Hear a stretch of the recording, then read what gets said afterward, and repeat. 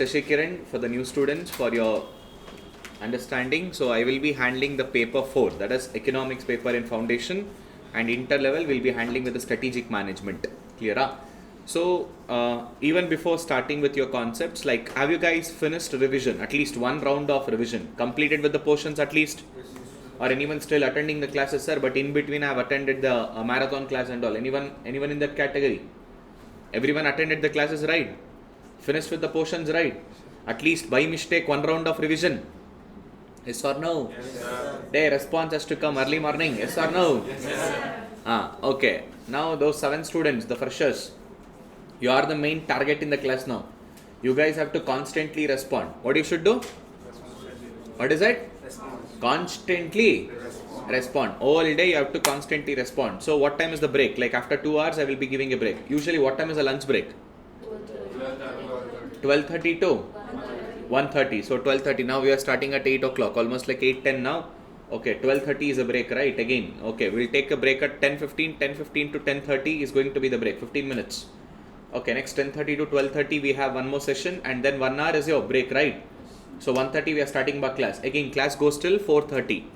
4 or 4:30. We'll wind up. We'll see. Today I will finish with microeconomics, and tomorrow I will start with macroeconomics. Do you guys have my material by any chance, new students? You don't have it? I will ask the academy people to upload the PDF part. You can refer it from the PDF. So since it is a revision class, writing work is going to be very less. Listening, understanding work is going to be more. Clear? One more time. Raise your hands, freshers. Raise your hands even in online. Students who are attending first time, ping me in the chat box. 1, 2, 3, 4, 5, 6, 7 of them. Okay, let me see your faces, beautiful faces. So you are the targets. What's your name, Dairo? Karthi, sir. Karthi. Tirush. Tirush. Name? Varma. Jyoti. There, madam, name? Harshini. Yes, your name? Malavika. And one more student, yeah? Kishore. Okay, now you guys are the main prime targets. Clear? Yes, sir. So economics paper is for how many marks?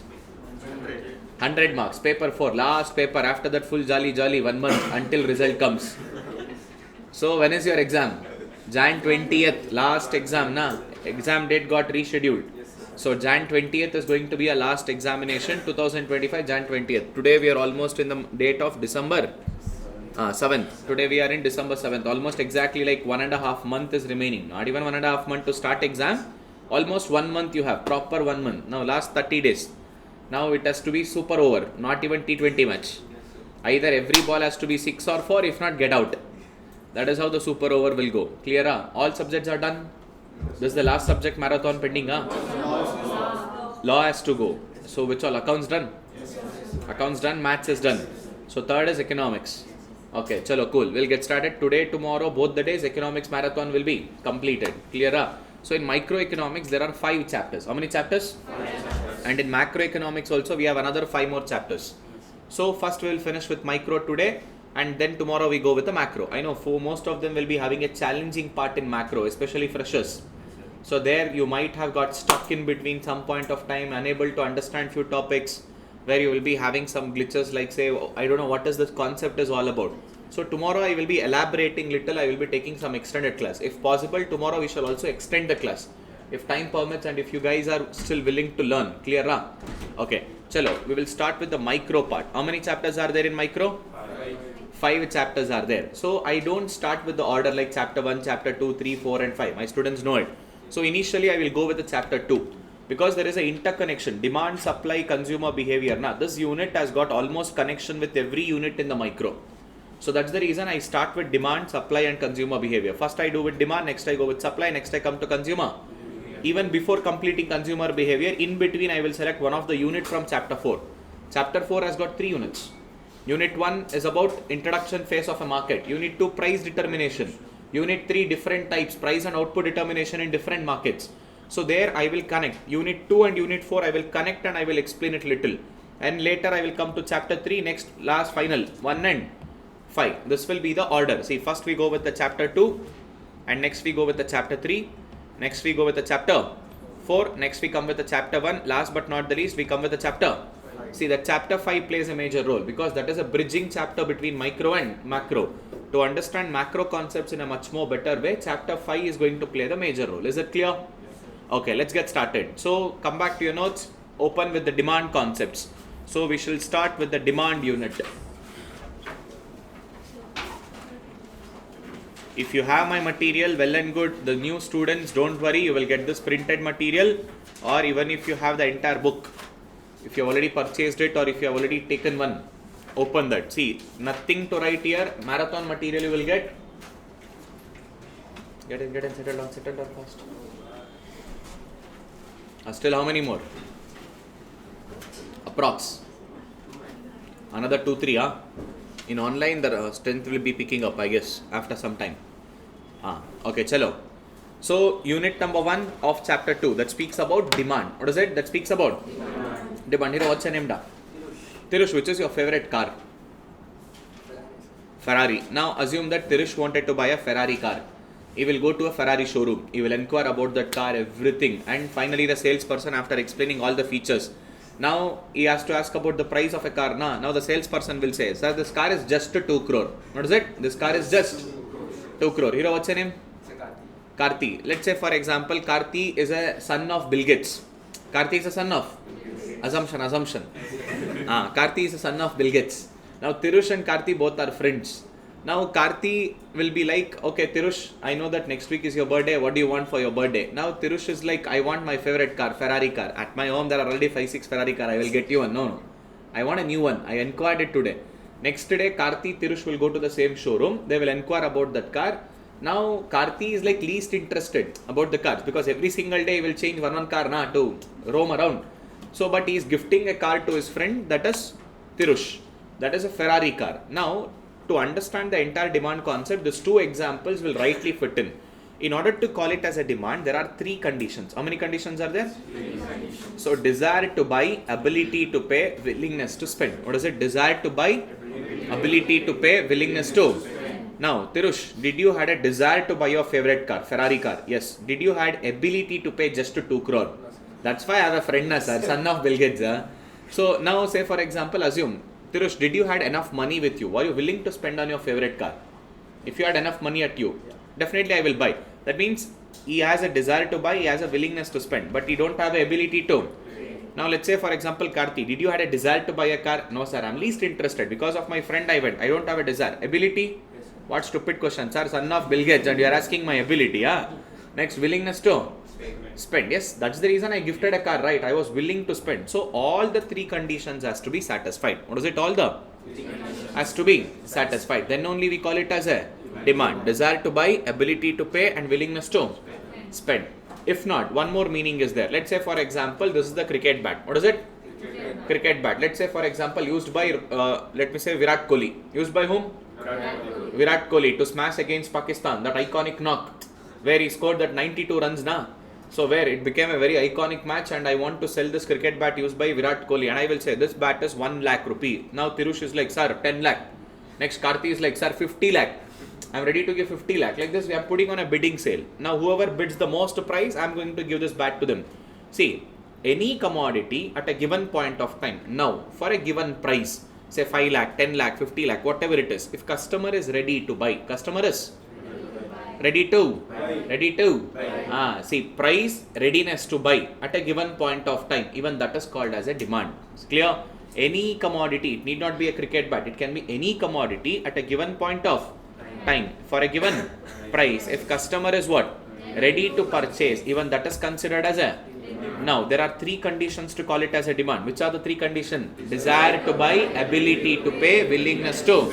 Same thing in your ICM material. Rather than giving it as a condition, they have given in a statement. What is it? Desire backed by a purchasing capacity with a willingness to spend. What is it? Desire backed by a with a willingness to.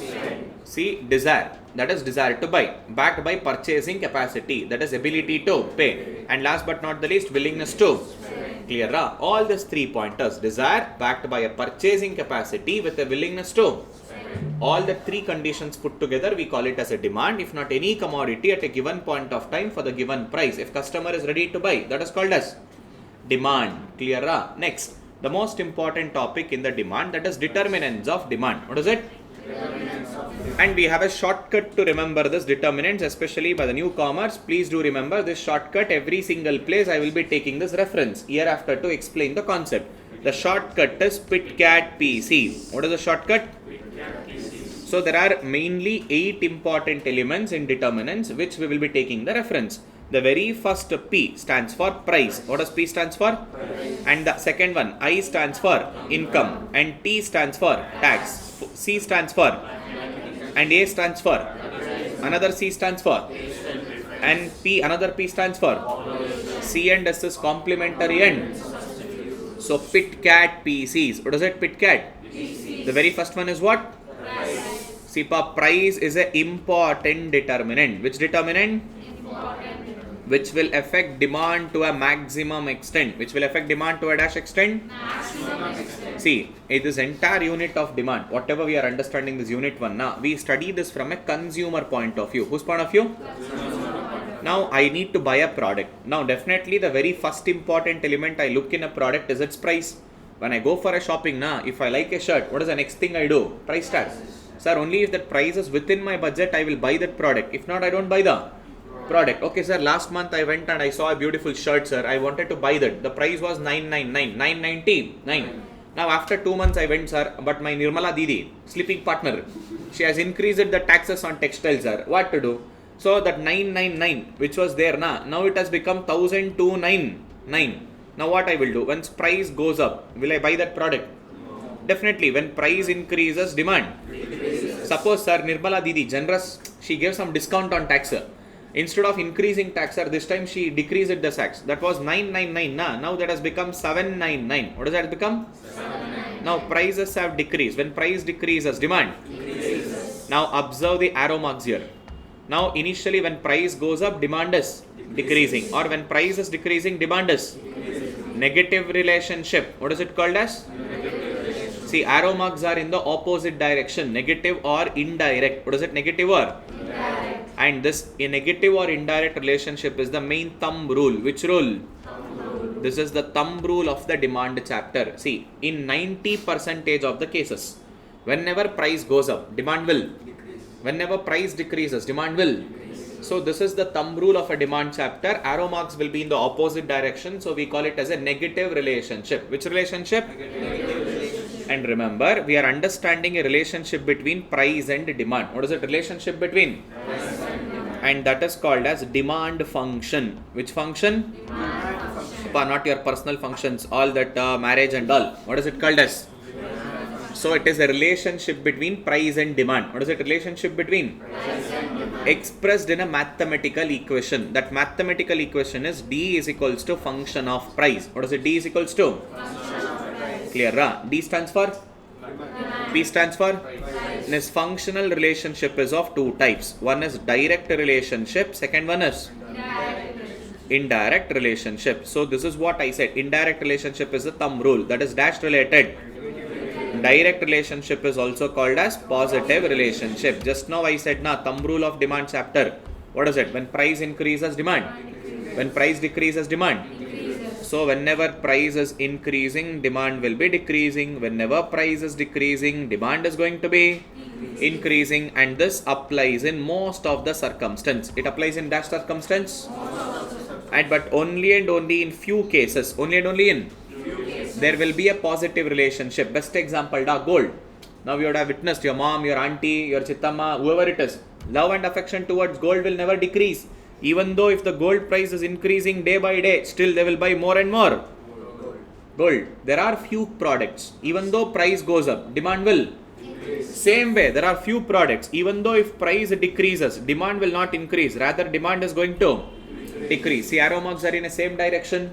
So it is dash relationship, positive relationship. Clear? So this concept is called as a demand function. What is it called as? The relationship between price and demand expressed in the form of mathematical equation. Expressed in the form of? Clear? Now the same equation in your ICA material, there are few questions wherein which they have elaborated this little and they have written as D is equals to A plus B of Y. What is it? D is equals to? If not, demand can be affected because of income or in the place of Y. Now they will write it as P. What they will write it as? What is that P called as? Price. Simple, lah. They would have given some value of price, 10 rupee, 15 rupee. Now what is this A, what is this B? This will confuse you guys. So that's the reason I didn't go with the elaborated part. Actually not an economics class, there is a maths class there. So simple algebraic question will be there. Clear, rah? But remember this, D is equals to F of P. What is it D is equals to? That is, demand is a functional relationship with price. That means demand will change. Demand will whenever dash changes. So price is an independent factor. Price whenever changes, automatically demand will. So demand is dependent on price. What is it? Demand is dependent on. So whenever price changes, dash changes. Demand changes. Clear? What is the main thumb rule of demand chapter? Negative relation. Which relation? When price increases, demand. When price decreases, demand. Is that clear? So this is point number 1. The very first determinant of your demand concept, that is price. Any doubt in price? See, price is a primary factor, demand is a, and dash is dependent on dash. Demand is dependent on.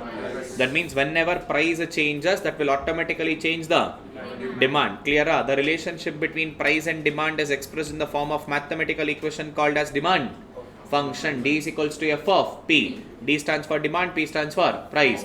We have two relationships there, direct and indirect. In most of the circumstances, which relationship will applicable? Only and only in few circumstances, direct relationship is applicable. For us, the most important is indirect relationship. This is why we call it as a dash rule. Thumb rule of demand chapter. Is that clear? Next comes point number 2. Pit cat PC. P stands for price. Next PI. I stands for income. See, end of the day, if I need to buy goods and services, do I get it for free of cost? I need to pay for that, na. In order to pay for that, I should work, na. Why will I work? For earning income or just simply earning income, na. I don't do it for non-economic purpose. I do it for an economic purpose. I earn a income. Whenever I get more and more income, when you go for shopping, will you still buy the same products or advanced products? Or extra products? Do you agree? Sir, I went for a shopping. I used to buy one pair of cloth. Now one jacket extra, one shoes extra. Sir, maybe one hoodie extra.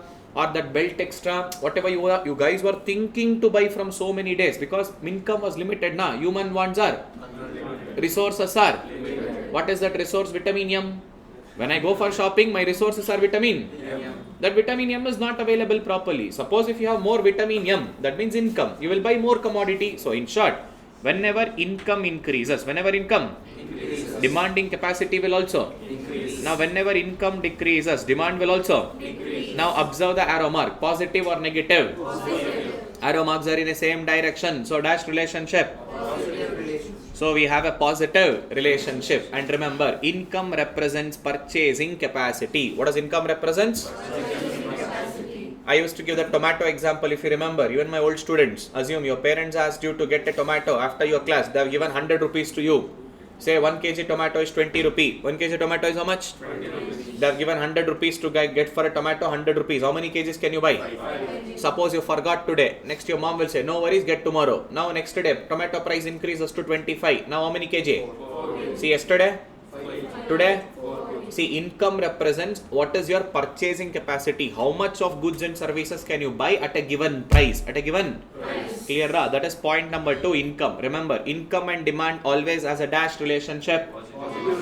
Price and demand. Main thumb rule has got a dash relationship.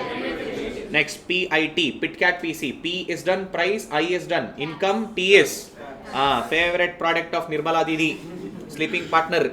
See, tax is basically classified into 2 elements, direct tax and indirect tax. So when we speak about tax in India, we will classify that into 2 categories. Number 1 is what?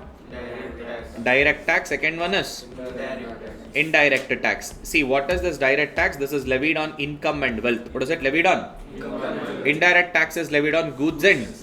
See, even in this indirect tax, it is further classified into 2 more types. One is called as production tax. What is it? Production tax. See, production tax. Another one is called as a product tax. What is it? Product tax. See, what is production tax? If you want to produce any goods and services, now you should take a license. So, license fees. What is it? License fees. So, you should take the license, permissions, grants and all. That is called as production tax. And after producing, when you are selling these goods, you need to have a product tax. That is what we call GST. What is it? In India, we have a GST. Clear? See, tax is classified into two kinds, direct and indirect. Now, it doesn't matter whether you are rich, whether you are poor, whether you are a beggar fellow. It doesn't matter. Everyone has to compulsorily pay the indirect tax. This is regressive. What is it? Regressive. But this is progressive. What is it? Progressive. If I earn more, I pay more. If I earn less, I will pay less. There is a slab rate system. 0 to 3 lakh rupee, nil. Next 3 to 6 lakh rupee, so and so percentage. 6 to 9, so and so percentage. I'm just giving examples. Slab rates are different in India. Clear? Old tax regime, new tax regime. We have two different tax regimes at the moment. Going further, Nirmala Didi will say only new tax regime. Old tax regime, for a time being, to adapt, I'm giving you an allowances. Clear? So tax is classified into how many kinds? Direct and indirect. Direct taxes on income and wealth, and they are progressive in nature. Indirect taxes on goods and services, they are regressive in nature. Indirect taxes of two types, production tax and product tax. Now you tell me, whenever tax rate goes up, let's say for example you wanted to buy a product, sir, iPhone, sir, this month if I buy in the month of March, sir, it is 45,000. Next, sir, new financial year, happy new year for Nirmala Didi. So she will increase the tax rate another 10 more percentage, sir, 45,000, now it has become 50,000. When you will buy, March or April? March. So when tax rate goes up, automatically demand will. If tax rate comes down, demand will. This is with respect to indirect tax. Which tax? Indirect tax. Indirect tax. Suppose if it is with respect to a direct tax. Which tax? We call it as disposable personal income. What do we call it as? See, again we study this in national income concept tomorrow. First concept, this is what I will take. Whatever income you will earn minus whatever the direct tax you will pay, whatever the money that is left in your hands to dispose, to buy goods and services, that is called disposable personal income. This is referred with respect to which tax? Direct tax. With respect to indirect tax. What is it with respect to? So that is with respect to buying goods and services. If the tax rates on goods and services are more, demanding capacity will be. If tax rates are less, demanding capacity will be. So PIT, CAT, PC. First one, P stands for price. Negative relationship. Second one, positive relationship. Third one, tax. Negative relationship. Next comes PIT is done. Now CAT, CAT. C stands for climatic condition. C stands for what? That means it doesn't matter whichever product you are in, whichever nation you are in, because of changes in climate, automatically demanding capacity will also. Sir, if it is winter, we buy more of sweater, we buy more of hoodie, we buy more of kind of a warm clothes. If it is summer, sir, cotton t-shirts are enough, sir. Why to wear all these heavy clothes and all? Like this, depending upon climatic conditions, summer, rainy, winter, the demand for the goods and services will be keep on changing. Clear? Next comes your most favorite one. What is it? When Katrina Kaif comes and holds mango, when droplet starts falling, then you feel like drinking slice. Clear na? So that is how advertisement will instigate people. It will not only just pass information to the commodity, advertisements will try to make you people come and buy, have that urgeness. So they are going to attract you because of advertisement. So demand will be increasing if advertisement is successful. Advertisement is, let me say, effectively implied on the customers. Best example, Santur, mummy. See, such a beautiful advertisement. Indian aunties went and bought Santur soap. Nothing happened. In fact, wrinkles started increasing rather than decreasing. See, advertisement is super duper hit. Clear na? But the product sales will be impacted because of effectiveness of advertisement. What is it? If advertisement is much more effective, automatically demand will increase. If advertisement is not that effective, if product information is not reached, let's give one more example. There is one famous failure product of Coca-Cola. Coca-Cola vanilla flavor. Heard about this? There was something called as vanilla Coke. They introduced it, automatically failed. It didn't pick up the demand at all. It was a total failure. Even they tried advertising. Advertisement also didn't reach out in a proper manner. So product utterly failed. Next comes taste and sir, I like the taste of that Gobi Manchuri shop, sir, that Pani Puri shop, especially that Masala Dosa shop is there, na, sir. He will take that broomstick from the floor. He will hit on that tawa. One swipe he will do like this, sir. Tasty ingredient. That is what, sir. I like the taste. That's why I go there often again and again. So I like a taste. So I go and buy that. Sir, I prefer. What is it? Say, I'm a non-vegetarian, sir. Sunday early morning, if I eat vegetarian, my mom will scold. Stupid fellow, Sunday early morning, who will eat vegetarian, non-veg? Just example. Now, Gowda families are there, Sunday and veg, standard breakfast in every home. Sunday morning, upit, upma. It's like, upit. Next afternoon, full biryani. Nice.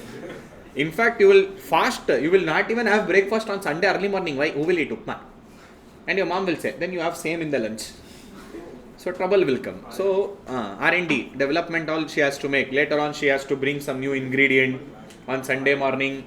Okay, chalo, jokes apart. Taste and sir, I prefer coffee. I don't want tea. Or maybe I am preferring a vegetarian food. I don't want a non-vegetarian food. Even because of taste and preference. What is it? Taste and demand will.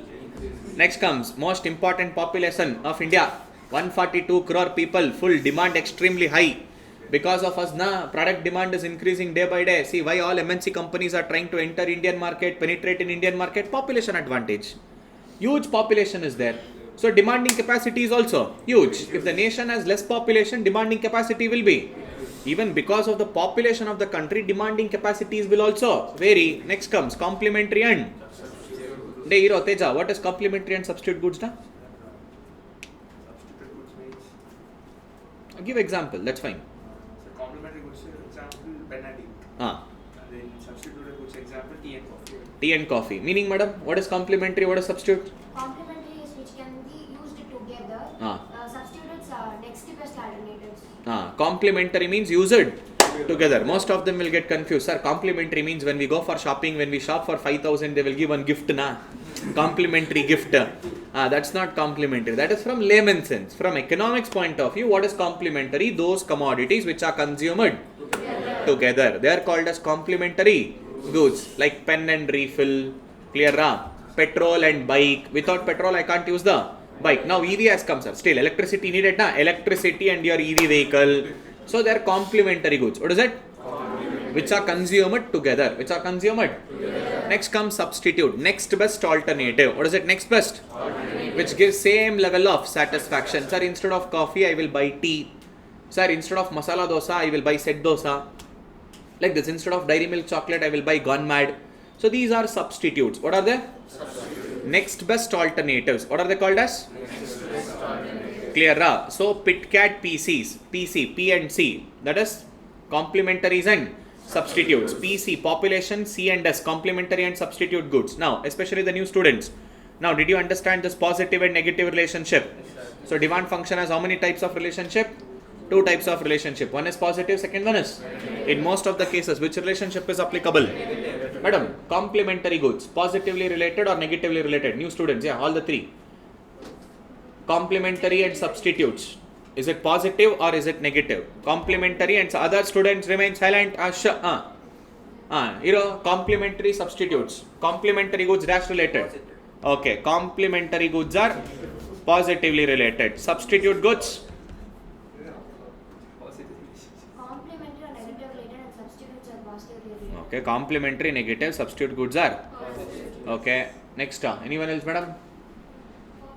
Complementary or negative, substitute are positive. Okay, complementary or negative, substitutes are positive. There. Yes, madam. Next girl. Complementary or negative, substitute. Complementary are substitutes are. Positive. Complementary Negative, sir. substitutes. Positive. First, what you said?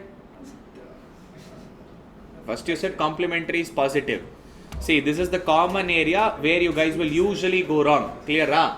Okay, let me take up the example for your better understanding. What is the meaning of complementary goods? Those goods which are consumed together. Bike and petrol.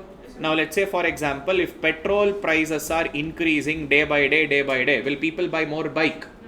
So, demand for bike will arrow mark, same relation, same way or opposite way?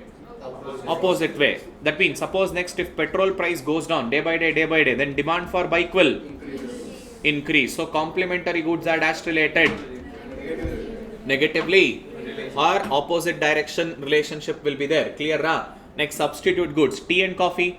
Let's say, for example, coffee prices are increasing day by day. People, rather than drinking coffee, now they will switch over to tea. So, the demand for tea will increase. Suppose if coffee price decreases, then people will drink coffee. So, demand for tea will decrease. See, arrow marks are in a same way. So, it is a dashed relationship. So, remember to this very carefully. In complementary and substitute goods, you should compare the price of one goods to the demand for another good. You can't compare price and demand for the same commodity. You are comparing one product's price to another product's demand. It can be complementary or it can be substitute. Clear? New student, shortcut to remember. By mistake in exam, if you are getting confused, who taught you a economics marathon class? Shashikiran. First alphabet? Yes. Substitute good first alphabet? Both are assumption. What is it? Assumption. Still, shortcut to remember. Shashikiran is the one who taught you marathon class economics. First alphabet. Substitute good first alphabet. Both are. If substitute is positive, complementary is clear. Understood. So this was the shortcut PITCAT. PCs. What does P stands for? Price. And what does I stands for? Income. Clear, ra? Next T stands for? C stands for? A stands for? Another T stands for? P stands for? C and S? Complementary goods are dash related. Substitute goods are? Is that clear? So these are the determinants of demand. What are this? Sir, what is this determinants? Those factors. Which will change the demand. Which will? Change the demand. Demand might go up or demand might come down. That means demand can increase or demand can decrease. Still, there are lot many factors. But in your syllabus, we have only taken the 7 elements or 8 elements. Clear? PITCAT, PCs. Most important here, the confusion comes in C and S. That is complementary and most of the question will come from P and I. That is price and income. Clear? Next, let us go to the next topic. So, we understood with the determinants of demand. We also understood with the meaning of demand. Now, if you see your ICA material, demand function is not just given as D is equals to F of P. That is actually a functional relationship with all the determinants. That is PITCAT, PCs. Clear? See, but I don't give it each and everything. I only consider it as price because price affects demand to a dash extent. Most or maximum. That's the reason straight away we are taking the reference of price. Clear? Next comes law of demand. What is it? Law of demand. According to Ceteris Paribus, he is the person who defined this. According to Ceteris Paribus, all the other things will remain constant. What is it? All the other things will remain constant. Now, whenever price increases, demand will decrease. Whenever price decreases, demand will increase. Then what is this thing? All the other elements remains constant. In our PITCAT PCs, only and only price will change. All other elements, that is IT, CAT, PC is going to remain or they will remain fixed. That is what the statement, all things remains constant. What is it? All things remains constant. That means all the other factors in the determinants of demand will remain same, constant. It will not at all change. Only and only prices will change. If price increases, demand decreases. If price decreases, demand increases. Is that clear? That is called as law of demand. What is it? Law of demand. And if you remember, I also said you, in most of the circumstance, which circumstance? We have a negative relationship. Can you observe this? Negative relationship, but only and only in. We have a dash relationship. So the concept is called as exception to law of demand. What is it called as? That means where we don't have a negative relationship. Rather, we have a dash relationship or a direct relationship. Point number 1, conspicuous consumption. What is that? Point number 1? Conspicuous refers to prestigious goods or luxurious goods. What does conspicuous refers to? Or luxurious goods. Best example, gold na, luxury na. Whenever gold price increases, will our mom, daughter, sister, girlfriend, auntie, will they stop buying gold? Definitely no. Still demand will increase. Let's say for example, the favorite car Ferrari. Now Ferrari price from 2 crore, if it increases to 2.3 crore, will you buy some other car? No sir, my favorite car. I have to buy that only. Luxury goods. Even though price increases, demand will still increase. People feel whenever price increases, their utility will also increase. Dash will also increase. Madam, what do you mean by utility, madam? So, sufficient capacity. Sufficient capacity. Like satisfying capacity. Want satisfying capacity of a commodity. What is it called as? Sir, in the break time, sir, I went to a hotel. Let me say for example, SLV Bhavan. I went to hotel and I ordered idli vada, 1 plate idli vada. Taste was okay, sir, I didn't like it much. Next day, tomorrow, sir, Sunday morning, sir, I didn't go to SLB 1. Opposite, there was something called as Adiyar Ananda Bhavan, A to B. Assumption, da. I ordered idli vada, sir. Taste was amazing. Now from third day, where will you go? SLB Bhavan or A to B? I like the taste. Want a satisfying capacity. That satisfaction capacity was present in A to B hotel, not in SLV Bhavan. Clear, ra? So how much satisfaction will you get? That is called utility. And people feel that especially for luxurious goods, Whenever price increases, whenever price increases, their utility will also increase. That is what happens in conspicuous goods. That's the reason they are positively related. See there, where consumer measures their utility of the commodity by its price. That means if price is increasing, if the product is becoming more and more expensive, they will think they will also get more and more utility. Is that clear? It applies for almost all luxury goods. Which goods? That is conspicuous consumption. They are directly related. Next comes the most important of all, that is Giffen's goods. Which goods? Giffen's goods. Sir Robert Giffen. He was the one who explained this concept of Giffen's goods. And the concept is also named after him. He said, boss, when a customer is spending a major part of income, which part of income? Major part of income. And they are inferior in nature. They are actually not inferior. They are inferior in nature. Inferior refers to low quality goods. Which quality goods? Low quality goods. Clear? Let's take up an example. Here, what's your name? Chirag. Let's say, for example, Chirag. Our famous example is there. Puma. Now, Chirag went to a Puma showroom. He wanted to buy one t-shirt. Or let's say shoes. He wanted to buy a Puma shoes. Now, he saw everything superb, amazing, style, comfort, everything. But the shoe price is just 7,000. How much? 7,000. Or let's say 10,000 or 7,000. Any random figure. Clear? But he thought, oh, 7,000, too much price. I can't give it. So, he will come to a local shop. Now, he will go to a local shop where he buys shoes on a regular basis. Luckily, he found the same shoes. But quality different. Second copy. Now, that shoes is 700 rupees. That is Puma. What is it? Puma. Original Puma is how much? Now, Chirag, which one will you buy? Puma, sir. Definitely. Now, he used it, the Puma. It was nice. Some 4 or 5 months he used it. Every single day he was using either for family function, either for sports, either to meet his girlfriend. For every purpose, same. Puma shoes. It was nice. Now, that Puma shoes is, let me say, torn out. He wanted to buy one more. So, which one? Puma or Puma? Puma only, sir. Affordable, na? That's the reason. But this time prices have gone up, sir. Some 700. Now the prices have become 1,000. Now 1,000 rupee Puma or 7,000 rupee Puma? 1,000 rupee Puma only. Observe. Even though when the low quality goods prices are increasing, still demand is also increasing. Clear, ra? See, exception to law of demand. Another example. Normal rice and biryani rice. Sir, why sir early morning biryani? My mouth will get watering now. Full.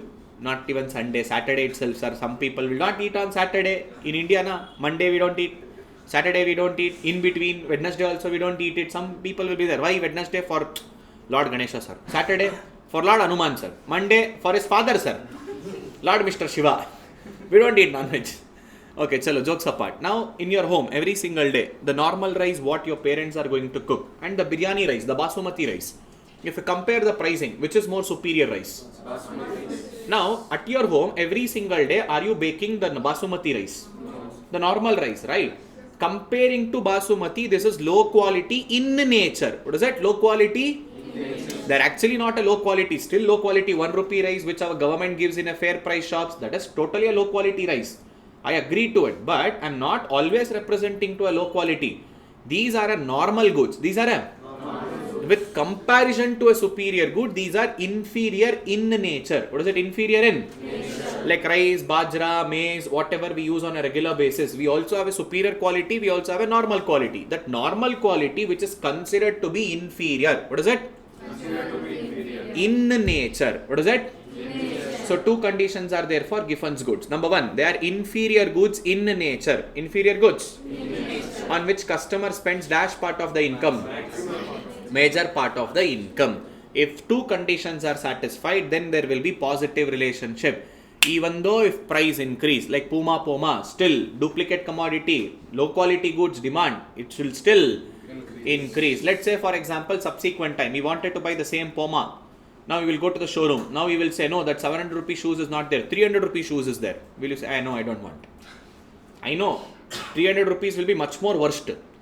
700 rupees is low quality, but 300 rupees one is much more worst quality. No, I don't want. See, if the low quality goods prices are going down, demand will also decrease. But if low quality goods price increases, demand will still increase. Clear? Positive relationship will be there. Dash will be there? Clear? So remember, Giffen's goods has 2 conditions. Inferior in nature, major part of the income is spent by the customer. When 2 conditions are satisfied, then they are called as which goods? What do you mean by inferior goods? Low quality. And two more concepts are there. Snob effect and Veblen effect. Which effect? Appa, best example for snob effect, especially for females, your Zudio. Sir, I went and bought a new top in Zudio, sir. Next day I'm wearing this with excitement to college. Another 20 girls are also wearing same top on same day. Now what do you feel? I am not wearing this top anymore, sir. That means when a product becomes common, what is it? When a product becomes common, either I will reduce its consumption or altogether stop it. I will not wear the top once again, sir. Everyone are using it. Everyone is having the same top, sir. Boys, if it happens, hey bro, matching, come here, we'll take one selfie. But girls, no matching and all. Is it a uniform? No. So that is what. See, usually some people, now when a product becomes more common, what is it? Product becomes? Either they will stop its consumption or reduce its. Next comes Veblen. That is nothing but conspicuous consumption. What is it? Conspicuous. Even though price increases, I still want the same car. I want a Ferrari car only. I don't want to go on Mercedes, Benz, Audi and all. Allah, Ferrari, my favorite. I want the same car. Even though price increase, I want the same product. That is called which effect? Veblen. Clear? A snob effect. If a product becomes common, automatically demand will decrease. Clear? Understood? So this was the concept of Giffen's goods. Now let's go back. I explained you with respect to price and income. If you remember, PitCat PCs. So what is the relationship with price, pa? Price and demand has got a dash relationship? Negative relationship. Now this table is going to play the major role, especially our newcomers. So listen to this very carefully. This is where usually the exam questions will come. Now let's say for example normal goods. Which goods? Normal goods. And I also have a inferior goods. Which goods? Inferior goods. That is Giffen's goods. Clear? Relationship with respect to price and relationship with respect to income. Now normal goods. Already we discussed in PitCat PC. Suppose if price increases, demand will decrease. If price decreases, demand will decrease. Clear? But with respect to income, whenever income increases, demand will also decrease. Suppose if income decreases, demand will decrease. Accepted? Just now we took the example of Puma. Suppose if the price of a Puma duplicate commodity increases, even demand for a Puma will also decrease. If the duplicate product price decreases, demand will also decrease. Now comes a kahani mein twist. Chirag, his income will increase. From 15,000 income goes to 25,000. Chirag, Puma or Puma? Now original sir, Puma sir.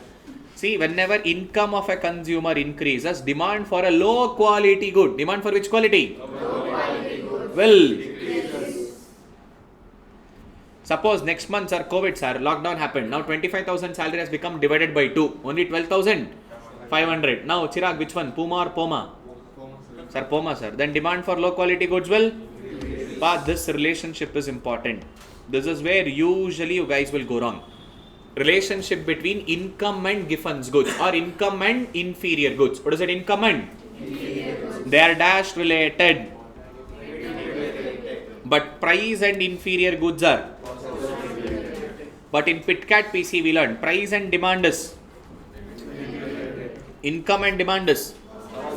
Whatever we learned there, it will become complete opposite in Giffen's goods. Whatever normal goods logic is there, Giffen's goods, it will become completely opposite. See, price and income. Price and, these are the two relationships which you need to be very careful with respect to demand. Now, price and demand. Normal goods, negative relation.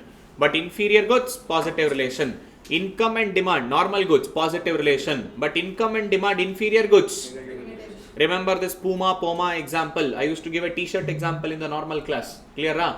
So this is the table which plays an important role to understand the logics between price and income, normal goods and inferior goods. Write down if you want this.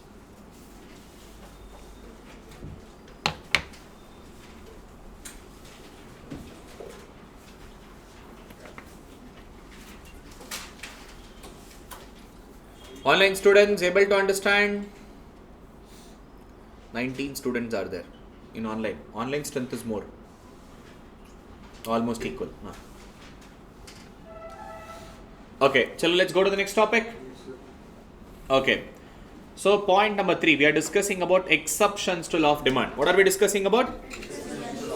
That means where law of demand will not work. Law of demand will not See, point number 1, conspicuous goods. That is conspicuous necessaries. What is it? Conspicuous. Sorry, consumption. Conspicuous. Consumption. That is luxury goods. Which goods? Point number 2 is giffens goods. Point number 3 is conspicuous necessaries. What is it? Conspicuous. Demonstration effect or bandwagon effect. What is it also called as? Sir, my friend bought a new watch, sir. That watch is good. It has got all the features at economical price. Even I want to buy the same watch, sir. Sir, my friend bought a new shoes, sir. Shoes is good, sir. Even I want to buy the same shoes. Due to a usage of other person. What is it? Due to the usage of? Even we are demanding the same product. That is called conspicuous necessaries or demonstration effect or a bandwagon. Demonstration. I saw someone using it. Even I want the same product. Even though price increase, I want a same product. That is called demonstration effect. Which effect? See, usually this happens in case of lifestyle commodities like cell phone, clothes or bag, any kind of a usage. Lifestyle commodities, we have a demonstration effect. Clear? Now, this point number 4 plays a major role. This is important. Expectation of future change in price. What is that expectation of? Sir, next week there is a festival, sir. Let's say, for example, let's say there is a Diwali festival coming up in next week. Assumption, da. Now we know that our parents are smart enough. They don't buy it on the day of Diwali because prices will be increasing. Whether it is fruits, vegetables, whichever product they want to buy, prices will go up in future. What is it in? Prices are going to increase. When will you buy? In future or now? In future, prices will increase. So demand, present demand is increasing. See, arrow mark same direction, na? In future, prices are increasing. So demand now only it is increasing. Let's assume that in future, prices will decrease. When will you buy? Now or future? Present demand. In future, prices are decreasing. So present demand will also decrease. Expectations of future change in price. Positive relationship. Clear? Next comes in case of highway food article. Best example, sir. I am traveling in a national highway, sir. I have stopped my vehicle or maybe the bus is stopping in that one particular hotel. There is one small shop outside the hotel which sells all these chips, biscuits, water bottles. Stupid guys, sir. 10 rupee price now. He is selling for 15 rupee. 20 rupee water bottle is selling for 25 rupee. Will you stop buying? You will still buy, na? Emergency, sir. Next 100 kilometer, no shop, nothing. If I want water, only one shop is available. Whether he charges 50 rupee, 100 rupee, doesn't matter. I have to buy. Emergency, sir. Even though price increases, demand will still increase. See, exception to law of demand. When price increases, usually demand should decrease, na? But at the time of emergency, law of demand will not work. Next, in case of dash goods. Best example, what is it? Betting or Virat Kohli, cricket bat, 1 lakh, 5 lakh, 10 lakh, 50 lakh. See, prices are also demand is also positive relationship. Next comes in case of basic necessaries of, like say for example food ingredients. Even though price goes up, you will still eat food. Let's say for example salt. If salt price goes up, will you stop eating salt? Or if salt price decreases, will you eat more salt? It doesn't matter price increases or decreases, you will still consume the same quantity, na? Next comes in case of trends and torn jeans, best example. See now baggy jeans, best example. Now sir, normal jeans pant 700 rupees, no one will buy. Tear it and give 1500, everyone will buy. Now earlier, sir, if at all you wear that loose t-shirts and all, now at my time, when I was at your age and all, when I was a teenager like you people, my friends used to tease, that is how they used to tease. Are you wearing your dad's t-shirt and all, or your brother's t-shirt and all? Now that has become a trend, full loose baggy. For that, the people pay extra money and they will buy. See, oversized t-shirts and all. See, that has become a trend. In case of present trend, even though price increases, demand will still see, these are the 8 points, exceptions to law of demand. What are they called as? Conspicuous consumption, that is luxurious consumption, giffens goods, inferior in nature, customer spends major part of the income under the snob effect and Veblen effect. Next, conspicuous necessaries, demonstration effect, expectation of future change in price at the time of emergencies, basic necessaries of life. Next, present trends and fashions, clear, and speculative goods. These are the 8 cases where law of demand will, in general cases, law of demand will work. In most of the circumstances, 90% of the cases, we have a main thumb rule, demand chapter main thumb rule. What is it? Price increase, demand will increase. Price decrease, demand will increase. But in few cases, these are the 8 few circumstances where law of demand will All other things will remain constant. Only and only price will change now. When price increases, demand will also increase in exceptions. But in general case, if price increases, demand will increase. Normal goods, negative relationship. Exceptions, positive relationship. Which relationship? But this topics, whatever we just discussed now, all this from the past 45 minutes, whatever we have done now, this is going to play the major role in your entire microeconomics. So I went little slow here to make you people understand. Clear? Yes, sir. Understood? Upon newcomers understood? Yes, You understood da? Next, let's go. Demand schedule and demand curve. What is the next topic? Easy topic da. Representing demand in the form of a table is called as schedule. So there are two types of schedule, individual schedule and market schedule. That means I have a various customer. Let's say Shashikiran is a chocolate seller. Now, whenever a customer eat my chocolate, he will get a superpower. So all superheroes are my customer, like Batman, Superman and Iron Man. I know that the main thumb rule of demand chapter. Whenever price decreases, demand will. See, individual person's demand is also increasing. Suppose if I analyze only one customer's column for due to change in price, due to change in only Superman's demand because of price, that is called as individual demand schedule. What is it? Individual demand schedule. What is the changes in demand created because of change in price? That is changes created by an individual customer. What is it? That is individual demand schedule. Sir, rather than considering one individual customer, let's say you considered all the customers together, whoever is there in your product segment, now everyone, all of them put together, that is called as due to change in price. That is called market demand schedule. See, demand created by dash customers due to change in price. That is called as total demand schedule. Clear? Individual means only related to individual customer. In short, representing demand in the form of a table. What is it in the form of a? Is called as demand schedule. Same thing. If at all I represent it in the form of graph, in the form of that is called as demand curve. Observe it very carefully. Y-axis will represent price. What does y-axis represent? Price. And x-axis will represent quantity. And the demand curve will be downward sloping linear curve from left to right. This is how the demand curve looks. Assume this is the normal price and this is the normal quantity. This is price and this is quantity. What is the main thumb rule of demand chapter pa? If price increases, demand will. See, price increases, quantity demanded is decreasing. Same way, suppose if price decreases, demand will. See, if price decreases, demand will increase. So, what is the general nature of demand curve? Downward sloping linear curve. What is it? So, downward sloping linear curve from left to. Clear? What is the general nature of demand curve? Downward sloping curve. The downward sloping is also called as negative sloping. Which sloping? Or indirect slope. What is it? Clear? Negative slope, downward sloping, indirect slope. These all are one and the same. So demand curve, main thumb rule negatively related. So graph is also downward sloping. Graph is dash sloping. Now comes a beautiful question. Sir, why demand curve is downward sloping or negative sloping? There are 5 important reasons. Reason number 1. When we consume same product again and again, initially you will be excited. If you attend same Shashikiran classes every single day, first day amazing, second day good, third day okay, not bad, fourth day stupid fella, fifth day I'm not coming to your class only, sir. Every single day if you are listening to same faculty, same topic again and again, how do you feel? Frustrated at one point of time. Now, so initially it feels like you are getting more satisfaction. Later it keeps on decreasing. Clear? That's the reason demand curve is downward sloping curve because of LDMU. Next, because of dash effect. Just assume that substitute goods are available for a cheaper cost. Sir, in that hotel, sir, coffee is 15 rupee. Another hotel, 10 rupee. Where you will buy? 10 rupee.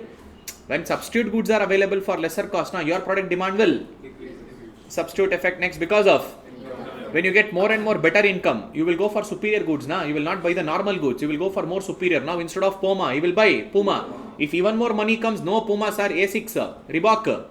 I will change my entire product segment itself. I will change. Now, sir, what? Sir, no, Skoda Rapid and all. Next to Audi, Benz, BMW, Ferrari.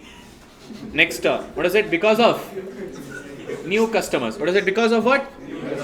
See, sometimes we'll do all this Big Billion Day, Amazon Festival sale, Munyama sale, Marappa sale and all. When we do this, automatically new customers will come and buy the goods. Initially, your demand will shoot up. There is no guarantee that they will come and buy from you once again. So demand can also go down. So because of new customers, your demand might have gone up, but there is no guarantee they will come and buy from you once again. So demand will. decrease. Next, because of alternative uses or multiple uses. Alternative uses are, see best example, newspaper. Sir, today's newspaper in my home, from tomorrow alternate of tissue paper. For cleaning purpose, packing purpose, for everything we use the same newspaper na. Only today it is a newspaper, sir. From tomorrow multiple utilization of same resources. My mom in kitchen, if she wants something to all that rubifying the kai and all, same tissue paper, instead of tissue we will have a newspaper at the below. For cleaning purpose, slab cleaning and all, mirror cleaning and all, what do we use? Newspaper. Another example, milk. Sir, my mom will get a milk. From that she will prepare a curd.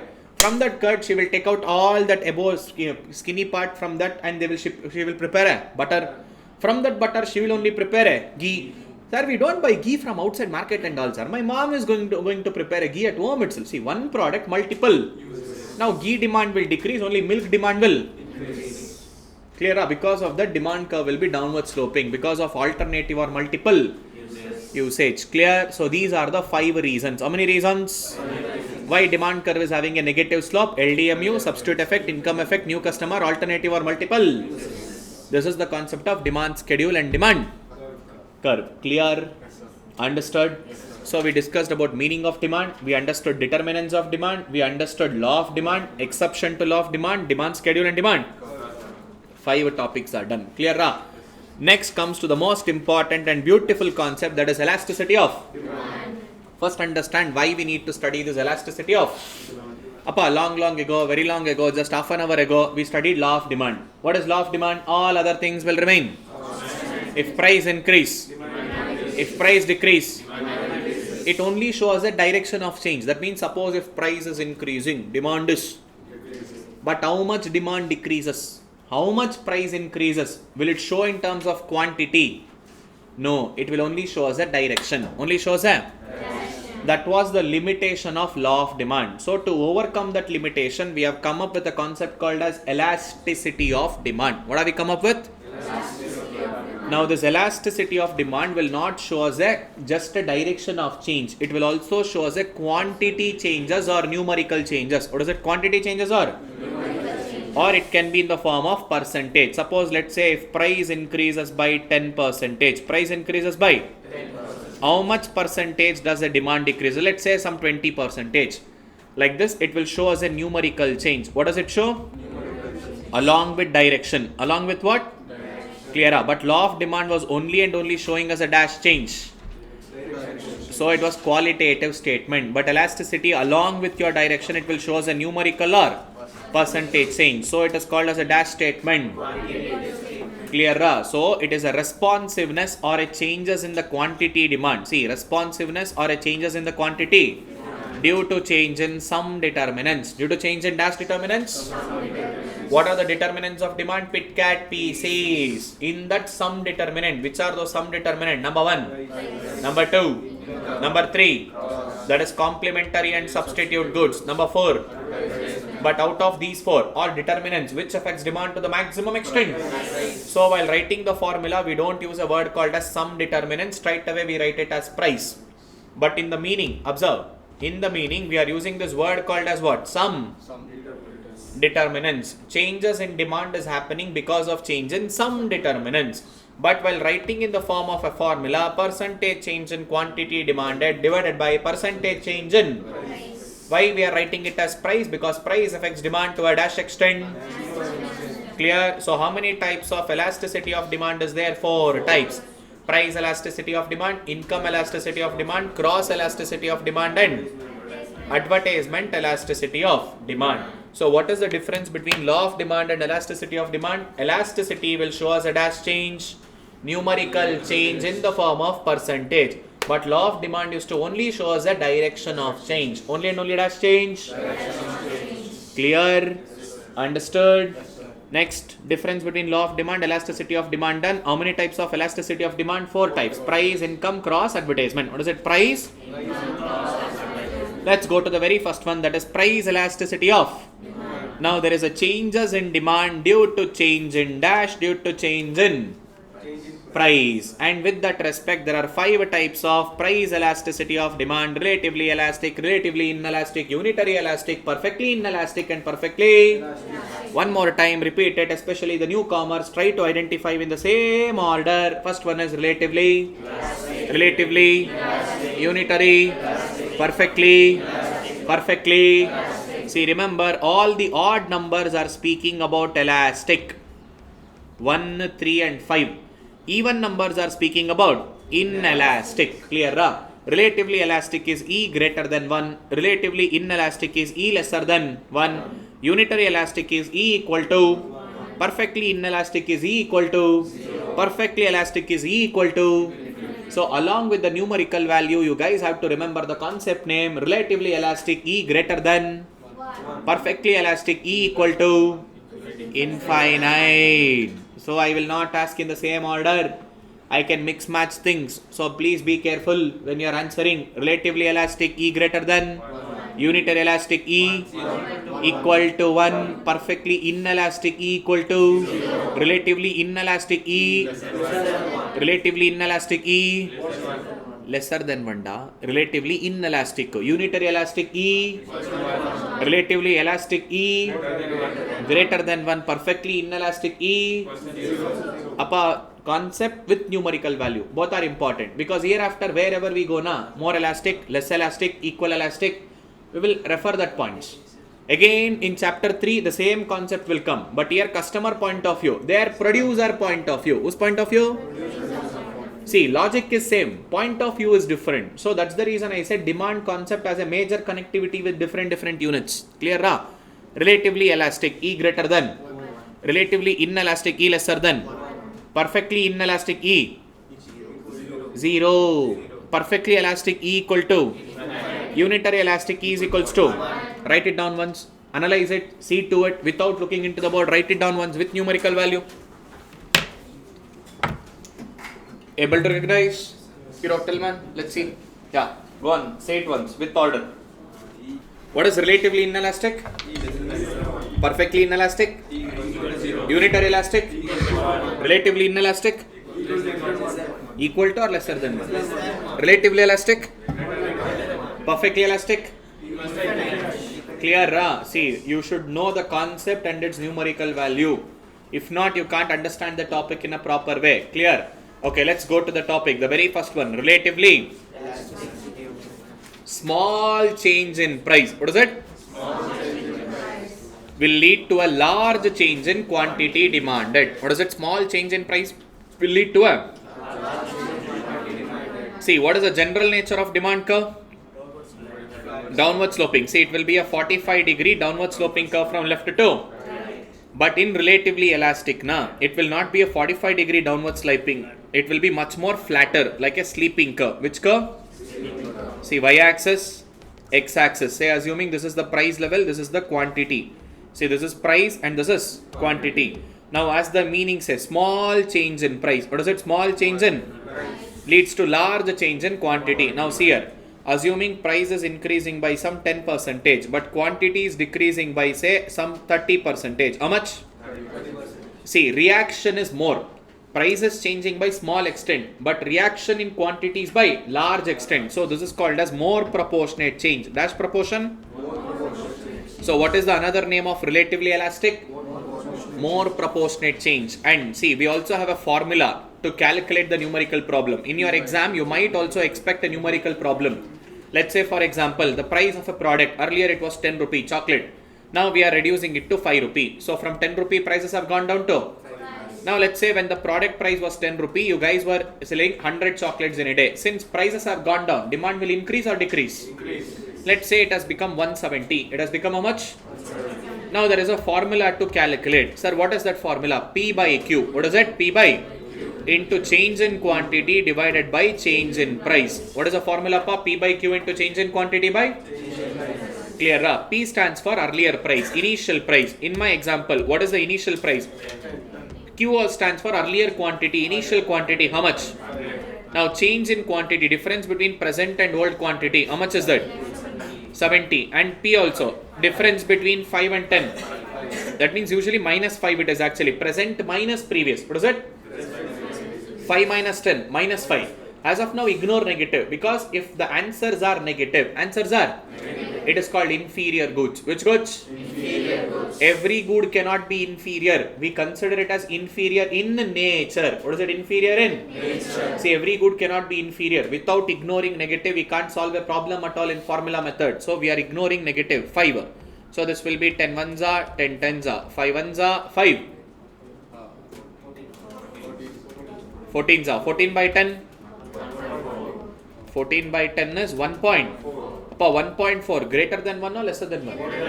Which elasticity? Relatively elastic. That's the reason with the numerical value you should remember. If the end answer is greater than 1, then the concept is relatively. What is the formula to remember? P by Q into change in quantity divided by change in. Is that clear? Understood? So remember, we are ignoring negative figure here. Minus 5 should be the value. So end answer should be actually 1.4. Minus 1.4. Since we have ignored negative, we got the answer as 1.4 greater than 1. Suppose if we don't ignore negative, answer is minus 1.4. Sir, in exam, sir, what if, sir, same question has come. Options is given like this. Option A, 0.6. Option B, minus 0.6. Option C, sir, 1.4. Option D, minus 1.4. Now what is the answer? Minus 1.4. Suppose if this minus 1.4 is not given in the exam. Let's say for example they have given 1.8. Now what is the answer? Clear? If they have given the negative value, corresponding negative value, if you have ignored negative, answer will become such negative value. Answer will become such. Clear? Understood? So this is the first one. Abba? Can you give an example for this? Which one? For the relatively elastic of the market. Relatively elastic. Let's say for example in any economy for that matter. Suppose if price goes down, big billion day. Normal circumstances, normal prices are there. But slightly price goes down. More and more customers will come and buy. Small changes in price. Price went down by small extent. More and more demand created. Clear? Big billion day, Amazon festival sale. These all are examples for relatively elastic. Clear? So remember, small change in price leads to large change in quantity demanded. And the nature of curve, this will be a flatter demand curve. Which demand? Flatter demand curve. So the demand curve will be much more flatter or a sleeping curve. What is it? Much more flatter or a? Clear? Complete opposite of relatively elastic is relatively inelastic. What is it relatively? Inelastic. See there, large changes in price. What is it? Still small change in quantity demanded. All sin goods. Which goods? Or unrelated goods. Say economically undesirable goods. That is called as sin goods. Now recently, 2 days back, GST Council is considering to increase the GST by 35% on sin goods. Alcohol, cigarettes. Even though price goes up like very maximum extent, sir, price went up by some 30%. What is it? Price went up by? And a few people will reduce its consumption. Rather than buying 5 bottles, now I will buy 4 bottles. We don't say I don't buy it at all. Yes, instead of 5 bottles, we buy it. See, price increase it by large extent. See, demand curve, not a 45-degree downward sloping. It will be much more steeper curve. What it will be? See, this is how it will be. More and more of standing curve, steeper curve. Price, quantity. Now, let's say, for example, price increase it by some 30%. Now, quantity will decrease only by some 10%. See, 30% price increase. 10% quantity demand decrease.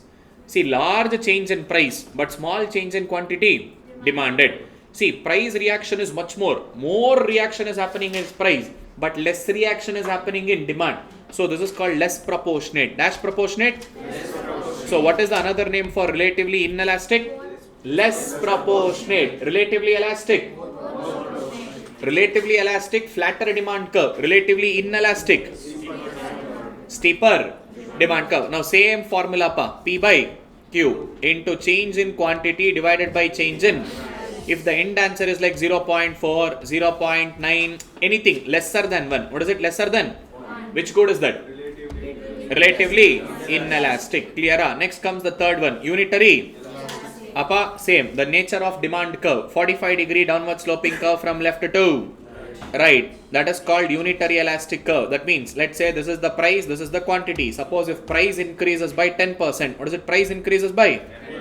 Even quantity demanded will also decrease by same to same 10%. Clear? This is called same proportion. Dash proportion. So what is the another name of unitary elastic? Same proportionate change. Which dash proportionate change? Now listen to this very carefully. Observe in the graph, the shaded region. See the proportion in that particular space. That means this is a rectangle, na? This blue color dotted region. But the proportion is equal, na? 10%, 10%. So unitary elastic is also called as rectangular hyperbola. What is it? Rectangular or equilateral hyperbola. What is it? Equilateral hyper, or also called as same proportion change. Also called as dash proportion change. So remember, unitary elastic can also be called as rectangular hyperbola or equilateral hyperbola. It is the same proportionate change. Relatively elastic, more proportion. Relatively inelastic, less proportion. Unitary elastic, same proportion. Clear? Unitary elastic E equal to 1. Relatively inelastic E lesser than 1. Relatively elastic E. Clear? Next comes perfectly inelastic. What is it? Perfectly? It doesn't matter whether price increases or whether price decreases. Salt example I gave now. Whether salt price increases or salt price. It doesn't matter. Quantity demanded will remain unchanged. Quantity demanded will remain. So the nature of demand curve will be a vertical demand curve. What is it? Or parallel to which axis? Parallel to Y axis. Clear? And remember all kinds of basic necessaries of life. Which goods? Basic necessaries and perishable goods. Which goods? Perishable will come under the category of perfectly inelastic. Which goods? Which goods? And perishable goods will come under. One famous question of IC is there. A fisherman has caught his daily catch fish and he has to sell for whatever price it goes. See, whatever price it goes. Fisherman has caught his daily catch fish. After catching the fish, quantity will remain.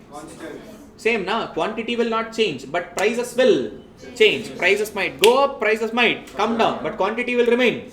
Which elasticity? Analyzing skills. Quantity will not change, only prices will. That is which goods? And fish is a perishable good, na? All basic necessaries and perishable goods will come under the category of which elasticity? Next, which bring to the last topic, that is perfectly elastic. This concept is totally unrealistic or myth in nature. No real life example. They say whether price is same or price changes, whether price increases or whether price might remain same. Quantity demanded cannot be determined. Infinite quantity. What is it? Infinite quantity. We can't even estimate what is the quantity you guys are making. Unrealistic goods. And the nature of demand curve will be horizontal or parallel to. Clear? These are the 5 types of price elasticity. How many types of price elasticity? Relatively elastic E greater than 1. Relatively inelastic E lesser than 1. Unitary elastic E equals to. Perfectly inelastic E equals to. Perfectly elastic E equal to. In which category does all your undesirable goods, that is alcohol, cigarettes, all sin goods, undesirable goods will come under? Relatively inelastic. Where all your basic necessary perishable goods? Don't get confused. Clear? So which is more proportionate change? Less proportionate change. Same proportionate change. Which is called rectangular hyperbola. Clear? Where we have a flatter demand curve. Flatter demand curve. Relatively elastic. Steeper demand curve. Same proportionate demand curve. Clear? More proportion, relatively elastic. Less proportion, relatively inelastic. Same proportion. And with respect to nature of demand curve, flatter demand curve, relatively elastic. Steeper demand curve, relatively inelastic. Downward sloping demand curve, that is rectangular hyperbola, that is unitary. Elastic, vertical demand curve, perfectly inelastic. Horizontal demand curve. Clear? These are the 5 types of price elasticity of demand. And to identify that price elasticity, there are 4 methods. How many methods are there? 4 methods. So 4 methods are there. Measurements of price elasticity of demand. First one, formula method. Which method? Already we just finished it. P by Q into change in quantity divided by change in. Second one is arc method. Which method? Arc method is there. Again, due to the disadvantage of formula method. What is the disadvantage of? Arc method. Negative symbol has to be always ignored. That is one of the disadvantage. And one more disadvantage. When you reverse formula method, what is it when you? Let's say problem in formula method, when you reverse it now, you don't get the same answer. Okay, do this problem, especially our newcomers. For your better understanding, solve this problem under the formula method. Which method? See 10, okay, consider 15. Okay, it was 100, it has become 70. And this is the first problem. Solve it under formula method. What is the formula method? P by Q into change in quantity divided by change in price. After solving first problem, next solve the second problem. P and Q. Let's say this was 15 and this was 70. 10 and 100. Solve both the problems under formula method and let me know which elasticity is that. Which elasticity? Solve it. Which type of price elasticity is that? Out of 5. Relative, elastic, relative. Solve it. Hello, solve it. You are wrong. Solve it. First one is relatively inelastic. See there. 10 by 100 into 30 divided by 5. Minus, it should be minus 30. We are ignoring minus there. So 10 ones are 10 tens are 5 ones are 5. 6 are. So 6 divided by 10. 0.6 lesser than 1. Which elasticity? Relatively? Chirag, now understood. Blind answers will not work in exam. If you do the tinky pinky ponky in exam, you are monkey and your friend is Venky. Be ready.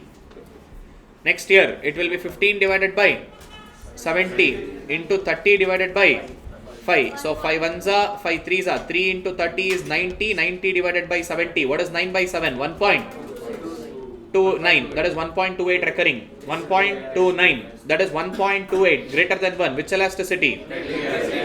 Relatively. See, observe. I didn't do any big changes here. Same problem. I have just reversed it. Second problem. When you reverse the problem under formula method, we end up getting different answer. We don't get the same. So that's the reason. This is the biggest disadvantage of formula method. So to overcome this disadvantage, we have introduced the arc method. Which method, Pa? Arc method. Okay, let me erase this off. Now, what is the formula of arc method? Change in quantity divided by change in P1 plus P2 divided by P1 earlier price, P2 new price, Q1 earlier quantity, Q2 new quantity. Let me solve the first problem. See there, change in quantity 30, 170 differences, 30, change in prices 5 into P1 earlier price 10, new prices 15. Now earlier quantity is 100, new quantity is 70. With that respect, the equation will be 30 divided by 5 into 25 divided by 170. 5 ones are 5 5s are. So 30 into 5, 150 divided by 170. 15 by 17 is 0.89. This is E lesser than 1. Relatively inelastic. Try solving the second problem under the arc method.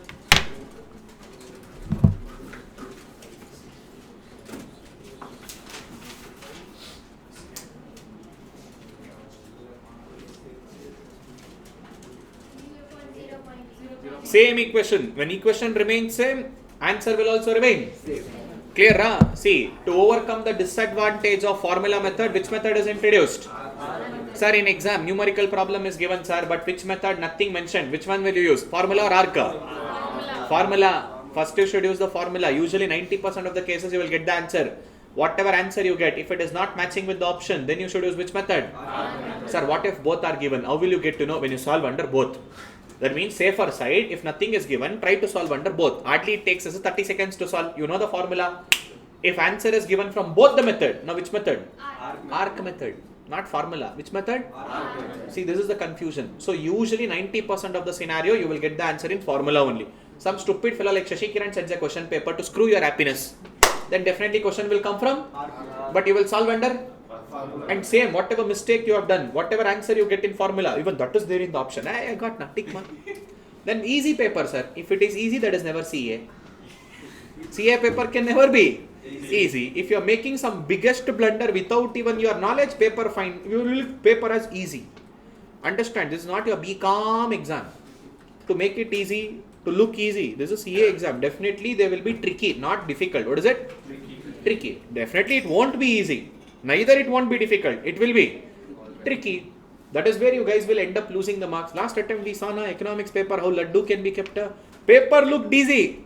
Options are confusing. Question is totally easy. Options are two answers are there, sir. Which one to mark, sir? Most nearby answer or most resembling answer or most suitable answer out of the two. That is where you guys will go wrong. So get ready. One paper laddu like this will be there. Last attempt economics was a laddu like this. Luckily last attempt law paper was not that lengthy. It was like okay fine. Comparing to other attempts it was okay. It was normal. So still lengthy for you. It was actually okay. Not that difficult comparing to previous attempts and all. Law paper was not that difficult and all. It was okayish. But economics they put laddu nicely. Questions is easy. Options are confusing. That is how they made. Clear, Ram? Next. Third method. What is it? Point method. What is the third one? So there are 4 methods. How many methods are there? First one is formula. Second one is arc. Third one is... See, point method is also unrealistic part. Explanation is totally unrealistic. They say, in order to identify extremely small changes. What is it? Identify what? Extremely small changes. We use a point method. Now our hero, he bought a Ferrari car. After some few months, he went and left it to service. And when he left to a service, the service guy said, sir, one of the spare part has been worn out, sir, we need to replace. He will ask, what is the cost? 10 rupees. Car, 2 crore. Cost of replacing spare part is? Extremely small changes. To identify such extremely small changes, we say we are using which method? In reality, this explanation is unrealistic in nature. But graph is important. There is a connection with chapter 4, monopoly concept. Clear? And there is a formula in point method. Lower segment on the demand curve divided by upper segment. What is it? Demand curve divided by? See, in general case, demand curve will not touch x-axis and y-axis. That is just a downward sloping curve from left to 2. But here I am making the demand curve to touch x-axis and just few minutes back we have learned something called as perfectly inelastic and perfectly elastic. Turn back your page, have a look. Perfectly inelastic. What is it perfectly? Inelastic. See, y-axis, x-axis. Graph was vertical. When it is vertical, it is touching which particular axis? X-axis. So if the demand curve touches the x-axis, that is perfectly inelastic, E equal to 0. What is it equals to? 0. Same way, if it is perfectly elastic, what is it perfectly? Elastic. So what is the nature of demand curve? Horizontal, it is touching which axis? Y-axis. So if the demand curve touches y-axis, that is E equal to infinite. What is it equal to? Infinite. Clear? Usually demand curve will not touch x-axis and y-axis. Suppose if demand curve touches y-axis, E equal to? Infinite. If demand curve touches x-axis, E equal to? Remember, the middle point of the demand curve will be always unitary elastic. Upper portion relatively elastic, lower portion relatively inelastic. See, these different pointers, whatever we just mentioned, we make it as point A, point B, point C, point D and point E. Now, space between A and B is a segment. Space between B and C is a C and D is also a D and E is also a clear. These are the different segments. Total, how many segments are there? Total 4 segments are there. Now, what was the formula for point method? Lower segment divided by? Okay, let's take up point C. At the point C, how many lower segment? 2. How many upper segment? 2. What is 2 divided by 2? 1. If the end answer is 1, which elasticity? Unitary. Middle portion is unitary elastic. Clear? Okay, let's take up point B. What is it? Take up point B. At point B, how many lower segments? 3. But how many upper segments? 1. 3 divided by 1? 3. Greater than 1, na? Relatively elastic. Okay, let's take up point D. Now, at the point D, how many lower segment? 1. How many upper segment? 3. What is 1 by 3? Lesser than 1, na? So, that is relatively inelastic. Clear? Okay, let's take up point E. Last one, below 1. Point E. Is there any lower segment? No. But how many upper segment? 4. So, what is 0 divided by 4? 0. So, 0. Next, this is where the confusion will come. How many lower segments are there at point A? 1, 2, 3. 4. How many upper segment? 0. Any numerical divided by 0 is a math error. That math error is nothing but clear. Middle point of the demand curve is dash elastic. Upper portion? Lower portion? The one which touches the y-axis. The one which touches the x-axis. Clear, ra? This is called point method. Yes, ma. So 1 second, I have a doubt. Yeah. If a good is priced at 180 per unit and its price increased to 240 per unit. 1 second. Good is priced at 180 per unit. 180 per unit and And its price increased to 240 per unit. okay. Now suppose quantity demanded previously was 100 units. Okay. And result of price increases, the quantity demanded fell 80 units. What is the Fell price? 80 units, huh? Yeah. Fell to 80 units or fell 80 units? Fell to 80 units. Fell to 80 means that means it is 80. Fell 80 units means value will become 20 there. Their reading is also most important. Next up, what is the? Price elasticity, use midpoint method. Again formula method only, they are just confusing you people. P by Q into change in quantity divided by, so 180 divided by 100 into change in quantity, that is 20 divided by change in price. 180 240 difference is 60. Clear, ra? So here it will be 6 ones are 6 threes are 3 into 20 is 60. 60 divided by 100. Answer is So 0 is not there in the options. arc method. This is what I said. It doesn't match us. Now which method? Arc method. Now change in quantity divided by into P1 plus divided by Q1 plus Q2. What is change in quantity here? 20. Change in price here is 60. P1 plus P2. 180 plus 240. Do it. 180 plus 240. 4. Beautiful number. Next. 180. Clear, ra? So here it will be like 21s are 29s are. Clear, ra? Next 60 into 9. 60 into 9, how much? 5. Pakka va? 5. Don't have a calculator. So 420 divided by 540. 0 point? Do you have this? Same thing, na? If formula method doesn't match, then you should go with the now arc method matching. Answer is 0 point. Got it? They are just confusing with words. That is what I said. Midpoint method, point method. You will not get the answer. Lower segment, upper segment. How do you plot the lower segment and upper segment there? Not possible. Clear, ra? Understood? So, Yes, ma'am. in relative elastic demand, it came like minus 1.4. Yes. So like when we, first it was in positive 1.4, then we changed it to minus 1.4.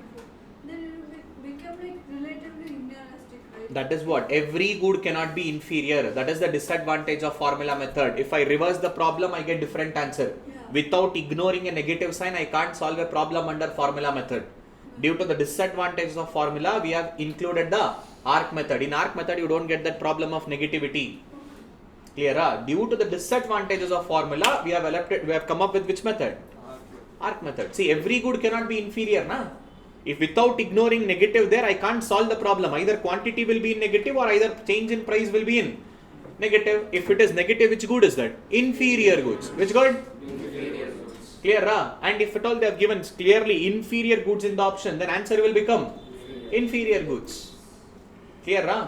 Suppose instead of using this formula method and arc method, sometime you can also use the straight away, that main method, that is price elasticity of demand is equals to percentage change in quantity demanded divided by percentage change in Appa. In this case, you don't have any problem at all. Suppose if the information is given in the form of percentage, what is it? Or you want to convert it into percentage and then solve the price elasticity. This main formula you will be using, not even formula method, not even arc method. And this case will come in cross elasticity. In cross elasticity, we don't have formula method, arc method, nothing. Straight away, we need to use the main formula of cross elasticity. There you guys will go wrong. Remember, cross elasticity, I will explain. When you come there, I will explain in cross elasticity. Clear, ra? This is what I am saying. Conceptual understanding is most important. When you know the concept, Allah, they might confuse you with any fancy words. You will still be able to crack it. Clear? You got the question paper last attempt? Having a question paper of last attempt? They also handed over the question paper to students for the first time in the history of ICI. And now you guys are like, do you have question paper? No, sir. Anyone got the question paper previous years? We'll solve that in the class. Don't worry. Whatever doubts you have in that, I will make you tomorrow. Tomorrow we'll take that. Whatever doubts you have in your previous question papers and mock papers, RTP papers, bring that. Whichever you have a doubt, bring that. We'll solve it. Clear, Ra? Online students, still alive? No response. Okay, let's go back to the topic. Next is which method? Apart from this, beautiful questions will come, especially relationship between price and outlay. What is it? Relationship between? That is where majority of the question comes. To understand that, first get to know. What is the main thumb rule of demand chapter? That means whenever price increases, price decreases. Do you agree? But here, I don't bother about this demand at all. That means I will not consider demand. I will only consider price and outlay. What is it? That means spending capacity of customer. What is it? Spending capacity of customers. If price increases, customer spending more money on my product or spending? Yes. If price is decreasing, customer spending more money on my product or spending? So I am not concentrating on demand. What am I not concentrating on? Demand. Rather, I will concentrate on what? Outlay, spending capacity, also called as total revenue. Also called as what? The formula for outlay will be price into quantity. What is it? Price into? Quantity. That is quantity demanded. Price into quantity demanded. That is P into Q. That is the formula for total revenue. Outlay is also called as total. Clear? Now, with that respect, see there, I have 3 customers in my chocolate. When I am selling a chocolate, I have Superman, Batman, Iron Man. Now see, price is 654. I am decreasing. 65. I know that individual demand will increase, but I am not concentrating on the quantity demanded here. What am I concentrating on? Spending capacity of a consumer. What capacity? Spending capacity of the consumer. That is outlay. What is the formula of outlay? Price into quantity. Now 6 into 10. 60. Next 5 into 15. 4 into 20. Not 420, it is 80. Next 6 into 10. 5 into 12. 4 into 15. Next 6 into 10. 5 into 11, 55, 4 into 13, 52. Now observe it very carefully. Now whenever prices are decreasing, Batman 654, initially he was spending 60 rupee, next he started spending. Is he spending less money or more money? More proportion changes. What is it? What is more proportion is also called as? Relatively. Next, see here, Superman, when prices are decreasing, still is spending same amount of money, same proportion. What is it? Unitary. Now, see, Iron Man, 654, prices are decreasing and he is a conjuice fellow. See there, 60 rupees he was spending earlier. Now 55, next to 50. Even his spending capacity is also less proportion changes in spending, relatively. Clear? Understood? Now comes a beautiful question in your exam. Listen to this carefully. Relationship between price and outlay. What is the relationship between? Observe the arrow marks. See there. Here prices are decreasing. Outlay is positive or negative relationship? So price and outlay has a negative relationship in relatively elastic. Relatively? That means, suppose if E is greater than 1. E is? When price is increasing, outlay, that is total revenue is? If price is decreasing, outlay will be? So there is a dashed relationship between price and outlay in case of relatively elastic. Suppose if it becomes relatively inelastic, that is E lesser than. Now observe, if it is E lesser than 1, Iron Man example, now prices are also decreasing, its spending capacity is also. Arrow marks are in the same direction. So dashed relationship positive. So that means E lesser than 1. Suppose if prices are increasing, even his spending capacity will also. If prices are decreasing, spending capacity will also. So it is a dashed relationship. But this is where the important questions will come from outlay method. Relationship between price and outlay. That is where you guys will go wrong. You will mess up there. If it is E greater than 1, relatively elastic, price and outlay will move in a dash direction. Opposite direction. If you want, write down there. In this, first write this down. Give a heading as relationship between price and outlay. Relationship between price and outlay. Relationship between what? Price and outlay. Clear? Point number 1, E greater than 1. Write that table. Price increase, TR. That is outlay will decrease. Price decrease, TR will increase. That is negative relationship. Which relationship? And below that, write down. Price and outlay move in an opposite direction. Price and outlay move in relatively elastic. Price and outlay will move in which direction? Opposite direction. In which elastic? Now, second one, E lesser than 1. E lesser than 1. That is relatively inelastic. See, price increase, TR also increase. Price decrease, that is positively relationship. So, price and outlay will move in a same direction. Price and outlay will move in a? In which elastic? Clear? Yes, sir. Understood? Now, this is where you guys will usually go wrong. Done? Next, if it is unitary elastic, which elastic? See there, Spider-Man. Whether price decrease or whether price outlay will remain, same proportion changes. Which proportion? Same proportion change. Usually you don't get a question from unitary. Either you get from relatively elastic or relatively. See, price and outlay, E greater than 1, negative relationship. E lesser than 1, positive relationship. That means price and outlay will move in opposite direction in relatively elastic. Price and outlay will move in same direction in case of relatively inelastic. Clear? Based on this, multiple MCQs I have also discussed in class, in a regular class. There all the students have made a big blunders. Classroom discussion paper I had given. Everyone, majority of them did the mistake there. That is where you guys will go wrong. Be careful. Clear? Apa new students? Clear? Solved MCQ questions from ICA material? Not yet. Hey, do one thing. February 30th you start. Clear? Nice man. Hey, batch mugita na? Normal batch mugita? Yavag mugididda? Last month. Inna madilla. Madakobada book no agbidutte.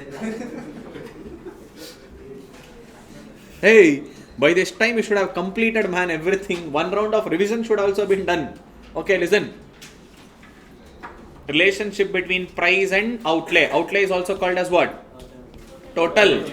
What did I said? Elasticity, there is a negative relationship. Inelastic, there is a positive relationship. Now, easier. Price is increasing or price is decreasing. When it is negatively related, price increase, TR will decrease. Price decrease, TR will. That is relatively elastic. Clear? Next, in case of inelastic, positive relationship. Price is increasing, TR is also. Price is decreasing, TR will be also. But in unitary, it doesn't matter. Price increases or price decreases, TR will remain. Clear? Understood? This was the biggest one. This is price elasticity of demand. Which elasticity? Clear? Understood? Okay, let's go to the second one. Income elasticity of demand. What is it? See, there were 4 types of elasticity of demand. Price elasticity, income elasticity, cross elasticity, advertisement elasticity. Under price elasticity, 5 types. Relatively elastic, relatively inelastic, unitary elastic, perfectly inelastic, perfectly. Now we are going to the second type of elasticity of demand, that is income elasticity. Now, due to changes in income, what is it due to changes in? Income. There will be a change in demand. There will be change in what? Demand. Percentage change in demand divided by percentage change in income. Already, Giffen's goods concept, that table. Now observe only and only income side. Which side? Only this income side. Normal goods and income dash relationship, positive. Inferior goods and income dash relationship. Listen to this carefully. Whenever you are plotting the graph, demand curve, general case, negative sloping na. That means it is a downward sloping curve from left to right. But in income and inferior goods, what is it? Income and? We have a negative relationship now. Which goods? Inferior goods. In case of inferior goods, what happens pa? Whenever income increases, demand will decrease. Demand will decrease. For low quality. Whenever income decreases, demand will decrease. For which quality? Low quality goods. So graph will be downward sloping curve. What is it? Graph will be? Now y axis represents income. Now see there. Suppose if income increases, what is it? Income? Automatically quantity demanded will decrease. So there is a negative sloping curve. Which sloping? or downward sloping. Which sloping? That is in case of a inferior goods. Which goods? But in case of a normal goods, positive relationship na, there will be upward sloping graph. Which sloping graph? See, this is the demand curve. Say, assuming this is the normal income and this is the normal demand. Income and quantity demanded. Now, if income increases, automatically quantity will also increase. Clear? This is in case of which goods? Normal graph is going to be upward sloping. What is it? Or positive sloping for a normal goods. Positive sloping for which good? But downward sloping for a downwards are also called as negative slope. Already we have discussed this in case of a Giffen's goods concept. Is that clear? See, there are two graphs here. One is a normal good. This is positively related. Second one is a that is negatively related. Now, same to same. There, price elasticity, 4 measurements was there. Formula method, arc method, point method, outlay method. Here only 2, formula and arc. What is it? Formula and? See, instead of P, what is it instead of? We will replace it with Y. Clear? There it was P by Q. Now it will become Y by into change in quantity divided by change in income. Next, arc method, change in quantity divided by income is equals to Y1 plus Y2 divided by Q1 plus Q2. Clear? By using this formulas, if the end answer is E greater than 1, end answer is what? Luxury goods. Which goods? E lesser than 1, necessary or basic goods, or also called as which goods? Basic goods. If E is equal to 1, either luxury or normal. What is it? Either luxury or? Suppose if E is equals to 0, that means income is increasing, but my spendings is not increasing. Only and only there is a change in income, but there is no change in demand. No change in what? No changes in quantity demanded irrespective of changes in income. We don't have infinite in income elasticity. Rather, if it is negative, what is it if it is? Ignoring negative. Na. If the answer is a negative, which good is that? This one important. Clear? E 0 and E negative. That is where you guys will go wrong. Clear? Understood? So this is the concept of income elasticity. Which elasticity? Next, cross elasticity of demand. Which concept? See, in case of cross elasticity, which elasticity? We take the relationship between one good to another good. Coffee, tea, petrol and bike. Okay, complementary and substitute goods. What is it? Okay, first let me explain about complementary goods. I already took the example of bike and petrol. What if petrol price increases? Petrol. What will happen to the demand for bike? Decreases, na? Suppose if petrol price decreases, demand for bike will dash relationship. If it is negatively related, graph will be downward sloping curve from left to right. Clear? Now y-axis represents, let's say, price of one good. That is price of petrol. What is it? Price of petrol. And x-axis represents quantity of bike. What is it? Quantity of bike. Clear? X-axis represents quantity of one commodity. Y-axis represents price of another commodity. If it is negatively related, which related? Negatively related. Downward sloping curve. In case of substitute goods, which goods? Apart tea and coffee. Suppose if coffee prices are increasing day by day, people will jump and buy more and more of tea. Whenever price increases, then the demand for, whenever price of coffee increases, demand for tea will increase. Same way, suppose if coffee price decreases, then people will drink coffee rather than drinking. So what will happen to demand for tea? Arrow mark, same direction or opposite? Same direction. So positive relationship. So graph is going to be upward sloping curve from left to. Now y-axis represents price of coffee. What is it? Price of coffee. Clear? Here it is y-axis demand for tea. Quantity demanded for what? Tea. Clear? So substitute goods positively related. So graph is upward sloping curve. Complementary goods negatively related. So graph is downward slope. And the most important, here we don't have formula method and arc method. We only have the main formula, that is cross elasticity of demand is equals to Percentage change in quantity demanded. What is it? Percentage change in? Of good A. Of any one single good. Of good A. Let's consider good A. Divided by due to percentage change in price of. What is it? Due to percentage change in? Price of Good B. What is it? good B. Apart this good A and good B. This is what interconnection between the two goods. Now let's say now coffee prices are increasing. What is it? Coffee prices are Increasing. because of that tea demand will Increase. like this. Comparison with price of one commodity to a demand for another commodity. Now let's say for example, sir, prices of petrol. What is it? Prices of Petrol. is increasing because of that bike demand. What is it? Bike Demand. decreasing. So understood good A and good B. We are comparing one good to another good. The one which is changing with the price, that will come in denominator, and we should convert them into percentage. What is it? Clear? And we know that complementary goods are dash related, negatively related, substitute goods are Positively related. with this respect. The examination question which I made you to solve in the class, see there, I have changed the names there. Miss Anushka owns a coffee shop where she sells 100 coffees per day for rupees 10. Okay, let's write the information for coffee. So coffee prices were rupees 10. She used to sell how many? 100 coffees per day. Now due to increase in prices of raw material, the prices of coffee has increased it to how much? 12 rupee. Now prices of coffee has gone up to 12, and due to which our sales has reduced it to how many cups? 75. An opposite tea shop of Mr. Kohli started seeing all of a sudden a rise in customers, and he sells a tea for rupees 10. Now tea price is rupees 10. Quantity demanded. Earlier he used to sell 400 cups, now he is selling. So from 400 cups, now the demand has went up to, but the price is still rupees 10. Now listen to this very carefully. I only need these two informations. Prices of coffee increased because of the tea demand is increasing. Only these two informations are required. That's it. I don't need that additional information. Convert this into percentage. What does it convert this into? Because my formula is percentage change in quantity demanded of good A divided by percentage change in quantity price of good B. It is always in percentage form, na? So convert it into percentage. Now look how to convert into percentage. Simple.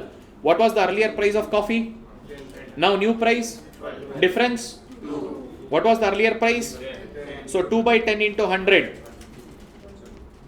20 percentage. How much? Appa, what is the initial demand for tea? 400. New demand? Difference? Initial demand? So change divided by initial into 100. How much pa? 20.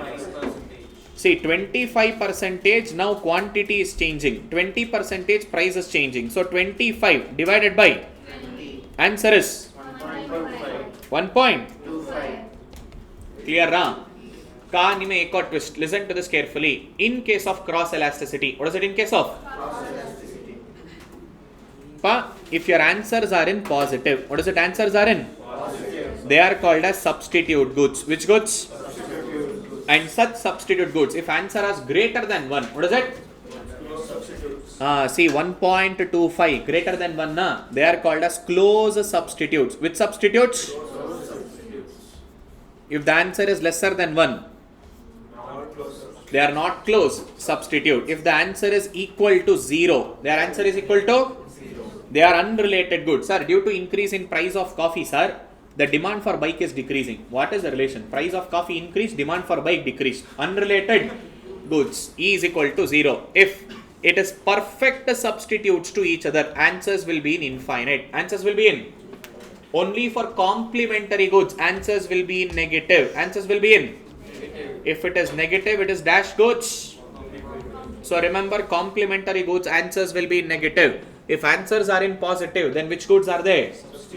Substitute goods. And if it is 0, unrelated goods. Greater than 1, close substitute. Lesser than 1, not close substitutes. Infinite, perfect substitutes. What are they?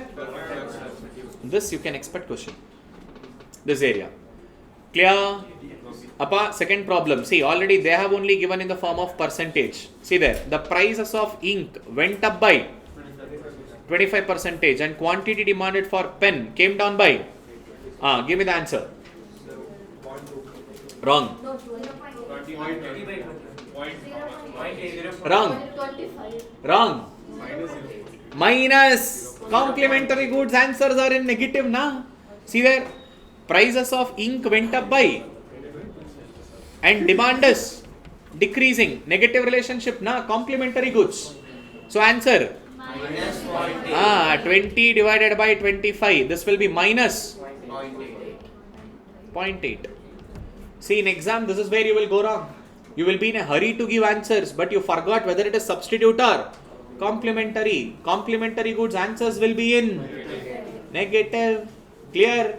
What do you mean by CA? Come again, we love your answer. If you write answers like this in hurry, CA means come again. What is CA? So be careful before answering the question. What kind of question are you answering? Which relationship is that? Clear? Understood? Next comes advertisement elasticity. Which elasticity?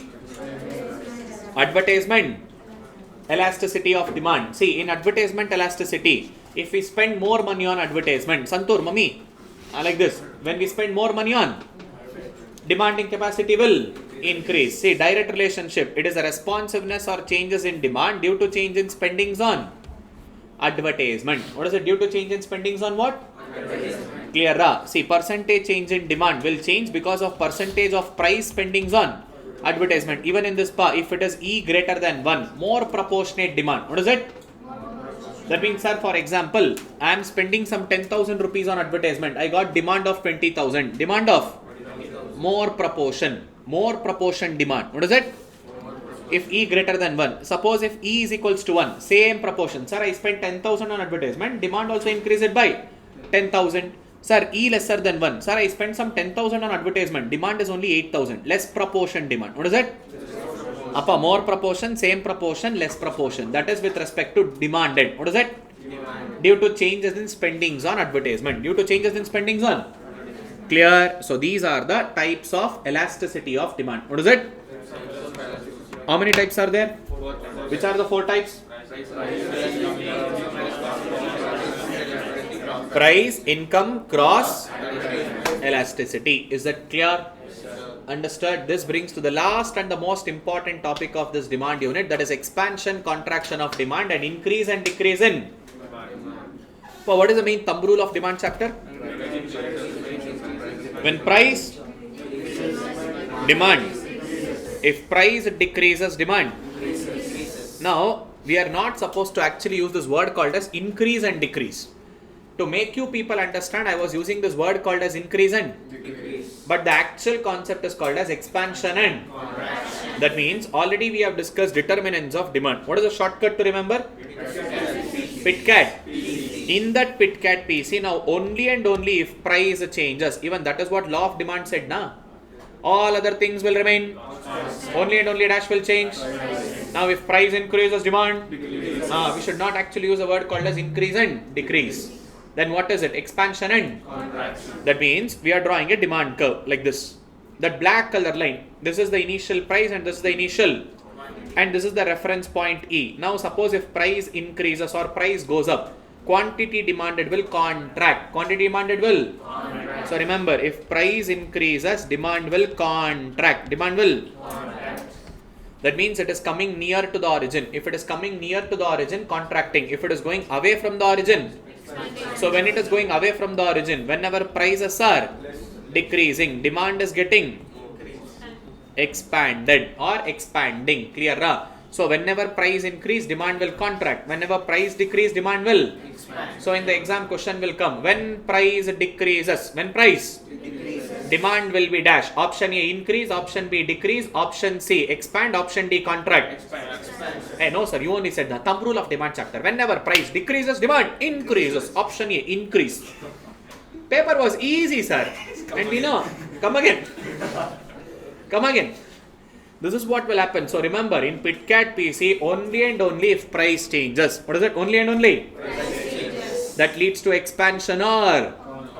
And see, this point E will move either for E1 or it will move for E2. on the same demand curve. On the same. Demand. There is a movement happening from E to E1 or for E2. So expansion and contraction is also called as movement on dash demand curve. Same demand. Movement on. And what is the reason for expansion or contraction? Due to change in. Suppose instead of price in PitCat PC, now if other factor changes, that is ITCAT PC, income, tax, complementary substitute goods, climatic condition, advertisement, taste and preferences, population, that will lead to shift in demand curve. What is it? Shift in demand. That means here, earlier we will be having a demand curve, black color line like this. Already the demand curve is existing. Price is there, quantity is there. Now we will draw the new demand curve towards the right side. Which side? Right side. That is when other factor increases. Other factor? Same way, when other factor decreases, we will draw the curve towards left side. That means we are shifting the curve to left side or shifting the curve to? Right side. So this is called shift in demand curve. What is it called as? Shift in demand. And what is the reason for shift in demand curve? Changes in other factors except if price changes, expansion or contraction, movement along the same curve. If other than price, other factor changes, Shift in demand. either RHS shift or either. Clear? Other factor increases, RHS shift. Other factor decreases. Clear? Understood? By this entire demand concept revision comes to an sum up. Clear? Understood? Same demand. If you have to revise at your home, you will take one entire day. One whole day you will sit and you will revise everything. See, we did it in just 2 hours. See, 2 hours without touching your cell phone, without any kind of disturbance, without your mom asking you to go and get that Kotmiri Soppu, doing that substitute of Blinkit job. 10 minutes delivery. You guys were the Blinkit way back. Now same concept Blinkit has come up with. That's it. Now Flipkart minutes and all, again 10 minutes. See, you guys used to do that now. Along that, your mom has to give you commission for that one alcova, chocolate, chekli, nipot, and all. Now those things are not there. Delivery charges by Blinkit guy. Clear? Understood? So what time is the breakfast break? Usually? No breakfast break, Only chota break was there, Oh, nice, yeah. Nice concept, Still, anyone yet to have your breakfast? Everyone had your breakfast? Nice then. Okay, chalo. Then we will take 15 minutes break. How many long minutes break? 15 minutes enough or 20? 15 minutes enough. Now what is the time?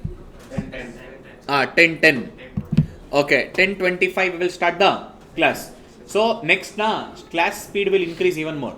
You know the drill. Only first unit demand will be slow. After demand, Shatabdi Express will start. That is what. Only if you have revised at your home, now it will become much more clear. Clear? Understood? Take a break. Come back after 15 minutes. We'll start at 10:25. Online students, 10:25. Okay, 1 second. Can you share any tough question papers which you have? Definitely I can share. You can screw your happiness. Okay, take a break. Come back. Okay, done with your break. Online students back. Okay, so we finished with the demand. Now let us go with the supply. See, supply will get over hardly in some 20 minutes. It will not take much time. Whatever we discussed in demand, complete opposite. What is it? Complete? Opposite is going to be the supply part. See, demand we studied from a consumer point of view. Whose point of view? Consumer point of view. Now supply we study that from a producer point of view or manufacturer point of view. Whose point of view? Producer point of view or? Manufacturer point of view. See, supply is a part of stock. What is it? Supply is a? Part of stock. Which is offered for? Now, standard example, you know that Shashikiran is a farmer who is having 1 acre plot of land. Let's say I am growing paddy. What am I growing? Paddy. See, in this 1 acre plot of land, I have grown 100 bags of paddy. How many bags? 100 bags. See, out of this 100 bags, now I am only selling 80 bags. I am only selling how many bags? 80 bags. That means I am only supplying this 80 bags. That means how much did I grow? 100. This is my stock. But my supply is only a part of stock. What is it? Supply is only a? Part of stock. Clear? Supply is a part of stock which is offered for sale. Clear? See, and it is a flow concept. Which concept?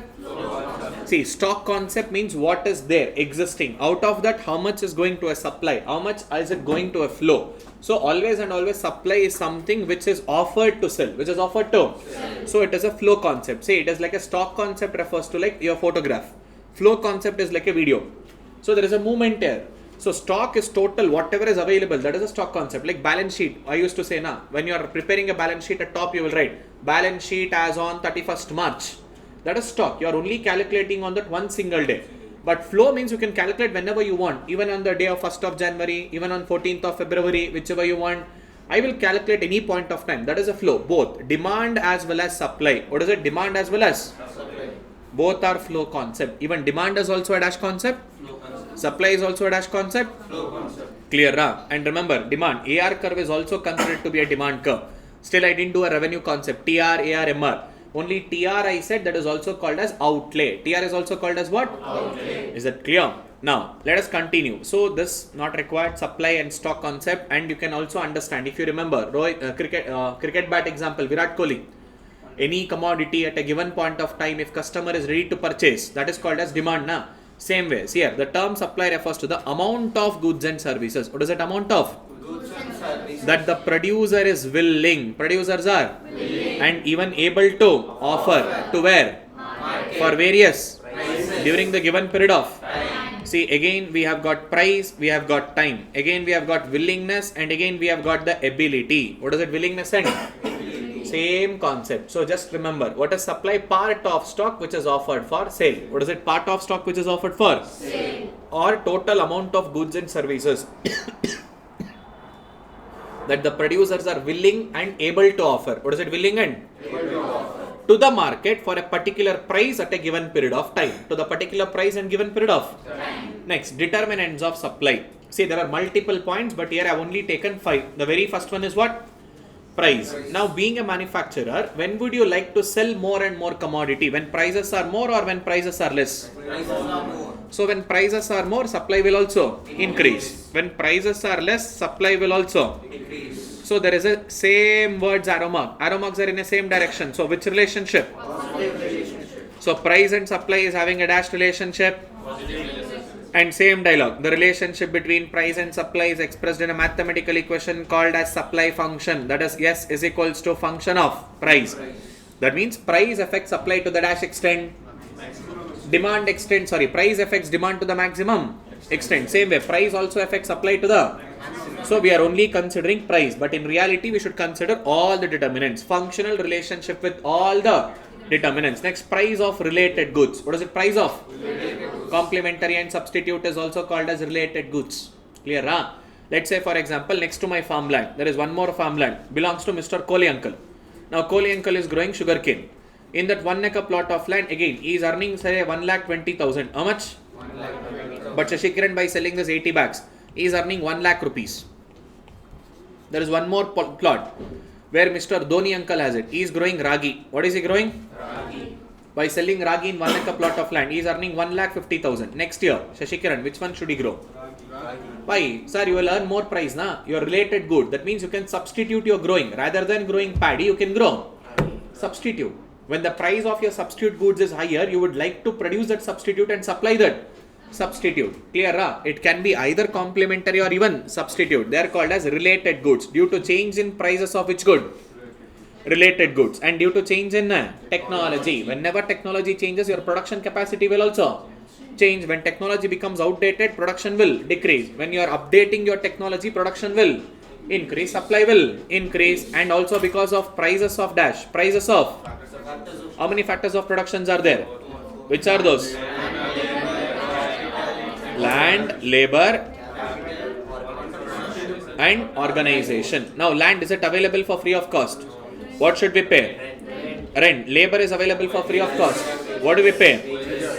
Or salary. Capital, is it available for free of cost? If I borrow a loan, I have to repay with interest, or any money which I have, there is an opportunity called as a interest foregone. Next, organization expects dash. Now you tell me, being a owner, when you pay high salary, you are happy, or less salary, or you are happy? When you pay high rent, are you happy or less rent? High interest or less interest? Now comes the interesting part. High profit or less profit? Oh, sadist people, only for you more profit. You have to pay less rent, less wages. Yes sir, am I doing any charitable trust here? No. What is the intention of doing business? Profit motive. If I am getting more profit, I will produce more and more, I will supply more and more. Only when my other factors of production cost is lesser, profit will be more. So I will produce more, I will supply more. Just assume if other factor prices like rent, wages, if it is more, profit will be Will I produce more? No. Will I supply more? No. Clear? Next, law of supply. See there, all other things will remain. Now when price increase, supply will. Price decrease, supply will. Same statement, all other things will remain constant. The changes are happening because of price. What is it? Changes are happening because of? Price. Clear? Again, supply is a functional relationship with its determinants. What is it? Supply is a functional relationship with its determinants. Clear? But we take only the important element, that is price. Clear? Now, what all we discussed in determinants? Number 1, price. Number 2, hello, excuse me, break time is done. It's not a sleeping time. You have to respond. What you should do? Point number 3. Point number 4. Point number 5. Rules, regulations of the government. If government has too stringent rules and regulations, now do you think that manufacturer will be in a comfortable zone to produce and sell in the economy? No. If tax rates are more unnecessary, you should not do that, you should not do this, you can't sell there, you can't sell here. Problematic. No, I don't produce and sell more and more. If government policies are friendly, they don't have much of restriction, then production capacity will also increase. Supply will also increase. Clear? Next, supply schedule and supply. Same to same thing. Representing supply in the form of a table is called as, again, individual supply curve and market supply curve. Representing supply in the form of graph is called as a, and supply curve will be upward sloping curve from left to right, because we have dash relationship. Y-axis represents price, x-axis represents quantity. Is that clear? Yes, understood? Next comes elasticity of supply. Let's go back to demand elasticity. If you remember, there were 4 types of elasticity: price, income, cross. But here we don't have that 4 alternative. Only and only we consider as price. If you remember there, while writing meaning, some determinants. What is it? Some determinants. There is a responsiveness or changes in demand due to change in some determinants. That is what we said.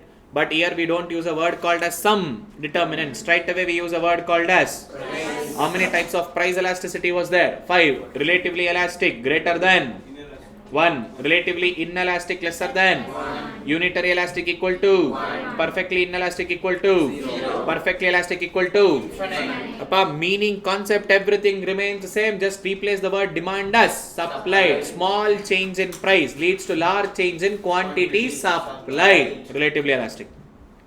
Large change in price leads to small change in quantity relatively inelastic. Whatever may be the change in price, quantity supplied also changes in same proportion. That is unitary elastic. Whether price increases, whether price decreases, quantity supplied will remain unchanged. Quantity supplied remains perfectly inelastic. Myth, last one. Whether price change or price remain constant. Now quantity supplied cannot be determined. Quantity supplied cannot be E equals to infinite horizontal curve. Perfectly inelastic vertical curve. Unitary elastic upward sloping. It will be which curve now? We are discussing supply concept. So supply curve is a dash curve. Supply curve will be an upward sloping or positive sloping curve. Clear? But same concept will be there, but graph will change. See here. Upward sloping. But when we extend the supply curve, what does it extend the? In relatively elastic, it will cut y-axis. It will cut. See, usually supply curve will not touch y-axis or x-axis. But when we extend, what is it when we? Extend. In relatively elastic, we know the nature is dash. Flatter supply curve. Which is it? And when I extend the curve, it will cut which axis? In relatively inelastic, steeper supply curve, same. Flatter, steeper, upward sloping, rectangular hyperbola.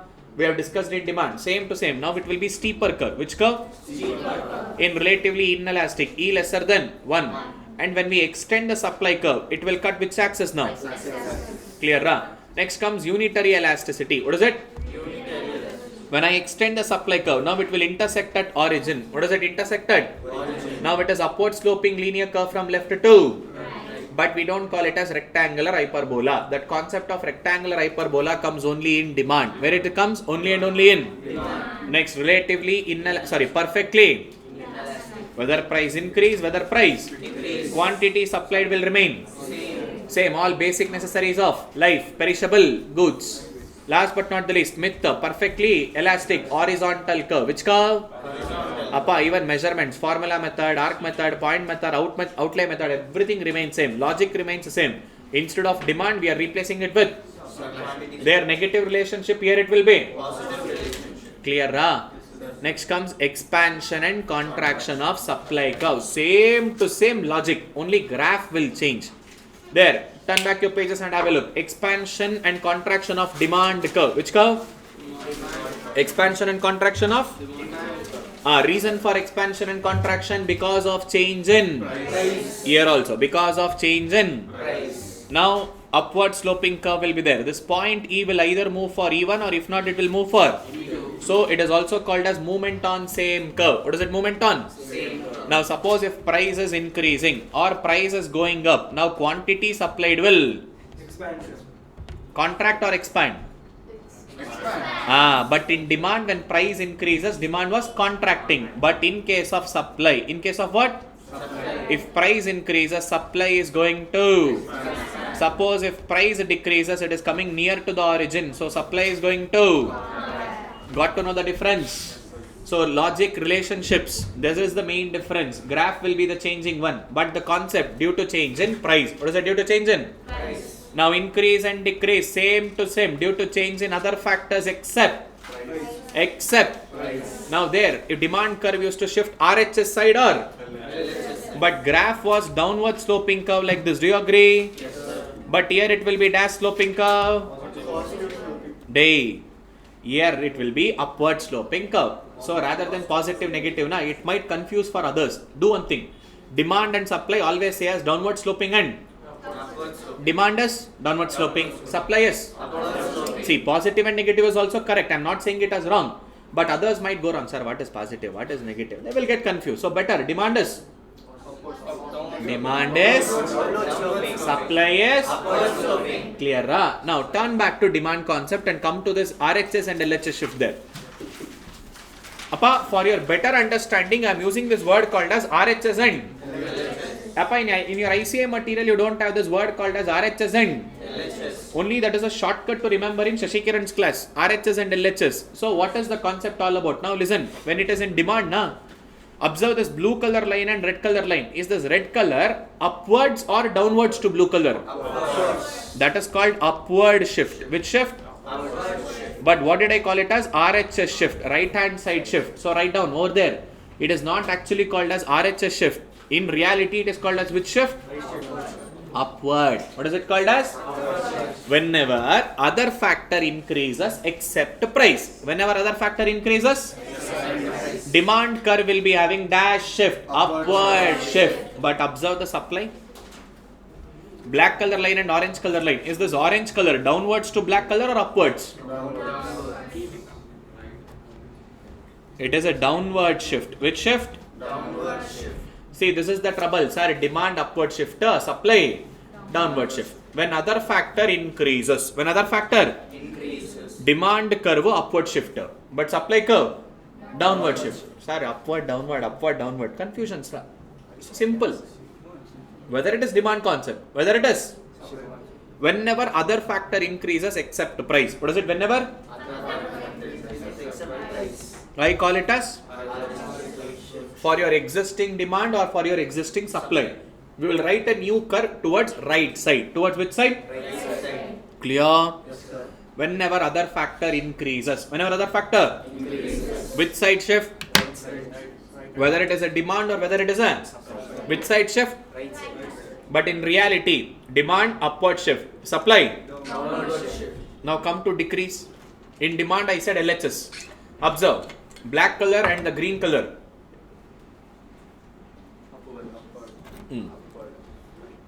Wait, let me also write that. Demand is downward sloping like this, na? See, this was the initial demand curve. And whenever other factor decreases, I said LHS shift. Which side shift? Appa, this green color, is it downwards to the black color or upwards? Downwards. This is downward. But what did I made you to write as? Now observe here. In supply, upward sloping curve, na? Whenever other factor decreases. Now even I am saying as LHS shift. But in reality, this green color line, is it upwards to black color or downwards? It is upward shift. So this will actually confuse you guys. One place it is downwards, another place it is. So to make your life simple, other factor decrease, LHS, other factor increase. Clear, ra? But you should know, demand downward sloping curve, supply. Other factor increase, RHS of the existing demand curve or existing supply curve. Decrease means LHS of existing demand curve or existing supply curve. Clear? By this, supply comes to an end. That's it. In supply, we don't have much. Supply concept is exactly opposite. What is it exactly? To whatever we have discussed in demand. We took 2 hours to understand demand. See, supply got over in just 20 minutes. Clear, ra? One more logic. Listen to this carefully. In demand, we understood with law of demand, exceptions to law of demand. That means positive relationship as well as. But in supply, we are giving much importance to only positive relationship. Which relationship? Positive relationship. It doesn't mean, wait 1 second. It doesn't mean that there is a negative relationship in supply. Yes, we have a negative. Factors of production. See, other cost of factors of production, rent, wages, interest. If it is increasing, profit will be lesser. Increasing. So supply will be lesser. Increasing. See, other cost of factors of production goes up, supply will decrease.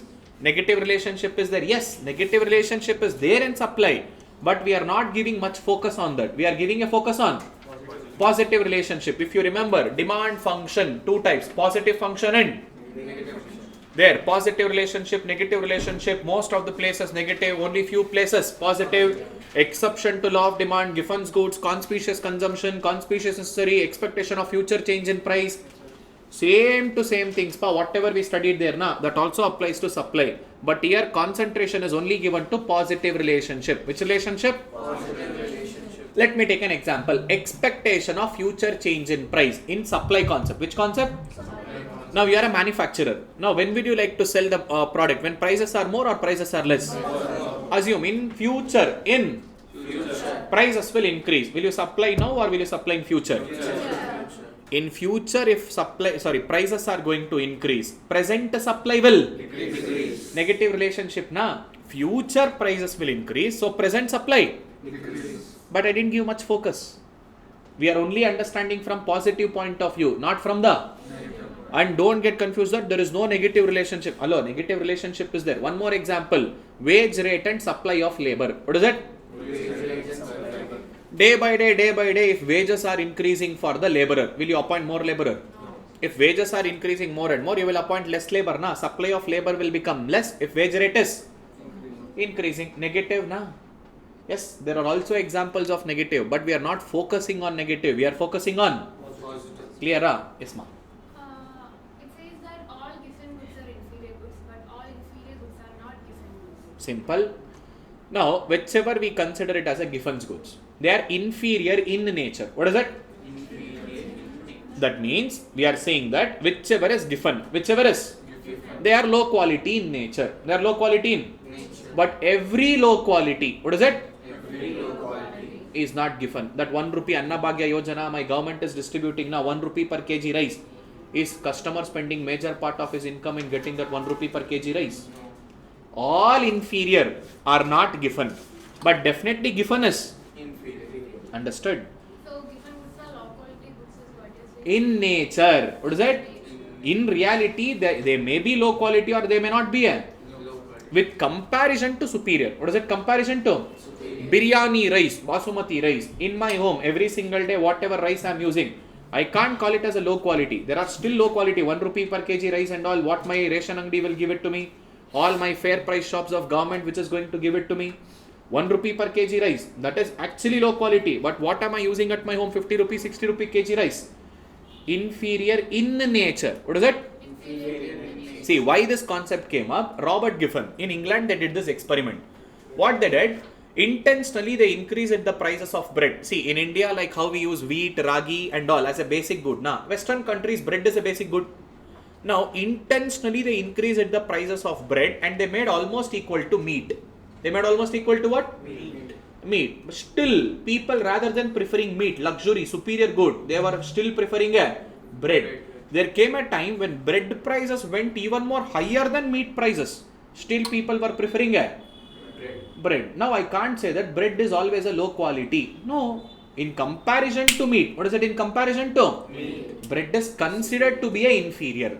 Bread is considered as Now you understood. That means there are also low quality good. Every low quality, what is it? Every Low quality. is not given, but given goods are definitely a Low quality. in nature. What is it? In nature. In comparison to some superior commodity like basmati rice, normal rice.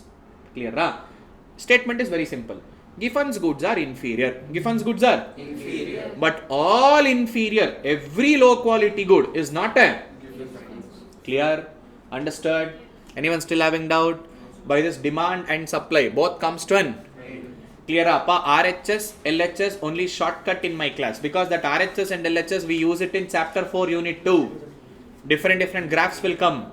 We need to plot the graph. We need to understand what is happening to price, what is happening to quantity. Clear? Understood? With this respect, we'll go to the next concept that is called as. In short, we are jumping from chapter 2 to chapter 4. What are we doing? Jumping from chapter 2 to chapter 4 unit 2. Chapter 4. Determination of price. What is it? Okay. What is the general nature of demand curve? Downward sloping linear curve from Left to right. okay, let me plot the graph and make it explaining it to you guys. Wait 1 second.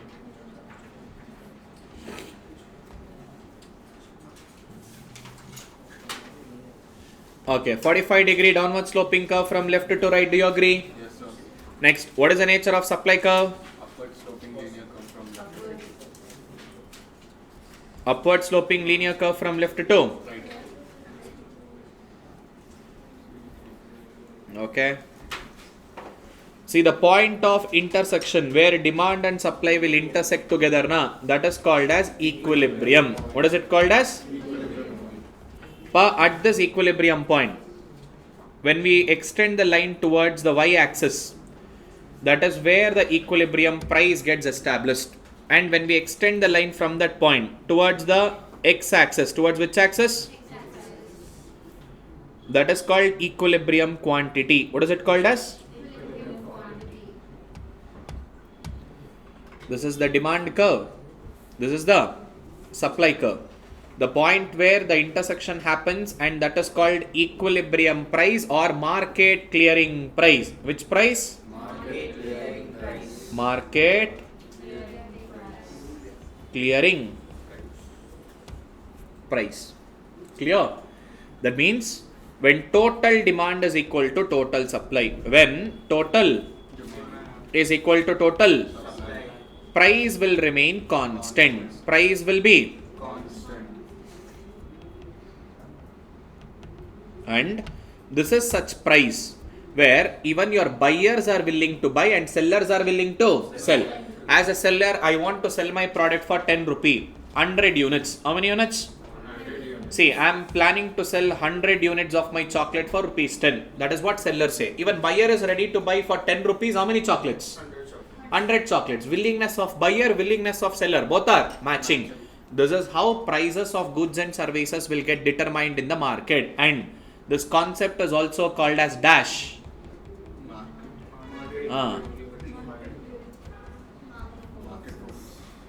Or price mechanism. Clear? Total demand and total supply. Because of demand and supply, prices of goods and services gets decided in the market. The point of intersection. What is it? Point of? Where demand and supply will intersect together. That is called as equilibrium price. Which price? Which price? Which price? This is called response. Clear? And at the point of equilibrium, whatever the price which gets established, that is called as market clearing price. Which price? Market clearing price. Okay, let's say Shashikiran is a greedy fellow. He don't want to sell at equilibrium price. Intentionally, he will increase the prices. What I will do intentionally, I will Increase the price. instead of selling at 10 rupee. What is it? Instead of selling at what? 10 rupees. I will intentionally increase my price. See, I will come to this P1. When I come to P1, definitely when price goes up, demand will decline, na? And when price goes up, as a seller, I want to sell more and more units in the market, na? Now let's say this will be the demand parlance with respect to x-axis. 1 second, wait. Say this is the demand which is existing in the economy, but this is the supply.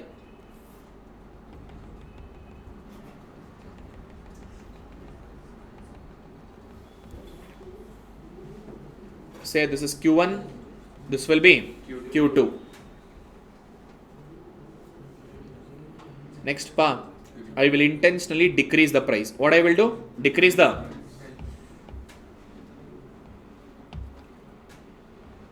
this will become supply and this will become the demand. Say this is P2. Now observe this carefully. Suppose if Shashikiran increases the price, what he will do? Increases the price. Intentionally I made it 15 rupees. How much did I make a chocolate prices? 15. Now definitely people don't buy much chocolate. Rather than 100 chocolate, now let's say they are demanding only 70 chocolates. But as a supplier, Shashikiran, greedy fellow na, he is supplying 130 chocolates into market. How many chocolates? 130. In reality, demand is only 70 chocolates. But how many chocolates am I supplying? 130. So this entire region, I have a excess supply. What is there? Excess supply. There are more goods in the market than the buyer. What is it? More goods in the market than the buyer. So this region is excess supply. What is it? Excess supply. When there is more supply in the market than demand, more and more goods are available. Goods have become unsold. To attract customers, what we will do? Big Billion Day, Amazon Festival Sale. That means effect of price will decrease. Effect of price will decrease. Let's say other way around. Now Shashikiran intentionally reduced the prices to penetrate the market. Now I will make my chocolate price as ₹5. Now people are willing to buy 130 chocolates. Since prices are less, I am only supplying 70 chocolates. How many chocolates? 70 chocolates. Supply is less, but demand is more. This is the region of excess demand. What is it? Excess demand. So this will become what? Excess demand. See, people are willing to buy more and more units, but product itself is not available. Now that means they are okay to pay extra price. Okay to pay what? Extra price. Effect of price will.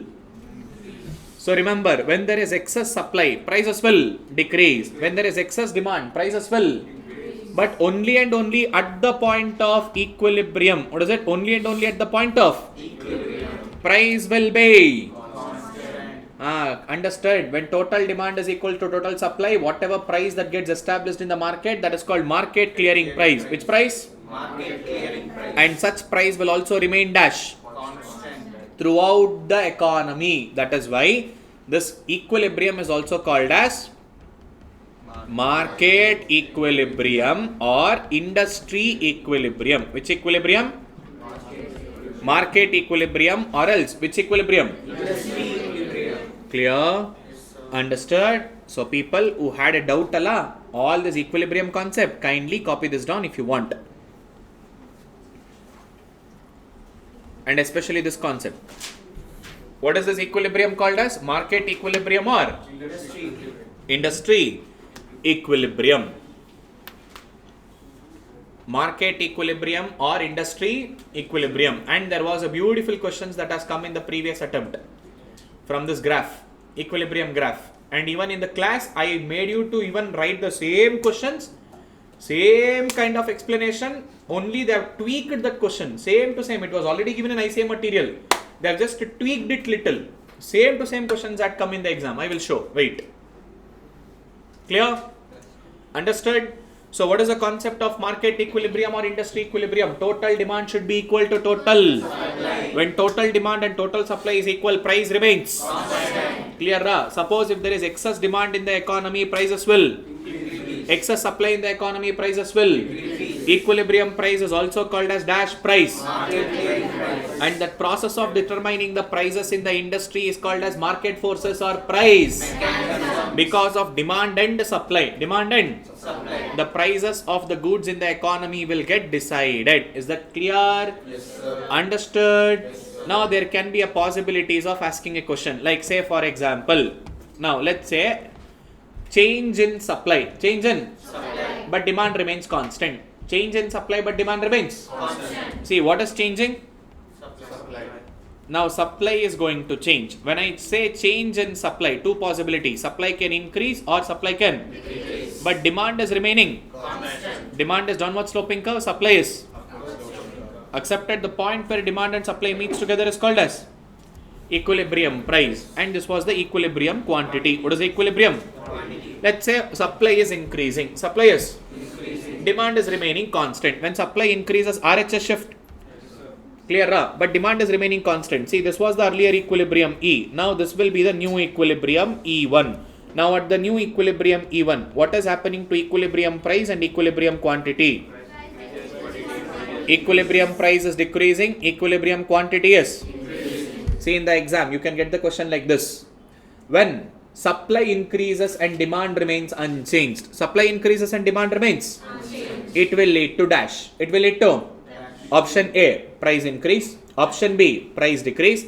Option C, price increase and quantity increase. Option D, price decrease and quantity increase.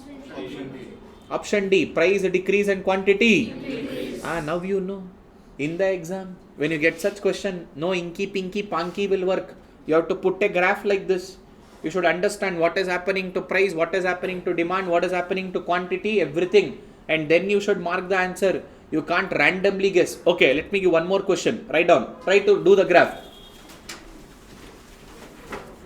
When supply increases and demand decreases, when there is an increase in supply and decrease in demand, it will lead to dash.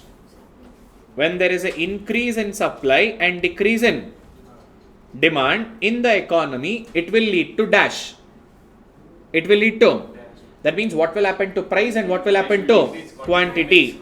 Now that means, listen to this carefully. Existing supply curve is there, upward sloping. Existing demand curve is there, downward sloping.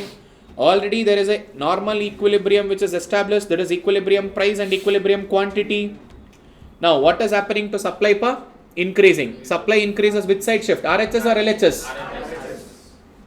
Okay, let me give a twist here. Supply increases more proportion, demand decreases less proportion. What is it? Supply increases? Demand decreases?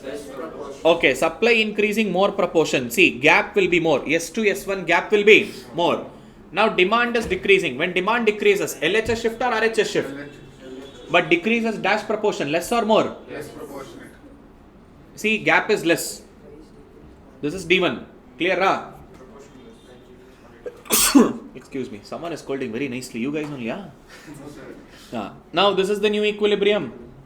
New color. That D1 and S1 is intersecting. So what is happening to prices? Prices are decreasing and quantity is. But you tell me, which is changing more? Price is changing more or quantity changing more? That means price is decreasing more than increase in. Yes, questions can be like this. Let me say the question. Listen. When supply increases more proportion and demand decreases less proportion, it will lead to dash. It will lead to option A, price increases less proportion, quantity decreases more proportion. Option B, price increases less proportion, quantity increases more proportion.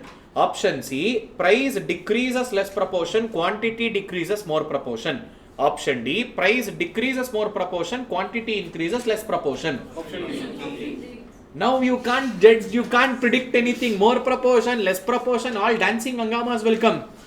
So you have to plot the graph like this. Yes, price is no doubt decreasing, quantity is no doubt increasing, but decrease in price is more, na? Price is decreasing more, but quantity is increasing less. You can't predict things. Now you have to plot the graph like this. Then only you can understand. Clear? Online students, is it clear? So in length and breadth, I have given more than some 8 conditions in the class. Condition 1 AB, condition 2 AB, condition 3 AB, condition 4 AB. One more place where you will go wrong. Demand is perfectly inelastic and supply increases. What is it? Demand is? What our students will do in exam now, full Mahan Bhav. Sir, demand ka downward sloping curve, supply ka upward sloping curve. Hello, stupidity. Demand is perfectly inelastic. If it is demand is inelastic, it will be vertical curve, na? This will be the demand curve. Only supply curve will be downward sloping curve like this. Clear? So supply supply yes. upward sloping. Now see one guy in the class, sir, supply upward sloping, na? Intentionally will make mistakes like this. Get ready, cream biscuits will come like this. So supply is upward sloping, demand is vertical curve. So this was the initial equilibrium. Now what did they say? Demand is perfectly inelastic and supply will increase. When supply increases, which side shift? Now this will be the new equilibrium E1. Now quantity will not change. Prices will decrease. This is the answer. Clear? Like this, any mixed masala, any mixed combination can come. Like demand increases more proportion, supply decreases less proportion. Or supply increases more proportion than demand. Demand and supply changes in same proportion. That is another twister. Price will not change, only quantity will change. Demand, supply. This was the equilibrium price, equilibrium quantity. So this is supply, this is equilibrium. Let's say demand and supply increases in same proportion. What does it increases in? Wait. D1, gap is almost the same. See, prices will not change. Prices will remain same. Only quantity will increase. Like this, various mixed combinations were there. All that mixed combination, everything I made you to write down the graph in the class.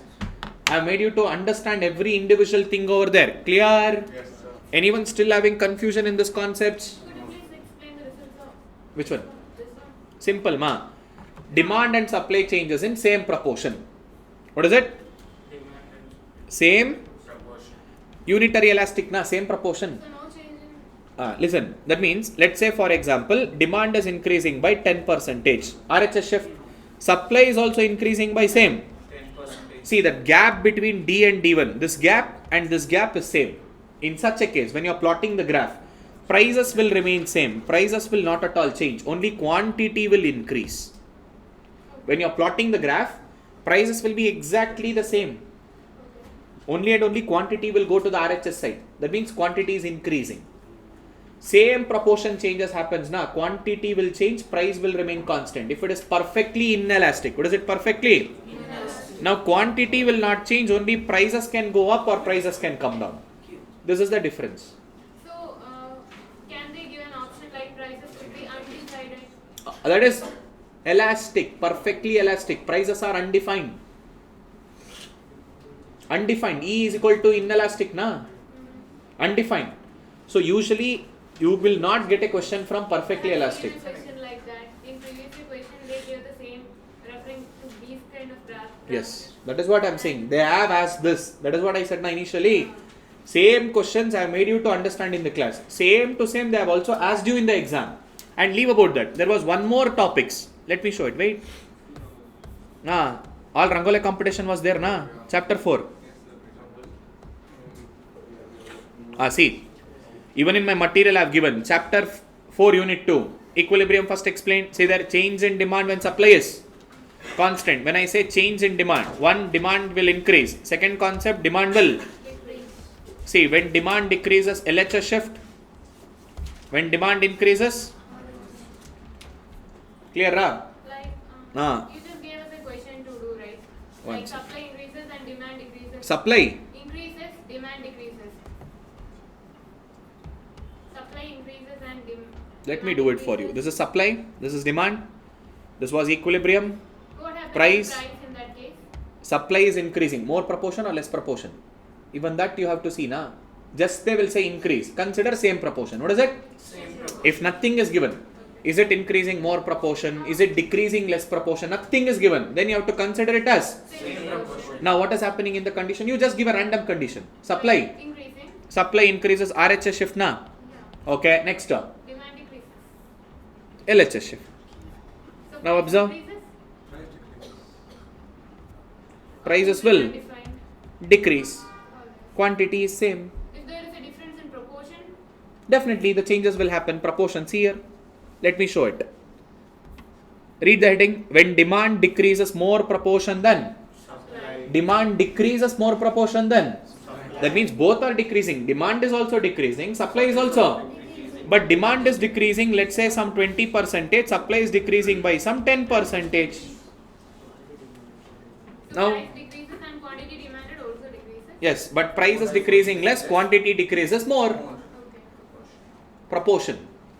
Price decreases less proportion. Quantity decreases. More proportion. See, every individual condition I made length and breadth, every single condition alternative, almost I made them to write some 16 different graphs. Almost 20. To be frank, 20. I will show which is that another 4 more graphs.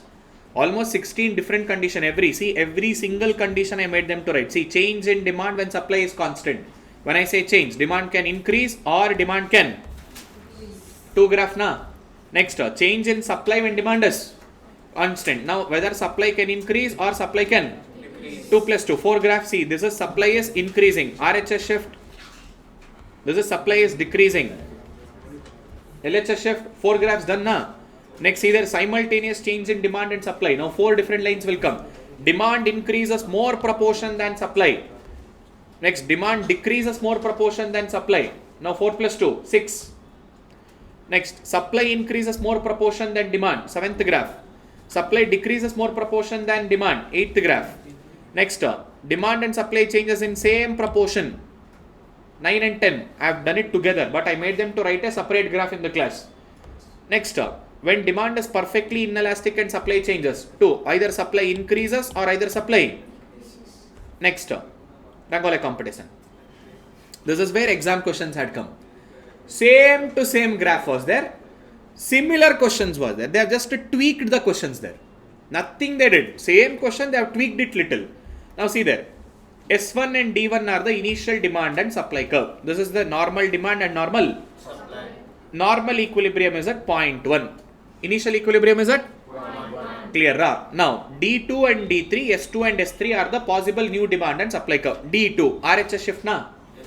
Yes, S2, RHS shift na? Yes, next, S3, LHS shift, D3, LHS shift.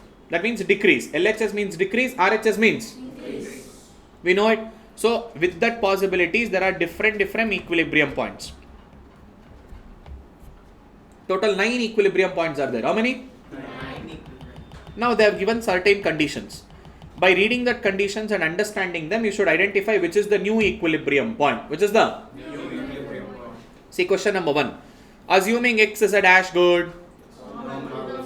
Holding everything else constant. Assuming income rises, we know the constant. Let me say normal goods. Whenever income increases, demand increases. If demand is increasing, RHS or LHS? RHS. D2.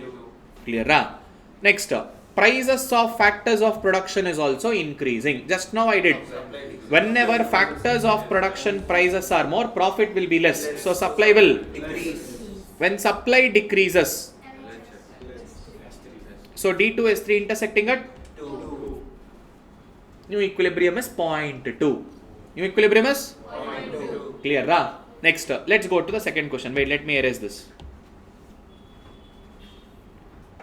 Now you understood with the first question how to tackle that. Okay, now let's go to the second question.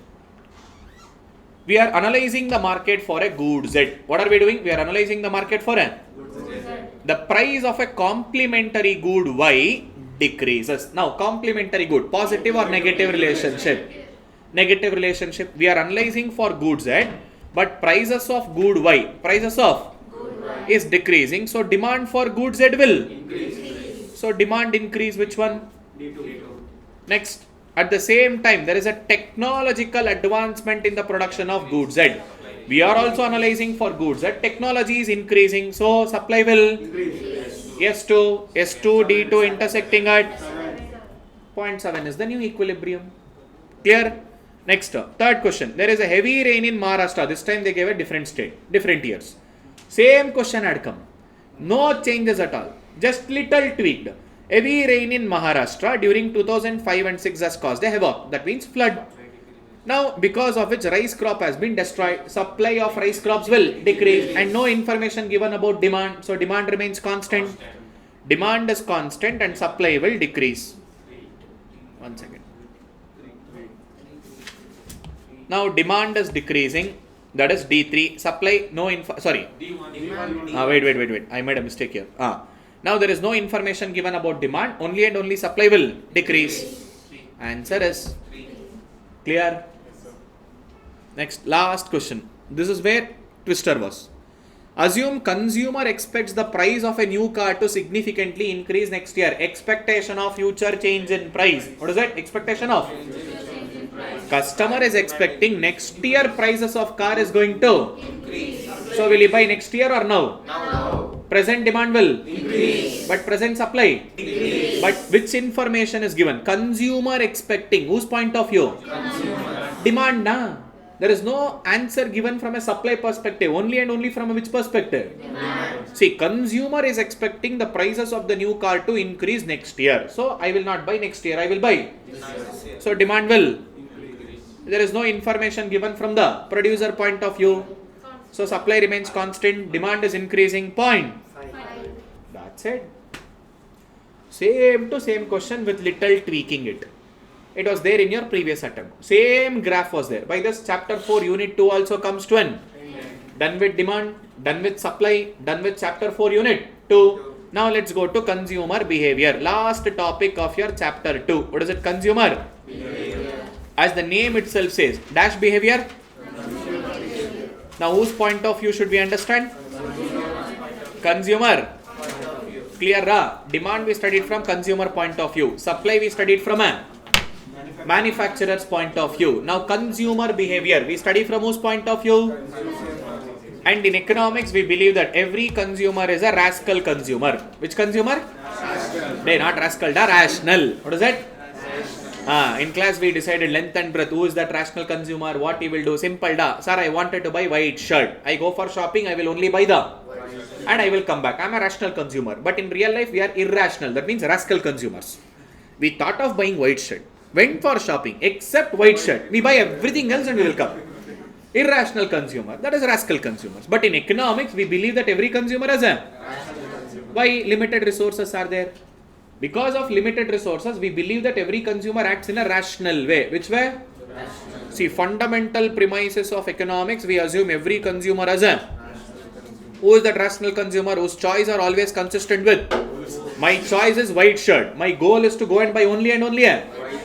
My choice is consistent with my goal. Why? Because of limited resources. Because of what? Limited resources. Vitaminium, limited resources. But I have unlimited wants. Next, in this unit, we are identifying a consumer equilibrium. Which equilibrium? Consumer equilibrium. Two conditions are there for consumer equilibrium. Maximum satisfaction and no change. What is it? Maximum satisfaction. Which satisfaction? Maximum satisfaction. Hello, uncles and aunties over there. No lip syncing and all. Response should come. So, it's not only about the video. Audio. What is it? Audio should come out. That means response should come. If not, another 2 minutes.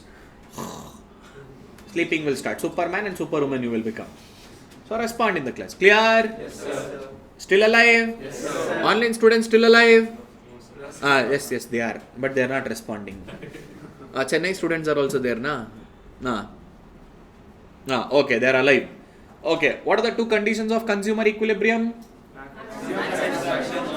Maximum satisfaction and clear, ra? That means any product as a customer I go and buy, I should get a maximum satisfaction from that commodity. Until I get that maximum satisfaction, I don't think of changing that product.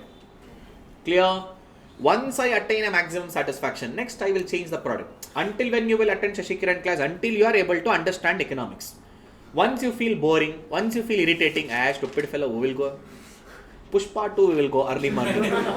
What will do? Pushpa 2. 3.5 hours in Pushpa 2 you will sit there. Clear, ra? So, maximum satisfaction has to be achieved without even changing the product. So, in order to identify this equilibrium, in this chapter there are two methods. How many methods are there? Two methods. Cardinal and ordinal. See, simple. Cardinal approach was developed by Alfred Marshall.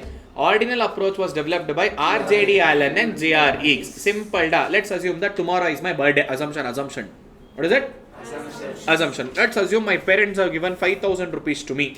Now, what I will do? First, I will go and buy a clothes. What I will do? First, I will go and buy a birthday, na? I should look good.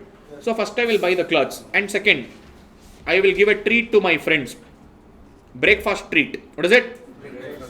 Sasta treat. 500 rupees matter clothes for everyone. And third, what I will do after the class, na? I will go for Pushpa 2 movie. I will take only my close friends. I will go for a movie, sir. And last but not the least, fourth, sir, in that day, I will go out with my family for a dinner. I go out with my family for a dinner. Clear? Now, cardinal approach said we can calculate satisfaction in terms of numbers. We can measure. What is it? We can measure. That is what cardinal approach said in the form of utils. In the form of what? Utils. That means we can calculate utility. What is utility? Want satisfying capacity. In short, your satisfaction. Let's say, buying after the clothes, I got some 70 utils of satisfaction. What is it? 70 utils. Next, after giving treat to my friends, stupid fellows, sir, only I should give, they will not give. Only and only 10 utils. Sir, after going to movie Pushpa 2, not fire, full flower. Sir, 50 utils. How much? 50 utils. Next, after having dinner with my family, now I got fully happy. With my family, I spent some quality time. I got some 90 utils of satisfaction. How much? 90 utils. Like this, I can quantify, I can measure satisfaction in terms of numbers. That is what Alfred Marshall said. You tell me, is it practically possible? So, to overcome this disadvantage, we have a ordinal approach. Now, ordinal approach said, see boss, highly impossible to give numbers like this. Whichever gives you more satisfaction, that is my first preference. After that, second preference. After that, third preference. After that, like this, give them in the form of rank or preferences. What is it? First rank, second rank, third rank, fourth rank, first preference, second preference, third preference, and now you tell me which is practically possible. Clear? Cardinal approach, Alfred Marshall. He said we can measure satisfaction in terms of numbers by measuring in the form of. That is, we are measuring what? Utility. Utility is measured in the tool called as utils. But ordinal approach said, stupid fellows, not possible to measure like that. In reality, we can only give them what? Rank or preference. What is it? Rank or? Preference. Clear? That is ordinal approach. Clear? That is what this entire subject is going to be. Right? Consumer behavior. Under cardinal approach. See, cardinal measurability of utility is possible. That means satisfaction can be measured in terms of. So, there are two approaches in order to learn about them. One is LDMU concept and second one is consumer surplus theory. Now under ordinal approach, they said there is a drawback in the cardinal approach. We can't measure satisfaction and all. Instead, we can give them in the form of what? Preferences or. So under ordinal approach, we study about indifference curve and. Clear? This is your consumer surplus theory. Consumer behavior. Total 4 theories are there. LDMU and consumer surplus, indifference curve and. If we study about these 4 theories, this entire chapter 2 comes to an. Before that, basic concepts. TU, AU. Anyone in the class who don't have a knowledge of this TU, AU, MU, or are confused, sir, actually 100% I don't know, but somewhat I know. Anyone in that category?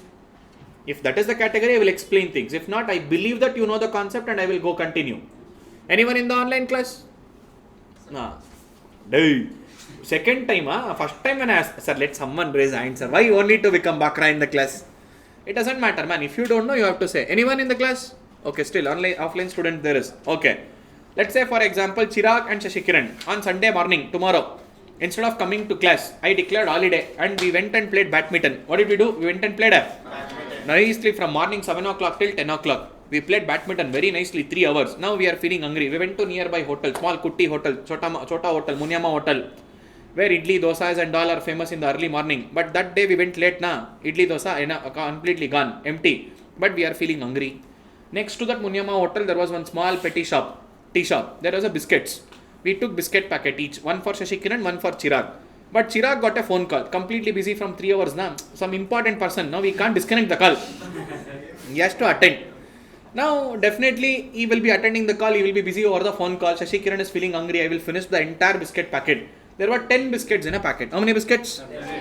Okay, I had a first biscuit. I got 10 utils of satisfaction. That means cardinal approach I am explaining. We can measure satisfaction in terms of numbers. I had a second biscuit. I got some 30 utils of satisfaction. I had a third biscuit. I got some 60. I had a fourth biscuit. I got some.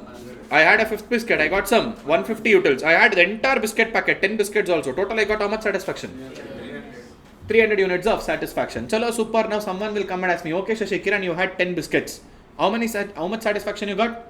300. How much satisfaction you got from every single biscuit? I will say it is easy. See, 300 is the total satisfaction by how many biscuits? 10. Every single biscuit has given me a utility or utils of how much? 30. This is called average utility. Average per unit. What is it?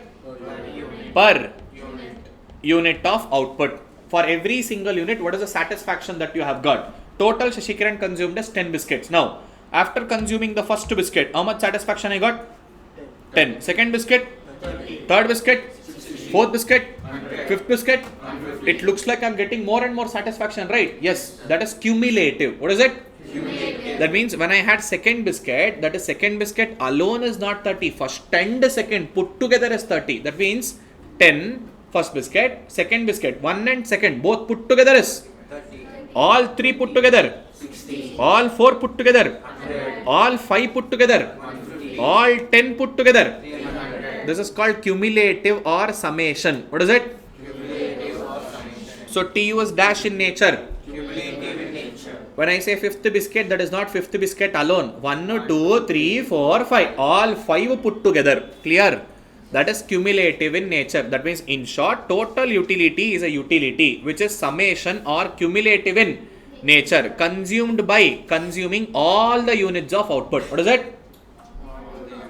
That means if I say 5, 1, 2, 3, 4, 5, all 5 put together. What is it all? 5 put together. See, it is a cumulative of all the utilities. Clear? Next comes a marginal utility. Now Chirag is still busy. Chirag is not in a mood to disconnect a call. Shashikiran finished his biscuit packet. Now, in front of your friends, if you don't have your snacks on time, what it will happen? Simple. I also took off one biscuit without his knowledge. Now I am consuming 11th biscuit. Which biscuit? 11th biscuit. Now I am having the 11th biscuit. Now this 11th biscuit, I got 350 utils of satisfaction. Consuming all 11. Consuming? Now if I ask you, only and only 11th biscuit alone. Only and only? How much satisfaction I got? 50. How did you get to know? Sir, simple sir. 350 minus 300. Present minus previous. What is it? That is marginal utility. One more additional or one more. I had consumed 10th na. I am consuming 11th. One more additional. One more. Additional. For 10th I had got 300 utils of satisfaction. For 11th I got 350. So 350 minus 300. Present minus previous. TUN present. TUN minus 1. Previous. So formula for MU. TUN minus TUN minus. 1.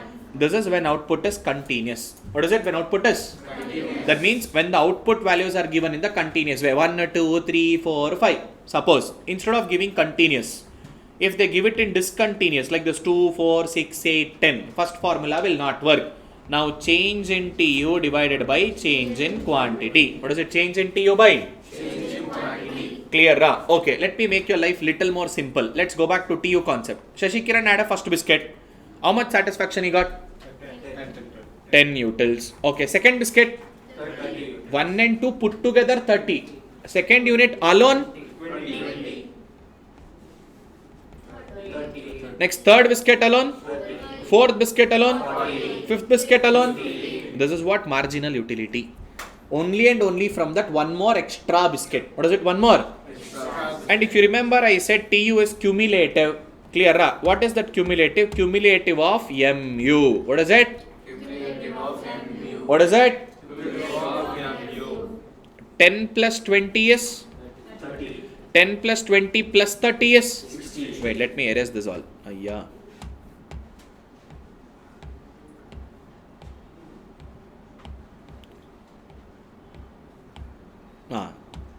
See here. First unit is only 10 na?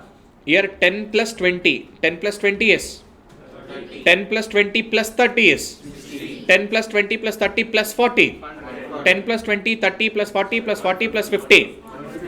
Got to know? That means TU is cumulative of dash. TU is cumulative of. So with this respect, there are two formulas for total utility. First formula, TU is equals to U1 plus U2 plus U3 until UN number of units. What is it? U? N number of.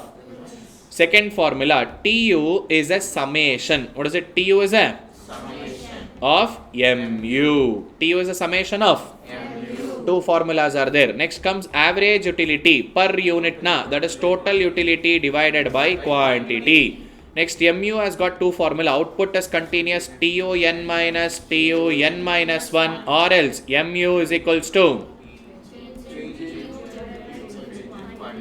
Clear? Understood? So total utility, it is a utility derived by consuming all the units of output. Average utility, it is a per unit. What is it? Per. Unit. And it is one more extra, one additional or one extra. What is it? One additional or one Extra. unit of output. This is the concept of TU, AU, MU. Clear? These are the basic concepts. Pa. Any doubt in the basic concepts? Can you give one example in the second formula? Average utility. Let's say for example, sir, I went to a masala dosa shop, sir. In the break time, I had a masala dosa, first masala dosa, sir, superb. Sir, I got, assuming that cardinal approach, we need to measure satisfaction, na? I got some 50 utils of satisfaction. Now what is it? 50 utils. Sir, after looking into masala dosa, na, someone else took that butter masala dosa, sir. Next, I went and ordered one more butter masala dosa, sir. Now I got 80 utils of satisfaction. How much? First one? 50. Second one? 50 plus 80? 130. Total how many dosas you had? Average. From every dosa, how much satisfaction you got? Clear, ra? I am taking average. What is it? I am taking what? Average. On per unit. And an average. On per unit, how much satisfaction you are getting from each dosa. Clear, ra? Suppose if I ask you, only from first dosa alone, 50. Second dosa alone, 80. But 50 plus 80? 130. 130 by 2? 65. Average means I am equally dividing between both. But marginal, exact satisfaction from first one, exact satisfaction from. Got to know the difference? Any other doubts, pa? Let's go to the topic. Okay, let's come to your favorite topic with that respect. LD. Law of diminishing marginal. Concept is very simple. Now let's say, dosa example only, let's take it. What's your name, da? Let's say for example, Tirush. He went to hotel. He ordered one dosa, one plate kali dosa. Wow, superb, amazing. He got 50 utils of satisfaction. He liked it. He ordered second dosa. Now total, what is that? Total, TU, cumulative in nature, na. He got 75 utils of satisfaction. Assume that Shashikiran sir birthday was there, na. Shashikiran sir is giving treat. What Shashikiran is doing? So he is like full enjoying. I said, whatever you want, you take. What is it? Whatever you want. He ordered first dosa, 50 util satisfaction. Second dosa, 75. Third dosa, fourth dosa, fifth dosa, sixth dosa. After that tummy filled, I said, hey, take one more. Hey, my birthday, take one more. And he had seventh dosa. Now instead of increase in satisfaction, it got Decrease. 200. After one point of time, you will feel like enough. Hey, if you don't eat the seventh dosa, I will fail you in economics. With fear, undue influence. Now Shashikiran sir is doing undue influence. If you don't eat the seventh dosa, na, I will fail you in economics. So he had the seventh dosa. After eating seventh dosa, sir, 2 minutes I will come. He went to washroom, whacked everything, he came back. Dissatisfaction. What is it? Clear, ra? No, again he will have something else. No dosa and all. Like I used to give jamun example in the class. Jamun, sweet, champakali and all. All these examples in the normal class. Clear, ra? Now, it looks like he is getting more and more satisfaction now. First, let's say for example, first dosa 50, second dosa 75, third dosa 95, fourth dosa 110, fifth dosa 120. It looks like he is getting more and more satisfaction when he is consuming. But the reality is he is not getting satisfaction more and more. It is decreasing. How? Let's identify marginal. Output is continuous, na? First formula or second formula? According to first formula, only and only 1 unit you consume. Even marginal speaks about 1 na, additional, 1 extra, 1 unit. Even this will be. 50. Next, second, 75 minus 50. 25. 95 minus 75. 20. 110 minus 95. 50. Next, 120 minus 110. 120 minus 120. 100 minus 120. Minus. Clear, ra? That means, if you observe it very carefully, first dosa is giving him 50 utils of satisfaction. Second dosa, 25. third dosa, 20. fourth dosa, 50. fifth dosa, 10. sixth dosa. But it looks like he was getting more and more satisfaction. Na? Individually he is not getting a satisfaction. Cumulatively. What is it? Cumulatively. Putting everything together, it looks like he is getting more satisfaction, but the reality is from the first unit itself, satisfaction is. What is the concept name? Law of diminishing marginal utility. Your marginal utility keeps on diminishing when your output keeps on Decreasing. clear, ra? When you consume more and more, your satisfaction keeps on decreasing, but it looks like increasing. That is LDMU concept, and there are 5 assumptions. How many assumptions are there? First and the most important assumption, I consider, what's your name, da hero? Tirush as a rational consumer. Which consumer? He is a rational consumer. And commodity is given for a Shashikiran giving treat, na? He is not paying anything. Shashikiran is giving treat. And there should be dash consumption. one after the other, continuous consumption without any time gap, and all the dosas should be from same hotel, same shop, same chutney, everything is same, homogeneous goods. Which goods? Homogeneous goods. And according to our Alfred Marshall, we can measure satisfaction in terms of numbers. Cardinal measurability of utility is Possible. that is what we did here, na? See, we are putting in terms of numbers for each and everything. Yeah. Every time we should do this. 1 second. We will write it 1 second. What was the value per year? First one is 50. next. 25, 20, 15, 10, 0, 20, minus 20. Clear, ra? Now, when I started this unit, I said in this unit we are interested to identify consumer equilibrium. Which equilibrium? Consumer equilibrium. What are the two conditions of consumer equilibrium, pa? Satisfaction or no change? Maximum satisfaction and No change.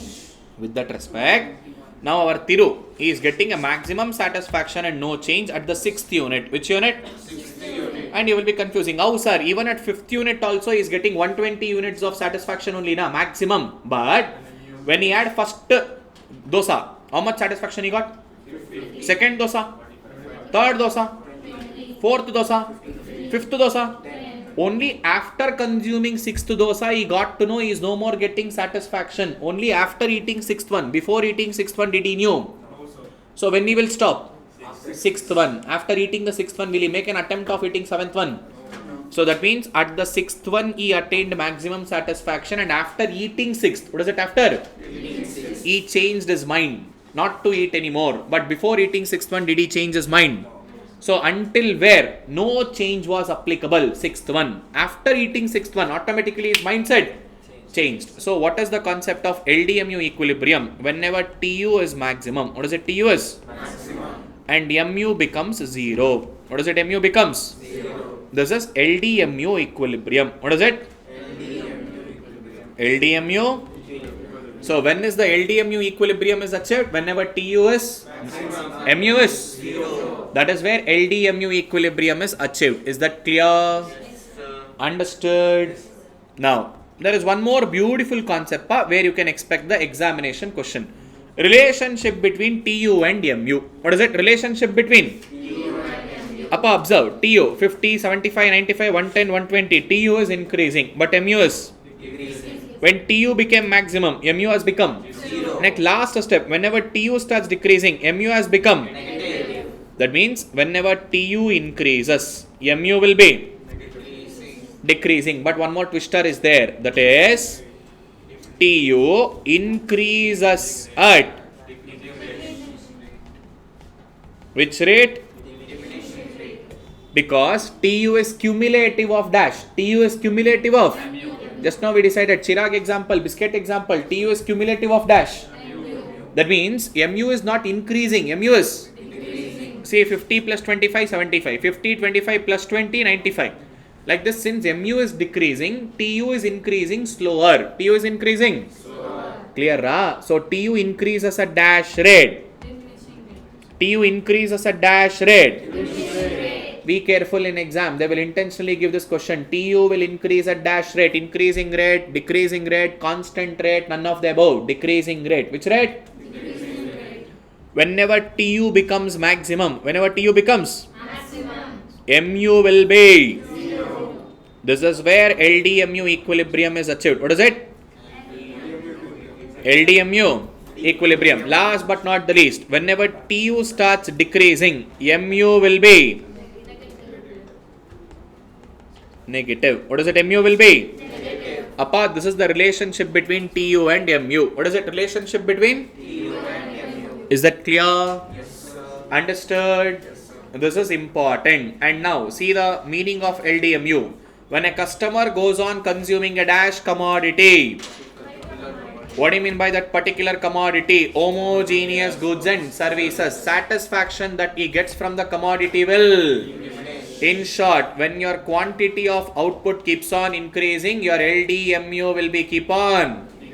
Or satisfaction, that is MU keeps on. MU will be keep on.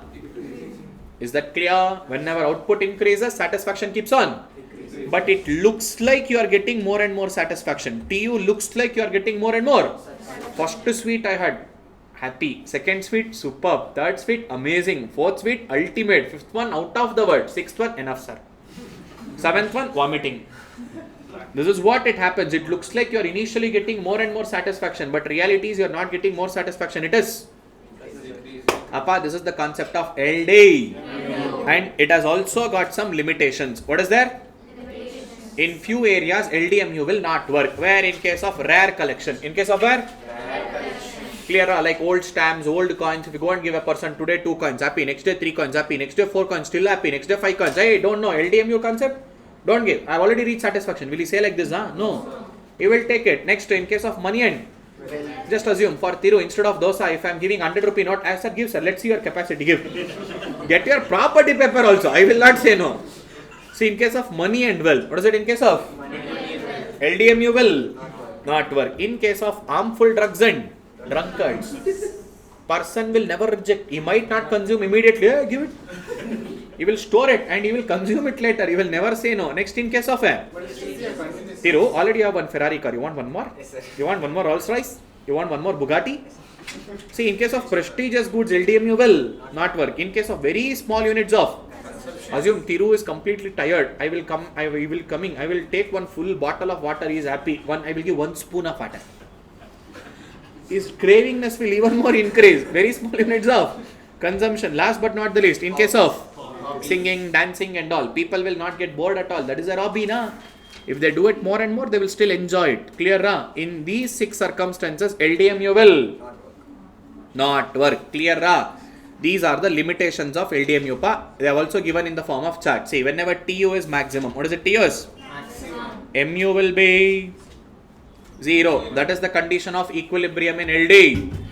And just now we understood the relationship between TU and MU. Clear, ra? So this brings to the next topic, that is consumer surplus. Movie ticket example. In class we have taken one beautiful example. Let's say for example, here what's your name, da? Karthi, sir. Karthi. Assuming that Karthi is a fan of Allu Arjun. Assumption. What is it? Just a fictitious assumption. Who will go to Shashikiran class? Pushpa 2 has released. Let's go to Pushpa 2. He knows it very well. Tickets will not be available in the theatre if you go to the counter and if you want to take it. But still, he will go to the theatre. And he gets to know ticket is not available. Black ticket guy said, 1 ticket is 500 rupees. 1 ticket is how much? Very big fan of Allu Arjun. He has to watch first day, first show at any cost. Okay. He thought of buying. Later he realized, Akhilesh sir said he wants one theatre in Bangalore. And he will call up Akhilesh sir. Hi sir, how are you? We are missing you so much sir. When are you taking the classes? Full maska putting na. Starting only he can't ask for a ticket. If not, sir will give ticket in some other place. So, sir, one help, sir. You only said, na, student life is golden life. We need to enjoy. Sir, I have come to your theatre, sir. Just 1 ticket needed for Pushpa 2, sir. Day, marathon class is going on, na. Shashikiran, sir. Didn't you attend? Sir, who will go, sir? Assumption. Wait, let me call Shashikiran, sir, and inform. Sir, please, sir. My favorite hero, sir. Only 1 ticket, sir. Somehow he will convince, he will get the theatre, he will get the ticket. He will get the ticket for counter price. Which price? Say, assuming the real counter price is 200 rupee. What is it? 200. He was ready to pay how much? 500. But he paid how much? 200. Okay, after coming back to class, will he sit silent now? Oh, do you know how was the movie? Full Kali dance and all, fully will instigate all his friends. Next day, 5 of friends are planning, all the 5 planning to bunk and going to same Pushpa 2. Now he said, see, yesterday I gave 500 rupees in black ticket part. Tickets are not available in counter and book my show also not available and all. Bring minimum 400 rupees. We will bargain. 5 people are there now. We will bargain little. We will somehow get it for 400 rupees. Now everyone were ready to pay 400. Now Chirag will say, hey stupid fellow, for this theatre you paid 500 rupees yesterday. You don't know, this theatre belongs to. Hey wait, now Chirag will call. Hello sir, good morning. How are you? We are missing you so much. When are you coming? Same maska will happen. Now, sir, just one help, sir. Just a 5 ticket. Wait, let me call Christopher, sir. They will give you permanent ticket from ArivuPro. Sir, somehow we will convince. Now, again, they will get a movie ticket for how much, sir? 200. They were ready to pay how much? 400. See, second time, he was ready to pay 400. First time, he was ready to pay 500. Let's say, after some few days, his cousins will come from native. Now, even they want to go for same Pushpa 2.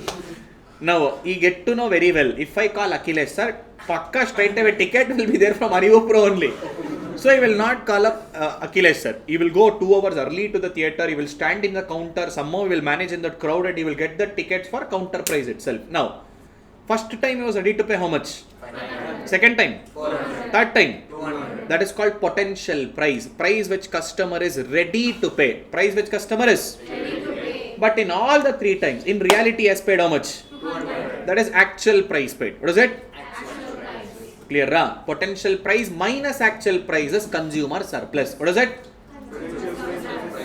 Whatever extra worth of satisfaction. What is it? Whatever that the customer is going to enjoy. Customer is going to or derive is called as consumer. First time he was ready to pay how much? 500. Paid how much? 200. 500 minus 200. That is the extra satisfaction he has got. By just paying 200 rupee, he got a satisfaction worth of 500. Paid 200. Satisfaction got us. 500. Extra what he got is. 300. So consumer surplus is extra worth of satisfaction. What is it? Clear na? Read down. Read this. Read it loud. Whatever extra worth of satisfaction that consumer enjoys is known as consumer surplus. Consumer surplus is equal to potential price minus actual price. What is potential price? The price which customer is. Ready to pay. Next, what is actual price? Price which we need to pay. Now observe, in the previous example, dosa was given for free of cost, Shashikiran sir birthday treat, but he is paying a price now, movie ticket. See, this is the main difference. In LDMU, product is given for free of cost. What is it? Product is given for? But here, we are paying a price for the product. Product is not available for free of Cost. When he is paying a price for a product, na, his intention to pay. What is it? Intention to pay. Potential price keeps on. First time he was ready to pay. Second time. 400. Third time. 200. Maybe after 1 week. All is nearby home. Friends will call upon for the same way. No, I have tested. I can't come. He is not even ready to pay. 0. That means my intention to pay. What is it? Intention to pay. Keeps on. Decreasing. That is what? In case of potential price or the consumer surplus is also subject to. That means the price which customer is ready to pay. That is potential price will be gradually reducing when we go on consuming a dash commodity. Homogeneous good. Same movie is watching again and again na. Particular commodity. Is that clear? This is the concept of consumer surplus. See movie ticket example. And I also give one more beautiful example. Bisleri. If you remember in the class. You have gone to Rajasthan, desert. Now see, she got I got to know this example. So all the water, whatever you guys have taken, completely empty. Now you are feeling thirsty. You can find one shop in middle of desert. What is it? You can find one shop in middle of like our Bisleri advertisement. In middle of desert, there is a shop which sells water bottle not for humans, for camels. Now as soon as he saw that shop, now he will say to his friend, Pakka, this guy is going to charge double. If half liter water bottle is 10 rupee or whatever, he will charge 20 rupee. He will charge how much? 20 rupees. Now Chirag will say, no. Highway example you didn't see. See, if it is 20 rupee, he might charge 25 rupee. Like that, if it is 10 rupee, maybe 50% higher. 15 rupees. Now, travel guide is there, na. He roams around every single day. There is one stupid guy who has a shop. He don't know how to do business. If it is 10 rupee, he is also selling for 10 rupees. See, first person expected the price of water bottle to be 20, but in reality they paid only. 10. Second guy expected it to be. 15. They paid only. 10. Third guy expected it to be. 10. They also paid us. 10. See, this is where equilibrium lies. When potential price and actual price both are equal, consumer surplus will become 0. that is the level of equilibrium when you are buying a single commodity. Which commodity? Single commodity. But your life cannot be so simple with ICI. They want to complicate your life. So they can't give it in such a simple way. They said potential price. It can also be referred as marginal utility because that is the satisfaction what you are getting now. Movie ticket example. By just paying 200 rupees, you got a satisfaction worth of. 500. That is MU. Potential price is also called as marginal utility. What is another name for potential price? Marginal utility. And in this example, where is the equilibrium achieved? When price is equal to MU. Price paid is equal to what? MU. Price paid is nothing but actual price now. So when the price paid is equal to MU, that means in short, potential price equals to actual price, or when consumer surplus has become 0. See, this is the easiest way of saying things, but your ICA wants to complicate your life. So what is the equilibrium in case of a single commodity? Potential price, actual price. We are not using that word. What are we using? Price paid is equal to MU. Price paid is equal to what? MU. Price paid is equal to what? MU. That is in case of how many commodity? Single. Suppose if it is a two commodity. Which commodity? Two commodity. MU of X divided by price paid for X, first commodity, equals to MU of Y divided by price paid for. This is the equilibrium condition for two commodity. How many commodity? Two commodity. If it is more than two commodity, same formula, same ditto, the same formula until MU of N divided by price paid for N. That means we will write it like this. MU of X divided by price paid for should be equal to MU of Y divided by price paid for until MU of N divided by price paid for. This is in case of more than two commodity. What is it more than? Two commodity. If it is a single commodity, which commodity? Single commodity. What is the condition of equilibrium? Price paid equals to marginal utility is also called as potential price. Which price? Potential price. And in case of two commodity, MU of X divided by price of X equals MU of Y divided by. If it is more than two, same formula until MU of N divided by price of N. MU of N equals to? Respond in the class. MU of N divided by price of N. Clear? Single commodity, two commodity and more than? Two commodity. Clear? Now with that respect, if at all we represent the same table in the form of graph, in the form of? Graph. See, this is how the graph looks like. MU is also called as what? Potential. Actual price. The price paid is also called as what? Actual price. See, the price which we were ready to pay initially was how much? 20. And later it will become how much? 15. And actually we paid is how much? 10. And gradually the price keeps on decreasing. Now, first time movie ticket 500, next time 400, next it is 200, next it will be 0.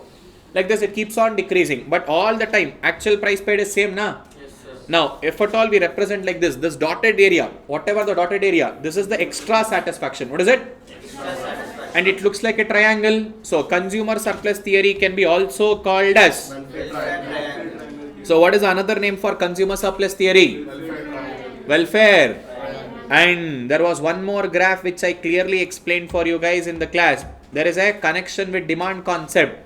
Now, what is the general nature of demand curve? Supply. The point where demand and supply meets together. Equilibrium. Do you agree? Now, if I just erase off the supply line, is this graph looking similar? Next to that only is there na. See, this is the portion of consumer surplus. Do you agree? That means area below demand curve. What is it? Area below? Demand curve. And above the price line is called as consumer surplus. What is it? Area below demand curve and above the price line is called as?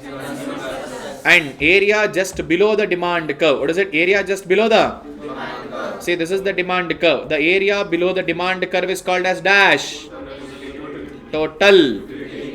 Clear? See, these are the two places the connection is given with demand and supply. So be careful.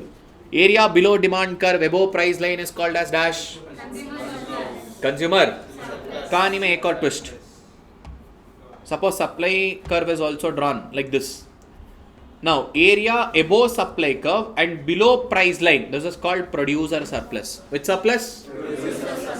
Usually it is not there in your syllabus, so you will not get. But consumer surplus is there in your syllabus and you can expect the question. Clear? Yes, sir. Understood? Yes, sir. So, the area below demand curve above price line is called as dash surplus. Area below price line but above supply curve is called as? Area below the demand curve in general is called as?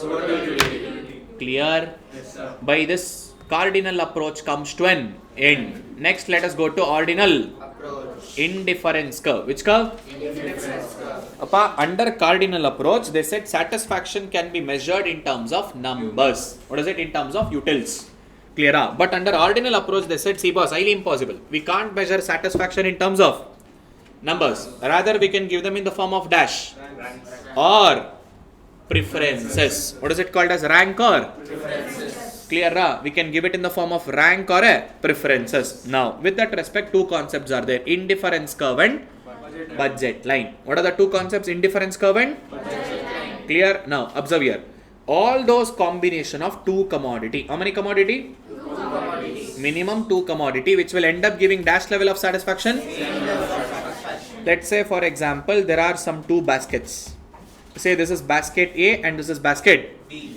Say in the basket A, fruit example, there are some, let me say, two apple, one banana and one watermelon. And in basket B, there are two banana and two watermelon. Which basket will you choose? A. Sir, basket A. Why? Because sir, three different fruits are there. But end of the day, four fruits only, na? At least minimum, how many combinations should be there? Two goods, which ends up giving dash level of satisfaction. That is called indifference curve. And see there, minimum how many commodity should be there? Or he or she has to completely buy the two commodity. That means there is no concept of savings. No concept of savings. Whatever income we have now, completely we will be buying how many commodity? Two commodity. Sir, let's say, sir, I had some 100 rupees with me. Okay.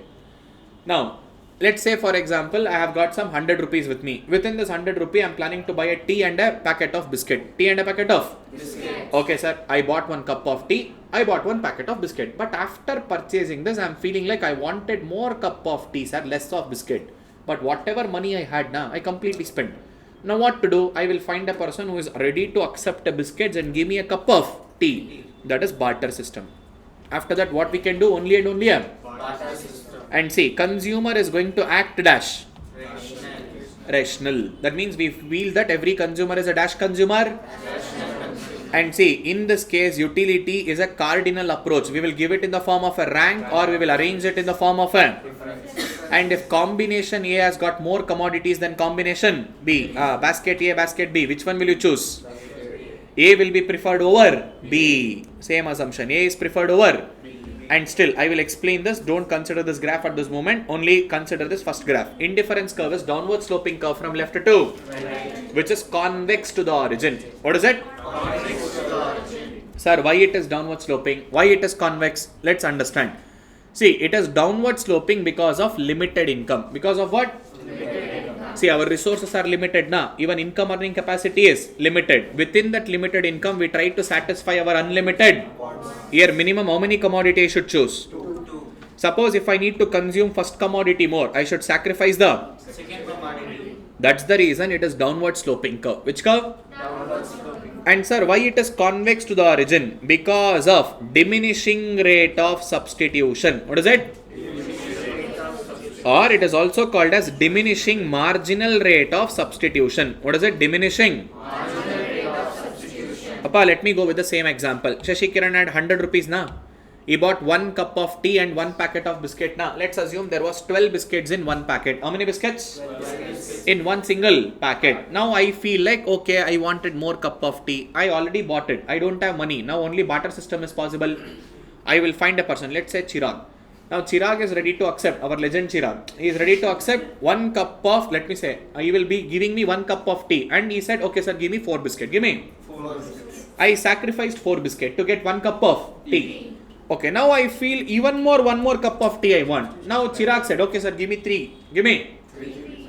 I have only 5. 1 more cup of tea. Now I have only 3 biscuits. 1 more cup of tea. I only have. Now observe, initially, to get 1 more extra cup of tea, observe here, from first cup to second cup, I had 12 biscuits. Now I have only 8 biscuits. How many biscuits I sacrificed? 4. Next term, from second to third cup, how many biscuits I have sacrificed? 3. Next term, 2. Next term, 1. That means going further, I am okay to sacrifice. My intention to sacrifice, will it keep on increasing or decreasing? Decreasing. Same pa, like you have your sibling at home. Your parents got 2 chips packet. Your sibling had the chips packet, it is empty. Now when you are opening the wrapper, he will come and ask Nangu Kodu. Give it for me also. Okay, pa, you will give some 2 chips. After that, again you will come. Now how many chips? 1. Third time you will come. Get lost, stupid fellow. That means you will sacrifice. Intention to sacrifice keeps on. That is what? Diminishing rate of substitution. What is it called as? Diminishing rate of substitution. The rate at which one commodity is exchanged to another. What is it? Rate at which one commodity is exchanged to another. That is also called as marginal rate of substitution. Remember, every single time my intention to substitute will be always and always diminishing. That is why indifference curve is also called as law of. What is it called as law of? Is that clear? Point number 1, indifference curve is downward sloping from left to right. Why? What is the reason for downward sloping? And why it is always convex to the origin? Because of diminishing rate of substitution or diminishing marginal rate of substitution. Remember, indifference curve is downward sloping dash to the origin.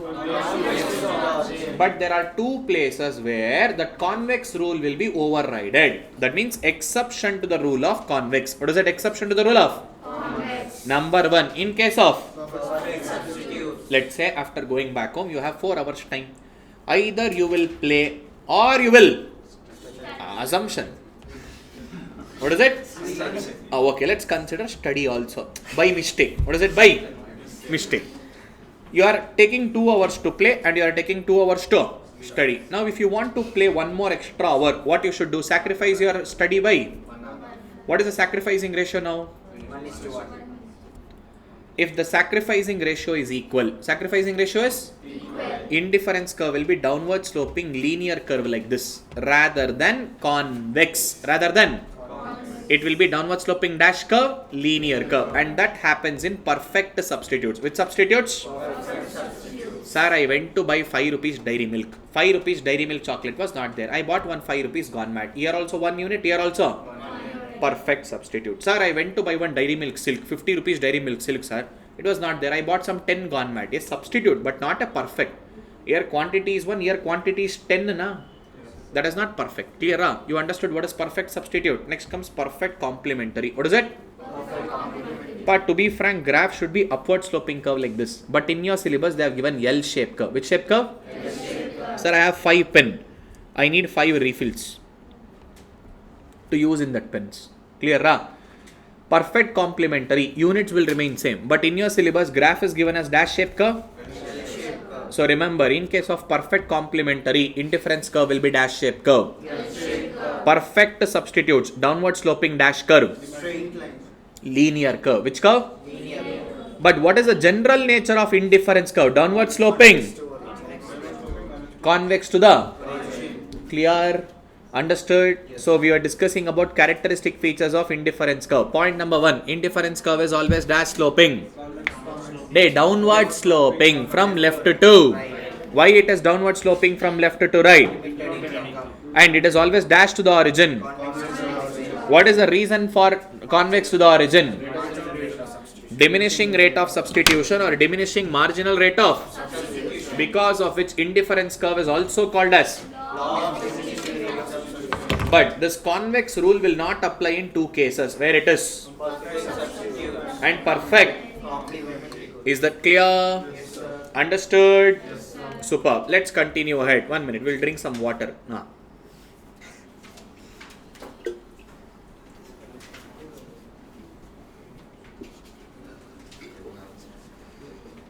Full getting bored of sitting, huh? Sleepy, eh? Hey? Day, is it boring? For you, why you went for movie last night, huh? Then chatting with girlfriend.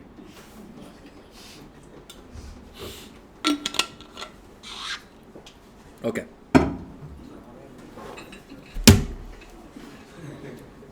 My salary will go off if this falls. Okay, jokes apart. Point number 3. See, if there is more than one indifference curve in a graph, what is it? More than one indifference curve in a? It is called indifference map. What is it called as? Clear? Whenever there are multiple indifference curve in a one single graph, whichever is away from the origin, whichever is away from the origin, or completely towards the right hand side, completely towards the right hand side, that will give highest level of satisfaction because different indifference curve has got a different income earning capacity. Na? Say this is 100 rupee, this is 200, this is 300. Sir, with the 300 rupees, I can buy more units of product A and product B. With 200 rupee, lesser units of one product, na? I can't take more and more units. So, where you will get higher satisfaction level? When there is a indifference curve completely towards which side? RHS side or completely away from the clear. Next point number 4. Even though if there is more than one indifference curve in the graph, they should never intersect between each other. What is it? They should never Intersect with each other. Sir, what happens, sir, if it intersects? Appa, before intersection, observe here, IC2 is giving more satisfaction. But after intersection, IC1 is giving more satisfaction. How it is possible, sir? How can an 100 rupee can give much more satisfaction level than the 200 rupees of income level? Highly impossible. So that's the reason it will not agree to this point number 3 if it gets intersected. So that's the reason indifference curve should never between each other. Next point number 5. What is it? Even though if there are more than one indifference curve in a graph, they may be parallel or may not be. They may be parallel or even though if they are not parallel, they will never intersect with each other. why? To increase the consumption of one, we need to compromise the consumption of. Another. And indifference curve should never touch any of its axis. Why? Suppose, sir, if it is touching y axis, we are only consuming good A, we are not consuming.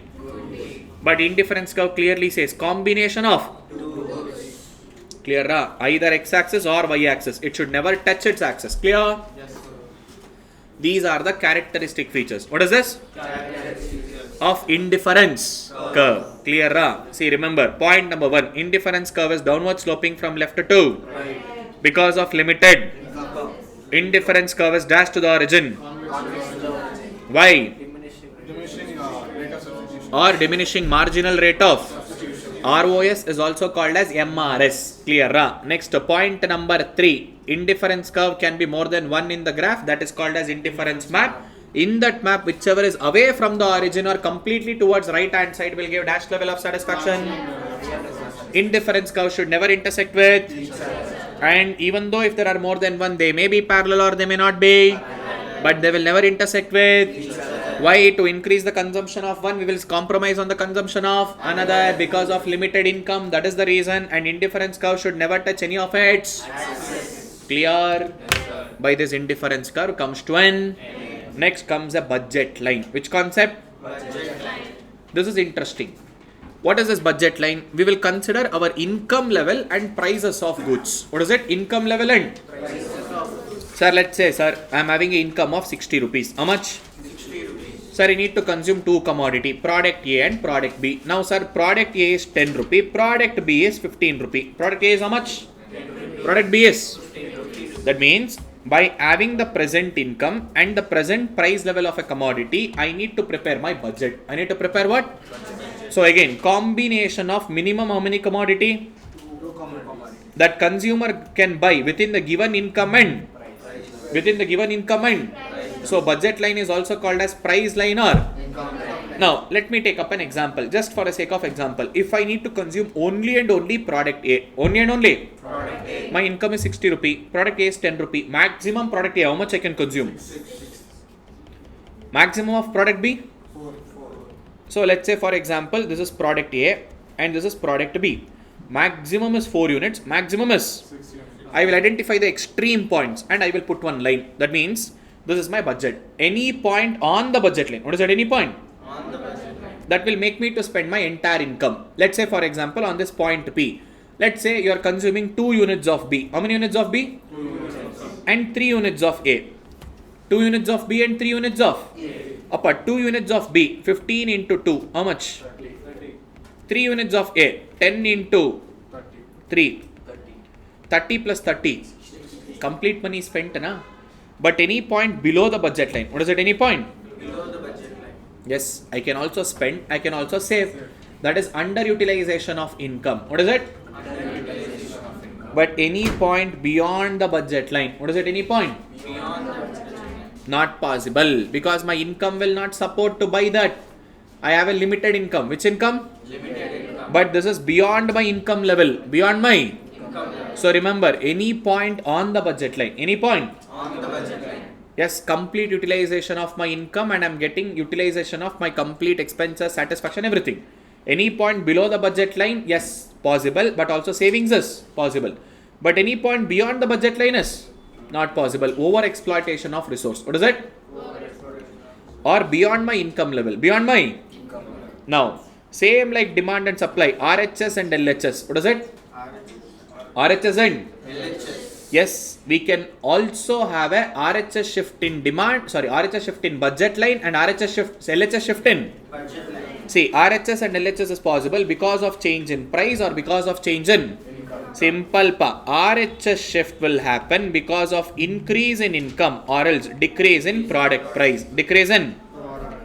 Even LHS shift is possible because of either decrease in income or else. Appa, remember this. Clear, ra?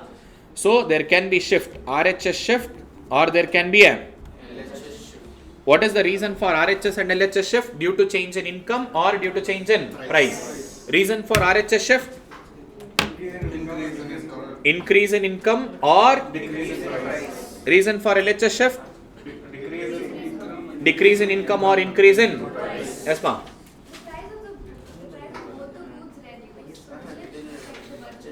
I will explain. Just give me 2 minutes. Clear, ra? This is in general. RHS and LHS condition. Now, there might be a logic. Sir, how come both the product prices changes in same way? For example, product A price might go up, product B price might come down, or only one single product prices can change. Na? Yes, possibilities are there. See, suppose, sir, this is my initial budget line.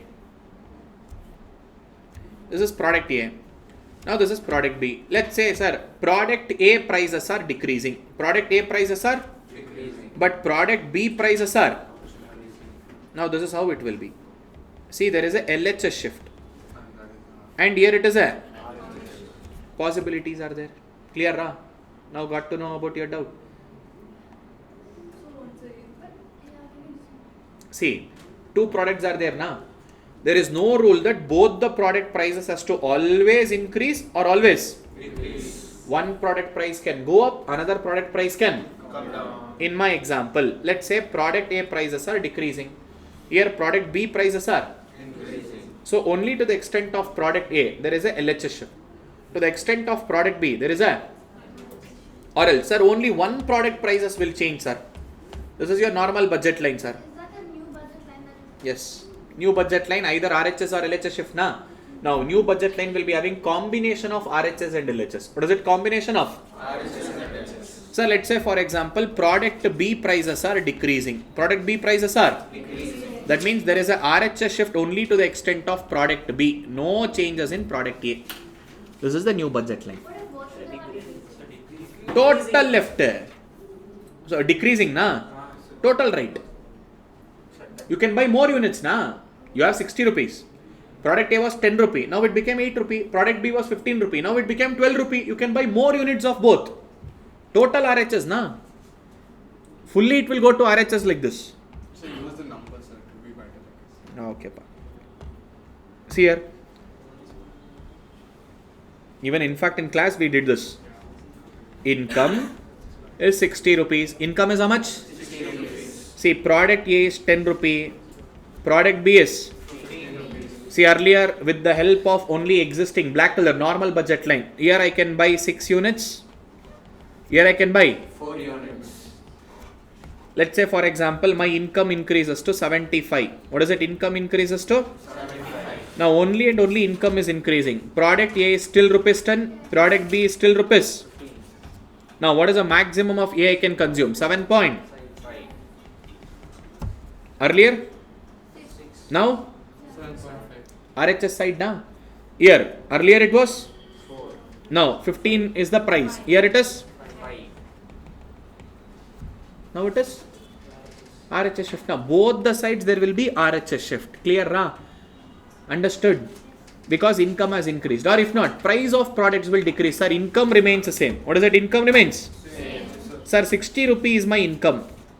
Now product A, sir, earlier it was 10 rupee, na? Now it has become? Sir, product B, earlier it was like 15 rupee, na? Let's say it has become 12 rupee. Let's assume if I am only and only buying a product A. Now do it. 60 by 8. 9.5. Earlier 6 units was there, na? Where? The first graph that you have shown. No, down you can come. Yeah, there. Price decrease for A, it should be above the actual point. Correct. 1 second. Yeah. Thanks, ma. We made a mistake here. Oh, we get erased, yeah.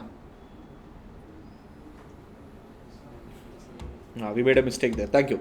Here, let's say prices are increasing for product A. Here, prices are decreasing for product B. Clear, ra? Got it? So, whenever prices decreases, we can buy more number of units, na? RHS will happen. Whenever price increases, we can't buy more number of units with the existing income. So, we will buy lesser number of units. So, it will become LHS. See, depending upon the scenario, it can be RHS or it can be LHS, because it is a combination of two commodity. So in both the sides, there can be same RHS or same, or one side RHS, another side. Clear? This brings to the last topic of your chapter 2, that is equilibrium of ordinal approach. Which approach? See, when we started speaking about equilibrium concept, which concept? See, under LDMU, equilibrium, TU should be maximum, MU should be 0. Consumer surplus theory, single commodity, two commodity, more than two commodity, we had discussed, accepted. Now, in case of ordinal approach, two conditions are there. Indifference curve and budget line has to be tangent. It has to be, it has to just touch. What is it? Just it should not cut. It should not. So which IC curve is just a tangent? Now at this point of tangency, even MRS or ROS should be, the rate at which I am exchanging the commodity should be equal, or you can also consider I am consuming both the products in a equal proportion. What is it?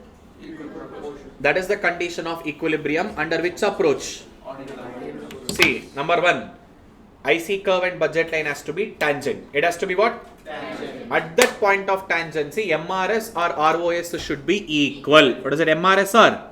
ROS. Should be equal. Is that clear? Yes, sir. Understood? Yes, by this entire chapter 2 revision comes to an end. Sum up. Clear, pa? Yes, sir.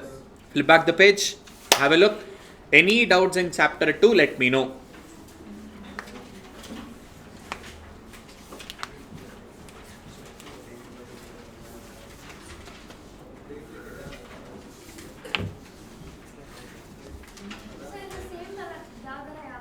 In the option, it says, so long as the prices of both the goods change in the same proportion, the new budget line will have the same slope. Slope, that means linear slope.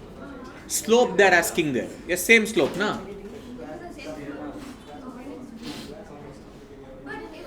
Shifting, if they are asking for a shift, if the price of both the commodities is decreasing, price of both the commodities RHS shift. But slope is same, na? Downward slope. Proportion is same. Same slope it will become. The question is asked from the slope. Clear? Okay. Let me give just a trailer of theory of cost and then I will give a break. Clear? Huh? See, you know the background story here.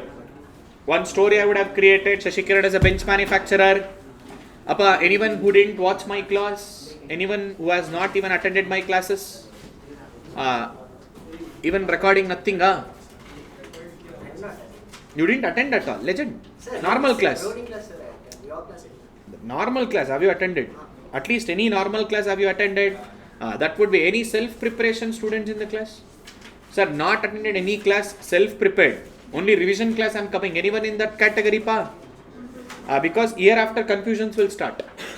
Because things get complicated. Year after all technical concepts will come. That is the reason. Okay, chalo. Let's start. I will only give an intro of this particular chapter and I will give a break, and later on, once we are after the break, we will continue in detail. Let's say for example, Shashikiran is a bench manufacturer. Who is Shashikiran? Say this room. This is the premises which I have taken for a rent. What have I taken? Rent. Every single month I should pay a rent of how much? 10,000. Now it doesn't matter whether I produce goods or whether I don't produce the goods. Every month, what is the rent that I should pay? 10,000. This is called fixed cost. Which cost? Fixed cost. Irrespective of output. What is it? My cost remains unchanged. I am using a word irrespective. That means I may produce 1 unit, 5 unit, 10 unit, or even not even produce anything. Or I might produce any number of units. Every month rent I should pay how much? Another best example, salary to my staff. Let's say I have appointed every person, let me say every individual staff for 20,000 salary per month. What is it? 20,000 salary. Whether they work less or whether they work more. Every month how much salary I should pay? 20,000. Which cost is that? Fixed cost. Okay, let's say for example, in order to produce one single unit, my raw material cost is 100 rupee. Raw material cost is how much? 100 rupees. To produce 10 units? To produce 100 units? Say to produce 1000 units? Clear, huh?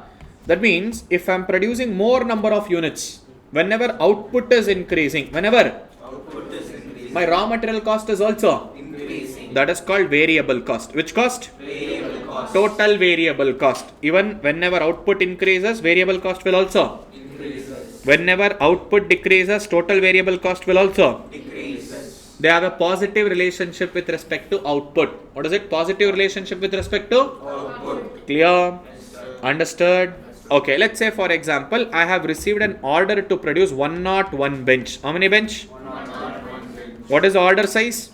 101. By mistake, Shashikiran will produce 100 bench. How many bench? 100. What is the actual order size? 101. Okay, first let us identify what is my cost to produce 100 bench. How many bench? 100. Apart to produce 100 bench, what is my raw material expenses? 10,000. And in a month, how much rent I will pay? 10,000. See, this is total cost. Total cost is a combination of total fixed cost plus total variable. Cost. So, total cost of producing 100 bench, your fixed cost, that is rental expenditure of how much? 10,000. And raw material expenditure of how much? 10,000. So, total cost of producing 100 units is how much? 20,000. Now, someone will come and ask me, okay, Shashikiran, you are producing 100 benches. How much is your cost? 20,000. What is your cost of producing every single bench? That is average cost now per unit. So simple, 20,000 divided by 100. how much? 200. Rupees 200 is per unit. What is it? Rupees 200 is? Per unit. Every single bench, what is my cost of producing? 200. Clear, rah? Now let me repeat this entire scenario once again. Shashikiran has taken a premises for rent. How much is my rental expenditure? 10,000. 10,000 rupees. Whether I produce, whether I don't produce, it doesn't matter. Every month I should pay how much rent? 10,000. To produce one bench, what is my raw material cost? 100. 10 benches? 100 benches? 1000 benches? Okay, I got an order to produce 101 bench, but by mistake Shashikiran is producing how many bench? What is the cost of producing 100 bench? 20,000. What is the cost of producing every single bench? 200. Now, order size was 101. By mistake Shashikiran produced. 100. What is the shortage? 100. And what is the cost of producing every single bench? Now I should produce that one more extra bench. What will be my cost of producing this one more extra bench? 200. Do you agree? What do you mean by CA? Come again. Day, I will only and only incur this raw material cost. Na? Will I pay rent once again? 10,000. That means total cost of producing 101 units. Total fixed cost plus total. Variable cost. My fixed cost is rent. Whether I produce 100 or 101, my fixed cost will remain. 10,000. Clear, rah? Plus variable cost. Sir, for 100 units, 10,000. One more extra unit, how much? 100 rupees. So total is 10,100. What is the total cost for 101? 20,100. How much, pa? 20,100. What was my total cost for 100? 20,000. What is the total cost for 101? 20,100. How much extra happened? 100. That is only and only change in variable cost. This is what we call marginal cost. Which cost? Marginal cost. Remember, MC changes due to change in variable cost. MC changes due to change in? Variable cost. Understood why CA exams are difficult? Why people don't pass? Why people say it is very difficult, sir? Because of silly mistakes like this. That is why conceptual understanding is most important. So, marginal cost will change only due to change in? Only due to Variable cost. change in total variable. Clear? Understood? Now, there is something called as incremental cost. Which cost? Incremental cost. Extension of marginal cost. What is it? Extension of marginal cost. Wait, let me go there. We have many Rangola competitions here. After the break, anyhow, you will be feeling bored, na? Feeling sleepy, na? So I will make you to follow all these Rangoles and all. What is it? Incremental. See there, incremental cost is the extension of which cost? Marginal cost. Sir, what is this extension of marginal cost? Listen to this carefully. Hello, excuse me, uncles and aunties, listen. Stop discussing. Now, I am producing 100 benches in the month of January. What is it? I am producing 100 benches in the month of January. My cost of producing was 20,000 rupees. How much? 20,000. Now, same 100 benches I will produce in the month of February. It became 25,000. What is the difference? 5,000. This is called incremental cost. Sir, why did this 5,000 rupees got increased, sir? Because I acquired a new set of client. Now, let's say for example, Chirag, very big industrialist. He also has let me say, multiple schools and colleges. Legend Chirag, na? So, he has also got a Montessori. What he has got? Sir, I want a beautiful bench, sir, where I don't want this plain finishing and all. I want this Pokemon, Doraemon, Chota Beam, all these images. And the edges should not be sharp like this, sir. By mistake, if kid falls, it should not hurt the kid. So, it just has to be smooth. So, use some special chemicals. It should be like rubber. I am incurring additional raw material expenses, because of that 5,000 rupees extra, because of acquiring a new set of client. What is it? New set of?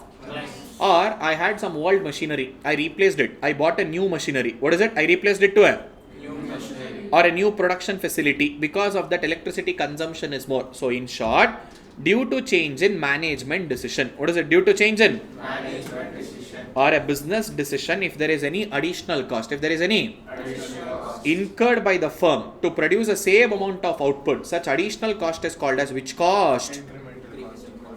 Clear? Marginal is one extra unit of output. Incremental is one additional batch of output. What is it? One additional batch of output. That is called incremental cost. Which cost? Incremental cost. Clear? Understood. See, I gave you a trailer of fixed. I gave you a trailer of variable. I gave you a trailer of average. I gave you a trailer of marginal. Trailer of incremental, total. Now, okay. Sunk cost. Which cost? Sunk cost. Interesting. Let's say, for example, Chirag full got bored. He went to Pushpa 2 movie. Okay, why Pushpa 2 every time? We'll take some other movie. Some XYZ movie event. Movie was not good, sir. He came out of the theatre in just 20 minutes itself. If he go back and give the tickets to the counter, will he get back the money? This is sunk cost. Cost once incurred which cannot be recovered back. What is it? Cost once which cannot be. That is called as Sunk cost. preliminary expenditures while starting your business, registration charges, license fees. All of this has to be paid to government now.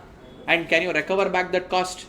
But you will show in your books of accounts now. That is called sunk cost. Which cost? Sunk cost. Remember, cost once incurred. Cost once. Incurred. Which cannot be recovered back. What is it? Which cannot be? Recovered back. But which can be shown in the books of accounts. Which can be shown in the? Books of accounts. They are called as which type of cost? Sunk cost. Clear?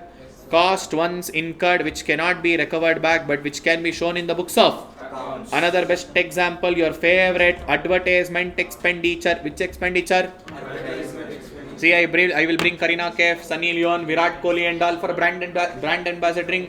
They will charge crores together. Can you recover back advertisement income? Will you?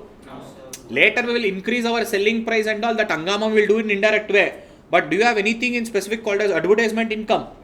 But cost incurred, I am showing in my books of accounts. So cost once incurred which cannot be recovered back is called as sunk cost. It can be shown where? Books of. Clear? Appa, these were a chota mota types of cost. These are a trailers. Next, take your break. 1 hour. Now the time is what? 12:30. Come back at 1:30. 1:30 to 4:30 full on. See, class speed will increase. Cost, production, market, chapter 1, chapter 5. This will get over in very fast manner. Only chapter 2 was biggest. I went really slow. Year after the speed will increase. Clear? Chalo, take a break. 1 hour, come back. We'll continue. Online students will continue at 1:30. Okay, let's continue. So before the break, we had just give an intro. Done. Let's get started. Settle down. So before the break, we had just taken the intro of the theory of cost. Let's continue with the theory of cost, theory of production in chapter 4. So the next break. Now the time is like 1:37. Okay. We'll take the break at almost like 3:15 or 3:30 maximum. Clear? 3:30 to 3:45 and then till 4:30, 4:45. Maximum will extend. So we'll finish the micro today. Done. So we discussed about sunk cost. What is sunk cost? It is a cost once incurred which cannot be recovered back. So opportunity cost. See, it is a cost of next best opportunity foregone. What is it? Cost of? Let's say for example after your BCom. What is it after your? BCom. There was a campus recruitment. What was there?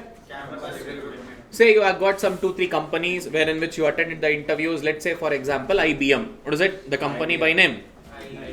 Sir, IBM has come, Ernst & Young, EY had come, Infosys had come. So, let's say for example, now IBM is going to offer you 2.5 lakh rupees of salary per year. Let's say EY will say, I will give you 3 lakh rupees salary per year. And Infosys will say 2.6 lakh rupees of salary per year. How much? 2 point? Of salary per? Now, which company do you select? Sir, definitely we select EY. Sir, 3 lakh rupee, na, better option than comparing to IBM and Infosys. But let's say for example, your friend was there. Let's say Shashikiran only. Now, instead of selecting any of this company, I didn't select any. I started my own business, bench manufacturing. What is it? Say after 1 year. Now, my friends are earning 3 lakh rupee after selecting the job at EY. But after doing this all, my own operations and all, I add a profit of say 2.5 lakh rupees. How much? 2.5. Now, don't you think Shashikiran stupid fellow? Even you could have selected EY and you could have earned 3 lakh rupee. Nah, you could have made 3 lakh rupee, but you are earning only 2.5 lakh rupee. So that 50,000 rupees is the foregone opportunity. What is it? Can I show that in books of accounts? Is it possible? See, that is what? It is a cost of next best opportunity foregone which cannot be shown in the books of accounts. What is it? Which cannot be shown in the books of? See, this opportunity cost is nothing but opportunity selected minus opportunity rejected. What is it? Opportunity minus opportunity. Clear? See, whatever I selected, say bench manufacturing, 2.5 lakh I'm earning. Opportunity rejected, 3 lakh rupees. So minus 50,000. What is it? Minus? See, which cannot be shown in books of accounts. And why does this opportunity cost will come? Because of our resources are limited and human ones are. See, the fundamental premises where the fundamental premises of economics, our resources are scarce and that can be put into dash uses. Multiple uses. Which uses? Multiple uses. Clear? Because of which the opportunity cost concept will arise. See, we need to select what has to be done and what should be foregone. Whenever you forego and because of which if at all you are, let me say, sacrificing some portion of profit making or maybe some portion of revenue earning, that is your opportunity cost. What is it? Clear? Next, after this, the most important comes is accounting cost and economic cost. Which cost? Accounting cost and economic cost. See, simple. Accounting cost is from an accountant point of view. Whose point of view? Accountant point of view. Which can be recorded in the books of accounts. What is it? Which can be? Which can be shown in the books of accounts. All my rent, interest, wages paid, all this will be recorded in the books of accounts. But the most important thing is economic cost. This is from the economist point of view. Whose point of view? Economist point of view. Which can be recorded and which cannot be recorded. Both has to be considered, sir. Why, sir? Which can be shown and which cannot be shown in the books of accounts. Both has to be considered. What is the reason? Now, man, in order to take the decision, now Shashikiran, now you have foregone. Say if you would have worked in EY, you will get additional 50,000 rupees. That is the opportunity that you have foregone because of starting your own bench manufacturing. You earned 2.5 lakh rupees. How much did I earn? 2.5. So both has to be considered. Like what can be recorded plus what cannot be Recorded. Let's say for example, assuming this building belongs to me. Now, I am doing a business in my own building and I am also showing something called as rent paid. What is it? Rent. Who is paying rent? Shashikiran. To whom? Shashikiran. So this is like a decision making. Suppose instead of using this premises, if I would have given this to someone for rent, say every month I would have got 10,000 rupees now. That 10,000 I am sacrificing, foregoing, which can be shown plus which cannot be. Both put together we need to consider. That is from economist point of view. Whose point of view? Economist point of view. And that is also called as implicit cost or indirect cost. What is it? Implicit cost or indirect cost. And remember, see, we have a formula. Economic cost is accounting plus opportunity. Accounting can be recorded in books of accounts.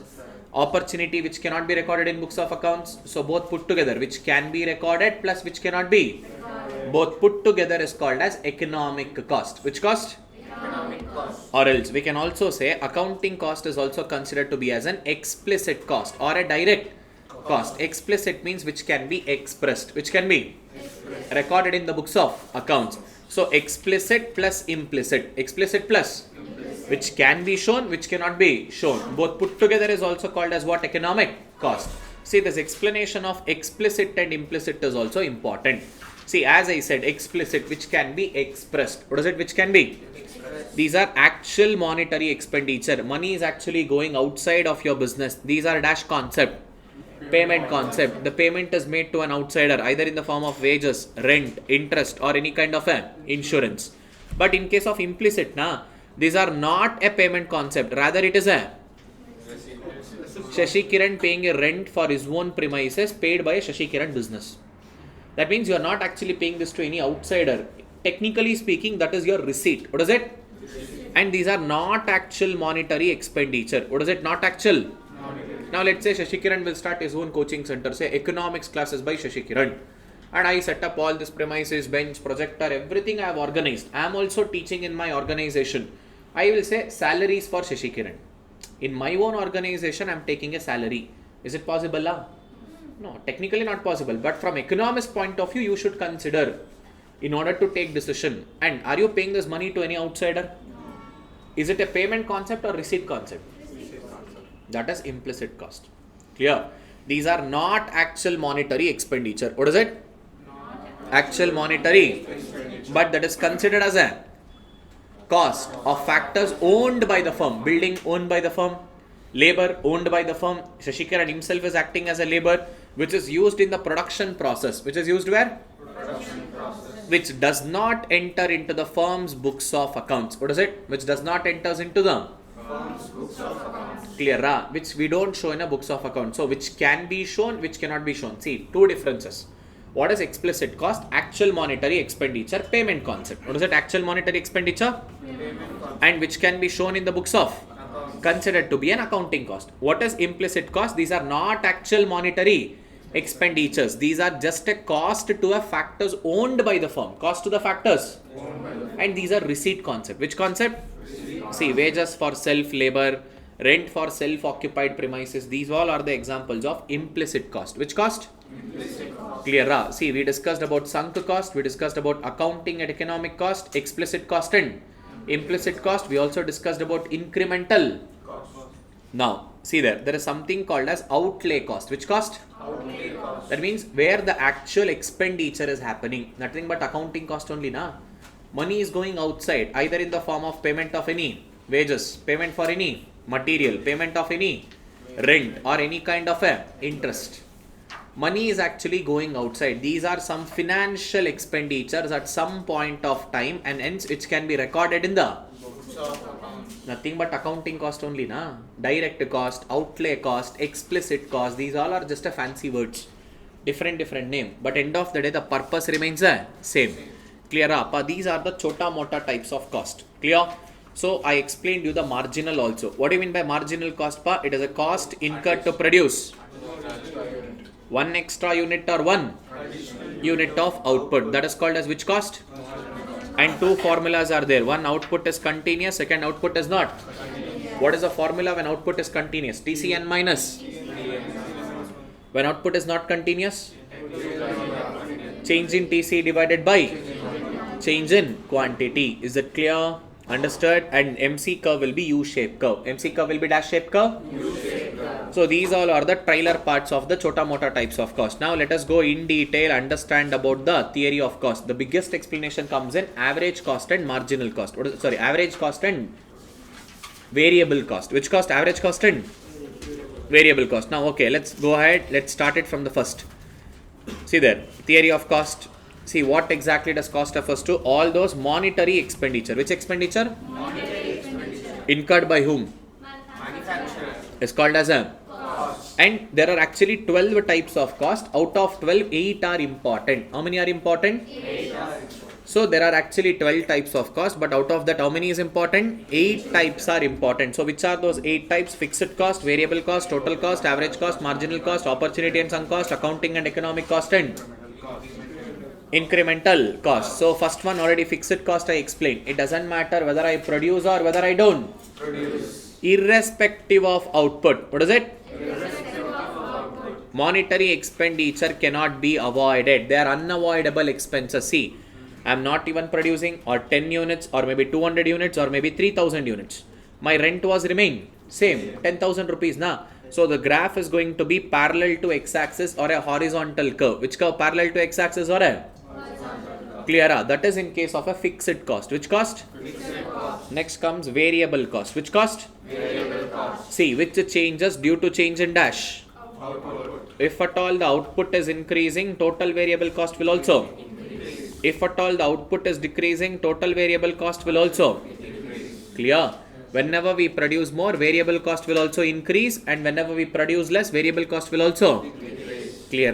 Next comes, there are two concepts in variable cost: when proportionate changes equal and when proportionate changes unequal. What is it? When proportionate changes equal and when proportionate changes unequal. What is this equal and unequal? Let us understand in detail. Now, if you remember, I said to produce one single bench, Shashikiran will incur a raw material cost of how much? 100. To produce two, 200. That means one more 100 units. Third unit, another 100. That is 300. Fourth unit, fifth unit.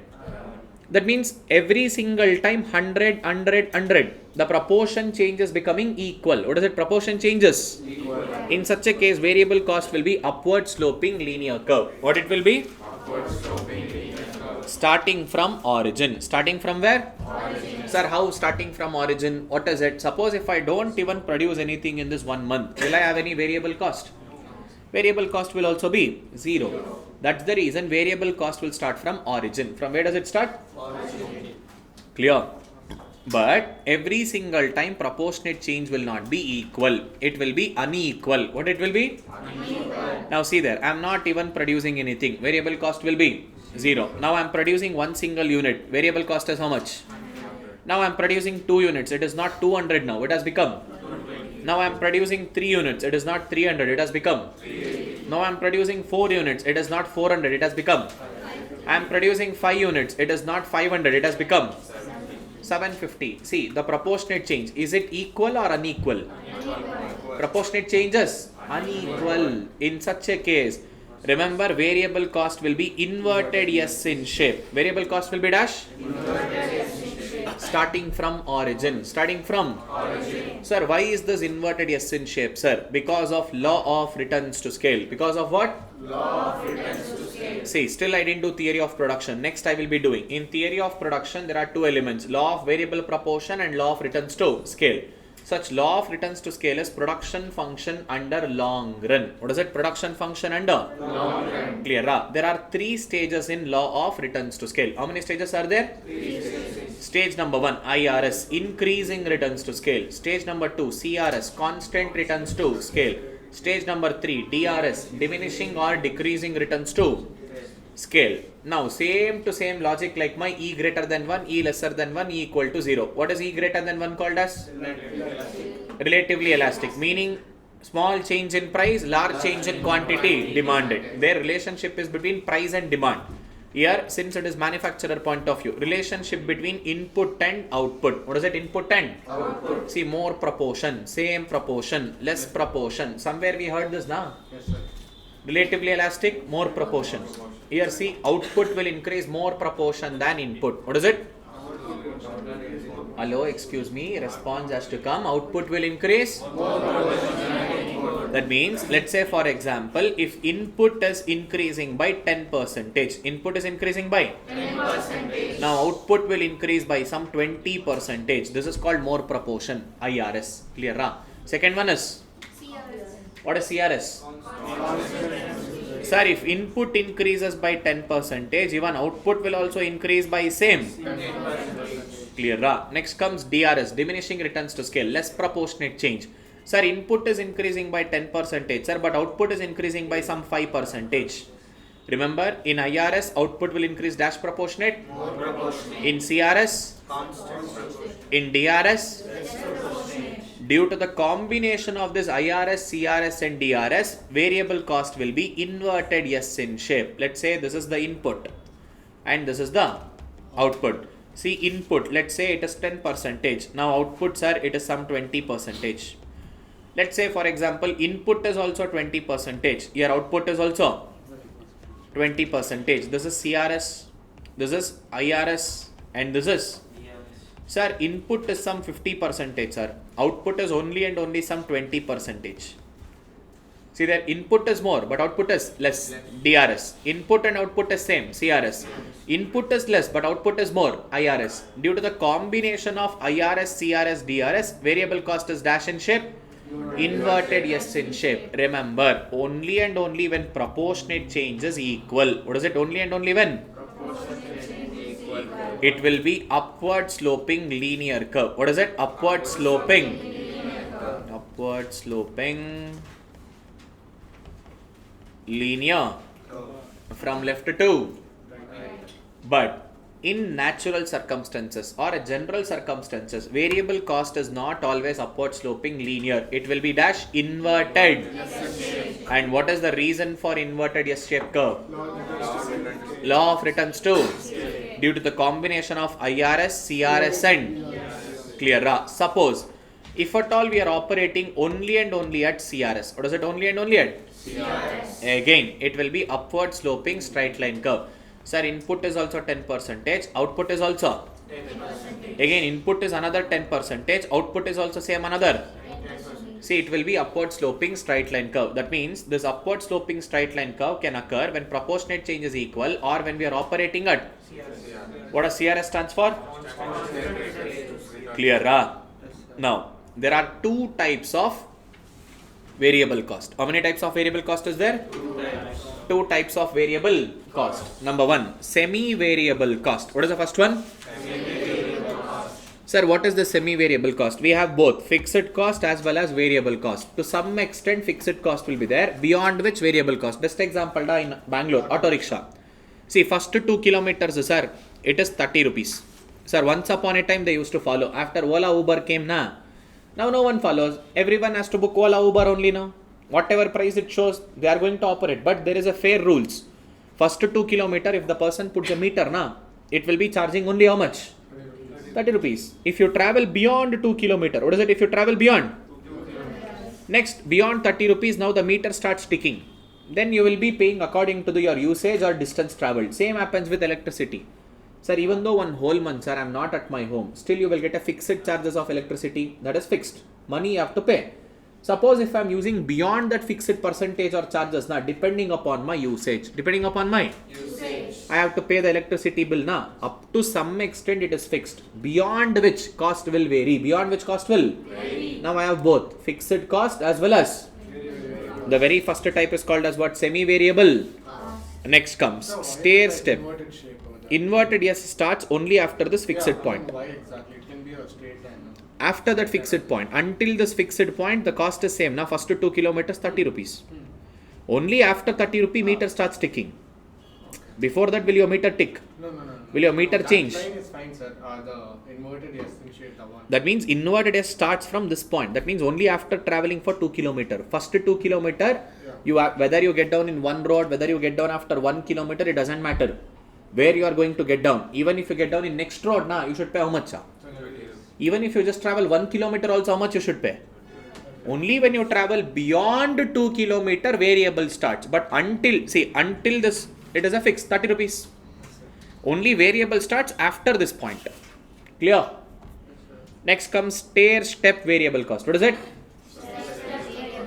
Every additional expenditure is going to be uniform. See, technically speaking, this should be upward sloping curve like this. Wait. 1 second. Like this upward sloping curve. But rather than giving upward sloping curve, they have given it like a staircase. That means every additional expenses will become uniform. That means, sir, Ola Uber. Sir, 1 kilometer, 10 rupees, sir. Another 1 more kilometer? 10 rupees. Suppose now we increase it price from 10 rupees to 15 rupees. Now another 1 more extra kilometer, 15. Whatever it is, every additional expenses is going to be uniform. It is going to be what? Uniform. Like buying your chips packet. Sir, 1 chips packet, 10 rupees. Second chips packet? 10 rupees. Third? Fourth? Another 10 more rupees. Now every additional expenses is going to remain uniform. It will remain what? Uniform. So these are the types of variable cost. What is it? How many types are there? 2 types. Which are those 2 types? Number 1? Stair step variable cost. Now this is the third one, total cost. It is a combination of total fixed cost and total combination. Now listen to this very carefully. Whenever output is 0, whenever output is 0, do I have any variable cost? But my fixed cost remains the same irrespective of output, na? Let's say my fixed cost is 100 rupee. Whether I produce 10 units, 20 units, 30 units, 40 units or 50 units, it doesn't matter. Any number of units, my fixed cost is going to remain same. According to the formula TFC plus TVC, 0 units of variable cost, 100 units of fixed cost. What is my total cost? 100. Now observe there. Whenever output is 0, whatever will be the total fixed cost, that itself will become the dash. Can I say when output is 0? What is it when? When output is 0, TFC is equal to TC. What is it? When output is 0, TFC is equal to TC. Clear? Next, see there. When I am producing 10 units of output, what is my total cost? 200. Yeah, 200. Sorry, 20 units. Next, next. That means, is it equal proportionate change or unequal proportionate change? Then variable cost curve will be dash shaped curve. And we know that variable cost curve is going to start from the origin, but total cost will start from the point where total fixed cost starts. Sir, why? Even though when I am not producing anything, just now we discussed, when output is 0, what is it? Output is 0. Dash equals to dash. TFC is equal to TC. Clear, na? That's the reason. Even though when I am not producing anything, still I should pay my rent. Still I should pay the salary to my staff, na? Definitely I have to incur a cost. So that is the particular point where my total cost is going to start from the total fixed cost. From the total. And since the vertical distance between, or the vertical graph, this distance of this total cost and total variable cost is represented only because of a variable cost. Only because of a variable cost. Fixed cost remains same, 100 rupee, na? For that I can only keep on adding variable. So fixed plus variable put together is called as what? Total. So when variable cost itself is not in an equal proportion, total cost curve will also become dash shaped curve. Inverted. But total cost starts from where? Total cost starts from the point where fixed cost starts. Which cost starts? But variable cost will start from where? Clear, ra? Now this will bring us to the last and the most important and the biggest topic of your theory of cost, that is average cost. Which cost, pa? Average cost. Pa, what is the meaning of average cost? Cost incurred to produce every single unit or per unit of output. What is it? Cost incurred to produce per unit of or every single unit of. Clear? If you remember, I said Shashikiran is producing 100 benches. How many benches? 100 benches. And cost incurred to produce 100 benches is how much? 20,000. So I produced 100 bench. What is a per unit cost? 200 rupees per bench. Now in this 200 rupees, na? Wait. Now,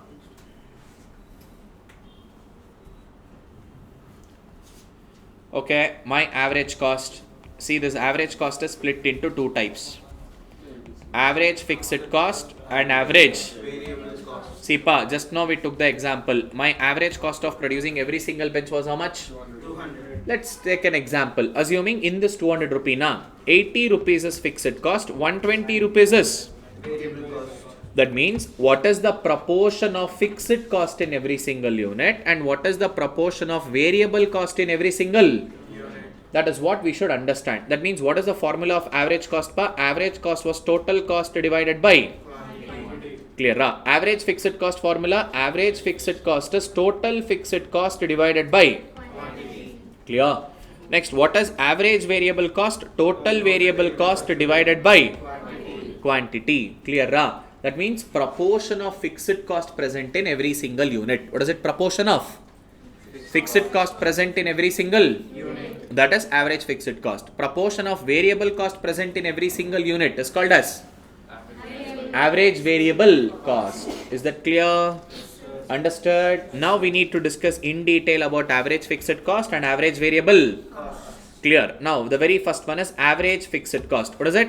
Average fixed cost. Proportion of fixed cost. What is it? Proportion of fixed cost present in every single unit of output. Proportion of fixed cost present in dash unit of output. Now see there, output 10, 20, 40, 50, 100,000. Now my fixed cost is remaining same. Irrespective of output, fixed cost will remain. Now take out calculator. What is the formula for average fixed cost? Total fixed cost divided by? Now 100 by 10. 100 by 20. 100 by 20. 100 by 40. 2 point. 100 by 50. 2. 100 by 100. 100 by 1000. 100 by 10,000. 100 by 1 lakh. That means whenever output keeps on increasing, average fixed cost keeps on increasing. But it will never become zero. At least some fractional element like the 0.01, 0.001, 0.00001. At least some minute element of fixed cost will be present. That means whenever output keeps on increasing, AFC keeps on. But AFC will go almost near to the x-axis. Can you observe here? Near to the. But there is a slight gap. It will not touch the x-axis. That is what? There can be even a decimal value. Which value? Decimal value. AFC, will it become 0? No. AFC will be at least some minute fractional value. What is it? Minute? Fractional value. So in short, whenever output keeps on increasing, AFC keeps on. Clear? Next comes average variable cost. Which cost? See, in case of average variable cost, initially AVC will decrease. Next, AVC will become minimum. AVC will become what? Minimum. And then AVC starts increasing. Sir, how come, sir? First it will decrease. Next it is becoming minimum. And then it is starting to increase. Okay, let's take up an example. In my bench manufacturing unit, now, I will say every 1 hour if the labor works. I will pay them 100 rupees wages. I will pay them how much? 100. Okay, chalo, I appointed a first guy. In 1 hour he is producing 10 benches. How much wages should I pay now? 100 rupees now. 1 hour he worked. 10 nante. Hey, stupid fellow. Listen properly. Now I will appoint second labor. Now both of them put together. What is it? Both of them? Now they are producing 25 units. How many units? 25. So 1 hour 2 laborers are working. How much wages should I pay? 200. Now we will appoint a third guy. All three put together they are producing 33 benches in 1 hour. How much wages? 300. What is the formula of AVC? 100 by 10. Next 200 by 25. Next 300 by 33. 9 point. Now observe, from 10 it reduced to 8. Now it has become minimum at 8. Now again it is increasing. See, initially decreased, reached minimum, and then again it started to increase. So average variable cost curve will be dash in shape. You na, stupid fellow. See there. What is the shape? J in. Nike symbol, tick marker. It will be J in shape. Is that clear? Understood? And even there is a reason for this J shape curve. That is because of law of variable proportion. What is it because of? Law of variable proportion. That is production function under. Already we discussed production function under long run. Variable cost inverted S in shape because of law of returns to. Production function under long run. How many stages? 3. Which are those? IRS, CRS. Here, under law of variable proportion also there are 3 stages. SIR, stage of increasing return. SDR, stage of. SNR, stage of. See, same to same explanation. In SIR, now output will increase dash proportion. Sir, if input is 10%, output is increasing by some 30%. Clear? Say this is input and this is. Next, in stage 2, stage of diminishing return. Which return? Diminishing return. See, output is increasing, but output is increasing at dash proportion. Sir, input is increasing by 10%, but output is increasing only by some. 5%. Now comes the twister. Kahani mein twist comes in stage 3. What is it? After a certain point. Output is not going to increase. Rather, output is only and only. Decrease. Irrespective of. Input. Sir, input is increasing by 10%, but output is not increasing. Rather, output is decreasing. After dash. After the. But observe first 2 stages. In first 2 stages, output is. Can you observe? Output is. Increasing. But in third stage, output is only. It is not. Clear? Yes, sir. Understood? Now we need to understand what is that certain point. Why after that certain point output is not increasing, rather output is clear. Now what is the formula for total cost pa? Total fixed cost plus total. Do you agree? Now, whenever we are understanding average cost, we can also combine average fixed cost plus clear. Due to the combination, what is it? Due to the Combination. of average fixed cost and average. Average cost is also U in shape. Average cost is also what? U in shape. Initially it will decrease. Average cost will become minimum and then average cost starts. So what is the nature of average cost? U in shape. Initially average cost will, next average cost will become, and then average cost starts. Is that clear? Understood? Now look at the board. See, already we discussed even with AFC curve and AVC curve. AFC curve keeps on decreasing but it will never touch x-axis. AVC curve will be J in shape. Initially it will decrease and later after reaching minimum it will start increasing. So that is what? SIR, SDR. See, in case of SIR, first stage, AFC is also decreasing, AVC is also. Henceforth, AC will also. Clear? Now listen to this carefully. After the first stage, after the average variable cost will become minimum. Average variable cost will become what? Minimum. Next, slowly AVC starts increasing in stage 2. What is it? Slowly AVC starts. But AFC continues to decrease faster. AFC continues to decrease what? Faster. So listen to this very carefully. AFC decreases faster. AFC decreases. Faster. But AVC increases slower. AVC increases. Slower. The rate of decrease in AFC is greater than the rate of increase in AVC. Clear?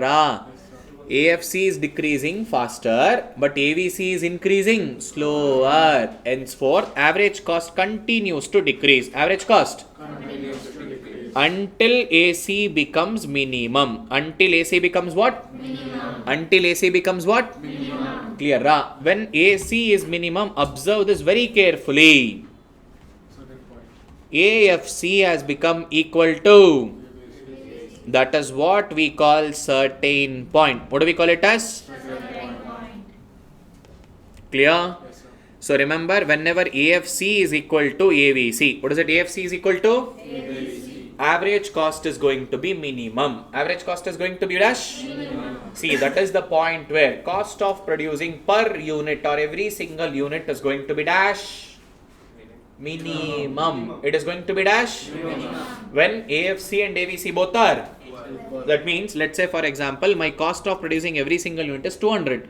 In this 100 unit, 100 rupees is fixed cost and 100 rupees is. So AFC is 100, AVC is also. If this is the case, then my cost of producing every single unit is minimum at the rupees 200. At the rupees. 200. Clear? Yes, sir. Understood? Now in the last stage, which stage? That is SN. Negative return. Now, AFC no doubt decreases, but it has become decimals. What is it? It has reached a 0.1, 0.001, 0.00001 like this. But AVC started increasing faster. AVC started increasing what? Faster. Increase in variable cost is faster, but decrease in fixed cost is slower. Henceforth, average cost starts to increase. Now you tell me, when your per unit cost of production starts increasing, would you like to produce?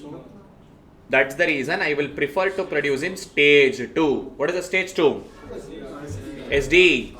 At the stage 2, average cost will become minimum. Not only that, AFC will become equal to. Clear? Any manufacturer for it matter, in which stage would they like to operate? SD. SIPA, whatever I just explained now, entire explanation I have given it in the form of theory here. See that average cost will be dash in shape, average cost will be U in shape. So what is going to happen in stage 1, what will be going to happen in stage 2, and what is going to happen in stage 3. See, any producer, what is it, any? Producer will prefer to operate in which stage?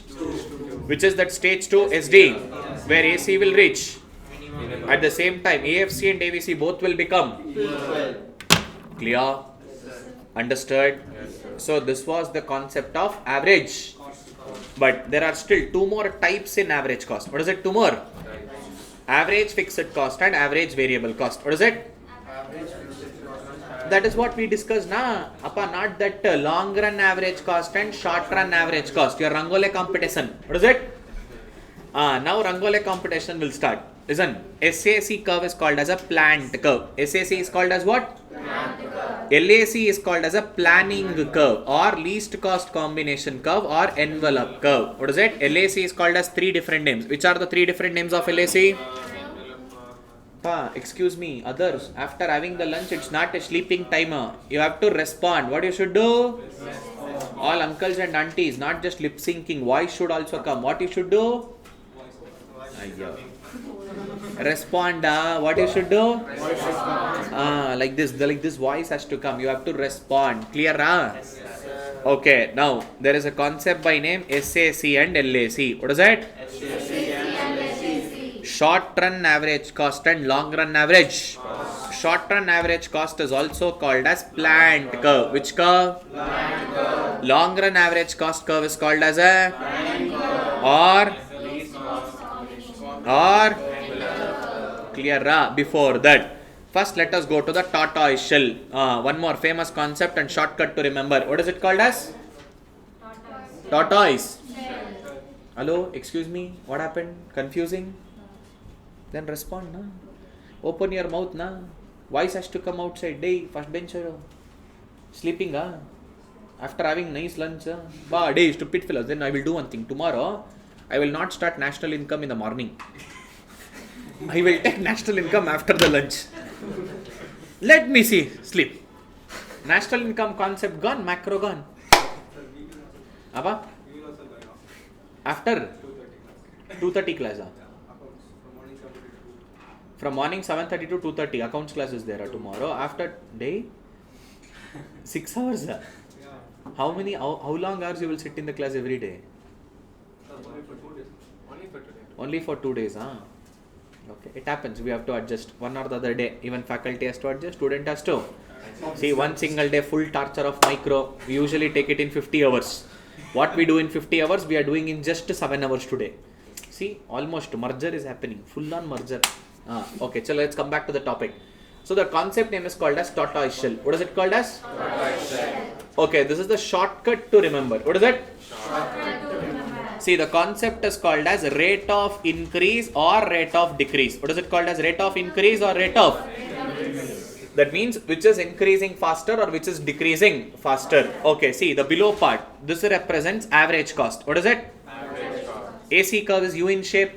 See average cost. See average cost initially decreases. Average cost will become minimum and then average cost starts. Clear? Still, theory of production I haven't done it. I know that. Theory of production is still pending.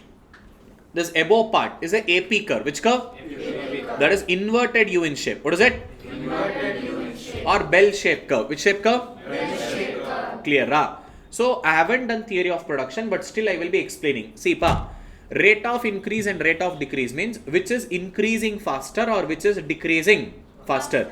Only one single place you guys have to be careful. That is when AC is decreasing. What is it? AC is? Decreasing. Can you observe here? I have underlined it with a different color.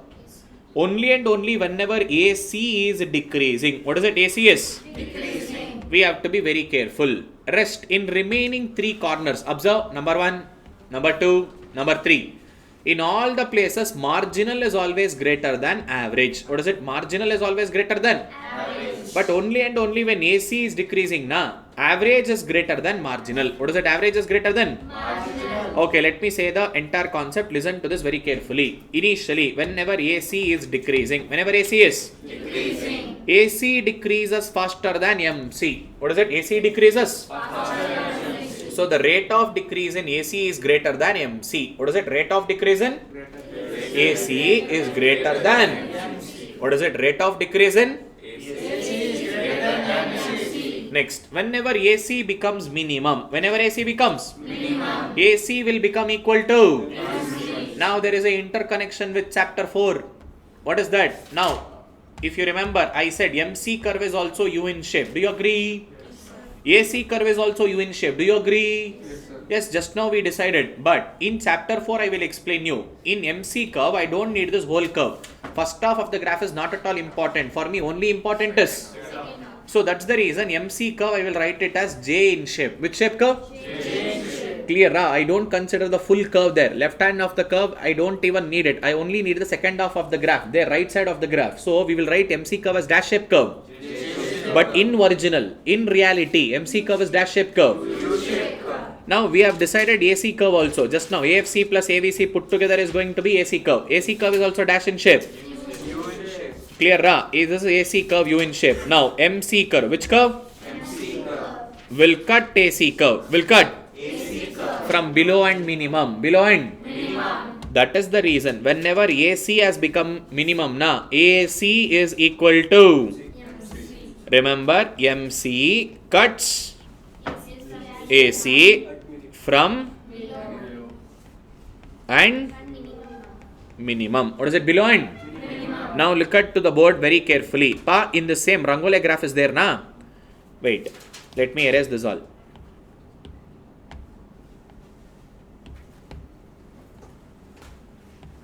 See, in this Rangole competition, we should also actually draw the MC curve. Which curve?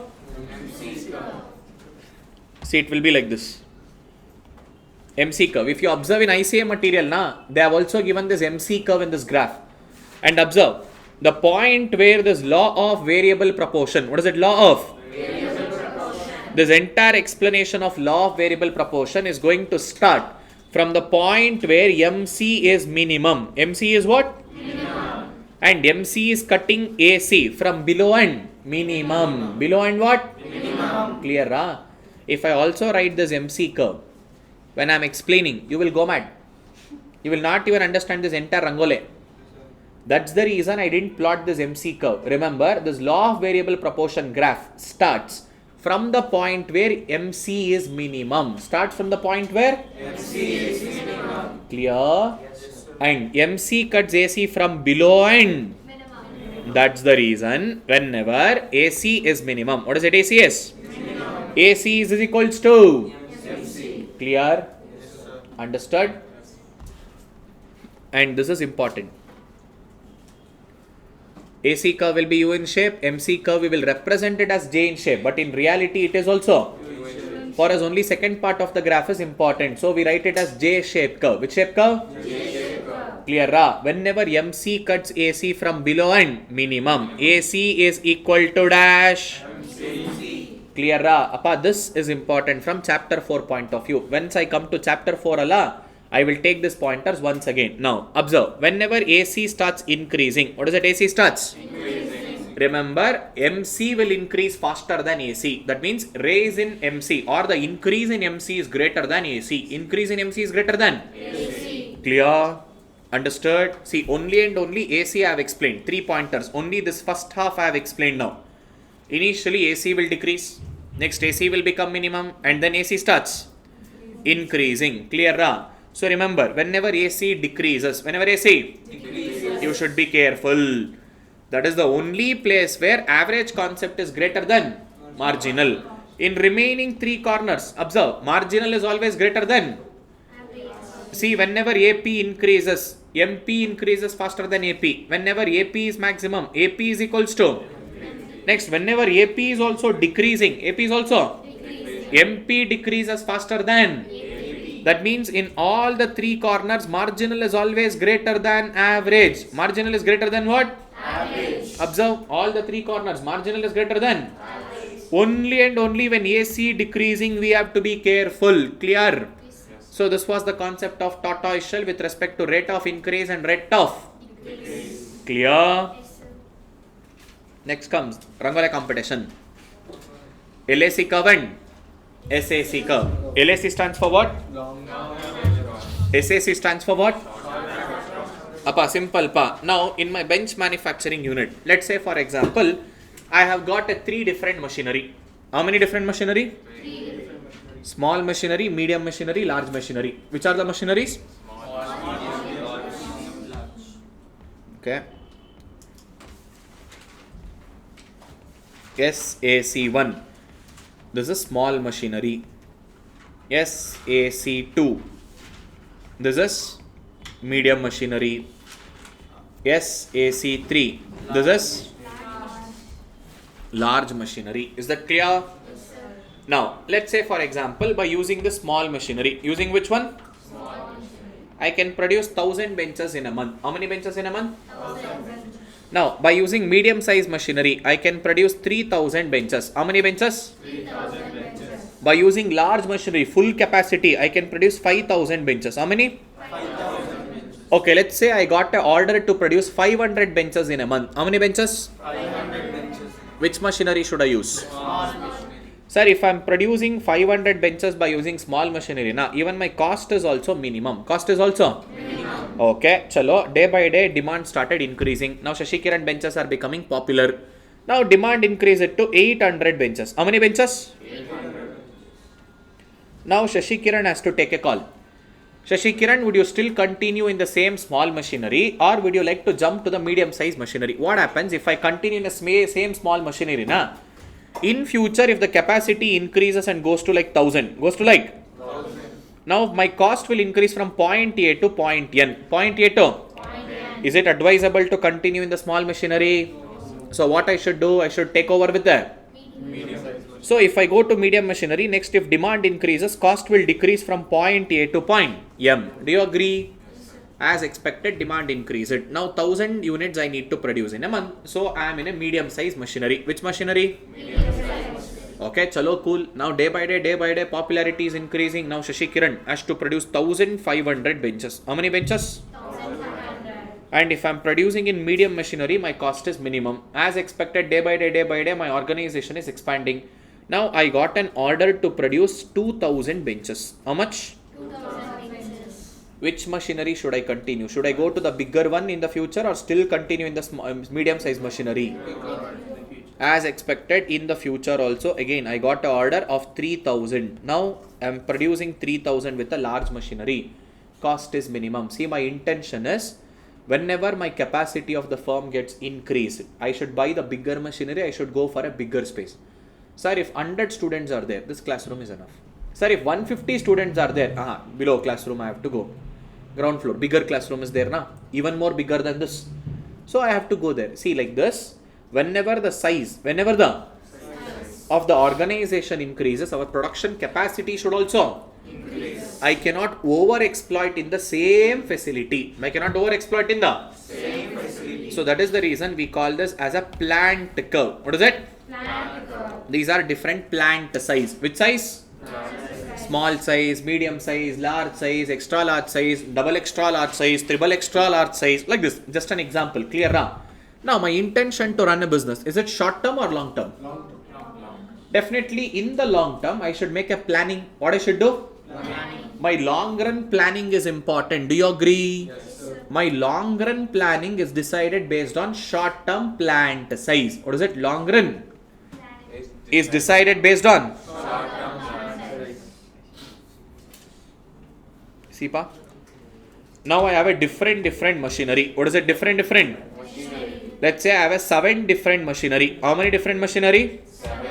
See, SAC1, SAC2, SAC3, SAC4, SAC5, SAC6 and SAC. 7. Okay, let's say for example, in a year, Shashikiran is willing to produce 60,000 benches. How many benches? 60,000 benches. In 1 year. In 1 year, that means in 12 months. So 60,000 divided by 12. Day for that calculator needed, 5,000. How much? 5,000. That means every single month, I should produce how many benches? 5,000. Now, earlier, let's go back to the example. See, if I'm producing 3,000 units with a large machinery, that is a third machinery, my cost is minimum. Cost is? Minimum. If I'm going further of 3,000, like 5,000 and all, don't you think I should get one more machinery, that is SAC4? What is it? SAC4. Where if I produce 5,000 benches and my cost is going to be minimum. Cost is going to be? Minimum. Don't you think I should go with the fourth machinery? Which machinery? That is what I'm doing now. See, I went to the SAC4 and I understood. If I'm producing at this point M, if I'm producing where? Where in which, even in one single month, My cost is minimum. Throughout the year also my cost is. I am doing my long run planning. I am doing my see, LAC curve is called as a dash curve. Based on my planned curve. Based on my. So first I will decide what I should do in short run. What I should do in. Based on that I will decide what I should do in long run. What I should do in. What I will do, first I will decide my short term. Based on that I will decide my long term. Clear? So this is the concept of LAC. Now this point M, that is the point where even my short term cost is minimum, long term cost is. This is called least cost combination. What is it? Least cost combination. Or optimal scale of plant. What is it called as? Optimal scale of plant. Optimal scale of. Until this optimal scale of plant, listen to this carefully, this is important. Until this optimal scale of plant, from initially to that place, this is economies of scale. What is it? Economies of scale. And beyond this optimum scale of plant, towards the right side, this is called diseconomies of scale. What is it called as? Diseconomies of. Is that clear? Is that clear? Yes, sir. Response has to come down. Now we are speaking about long run. Production function under long run is called as law of returns to. How many stages are there? 3 stages. Which are those? IRS, CRS. Clear? This is the concept of LAC and SAC. Clear? Only the highlighted points you need to focus on. See that point M. What is it? See, until XM. That is where LAC curve is tangent with the SAC. At its minimum point. Which point? Minimum point. Clear? And see, LAC4 is also minimum at the point M. So that point M is called as minimum point of. And the plant size which is denoted by SAC4 is also called as what? Optimum scale of plant. That is where my cost is going to be minimum. Cost is going to be what? Minimum. Clear? This black color dotted lines. Can you observe the black color dotted lines? Yes, sir. That is a tangent point with LAC and SAC. What is it tangent point with? LAC and SAC. Clear? LAC curve is tangent to all the SAC curve. Do you agree? Yes, sir. But it is not always tangent at the minimum. See, if I need to take the minimum point of SAC1, see, this is the minimum point of SAC1. This is minimum point of SAC2. This is minimum point of SAC3. But only in SAC4, at point M, LAC and SAC both are tangent at its minimum. Both are during economies of scale. During what? Economies of scale. LAC is tangent to SAC towards its left side. Towards which side? Left side. But in diseconomies of scale, it is tangent towards the right side. But only at the least cost combination, LAC and SAC are tangent at their minimum point. Tangent at their dash point? Minimum point. Clear? Understood? Yes, sir. So this was your major concepts of theory of cost. This brings to one more topic called as private cost and social cost. Which cost? Appa, this will again come in chapter 7 tomorrow. There I will not explain in detail because I will be explaining it here. Let's say Shashikiran, he is a manufacturer of benches now. Now I got a special requirement. Pokemon image, all this Doraemon, special kind of chemical. It should be like a rubber finishing. The kid should not get hurt. Now I am using one special kind of chemical and I am discharging this chemical waste directly into a river. What am I doing directly into a river? Now because of my production, river water is getting polluted. Do you agree? Yes, sir. Now, did I make any kind of provision or preserving that river, cleaning that river, any cost taken care while selling this into a market? No, sir. That means in reality, the price at which I am selling these benches in the open market, now that is only my primary cost or private cost. What is it? Primary cost or private cost. I only considered my factors of production, land, labor, capital, organization, that's it. But because of my production, there is a pollution, na? That is called externality. What is it called as? Externalities. See, that external cost is nothing but a cost of damages because of. And that is borne by whom? Third part. Sir, who is the third party? Let's say for example, Shashikiran is a bench manufacturer. Legend Chirag is my customer. Now let's say for example, now you know what's your name da? Huh? Now Arnab. Let's say Arnab is a fisherman. Assume that he is a Fisherman. Now I am leaving all my chemicals into a river water. Now because of that fishes are dying. Now fisherman is unable to catch a proper fish output. Now he is a third party. Now because of our transaction he is getting affected. Now who is getting affected? Third party is getting. Because of the transaction happening in externality. Transaction happening in? Same like accounting and economic cost. Accounting plus opportunity put together is called as what? Same way. Private plus external cost. Both put together is social cost. That is the real cost to society. What is it? Real cost to society. See there, social cost. What is it? It reflects to the? To whom? Total cost to the? Society. On account of production or on account of? What is the formula of social cost? Private cost plus. See, what is private cost? It is a cost faced by the producer or consumer who are directly involved in the, like labor, material, energy and other direct and indirect overheads. Direct and indirect. Clear? Understood? This brings to the last topic of your theory of cost, that is called as shutdown point. What is it? See, traceable, untraceable, all these are nothing but another extension of accounting cost and economic cost.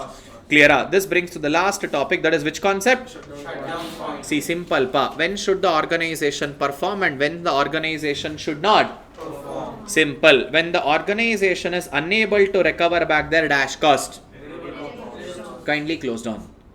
You are working, you are producing, you are selling in the market, you are not even recovering back your variable cost. In that case, don't run your organization, kindly close down. Kindly. Even in such shutdown, there are two types: short-term shutdown and long-term shutdown. What is it? Short-term shutdown and? See, the short-term shutdown is a temporary shutdown. What is it? Long-term shutdown is a?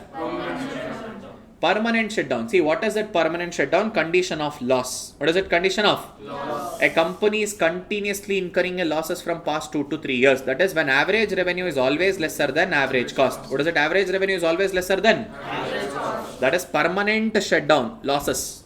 Continuous losses of the firm. Sir, temporary shutdown. Only for time being. Only for? Time being. Sir, because of COVID, lockdown is happening. We are unable to produce properly and sell it properly. Even though if I am producing, I am selling this commodity. Either I will get back only my variable cost or lesser than variable cost. What is it? Either I will get back only my Variable cost. or lesser than Variable cost. better don't produce. Whether you produce or don't produce, fixed cost is a loss. You have to pay the fixed cost, right? Even after producing goods, trying to sell in the market, you are only getting variable or lesser than variable. That means again fixed cost is loss only. Even though if you produce, fixed cost loss. Even though if you don't produce also, fixed cost is loss. So better don't produce at all. For a time being, close down your organization. See, these are the condition. When total revenue is either lesser or equal. What is it? Lesser or? Equal. To total variable cost. Or average revenue is lesser or equal to average variable cost. That condition is called as a temporary shutdown in short term. Temporary shutdown in? Short term. Simple pa. If you should produce only when you are having a better condition. Only when you have a better condition. Even if you are producing and your conditions are not better, better close down for temporary purpose. Economy is not running properly. Why do you want to take risk and all? Close down. That is a better option. We will see when the organization is performing well, then we will take care and then we will produce in a full-fledged. As of now, temporary shutdown. What is it? Temporary shutdown. By this, entire theory of cost comes to an end. This is the technical topic pa. From this area, most of the MCQs will be more and more in a technical manner. Is that clear? Yes, sir. Understood? Yes, sir. So this brings to the next topic. See, all the formulas I have given, 2-3 problems I have given. See, here big blunders you will make. When output is 0. When output is? 0. Dash is equal to dash. That means this 1500 is the fixed cost. And fixed cost remains the same irrespective of. Clear? And when output is 0, marginal cost will also be 0. Why? MC changes due to change in variable cost. When we are not producing anything, variable cost will also be 0. When variable cost itself is 0, marginal cost should also be 0. But many Mahan Bhavs are there. They will write it here as 1500. Say logic da. MC changes due to change in? When you are not even producing anything, do you have variable cost? No. Then how come 1500 for MC? Use some brain. Clear? See, these are the places where you guys will do blunders and they will say easy paper, sir.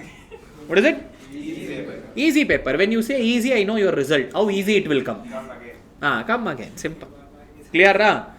ಈಗ ಪರವಾಗಿಲ್ಲ sir, ಬೇರೆ ಬೇರೆದಲ್ಲೆಲ್ಲ ಕಮ್ಮಗೆ ಏನಾಗ್ತಾ ಇದೆ ಅಲ್ಲವಾ? Flip back your pages. Have a look once. I will use the mic, man. My throat started paining. Online students, able to understand?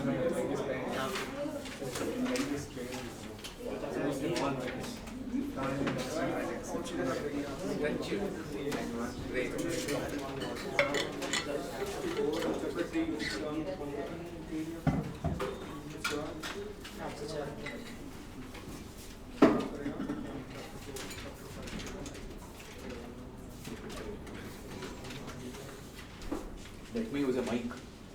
From morning continuously I am speaking. I have a portable mic. I will use that.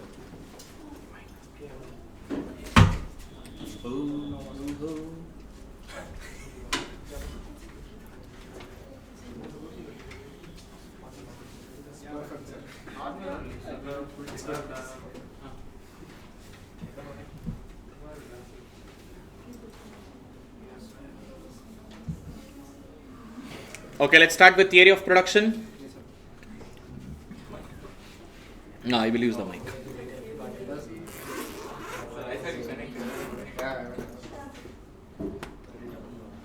You just leaving you.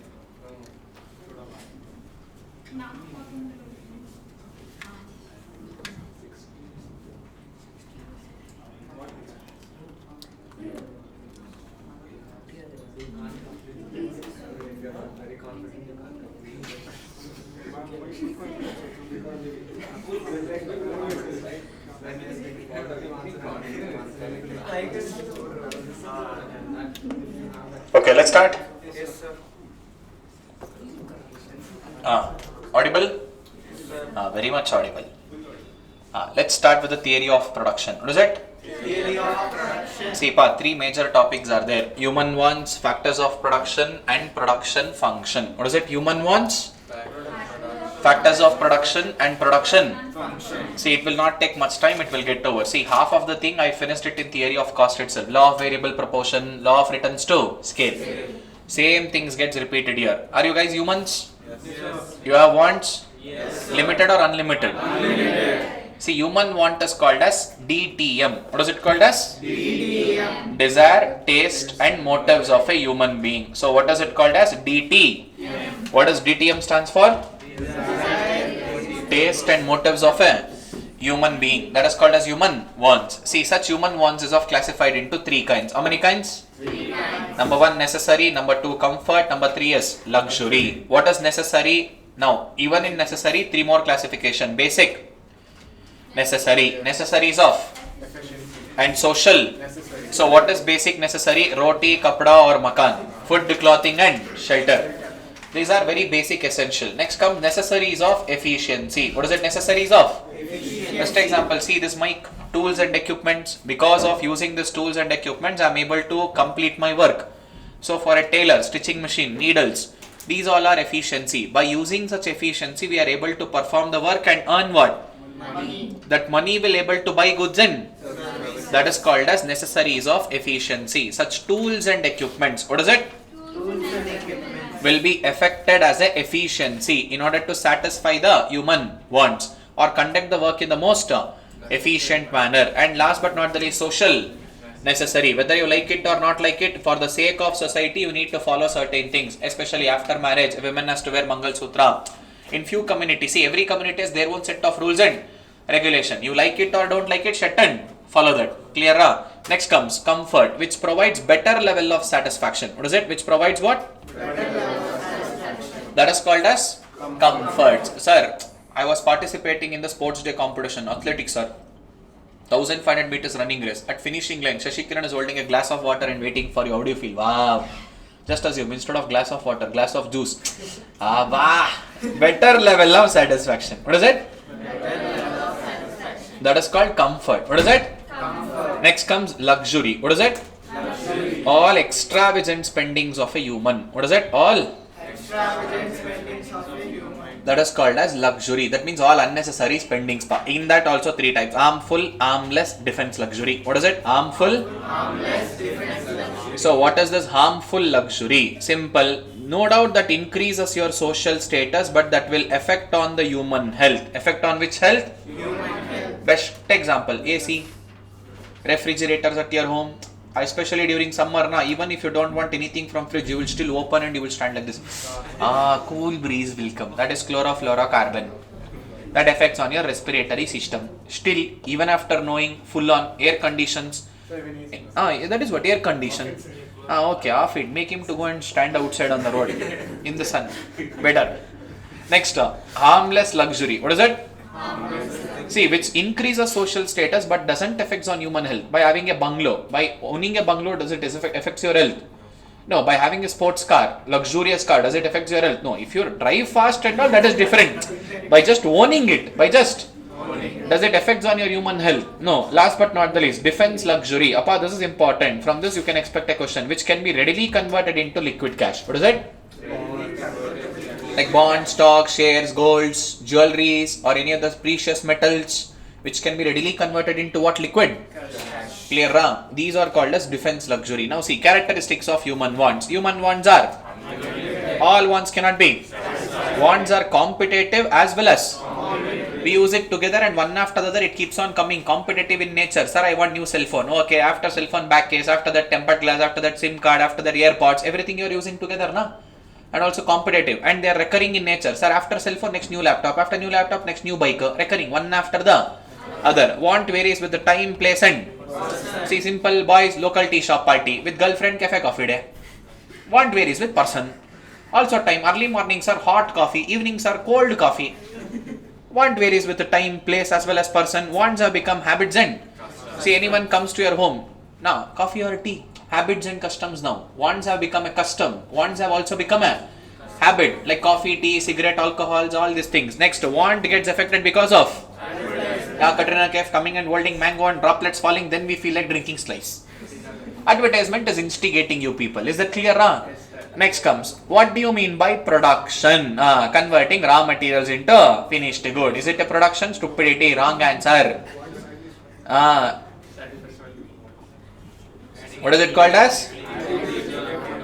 Adding utility to the subject matter. What is it called as? It's called as production, not just converting raw materials into a finished goods. Clear? In the process of creating that input into an output, input refers to factors of production. What does input refers to? Factors of production. Land, labor, capital, and Organization. And utility already we decided, want satisfying capacity of a. So creating utility is called as a production. With that process, there are 4 alternative ways of creating utility. Number 1. Number 2. Number 3. Number 4. Possessional utility. Form utility by changing from one form to. Sir, that clay into Ganesha idol, one form to another form. Next, place utility. Agricultural products from farmland to marketplace. We are bringing and creating utility. Third one. Best example notes. See, you have written 3 months ago, 4 months ago, but useful at the time of examination. We are storing it and using it at an appropriate time. Last but not the least, ownership or possessional utility. Legend Chirag. See, storage of commodity, time utility. Next comes ownership or possessional utility. What is it? Ownership or? Clear? Either I should be the owner of a product to use it, or if not, I should have a possession. I should have what?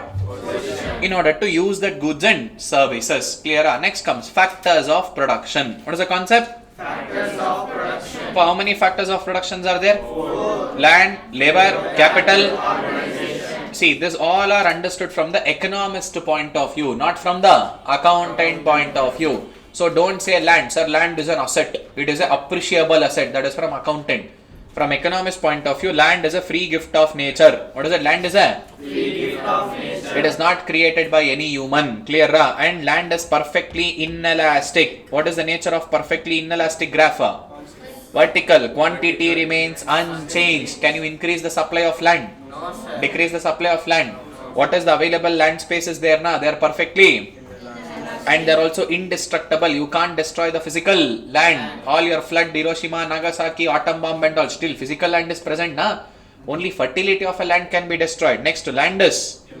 You can't shift or move a land space from one particular place to another particular. Next, difference in. The fertility of a soil differs from one place to. and also differs in. If you want to buy the land, inside the city different price, outside the city different price, inside the forest different price, top of the mountain different price. Next, primary and passive factor of. That means anything and everything has to be created on a land. If you want to construct a building, do your business, can you do it in your space? Construct building in your space? No. On a land only, now will land create everything on its own? Human effort is needed. That is called passive factor. Everything has to be created on a land. That is called as a primary factor. Human effort is needed. That is called as a which factor? Next comes labor. All kinds of human efforts. All kinds of which efforts?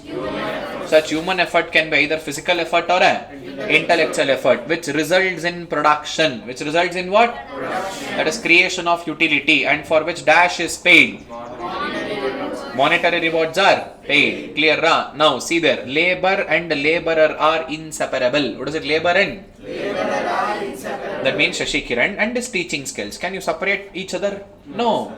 And moreover, when I am coming and teaching for ArivuPro students, I am not selling myself to ArivuPro. I am only selling my labor to ArivuPro. Laborer is Shashikiran. Teaching skill is a labor. Laborer sells only and only yes. Labor. And it is perishable. Just assume tomorrow I will say Shashikiran is not feeling well, throat pain is there, tomorrow holiday, full jolly. Now can I use the same time on Monday? No. If I don't work, if I don't use that labor on that one single day, that labor hour gets perished. I can't reuse that labor hours. Next comes human in nature. I can't teach 24/7. Rest is needed. Human in nature. Next, differs in efficiency. The way Akhilesh sir teaches, the way Shashikiran sir teaches, the way Arjun sir teaches, the way Bharat sir teaches, or the way any XYZ faculty teaches, will it be same? No, everyone has their own way of teaching, differs in their efficiency. Next, less mobile. Yes, we are ready to move from one place to another place, but not for a longer distance, only for a and labor has dash bargaining power. Less bargaining power. I did more work last month, I got more salary. This month I am not even working, pay me less salary. Will you go and say like this? Whether you work more or work less, predetermined salary. What is it? Last month I didn't work properly, you gave full salary. This month I am working more, you should give me more salary. Yes, they will give more different, not salary. Clear? Next, labor is all of a sudden you can't change the labor. It takes a time. Prices of labor, supply of it will get varied. It will get what? Varied. See, and moreover inelastic. Even if a large change in price happens, only some small changes in quantity, all of a sudden labor prices will fall. Will more and more people can be employed? No, only limited people can be employed. Now, whomever I needed. Next comes capital. What is it? Capital. Simple. All man-made goods. What is it? All man-made goods. Which is resulting into dash production. Except dash. Land is a free gift of nature. Air, water, these all are free gift of nature. That cannot be considered as a man-made. That is not a capital. And not just that, self-consumed goods and services are not a capital. Shashikiran bench manufacturer, I will produce a bench. I will use it at my home itself. Yes, no doubt human-made, man-made. But is it using for further productivity? No. Both the conditions has to satisfy. Number one, it should be man-made and it should be also used for further productivity. Which productivity? Further productivity. Clear? See, there are different types of capital. In accounts also you have read this: fixed capital, circulating capital, real capital, human capital, tangible capital, individual. Best example, your cell phone is an individual capital, only belongs to you. Next to social. Road, bridge, dam, these all are social capital. But this point is important. Capital formation. What is it? Capital formation. CMU is the shortcut, if you remember. See, households, we are the people who will be working in the organizations. We earn a salary. Once we get salary, do we spend the entire salary? No, sir. At least some small portion is created as a savings. Where do you keep that savings? Bank. Now bank will collect all your savings and he will keep it with him. What will a banker do with your money? Provide loans. For whom? Business people again. Now business people will borrow the loan. They will use it in business. They will conduct business. They will make profit. Again they pay salary to whom? Households. Again households will do what? Savings. Where it will go? Bank. From bank where it will go?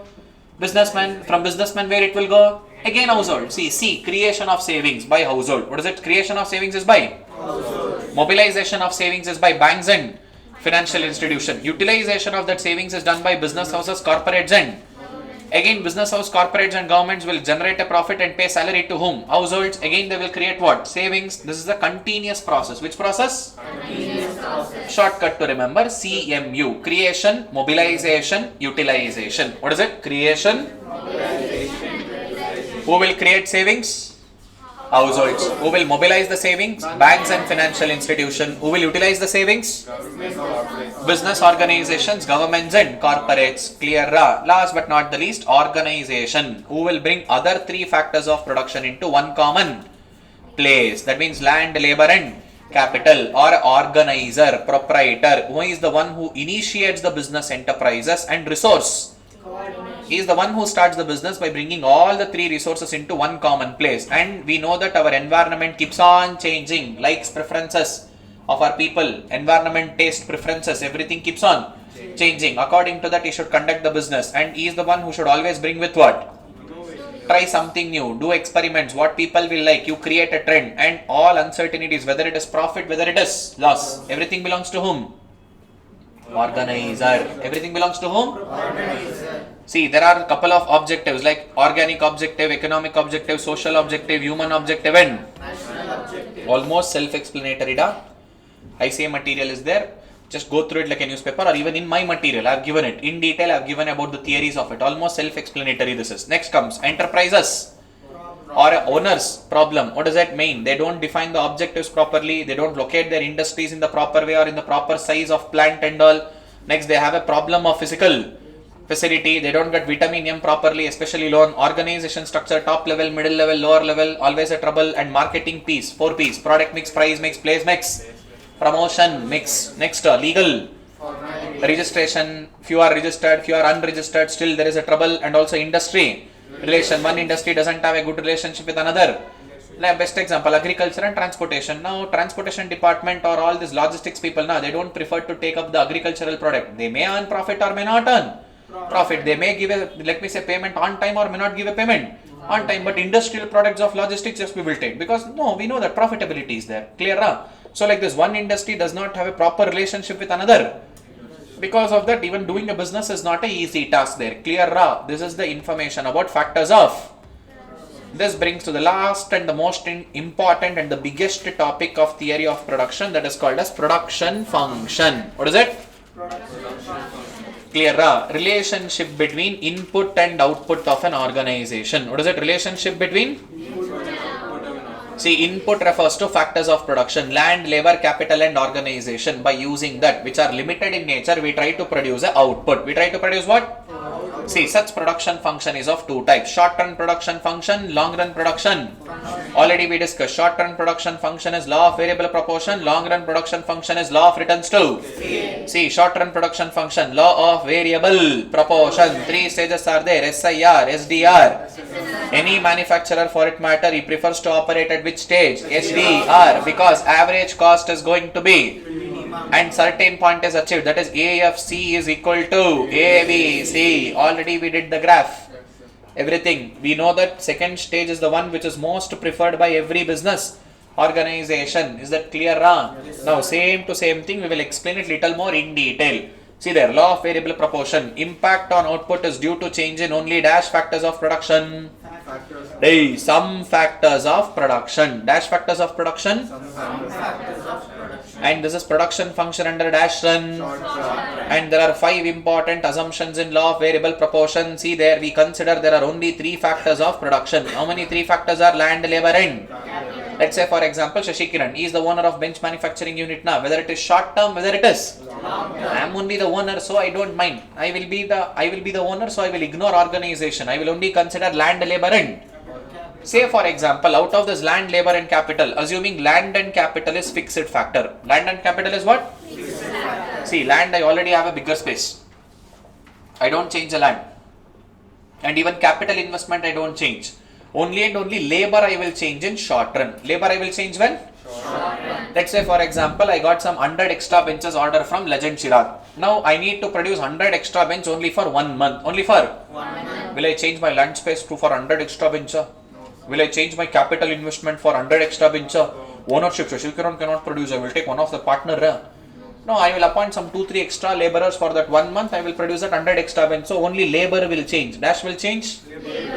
And we believe that technology will remain constant. Technology will not at all change. And there is no perfect substitutes for dash factors. Which are the fixed factors? Land and capital. These two are the fixed Clear? Land and capital is going to be the fixed factor. Clear? And technology remains same. Sir, why sir? If technology changes, why should I appoint 2 extra laborers? With the help of technology only, I can produce that 100 extra bench. Na? Within that 100 extra bench, whatever is there, with technological improvement only, I will produce. I don't want to appoint extra laborers and all. So I believe technology is not changing. So I will only change what? Labor. I will only change what? Labor. Clear? Same to same. See there, stages of increasing return, stage of diminishing return, and stage of negative.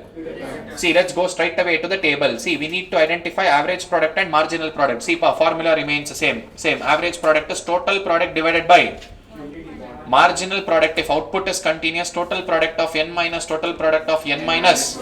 If output is not continuous, change in TP divided by change in. Here units of labor is variable now. That is output is continuous. Output is what? Continuous. See 1, 2, 3, 4, 5, 6, 7. So I will be using first formula. Which formula? Average product 20 by 1, 50 by 2, 90 by 3, 125 by 4. Next 140 by 5, 28. Next 150 by 6, 20. Next 150 by 7, 21 point. 140 by 8, 17 point. Next marginal product, this will be 20. Next 50 minus 20, 30. 90 minus 50, 40. Next 120 minus 90, 140 minus 120, 20. 150 minus 140. Next 150 minus 150, 0. 140 minus. Let's go back to LDMU concept. If you remember LDMU, just before the break we did this. What happens? We are consuming dosa there. Only after eating dosa we got to know it is no more giving satisfaction. Do you agree? Same to same logic here from producer point of view. Whose point of view? Producer's point of view. Observe here. At the 7th unit of labor. Which labor? 7th unit of labor. See, our production has become maximum. Production has become? Maximum. MP has become 0. There TU maximum, MU 0. What is it? TU maximum? MU 0. Here TP maximum, MP 0. TP maximum? MP 0. Remember, whenever marginal product has become 0, that is called optimum utilization of resources. What is it called as? Optimum utilization of resources. That means, Innova car example, if you remember, so what is that Innova car example? Let's say for example, after your examinations, CA Foundation, January 20th, you guys plan to go for Goa trip. Which trip? Never ending Goa trip. You will book one car, let's say Innova car. Which car? Innova. Let's say for example, front driver will come, first guy, and next one more person can sit at front. In the middle, 3 of them can sit. At the back, 2 of them can sit. Total, how many seats are there, pa? 7 seats. How many seats? 7. See, the 7 seats are fixed. Do you agree? Can you change the 7 seats? No. That is fixed factor. Number of people coming inside a car is a variable factor. Do you agree? Yes, sir. That means 7 people can come inside the car. This is which factor? Variable. Now let's say 6 of them has come inside a car. 1 seat is still empty. We feel like luggage is there. Let's go comfortable and come. But still, you can take one more person now. Yes, sir. You are not utilizing the resources properly. Now even 7th person will come inside. Now 7 fixed factors is equals to 7. When fixed is equal to optimum utilization of resources. Let's go back. Whenever AC has become minimum. What is it? AC has become? Minimum. AFC is equals to? See, fixed and variable both are equal. That is what we call which point? Certain point. Certain. See, by end of stage 2. By end of which stage? Stage 2. See, stage 2 will end at the 7th unit of labor. Which unit of labor? 7th unit of labor. That is where SDR comes to an end. Which comes to an end? SDR. And when will the SIR comes to an end? SIR will come to an end whenever AP and MP both are equal. AP and MP both are equal. Sir, then what is this 40, sir? MP has become maximum, na? When MP has become maximum, corresponding TP is called as point of inflection. What is it called as? Point of inflection. See, until point of inflection, TP increases faster. TP increases what? Faster. Because TP is cumulative of MP, na? Until point of inflection, TP will increase very much faster. After this, no doubt it is increasing, but TP is increasing slower rate or lower rate. So that brings to the relationship between TP and MP. Their TU and MU relationship. See here, initially TP will increase, MP will also That means TP is increasing at dash rate. Increasing rate until dash, until point of inflection. Until. See, after this point of inflection, no doubt TP is increasing, but MP started to decrease. See, after 40, 30, 20, 10, MP started to decrease. So, that means TP will increase at a dash rate. Diminishing after point of inflection. After point of inflection. See, here the entire twister is point of inflection. Until point of inflection, TP will increase faster. After point of inflection, TP will increase slower. Next, whenever TP becomes maximum, what is it? TP becomes maximum. MP has become 0. What is it? MP has become 0. When MP has become 0, that is called as optimum utilization of resources. Clear? Last but not the least, last stage, that is SNR. See, this is SNR. One second, what is this? This is SNR. This is SIR. So, in case of SNR, when TP started decreasing, what is it? TP started to? Decreasing. MP will become negative. What is it? MP will become? Negative. Clear? Understood? Yes, sir. But this is the law of variable. See, point of inflection. Until point of inflection, TP will increase. After that, TP will increase. See, point of inflection is where MP is maximum. What is it? MP is maximum. One second. Did it come? Yes, sir. So, point of inflection is where MP has become.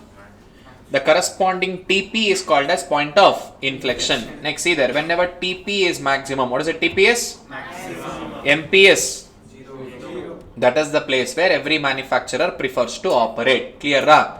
See there, finally, conclusion. What is it? Conclusion. Any manufacturer will prefer to operate in stage 2. Where? Because TP is maximum, MP is 0. Whenever MP is 0, that is called optimum utilization of Resources. Clear? Ra? See, tortoise shell. Already I have explained you guys. Now see there. Only with respect to AP and MP I will be explaining. Observe.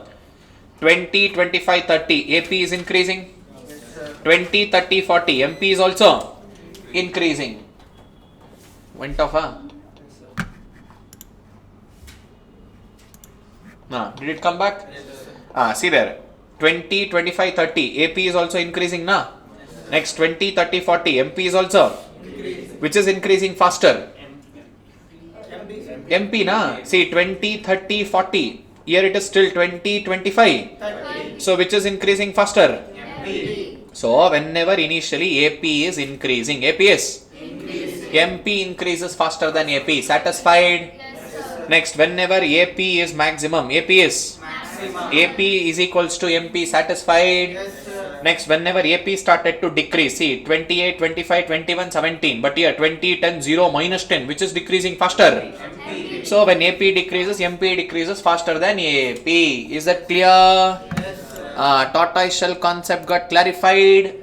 There I didn't explain. So, this is the concept of rate of increase and rate of Decrease. clear. There is one more concept called as value concept. Which concept? Value concept. Remember, this is the most important. Once again, value concept. See, in case of value concept, two places we should be careful. Which places? Two places. Diagonal opposite. AP decreases, MP decreases. What is it? AP decreases and? MP decrease. In both the cases, average concept will be greater than marginal concept. Now, observe. Just observe this carefully.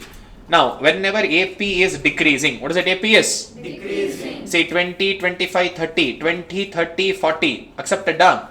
Now, observe. Is 25 greater or 30 greater? 30 greater.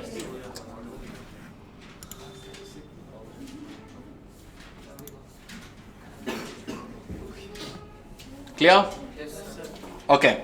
25 greater or 30 greater? 30 greater. Next, observe here. Whenever AP is decreasing, whenever AP is? Decreasing. Sorry, initially it was increasing here. Not decreasing. This was? Increase. Say 20, 25, 30. 20, 30, 40. So 25 greater or 30 greater? 30. See, condition satisfied. AP increases. Value of MP is greater than? AP. AP. Clear, Ram? Yes, sir. One second. Now see there. 28, 25, 21. AP is decreasing. Even MP is also. Now you guys tell me. 28 greater. Oh.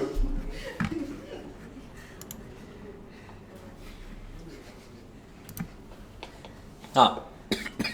28 greater or 20 greater? 28. 25 greater or 10 greater? 25. That means whenever AP is decreasing, whenever AP is Decreasing. AP value is greater than MP value. Do you agree? Yes, sir. Same to same here. When AC is decreasing, value of AC will be greater than MC. In case of value concept, which concept? Value concept. Diagonal opposite is important. When things are decreasing, things are Decreasing. average greater than marginal. Average greater than. Marginal. When things are increasing, see here, AP increases faster than MP, MP increases faster than AP, here MC increases faster than AC. See, diagonal opposites are different. What is it? Diagonal opposites are? But this is where little confusions will come. Let me make your life full on simple. Listen to this carefully. In terms of rate of increase or rate of decrease. What is it? Rate of increase or? Rate of decrease. Only one place you should be careful. Accepted? In remaining three corners, marginal is always greater than average. Clear? This happens when the concept is rate of increase and rate of decrease. What is it? Rate of increase and Rate of decrease. clear. Suppose if the question comes from value. What is it? Question comes from Value.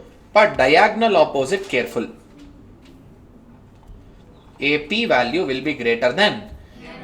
In diagonal opposite, when things are decreasing, whether AC decreasing, MP decreasing, when AC decreasing or wait da, this is killing us today.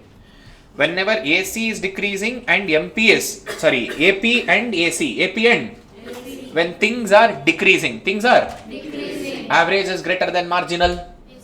When they are increasing, Increasing. marginal is greater than. Average. Clear? Yes, sir. This is the tortoise shell concept. Next comes law of returns to scale. What is it? Law of returns to scale. This is production function under long run. What is it? Production function under Long run. clear. In case of production function under long run, one more extra assumption we should take. After that 5 assumptions, same to same. But here, fixed factors will be only and only land. Fixed factor is only and only Land. variable factor is capital and labor. Let's say Chirag, legend Chirag got impressed with my benches. He will come and give 1 lakh bench order. How much? 1 lakh bench order. See, in a month I can only produce 1000 bench. In a year if I produce that 12,000 bench, but he gave me an order to produce how much? 1 lakh benches, and I took time of 1 year. I took time of what? 1 year. Definitely within existing labor, existing capital, I can't produce now.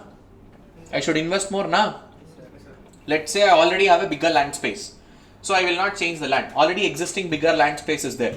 So I will appoint labor and capital. What is it? Labor and? Capital. See, already bigger land space is there. Every single time I will buy one new machinery now. To operate this new machinery, I need 2 employees. How many employees? 2 employees. Clear?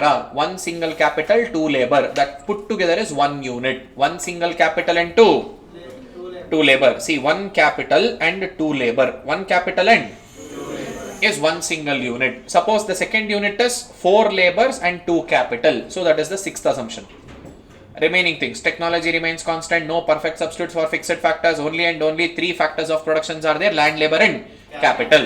Now every single time, see again 3 stages are there in law of returns to scale. IRS, CRS, DRS, more proportion, same proportion, less proportion. Now 1 single unit has got 1 capital, 2 labor. Second unit has got 2 capital, 4 labor. Third unit has got 3 capital, 6 labor. That means every single time for 1 machinery, what is it for 1? Machinery. I need how many labors? Now I will only identify marginal product. See, units of labor is continuous now. 1, 2, 3, 4, 5, 6, 7. Now 50. Here also it will be 50. Next 110 minus 50. 180 minus 110. 70. Next 250 minus 180. Next 300 minus 250. Next 335 minus 300. Next 350 minus 335. Now observe 50, 60, 70. IRS. The MP is increasing. Next 70, 70 equal. Next 50, 35, 15. IRS, CRS, DRS. Clear?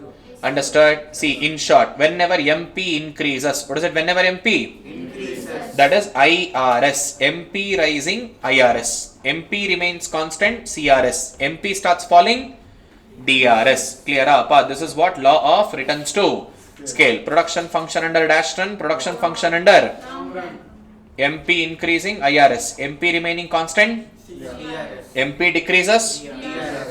Clear? Understood?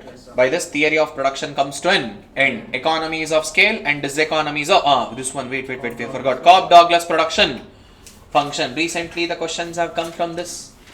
Same law of returns to scale has been explained by two mathematical economists called as Cobb and Douglas. See, they have given an equation.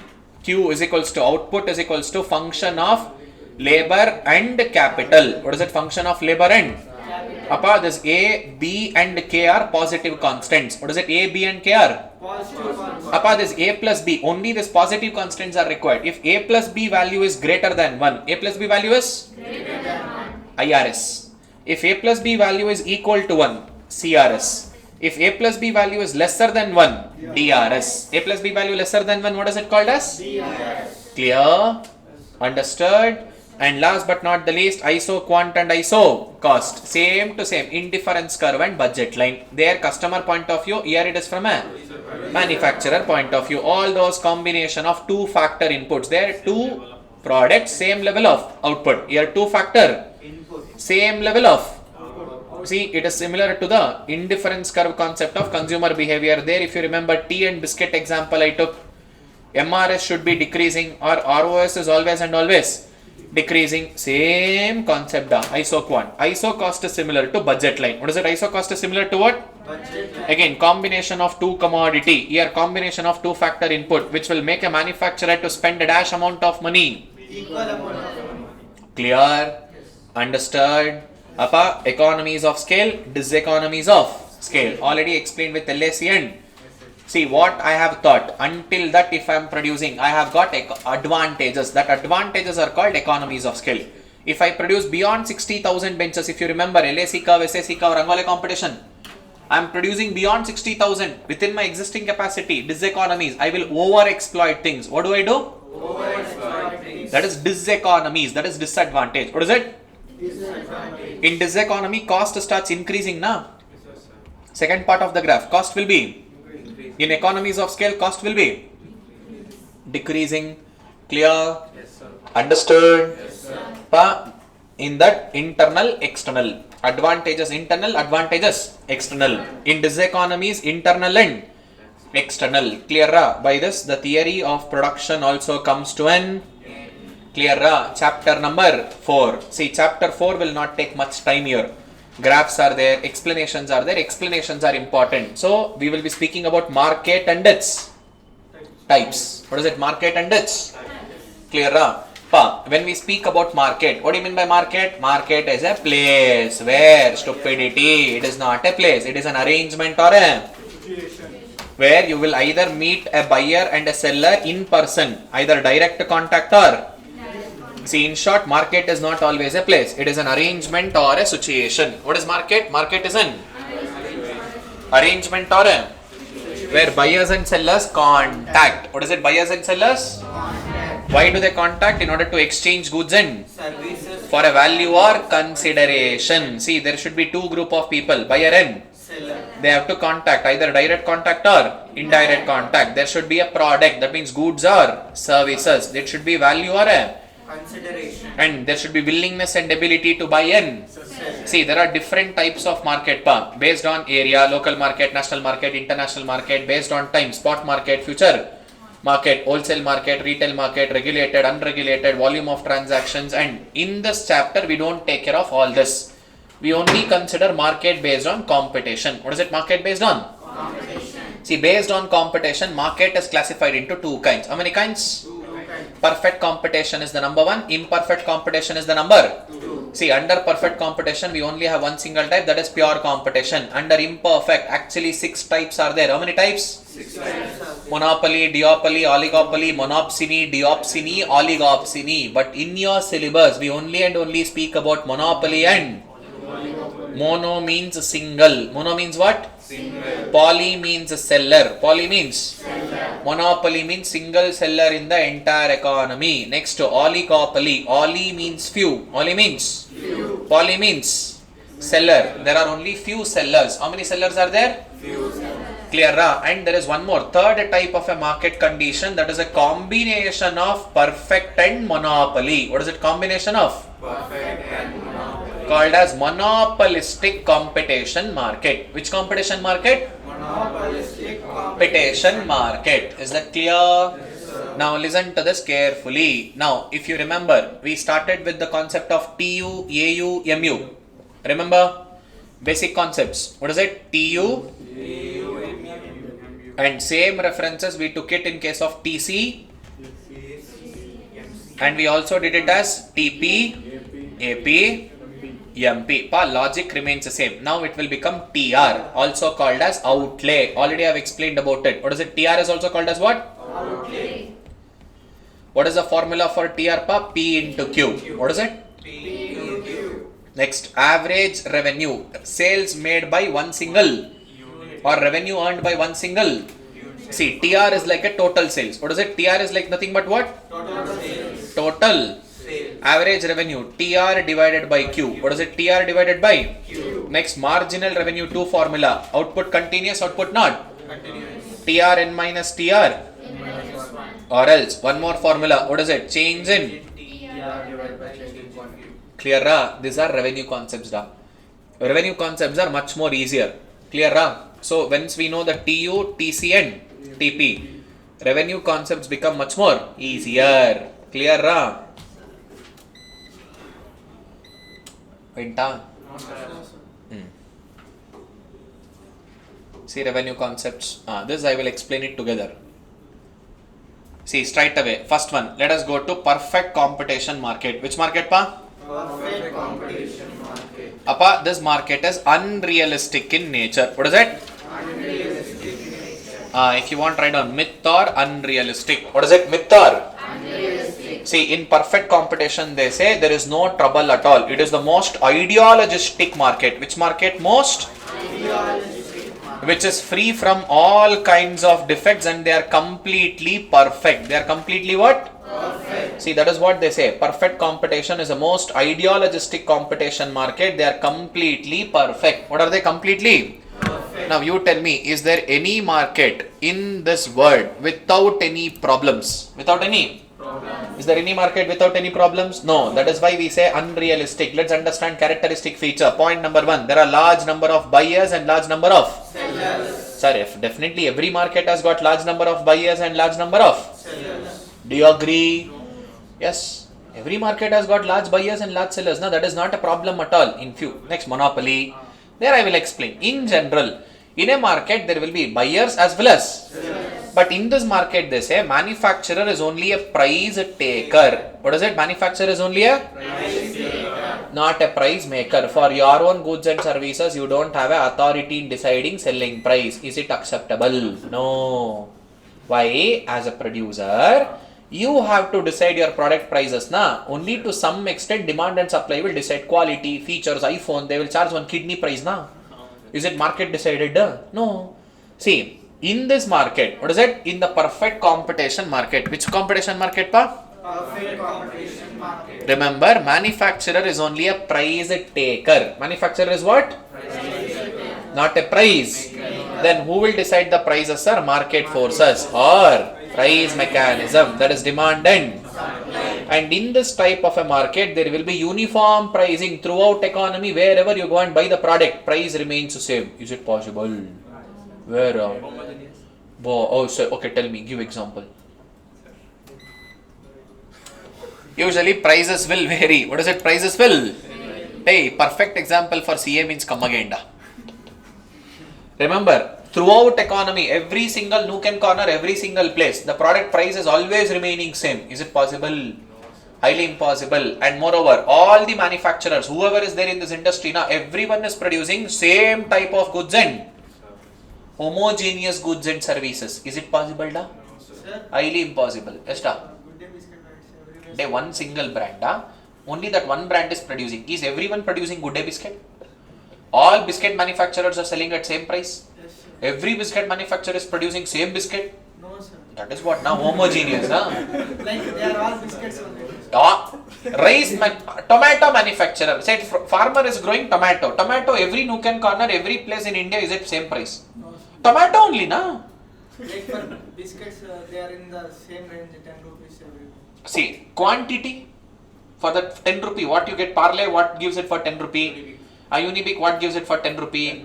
See, they are following equal pricing strategy, but quantity different, na? See, that is totally, and usually for whatever, let's say for example 100 grams, what is it? 100. Everyone are, let me say, selling at same price for 100 grams. No.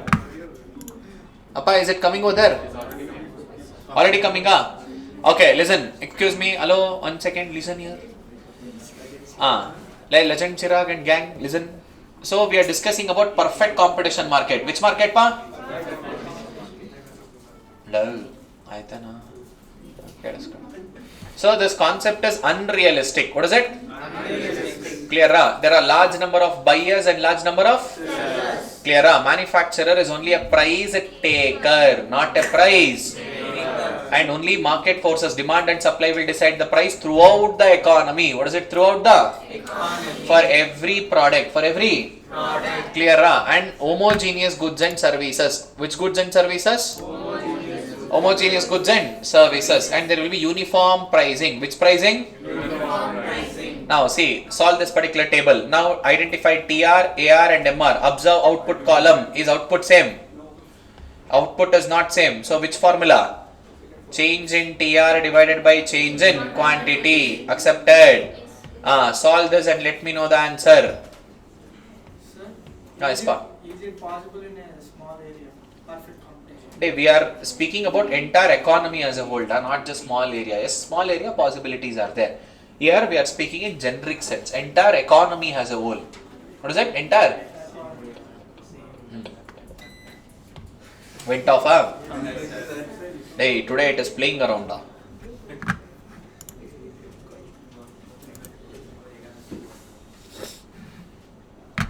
What is the TR value?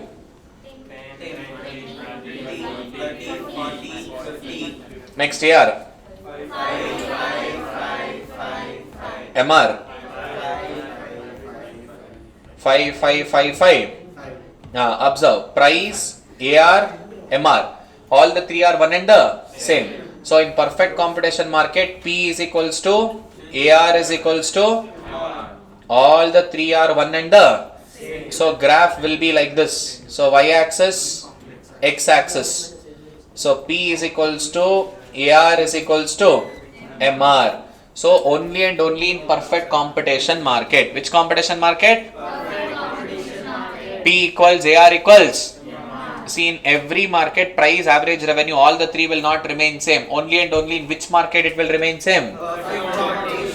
Perfect competition market. We are understanding, analyzing about entire economy as a whole. In the entire economy as a whole, every single product, everything is always decided by market forces, prices. Possible? Every manufacturer, whoever is there in the industry, everyone are producing same commodity. Possible? Every nook and corner, prices are going to remain same for the product. Is it possible? That is what? Imperfect. They say that there is no problem in this market at all. We are completely perfect. We are completely perfect. No trouble, no problem at all. Is there any market like that without any kind of trouble? No, sir. Possibilities are there? No, sir. Clear, na? Abba? Pure, I will explain. Just give some time, I will explain that. Wait, pure competition will come. What happened? I will give break. We will finish this and then we will take a break. I know, sir. Break, sir. He was not providing me water. Okay. Done. Okay, listen. There is a free entry and free exit of firms into industry. What is point number 5? Free entry and free exit of firms into industry. See, a firm can enter into the industry whenever they are making a nice amount of profit. When they are having a losses, they will exit the market. So there is no kind of restriction, no barriers, nothing. There is a free entry as well as free exit. Is that clear? Next, see there, point number 6. Buyers and sellers have a complete knowledge about the. That means they don't have any kind of advertisement. We know that in this market, everyone are producing same goods. Everyone are also selling for same price. Do you need advertisement for that? And not just that, there is also no transportation. Even though if you are incurring, now you can't charge to customer because prices are decided by market forces, demand and supply. Clear? You are not deciding it. Last but not the least, perfect mobility of factors of. Okay, let's start it back. So we were discussing about characteristics of perfect competition market. So there are 8 important characteristics. So point number 1, large number of buyers and large number of sellers. Point number 2, manufacturer is only a price taker, not a price maker. Who will decide the price? Market forces or price mechanism. And point number 3, all the manufacturers are producing homogeneous goods and services. And point number 4, uniform pricing throughout the market. And this type of a market, price, average revenue, marginal revenue, all the 3 will be equal. Is that clear? And point number 5, free entry and free. And point number 6, buyers and sellers have a complete knowledge about the market. That means there is no requirement of advertisement cost. Also there is no transportation. And perfect mobility of factors of production. What is that perfect mobility of? That means you take a land from any person. Rent is going to remain. You work in any organization, wage rate will remain. And especially factors of production can move from one person to another person in the most perfect way. Clear? These are the 8 characteristic features. Suppose out of this 8, if first 5 points are satisfied, what is it first 5 points are? Satisfied. Large number of buyers and sellers, manufacturer is price taker, homogeneous goods, and perfect prices. Every single area, every place, homogeneous uniform prices and free entry and free exit. Then it is called pure competition. Stock market. What is it? Stock market is an example of pure competition. Agricultural sector is an example of pure competition. Farmer don't decide the price of the goods that he has grown. Demand and supply, APMC markets, supply and demand, that will decide the price. And moreover, homogeneous it is. Moreover, whatever the tomato, whatever they grow, the quality might differ, the product remains same. So only in certain cases we have a pure competition market which is followed in the economy. Rest pure competition. None of the country on this earth is completely following the perfect competition. Which competition? Perfect competition. Clear? See, perfect competition is not followed by any country on this earth, but the elements of pure competition. What is it?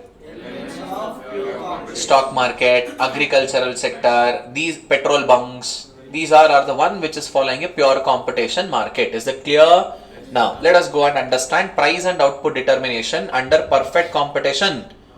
That means we understood industry equilibrium. If you remember, total demand is equal to total. So, demand curve downward sloping, supply curve upward sloping. The point where demand and supply meets, it is called as equilibrium. So, it is market clearing price. This is for entire industry. If entire industry has to be in equilibrium, what is that condition? Now let us understand it as a firm equilibrium. Which equilibrium? Firm equilibrium. See, firm equilibrium has got 2 conditions. How many conditions are there? 2 conditions. Condition number 1, MC should be equal to MR. What is that? MC should be equal to? MR. Condition 2, MC has to cut MR from? Below. From where? Below. Now listen, when we are doing a theory of cost, I said MC curve is dash in shape. If you remember, I said first part I will not consider it, only the second part we are going to consider it as important. Do you agree? Yes, sir. That is what we will explain it now. And in perfect competition market, just now we decided P is equals to AR is equals to. Now I am only considering this MR curve and MC curve. What is it? MR curve and MC curve. Now observe this. This is what the nature of MC curve or MR curve. And MC curve will be like this. Do you agree? Now, according to the condition of firm equilibrium, MC should be equal to MR. What is it? MC should be equal to? MR. See, in 2 places, initial one and subsequently. Let's consider point X, this one as point Y. See, in these 2 places, MC and MR has become equal. See, initially, I have only incurred losses. See, this is my selling price. Now, this is P, selling price, but this is my MC curve. Cost is greater, revenue is lesser. What is it? Cost is greater? Revenue is lesser. See, we are incurring a losses actually. But let's say for example, when I am producing some 50 benches. How many benches, pa? 50 benches. Now I will come to this equilibrium point. No profit or no loss. Now if I produce beyond 50, now slowly I will start making profit. Let's say at this particular level, when I am producing at some 300 benches. How many benches? 300 benches. So this is point A, this is point B. Now a firm is making a maximum profit. Which profit? Maximum profit level. Now I will not stop producing at point that is B, that is at 300 units of output, because large number of buyers are there now. So I will still continue. I know that my profit proportion will decrease. What is it? Profit? See, until it will decrease, until I reach back the equilibrium once again. That is at point Y. Let's say 500 units. Which units? 500. Now again I have reached the equilibrium. Now if I produce even a single unit beyond this point Y, now again I will enter into what? Losses. Cost will be greater than revenue. What is it? Cost will be greater than revenue. Let's say this is the particular point. Let me make it as point C and point D. Now point C is a cost MC curve. Point D is a revenue. Now cost is greater, revenue is lesser. Do you want to produce at that level? No. So we would like to produce at a profit level, and moreover there are two equilibriums. How many equilibriums? Two equilibriums. Point X and point Y. I will not consider this first part, because if I stop producing at point X, what does it stop producing at? Point X. That means in my lifetime I have never seen the profits. I have only incurred a losses now. So I can't stop producing here. Equilibrium refers to state of rest. What is equilibrium? State of rest. Where we should rest, we can't produce. So I cannot consider this as a equilibrium. So first half I don't consider, I only consider the second half. That means first condition is MC should be equal to MR. Second condition, this MC curve has to cut MR curve from below. Has to cut MR curve from below, not from above. MC has to cut MR curve from below, not from above. Is that clear? Yes, understood? So firm equilibrium has got two conditions. How many conditions are there? So which are those two conditions of firm equilibrium? MC should be equal to MR. And MC has to cut MR from below, not from above. See, it has to cut from below, not from the. Clear? Now with respect to output, what is it with respect to? Output. See, when output should increase, when output should decrease. See, logic is very simple. When revenue is greater, cost is lesser. What is it? Revenue is greater, cost is lesser. We will increase our output. Suppose if cost is greater, revenue is lesser, decrease the output. What should we do? Decrease the output. Clear? Now observe here. MR is greater than MC. What is it? MR is greater than MC. Point A is MR. Let's say this is point B. Point B is MC. MR is greater now. Point A is greater. Point B is lesser. Cost is lesser than revenue. What is it? Cost is lesser than revenue. Output should increase. Next, if MR is lesser than MC, what is it? MR is lesser than MC. See, MC curve is at point C, that is cost. Point D is a MR curve. See here, this is the portion of loss now. Would you like to produce at loss? No. So what should we do now? Output should decrease. So remember, whenever MR is lesser than MC, output should decrease. Sir, what if MR and MC both are equal? Deciding factor is MC curve. Which is the deciding factor? MC. If MC is cutting MR from above, output should increase. If MC cuts MR from below, MC cuts MR from below, output should decrease to stay back in the profit zone. See, MC cutting MR from above, output should increase. What should happen? Output should increase. Output should increase. If MC cuts MR from below, then output should decrease. See, this is with respect to output. What is it with respect to? Output. So in short, what is the condition of firm equilibrium? Two conditions are there. Condition number one, MC should be equal to MR. And MC has to cut MR from where? Below or above? Clear? Already firm equilibrium we discussed now. Industry equilibrium also we have done. Total demand is equal to total supply. Clear? This is industry equilibrium. What is firm equilibrium? MC should be equal to MR. And MC should cut MR from below, not from above. Clear? This is called as firm equilibrium concept. Which equilibrium concept? Firm equilibrium concept. See, whenever a firm is operating in a short term, what is it? When a firm is operating in a short term. See, any organization now, my intention is running the business in a long term. Suppose if you are operating in short term, in a perfect competition market. Which market? Perfect competition market. See, three possibilities are there. Supernormal profit, normal profit, loss. See, already shutdown point, permanent shutdown, loss. What is it? AR lesser than? Supernormal profit, AR greater than? Normal profit, AR is equal to? In this graph, normal profit graph is important. In perfect competition market, equilibrium condition. Which condition? Equilibrium condition. See, in supernormal profit, AR will be greater than AC. See this graphs? From examination point of view, from MCQ point of view, this graph is not important. But which graph is important in perfect competition market? Normal profit graph. Which graph? Normal profit graph. See, at this point of equilibrium, see AC, MC, AR, MR, price. All of them are equal. All of them are Equal. That means P is equals to AR is equals to MR is equals to AC is equals to MC. What is it? P equals AR equals MR equals AC equals. See, that is the condition of equilibrium. What is it? Condition of Equilibrium. in case of normal profit. In case of Normal profit. in perfect competition market. Which competition market? Perfect competition market. See, if a firm is operating in short run, what is it? Firm is operating in Short run. three possibilities are there: supernormal profit, normal profit, and loss. Out of that, normal profit equilibrium condition is most important. What is the condition of normal profit equilibrium?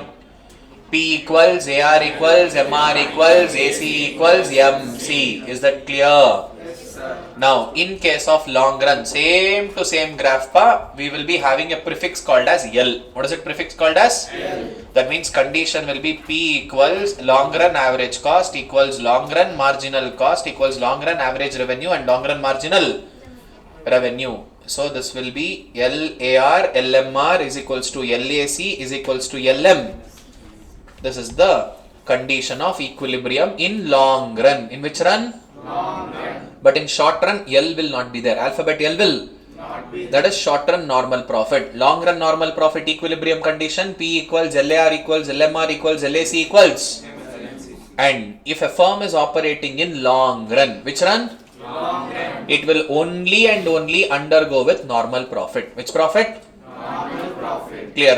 Now we know that there are large number of buyers, large number of sellers, free entry and free exit, everything is there. Still, even though if there is a scope to attain supernormal profit, what is it? Manufacturer will not try to attain supernormal. They say if any one guy does this, even others will also do the same thing. Stupidity, man. In reality, there is no competition at all. All the manufacturers are producing same goods. Prices remain same. Prices are decided by market forces. Where is the competition? There is in reality no competition at all. But they say that if anyone tries to make supernormal profit, even others will also earn supernormal Profit. highly impossible. In reality, in perfect competition, see, in perfect competition market, there is no existence of a competition because prices of the commodities are determined by whom? Price mechanism. Demand and Supply. manufacturer don't have any control in deciding the price. Clear? This was your perfect competition market. Which market? Perfect competition market. See, industry equilibrium. Already we have done. Total demand is equal to total. At the point of equilibrium, price will remain constant. Clear? Next, let us go to monopoly market. Which market? Monopoly. Mono means single. Poly means seller. In the entire industry, you are the only and only one single seller. One single Seller. throughout the entire industry. What is it throughout the? Entire industry. Only and only one single? Seller. But large number of buyer. Large number of? Buyers. When you are the only seller, will you decide the price or will demand and supply decide? We will say the price. We are a price maker. Who are we? Price maker. And when you are making the price, would you like to make a profit or losses? Profit. Which profit? Normal profit or supernormal? A monopolist will always earn which profit? Supernormal profit. Always AR will be greater than. AC. And there is no availability of substitutes at all. You are the only seller. Except you, no one else is there. There is no concept of any substitute or no close substitute. But we will also pose an entry barrier. Which barrier? Entry barrier. It's not that easy for any new company to come and start the same type of business or even a similar kind of a business. There are 4 types of entry barrier. How many types of entry barrier? Number 1, legal entry barrier. The law of the nation itself will act as a barrier. Now, best example in India, who can print currency notes? RBI. Except RBI, any other bank? No, sir. Atomic energy generation. Government of India. Indian Railways. Government of India. Is there any private railway? Any private person who is generating electricity by using radioactive elements, atomic energy? No, sir. Law of a land itself will restrict. Only we can do this. Only government can do this. Next one is natural entry. Climatic conditions of the different states itself. The climate itself acts as a barrier. Now, no doubt, Bangalore is a cold temperature and all. Can you grow apple in Bangalore? Kashmir? Himachal Pradesh? Ooty? Yes. Bangalore? No. Now climate itself is acting as a barrier for certain kind of business. Next, business. We call it as cartel. That means association. See, initially we have a competition between ourselves. We will only create one group. Association. Only this association people can do the business here. Best example, local vegetable market, local flower market. Kormangla Flower Market Association. Only these people who are in that association can come and sell. Have you ever seen in your local market, nearby your home, there will be one small flower market, fruit market, na? Any new person coming in between and selling between them, only between them competition exists. Only those people can come and sell in that market. That is called cartel. What is it called as? Cartel. Association or cooperation. What is it? Association or cooperation. Last but not the least, which factor? Vitamin M becomes a problem, even if government allows. Okay, Indian Railway, okay, private people, I'm allowing you. Please come and start your own private railway. Best man, government you allowed. But what you government has invested from 78 years, Britishers have done from 200 years now. Can we invest such a huge money all of a sudden? Investment becomes a challenging. What is it? Investment becomes okay, let's assume, sir, everyone put together have joined hands and they invested. Can they provide for cheaper cost like how government is providing? No. That becomes a challenge. So these are the 4 types of entry barrier. Which barrier? Entry barrier. Legal entry barrier, natural entry barrier, business formations and investment factors. Which factors? Investment factors. Last but not the least, which plays the major and the most important prominent role in the monopoly market is price discrimination. Which discrimination? Price discrimination. Simple, charging different prices from the different customers for the same type of goods and services. Best example, your schools, colleges. General merit, different fees. SC/ST, different fees. OBC, different fees. See, sports quota, different fees. NCC quota, different fees. Service remains the same, but fees charged by the customers are charging different prices from different customers for the same type of goods and services. That is what monopolist will do. Except if no one else is there, na? He will charge the way he want. He will charge the way he want for different customers. Because of charging different customers, different prices to different customers, na? He will make supernormal profit. Which profit? Supernormal profit. And see, there are mainly 4 types of price discrimination. Number 1, personal price. Let's assume that Shashikiran sir, along with bench manufacturing, I also have a cloth shop. In my cloth shop, if my student comes to buy the cloth, 10% discount. Regular customer, 20% discount. My girlfriend, free. If my relative comes, 50% premium. Extra. My wish. My shop, my wish. Personal price discrimination. Next up. Geographical. Sir, intentionally, let's say for example, Shashikiran is the only chocolate manufacturer in entire India. Assumption. What is it? Assumption. Now intentionally, I will sell more prices in North India, less prices in geographical discrimination. Next, price discrimination according to based upon what purpose you are taking. Let's say in my cloth shop, white shirt. For what purpose, sir? Driving cab, sir. Okay, 200 rupees. Enjoy. Next, Legend Chirag will come. Sir, one white shirt. Why? Sir, I'm going for interview for KPMG tomorrow. 700 rupees. Give it. Going for interview, na, you should look good. Different purpose, different use, different prices. Next, according to best example, the raincoat. Buy it in rainy season, prices are high. Buy it in summer season, prices are low. According to different time, prices will also vary. Your movie tickets, weekends usually PVR and all high price. Weekdays are very low price. Who will go on weekdays? So that are attracting by having a lesser prices. Next, there are 3 degrees of price discrimination. What is that? 3 degrees of price. See, first degree is based on consumer. Hello, somewhere you have heard this consumer surplus. Abba? Hey, this guy is only before break they have heard that stupid fellow. Movie ticket example, Pushpa 2. Full on 500 rupees, 400 rupees, 200 rupees. You are not there. We have given different examples in the class. Now, let's say for example, when a customer is ready to pay something extra, let's say your local vegetable vendors. If your mom goes to buy the fruits and vegetables, they will say 500. No, 300. If your dad goes 400. If you go 500 only. I will try to extract as much as possible in my cloth shop. If your mom comes, I know she will bargain very much and she will take it for lesser price. If your dad comes, little bargain. If you come, no bargain. Back up the boy, get lost. You will definitely buy that. I will try to extract as much as possible from you. That means I am like, boss, how much ever you are ready to pay in extra, I will try to extract. That is what? Consumer surplus. Whatever surplus they are ready to pay. Clear, Next, based on volume of. Usually when you buy things in bulk, cost will be lesser. When you buy very lesser volumes, cost will be more. Next, based on dividing the markets into Sub-markets. Which markets? Sub-markets. That means simple to North India, South India, East India, West India, different state, different price. I am the only chocolate seller na. My wish, I will divide it based on different sub-markets and I will sell clear na.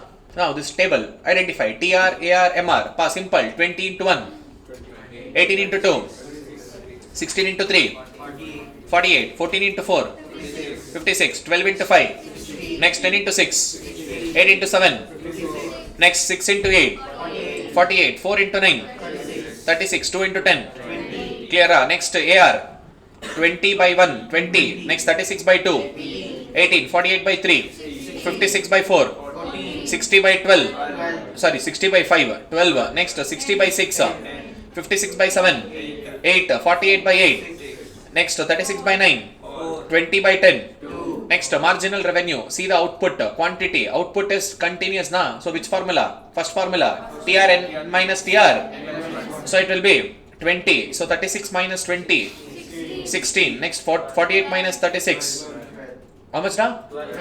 12, next 56 minus 48, 8, 60 minus 56, 4, next 0, next,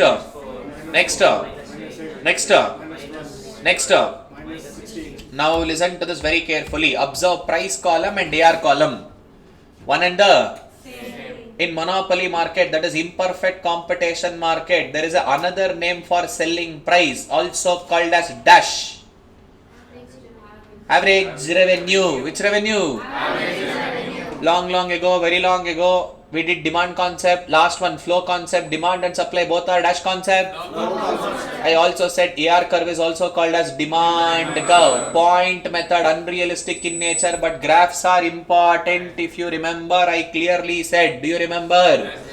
And see there, whenever TR is maximum, MR is 0. Clear? Whenever TR is increasing, what is it? TR is? See, 20, 36, 48, 56, 60. MR is?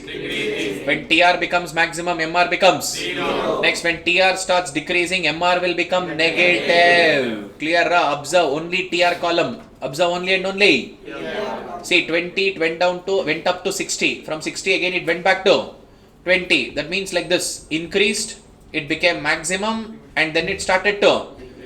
That means inverted U in shape or bell shape curve. What is it? Inverted U or? Clear? Understood? Now observe only and only AR and MR. What is it? AR and? MR. Now observe AR curve from 20 to 18. Year 20 to? Year 2 is a difference. Year how much is a difference? Again 18 to 16, 2. Year 16 to 12. Again 16 to 14, 2. Year 12 to 8. Can I say marginal revenue decreases double than average revenue? MR decreases double than AR. AR is also called as selling price. AR is also called as selling price. Henceforth, selling price will never become 0. Selling price will never become 0. And AR is also called as demand curve. AR is also called as what? Demand curve. Now let us put the same table in the form of graph. See, this is how the entire graph looks like. 1 second, let me minimize this little. Yeah. See there? TR initially increases. TR will become maximum. What is it? TR will become? And then TR starts to decrease. TR starts to what? Decrease. Clear, Ram? So TR increases, TR becomes maximum, TR starts to decrease. Whenever TR is maximum, what is it? Whenever TR is? Maximum. MR will be 0. MR will be? 0. Clear, Ram? Now, AR curve is also called as which curve? Demand curve. Demand curve, and also called as selling price. Also called as which price? That's why it will never become 0. So AR curve is a flatter curve. AR curve is a dash curve. But observe MR curve also becoming 0, also becoming negative. So this is steeper curve. MR curve is a dash curve. AR curve is a dash curve. And AR curve is also called as selling price or demand curve. The middle point of the demand curve is dash elastic, unitary elastic, upper portion relatively elastic, lower portion. If it is touching the y-axis, which elastic? Perfectly elastic. Point method. Already we have done in the morning. Is that clear? Now observe. Listen to this very carefully. Relationship between all the three. TR, AR, MR. All the three mixed masala will come now. Look here. Initially TR is increasing. What is it? Initially TR is? Increasing. MR is decreasing. But MR is still positive. MR is still? Positive. and E greater than 1. E greater than 1. Let me explain it once again. Initially TR will increase. TR will increase. MR is decreasing but positive. MR is decreasing but positive. And AR will become E greater than 1. That is relatively elastic. Next, whenever TR is maximum, MR is 0 and E will be equal to 1. E will be next, when TR starts decreasing, MR has become negative and E will be lesser than 1. Clear ra? Now see pa, relationship between all these three important. See here, whenever TR is maximum, what is it? TR is maximum. Topmost, MR was 0, E was equal to 1. Next, whenever TR is increasing, first phase, MR was still positive but E is greater than 1. Next, whenever TR starts decreasing, MR was negative. E will be one more kahani may twist. There is a third formula to calculate marginal revenue. Which formula? Appa, only two formulas we have explained. Output is continuous and when output is not continuous. So whenever output is continuous, what is it? Whenever output is what is it? TRN minus. When output is not continuous,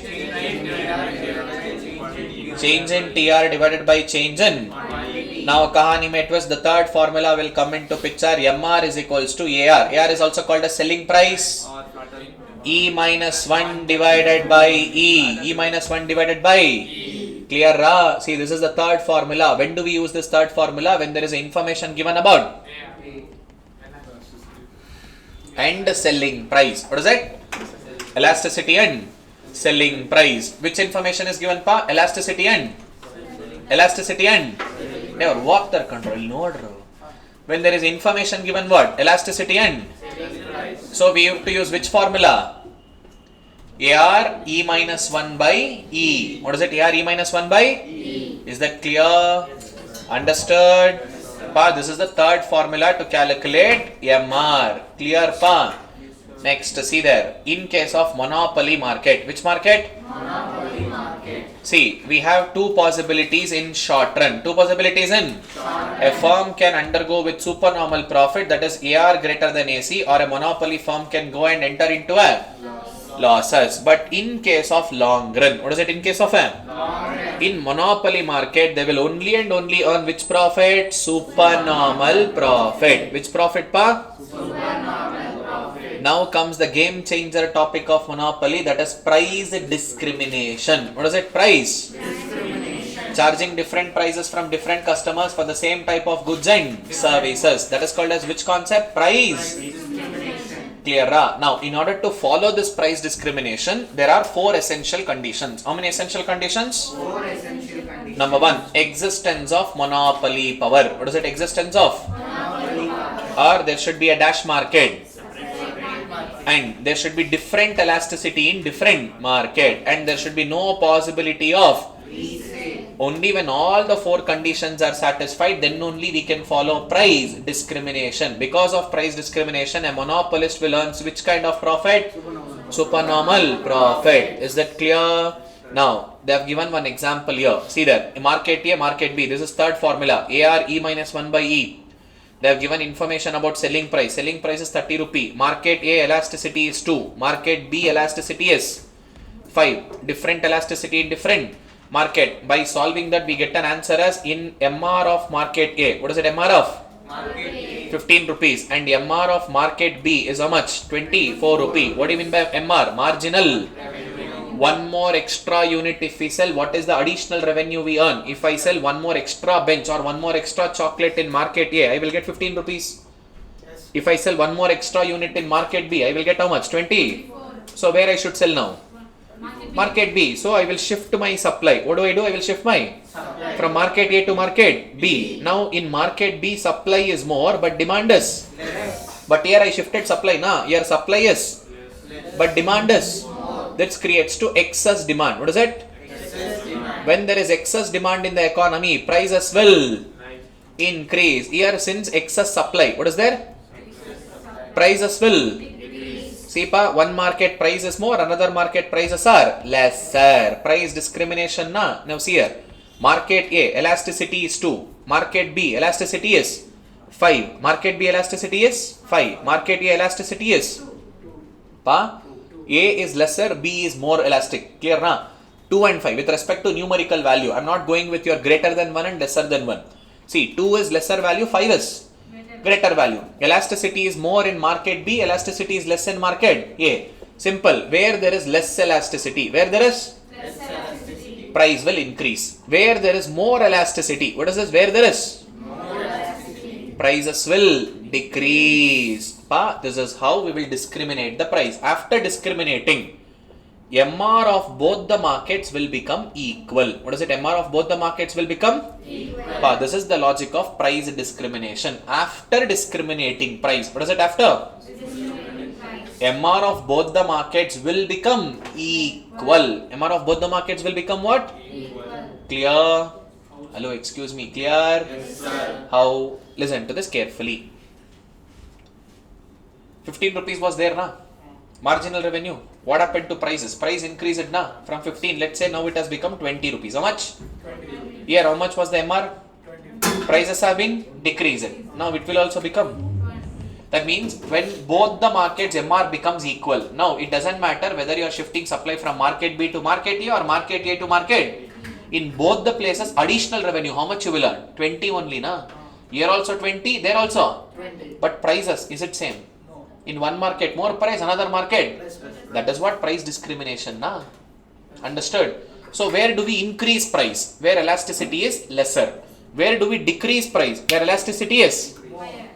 Same to same full on explanation. I have also given in the form of graphical representation. Which representation? Graphical representation. See, Rangoli competition.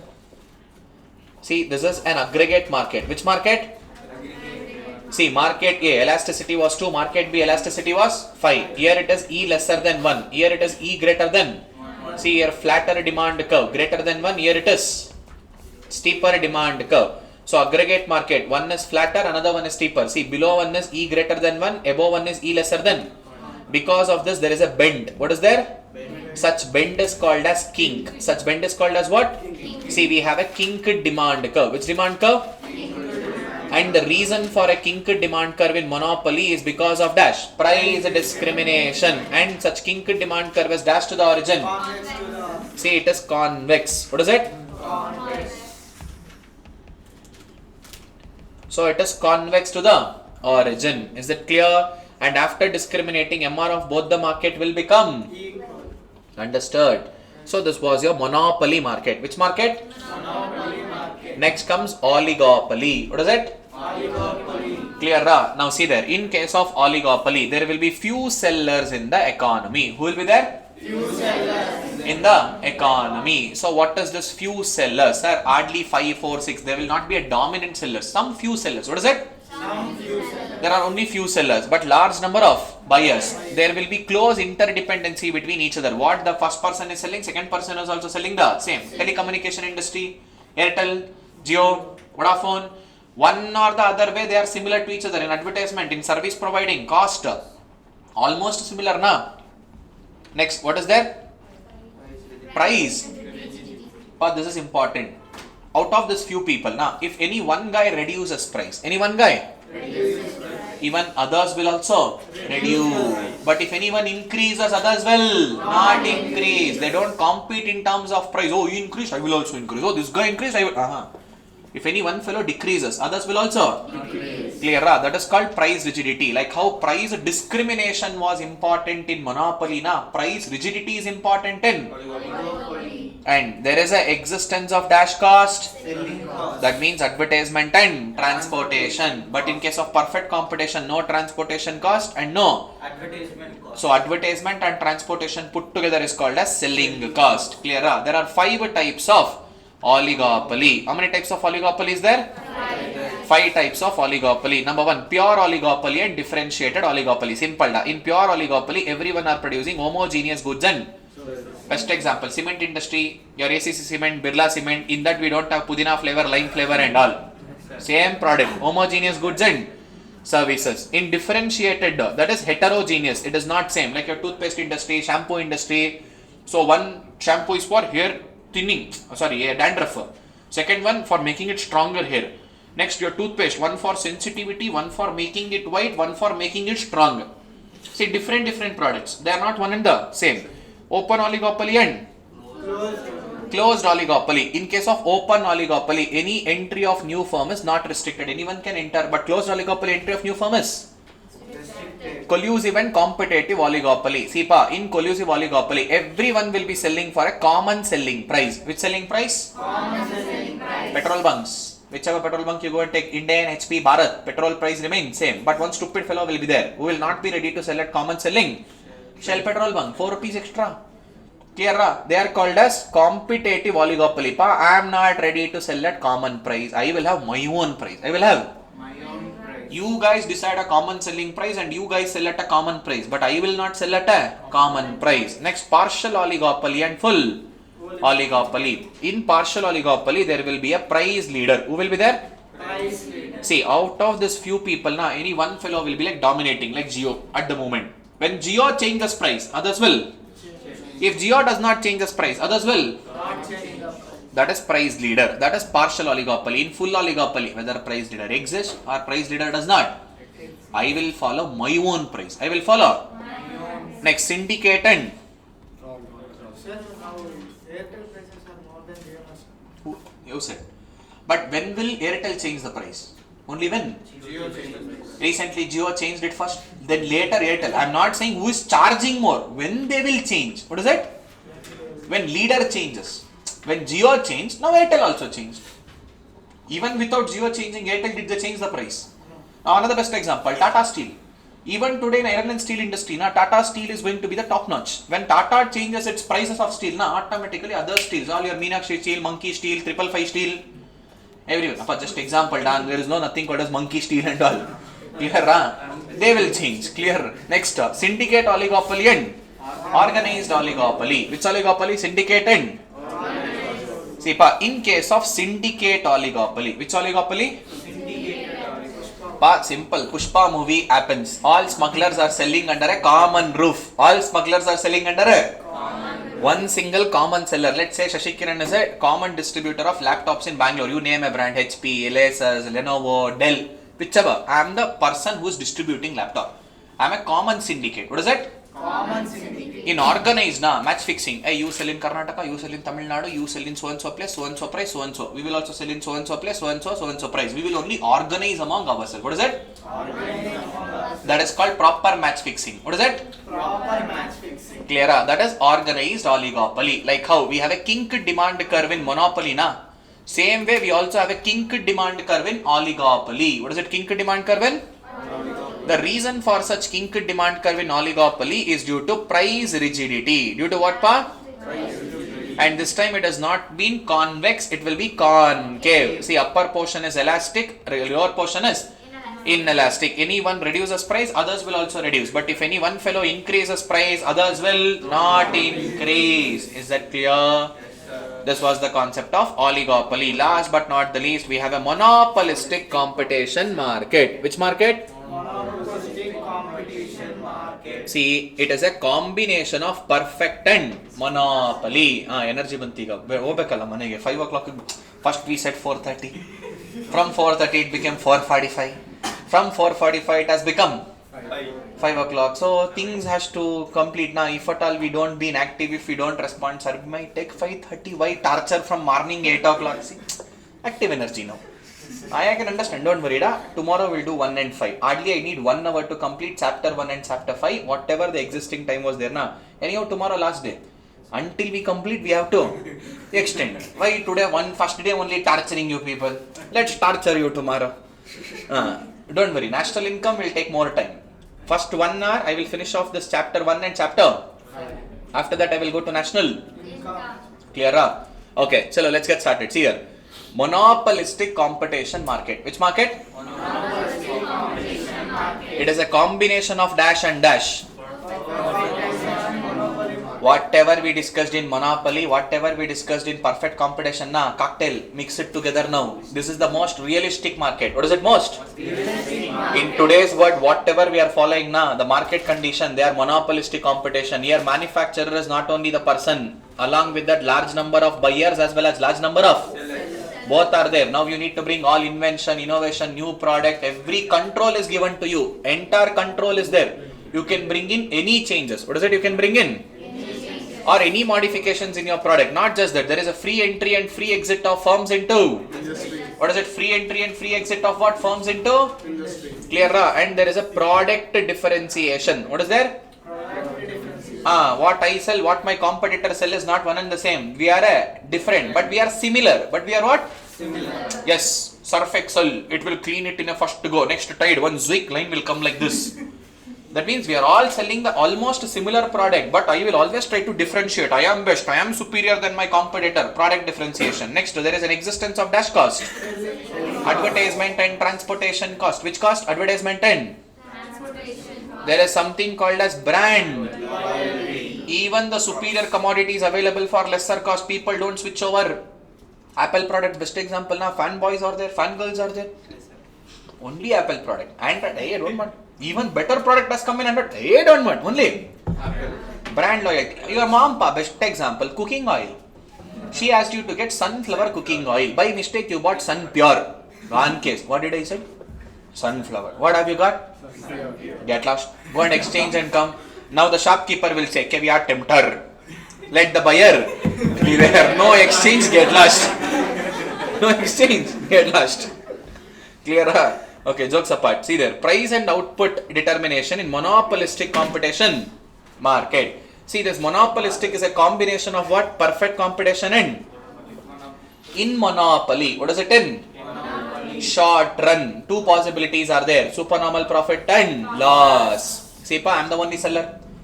Either I make supernormal profit, if not, losses. In case of monopoly, same to same way. Now, in case of monopolistic competition, I know that I will only operate for short term. What is it? I will only operate for short term. I am not going to operate for long term and all. My intention is less than a year. So, I will make sure that I have to make supernormal profit. If people don't buy my product, I will enter into a losses. So, only two possibilities. Supernormal profit and graph. Usually, you will start a business. Your intention is not long run. Your intention is to only do a business for short term. Would you like to make profit or loss? Sir, when we start a business, it is... Intention itself is short run. What is it? What business? Okay, I will give one best example. In Bangalore, there was recently one full new trending was there. All the snacks. Elanir katte. On tender coconut, they used to put ice cream, new flavors and all. New kind of chat came up. Are they existing now? Only short term. Now they understood this is just a hype which will be there for 1 week, 1 month and all. So they made a nice profits initially. They tried some experiment. Things worked. Supernormal profit. If things didn't work, Loss. my intention itself is to be there for short run. My intention is not to be there for like long run. If I have I will plan properly. I will not make supernormal profit. I will only and only incur normal profit. Which profit? Even though if I can make supernormal profit, in realistic market, people don't make supernormal. They will maintain buffer stock. What they will maintain? Buffer stock. Excess capacity left out. Like Jio, some super competitor enters into market. Now I need to reduce prices. In order to reduce prices, I need to use my existing capacity left out. What is it? Existing capacity? Left out. Observe, we are presently operating at point A, normal profit. See, my AR curve and AC curve are tangent with each other. AR equals to AC, normal profit and condition accepted. Now, I still have a capacity left out. See, I am producing at 800 benches per month, but I have a capacity of producing. But I am only producing 800. I am still keeping this buffer stock. See, this is the buffer stock level. If any strong competitor enters the market, now I will use this and I will reduce my production capacity, increase my production capacity. I will use this buffer stock. So my cost will come down. Cost will come down. Now observe at point B, MC curve is cutting AC curve from below and minimum. What is it? Below and minimum. That means AC becomes minimum. AC becomes minimum. Average cost of producing every single unit will become minimum. Now I will reduce my prices until this point B, or even lesser than point B. Even lesser than point B. Let's say I will reduce it till point C. Where I will reduce it till? Point C. Lesser than even point B. Technically this is loss. I know that strong competitor has entered a market. My intention is not to make profit now. Survival. What is it? Survival. If any strong competitor enters the market. What is it? Strong competitor? Enters the market. In order to reduce our selling price. What is it? In order to? Reduce our selling price. We will keep buffer stock. We will keep what? Buffer stock. Because of buffer stock, we can reduce our cost of production. Reduce our Cost of production. when cost of production itself is decreasing, your selling price can also be decreased. We know that very well. When selling price decreases, automatically demand will Increase. see their conclusion. If any strong competitor enters the market, we will utilize the buffer stock in order to reduce the cost of production as well as Selling price. we know that when price decreases, demand Increases. so henceforth a firm in long run, if they want to be in, Equilibrium. there should be existence of dash excess. Capacity. That means Sir, but before we learned that MC curve, we have to produce until that point to read. yes, pa. Now we'll not have the excess, no, sir. We will have see here Up to where MC curve is cutting your AC curve from below and minimum. Yes, sir. See there, point B na. But where are we producing? At point A. Intentionally we are producing lesser. I still have a capacity. Whatever we decided na, that is a maximum output level. Which output level? But I am not using my maximum output level na. Intentionally I am producing lesser than my maximum output level. But for us to be optimum, we have to produce. Yes, to be optimum. Am I producing at optimum? No. When I will become optimum? When strong competitor enters. That means I will still have a scope to reduce my cost. See there? Yes. If already I am producing at optimum level, some new competitor comes in, can I still reduce my selling price? To become optimum, only when competitor enters. So in realistic market, people will hold a buffer stock. They will hold what? Buffer stock. They will not utilize their entire capacity. Now you understood? Yes. See, every time I don't produce at optimum level, I know there is a fear in long run. Some new competitor might come in, like Jio, stupid fellow, disturb the market. In order to get survived in the market, what is that? Survived. I should reduce my selling price now. In order to reduce selling price, I should be at optimum level. Which level? Optimum. So presently I will not produce at optimum level. Lesser than optimum level. That means still I have a scope. If I increase my production, cost will decrease. Cost will Decrease. understood. Yes. By this entire chapter 4 comes to an so today we did with second unit full completed, third unit full completed, fourth unit full clear ra? So what is the time pa? 4:40 almost. Morning 8:10 we started, now 4:40 almost. After leaving your break time and all, almost like we have done with almost like 7 hours. Yes, sir. Okay, tomorrow get ready. First 1 hour we will be finishing with full micro. Another 1 hour I need pa. Chapter 1 will not take much time. Chapter 5 will also not take much time. Only national income is going to take a much time there. Except national income, even though there na.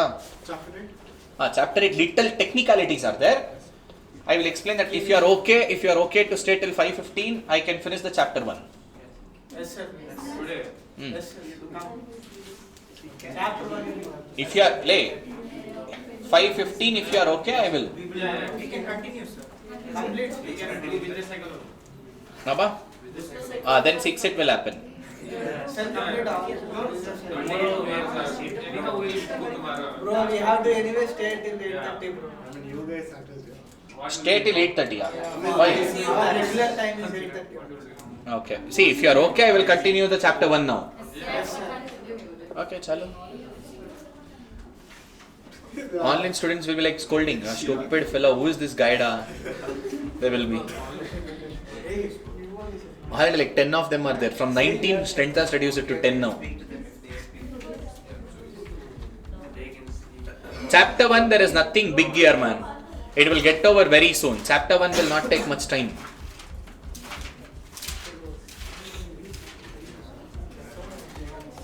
Okay, look at the board. Appa, economics is derived from a Greek language. What is it? Economics is derived from a Greek word called as oiko and nomia. Oiko refers to household, nomia refers to management. Then what is economics? Art of household management. What is it? Art of Household management. Who introduced this concept of economics to the world? Adam Smith.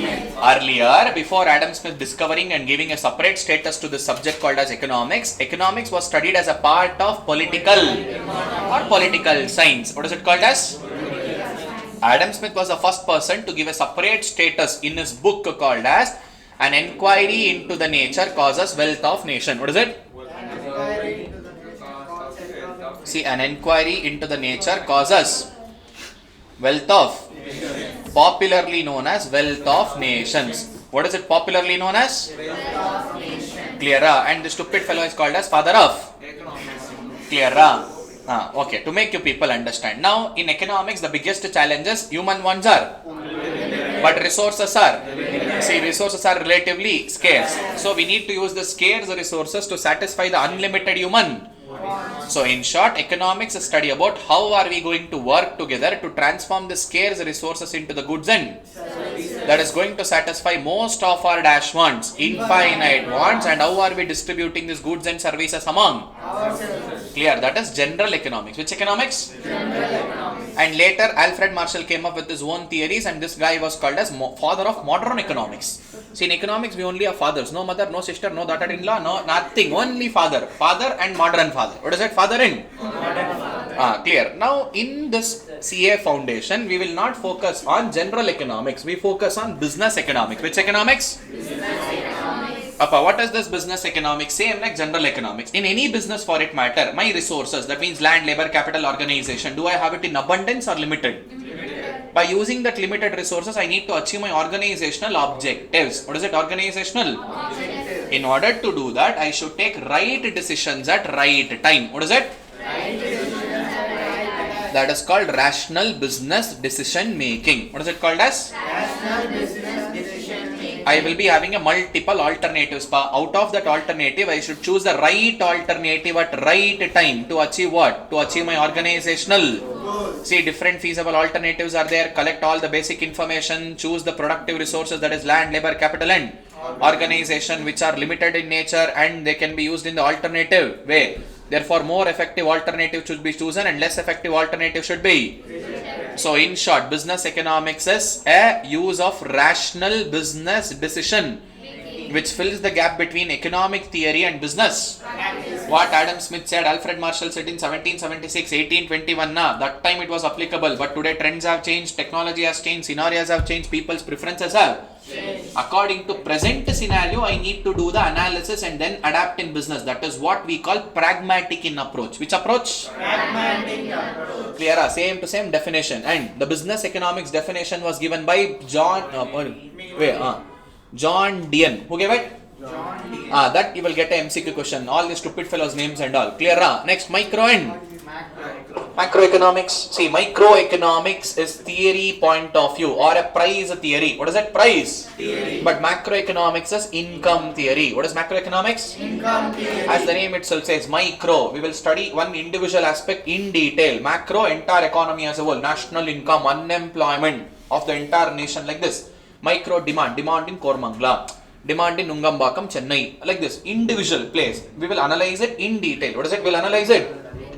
Next, microeconomics is full of assumptions and law of demand. All other things remains constant. Stupidity, how come taste and preference remains constant, income remains constant, technology remains constant.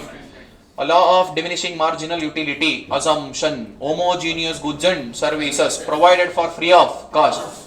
See, entire microeconomics is full of assumptions and unrealistic in nature. What is it? Unrealistic in nature. But macroeconomics is realistic and there is no assumptions. Clear? Micro is always internal to organization. Macro is external. Micro is worm's eye view. Macro is see examples of micro: demand, supply, cost, production. Macro example: national income, inflation, unemployment, poverty. All these are example. Clear?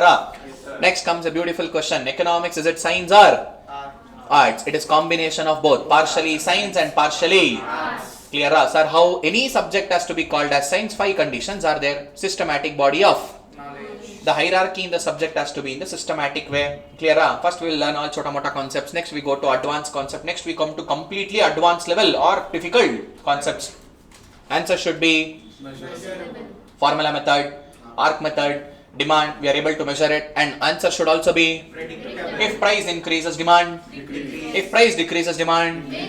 Next, there should be tools to measure sum.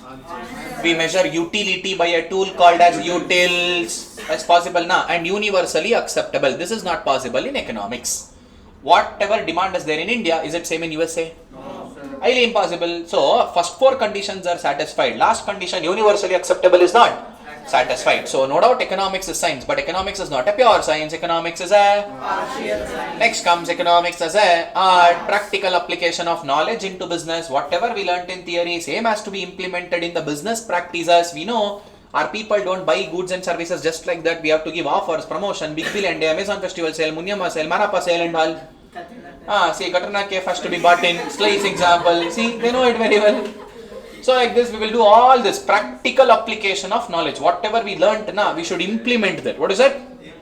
Implement that in the business practices. That is called as art. What is it? That is called as art. See, art is nothing but practice of knowledge. Science teaches us to know things, but art will teach us to do things. Where science is theoretical, whereas art is practical. See, whatever day-to-day problems we are facing in the business now, that has to be tackled in the most economical, practical way. So art is going to give us a dash solution in the various economic problem which firm faces in the day-to-day. Henceforth, economics is both science as well as art. Science in its methodology and art in its application. So once we understood economics is science as well as arts, under the science two more classification is there, that is positive science and Normative science. if you remember in the class I had given doctor example, senior doctor, junior doctor example. Assuming Shashikiran is a patient, I am finding some symptoms, unable to eat water, drink food. Symptoms na, my symptoms. What is it? Unable to eat water, drink food. My symptoms na.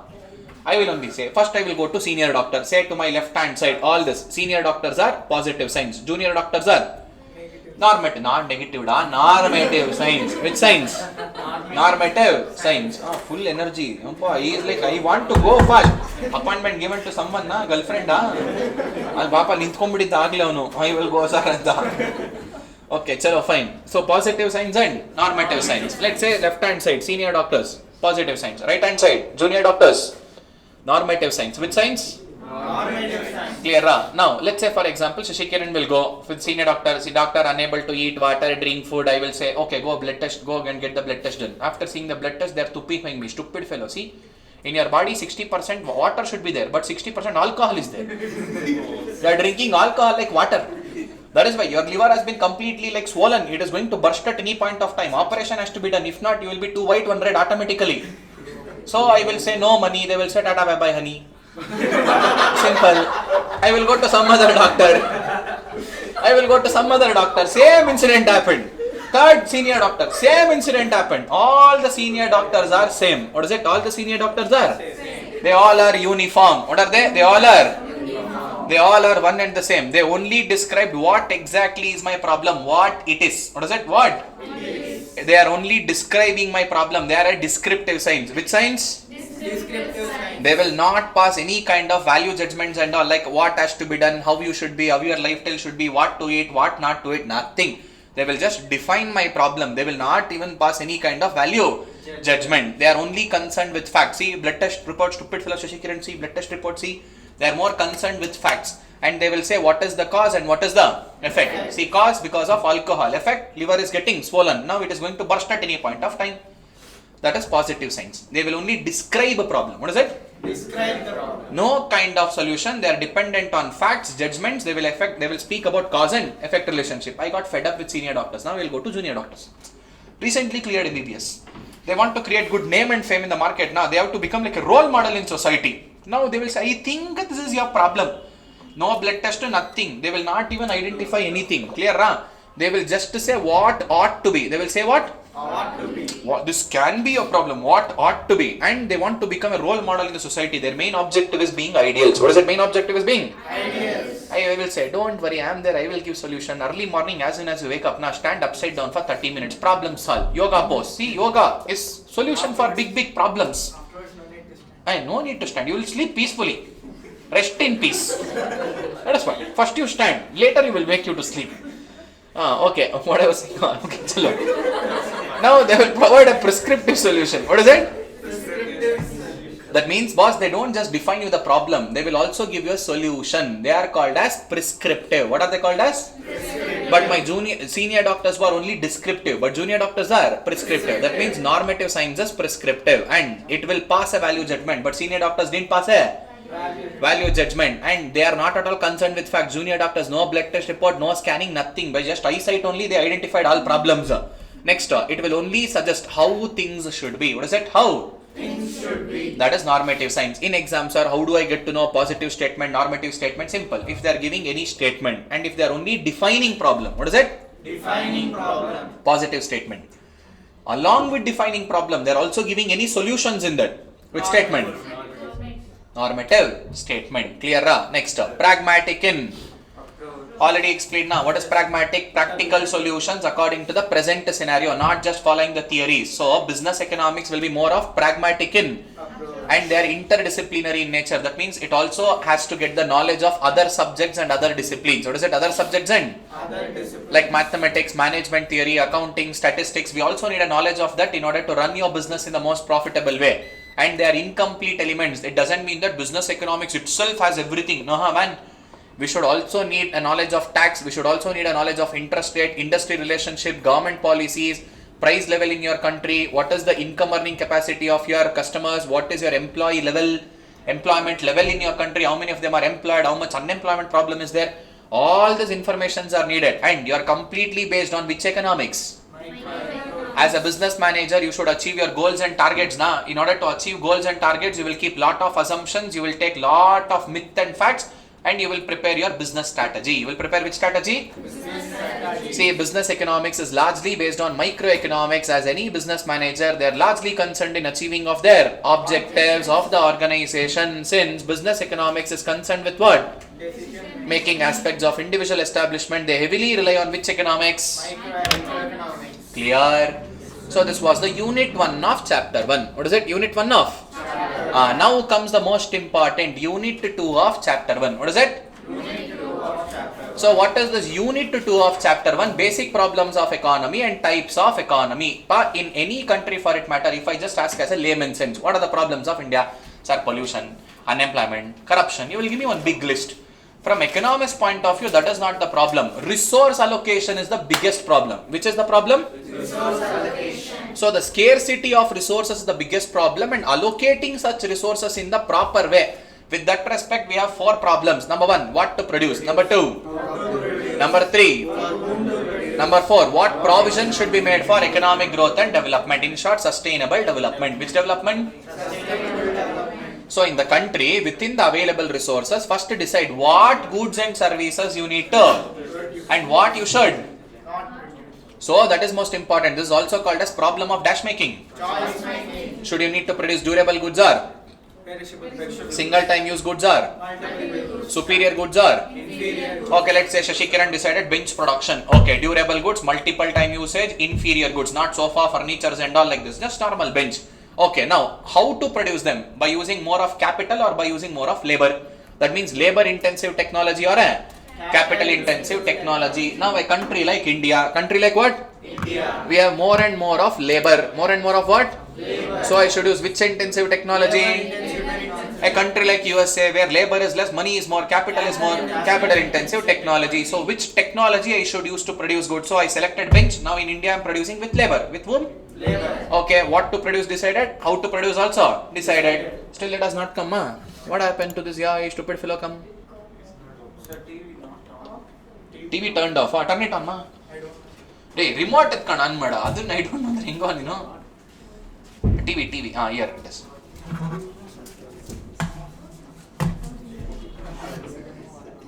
Today it is fluctuating too much. They are resetting, sir. Okay. Another 10 minutes I will finish. 10-15 minutes. Anyhow, torture is going on from morning. I take that one. Yeah, take it. Okay, listen. Anyway. So first we decided what to produce. Next we decided how to. Now for whom to produce? Who is my targeted customer? What is it? Who is my? Targeted. Okay, do they belong to lower class of society, middle class of society or a rich class of society? And what is their ability to purchase? What is that ability to? All these are needed. Clear? See, class of society, who is my exact targeted customer, which age group do they belong to, or what is their ability to buy goods and services. You need to understand for whom are you producing this goods and services. Next comes what provision should be made for economic growth and development. That means, boss, we have a limited resources. I can't use the resources for each and every possible thing in the present generation itself or present production itself.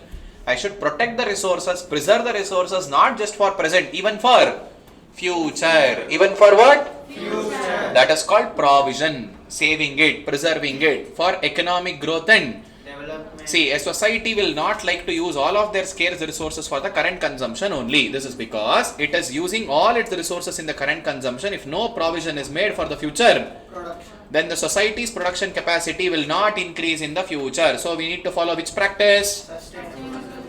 Meeting the needs of present generation without compromising the needs of.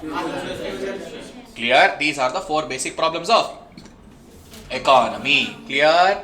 Now, there are three types of economic system in the world. How many types of economic system? So, which are those three types of economic system? Capitalistic economy, socialistic economy. Simple da, capitalistic is private controlled economy. Private enterprises are dominated. Socialistic economy, government is controlling everything. Such government is called as CPA. What is it called as? CPA. Mixed economy, as the name itself says, combination of government and private. Country like India. Clear? We have private schools and colleges, government schools and colleges, private transportation, government transportation, almost except three industries. In everywhere we have an existence of private as well as Government. clear. Now see there, capitalistic economy. What is it? Capitalistic economy. Or also called as free market economy or laissez-faire economy. What is laissez-faire? Minimal intervention of government. Government will not interfere much. They will only set rules and regulation. See, private ownership will be there of right to property. That means everything, almost majority of the things are owned by private people. Who is owning it? Private people. Land, labor, capital, organization, economic resources, factors of production are controlled by private people. And government interference is almost Zero. government will only come and frame the rules and regulation. Government will not come and say what to do, what not to do. Nothing. Private has got a full freedom and private people are dash motive. Profit motive. And there is also an existence of competition between the Producer. definitely when private people are there, between private people competition will exist and they will always try to attract more and more customers. They will try it for a lesser price to attract customers. Next, to consumer is not restricted. That means as a customer you have a choice to choose with whomever you want. You can buy either from producer A or either from producer B. You select. You have given an option and there is an unequal distribution of income and well, rich becomes even more richer and richer, poor will remain. That is what happens in capitalistic economy. See, merits of capitalistic economy, demerits of capitalistic economy. In capitalistic, it encourages economic activity, more of demand, more of supply, more of production and maximum efficiency. We will utilize our efficiency to maximum extent. Dynamic, environment keeps on changing, taste and preferences of customer keeps on.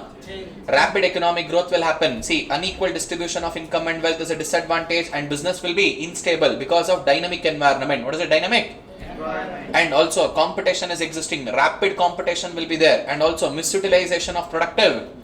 They will overproduce few things for the sake of earning a profit. Next comes socialistic economy. Which economy? Also called as command economy. Which economy? Command economy. Or dash economy. CPA run economy. Which run economy? So what is CPA? Central Planning Authority. This concept of socialism was developed by Karl Marx and Friedrich Engels in their book called as Communist, Manifesto. published in the year 1840. But today there is no country which is purely socialistic, 100% socialistic. There is no country, but the elements of socialism is followed by Vietnam, China, Cuba. But North Korea is a totalitarian state. Still it is under a ruling, not under any of this economic system. Still under what? Totalitarian state. Only one family has a control over the entire country. Clear?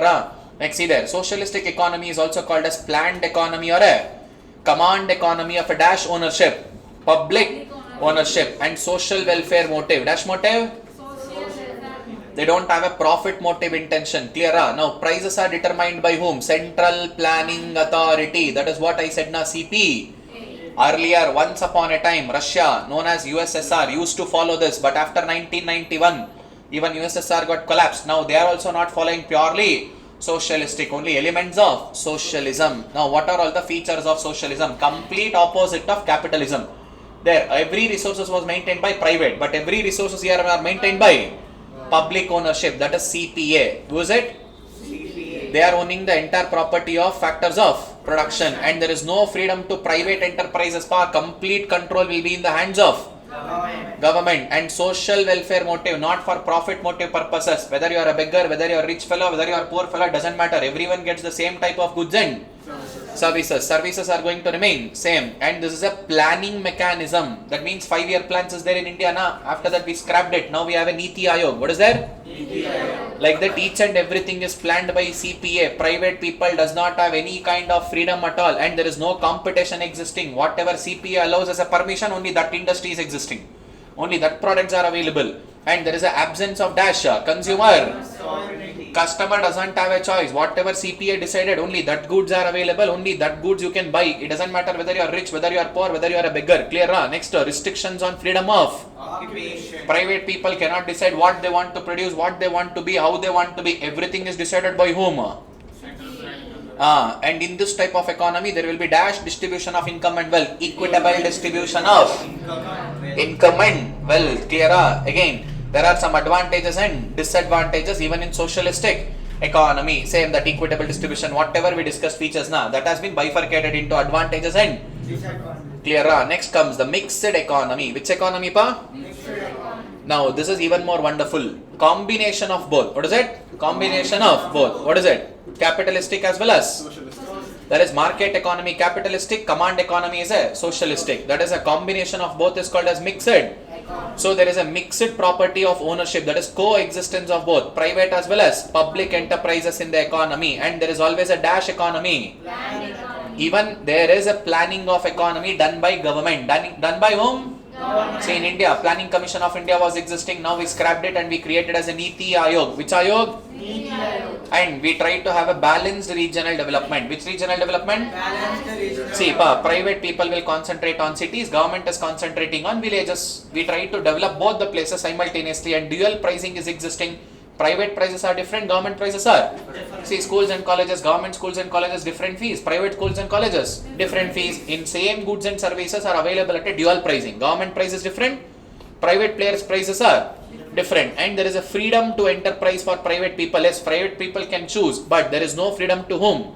Public sector. Whatever government says, public sector has to follow that. Now, private people will work for profit motive, but public sector will work for a Welfare motive. See, in private sector, price mechanism, demand and supply, that will solve the problem of deciding the price. But in public sector, who will decide the price? Government will decide what price, at what particular price it has to be sold. And coexistence and but limitations of private. Competition is existing, but that competition gets limited only to which sector? Private sector. In public sector, there is no Competition. and consumer sovereignty is existing. As a customer, you choose whether you want private services or government services, and there is a freedom of. As a private people, you choose what business you want to do. Government will not interfere much. Clear? This is mixed. Disadvantages of mixed economy most important, especially from the words of Schumpeter. What is it from the words of? Schumpeter. He said this mixed economy is nothing but a capitalism in a oxygen tent. What is it? Capitalism in the Oxygen. only for temporary purpose you will give benefits to the people, but actually you are not giving benefits. And the biggest disadvantage of mixed economy is taxation will be heavy. What is it? Taxation will be heavy. And existence of urge control by the government, but we will not get to know. Government will only be controlling. For a time being, you are giving more and more preference to private people, and also private people will be exploiting. Whenever they want something, they will give some benefits and all. And see there, mixed economy is difficult to, because bringing balancing between public and private is completely difficult. Clear? Disadvantages of mixed economy is most important. Is that clear? Definitely, this is what is actually happening. Mixed economy, now you observe tax rates in India, 35% GST slab they are introducing, 28% GST. Now man, Dubai, 5% VAT, it doesn't matter whatever you purchase by end of the day. In India, corporate taxes and all, man, 20%, 30%. There, maximum 11%, 12%. See, mixed economy, this is the biggest disadvantage. Tax rates will be exorbitant. And people, for a time being, you look like getting benefit. That's actually not a benefit. See, capitalism in the oxygen tent. Whenever they want, they will give benefit. When they don't want, they will not give the benefit. Private players are given like a crown. They will be over exploiting the people here. These are the disadvantages. Clear? By this, chapter 1 comes to an Katham. Clear? Only and only chapter 5 is pending. What is pending? So that chapter 5, we are going to take it tomorrow along with macroeconomics. Is that clear? Yes, sir. Chalo, we'll meet you guys tomorrow at what time? 8:30 or 8 or? Better come at 8:30. Day. For us, for everyone also. Sir, we won't get tiffin at Chalo, come by 9. But tomorrow, until we finish, we are not going to close the class. Even it can be 5, it can be 6, it can be 7. Clear, ra? Okay, chalo, we'll meet you guys tomorrow. Bye-bye. Tomorrow class starts at 9 o'clock. Enjoy. Day, good morning. This is called response. Okay, so in the previous day, we had finished from chapter 1 to chapter 4. So today we'll take up from chapter 5 to chapter 10. So by today, we'll be finishing with the marathon. Clear up? So one of the most important chapter and the bridging chapter between the micro and macro is chapter 5. That is business. Also called as economic cycle or trade cycle. Now that means every nation will not be performing well, or it will not be having an amazing performance year on year. Sometimes they perform well, sometimes they don't perform well. So there will be ups and downs. What will be there? Ups and downs. So such ups and downs are due to various reasons. See, business cycle is also called as economic cycle or trade cycle. See, each and every country will go through the fluctuations in their trade cycle. Whenever such fluctuation happens, series of elements gets triggered. It's not just one element or two element. So it will have a series of effect. Clear? See, suppose, let's say for example, day by day demand is increasing. So when demand is going up, definitely we need to produce more and more output. Do you agree? So even output should also increase. When I need to produce more and more output, I should appoint more and more people to produce them. If I don't have a money, if I don't have a particular, let me say, resources to get invested, I should bring in the money so that I will take the bank loan. Now bank credits will also increase. When I have taken a bank credit,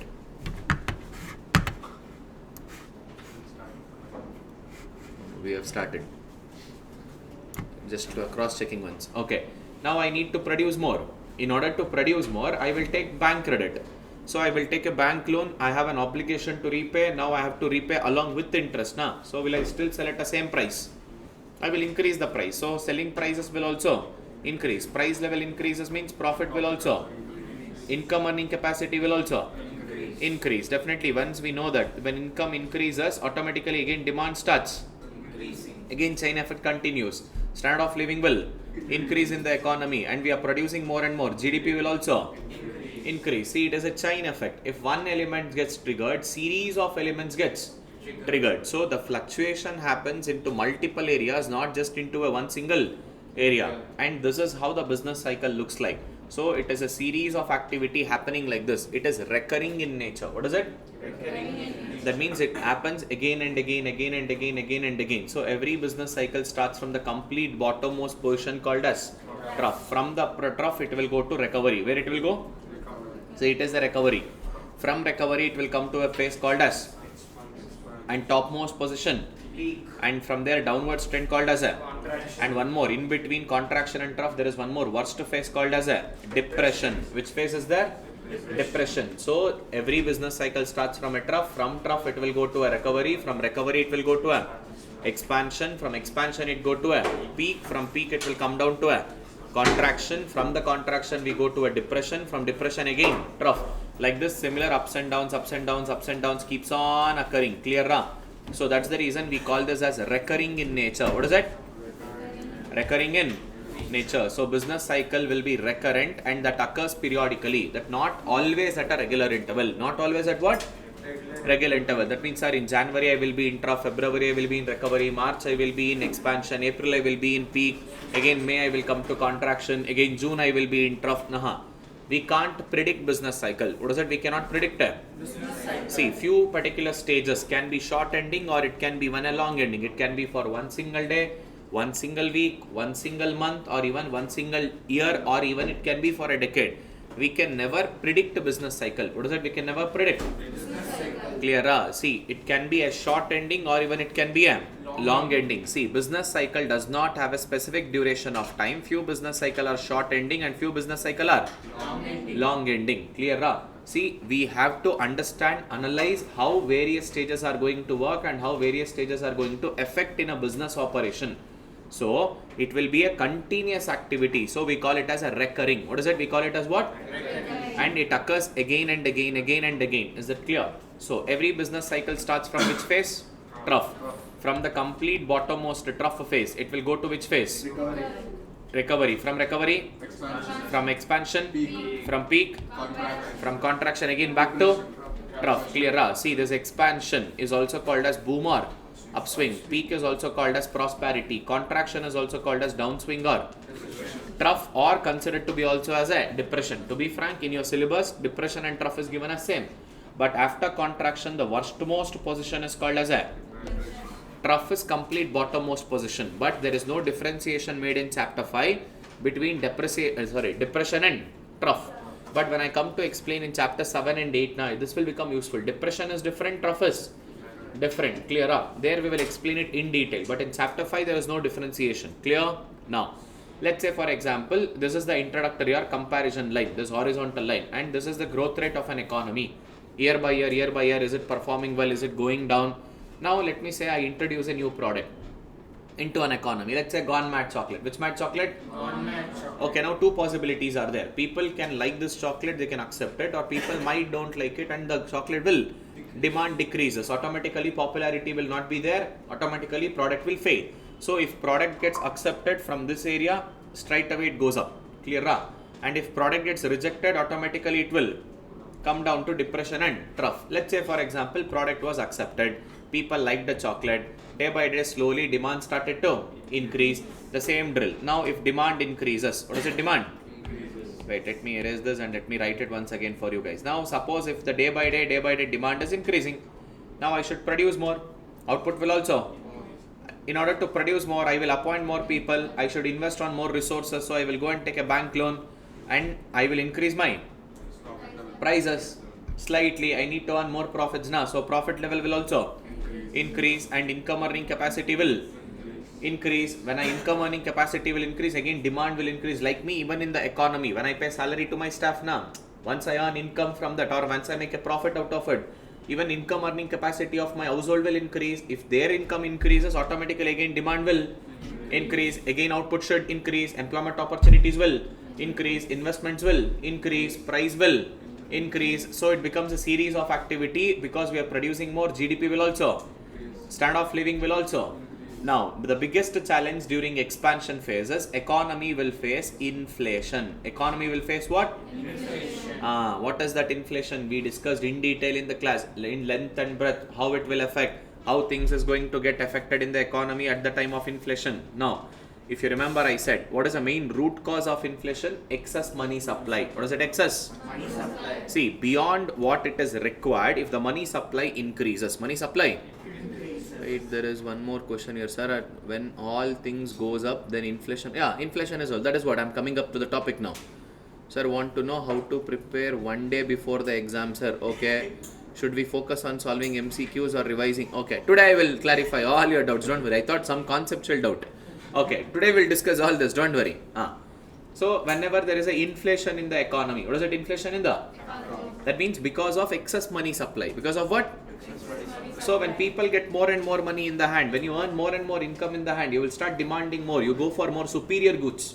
So automatically in the economy, money circulation will increase. So because of its demanding capacity goes up and general price level will also goes up. Now a government cannot look into this and cannot sit idle. If they don't control inflation or deflation, anything for it matter, it brings the biggest trouble to an economy. So every economy will be having a economic policy. Which policy? Economic policy. Economic Policy. Such economic policies are of two types. Number one, fiscal policy. What is the first one? Fiscal policy. So fiscal policy. Second one is a Monetary policy. monetary. Policy. So who will create a fiscal policy? Government. Government of the nation is going to create a fiscal policy. So the government of the nation will create fiscal. Fiscal refers to dealing with public money. What is it dealing with?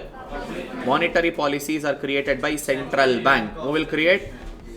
Central bank. Now in India, which is the central bank? RBI. Now under fiscal policy, there are two important tools which will be controlling the entire public money circulation, controlling everything. Number one, that is called as government expenditure. Second one is tax. Under monetary policy, various elements are there. In short, put together, we call them as a Interest rates. Clear? See, whenever there is an inflation in the economy, what is it? Already there is more money in the economy. Now money supply has to go down. So should government spend more money or spend less money? So government expenditure should decrease. And when government expenditures are decreasing and still money is in the hands of people, I should discourage them to buy more and more goods. So tax rates will increase. So indirect tax, direct tax, everything will go up. And bank will be attracting people to come and deposit money by increasing interest rates. What they will do? Increase the interest. See, you still have money in your hand now. Now government stopped spending money, but you still have money in your hand. If you go and buy any goods, taxes are more. So you're not buying a goods, but money is still in your hand.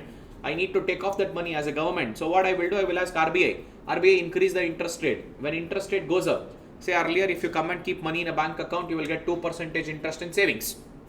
Now I will make it 4%. Attractive now.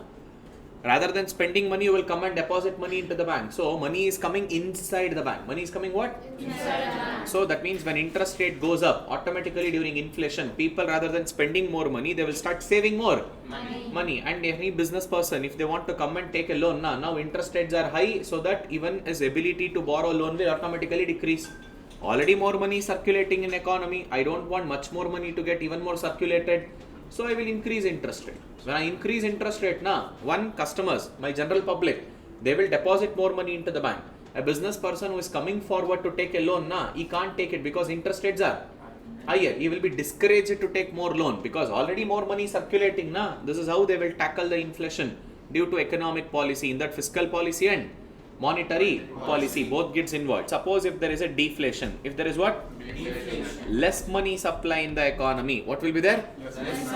Less money supply in the economy. If that is the case, remember government has to pump in more money to the economy to circulate more and more economic activity, improve the economic activity, and they will intentionally decrease the tax rate and they will intentionally decrease the interest rate. When it is less, you will not keep more money in the bank. You will withdraw. When you withdraw, you will not sit silent. You will definitely spend that money.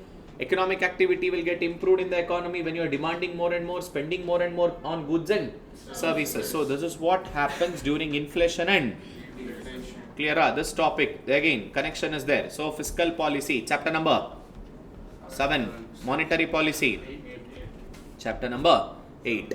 So connection is there with chapter number 7 and chapter number 8. Is that clear? So whenever in an economy, whenever in the we have an inflation. What do we have? Inflation. That means during the expansion phase. Which phase? Expansion. All the economic activity, performance, everything will be going up. Even economy will also face what? Inflation. Economy will face what? Inflation. So that is expansion phase. Now slowly, day by day, demand picks up. You are still okay. Demand is there. So I need to produce. Even if interest rate is more, you will borrow loan. You have to repay with interest now. So because of inflation, because of what? Interest rates will increase. Interest rates will what? Increase. Clear? So interest rates are going to up. Now finally economy reaches its peak position, topmost position. Usually this peak position will be for a shorter duration of time. What is it? It will be not for a longer duration of time where you are earning a maximum amount of profit. Economic activity is at peak level. And after reaching its peak and later it starts slowly dipping down. Now my competitor, after he introduced a gone mad, when it is becoming successful, will he look silent and will he sit silent? Now he will come up with a similar product and he will charge lesser price than me and he will name it as come mad. You went gone mad, I will make it as come mad. So he will attract customers. Slowly my demand will get shifted to my competitor. Automatically he will start earning more. Not just this, it happens in the countrywide. Automatically some nations' performance starts decreasing. When the things are decreasing, demand will fall. What is it? Demand will fall. See, things will go bad now. Demand will fall now. When demand itself is not there, should you need to produce more? No, sir. When you are not producing more, do you want more people? No, sir. And next, when you are not producing more, when demand is not there, existing product itself is not sold. Closing stock is piling up. To attract customers, what you will do? Offers, promotions and all. That means your selling price will decrease. So that profit earning level capacity will decrease. So price level will also decrease, profit earning capacity will also decrease. So overall income earning status will decrease. When income itself is decreasing, you tell me, will the further demand increase? No, sir. Again further demand will decrease. Again chain continues. Because of this, productivity is less, GDP in the economy starts getting affected. And not just that, standard of living will also get affected. People will not come forward to take the loan because economy not performing well. Will I invest now? No. I will become stupid fellow. So bank credits will also decrease. That means whenever we have a contraction phase, manufacturer will become negative mindset. Which mindset? Negative mindset. Clear? See, I know that this is just an entry point. Next worst phase, depression is there, where things will go wrong in much more advanced level. So I know that very well. No man, I am not investing further here. I will wait. Let the economy bounce back. So I will be keep on waiting here. Clear? And deflation will be there in the economy. What will be there? Deflation. Clear? So economy will again enter into a worst phase, where employment opportunities are cut in the maximum, where people don't want to keep money in the bank because of deflation, interest rates will decrease. One way people are losing job, another way bank interest rates are going down. When bank itself is not giving good interest rate, what will you do by keeping money in bank? Will you keep money in bank? What you will do?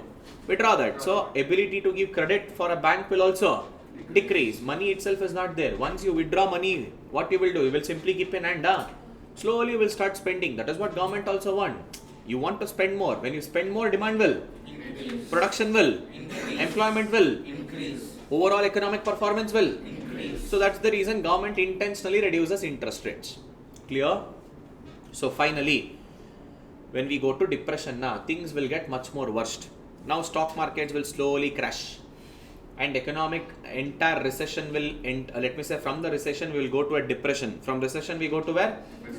Clear? Unemployment will be almost at the peak level here, and finally economy will come to its bottommost position called as trough. It is a complete zeroth position. Economy will come to its standstill. Now slowly new invention, innovation, new kind of product penetrations will happen, and we will come to which phase? Recovery. When economy reaches to recovery, now stock market gets activated. Whatever financial crisis we had during the depression and trough, now slowly it starts getting recovered. Clear? Now manufacturer will become positive mindset. Which mindset? Positive mindset. And remember, where there will be deflation, contraction phase, manufacturer will become negative mindset. Where? Contraction and depression. That means when economy is seeing a downward trend, where manufacturer will become positive mindset, upward trend. That is from recovery and expansion. Clear? And where the inflation will occur? Expansion phase. Which phase? Expansion phase. Like this, similar ups and downs will continue. Similar ups and downs will Continue. clear. This is the concept of business cycle. Clear? See, explanation for every phase wise. See there, in the case of expansion, output will increase, income will increase, employment increase, price of a product will increase, profit will also. Overall standard of living will. There will be high level of output and trade, high level of demand in the economy, employment level will also increase, income earning capacity will also increase, unemployment level will be almost. Which unemployment? Involuntary unemployment. See, any country there are two types of unemployment, voluntary and voluntary. Means a person is getting the work but he is not willing to work. After doing engineering, should I work like a low level stuff? I don't want. I'm not ready to work. So that is called voluntary. Any nation cannot able to rectify this voluntary unemployment. They can only try to rectify the involuntary. That means I'm ready to work, capable to work, but unable to get the job. Such kind of unemployment problem will be resolved. Clear? And there will be rise in dash. Interest rate. Why? Because economy is facing. Already we decided now, whenever there is inflation, what will happen to interest rate? Increase. At the deflation, Decrease. already we decided why interest rate increases, why interest rates will decrease. Clear? And there is a large expansion of bank credit. Why, sir? Even though interest rates are more, why people are coming forward to borrow the loan? Manufacturer, because demand is more. Product is getting more and more penetrated. Economy is performing well now. So people are also having more money in the hand now. They will definitely buy. So they are going to take loan. And next, there will be effective utilization of dash, capital and Investment. whatever investment, whatever capital that we have bought in, we will be effectively using it because economy perform well. Because of this, overall business will optimize. See, in this phase, economy will face a due to full employment of resources and the level of production will be at its maximum. There will be rise in. We are producing more and more. Clear? From the expansion, economy will finally come to where? Peak. So that is the topmost level or the highest level of the economic activity where it causes a rise in price as well as rise in. And the economic activity will reach at the dash position, also called as. This is the topmost level or the highest level of business cycle where manufacturer ends up making a dash amount of profit. And it usually occurs for a clear. Now after reaching the complete top, next there is a downfall called as. Whatever we saw in expansion, now full opposite in contraction. Now economy will see the downwards trend. The in between of peak and depression, complete worst and complete top, in between is called as a contraction phase or also called as a recession phase. Now during this phase, economic activity will slow down, demand starts, overall production will see their future investment plans are. Why? Because manufacturer will become dash mindset or called as pessimistic mindset, because manufacturer will lose the confidence. Next going further, big problem is going to come. Periya PE is going to come there, full devils. Next, see there is a steady decline. That means continuous decline in output, income, employment and profit. That also reduces the bank credit. That means people are not willing to keep money in the bank because economy is not performing well. Things can go wrong. I'm also losing my job. I know I need to survive, sustain, so I will start withdrawing whatever money kept during expansion, and investment opportunities also reduces. Now people will also become little slightly negative. Man, economy is going to fall, things are going to fall, whatever profits we have made till now, let's take it out. If not, economy will reduce and my profit of earnings will also reduce. Investments will also be taken out, and see, expansion of business gets stopped. See, stock markets will, business creations will, and people starts losing their, and because of which unemployment problem will increase. Clear? When people start losing job, unemployment problem will what? Increase. And finally economy reaches its worst position called as depression. From depression finally it reaches the, see, what is depression? First let us explain depression. See, this is depression phase. When things are in a worst phase. What is it? Things are in a worst phase. There will be financial crisis in the economy. Bank credits will be contracting like crazily. Unemployment problems will rise. Income earning capacity will fall. Output will decrease. Trading will decrease. All the economic activity, including your consumption of the customer will decrease. Demand creation will also decrease. Interest rates will also fall. Why? Because whenever interest rates falls, people don't want to keep money in bank. They will keep it in hand. One or the other way, we know how to instigate you people and make you to spend. That's the reason bank will reduce its interest rate and firms will shut down their several production. Short-term shutdown point. What is it? There will be short-term shutdown point and underutilization of resources. Sir, I had 20 employees. Sir, I fired 18. Only 2 are there. Even for the 2 of them, I am unable to give a proper work. Underutilization of resources and fallen GDP. Finally, economy will reach its complete lowest point called as trough, where the aggregate economic activity will be at the lowest and there is a decline in dash price as well as until economy reaches its lowest point. Now remember, during depression, what is it during? Depression. Now there will be deflation in the economy and interest rates in the bank will also reduce. Unemployment problem will be there. So people will hold a dash rather than keeping money in the bank. So bank's credit will clear. This is the complete trough phase or bottommost position. Now comes recovery. What does it now comes? Recovery. See, what is this recovery? Now things starts getting turning around. Things gets better and improved. Now slowly manufacturer will become an optimistic mindset or a pessimistic mindset. Slowly the depression is going to turn into what?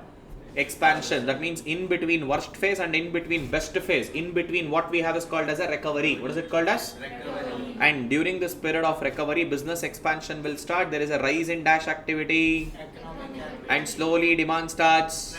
When demand increases, production should increase. When production increases, investment should increase. And this is where business expansions will take place, and now slowly stock market gets activated, employment opportunity will increase. Slowly this revival will emerge into expansion. Clear? So this is the stages of business. They are recurrent in nature. What are they? Recurrent in nature. Occurs periodically but not always at regular interval. Now other than what I explained, now 3 more pointers you need to remember. Which are those 3 more pointers? This point number 3, point number 4 and point number 7. What is it? See, it generally originates in which kind of economy? That is capitalistic. If you see the trend now, our USA is a major trend setter for this Great Depression of America, financial crisis, e-commerce bubble blaster. All of them have created because of them only. Full big crisis in the economies. Capitalistic economies where usually such kind of sensitive issues will start, and that will take over from one country to another country. Effect starts in one country but it also affects the other country. And usually secondary and tertiary sector, that is industry and service sector, is the one which will get more affected because of changes in business cycle. But primary sector will have a less effect. I am not saying that it won't have an effect. Yes, it will be there. Comparing to secondary and tertiary, primary sector will have a dash effect. Lesser effect. Clear? And it is difficult to predict business cycle. Do you agree?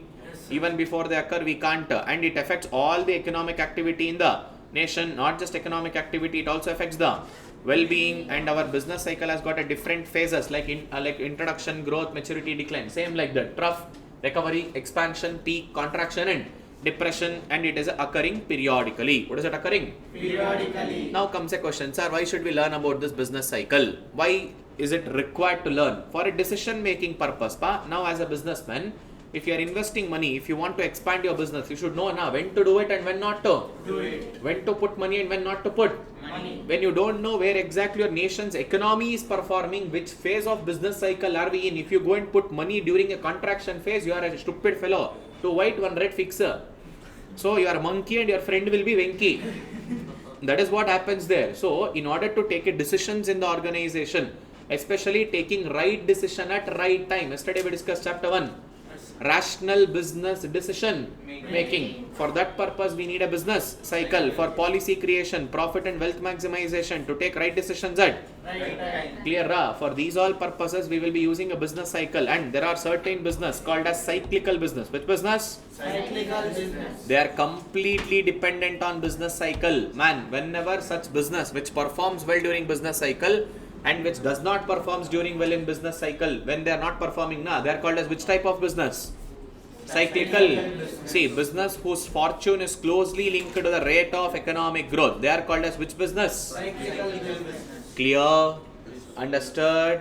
Now, what are all the causes of business cycle? There are two causes. How many causes are there? Two causes. One is internal cause, which happens inside the country. Second is external cause, maybe outside the country or between the country. What is that, outside the country or? Or between the country. See, first one, fluctuations in effective demand. Whenever demand changes, Changes. automatically now the entire economic activity will change. Next, due to changes in investment and due to changes in government spendings and Tax. somewhere we saw this, government spendings and tax rate.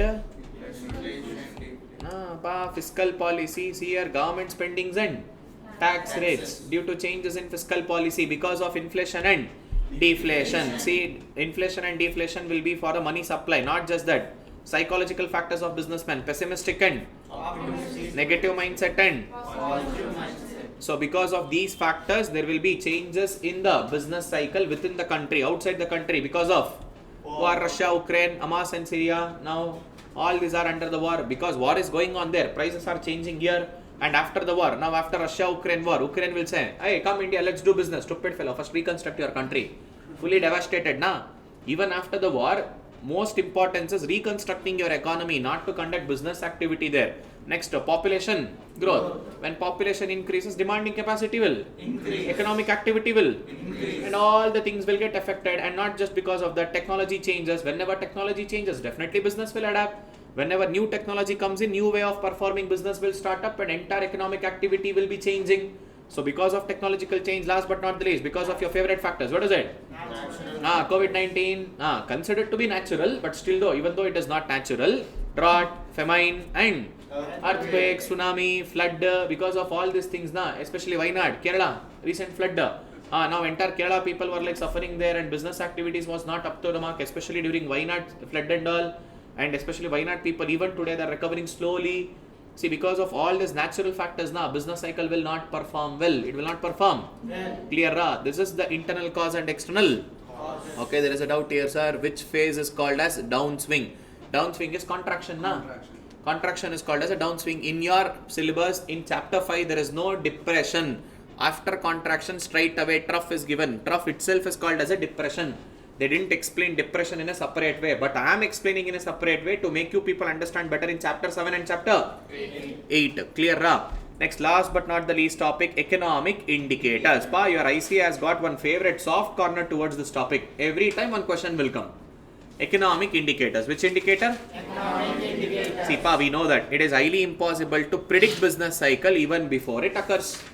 Highly impossible, but our economists will not sit silently. They will use what? Statistical. In order to predict the future performance of the business cycle, and also they will analyze it, not just predict it. Also they will. Analyze And it. such stupid fellows are called as Indicator. So they try to predict what is going to happen next in the business cycle, and they may be correct or they may not be. They are not always accurate. Clear? There are three types of indicator: leading indicator, lagging indicator, coincidental indicator. What is the leading indicator? Lagging indicator, coincidental indicator. Leading indicator means he will change even before economy changes. From tomorrow, COVID fourth wave will come. I will come and get all the sanitizer, mask, everything in my shop, and I will make nice sales. I bought everything. Nothing happened. I am changing even before economy changes. What is it? I am changing even before. Economy changes. See, these are measurable economic factor that changes even before economy starts to follow the particular change, a trend or a example, changes in stock prices, new orders for any capital goods or consumer. We get to know something big is going to happen, some new trend is coming up, all this baggy jeans and all, everyone is coming up with, every shop is going to put that only. So new changes are going to come in the future. Already they are analyzing, predicting, and they are changing even before. Next, lagging indicator, as the name itself says, let it follow. I will change after the economy changes. Oh, my closing stock is increasing day by day. Sales is not happening. Oh, economy entered contraction. From tomorrow, don't come, fired. 10 people. Later, like stupidity, I will realize later, and then I will take the changes. That is called lagging indicator. Which indicator? Lagging indicator. Because of which we will be having what? Unemployment. Examples of lagging indicator: corporate profits, labor cost per unit. These all are examples of lagging. Last but not the least, coincidental. Neither I will change before nor I will change later. I will change along with the economy. I will change what? Along with the economy. Which speaks about current state of the economy. Which show about what? Current state of the Now these economic indicators are going to move along with the economy, but it will not show which way the economy is heading. They will only tell us where we are at. Present GDP, present inflation, present industrial production capacities. These all are examples of coincidental. indicator. By this, chapter 5 comes to an end. See, Katam, 30 minutes I said na. 30 minutes needed for chapter 5, 30 minutes needed for chapter 1. Yesterday we finished chapter 1. Now we are finishing chapter 5. By this, microeconomics comes to an end. Katham, clear. Online students still alive in the class. So we are done with the micro economics. Now let us get entered into the macro. So biggest chapter, national. Technicalities are more and more. Clear? Let's get started. So chapter 6 has got 2 units. How many units are there? Unit number 1, national income accounting. Unit number 1 is what?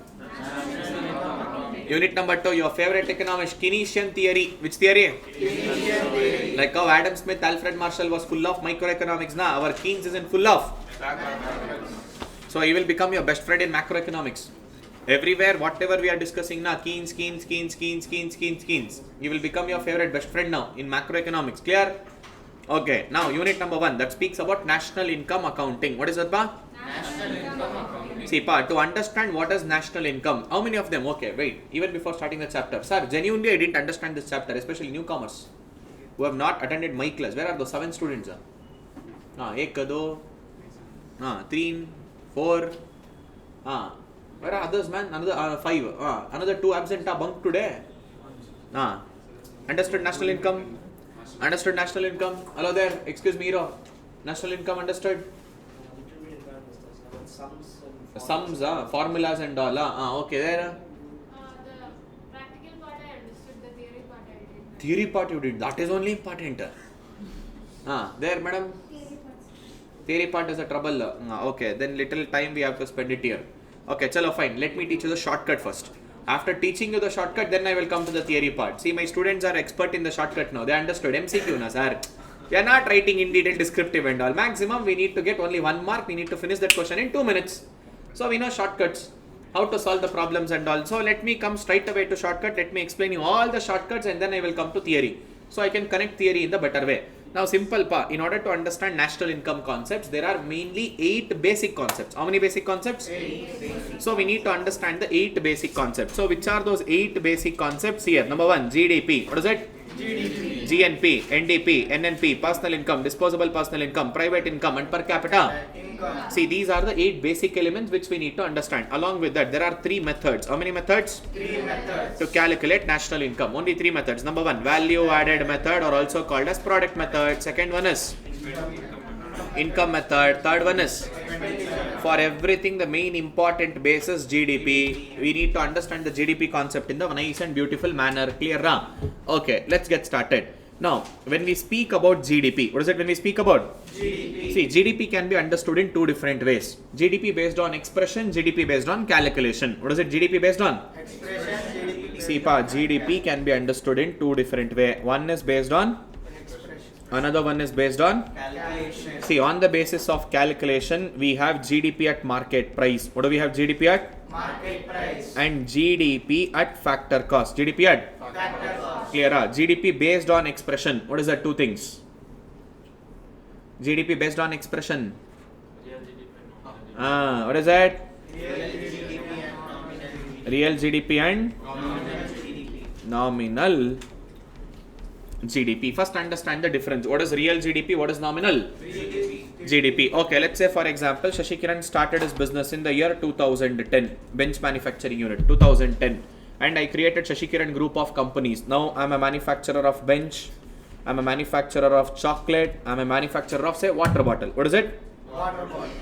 Water bottle. Now I started my business in which year? 2010. Let's say when I started my business in 2010, I used to produce some so and so quantity, and let's say in 2010, the price of a product, what is it? Let's say one single bench was 100 rupee, one single chocolate was 10 rupee, one water bottle was 150 rupee. How much is that?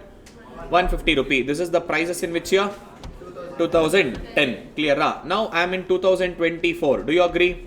Now you tell me, will the prices of 2024, will it be same as the prices of 2010? No. Let's say now, sir, one bench itself might be 300 rupee, one chocolate might be becoming 50 rupee, one water bottle might have reached 500 rupee. But I will not consider this present year price. I don't consider this. I still consider my base year price. Which year price?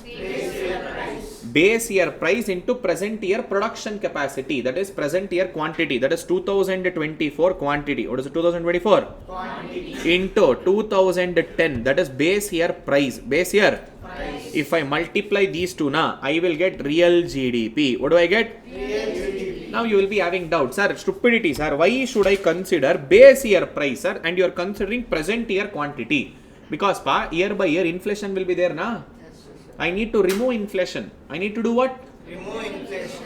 In order to remove inflation, I am only considering my base year price. Which year price? Base year price. Sir, suppose if you consider 2024 quantity along with the 2024 price. What is it? 24 price. Sir, then what do I get? Present year quantity, present year price. Nominal. What do I get? Nominal GDP. Suppose if I consider present year quantity but base year price. Which year? Present year quantity but Base year price. what do I get? Real GDP. But which is important? Nominal or real? Real GDP is important, sir, because real GDP does not include inflation, sir. That shows the real value of your productivity. Real value of your Productivity. But nominal GDP includes inflation. Year by year prices are increasing. Say for example, Shashikiran is teaching 100 students. Shashikiran is teaching how many students? 100 students. See, I am teaching 100 students. I started my teaching, let's say in the year 2015. I am teaching 100 students. Let's say for example, I am charging a fees of 1500 rupees. 500 rupees. See, 1500 rupees is the fees. Which year? 2015. Now let's say for example, even in 2024, Shashikiran is teaching 100 students, but the fees is 3000. Fees is how much? 3000. Now, what was my income earning capacity earlier? It was 1,50,000. Earlier, 1 lakh it was. Wait, let me write it properly. 1,50,000. But now it has become 3 lakh rupee. You like, yes sir, Shashikiran sir is earning well, but stupidity. I am teaching same 100 students only. Did my productivity increased? No. My only fees has increased because of inflation. Because of what? Inflation. This is the trouble. Now this is nominal GDP, 3 lakh rupee. But if I need to understand it from the real GDP point of view, I should consider base year price. Which year price? Base year price. That means Shashikiran is not producing more. Only fees is increasing. Prices are increasing. Clear? I need to remove that inflation part. I need to remove what? Inflation. Okay, let me say kahani mein twist. Say in 2024, Shashikiran is teaching 300 students. 300. And I am considering the prices of 2015. I will consider 2015 base year. See, present year quantity. What is it? Present year? Quantity. Into base year price. Into base year? Price. Now what is it? 15 3s are? Hey, 4 lakh. 50,000. That means Shashikiran, he was earning 1,50,000 in 2015. With respect to same 1,500 rupees fees. Now he is earning 4 lakh.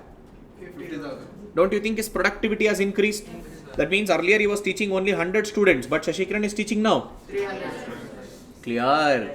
For me, real GDP is important. So, real GDP will be base year price. What is it? Base year. Price. But present year. Quantity. But one biggest problem is there in real GDP. For every product now in the economy, we can't have base year price. Let's take COVID vaccination. Did we add COVID vaccine in 2010? No. Recently introduced now, sir, 2020. How do I get to know the base price of COVID vaccination, sir? No, not possible now. So what we do, we will straight away first calculate nominal GDP. Which GDP? Nominal GDP. And we convert the nominal GDP into real GDP. What do? We convert nominal GDP into? Real GDP. Sir, how do you convert that nominal GDP into real GDP? We have a formula. Real GDP is equals to nominal GDP into 100 by price index. 100 by? Sir, what is this price index, sir? If you remember, I said Shashikiran started his business in 2010. Accepted? So remember for base year. Which year? Base year price index will be always 100. Price index will be always 100. Now subsequently, now for 2024, just I am taking a random example. They will only give in the question. Let's say price index is 119. Price index is? 119. They will give it. See, it will consider the adjusted inflation value. What is it? Sir, what if, sir, this base index or this price index is not given? See, common sense. For base year, price index will be always and always what? 100. Only for subsequent year, they will give value. If not, they will give you the values of nominal GDP and real GDP. Nominal GDP and? Real GDP. We need to identify GDP deflator. We need to identify what? GDP deflator. That GDP deflator will say how much of inflation is there from your base year to present year. Base year to? Present year. So the formula will be nominal GDP divided by real GDP into 100. Into? 100. So this formula will identify the price index. This will identify what? Price index. So remember, either they would have only given you the price index. If not, they might ask you to identify the Price index. price index. What is the formula for nominal GDP? GDP deflator. GDP? Nominal GDP divided by real GDP into? 100. Clear? What is GDP deflator? Measurement of inflation. Measurement of? Inflation. How much inflation is there between your base year and the present year? It will show the measurement of inflation. What does it show? Measurement of deflation. Clear? That is the first way of understanding. If not, sir, first I will identify nominal GDP. Simple, sir. I don't want complication and all in life. 2024 commodities, 2024 price. Shashikiran is teaching 400 students in 2024. And he is charging 3,000 fees. 400 into 3,000. I will get nominal GDP. I will convert that nominal GDP to a real GDP. What is the formula? Nominal GDP into 100 divided by price index. Let's say, for example, 4,50,000 is the nominal GDP. Let's say, for the sake of example, 4,50,000 into 100. And price index was given as 119. Take out your calculator. 4,50,000 into 100 divided by 119. 3 lakh. 3,78,145. Consider 3,78,000 for a time being, round figure. That means the real value what Shashikiran has earned is 3,78,000, but it looks like 4,50,000. Difference between these two is called as a inflated value. Now we are reducing that inflated value. You are not actually, Shashikiran, you are not actually creating a value of 4,50,000. You are only creating a value of 3,78,000. Clear? So first we will identify nominal GDP in the economy. We will convert nominal to Real. because for us real GDP is most important for calculation purpose. Nominal GDP is not important. Same way, they might give you real GDP value. Which GDP value? Real GDP. And they will ask you to convert into nominal GDP. So the formula for nominal GDP is equals to real GDP into price index divided by. So here there is a shortcut to remember. Whenever it is nominal GDP na divided by 100. Whenever it is real GDP na divided by price index. Keep this in mind. Clear? That is where you will go wrong. 100 by price index or price index by 100. Remember, nominal GDP divided by 100. Real GDP divided by? Price index. See, now three formulas we identified. First one is GDP deflator. What is it? GDP? Deflator. What is it? Nominal GDP. Nominal GDP divided by real GDP into. Next we identified nominal GDP is real GDP into price index divided by. Now what is the formula for real GDP? Real GDP will be nominal GDP into by clear ra. But from this definitely you will get one chota mota questions. Clear? Understood? So this is the calculation of GDP based on expression. Based on what? Expression. Clear ra? Based on expression, real GDP, nominal GDP. Simple. Real GDP, sir, present year production, base year price. Present year production. Base year price. Nominal GDP, present year production, present year price. But which is important? Real GDP. Why? We have to remove inflation. We have to remove what? Inflation. Clear? Adjusted value of inflation is a real GDP. Now for that I need a deflator value. The deflator is nothing but price index. What is it? Price index. They will only give the price index. If not, they will give the values of nominal and real. You have to identify the price index. Clear? Now there is also one more formula called as inflation formula. Which formula? Inflation formula. What is it? Deflator of year 2. Deflator of what? Year 2. Deflator of year 2 minus deflator of year 1. Deflator of what? Year 1 divided by deflator of year 1. Simple da. MC formula. Present minus previous na. See, year 2 is present. Year 2 is. Year 1 is. Past. Year 1 minus, year 2. Present minus previous divided by previous. Present minus divided by of deflator value. Which value? Present deflator minus previous deflator divided by previous deflator into 100. Into 100. I will get to know how much percentage of inflation is there in the present year. And remember, base year deflator value is always and always 100. Let's say for example, year 1 is base year. Year 1 is 2010. Now we are identifying for 2011. 2011. Sir, let's say for example, deflator for 2011 is 103. What is it? 103. Sir, base year in deflator is 100 na. See, 103 minus 100 divided by 100 into 100. How much, sir? 3% na. That means in the second year we have an inflation of how much? 3%. See, this is inflation formula. Total 4 formulas we have identified. First one is deflator formula, second one is nominal, third one is real, fourth one is inflation. There is one beautiful problem given in your material. Wait, come, solve this. See that? They have given nominal GDP value, they have given real. GDP. You need to identify what? GDP deflator. What is the formula of deflator? Nominal by real into 100. Take out calculator, simple. Hello, 1 second, see here. Nominal is also 500, real is also 500. That means this is base year. Which year? Base year. So deflator will be. See, remember, for base year, nominal value, real value, both will be same. And deflator value will be 100. Clear? Next, nominal 800 by 650 into 100. 120. Next, 1150 divided by 800 into 100. 140. 3 point. Next, 1300 divided by 950 into 100. 136.84. Next, 1550 divided by 1190 into 100. Appa? 130 na? 130.25. Next, 1700 divided by 124 into 100.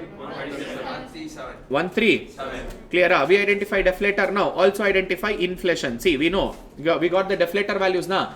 See, we can't identify the inflation for 2014 because that is base year. We can only identify inflation for starting from which year? 2015. 123 minus 100 divided by 100 into 100. How much? 23%. Next, 143.75 minus 123 divided by 123 into 100. 160. Day 2016 deflator minus 2015 deflator divided by 2015 deflator into 100. 16.86. 1 second, look at the board. 1 second, look at the board. See, common sense. Sir, here it is 143 deflator na. Next it has become 136. Rather than decreasing, deflator value has rather than increase, deflator value has. That means in this place we will have a deflation. We don't have a inflation. What do we have? Deflation. Do it. How much? Minus 4.8. Again, 136 to 130 it is decreasing. Again there will be deflation. What will be there? How much, sir? Minus 1. 5.04, sir. Which one? Minus 5.0. Hey, heroes, I don't have calculator. What you are saying, I'm believing in that. Minus 5 point. Minus 5.0. Okay, next. Minus 4. Minus 4.8, sir. Chalo. Pa, wait. Do this. 136.84 minus 143.75 divided by 143.75 into 100. 4.4. Then 5, where is 5? Minus 4 point. Minus 4.2. 87 na? 806. 80. Okay, chalo. 136.8. Sir, 136.8. Next one na? Next one. Okay, 2018. Okay, value for 2018. 130.25 minus 136.84 divided by 136.84 into 100. Same. 1.4. Minus Minus 4.80. 4.8. Minus 4.81. 4.81 na? Next, 137 minus 130.25 divided by 130.25 into 100. 5.18. 5.18. That is inflation. Clear? When the deflator value dips, that is a deflation. What is it? Clear? What is GDP deflator formula? Nominal by real into 100. Nominal formula. Real into price index by 100. real. Nominal into 100 by. Clear? Understood? Okay. Now let's go for GDP based on calculation. What is it GDP based on? Calculation. See, GDP can be understood in two different ways. One is based on expression, second one is based on. Now let us understand from the calculation. We have a GDP at factor cost and GDP at market price. What is it GDP at? Factor cost, GDP at market price. Factor cost. Cost incurred by a factor, that is owner, to produce goods and by using 4 factors of production. Which are the 4 factors of production? Land, labor, capital and what does land expects in return? What does labor expects in return? Wages. What does capital expects in return? What does organization expects in return? See, that's it. GDP at factor cost is nothing but rent plus wages plus interest plus. Profit. But your life cannot be so simple with ICI. ICI wants to complicate your life. Same formula has been rewritten in the different way. GDP at factor cost is equals to compensation to employee. What is it? Compensation to? Employee. For employees, what do you pay? Wages. Or salaries are plus. Operating surplus. Remaining 3 things. Which are the remaining 3 things? Rent plus interest plus profit. Rent plus interest plus what? Profit. Clear up. Plus mixed income of self-employed. What is it? Mixed. Income of self-employed. Mixed income of self. Sir, what is this mixed income of self-employed? In India, especially not just in India, be it in any economy for it matter, when capital and labor, what is it? Capital and Labor. is provided by a same person. Provided by a. Now I can't differentiate. Let's say for example, Shashikiran will start his own economics teaching classes. Shashikiran's economics classes. I only invested all on equipments, classroom, projector, TV, everything. I am only giving a labor work. I have only invested a capital. Now whatever money I earn in that, okay, this is my profit income, this is my labor salary, wages income. Can I divide like this? No. Now being a chartered accountant, you will start your own firm. In your own firm, whatever money you earn, okay, for providing a chartered accountant services, now it is my labor income. And for investing and setting up this office, this is my profit income. Can you? No. Doctor, you will set up a clinic. Can you divide like this? That is called mixed income of self-employed. What is it? Mixed income of? Kani mein ek twist. Listen to this carefully. What is the first alphabet in GDP? G. G stands for gross. G stands for what? Gross profit, net profit. From the gross profit, we will deduct indirect expenditure. Let's consider indirect expenditure example as depreciation. What is it? Depreciation. Simple da. From the gross. From the? Gross. When you minus depreciation. When you minus what? Depreciation. You will get net. That means gross includes depreciation. Yes, sir. So plus Depreciation. depreciation. Clear? Pa? This is the formula every single place. Now, this depreciation alone will be changed. Instead of G, if they give it as NDPFC. What is it? NDP? FC. Only the 3 components is going to come there. Depreciation is not going to. Come. Clear? Net. Net means it does not include depreciation. So we don't call it as minus depreciation. If you don't add depreciation means there is no. Depreciation. Clear? So remember GDP, the very first alphabet G. What does G stands for? Gross. Gross means including depreciation. Now simple concept. Factor cost. Cost incurred by a factor using factors of production. Land, labor, capital and organization. 3 important elements are there. How many important elements? Number 1, compensation to employee, that is wages and salary. Number 2, operating surplus, rent, interest and. Profit. Number 3, mixed income of self. Whenever you listen to this formula called as factor cost, which cost? Factor cost. These 3 components has to strike your mind. 3 components has to. Strike our mind. Clear? What are the three components of factor cost? Number one, compensation to employee, operating surplus, mixed income of. But this is called GDP at factor cost. It is a cost incurred by the factor to produce goods and services. Clear? That is GDP factor cost. Next comes GDP market price. What is it? GDP market price. That means this is the price at which we sell goods and services in the market. When you are selling in the market, our Nirmala Didi sleeping partner will come. Hello, my share. Indirect tax. You are selling, and sometimes government will also give some subsidies to you. So simple, whatever GDP factor cost is there, GDP factor cost. For that add indirect tax. What does it add? Indirect tax. If you have received any subsidy from the government, that will reduce your cost of production.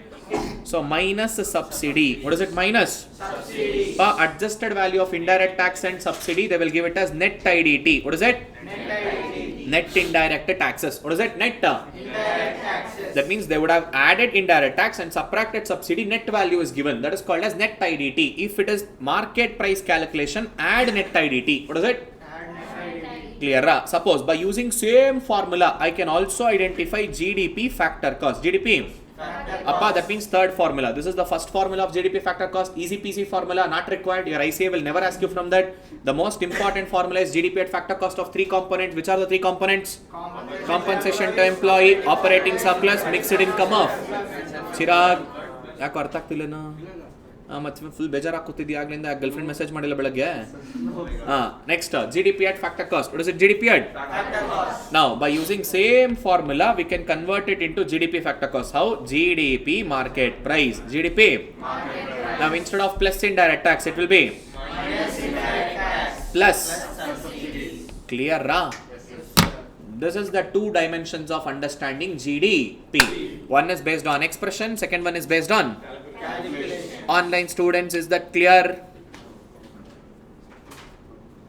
GDP based on expression, GDP based on calculation. Clear? Online students still alive? Good.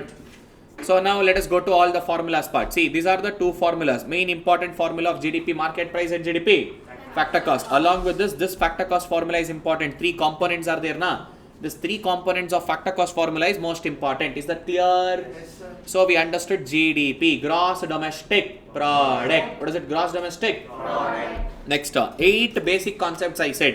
Which are those 8 basic concepts? First one is GDP. Second one is GNP. See, in GDP, we will understand both the way. One is market price, another one is factor cost. Even in GNP, we'll understand it from market price, we'll also understand it from factor cost. And third one is NDP. Again, from NDP from market price, NDP from factor cost. Again, fourth one is NNP. What is it? NN? Again, from market price and again from factor cost. Most important is this NNP factor cost. What is it? NNP? NNP at factor cost is also called as national income. Clear? NNP at factor cost is called as what? National income. See, first to 4 concept, we will understand it from both the perspective. Market price, factor cost, market price, factor cost, market price, factor cost. In both the ways we are going to understand. See, simple logic. Market price, the price at which we sell in the market. Nirmala Didi will, remember Nirmala Didi when I say market price, sleeping partner, our share has to be given. That is plus indirect tax. What is it? Plus indirect tax. Clear? So whenever you listen to market price, remember Nirmala Didi, sleeping partner. Clear?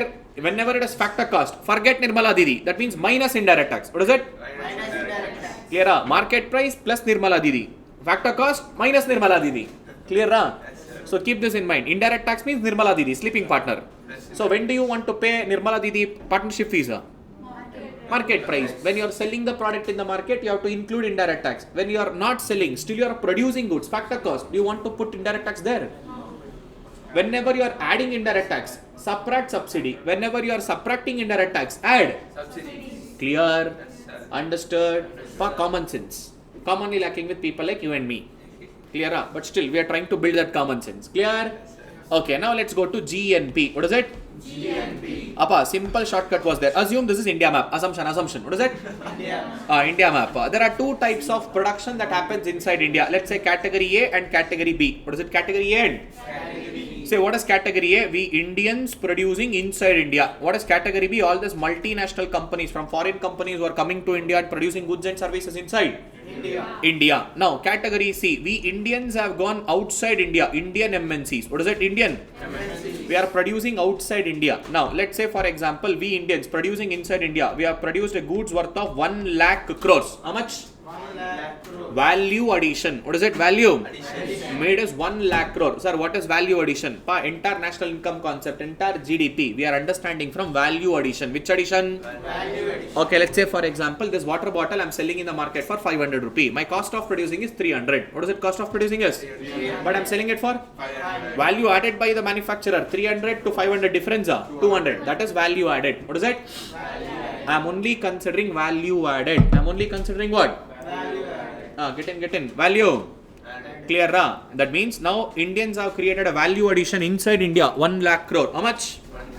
All these multinational companies who have entered India, they are producing and creating value addition. Let's say 40,000 crore. How much? 40,000. We Indians went outside and we are also producing there and we are earning there. We are creating value addition there now. Assuming 55,000 crore. How much? 55,000 crore. Don't you think these people, whatever they are earning in India, they will take back to their respective country? Same way, our Indian MNCs, whatever they are earning outside, they will bring it back to inside India. See, adjusted value, factor income receivable from abroad, category C. What is it? Factor income? Factor income receivable from abroad. And this is factor income payable to abroad. What is it? Factor income Payable to abroad. See, factor income receivable minus factor income payable. Adjusted figure of this is called as NFIA, net factor income from abroad. What is it? Net factor income from abroad. Net factor from abroad. That means, one second. NFIA is factor income receivable from abroad minus factor income payable to abroad. This is the formula for what? NF.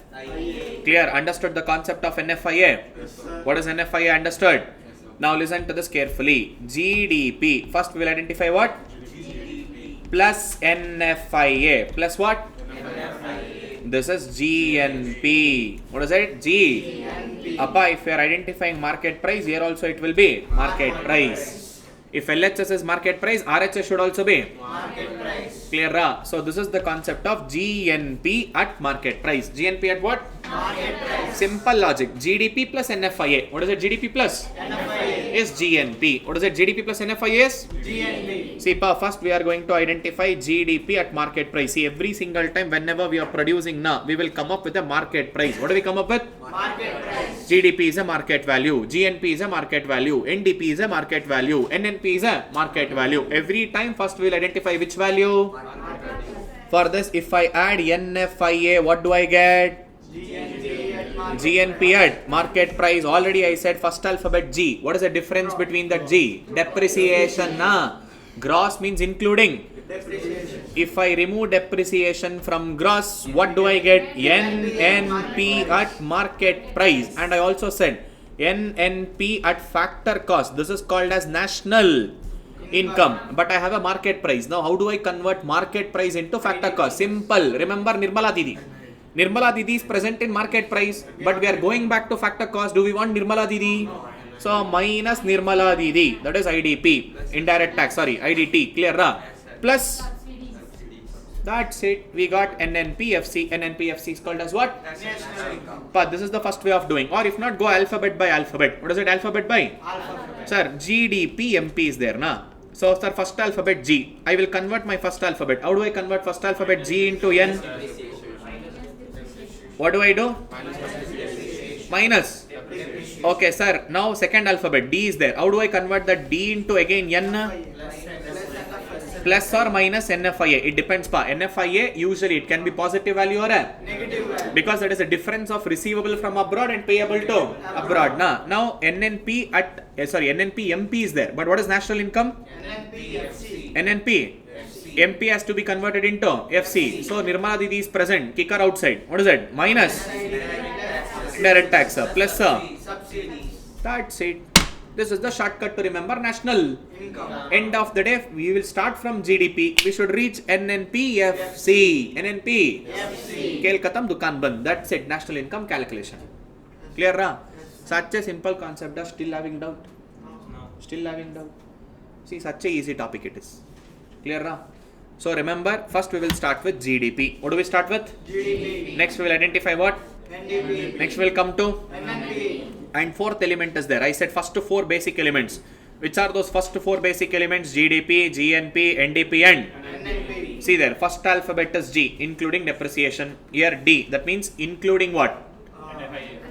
Only category A, category B. That's it. My shortcut. India map, category A, category B. Domestic. What is it? Domestic. Second alphabet, if N comes, NFIA will come into picture. Domestic plus NFIA. What is it? Domestic plus? NFIA. See, simple. Sir, we have GDP. For GDP, if I add NF, this will become GNP. Now, if I subtract depreciation, this will become NNP. This will be MP. Now, every time it will be outcome is what? Market price. Clear? Understood? So, let's say, for example, we need to identify NNP at factor cost. What is it? NNP at? Let's assume they have given GDP at market price. What they have given? GDP at market price. Let's go alphabet by alphabet. Here first alphabet is what? G. But here first alphabet is what? N. What we should do? Minus depreciation. Clear? Next here second alphabet is what? D. But here second alphabet is what? N. So plus. NFIA. But sir, biggest problem sir, here MP is given, but here FC is given. sir, how do I convert MP into FC? Minus indirect tax. Plus subsidies. That's it. Finished. NNPFC. The place where you guys will get confused is converting FC into MP, MP into. FC. Let's say for example GDP MP is given. We need to identify GDP FC. Or else sir, GDP FC is given. Sir, I need to convert this into GDP NP. MP. Now simple da. We have MP. Where we should go? FC. That means Nirmala Didi is inside the home. Kick her outside the home. IDT plus. Clear? Here Nirmala Didi is not inside the home. She is outside. Bring her inside. From FC we are going to where? MP. MP na. Market price. We are selling in the market. So plus. Minus. Subsidies. Clear? Understood? Now technicalities. See simple concept. What is the difference between gross and net? Depreciation. Depreciation. What is the difference between domestic and national? NFIA. What is the difference between market price and factor cost? Simple. This is a game of addition and subtraction. You should know what to add and what to. That's it. All the 8 basic concepts, first 4 basic concepts out of 8. First 4 basic concepts out of 8 comes to an end. Now, let me go from the factor cost point of view. Earlier, if you remember, GDPFC, 3 important components are there. Which is that? Compensation to Employees. plus Mixed Income of self-employed. Plus depreciation. this is for GDP. MP. Suppose if it is NDPFC. What is it? NDP? FC. Compensation to Employees. plus operating plus Plus mixed income of self-employed. That's it. No depreciation. N na. Not required. Now let's say for example NNPFC. What is it? NNPFC. Now compensation to employee plus Operating plus second alphabet is N. So plus. NFIA. That's it. This is also called as National income. Appa, this is what is income method. Which method? Income method. Whatever income that is earned by a compensation to employee, that is by households. Next, operating surplus, mixed income of self Employee. plus NF. IA. All these 4 elements put together, straight away we get NNP, FC, that is also called as national. Income. Under which method? Income method. That's it. Clear? Yes, sir. Formula, still confusion? Confusion still? Madam, confusion, last bench. Understood? That's it. Such a easy concept. See, these all are shortcuts. End of the day, logic. When you know logic, what to add, what to subtract. Yeah, it's already there now. In ArivuPro website, go to the economics classes. Download material. Full entire PDF you will get. You can't download, I guess. You can't download, huh? Why? What happened? For marathon sessions, no. Normal class enrolled, na? Yes, sir. Normal class also ask them give Shashikiran sir material. Finished. Marathon class attended by Shashikiran, so at least give marathon material. Ask them for marathon material itself. They will give it. Whatever I am doing here, na, same thing is available. Marathon videos will be uploaded, na, in the ArivuPro application. There definitely material has to be also uploaded, na. You can download it. There I have also given some numerical problems here. See, GDP MP, GDP FC, nominal GDP, real GDP differences. Almost everyone has it, majority. My students who have attended my regular classes, they will follow. See, microeconomics, I will make them to write things. Each and everything from scratch, they should only prepare material in micro. In macro, I will give material. So micro usually, I will make them to write in the class. That is when they will understand it better. See, already we have discussed about nominal and real GDP, na? Appa, nominal GDP, current year price, accepted. But real GDP? Value of output on current year, nominal. Value of output on base year? Price. That is real GDP. Next, in nominal GDP changes only due to change in. Price. But real GDP changes only due to change in. Shashikiran was teaching 100 students, now 400 students. Production changed. But nominal GDP, sir, same 100 students. Price changed, na? Fees has increased. Next, it consists of inflation. What consists of inflation? Nominal GDP. Which does not consist of inflation. Real GDP. Now, nominal GDP changes due to without any real increase in the physical. Output. Same students, 100 students only Shashikiran teaching, but fees have increased. Real output has not changed, but here it does not changes without any real increase in the Physical output. that is real GDP. Now it gives misleading result because it includes inflation, na? But here it gives a better result because it does not include inflation. And nominal GDP is also called as GDP at current price. Current year prices are considered, but real GDP is a GDP at Constant price. of some particular base year, some particular. Yes, here. This is the difference between nominal GDP and real GDP. See, while calculating GDP, few things to be included, few things to be. Excluded. So only and only final goods. Which goods? Final Or finished goods should be considered. We cannot consider semi-finished goods and all. Only and only value added. Which added? value added. Bottle example I said, 500 rupees selling price. Cost of production 300. Value created by the manufacturer is again 200 rupee. Only that value added is considered. And only current year production has to be considered, not your previous year closing stocks and all. Net change in inventory. This is closing stock minus opening stock. What is it? Closing stock minus? Opening stock. That is net productivity of the present year, and also depreciation of only and only which year? Current year. Depreciation is also called as CCA, consumption of capital assets. What does CCA stands for? Consumption of capital assets. Or they can also be called as fixed capital consumption. What is it? Fixed capital? Consumption. And production boundary and own consumption of produced goods. Even though Shashikiran bench manufacturer, I produce the bench, I will use it in my home itself. Production happened, include it in GDP. Whether you have sold or not sold, that is different. Whether you using for self or you are giving it for someone else, it doesn't matter. Production happened, include that. Clear, Next, while calculating GDP, few things cannot be considered, which is that number one. Transfer payments. Incomes received but not earned. What is it? Incomes. Received but not earned. Scholarship for students. Did you earn that? Just received from the government. Suppose any old age pension or any compensations given by the government, you are not earning that. That is not leading to production of goods and services. What is it not leading to? Production of services. So, we cannot include that in GDP calculation. These are just incomes received, but we are not earning them. Clear? Next, to non-economic. Activity. Not done for the sake of money, any kind of not your mom preparing breakfast at home, non-economic. You are helping your brother or sister in their studies, non-economic activity. No doubt value creation is happening, but we can't identify the market value. Which value? Market value. Can you say your mom preparing breakfast, morning breakfast 50 rupees, lunch 120 rupees, dinner 70 rupees? Can you? No. We can't identify the market value. Which value? Market value. That's the reason non-economic activity is not included. And second-hand goods transaction value, because sir, car, let's say 2015 produced.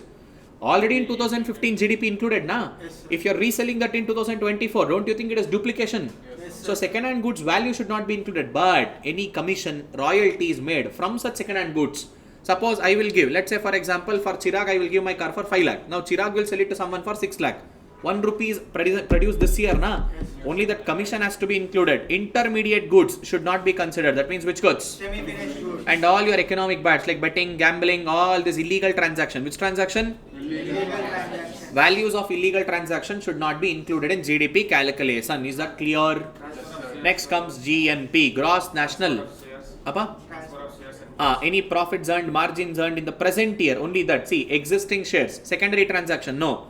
Any profits made, any kind of commissions made from that, yes, that has to be included. Same like second hand goods, da.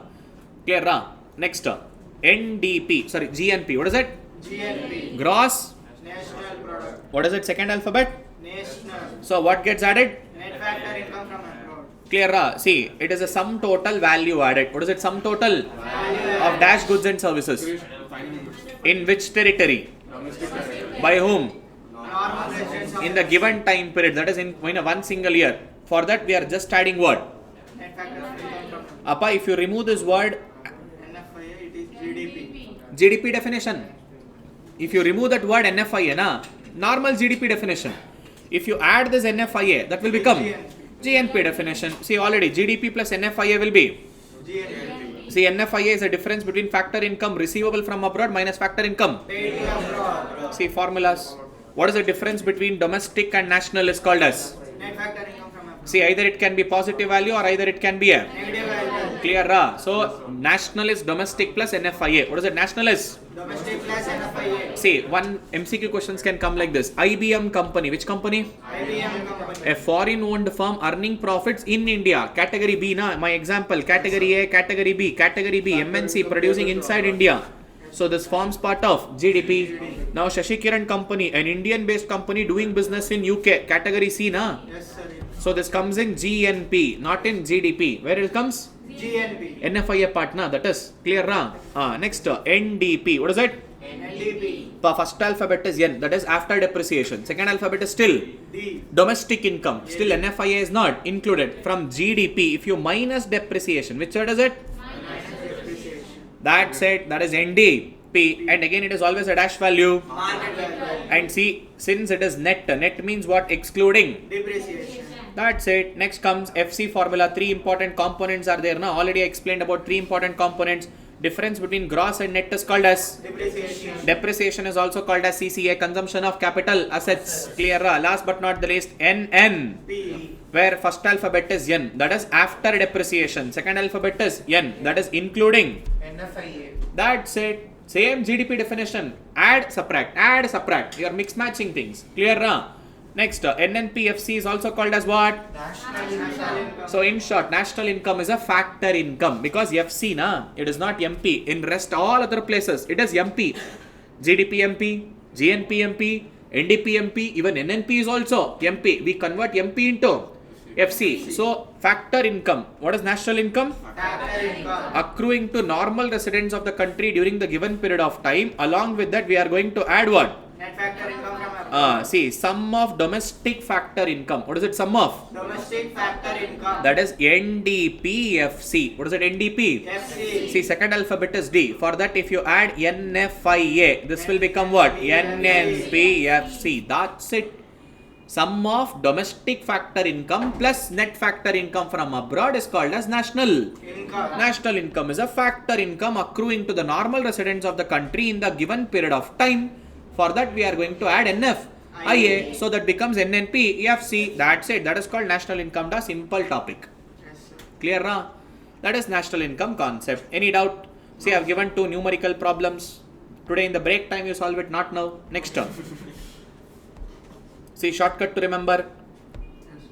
See, also I have given practical problems to identify NNPFC, NNPMP, GNPMP and all already ICU students. Today after 7 o'clock, maybe after 5 o'clock. Anyhow, you will be in the campus till 7 na? Yes, 7:30 na? Whatever time you guys are there, sit, do all these problems. My existing students, they already have answer keys with them. How to solve step by step they know. Sit with them, try to solve it. Where you went wrong, understand the concepts. Is it clear? Yes, sir. Clear? For all the shortcuts you know. Now comes a personal income. Which income? Personal income. Simple. What is this personal income? Income earned by a household sector. Household sector. Which sector? Household sector. Even including non-profit institutions who are serving household. That means any NGO, Section 8 company helping the household sectors. Na? In short, whatever money received by household. Whatever money received by? Household. Either by producing goods and services or not by producing goods and Services. Transfer payments, incomes earned but not earned. See, incomes received but not. That is called as what? Transfer payment. But there is one more category, incomes earned but not. Receive. PF contribution, social security contribution. You are earning, sir, I am getting salary, I am working all month. But in that salary they are deducting PF na, ESI na. Now will you get that income immediately? No, sir, only when I leave job I will get my PF income. Income is earned but not. Receive. That has to be subtracted. Simple da. Whatever is coming to your hand, whatever is coming to your And add it. Whatever is not coming to your hand, subtract it. subtract it. Clear ra? And this both adjustment has to be done for national income. What is it? Adjustment has to be done for National income. clear. Yes, sir. Understood? Apa? ESOPs. It will come. Clear ra? So national income plus transfer payments minus incomes earned but not received. Simple. Whichever comes to your hand, whichever comes to your Hand. interest on national debt. What is it? Interest on? This is where you will go wrong. Man, government has taken money from you people with various schemes, various programs and all. For that money what government has taken from general public, na, every year they will pay interest. They will pay. Interest. That is your income, na. You should add. You should. Add. Income accruing to private sector of the economy. Is it household income? No. Subtract. Whichever money comes to household, add it. Whichever money does not come into household, subtract it. From the national income, you should make all these adjustments. Clear? Understood? So in short, there are two adjustments here. One is transfer payment, another one is undistributed profits of corporates. That means you have invested money into corporate, some company. Company has made profit, but they didn't declare dividends. They didn't declare. Dividend. Did you receive that money? No. After receiving, you add it. Until you didn't receive, subtract. What you should do? Subtract. Clear ra? Any contribution of employee to social security scheme, PF, provident fund, subtract. Did you receive that money? No. Once you receive, add it. If you have not received, yet to receive, but still not received, subtract. What is it? Still not received. Subtract. Clear ra? Again, problems have been given. Next comes disposable personal. Income. Appa, yesterday only with demand concept I did tax, direct tax, indirect tax. In case of direct tax, whatever personal income you earn minus personal income tax. The remaining money is called as what? Disposable personal. Income. Clear ra? There also numerical problem. Private income, same like households na. Whatever income earned by the private sector. Which sector? Private sector. See, private sector, whatever income they earn from all the sources, whether within the country or outside the, Country. that is called which income? Private income. Next comes per capita income. Which income? Per capita income. Simple da. It is the average income of the population. That means whatever your total nation's income, start distributing to the population of the country. How much each person gets? How much? Each person gets. That is called average income of the population or per capita income. Clear ra? There is one more concept called as real GDP per capita income or real per capita income. What is it? Real GDP per capita income. That is real per capita. Simple. Real GDP. Which GDP? Real GDP. Real GDP divided by population of the country. That will define dash. That will define dash. There is one more thing. Average income of the population will define the standard of living. But real GDP per capita income will define the economic well-being. What is it? Economic well-being. Economic well. Or remember, real GDP will define the economic well-being. What does it defines? But per capita income will define standard of living. Clear? Write that down. Real per capita. Economic well-being means how much goods and services value we can achieve every individual person in the economy. GDP FC or MP? This is a MP. Ra. Here it is MP only. Real GDP, MP value. But in Wait. 1 second. FC no, sir. Wait. FC da, not MP. FC.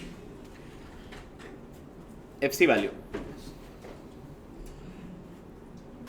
In per capita, simple. National income. That is NNPFC divided by population. GDP per capita, real GDP divided by population. Is that clear? Yes, sir. Understood? Yes, sir. But these are the 8 basic things to understand the national income concept. Now we have 3 methods. How many methods? 3 methods. Clear? Ra? Which are the 3 methods to calculate the national income?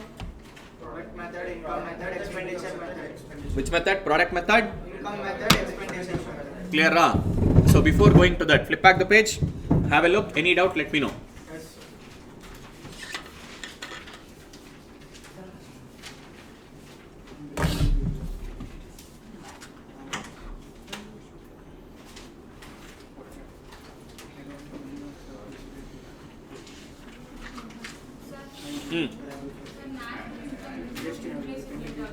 National income includes.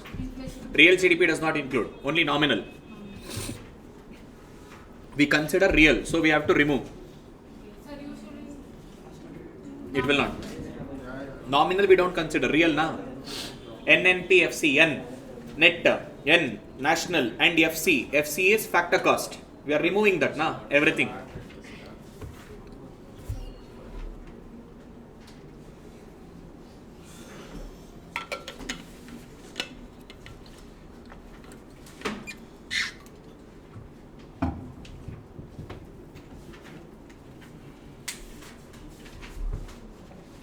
Done, let's start. Yes. Okay, measurements of national income. What is it? Measurements of national income. See, SNA, System of Regional Accounts in India, or System of National Accounts. What is it? System of? National accounts. See, that was developed by United Nations. United Nations developed a concept called as System of National. See, that will provide an accounting framework in order to compile as well as reporting all the macroeconomic statistics and analyze them and evaluate them in the performance of the Economy. That means this entire concept of national income calculation was actually propounded by United Nations. They will say, Bas, how much you are earning in a year? Evaluate, analyze it. Are you performing better from previous year? Are you improving? Are you deteriorating? We need to understand. That is why there are 3 methods of calculating. How many methods are there? 3 methods. Product method, income method, and Expenditure method. product method is also called as value. Added method. Value added by all the 3 sectors of the economy: primary sector, secondary sector, tertiary. Sector. That is easy peasy concept. Straight away, let me go there. Next, I will come to circular flow of income. See there. Whatever value added by the primary sector, secondary sector, and tertiary. Sector. See, every sector is further divided into subsector. Further subsectors are divided into units.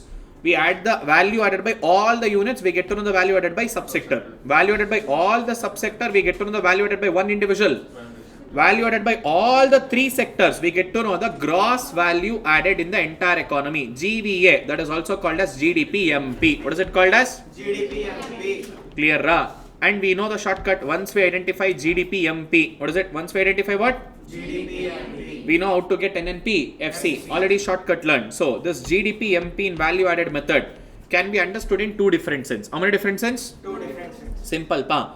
We will identify value added. Now, how do I get to know value added? Value of output minus value of Input. output value. Say, sir, water bottle is 500 rupees. Your input cost is 300 rupees. So, what is the value added? 200 rupees. Clear, ra? How do I get to know this value of output? What is it? Value of Output. minus value of input. Sir, how do I get to know this value of output? Sales plus change in stock. What is it? Sales plus change in stock. Sales plus change in Stock. stock.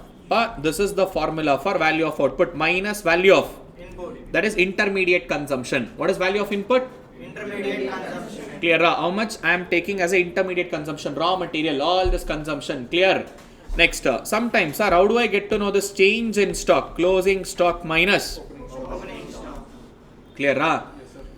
So remember, how do we get to know GDP-MP? GDP-MP is also called as what? Gross value added. So how do we get to know? Simple. Value of output. What is it? Value of output. Value of Output.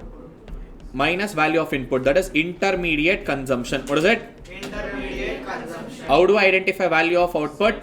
Sales plus closing. Sales plus Change in stock. change in Stock.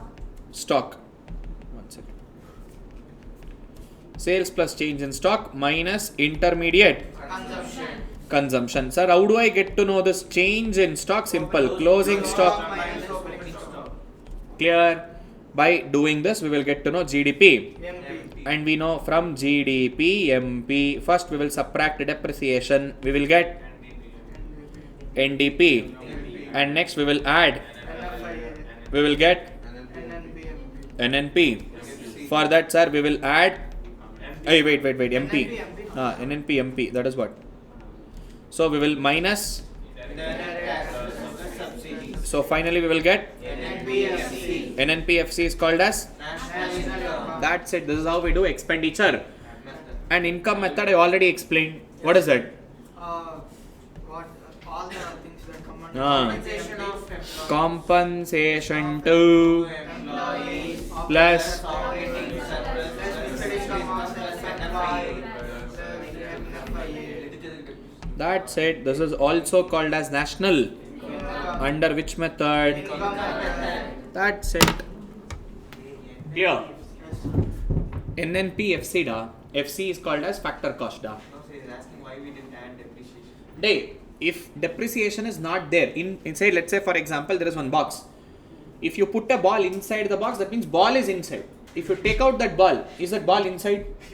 If you put depreciation is present. If you don't even put depreciation does not exist. Clear? So don't call it as minus depreciation, not required. Clear? Understood? Okay. Last but not the least, which method? Expenditure method. Appa, this plays a major role. Keynesian theory also. GDP MP. What is it? GDP? MP. C plus expenditure made by household sector. Which sector? Household sector. Expenditures made by business investments. Expenditures done by government expenditures. X stands for Export. minus M stands for. Imports. That's it.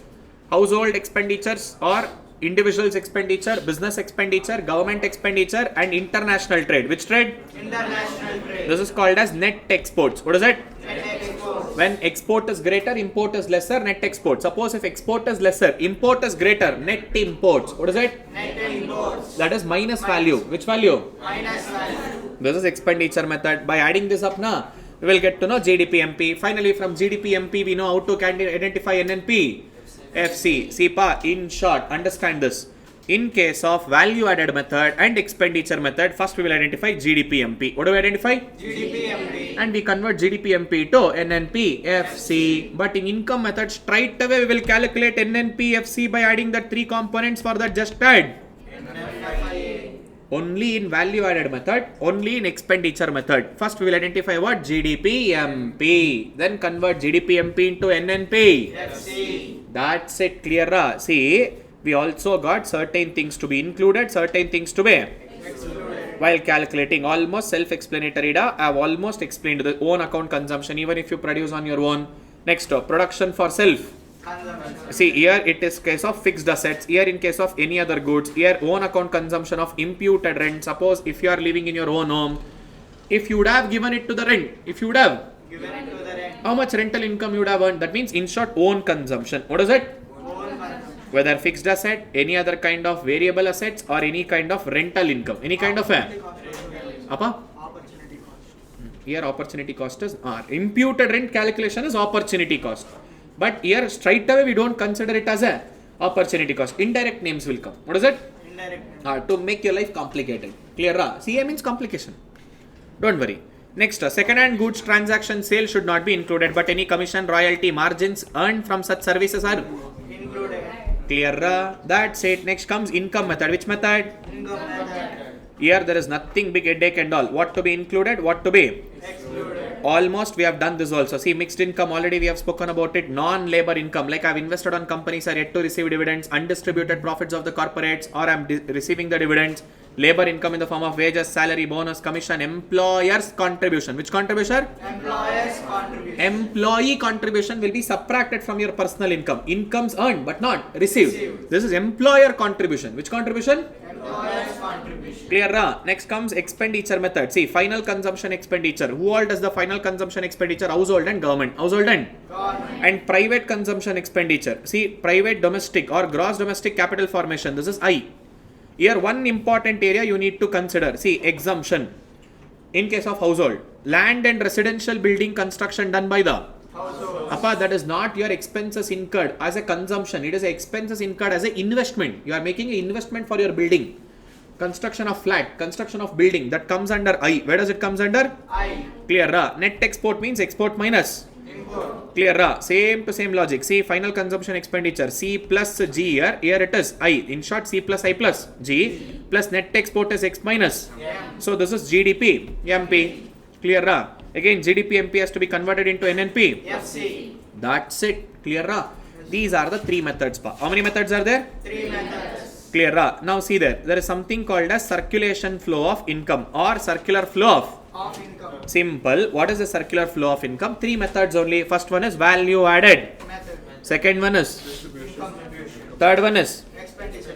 First we produce goods and services and we create a value added. Now in order to produce goods and services, I need factors of production, and I don't get factors of production for free of cost. Land expects, labor expects, Wages. capital expects, Interest. organization expects. Profits. That is income earned by household. Once household gets the income, will they sit silently by having that income? They will spend on what? Buying goods and Services. that means expenditure incurred either by household, either by business, or either by governments, or exports and imports. Once you do that expenditures on all buying goods and services, now again you are creating demand. So again you should produce goods and Services. to produce that again you will take factors of, In production. and for that you pay income. And once that income is earned, again will they make a spending. Expenditure. Circular flow of income. What is it? In short, production, distribution, disposition. What is it? Production. Distribution, disposition. That's it. These are the three methods of calculating national income and the circular flow of income. Clear? Yes, sir. These are the technicality parts. Understood? Yes, sir. Clear? Yes, sir. Flip back your page. Have a look one before moving to all theory parts. Before going ahead to theory parts. Online students there? Flip around, see the pages. So GDP welfare will explain now. GDP? Welfare. Welfare, not required at all. GDP and welfare are two different concepts now.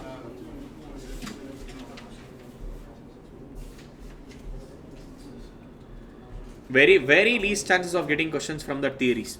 Very least. That question answer. See. I will explain. That see bit they asked. Very less chances, I said. I never said they will not ask. What is it? Very? Understand English. That is most important.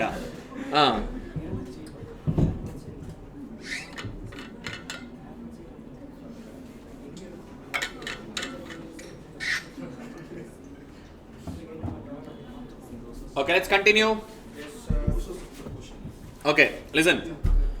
System of regional accounts in India. What is it? System of? Regional accounts in India. See, like how we are calculating national income nationwide, we should also calculate that state-wise. What is it? State-wise. Which state is performing, which state is not performing, which state is really doing amazing task and all in terms of productivity, value addition and all, which state is not at all performing, which union territory is performing. So, regional accounts. What is it? Regional accounts. That means creating a state income and union territory income. See, net state domestic product. What is it? Net state domestic product. That means we are calculating this GDP, gross domestic product is there na. In that we are considering as net after depreciation, state wise. Which wise? State-wise. And we are also calculating their state per capita income also to understand which state's per capita income is more and which state is not performing. And this will be conducted by Central Statistical Organization. And there are certain transactions called as supra-regional transaction. That means interstate, the services and goods will be cutting the borders. Like for example, telecommunication, railways, like transportation. See, I've given certain examples here. So which are those? See, railways, communication, banking, insurance, central government administration. It has to be shared between two states. Now, how are we going to allocate that funds? Based on relevant indicators. Based on what? Relevant indicators. So supra-regional sector, relevant Indicators. Clear. Whatever we are doing nationwide, we will also do the same for state-wise and union territory-wise. That is called system of regional. Next comes GDP and Welfare. whatever we are calculating GDP, that is an inadequate measure. That is not showing as a proper welfare. See, sometimes we will ignore welfare. Let's say for example, well-being, health, standard of living in the economy. Say for example, accidents. Day by day, should it increase or decrease? Decrease. But whenever accident happens, medical service gets created, legal services gets created, because of the GDP will increase. But is it good for your economy? No. See, whatever we are calculating in the name of GDP now, that method of calculating, that doesn't include welfare. What is it? That doesn't include? Welfare. See, income distribution and GDP per capita concept is totally inadequate measure. See, these all are almost self-explanatory. Now, if I go on explaining now, one linkages will come. It will take half an hour to completely in detail explain. See, simple. Whatever we calculate GDP, now it is only in terms of goods and services. What is it? Goods and services. Now, are you spending quality time with your family? Are you going to have some quality standard of living? That is never included here. Only in terms of productivity. Only in terms of what? Productivity. How much goods we produced last year? How much are we producing this year? Did we improve or not? Man, accidents, crime rates, economic well-being, happiness of a person, nothing is considered here. Even that is important, na? Here we only consider economic activity. Which activity? Economic activity. We don't consider non-economic, sir. Why? Because non-economic activity will not lead to any kind of monetary values, na? But non-economic activity is also important in life, right? Yes, sir. We can't only do economic activity. Even non-economic activity is not considered. Certain non-economic activity done by government is included. Yes. But any individuals doing a non-economic activity is never. Included. Because it incurs a huge expenditure to government. Best example, the policeman salary. Whatever work the policeman gives, can you identify or quantify the exact amount of work and then pay salary according to that? No. We are just fixing the price for it, and that is a huge expenditure to government. He is stopping us from becoming worst. Stopping us from becoming Stopping us from the crimes. That is where that crime rate has to decrease year by year. Accidents has to decrease year by year. All this kind of negative elements in your economy has to decrease year by. Yeah. We never consider that in GDP calculation. So they say GDP calculation is an inadequate measure because we don't consider welfare. What is it? We don't consider Welfare. Clear ra? Pa, just read to it like once, like newspaper. Enough. Clear ra? Very less chances. I'm not saying that questions will not come. Very Less chance. understand English properly. Clear ra? Very less chances are there. So, but you have to read it once. Clear ra? Limitations of GDP. Same, whatever I just said now. See, this is inadequate measure. Some productions are hidden from the government authorities. We can never track them properly, and distinction is not made between proper economic and non-economic. Contributed. And leisure time is never considered. Leisure time is also important. We can't like machine 24/7 we can work. And also economic bads are there, and voluntary works rendered, non-economic activity rendered are never included. There are some activity which is preventing us from becoming worst, and which is making us to provide a better services. There is also some calculation difficulties. What is it? Calculation difficulties. See, transfer payments is the biggest problem. We can't take transfer payments in national income calculation, compensations and all, durable goods, services. Car met with an accident. Car was produced in 2015. Service is produced this year. Spare part was produced last year. Should I take that or not? That is the biggest trouble. Next, distribution of income. Calculating the new goods in the constant price. COVID vaccination example I gave na. I can't get, let me say, base price for every new good whichever we are introducing, and government services valuation, highly impossible. Some other challenges, datas are not proper, non-monetized sectors are there, self-consumption is more, and how many of them will come and declare, yes, I produced and I consume myself. How are we including that into GDP calculation? Some difficulties are there, and also some useful. What is that useful? Comparison. How we are performing, how our neighbors is performing, how are we performing 3 years ago, 5 years ago, how are we performing now?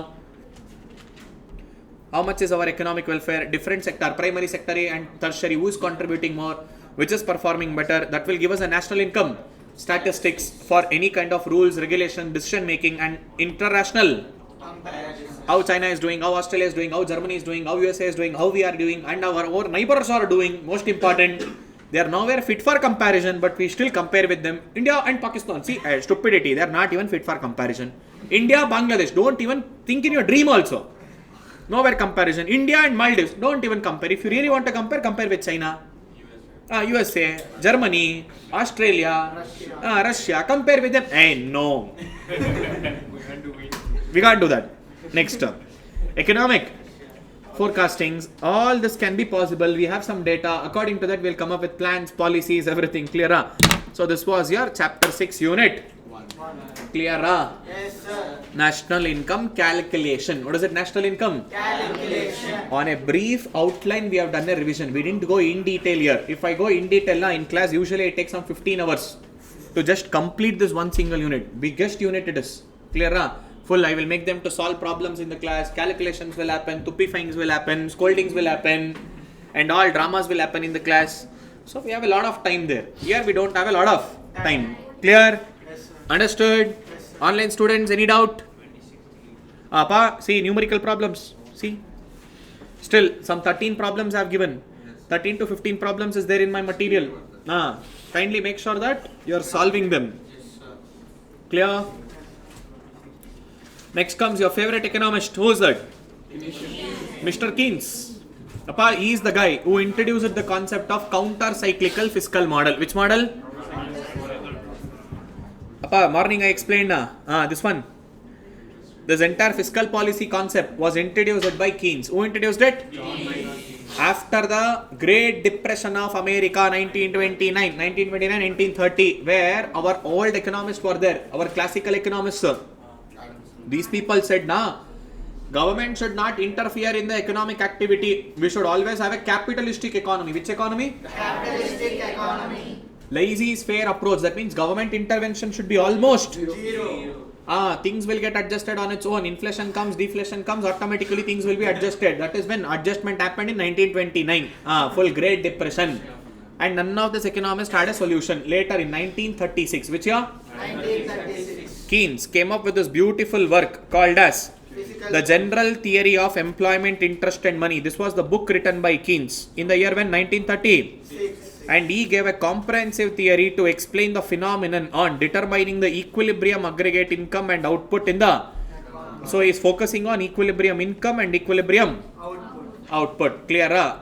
He said, see man, every single time economy cannot operate at full employment. But our classical economists said, all that stupid fellows, see economy will always operate at full employment. That means wherever demand and supply will intersect, at this point of equilibrium, there will be output produced, quantity of output produced. This will be produced with full employment. Which employment? Full employment. Keynes said, no boss, it may be possible or it may not be possible at the level of equilibrium. At the level of Equilibrium. there may be full employment or underemployment or even overemployment. Anything can be possible. But our classical economists said, hey, no, we will always have a full employment. Stupidity. That is what he proved them wrong. No man, it is not possible. Usually we'll be having underemployment. What is there? Still, even though when the economy is in equilibrium, whatever people are willing to buy and whatever we are willing to sell, when equilibrium is achieved, still unemployment problem can occur in the economy. He proved that. Clear? That is what the Keynes was known for, and he was the one who introduced this counter-cyclical fiscal model, what to do at the time of inflation, what to do at the time of government expenditure, tax rate, how they have to operate, how it has to be considered. Everything was introduced by Keynes. Clear? With that respect, he is deciding about the national income calculation by using aggregate income and output level. What is it? Aggregate income and output level. With that respect, there are three models: 2-sector model, 3-sector model, 4-sector model. Now, in the 2-sector model, we only have households and Business sector. this is myth, unrealistic. In order to make you people understand 3-sector and 4-sector, first he has given a 2-sector. That means he say there is no government at all. There is no. Government. You tell me, is there any country in this earth without government? Definitely one or the other ruling, one or the other government, one or the other control agency should be there, And in 3-sector model, we have household, business and in 4-sector, household, business, government and simple da, C plus, I plus, G plus, X minus M. This is 4-sector model. If I only consider C and I, that is called as C plus I plus G, C plus I plus G plus X minus M. Clear? 2-sector model is hypothetical. That is only and only based on assumptions. Based on? Assumptions. But that will make you to understand your 3-sector model and 4-sector Model. Clear? Let's understand with the 2-sector model. After the 2-sector model, then we will take a break. Clear? After the break, we will go with 3-sector, 4-sector, and finally we will enter into chapter 7 and chapter 8. Before going lunch break, we will finish until at least chapter 7. At least. Chapter 7. And chapter 8, if possible, unit 1 and unit 2 little. I don't want to rush things. There it is most crucial and important. Chapter 7 and 8 is full of technicalities. And chapter 7 is full of theory. Full on hardcore theory, chapter 7 is. Clear? Okay, let's go there. 2-sector model. What is it? 2-sector model. This 2-sector model is what? Hypothetical and which does not exist in. Real. Because there are only 2 sector. Which are those 2 sector? And see there, he explained the circular flow of money in 2 sector. See pa. There are only households and Firms. these households are the people who will be owning all these factors of production. What is it? All the Factors of production. land, labor, capital and organization. He will give that factors of production, factor inputs to whom? Firms. Why? To produce goods and Services. will they give it for free of cost? No, sir. They will expect a factor payments in return. For land, they will expect a rent. For wages, labor, they will expect a. Wages. For capital, Interest. for opening organization. Profit. So they get in return money from the firm. Who will get money from? Now once they get money from the firm, what they will do? They will simply save that. No, they will spend. For whom? Consumption expenditure on goods and services produced by the firm. So that goods and services will come to whom? Households. That means there is a proper balance between these two. How much ever money is there in the economy, that is getting equally distributed between these two. That means whatever money, whatever factors of production is there in the hands of household, that will go to firm. Firm will pay that money to household. That money from household again it will go to firm for goods and services purchases, and they will whatever produce now they will give it to whom? Firm. There is no leakage at all. There is no. That means there is no concept of savings. There is no concept of. Now you tell me, will household completely spend all the money without saving? Hypothetical two-sector model. What is it? Two-sector. Clear? This is what he said, and see the assumptions.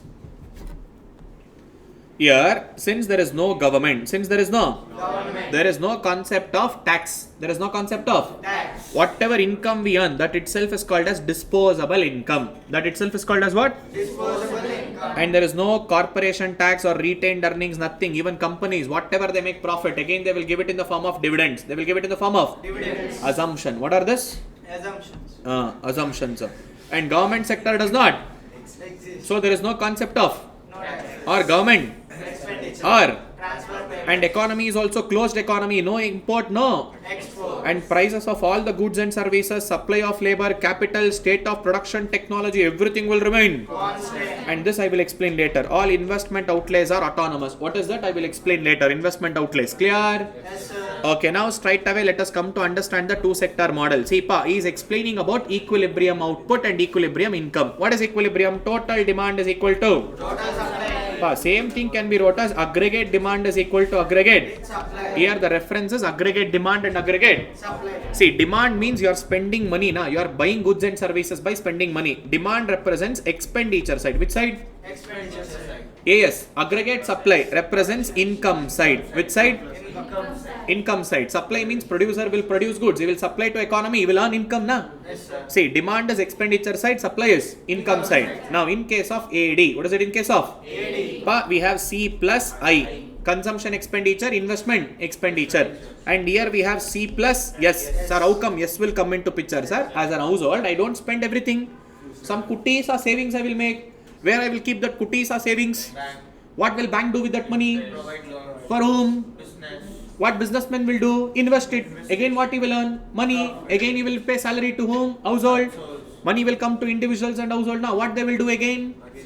Again where it will go? Bank. From bank. Business. Circulation. That means whatever savings you guys are creating, na stupidity, that itself becomes an investment to business. And the C and C gets cancelled. So I is equals to? Yes. This is what two-sector model equilibrium. Clear? That means whatever savings you people will create, that will become equal to business investment. That will become equal to what? Business investment. Clear? And see there, whenever we earn income, what is it? Whenever we earn income as a household, either I consume or either I create as a savings. This is the income formula. Now let us understand much in detail about consumption, much in detail about savings. Consumption and savings.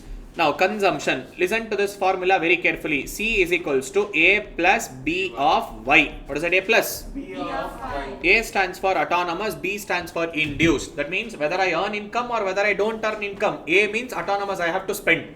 Say like rental expenditure. Like for example, now sir, I am staying in a small home, sir, kuttis are home. Now every month I should pay rent. It doesn't matter this month I got salary or I didn't get salary. I have to pay the rent. That is autonomous. Essentials, basic things I have to spend.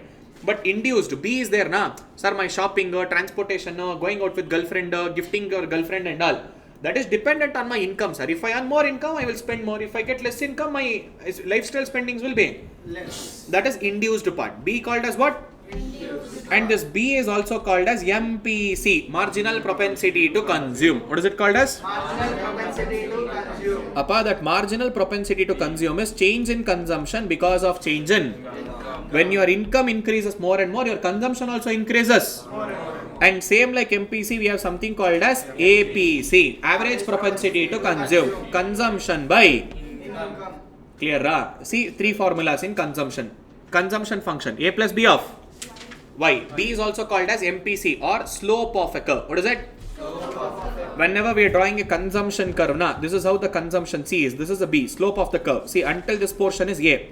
Whether I earn income or not earn income, even if my income is zero, I have to spend until this point. That is A. What is it? Autonomous consumption. And my additional consumption, that is induced part, will start after autonomous. After. Autonomous. That is the reason. C is equals to A plus B of your income. Clear, ra?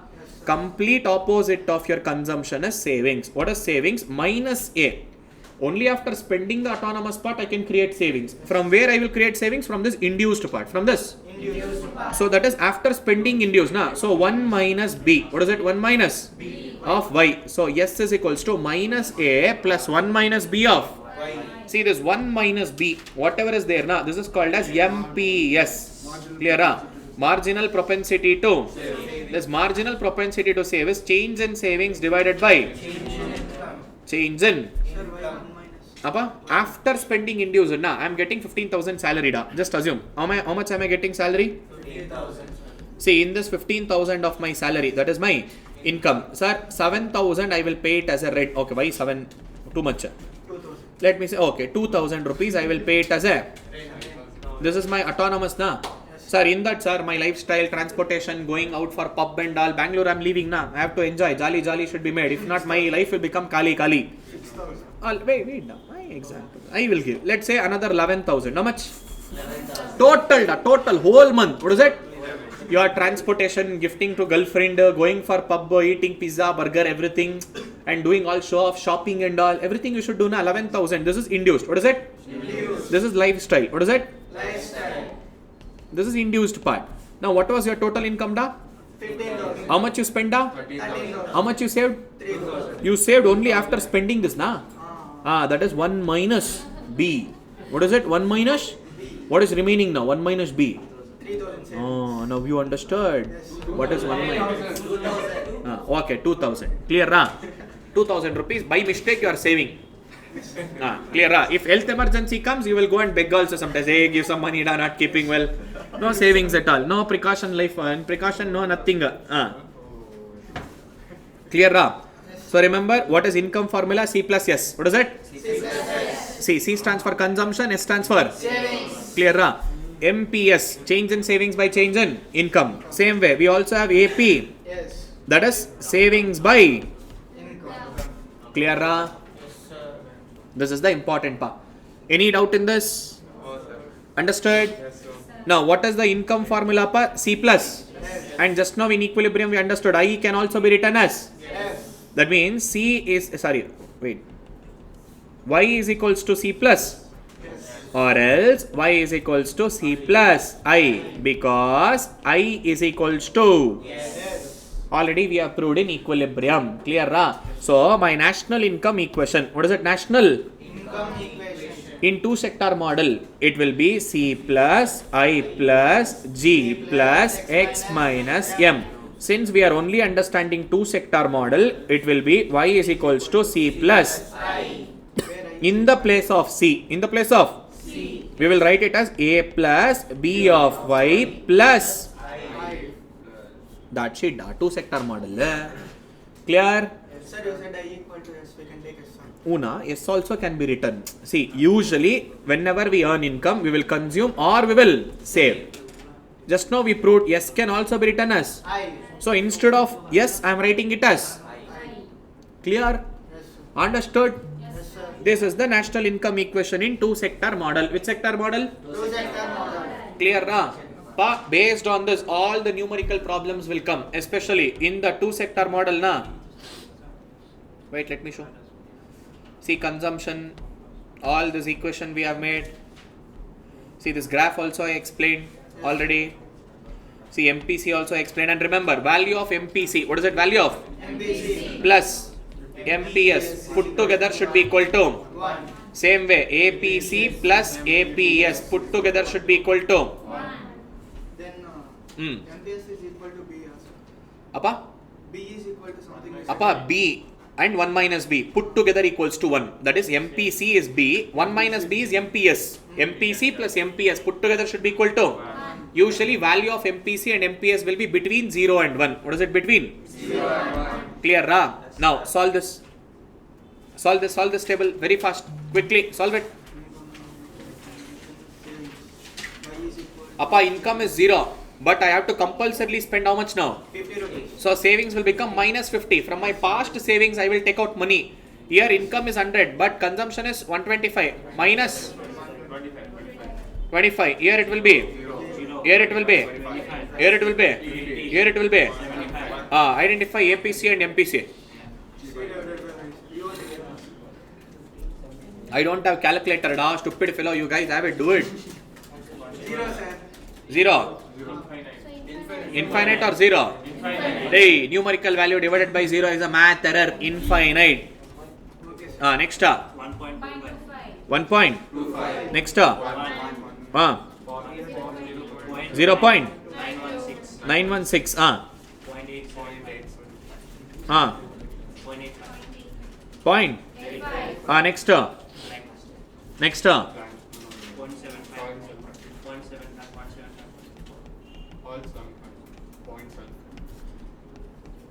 कहानी में एक और twist listen to this carefully this is where exam question comes whenever income increases APC that means whenever I earn more and more money no doubt I will spend, my lifestyle will also change, but the proportion of spendings will keep on decreasing and proportion of savings keeps on increasing. Day by day I will start saving more money. No doubt I will spend. I'm not saying that I will spend, yes, but the proportion, what is the word? Proportion. The proportion of money spent will be lesser, proportion of money saved will be more. But marginal propensity to consume remains. Sir, how sir induced we will go on? I will say na, wait da, when you are getting more and more richer like Mukesh Ambani, no doubt you will spend. Let me say you will get 100 crore, you will spend some 30 crore, you will save some 70 crore. But when you are a middle class guy, from your salary increases from 15 to 25. Now earlier you were saving 2000, now you will only save 5000. Major you spent. But going further, when you earn more and more, no doubt your spending will also increase. Proportion. What is it? Proportion. That means how much I will spend. Yes, I will spend. My spending will increase, but the proportion of spendings will decrease. Going further, now I will start saving more money. Just assume monthly salary is 5 lakh rupee. How much will you spend in month? 4 lakhs. Because all of a sudden you got 5 lakh, na? Just assume from 15,000, next it went 30, slowly 50, slowly 80, slowly 1 lakh, slowly 1.5 lakh. Like that, constantly things gets increasing, na? You will become smarter person. You will start investing more.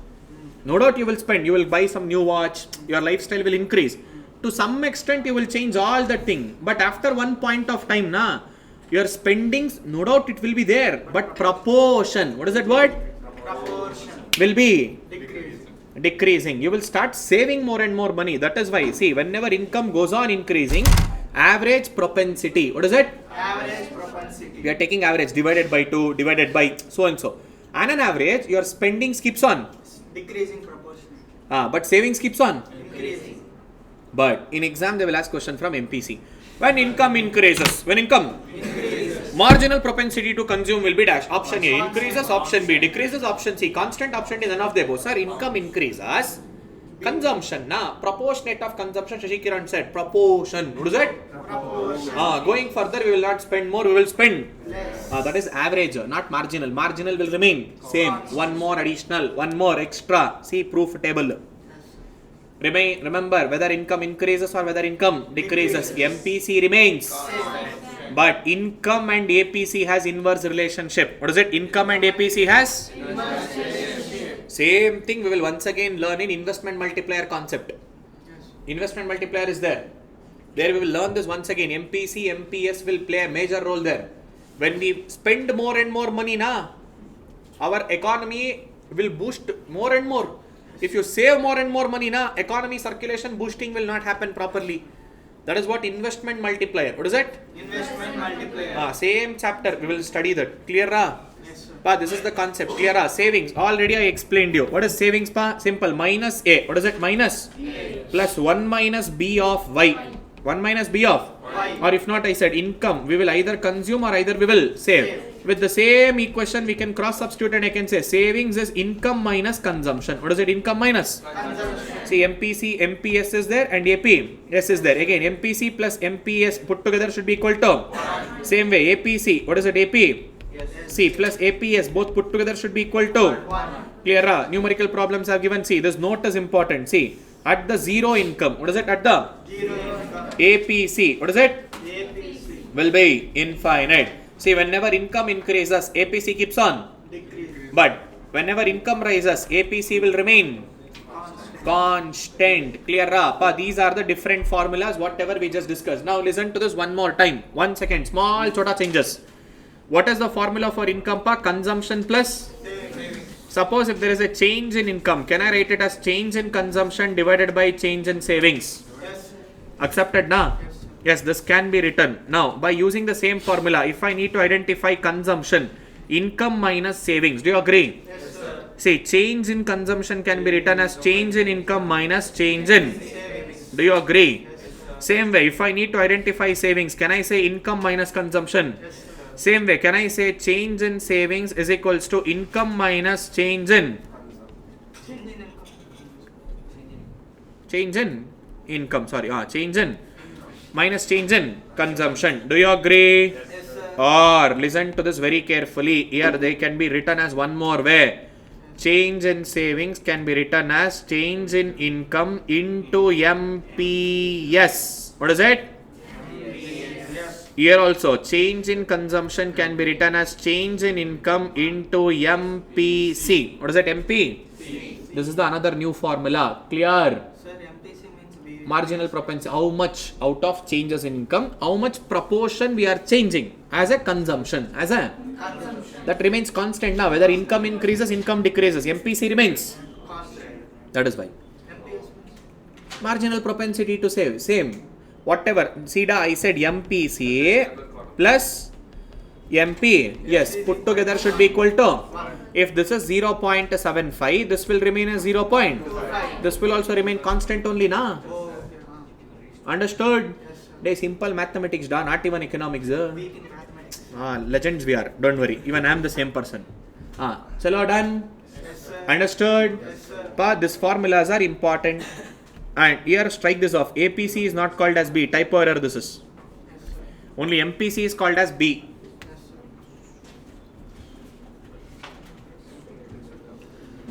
sir. Sir, first one savings. How it is 50? Minus 50. Minus 50. Simple ma. See, I am not even earning anything. Zero income. But I should compulsorily spend 50 rupees. This is A na, autonomous. That means I don't have money. Either I will borrow 50 rupees and I will spend. Or if not, from my past savings, I will take out 50 rupees. That is why minus 50. Clear? Shri Shakti ji.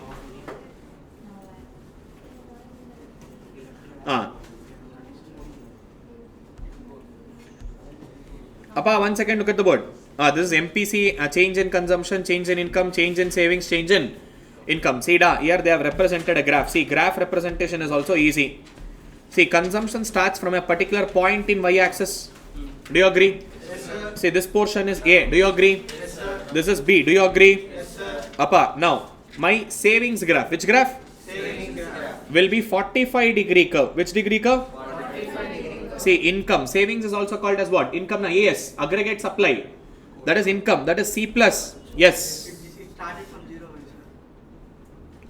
From there only you will start making income na. Earlier I had 0. Nothing. Slowly I will start saving. Slowly. Income. Yes side. Autonomous consumption we cannot save now, sir. Wait. AS is also called as what? Income. I am representing equilibrium graph. AD is equals to. Yes, I have to represent na. Earlier I represented like this na. yes. Same thing in Keynes he has represented like this. Aggregate demand, aggregate supply. What are the components of AD da? Components of AD is C plus. What is this line da? C. This is what C na. Now we will write one more. C plus I. This is also autonomous investment. That means whatever savings you go and keep in bank, that money only will come to business na. Yes, sir. Autonomous investment. This is autonomous consumption. What is it? Consumption. This is autonomous. Come back. Assumption. Initially, I said na investment I will not explain now. See here. All investment outlays are Autonomous. whatever investment comes into business na, even that is autonomous and that is equal to savings.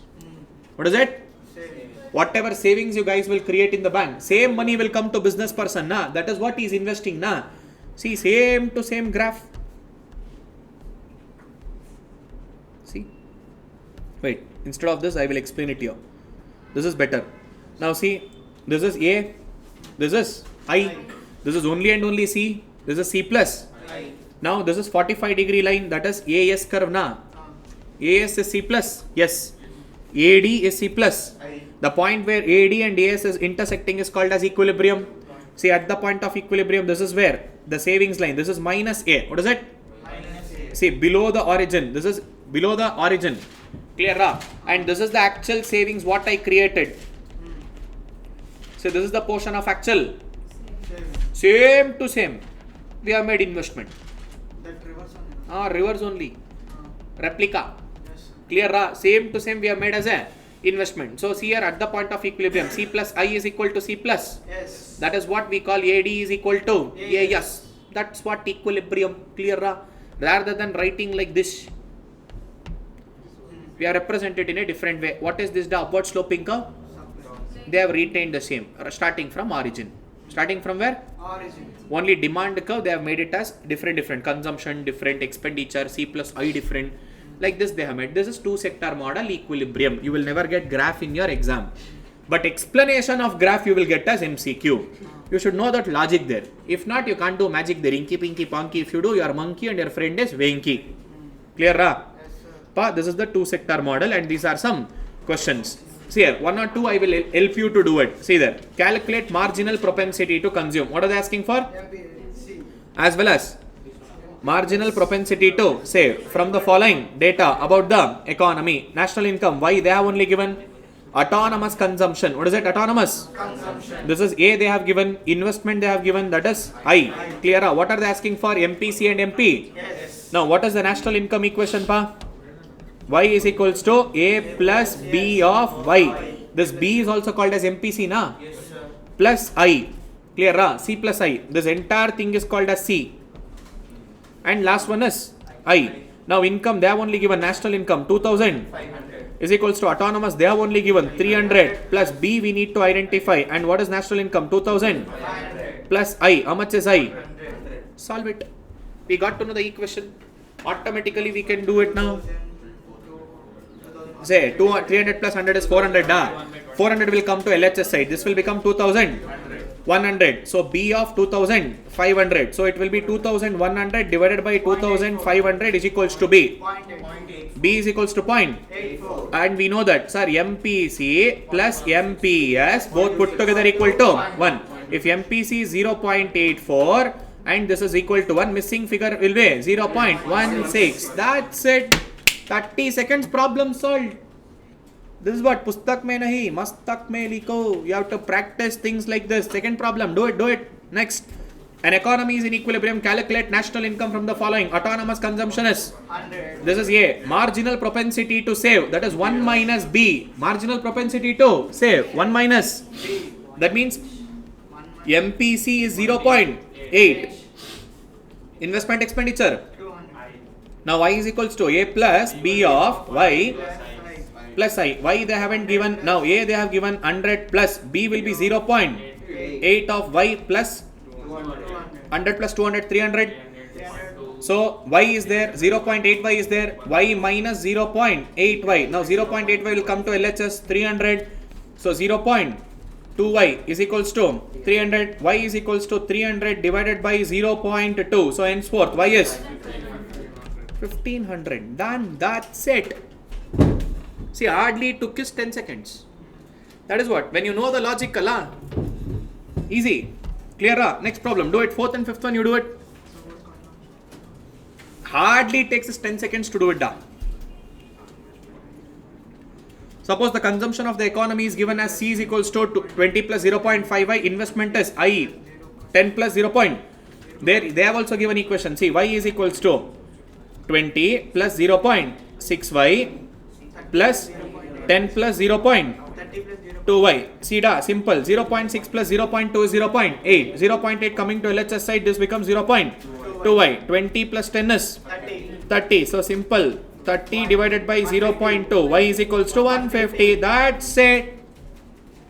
Clear? Yes, sir. Or you have to be quick like this. MCQ paper, hardly you can take is 1 minute to solve all this kind of things. Another 30 seconds you should mark answer. Next, suppose the consumption function C is equals to 7 plus 0.5i, investment is I, find out equilibrium level of income, consumption. Appa, common sense, listen, we know that S is equals to I, na? How much is investment? 100. That means savings will also be 100. common sense. You need not to solve at all. We know the logic. Even savings will be 100. From income, remove savings, consumption got. Clear? Identify only income. Y is equals to 7 plus 0.5y plus 100. 0.5y coming to LHS will become 0.5y is equals to 107. So y is equals to 107 divided by 0.5. What is it? 214. 214. Already we know savings is 100. Now consumption is equals to income minus savings. Income is 214. Savings is 100. So consumption is 114. that's it. Clear? Yes, sir. Understood? Yes, sir. This is two sector model. And equilibrium, you should consider all the things and you have to do it together. Done, pa? Next, take a break. Come back. We will go with inflationary gap and deflationary. Investment multiplier, 3 sector model, 4 sector model, and we will enter with chapter 7. 15 minutes break. How long? 15 minutes break. Okay. Settle down. Done. Okay, sit down. So the next concept is inflationary gap and deflationary gap. Which concept is that? Inflationary gap and deflationary. See, already we have discussed about this topic. Just I have to inflationary gap, deflationary gap. Inflation, deflation, same concept it is. Just have to correlate how things will work here. All this I have to explain. See, what it Keynes said. See man, economy will not always have a full employment level of equilibrium. Which employment level? Full employment. Either it can be underemployment or overemployment level of equilibrium. See, in case of inflationary gap, what is it? In case of demand is greater than supply. What is it? Demand is? Greater than supply. Okay, hello aunties, excuse me here. Excuse me. Listen. Important topic, listen. Nah. That means in an economy, aggregate demand is greater than aggregate supply. What is it? Aggregate demand is greater than? Aggregate supply. See, this point F is the initial equilibrium. See, at the point of equilibrium, where the actual demand in the market is at point G. Where is the actual demand? Point G. Demand is much more greater. Let's say, for example, now in an economy, we are producing a laptop.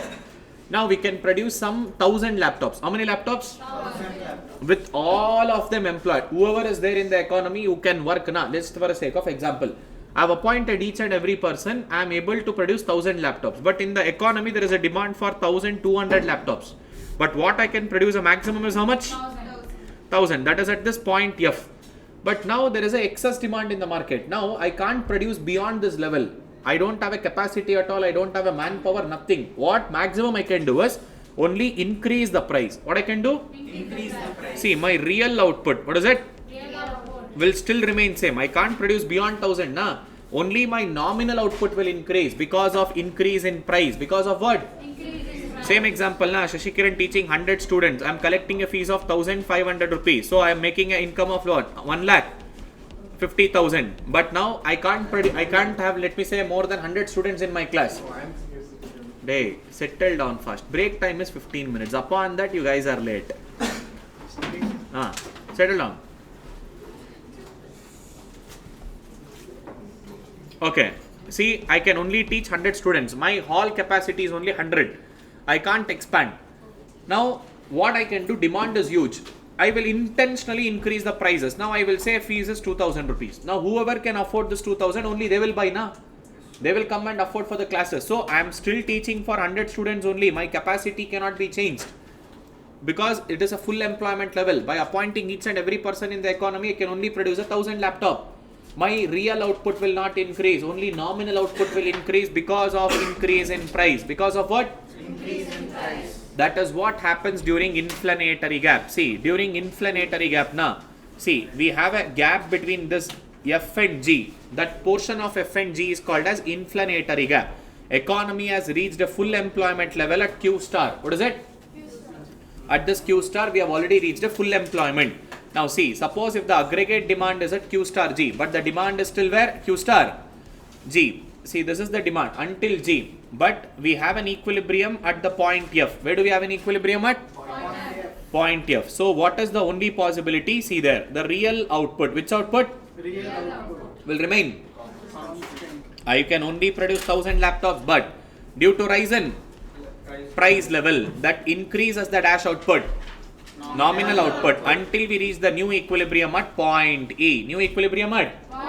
That means now we are actually saying that we are producing at M. That means real output is not increased. Real output is same. Since prices have increased. Which has increased? Prices have increased. My equilibrium level has also increased. Equilibrium level has also Increased. Now Shashikiran, instead of earning 1,50,000 rupees, now we will earn 2 lakh rupees. How much am I earning? 2 lakh. Because earlier I used to charge 1,500 rupees as a fees, but now I am charging it as 2,000. but still I am only teaching for how many students? That means my income level from Q star, it has increased it to M. Their real output has not increased. Only and only prices have Increased. That is the only option during inflationary gap. Because of excess demand. Because of what? Excess demand. Output cannot be increased. Output cannot be Increased. Already economy is in full employment level. Now I can't produce beyond this. I can only increase my price. I can only increase my Price. This is inflationary gap part. Now deflationary gap is completely opposite of this. This is what happened during Great Depression of America, wherein which in an economy full employment is achieved at Q star, where I can produce 1000 laptops. How many laptops? 1,000 laptops. See, this point F should be equilibrium, but demand is only for 800 laptops. Point G, demand is lesser than equilibrium. What is it? Demand is Lesser than equilibrium. now this creates a gap called as deflationary. Yeah. That means still I have a closing stock of how much? 200. Last year how much I sold? Only 800. Now additional another 600 I should produce.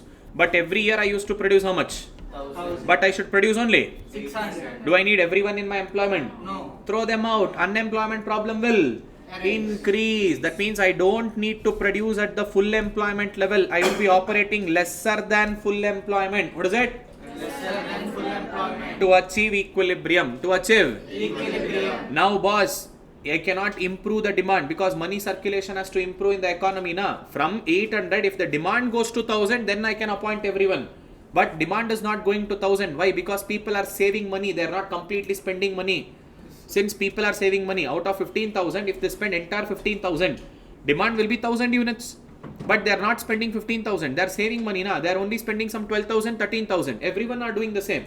Because savings increases na, deflationary gap occurs. Demand is less. Demand is Less. supply is More. I have to reduce prices now. What should I do? Reduce prices. That is the only option available. Now I cannot produce 1000 units. In the economy, demand is only 800 units. So I should how much produce? 800. Do I need everyone in employment? No. Throw them out. That is what? See here. A firm will experience an unplanned build-up in the inventory. What is it? Firm experiences what? And because of that, there will be unsold goods and they will respond by cutting the production as well as cutting the Employment. that decreases to the output as well as income until underemployment equilibrium is achieved at point E. Underemployment equilibrium is achieved at where? Point E. See, this is what Keynes explained, man. This is what happened during the Great Depression. See, in the Keynesian model, neither wages will change nor interest rates will decline due to the abnormal high unemployment and excess. Capacity. That means there is unemployment problem now. See, instead of taking all this, say for example 5,000 people, I am only taking 4,000 people now. Still 1,000 people are unemployed now. Now I will say, I will reduce your wages. If you want, you work for lesser wages. If not, there is unemployment guy. He can come and work for lesser wages. I can blackmail like this now. But we don't do like this, pa. In Keynesian model, wages rate will not decrease. See, wage rates will neither decrease nor interest rates will decline. When interest rate declines, now what happens? Automatically people take out money from the bank. When interest rate is less, why should I keep money in the bank now? That happens during deflation phase. Which phase? Deflation. Or contraction phase of business cycle. Now we are not in contraction, but in the economy, demand is lesser than what we have expected. Demand is lesser than what we are expected. Why? Because of unemployment problem. Because of Unemployment problem. or demand is not meeting to the extent what we can have a production capacity. This is what happened in Great Depression, man. People rather than buying goods now, everyone is investing in stock market. New invention happened, washing machine, vacuum cleaner, everything. People should buy the product now. That is when production will increase, sales will increase. But everyone became smart enough. Oh, now new invention has happened. That company will make nice profit by selling. Let me invest on company rather than buying the company product. Everyone did the same. Rather than buying product, they went in.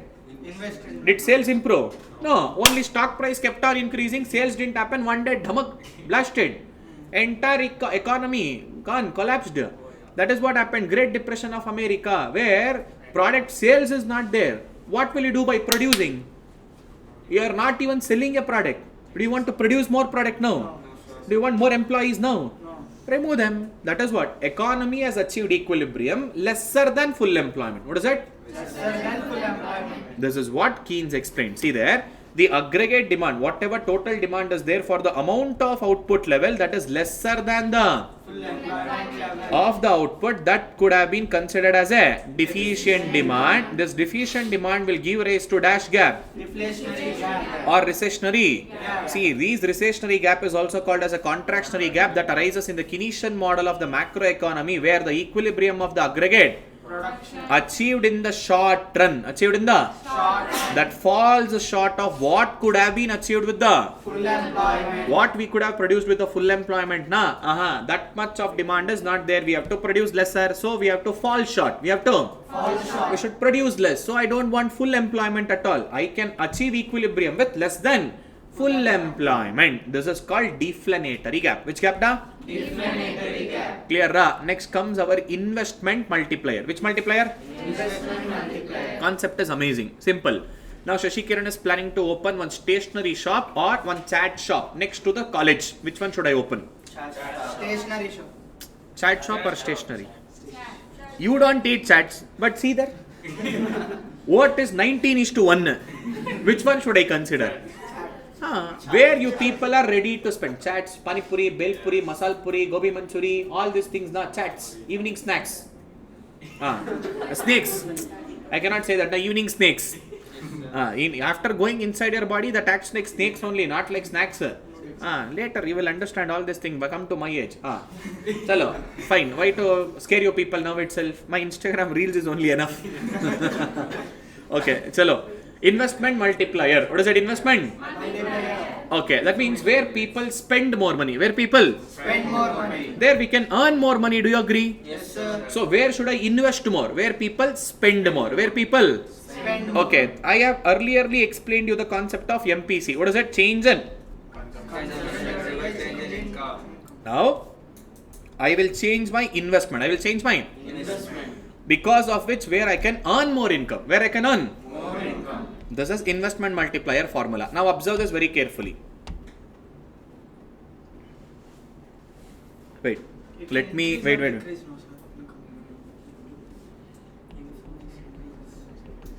We made a mistake here and you people are sitting silent. Hey, what is MPC formula? I have written as change in investment and you guys are silent. Next. Change in income divided by change in. Now observe. Income smashed out. So what is at end of the day? Change in consumption happens. That means we will invest money where people are ready to spend more money. When you people spend more money on such goods, we will earn more income. When I'm earning more income, I'm ready to invest more in. In short, how much? What is it? Or how many times my aggregate income is increasing. That is change in income as a result of change in Investment. This is the formula. See, changes in income. What is it? Changes in. Income. Wait. Changes in income is happening because of changes in investment. This is called as investment multiplier. Which concept is that? Investment multiplier. Also represented as K. I have a changes in income divided by changes in investment. Let's say for example, sir, I invested 100 crore. I invested what? 100 crore. I got an income of 700 crore. How many times I got an income? 7 times. That is what? 7 times my investment has increased. Investment has? How many times? How many?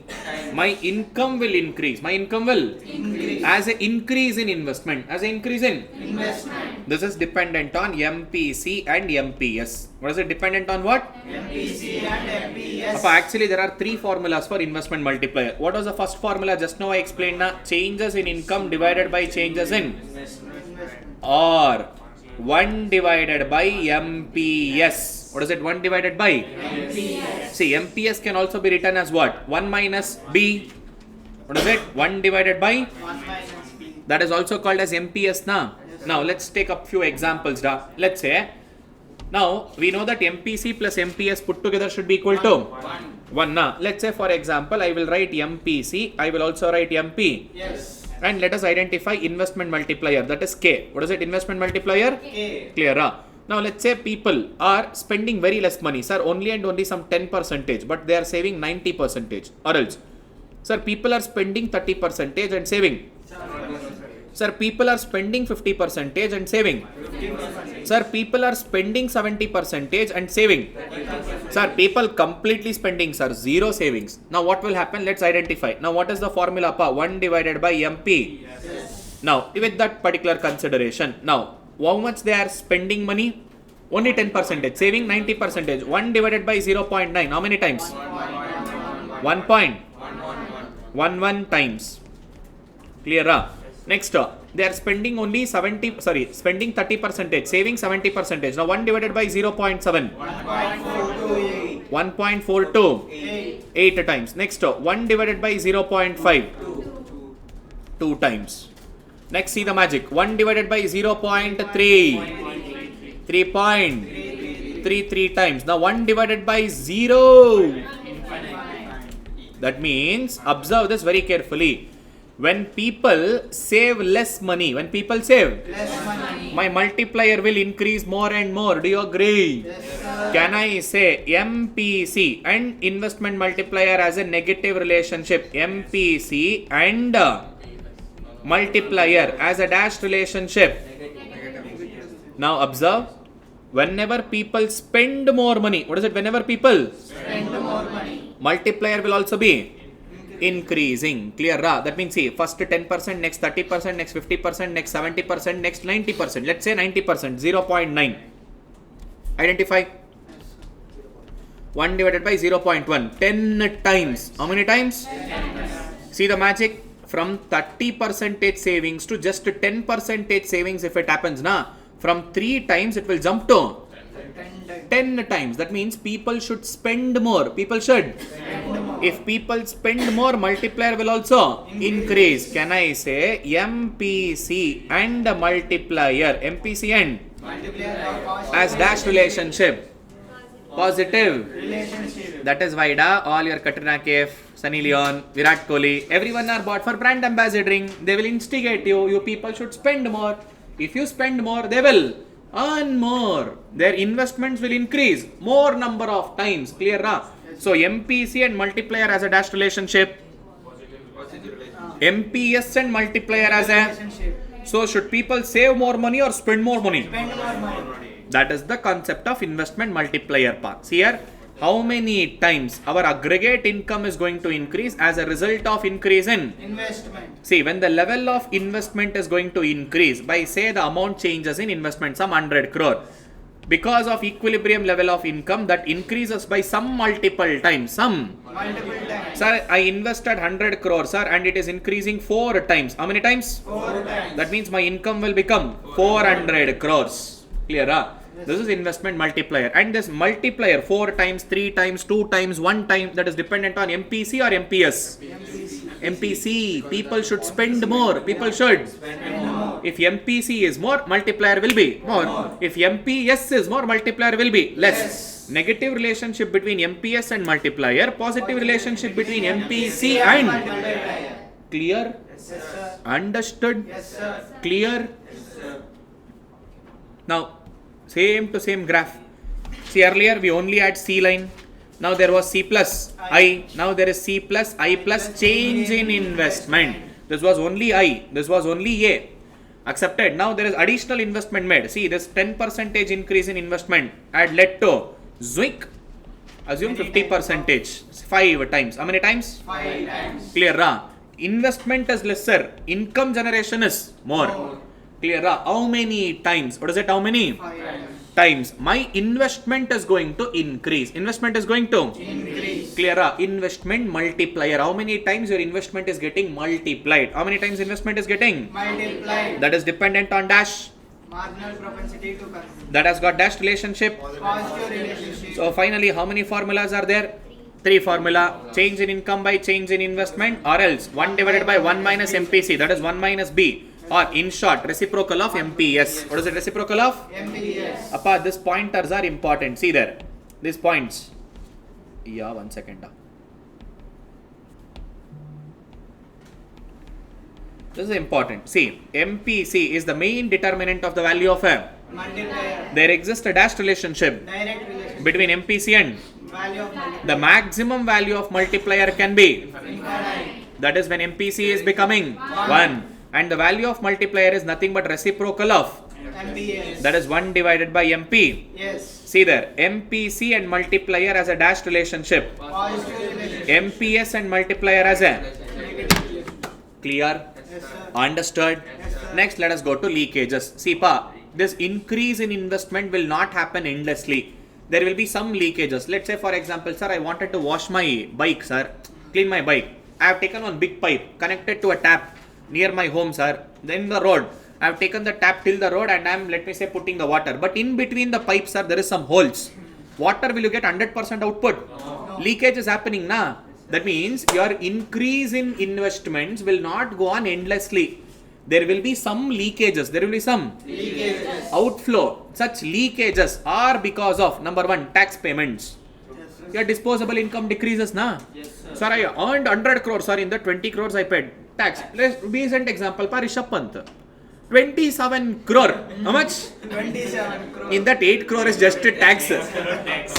Now see 30% tax. Nirmala Didi, sleeping partner, please get a share. 30%. See 8 crore is just a tax. Come, what to do? Now in India, see there was one comparison. One of my friend lives in Dubai.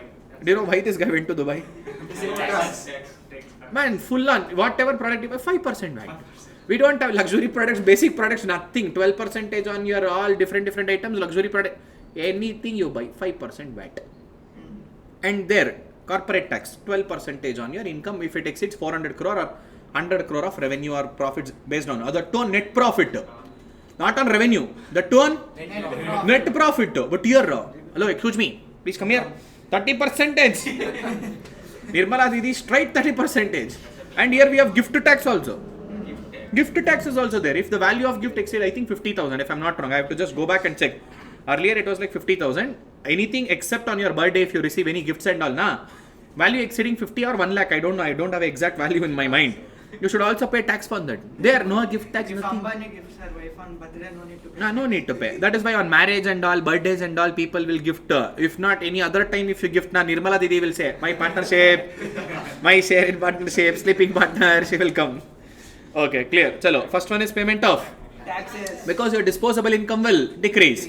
Next, idle. Cash. If you simply keep cash at your home, will it put extra money? No, sir. It has to circulate, na? Only when the circulation happens, multiplier will happen. If you simply keep idle money at your kijori and all, the money will not get multiplied. Next, buying existing. Stock. That means closing stock of last year. If you buy only the products from your present production, multiplier effect will happen. More and more production will happen, more and more sales will happen. If you are buying from closing stock and all, na, production will not happen this year. They are just clearing the old stock. Next, shares and Bonds. initial issue was made 10 years ago, 15 years ago. Same secondary purchase you are making, not a fresh IPO you are purchasing there. Next, undistributed profits of the Corporate. sir invested on companies. Stupid fellow, company has not declared dividend still. They are having money with them only. Next, How is the leakage, sir? simple. Only if you get money to your hand, you will spend. If you don't get money, where you will spend? I will keep it as profit only. If you keep it as profit only, will I invest next time? Stupid fellow, only you are taking. Where is my share? Dividends given. Come to financial management. Leakages only, sir. Yes, if you don't declare, person will not get income. If you don't get income, where will you buy goods and services? If my Pani Puri customer is not coming regularly, where will I make profit? If they don't earn income properly, if this dad doesn't make profits in the shares properly, where will pocket money come? If pocket money doesn't come to all our females, where will they come and eat Golgappa? My Golgappa shop will go for losses. Connectivity is there for everything. Next, when you repay the debts, Repay the sir, I took a loan from my friend, sir. I'm repaying that money. I'm not spending that money. I'm giving back that money to him. That means I don't spend on goods and services, na? Just assume that you have taken some loan from your friend. Rather than giving birthday party, your money, whatever your parents gave to give treat for your friends, now you repaid it. Papa, Pani Puri shop people, business go down. Now see, this is problem. And the most important, when economy is already in full employment, what is it? Economy is already in Full employment. If you pump in more money, that acts as inflation. It acts as Inflation. Sir, already full employment is achieved at equilibrium. Demand and supply is equal. We are also having full employment. If you pump money extra investment, money supply increases, general price level Increases. that will pump us. Inflation. Clear? Be careful with the full employment. Clear?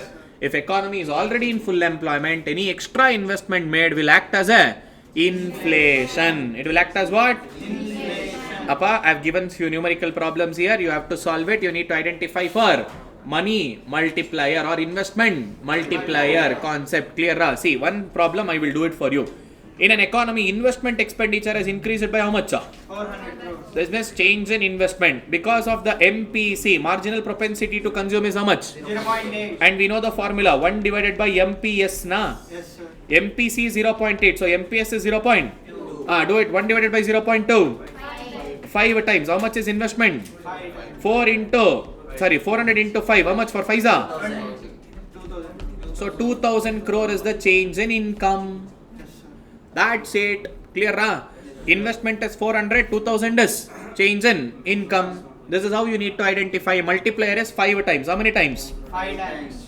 5 times. This is how you need to solve the problem. Clear? Yes, sir. Another few more problems I have given you need to solve. Clear? Yes, sir. Now let's enter the 3 sector model. Which sector model? 3 sector model. This is also easy peasy da. Whatever we did in 2 sector model extension. Now C plus, I plus. Now G is come into picture na. 3 more elements will also come into picture when G comes into picture. Number 1, government expenditure. What is it? Government expenditure. Second one. Taxes. Third one. Leakages. Transfer payments. Yes, pensions. But transfer payment is not considered in national income calculation. Yeah. This only comes under personal income, na. That means when we are calculating disposable personal income, income minus tax. Income minus? Tax. Income minus tax. That is YD. What is it? Y. Y. Now income and disposable income is different. In the equation of C. In the equation of A plus B of Y. We used to write earlier. But now I can't just write as Y. We should write as YD. What should I write as? YD. What is that YD? YD is nothing but income minus. Clear, Y means Nirmala Didi share who should give? You are living in the country. You are earning in my country. You are taking government's benefit and all. Who should contribute to government now? Pay tax. Direct tax. Which tax is this? Direct tax. We are speaking about direct tax. Income minus direct tax. Clear? Disposable income. Which income? Disposable income. See, in 2 sector model, there was no concept of government. So, we didn't add any kind of disposable income concept at all. Income itself was disposable income. Okay, let me go to equilibrium concept. See, AD should be equal to AS. Na. AD is an expenditure side. Which side? Expenditure side. AS is a. Income side. See, earlier it was C plus I plus G will come now. Plus. G. Now, for government, what is the main income? Tax. Tax. So, C plus S plus T. CC gets. Cancel.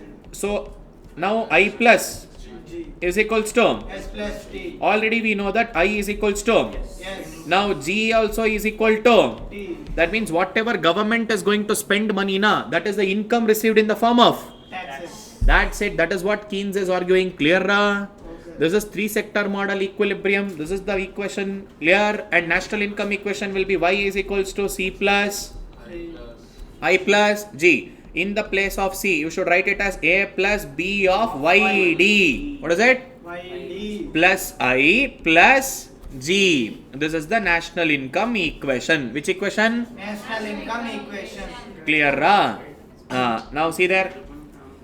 Government expenditure. Which expenditure? Government expenditure. Money is coming inside or going outside? Going outside. So that acts as an injection. Money is coming and circulating in the economy. When you pay taxes, that is leakages or injection? Injection. Leakages, da. What is it? Leakage. That means money is going out of your hands, na. Yes, sir. You can't spend, na. Yes, sir. That is acting as a leakages. So remember, AD side. What is it?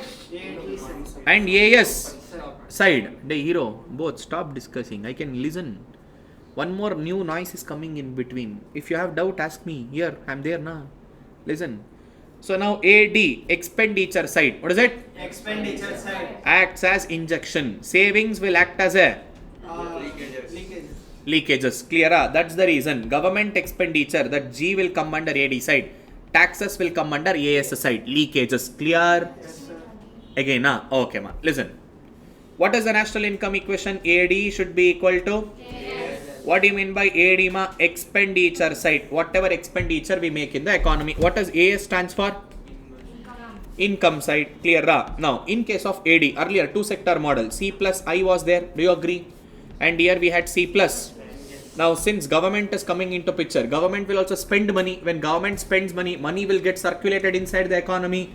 That is expenditure made by government. Now, government expenditure. From where government will get money? Tax. And this AD is also considered as what? Money is going inside economy. AS means leakages, na. Savings is a leakage, na. Tax payment is also leakage, na. This is called as a aggregate supply acts as leakage, aggregate demand acts as injunctions or injections into an economy. Clear? Understood? Now here C and C will get cancelled. So finally I is equals to, Yes. already we have decided. Now G will be equal to, clear? Understood? Straight away same explanation. Now whatever C YD will come into picture. What is it? YD means income minus Taxes. tax. So C equation will be A plus B of YD. What is it? A plus B of?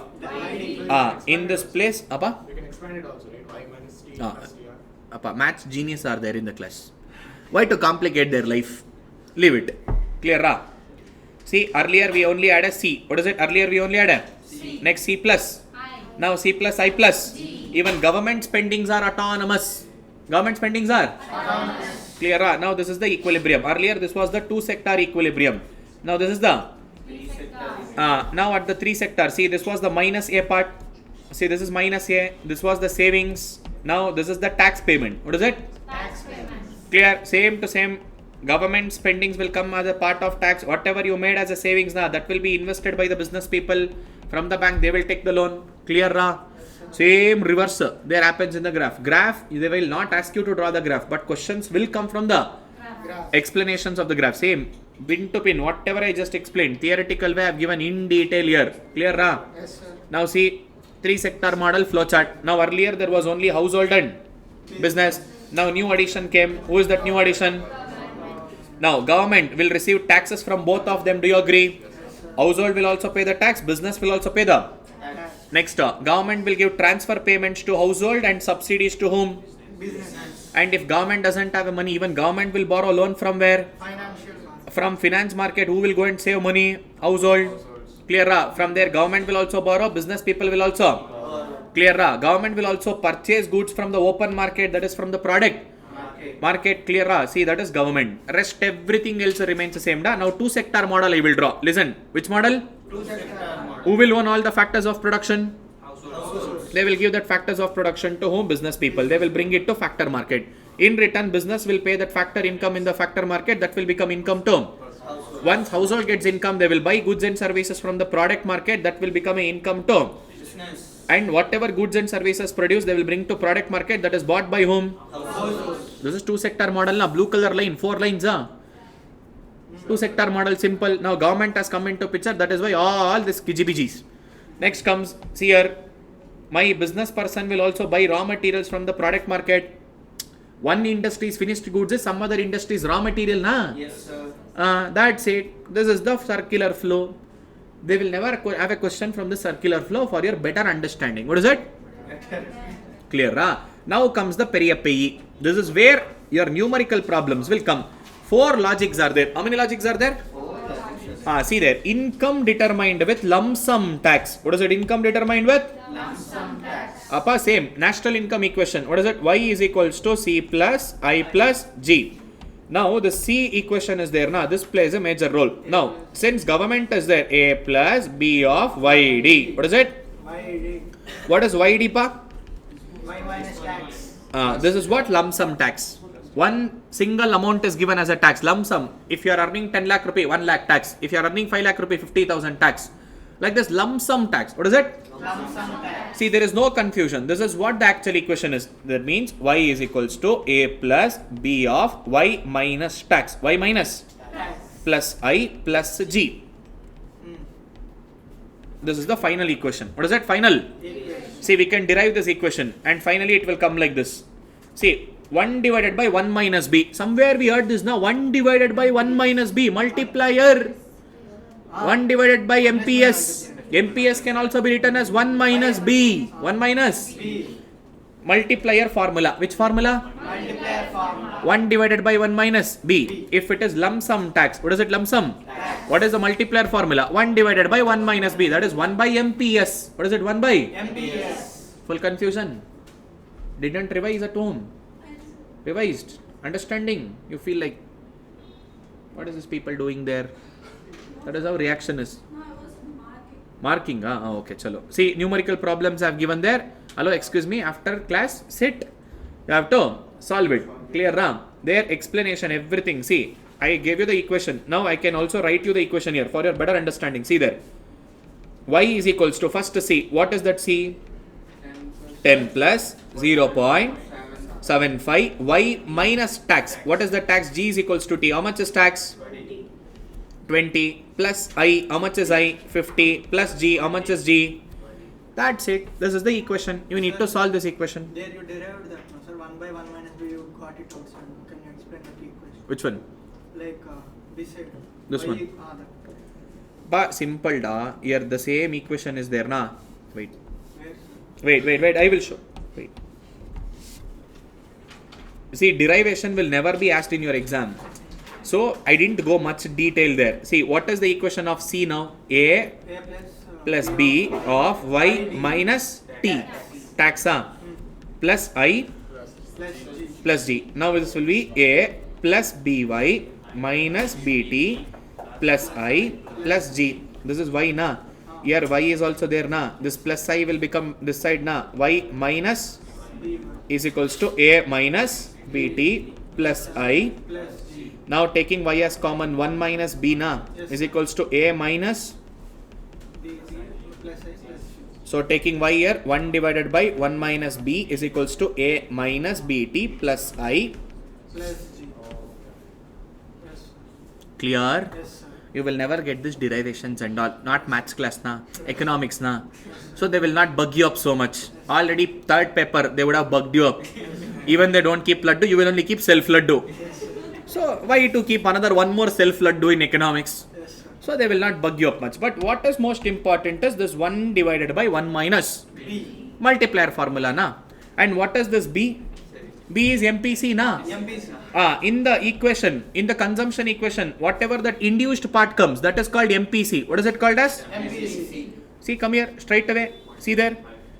0.75 is 0.75 is MP. See, now they are also asking us to identify size of multiplier. What is it? 1 by 0.25. 1 divided by 0.25. Straight away, are divided by 1 divided by 1 minus 0.75.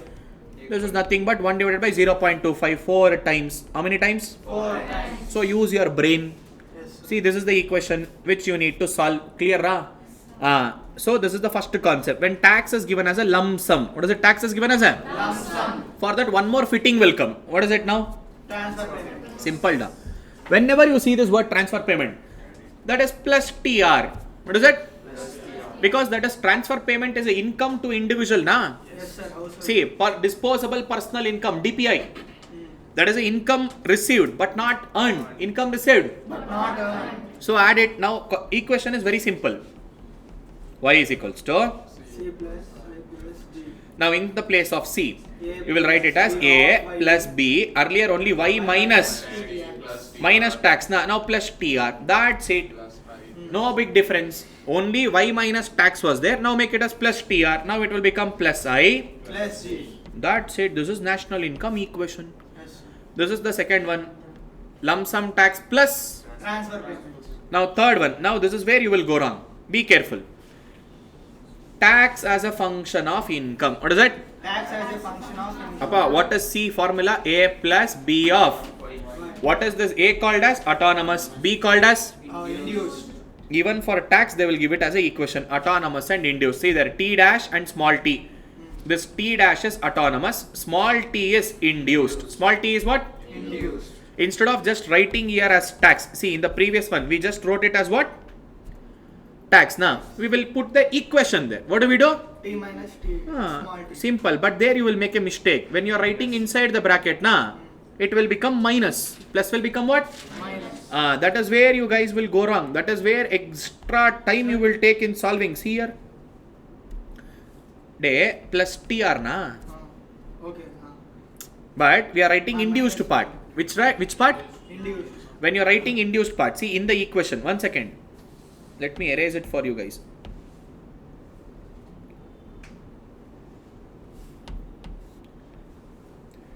Induced part is always decimals. Yes, sir. When you are writing inside the bracket, that induced part will positive will become negative. Mathematics, basic maths. Yes, sir. Clear, huh? See now equation y is equals to c plus I plus g. Now in the place of c, what should be written? A plus b of y minus t. Tax na. In the place of tax, t dash minus ty. It is not plus ty now. You are writing inside the bracket, so it will become minus T. plus I plus g. This is the equation pa. And when you derive this equation na, final derivation will come like this. Yes, sir. Now see the multiplier formula. 1 by 1 minus. 1 divided by 1 minus b of 1 minus t. Appa, this 1 minus t, this small t is induced part of tax. What is it? Very autonomous, sir. Autonomous will not come. Only induced part will come in the multiplier. Clear? That means How tax is autonomous and induced? Like concept. they are giving equation. Even in the tax, compulsory you should pay this. Out of your goods and services what you buy. Only if you earn more, you will pay the income tax. Induced means That is what Keynes said. Even in tax, you have autonomous part as well as induced. which equation? Keynesian equation, not our general Indian government equation. Which equation is this? Initially. This guy didn't add work in 1936. So he explained all these things. Logic is there, end of the day. See, if I go deep inside now, it will become like our regular class. In regular class, I explained them why the tax comes into picture, why we will execute that. Everything in detail we have explained. That is why normal round of revision is happening. Marathon class. Clear now? Now see here. In case of normal circumstance, what is it? Normal circumstance. Pa, what is the formula for multiplier? K is equals to, 1 second. K is equals to 1 divided by 1 minus b. What is it? 1 divided by? 1 minus b. Now second one. When tax as equation. What is given tax as? Equation. K is equals to 1 divided by 1 minus b of 1 minus t. clear. Understood? Yes, sir. Now here we will make one big blunders. Especially while calculating the multiplier. Our mathematics genius students are there. They will make blunders. Do you know what? Now let us also solve this. See, this 0.5 is important for me. B. And in the tax equation. Which equation? Tax equation. The 0.1 is important. Now what is the formula of multiplier? 1 divided by 1 minus b of? 1 minus t. So that is 1 divided by 1 minus 0.5 of 1 minus 0. Do you know what they will do? Our guys. Sir, 1 minus 0.5 is 0.5. 1 minus 0.1 is 0.9. 0.5 into 0.9. Wrong. First you should solve what is there within the brackets. First you should solve this. Then multiply. 1 divided by 0.1 is 0.9. So that means it will become like 1 divided by 1 minus 0. Of 0. Now you should multiply these two. Now 0.5 into 0.9. How much is that? Point. So 1 minus 0.45. So finally this will become 1 divided by 0.55. What is 1 divided by 0.55? How many times? Point. 1.81 times. What is it? 1.81 times. See, this is how you should solve. Usually you will get the questions from multiplier. From where you will get? Multiplier. Clear? Be careful. This is where you will do blunders. Mathematics genius people are there in our class. That is why maths is always difficult.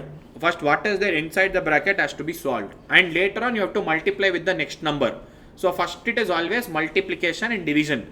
After that, from the outside the bracket, then it has to be positive and negative. Bodmas rule. Which rule? You know the stupid fellow Bodmas? You have to follow him. If not, you will lose marks in economics. Then CA means come again.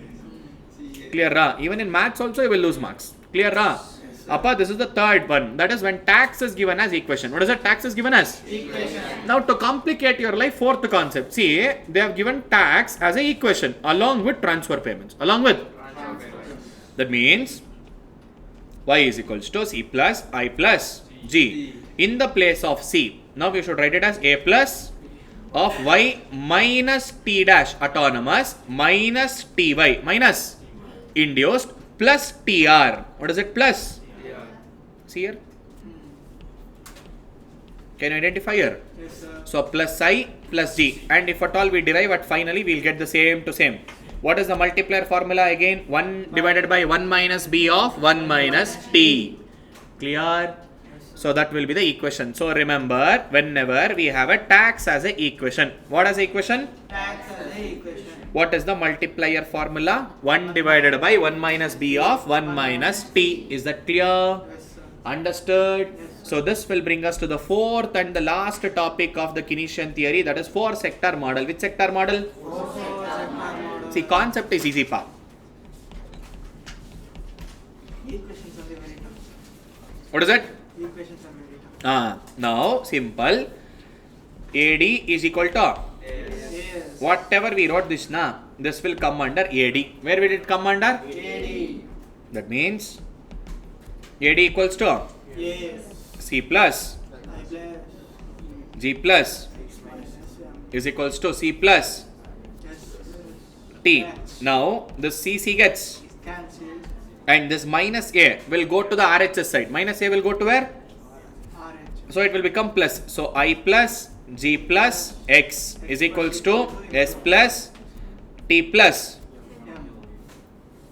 I This is the equilibrium in 4 sector model. Equilibrium in.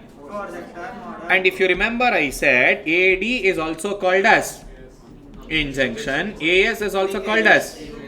Appa, import is a leakage. Now money is going outside the country. When we export, money will come inside the country. That is injunction or injections into the economy. But whenever we import goods, money is going. Outside the country. That is, it is going under leakages side. Which side? Leakages side. Understood. Yes, sir. Now national income equation. Which equation? Sir, how exports equal to imports, sir? Export equal to? Imports. They equal to illada. That is in the equation where every country would like to make a balanced trade. Which trade? Balance. That means how much ever we export now, we try to also import. We try to have a balanced trade. But in reality, we have a imbalanced trade. In India, now always deficit. We are a deficit king. Developing nation. Developing since 78 years. So, it's not an easy task. Da. Which country has so much years of experience and still unable to develop? India. The brand. Next. C plus I plus G plus X minus. कहानी में दो twist आता है. C and M. In both the places, equations will come now. What is the C equation now? A plus B of Y minus. Now tax, they will also not remain silent. There also they will give equation. That means T dash minus. T by T. And there also they will not silent. Plus TR. Transfer payment. Clear ra? See, these are the option. Already in 3 sector model we have discussed. Suppose if tax is given as equation, if transfer payment is given, this is how we should write. And plus I plus and here X minus M is there. Now they will also not sit silently in M. Here also they will give equation M dash minus MY. Why everywhere why, sir? Income da, you have to multiply finally with income. See, Keynes, nice person, a mathematical economist. Who is he? Mathematical. To kill your life. That is why most of them find macroeconomics difficult, especially national income chapter. Why? They don't know this logic, because here he is doing full magic. See, tax as equation, import as equation, in between fitting transfer payment. See, all this government will also come here. Income disposal. Income and disposable income fitting, all fittings are there in between. Clear na? This is your final equation. Now, listen to this carefully. When we derive this finally as an equation na, This is the multiplier formula. Which formula? Multiplier formula. What is the multiplier formula? 1 divided by 1 minus b plus m. This is induced part of income. What is it? Induced part of income. Induced part of. So, 1 minus t goes. Enapa? 1 minus t also will be there. 1 minus? T. Where? 1 minus t, the tax. That is what? Listen. In case, if you have an import function, what is it? Import function. Tax ignored. Keynes. According to Keynes. According to whom? Keynes. Which theory are we understanding? Keynes. Who gave this logic? Keynes. Then shut and follow what he said. That's it. Clear, huh? There, when you have an import equation, when you have which equation? Import equation. So, third one. When import as equation. Import as what? Now, what is the multiplier formula? 1 divided by 1 minus b plus m. Apart total 3 formulas are there for multiplier. How many formulas are there? 3 formulas. Write this down. This is where your MCQ questions can come. Calculation of multiplier. What is it? Calculation of what? Normal equation 1 divided by 1 minus b. That is in short reciprocal of MPS. What is it? Reciprocal of what? MPS. Tax as equation 1 divided by 1 minus b of 1 minus t. Next import as equation 1 divided by 1 minus b plus m. Clear? Understood? Full gijibiji. I can make out from your face itself. That is why first time when you are attending the class, it has to go inside. By mistake, if first time when you are attending in the class, if it doesn't go inside, at least catch hold of your friend who understood, make him confused or you understood from him. Any one option. Either you spoil him or let him teach you. And if both get spoiled, then come to Shashikiran. I will teach now. See, since it is a marathon, we are going little fast here. If I go in detailed explanation like normal class, this alone topic will kill 1.5 hours. This 1 minus b plus. 1 minus b plus m. That is when import is given as equation. What is it? Import is given as? Equation. Sir, tax is also equation is there. Import is also equation is there. Now next multiply. Same, third one. Import equation has to be considered. Which considered? Import equation. Ignore that second formula. Straight away come to the third formula and you have to identify multiplier by using the third formula. Clear? Yes, sir. Understood? One problem I have also given like that. See here. I have given import as an equation. What is it? Import as an equation. Where?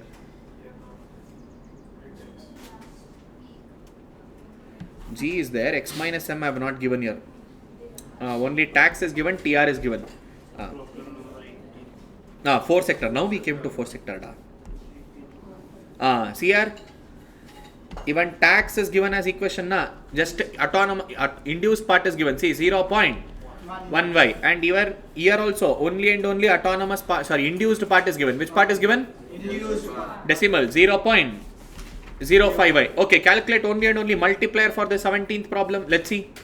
What is the formula? K is equals to 1 divided by 1 minus b plus. Yeah, with that respect, 1 minus b. What is b here? 0.5. Hey, b 0.8. 0.8. See here. Yes, sir. 0.8. See. Next plus m. 0.1 minus 0.8, 0.2. 0.2 plus 0.05, 0.25. So 1 divided by 0.25. How many times? 4 times. Clear? By this, your 4 sector model comes to an same to same flow chart. Here 2 more extra things will come into picture. Rest of the word. What is it? Rest of the word. See, here arrow marks has to be changed. Export has to outward arrow mark. Import has to be inward arrow mark. Import is? Inward. And we also get funds from outside the word. FDI and FII. What is it? FDI and FI. FI. So straight away from rest of the word, money will come to factor market. Which market? Factor. Only these 3 lines extra. How many lines extra? 3 lines extra. That's it. By this Keynesian theory also comes to an Kel Katam Dukan Ban for chapter 6. Clear?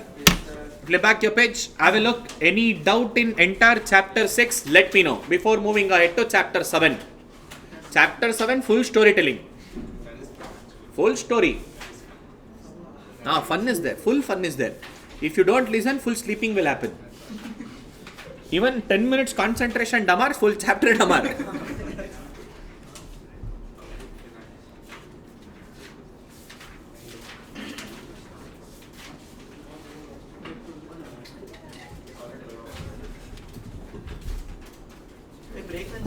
Apa? Break. Dave, lunch break. We started at 9 now. 1:15 to 2. We will take today 45 minutes. Go fast and come fast today. If not, extension will happen, class. Day, you guys will not come fast.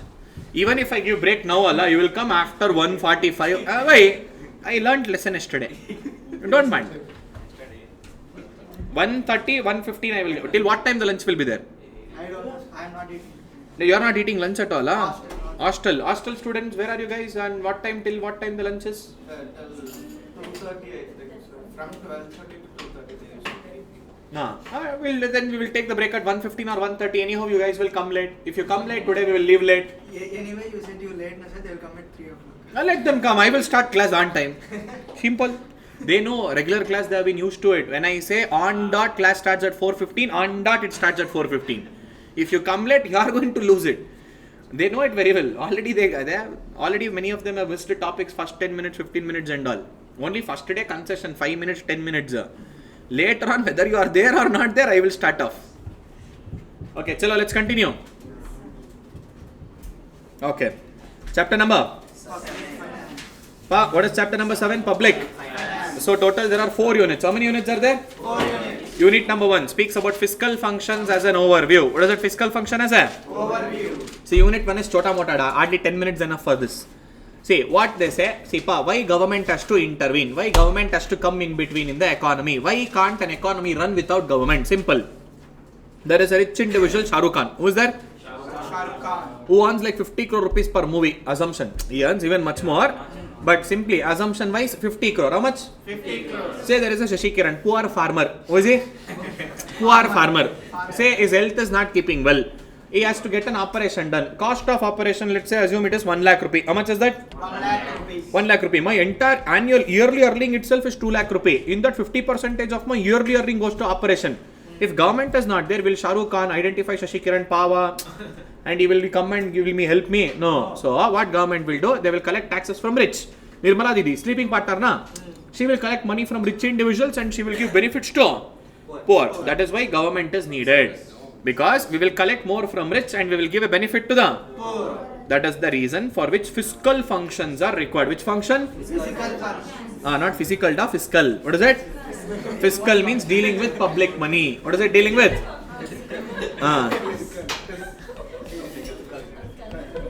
Not uncle.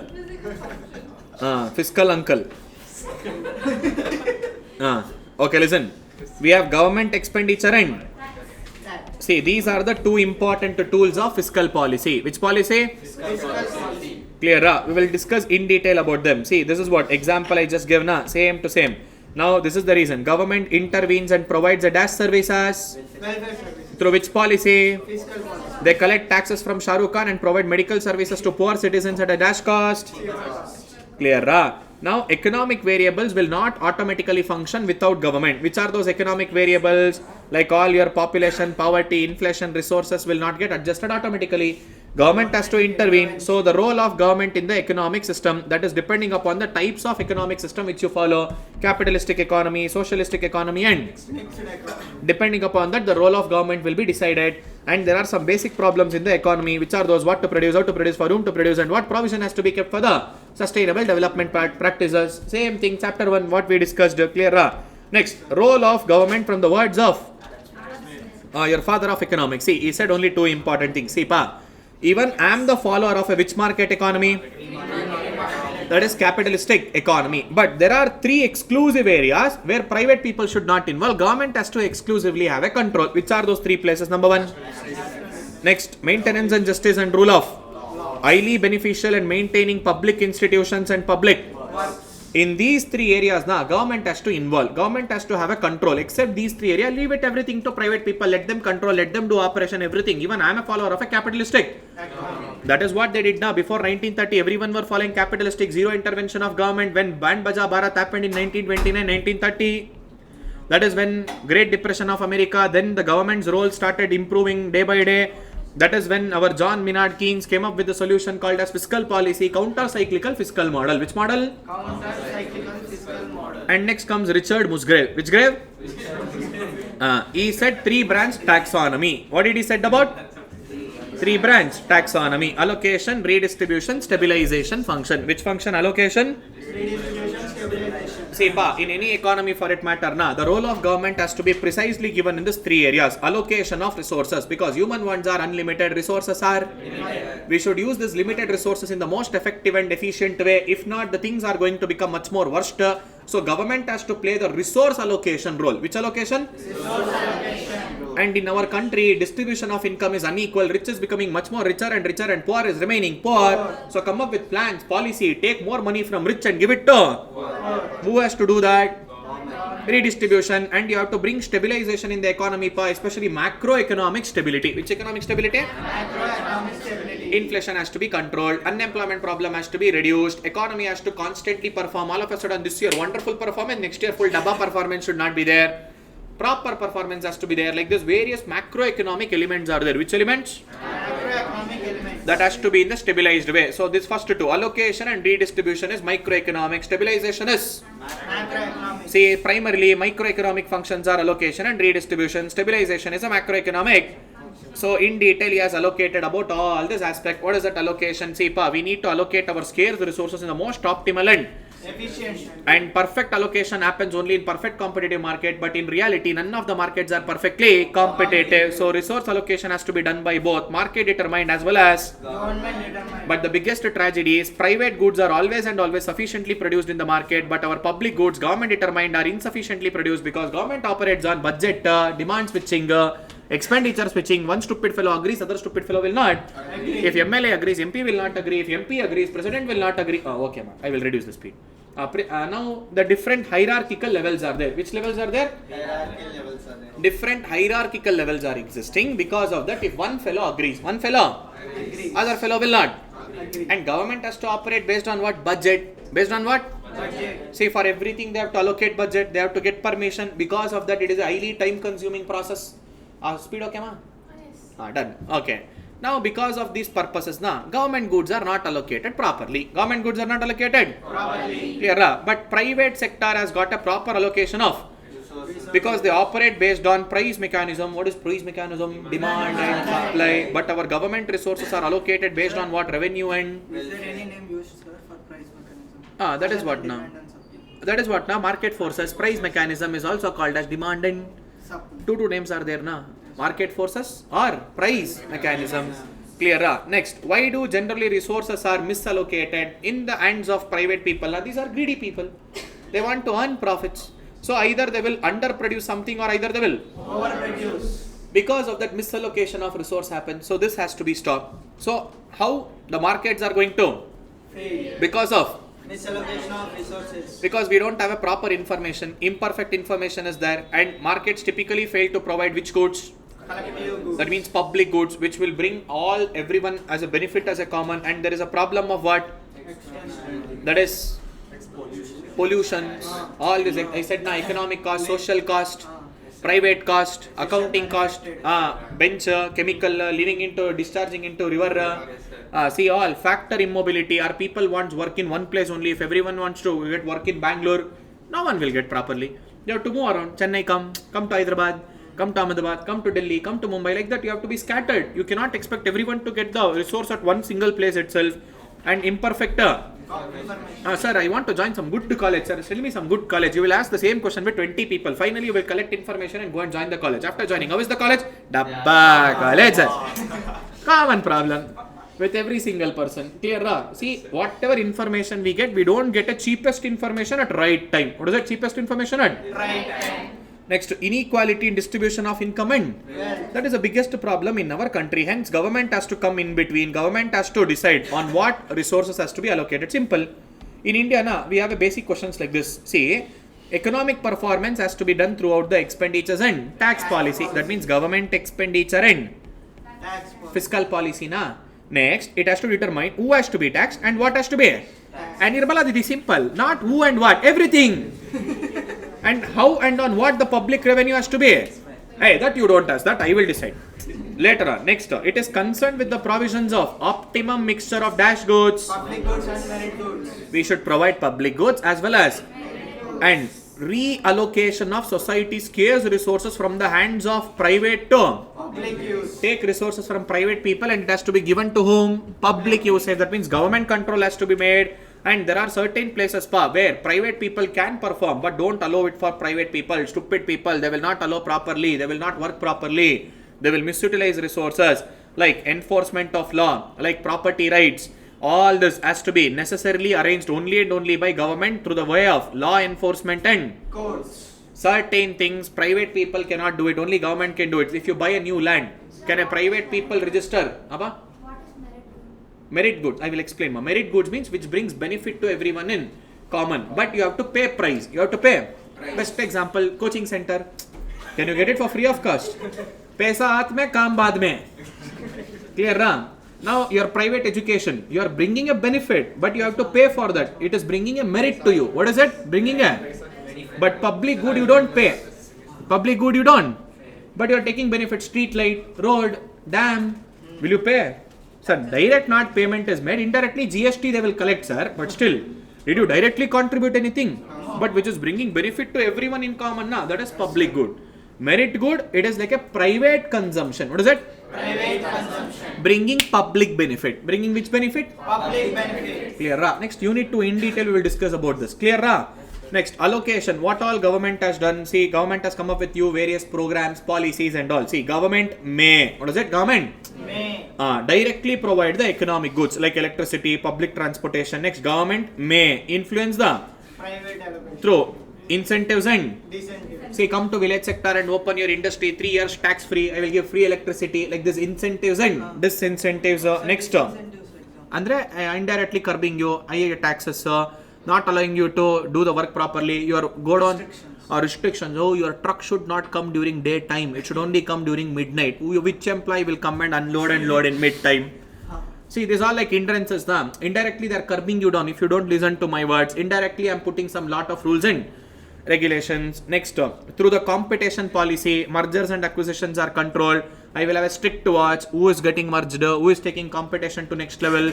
Are they creating monopoly? All these things and government regulatory in the form of licensing, controlling, minimum wages has to be bought in, and direction of location of industry, where location, all these industrial areas, Pina industrial area, Oscote industrial area, Magdi industrial area, like this we have created a hub. Only in that place you should come and set up, not inside the city.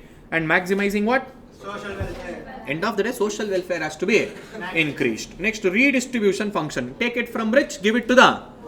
For this, we have list of programs. See, reservation is there, job reservation is there, employee reservation is there, in school seat reservation is there, BPL card is there. We will give it at fair price shops for poor people. We should encourage them. They are the vote banks of the country. Shah Rukh Khan will not take care. So we will take money from Shah Rukh Khan and we will take it as for personal. Best example in India, electoral bonds. Heard about electoral bonds? I'll leave it. Emotion, sentiment, I don't touch it now. If I touch that, they know my regular students how story will get evolved, where and all it will go, and finally 30 minutes it will get wasted. Don't want. That is why read newspapers, be updated, finance news, not only your film news and political news, stupidity, all that Virat Kohli how much century made. Day is earning minting in crores. What are you doing? Giving your internet data for him only now. Because of that only is earning nicely. Next, see, for whom should an economy provide goods and Services. and this can be achieved by what? Democratic. Welfare state. From the people, for the people. By the people. First by the people during election. After winning, for the people. Finally, if they speak more now, half the people. Democratic welfare state. What is that? Democratic. People's representative. They will be elected. They will look into the needs and requirements of the people. Yeah. Next, straight away come to the next sheet. These all are examples. What government is doing. See, progressive tax system. Earn more, pay more. Earn less. Pay less. All these things. See, BPL card holder, we will provide fair price shop, all essential food grains at very highly subsidized price, employment reservation, and also see, all manufacturing of certain products and services which is related to health and Well-being, special schemes for backward regions and vulnerable sections of society, and especially our democratic welfare state has to provide a free and subsidized healthcare, unemployment benefit, pension, and Karnataka government is following exactly. See, I can't provide you employment, so unemployment benefit 2,000 rupees pocket money. See, all we are providing now, health and safety. Oh, very much we will provide. Last but not the least, what is it? Stabilization. Macroeconomic stability. What is it? See, because of business cycle, which is a natural phenomenon, which will create a complete trouble in the economy, which will make the entire economy to not perform well every single time. So there will be labor, capital, general and overall, overall output and income, general price level, balancing in the international rate of economic. See, these are the things which has to be stabilized. By whom? By the. That means in the economy, especially macroeconomic, unemployment problem should not increase day by day. Our economy has to perform well. All of a sudden price increase, all of a sudden price decrease. Price stability, economic stability, unemployment stability, this all has to be bought in. If at all I don't control these macro factors, import export trades, all this labor employment, these are the important things, man. That is what even Keynes also spoke about. What is it? Keynes also.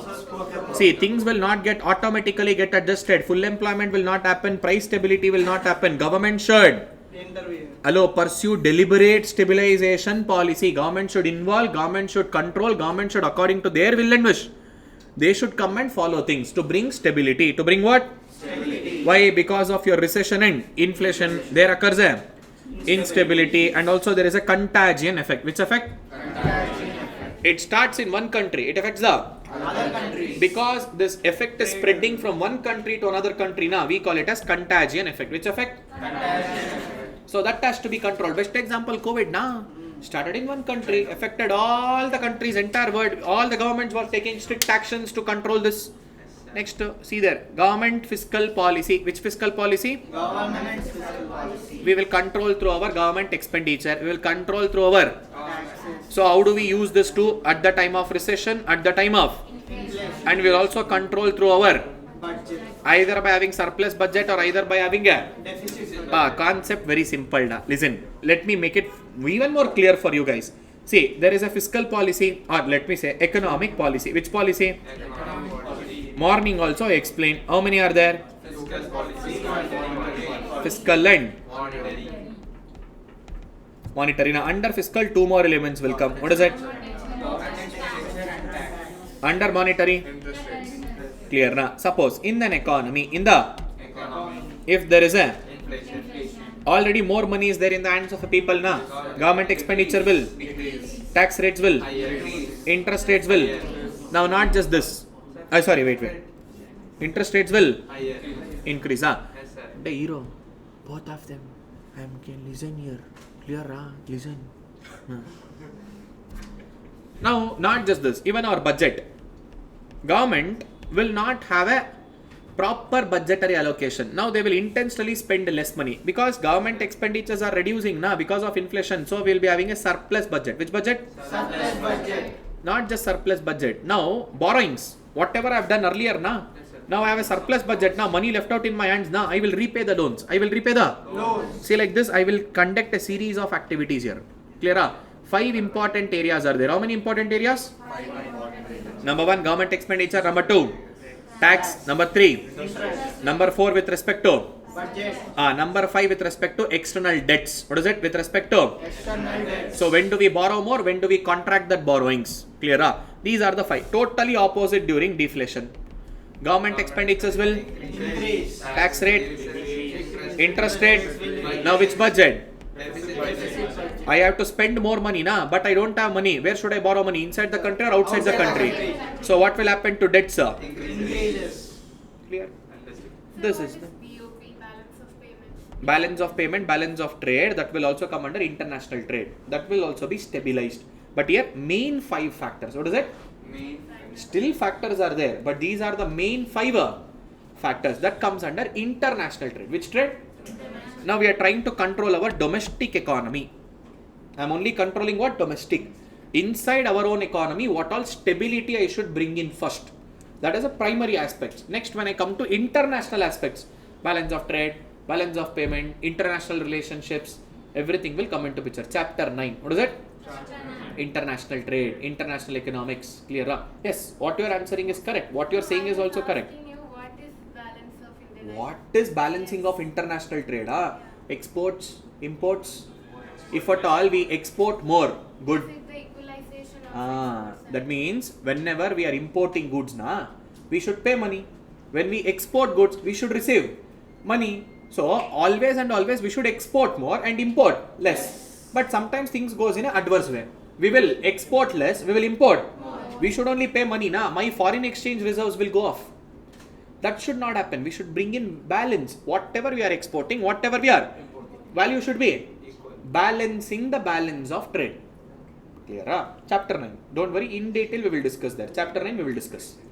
Yes, sir. Next comes market failure and government intervention term. Simple. If government does not intervene, if government does not come and do its own policy actions and all, markets are going to fail. Markets are going to fail. There are 4 important reasons for market failure. Number 1, because of market power or monopoly power. If a person becomes more and more monopoly, because of him market failure will happen. Sir, how it will happen? Because either he will overproduce or Underproduce. he will not use the resources in the proper way, because he is the only person now. Without him, there is no one else who is, let me say, producing this goods and services. Next, because of what? Externalities. Already we spoke about externality now. Pollution, side effects. What is it called as? Pollution side effects. Sometimes even because of public goods. Even because of Public goods. market failure will happen, because public will not be sufficiently contributing for the production of public good. They always want it for free. If that is the case, if everything wants to be given for free by the government, how can the government run? Market failures will happen. So only certain products will give it for free. Certain, like for example, restricted entry, toll charges. Only if you pay toll, you can access the road. If not, tada bye-bye, get lost. Like this, we will provide something called as restrictable public goods. What is it? Restrictable public goods. And next, incomplete. We don't get a proper information. Because of that, we end up taking a wrong decision. End up taking what? Wrong decision. These are the 4 reasons for market failure. This is what we will discuss in detail one by one. Before that, see there. Market failure can be of 2 types. One, complete market failure. Second one, Partial market failure. when it is complete market failure, entire market itself is missing. What is it? Entire market itself is Missing. best example today, tape recorder. Market itself, tape recorders, Are we going to produce tape recorders? No. Cassette CDs? No. Entire market itself is missing, Yes, sir. Let's say public park. Which park? Public park. Have you ever seen any private organizations, private company coming up with a public park for the benefit of public? No. Complete missing. Only government should only provide, But they have. Or sometimes government will also not provide properly. See, there are some 50 areas in Bangalore. How many public parks are there? Some 10. For 10 area joined together, one public park. Like this, there is a complete market failure. Means market itself is missing. What is it? Market itself is Missing. partial market failure. Means yes, service is provided, but not in an adequate way. Not in a Adequate. public park example. Clear? Yes, public park is there, but is it in adequate quantity? No. Inadequate quantity. There is a shortage. Still people need a public park, but we are closing all lakes and building all apartments. Whenever rainfall happens, water knows where to go. Where there is a steeper side, it will go and stand there. Who asked you to construct apartment there? So full entire basement flooded, vehicle gone. Full, it will be 3 feet, 4 feet height. There was a lake earlier, na? Does water know that you have constructed, let me say, apartment, I should not go there? No, wherever the slope is there, it will go. That was lake earlier. Who asked you to construct apartment? See, stupid fellows. Next comes market power. What is it? Market power. Or called as monopoly power. What is it? Monopoly. You are a price maker. What is it? You are a except you, there is no one else. You are the single producer in the entire industry, and you will create a insufficiency in the market intentionally by charging higher prices and producing lesser units. Producing what? And charging higher prices. Intentionally I will produce lesser goods and I will charge higher prices by creating a shortage. By creating what? Shortage. And that will lead to market failure. What it will lead to? Market failure. And these problem of non-existence of the market or a complete missing market results into failure to provide a various goods and despite the fact that such products and services are wanted by the clear. Next comes externality. What is it? Externality. also called as spillover effect, neighborhood effect, third party effect, or such externality can be unidirectional or reciprocal. Sir, I have an exam tomorrow, but my brother, sisters are in the home, sir, putting loud TV and disturbing, sir. Unilateral. Unidirectional. Now you will be frustrated. You will go there, take that remote, bang on her head, thumb, and you will turn off the TV and you will take that fuse out and come. There is multidirectional, na?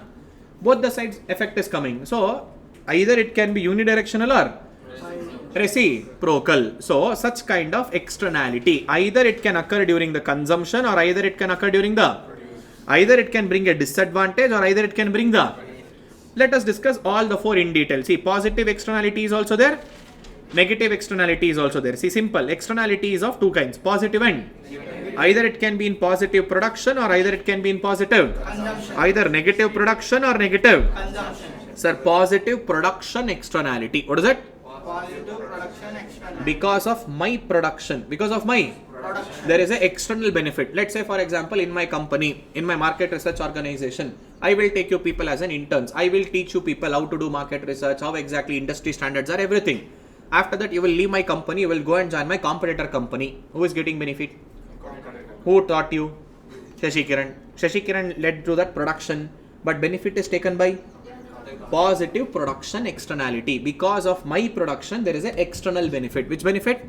External benefit. Positive consumption. Sir, early morning I am going to gym, sir. I am going to yoga class, sir. Because of that whole day I am active, sir. Energetic, sir. In my work also I can able to perform better, sir.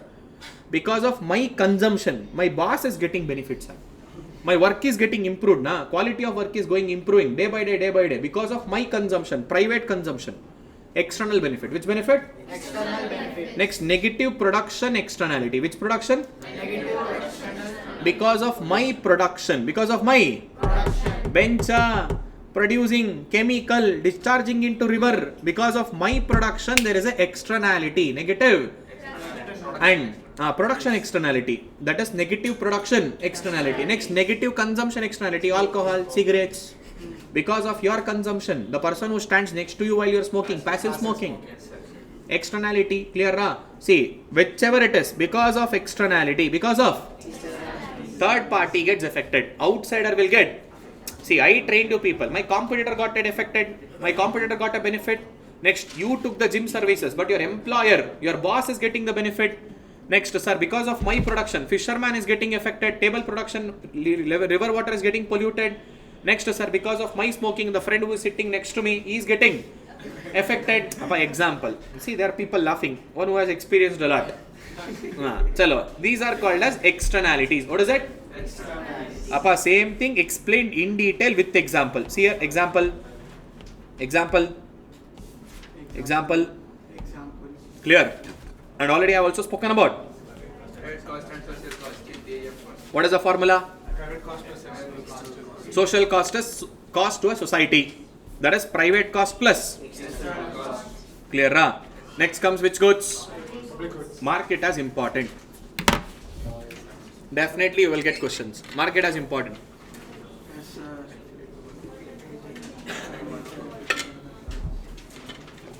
Paul A. Samuelson. Who is it? Paul A. Samuelson was the first economist to develop the concept of theory of public. And this was the book written by him, The Pure Theory of Public Goods in 1954. That explains about the public goods, and it is also called as collective consumption goods or social. What is public goods? One who is enjoyed by everyone in common. One which is enjoyed by everyone in Common. that is called as public. Clear? See, characteristics of public goods. It will create utility, but I am not going to pay anything for it now. And because of that, they can't exclude me. They can't. Excluded. And also non-rival, non-excludable. Non-rival and Non-excluded. that means suppose if I am using the road, oh, I am using, you should not come. Can you say that? No. Even you can use it, other person can also use it. That is non-rival. Suppose, Restrictions can be given. Appa, Restrictions. in the terms and conditions, leave it. The general topic. What is it? See, Dettol can kill 99.99% germs.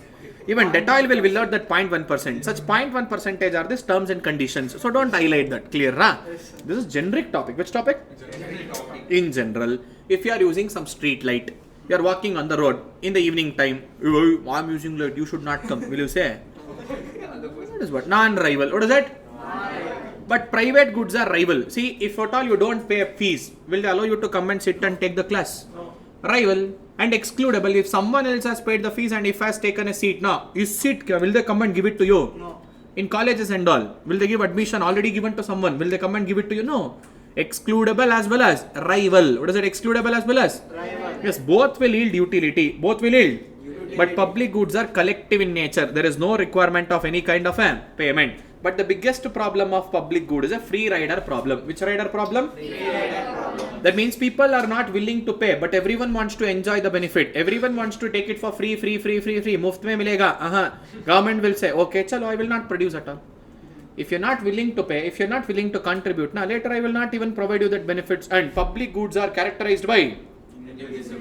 That means you can't buy a lighthouse, you can't buy highway, you can't buy airports and all. And additional resource cost is zero. What is it? Additional resource cost is? Zero. Suppose if 100 people are using the road, if 101st person comes, will government incur any additional cost? No. But a private institution, yes.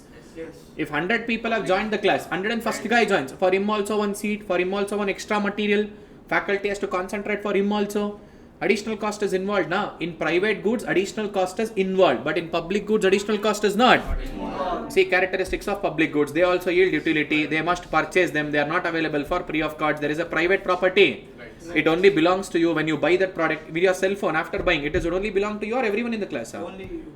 Private property rights, and they are rivalrous. When you are using something in private goods, now other person can also not come and use it, and they are also excludable. If they don't pay, they will say pay the fees and then get inside. And free rider problem is not existing here, and additional resource cost is involved. Additional resource cost is Involved. that is the difference between private goods and Public goods. next. Free rider problem. Let other person pay and we will enjoy the benefit. Like your friend's birthday treat. Let him pay the money. We will enjoy the Party. benefit. Party, we will enjoy it. Nah, see, that is the biggest problem in public goods. See, because of that, government is unable to provide any kind of a goods in a sufficient manner. Which manner? Sufficient manner. See, if every individual play the same strategy, now this free rider strategy will fail, and that will become impossible for anyone. See, this is the biggest concern of free rider problem. See, there is no public goods which will be provided in the dash market. If we want to give it for free, why should I? Private institution intention is profit motive. Yes, sir. Should I give it for free? No. I will not provide at all. Simple. Next, private market will intentionally underproduce this public. Goods. Even though if that goods provide a valuable services to the Society. clear. Next comes incomplete. Information. Simple. I am not getting a correct information at correct time. Why? Because sir, the information what you are asking is highly complex, or sometimes we are unable to get quickly as well as cheaply. Which information? Sufficient information. Or we will misunderstand its true cost or true benefit.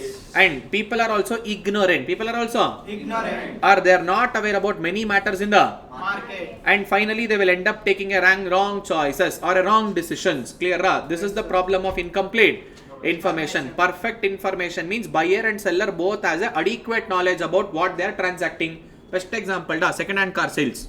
Seller knows it very well. What all defects is there? Will he disclose it to buyer? So buyer will expect there will be some hidden problems, and whatever price you quote now, he will try to reduce it even much more. Why? I know one or the other defect is there. Just assume. If any person tries to come and sell a genuine car without any defect, will you believe? No. Even a good car is valued in the intention of a bad car. This is called as problem of lemons. Nimbe handina tondare. Problem of lemons. That means one who sells a lemons, defected goods will stand in a position of gaining. One who gets the good goods, people will not get a better price. Even they will value the good goods in the eyes of a bad goods. That is the problem. With that respect, there are three types of incomplete information. Asymmetric information. Just now I explained. What is it? Nimbe handina tondare. Lemons. Problem. I said it in Kannada. For the people who don't understand Kannada, subtitles later. Next, adverse effect. What is it? Adverse selection. What is it? Adverse selection. See, this usually happens in healthcare industry. Which care industry? Healthcare industry. See, one who takes a health insurance is a person who don't have a proper lifestyle, unhealthy lifestyle. By knowing this, health insurance company increased their premium prices. Which prices? Premium prices. For everyone, whether healthy customer or unhealthy customer. Now, healthy customer, why should I pay extra price? I will not take at all. That means because of your one mistake, even you are ruling out healthy customers to come and take insurance. Yes. You are looking everyone in the same angle. Healthy customer, unhealthy customer, both for them same price. How come it is possible? You charge extra from a unhealthy customer. Definitely one or the other day you will get hospitalized. That is guaranteed. If not today, definitely tomorrow. But I'm a healthy customer. I may not get hospitalized. Why are you charging more price from me? Adverse selections will happen, and also there is a moral hazard. Which hazard? Whenever a person is least interested about the actions of unobserved actions of other person. What is it? Unobserved actions of other person. First example, sir, we got hospitalized, sir. Now I'm least interested whether doctor is using simple procedure or complicated procedure, because I'm not paying money. Insurance company will pay money. So I'm least interested whether he is using simple procedure, operations and all to solve, or intentionally taking unnecessary test, unnecessary scanning to increase the bill. That is moral hazard. What is it? This actually created a big problem in India. Later this got resolved by intervention of IRDAI, Insurance Regulatory and Development Authority of India. Even today, intentionally they started charging more and more bill unnecessary. You have a heart problem. Why brain scanning? No, clot can be from brain traveling to heart. So I wanted. What is the problem? Heart. Anything related to heart treatment, heart scanning, heart surgery, I will reimburse. Your brain, leg, finger, eyes and all, why should I? Insurance company said, no, I can't give this.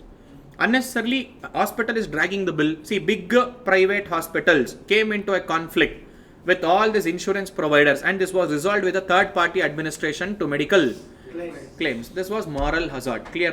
Now, whenever market failure happens, what is it? Market failure. Now we need to resolve this market failure. What should we do? If not, economy cannot perform well. Markets will not get established. Demand and supply will not be proper. Economy cannot have a proper goods and services. So how do we solve this monopoly power, correcting externality and all this public goods, merit goods, demerit goods, and correcting incomplete information? And last but not the least, what is it? Equitable distribution of income and take from Shah Rukh Khan and give it to poor. Same like take from rich and give it to progressive tax system, reservation, all those things. Clear? First one, what is it? Government intervention to minimize market. Here content gets repeated. Again they will speak about what do you mean by monopoly, all these things. See, simple. To restrict monopoly, in India, we have come up with the legislative actions in the form of Competition Act. Which act? Competition Act. No one should take undue advantage. They cannot become monopoly. Everyone has to be given a fair chance to sell their goods and Services. no one can take advantage against another person like this. If there is any kind of new inventions and innovation, then we will protect you with patents. We'll protect you with what? Patents. Patent, trademarks, anti-patent agreements and all this kind of copyright laws, we will protect you. Except in that case, everyone should get the fair chance and equal chance, and other kind of measures have also been taken. See, market liberalization, introducing the competition or preventing the Competition. monopoly sectors in energy and telecommunication. Now government has only initiated, and government has also given permission to many people to start such industry, and they have come up with pricing, capping and price. You can't charge beyond this price, you can't charge so and so like this. We have also come up with restriction, and also consumer associations have been given more power. If any complaint comes from consumer associations, they will take it in a strict way. Tough investigations have been brought in. Restriction on monopsony power, single buyer. What is it? Monopsony. You cannot sell only to one single person. You have to sell it to even others. Monopsony power has to be reduced, and also import controls, and we will bring it as nationalization. If you don't listen to me, finally, Brahmastra. Nationalization. I will take the control to government. Private person, listen to my words. If not, I will take your organization, I will make it as mine. Banks were did 1980, 1962, nationalization. It will be in the control of private. If you don't listen to my words, I will take over. Now government will run that. Air India was nationalized in 1950. Now later on, again, Indian government sold it back to Tata. See, selling back to private is privatization. Taking from private to government control is called as nationalization. Price cap. Price cap means setting the highest limit. Beyond this, you can't charge. This is the highest price you can charge. Price control measures. Again, it will come once again. I will explain that. Clear? Next, government intervention to correct what? Externality. Here, this is most important. This is where most of the questions will come. See, major importance is given to which externality? We should reduce negative externality and we should promote positive externality. We should promote which externality? Positive externality. By giving subsidy, by giving any other benefits. By negative externality has to be curbed down. It has to be Curved down. in order to curb that down, there are two measures. One is direct control, second one is market-based policy. What is it? One is direct control, second one is what? Market-based policies. What is direct control? Government straight away came up and it prohibited certain goods. No, you can't do that. You can't do like this. See, smoking is banned in public places. In India, no one smokes in public places. It's completely planned. And strict advertisement and tobacco advertisements. Alcohol and tobacco. Very strict advertisements.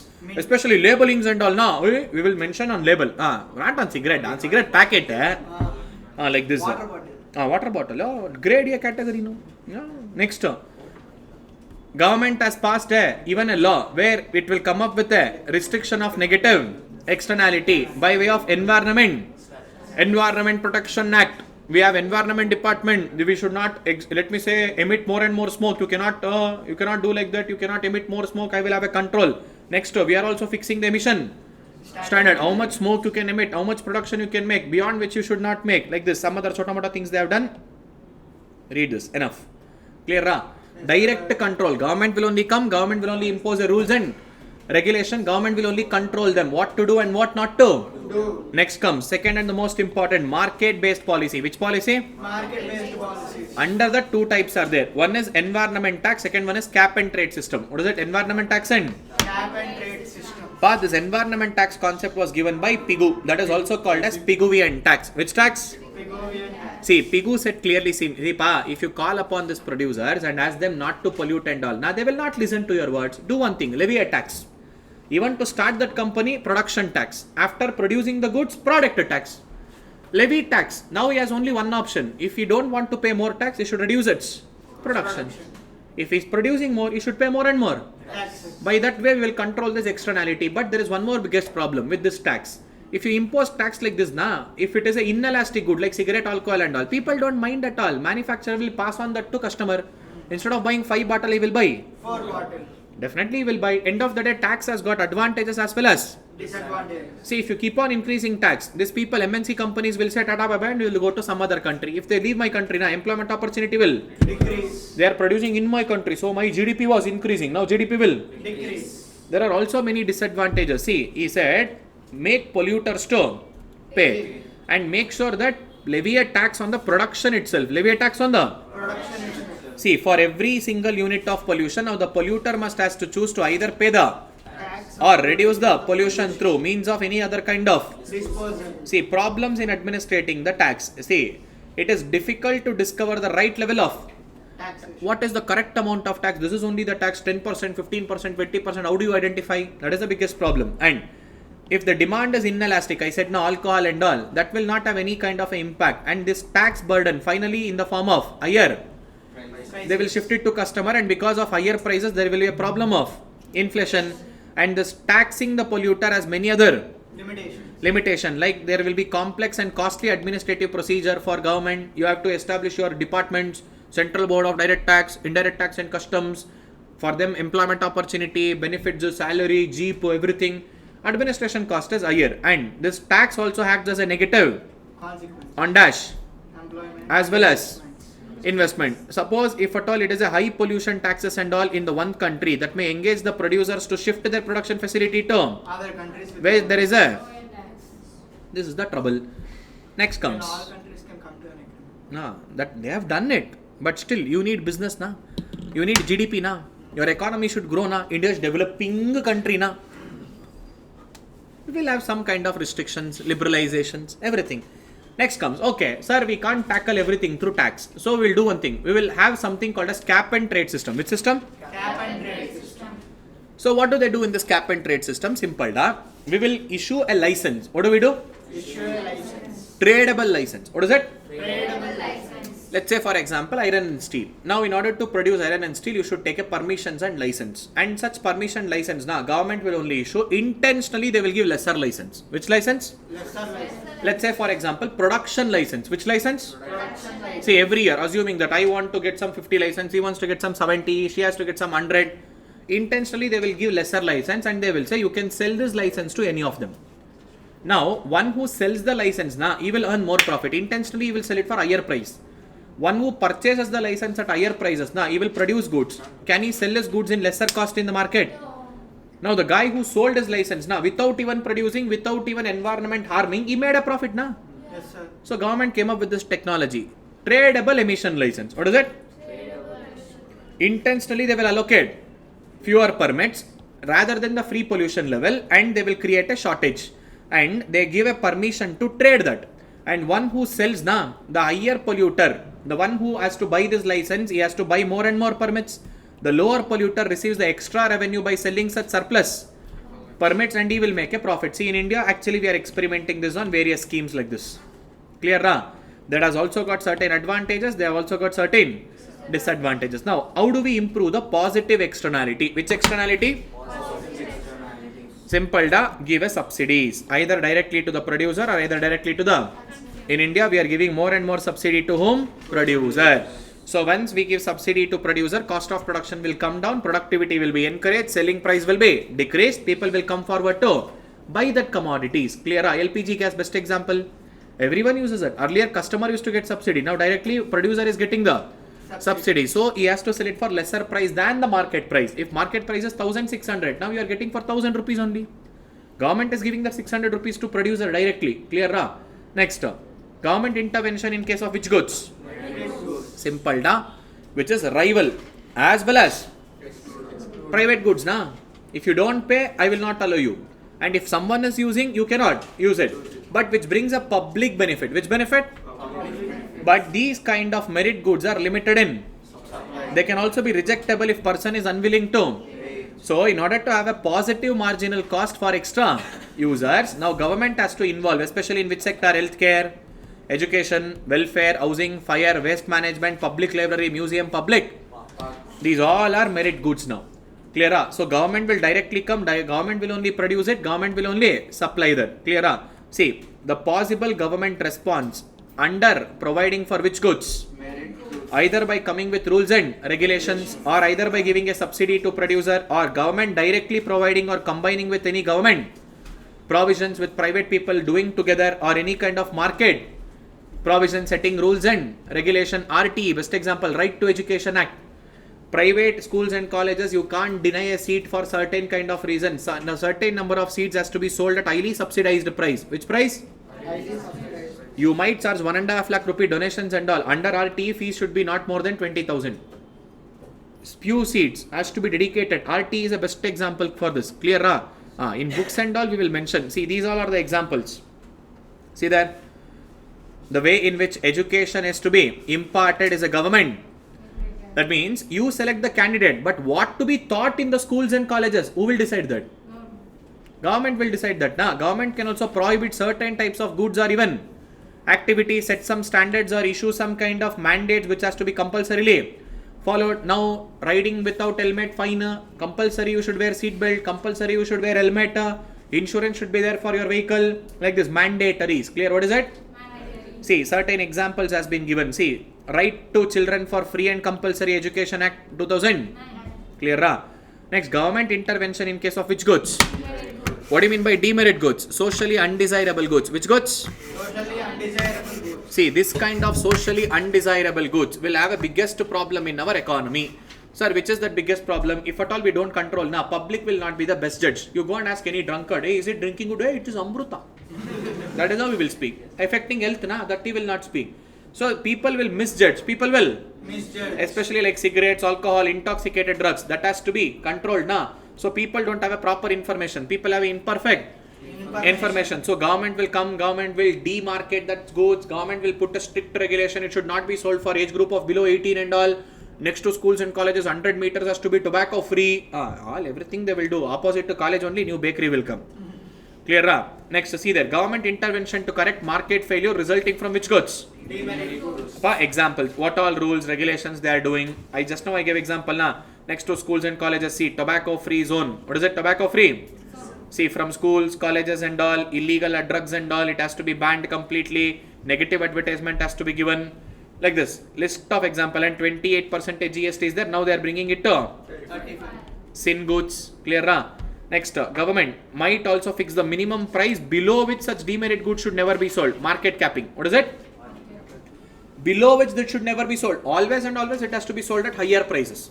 So that some people will be discouraged. What is it? Some people will be discouraged. Next, government intervention in case of which goods? What is the biggest problem? Free rate problem. How do we tackle that? We will give a permission license to private people. Now private people will provide a public benefit, toll charges.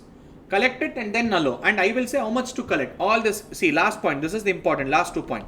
See there, government will follow by granting a license to whom? Private firms to build what? Public facilities, and they will keep a strict high watch on functioning of that, and they will charge an entry fee. What they will charge? Entry fee. Sometimes government will give authority for private labs and all to conduct testing, but give a certification and all. Who has to give? Only government has to give. See there, example, scientific approval of drugs, production of strategic products, and also atomic energy, providing of any security in the Airports.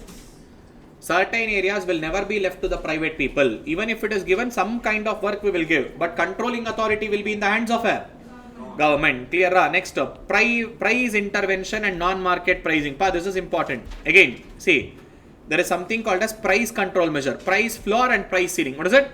Price floor, price ceiling. See, in the market, if the market price, let's say for example tomato, or why tomato, wheat or rice, government said I will give a minimum support price. Don't worry, in the market if price goes below, don't worry, I am there, I will buy from you for a minimum price. Which price? Minimum price. See, 150 rupee. In the economy, if the dal, pulses and all, if the price goes below 150, don't worry, I will buy for how much? Minimum support price. What is it? Minimum support price. Clear? That is also called as price floor. What is it called as? Price floor. Next comes a price ceiling. What is it? We buy for 150 and supply it 175. See, when there is a good harvest, when supply is more, government will buy it. Because when supply is more, demand is less, price will decrease. It will go even below than what I have assured you. I will buy it at the assured price. Next, when the shortage comes, I will release it from my godown. When demand is extremely huge, supply is less. What if it's perishable goods? They will supply it in the adequate time. Usually, this kind of minimum support prices are given for all these agricultural goods like rice, dal, pulses, sugar, wheat. For all those which can be stored, grains and all, they will give it. Why? It can be stored for number of years, and whenever shortage occurs, because in summer season, automatically prices will shoot up. We should control bring price stability. How government will do this? It will release. It will release from its warehouse, and whatever shortage is there, they will try to. That is what in books given. What is it? Don't expect same will happen in real life and all. Next one is price ceiling. What is it? Price ceiling. Opposite. You can never charge beyond this price. Say 1 kg rice, you can never charge beyond 75. Market price might be 150. But this is the maximum price that you can charge for any good products. Which products? Which has positive externality. For negative externality, which can never be sold below this. What is it? Which can never be sold before. Alcohol, cigarettes, that is what also price ceiling. For demerit goods, that should never be sold below this level. For merit goods, it should never be sold above this level. Clear? Yes, sir. So it applies for merit goods as well as Demerit goods. clear. Theory part, you can just go through it like a newspaper once. Understanding the logic is most important here. Clear? Last but not the least, government tackling a incomplete information. How do they tackle? Sir, complete disclosure of information is mandatory. What is it? Complete Disclosure of information. All your food packets and all, backside they should mention what all they have used, what chemical they have used, what all chemical preservatives they have used, everything. And also SEBI has made it mandatory to issue prospectus. Which company are you? For what purpose are you taking your investments and all? See, complete mandatory disclosure of information, and also accurate labeling and content disclosure, and public dissemination of information to improve the knowledge of public. Customers. Advertisements, and we will say banks will never ask OTP, banks will never call you for any other kind of a thing, so beware of the scammers and all. Like this public dissemination of information, creating awareness in the public by way of advertising or setting advertisement standards. Advertisement should be more and more responsible, informative, and Less pursuit. we are not saying that no persuasion, less misleading. What is it? Less misleading. Less misleading. Last but not the least, government intervention for equitable distribution of income and wealth. So what is this equitable distribution? Collect from rich and give it to the progressive tax system. Targeted budgeted allocation. Even in budget only we will make allocation. And unemployment Compensation. transfer payments we will give, subsidies will give, social security schemes or job reservation or land reforms or gender sensitive. Budgeting. Like this, we have a multiple areas where we will also combat, and especially combating with black economy, all these illegal markets and all. This we have to tackle. See, that is how we will bring equitable distribution. What do we bring? Equitable distribution. And there are also certain places. This last paragraph. Amma? See, women and children's welfare, women and children's development, educating them, skill development, rural areas. Like this, especially we'll give it to vulnerable sections of a society, backward class of a society. We should give them more preferences. For them, highly subsidized price school fees, college fees. Gender sensitive also they will give. Clear na? Next, sometimes government should not intervene. That is only better. If government intervenes, problem will become much more bigger. So as a policy maker, you should know where you should intervene and where you should not. Clear ra? By this unit 2 comes to an end of chapter 7. So take a break. Now time is 1:30. What is the time? 1:30. We'll start at 2:30. 2:30 to 5. Consider 2:30 to 5. Clear ra? That is what ideal time is what I am considering. Maximum 5:30 is what I am considering. Worst scenario 6 o'clock. What is it? Worst scenario? Clear ra? Okay. Have your lunch. Come back. So before the break, we discussed with the chapter 7, unit 1 and unit 2. Now unit 3, let's go with the process of budget making. What is it? Process of? Budget making. So let us make it much more simple for you guys with respect to a budget. See, budget is nothing but a financial blueprint. What is budget? Financial blueprint. See, they have got anticipated income and anticipated expenditure. What are they got? Anticipated and anticipated. See, simple. Now, this budget will be classified into 2 kinds. How many kinds? 2 kinds. One is revenue budget. Other one is capital budget. Which budget? Capital budget. Hello, excuse me. Which are the 2 budgets? Like this, responses to come. After the lunch, you should not sleep. You have to respond in the class. Revenue budget and see the items which gets repeatedly, like for example, expenditures are incurred on a regular basis. Incomes which comes on a regular basis to the government will come under revenue budget. Which budget? See, capital budget, which is not in a regular basis, but huge short money. Let me say, for example, any construction of some infrastructure, any loans which has been given to some other country or maybe some state governments, like this, any one shot transactions, a huge transactions will come under capital, which are not regular, that comes under capital budget. Now, again, this revenue budget is further classified into 2 more elements. One is revenue receipt. I write it as RR. What do I write it as? RR. Second one is revenue expenditure. What is that? Revenue expenditure. Same way, even capital budget has 2 kinds. One is capital receipt. Second one is capital expenditure. Is that clear? Now, remember, whenever we speak about a budget, it is just an anticipation. What is it? Anticipation. That means it's not an actual value. It is only an anticipated incomes and anticipated expenditure. What is it? Anticipated income and anticipated expenditure. Now, revenue receipt plus capital receipt, both put together is called as total receipt. What is it called as? Total receipt. That is revenue receipt plus capital receipt. Now, same way. Now, revenue expenditure plus capital expenditure. What is it? Revenue expenditure plus capital expenditure put together is called as total expenditure. What is it called as? Total expenditure. See, we always try to have a balanced budget. Which budget? Balanced budget. See, there are mainly 3 kinds of budget. Number 1 is balanced. Number 2 is surplus. What is it? Number 3 is deficit. Number 3 is what? Deficit budget. So, what is this balanced budget? Remember, balanced budget is whenever your total receipt is equal to total expenditure. What is it? Total receipt is equal to? Whatever we have anticipated in the whole year, whatever expenses we will incur and whatever money that we are earning, if both are matching with each other, that is called balanced budget. Which budget? Balanced budget. Suppose, sir, my total receipt is lesser. Total receipt is greater. Total receipt is than total expenditure. Sir, I am having more money with me, but I am not spending everything. That is still money left out in my hand. That is called surplus budget. Which budget? Surplus budget. See, complete opposite. Total receipt is lesser, but total expenditure is greater. In that case, that is called deficit budget. Which budget? Deficit budget. Every government or every nation will try to achieve which kind of budget? Balanced budget. Which budget? Balanced budget. But it may be balanced or it may not be balanced. Clear? But in India, every single time we have got a deficit budget. Our expenses are more, receipts are less. Clear? Now, remember, whenever your total expenditure, what is the total? Expenditure. Is greater than total receipt, this is called as budgetary deficit. Which deficit? Budgetary deficit.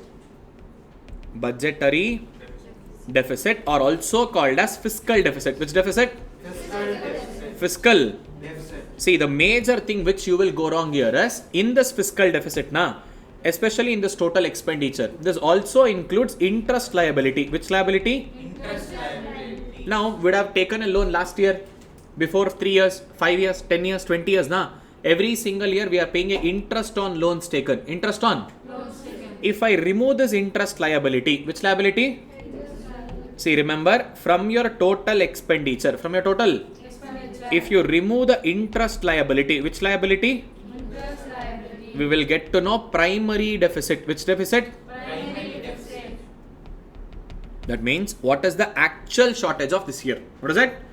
Actual shortage of present year. What is it? Actual shortage of? Present year. Excluding interest liability. Excluding which liability? Interest liability. Clear? See, whenever we have a deficit budget, which budget? Deficit budget. Total expenditure is greater, total revenues are lesser. We get to know the shortage. That shortage includes, that means this fiscal deficit also includes dash, interest liability. Which liability? Interest liability. If I remove that interest payable on my past loan, interest payable on my, I get to know which deficit? Primary deficit. Actual shortage of present year. This is what I need to borrow the loan. Again, simple. See, I will be having a shortage. That shortage is called as what? Deficit. What is that deficit budget? My total expenditure is greater than total receipts. That means, say, I need to spend 300 crore, but I only have 250 crore. So what is the shortage? 50. So 50 crore is going to be the shortage. Let's say, for example, in this total shortage of 50 crore, there are some 10 crores. How much? 10 crores. This is interest liability on my past loans. Interest liability on my. Past loans. So from this 50 crore, if I remove 10 crore, if I remove, 10 crores. what is the remaining? 40. This is called primary deficit. Which deficit? Primary deficit. Now clear. Whatever loan money I have taken, on that every year I should pay interest now. If I remove that interest liability from my total shortage, I will get which deficit? Primary deficit. Primary deficit. Is that clear? Now listen to this carefully. Every single year, whenever we are preparing a budget, we will announce a budget. We will Announce the budget. on first day of February. What is it? First day of February. And who is going to announce the budget? Finance Minister. Who will announce? Finance Minister. Who is the present Finance Minister? Our famous sleeping partner in Mala Didi. Clear? Sleeping partner she is. She openly said, na, government is a sleeping partner. So we charge taxes from you people, from traders. Okay, chalo. Now we are going to announce a budget on the first working day or usually the first day of a February. Clear? Now this budget preparation process. What is it? Budget? Goes back 6 months in prior, almost by end of like August or September. What is it? August or September. of the previous year, na, that is when budget preparation is going to start. Now under Ministry of Finance, what is it under? Ministry of Finance. There are different divisions. Under this there is a budget division. Which division? Now this budget division is responsible for preparation of budget. Who is responsible for preparation of budget? Ministry of Budget division. Budget division under is Ministry of. Finance. See, under Ministry of Finance there is a revenue department, there is a other expenses department, like this different departments are there. Under that, which department is responsible for preparation of budget? Budget department or budget division. Which division? Budget division. Now this budget division is going to send a circular. Is going to send what? To all the state governments, local authorities and also the central government departments, stating, boss, you guys tell me, in next upcoming financial year, that is from 1st of April, say, let's say example 2025 to 31st of March, 31st of March. 2026. This is called as the financial year. Which year? What will be your anticipated incomes and anticipated expenditure? How much money you are going to spend and how much money you will receive a income. And in order to implement any government program, is there any funds needed? Is there any funds? They will be asking for the funds. Clear? Now the budget division will send a circular. Budget division will send a 6 months in prior. How many months in prior? 6 months. By almost by end of August and September itself, the budget preparations will start. Now they will collect all the informations from all the various departments, state governments, and they will also involve the state government chief ministers, everyone. After collecting the data, now allocation will be made. Even before making a final allocation, they are going to meet with various stakeholders in the economy. That means, boss, some industry expert, IT professionals, agricultural experts, like this different people, different experts, they will meet and they will take the opinion. Who will take the opinion? Finance Minister and Budget Division. Finally, after taking every opinion, the final draft of budget gets prepared and the budget will be announced on first day of February. When is the budget announced? Clear, Pa? Remember, now the budget will be classified into two kinds. Budget is classified into how many kinds? Two kinds. Where did we write that entire chart of budget? Are you? Hello?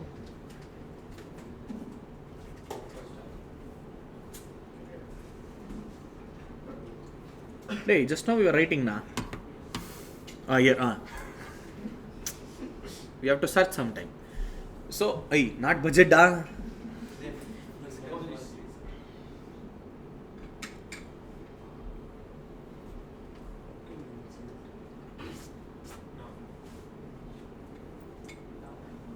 Down na.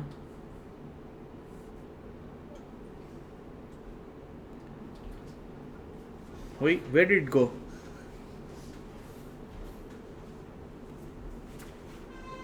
Not even there. Okay, let me write it once again. Wait.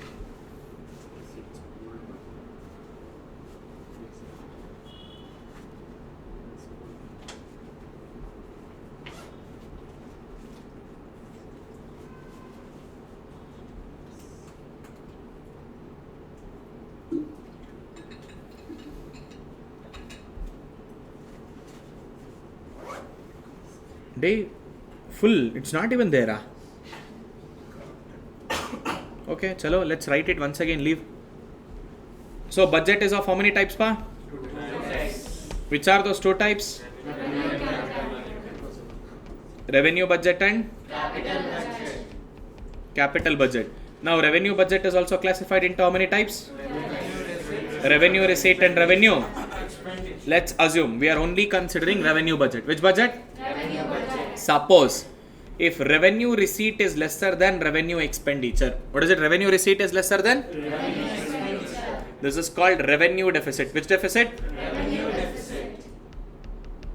Which deficit is this? Revenue deficit. Clear, ra? When I consider both, that is revenue as well as capital. What is it? Revenue as well as? Capital. That is capital receipt and capital expenditure. When I consider both and then if I prepare the budget and three options are there. What is it?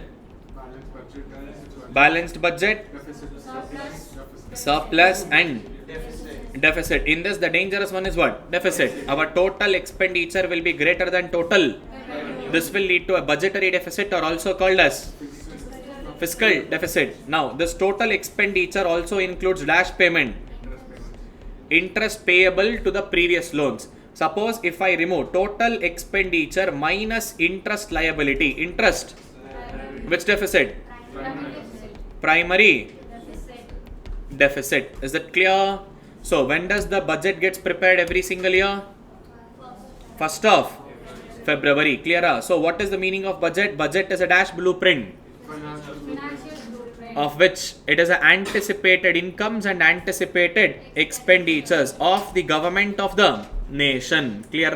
So it is just an anticipated incomes and anticipated expenditure. So who is going to prepare the budget? Union government. And in this chapter we are only focusing on union budget. Which budget? Union. That is central government budget. See, every state governments and local bodies will also prepare their own budget. But in this chapter our focus is only towards which budget? And the budgetary period is called as 1st of April to 31st of March. Clear? See, whenever we are preparing a budget, so remember, budget is always announced on when? 1st of February. Let's say 2024. We are announcing a budget for the period of 1st of April 2024 to 31st of March 2025. For this, we are giving a anticipation. What are we giving? Anticipation. And if you remember the previous budget, when was the previous budget announced? That is 1st of February 2023. For the budget period of what? 1st of April 2023 to 31st of March 2024. See, this is still ongoing now. Yes, sir. When we are announcing it on 1st of February, what is it when we are announcing it on 1st of 2024, 2020? Still, the previous budget is going on now. Still 2 months is pending. See, when I am announcing on this, still, this particular budget's 2 months is pending. February end. We can also give revision. What are we going to give? Suppose, sir, highway department, NHA, National Highway Authority of India, We allocated some 1300 crore, but fund is not sufficient. Another 200 crore has to be allocated. Yes. We can also make a revision for the ongoing budget. What is it? Revision for an ongoing budget. But the primary focus is anticipation on the upcoming financial year. What is it? Anticipation on the upcoming financial year. Along with that, we can also create a revision for the ongoing budget. Revision for which budget? Ongoing budget. And we will also give the actuals. We will also give what? Actuals. Of the previous budget. Which budget? Previous budget. That is 1st of April 2022 to 31st of March 2023. Already this budget is completed now. What is the actual spendings made? How much of money we had received? How much of money that we had spent? All the actual values of the previous budget. Actual values of the previous budget. Revision for the present ongoing budget. Revisions for the what? Present? Ongoing budget. Anticipation for the upcoming. What is it? Anticipation for the upcoming. So these are the three informations which will be announced on the 1st of February. Clear, Ra? Now, along with this, our Nirbala Didi's favorite important point, that is finance bill. Which bill? Finance bill. Which bill, pa? Finance bill. All the sources of money from where government is going to get, all your tax policy, extension of new tax, continuation of existing tax, introduction of new tax regimes, anything with related to in-source. What is it? From where money is going to come for government, na? Everything will be mentioned in which bill? Finance bill. Which bill? Finance bill. Clear, Ra? So finance bill is the one which entire nation will be waiting for, especially chartered accountants. Man, which is the new tax structure? Are they changing any provisions, any exemptions given, salaried people, any changes made, any kind of extension of existing tax, introduction of new tax, modification of existing tax? Every information comes in which bill? Clear, Ra? Now, in the budget division, they will be preparing a three main documents while issuing a budget, or let me say while announcing a budget. Which are those three important documents? Annual Information System, AIS. What is it called as? Annual Information System. This has got another three more elements in that. Consolidated Fund. Which fund? Consolidated Fund. And Contingent Fund. Which fund? Contingent Fund. And next comes Public Account. Which account? Public Account. Appa, these are the three main important accounts in the budget. Pa, Consolidated Fund is the most important because this is the main account of government. Even 1 single rupee has to be withdrawn, 1 single rupee has to come inside. Na? For every purpose, we use a consolidated fund. That is the main important account. Every single fund coming in and going out, Parliament's approval is needed. Which approval is needed? Parliament's approval is needed. That is consolidated fund. Contingent fund, as the name itself says, contingency, 500 crore rupees. How much? Will be kept aside and it will be at the disposal of President of India. At the disposal of what? President of India. Suppose unexpected emergency like COVID will come up, tsunami will come up, any flood will come up, emergency money required, na? 500 crore is always and always kept as a standby money for emergency purpose.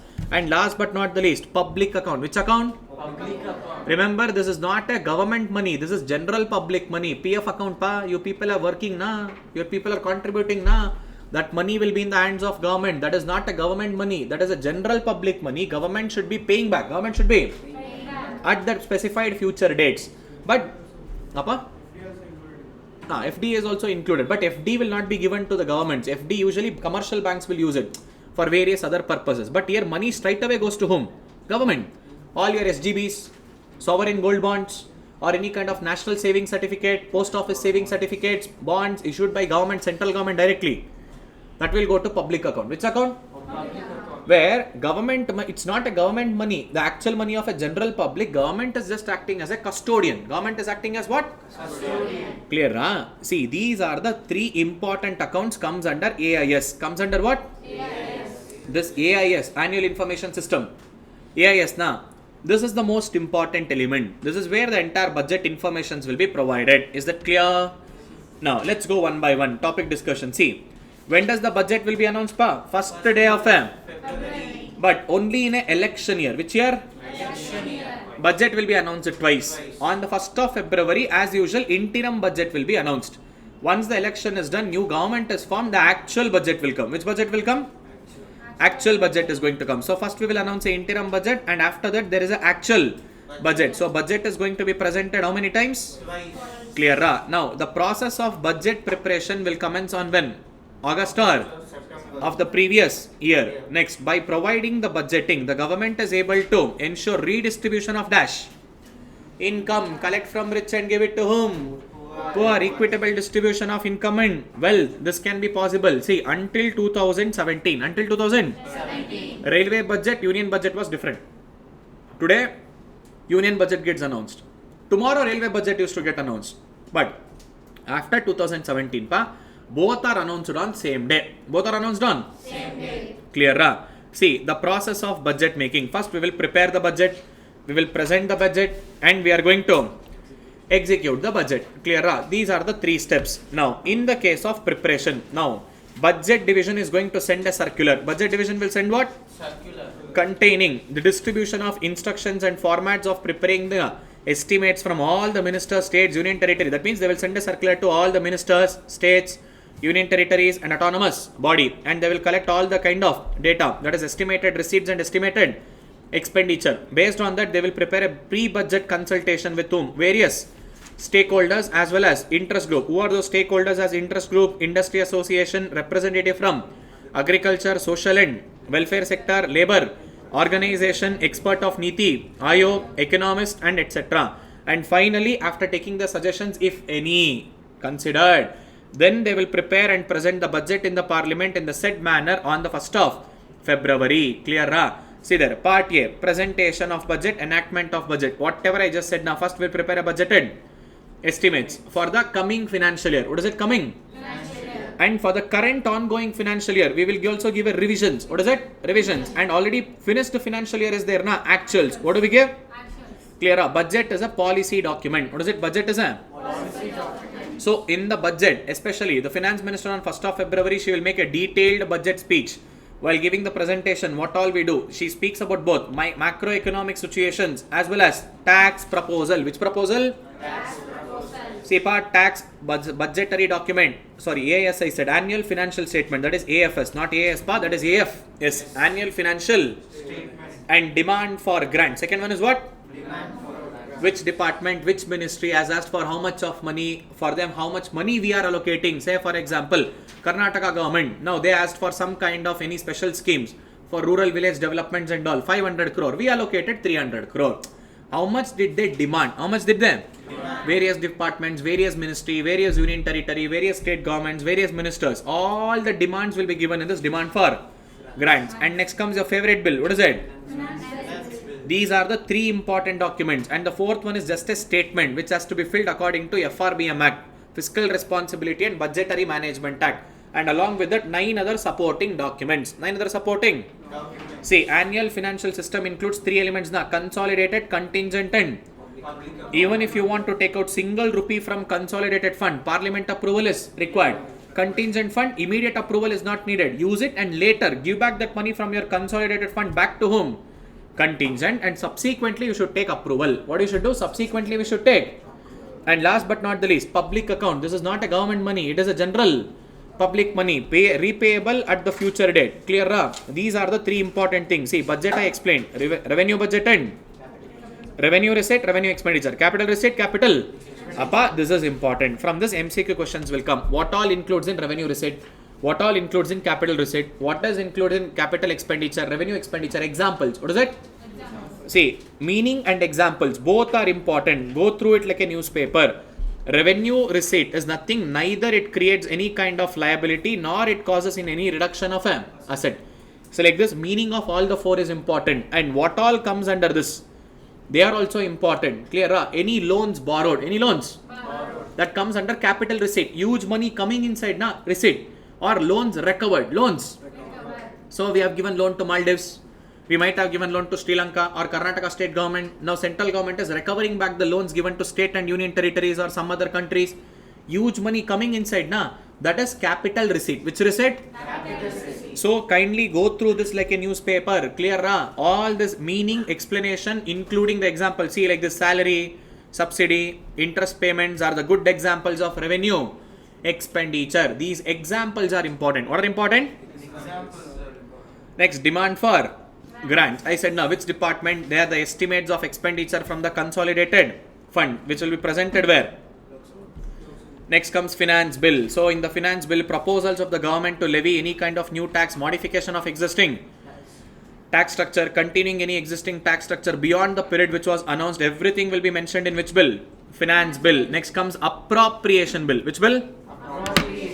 Appa, simple. You have asked for money na. I have granted that money na. To take out that money from my consolidated fund, you need approval na. This is like approval letter. Appropriation. What is it? See, it gives authority for the government to withdraw from which funds? Consolidated funds for meeting the expenditure during the financial as so voted by the members of the expenditure during the financial year. Next comes Gulaitin. What is that? See, in Parliament, for every single expenditure what we are going to incur, whatever funds we have allocated, they have to debate, discuss, and then they have to pass the bill. After the fixed period time is over, now the Parliament Speaker will put all the bills together, and together we will put a vote. That is Gumpal Govinda concept. After doing all the time elapsed and all wasting the time, at last moment they will put all the bills together, they will discuss together, vote together. That is the process called as Gulaitin. What is it called as? See there, a parliament has got a very limited time. Yes, very limited time examining the expenditure demand for all the ministries. So once the prescribed period of the discussion of the demand for the grant is over, the Speaker of Lok Sabha puts all the outstanding, whether discussed or not, discussed to vote for the Parliament. Now this process is known as Gulaitin. Process is known as what? Gulaitin. Next comes cut motions. What is that? Cut motions. See, what is this cut motions? Simple. Sometimes we would have allocated some funds to various departments. Now other department will like, hello, why for him so much? I asked to ask now. Why did you give it to me? No, not required. Women and Welfare Association 500 crore. Hey, why so much? 200 crore is enough. Nah, last year you allocated 200 crore. No, okay, 250 crore is enough. Why 500 crore? I know. National Highway Department, lesser money. Give money to National Highway Department. Like this, after allocating, in order to grievance some disputes, we will cut the money allocated. Allocated money after allocating, if we deduct and allocate it to some other purpose, that is called as dash motions. See, motions to reduction for various demand for grants made in the form of cut motion, in order to reduce the sum sorted by the government on the grounds of any economy or difficulties on some opinion of matters of the policy, just in order to voice a grievances. Clear? That is in order to preparation part. Now comes a presentation. What is it? Go through it like a newspaper. Finance bill, same procedure. They will come and they will announce. Cut motions will come. Finance bill will be introduced. Within 75 days it has to be passed. Gulaitin. Every whatever story I said, same to same story they have given in the form of theory here. Clear? Now budget can be of three types. What is it? Balanced budget, surplus, or now what is budgetary deficit? When total expenditure is greater than total receipts. What is revenue deficit? When revenue expenditure is greater than revenue receipts. Then what is fiscal? Fiscal means what is the total shortage what we have got. See, total expenditure, if it exceeds over the total revenue, that will make us to have more and more borrowing. What is it? Excluding the borrowings. What is it? Excluding the borrowing. And this is always calculated as a percentage of GDP. Fiscal deficit is always calculated as what? Percentage of GDP. Clear? Next, see, same calculation. Fiscal interest liability has to be removed. See, what is primary deficit? Fiscal deficit minus net interest payable or net interest liability. Clear? Interest liability should be removed from fiscal deficit. So what do we get? Outcome budget, report card. I said actuals of the financial year already passed.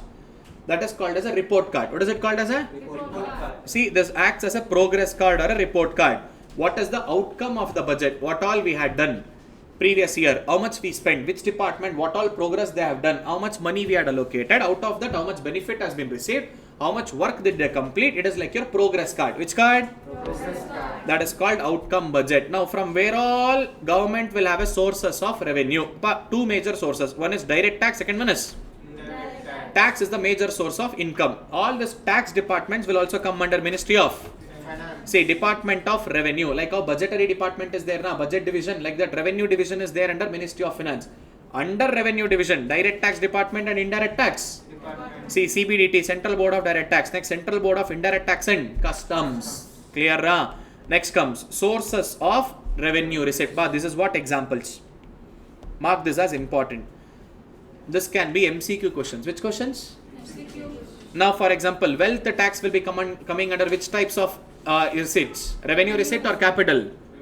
Revenue receipt. It comes on regular basis. Now, these all are tax receipts. Clear? Non-tax receipt. Any interest receipt, interest received by the government or any dividends received by investing on some PSU stocks or any receipts of any union territory, fines, policeman fines, permission fees, all these are non-tax revenues. Which tax revenue? Non-tax revenues. So what are all the sources of capital receipt? What is it? See, either we will recover our loans and advances given to public sector enterprises, state governments or any foreign or even union territory, or sometimes we also sales proceeds of the government asset. OLX may beach though, things are not working properly, sell the government assets. Huge money will come now. Capital receipt or any kind of miscellaneous capital receipts like disinvestment and others. What is it? Selling the PSU. What is it? Some stakes in the PSU itself is sold. BSNL, VSNL. Two things were there earlier. We sold VSNL. Disinvestment. What is it called as? Disinvestment. Some portion of stake in the government control has been sold to some private people. If I sell major stake, if I sell what? Major stake. Divestment. What is it called as? Divestment. Some minor stake, disinvestment. What is it called as? In short, we are selling the stakes of PSU. Selling the stakes of PSU. Next, debt to capital receipt. We are borrowing loan, market loans, short-term treasury bills, security issued against a small savings, net to state provident funds of the states, and net external debts or any other receipt like SGB, sovereign gold bonds or national savings certificates or savings bonds issued in the post office. These all are debt to capital receipt. Which receipt? Debt to capital receipts. Appa, this first half of the story is important in budget pa. Now second half na, only theory like how to control expenses. See, every year we have got more and more deficit. Deficit should not be there. So we should control deficit. So unnecessary expenditure, unnecessary subsidy, unnecessary transfer payments has to be controlled. We will do the audit for that. There is also called as expenditure department. Which department? Expenditure department. Under Ministry of Finance. Now that will say, where and all you should cut down. If at all you don't control, what are the problems? What are the Problems. first larger deficit and nation will be having higher level of and low economic. Only fewer resources will be available for some other elsewhere purposes and greater debt burden not for present, even for we should keep on paying interest now. These all go through like a newspaper pa, not that important. What is not that? Important. Appa, I am not saying that questions will not come. Very least chances of coming. What is it very? Clear ra? Next, public debt management. This is amazing concept. First take loan from public. And to repay that first loan, take the second loan. To repay the second loan, take the. To repay the third one, take the. That is called public debt management. We have a strategy for that. See, public debt strategy also is there. Next it will come. Next comes RBI. Any loans taken inside the country, who is responsible? For all 28 states and within the country. Any loans taken outside the country, who is responsible? Ministry of Finance. And there is something called as FRBM Act. According to FRBM Act, we should prepare budget, we should prepare statements. These are just additional statements, objectives, what all we will do. And see, this is the real factor. How much loan we have taken from so and so years, how much debt is there. See, we have more and more of internal debt, almost 3 times more because we never repay. Na? Take first loan, to repay that take the. Second loan. Take the second, to repay that make the. Third loan. To repay third again. Fourth. To repay fourth again. See, 1,47,000 change crore internal by 2023. By 2024, see 1,64,000 crore. No, actually less, huh? Nah, compared to other countries, huh? You have huge population, da. Even if I take out 1 rupee from each guy, na, 140 crores will come, da. Other country don't have huge population. Heavy. They can't even repay that in their entire lifetime. Highly impossible. That is what I said. Internal debt will never be repaid. That is just like a boomerang, which keeps on roaming around there only. But external debt, we have a liability to repay, na, that too with interest. What is it? That interest liability itself is higher. Here also we will repay with interest internal debt. But government doesn't mind because in reality we don't repay this money at all. Here, and we also have a question, beautiful question. Why did this debt increase? To combat COVID, pa? See, 2020, 21 and 20. In order to safeguard our country from the COVID disaster and all, we have taken so much of loan, and sometimes people are not ready to give a loan. So we created a new market called as G security market. Officially we are begging, please give loan. We will give you government security. We will give you what? That is called G security market. What is that? G security? That's it. This is your budget chapter. First half of the budget chapter is important. Is that clear? So this brings to the 4th unit. Which unit? Now, unit number 4. Now that speaks about fiscal policy. Already we have spoken about this.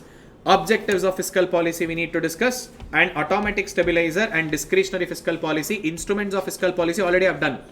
I have to just connect two things. And types of fiscal. See, what is the main objective of fiscal policy? Now, there are mainly 4 objectives. How many objectives are there? But we can't achieve all the 4 objectives together. If I achieve one, I have to sacrifice on other. So, which are the 4 objectives? Number 1, maintaining dash employment, maintaining dash stability, and also we need to grow our economic development and also equitable distribution of income and all 4 cannot be possible. See, if at all I need to achieve equitable distribution of income and wealth, then automatically growth and development of economy is not possible. It will contradict with each other. So these are the problems are there. These are the objectives. Next, automatic stabilizer and discretionary. What is it?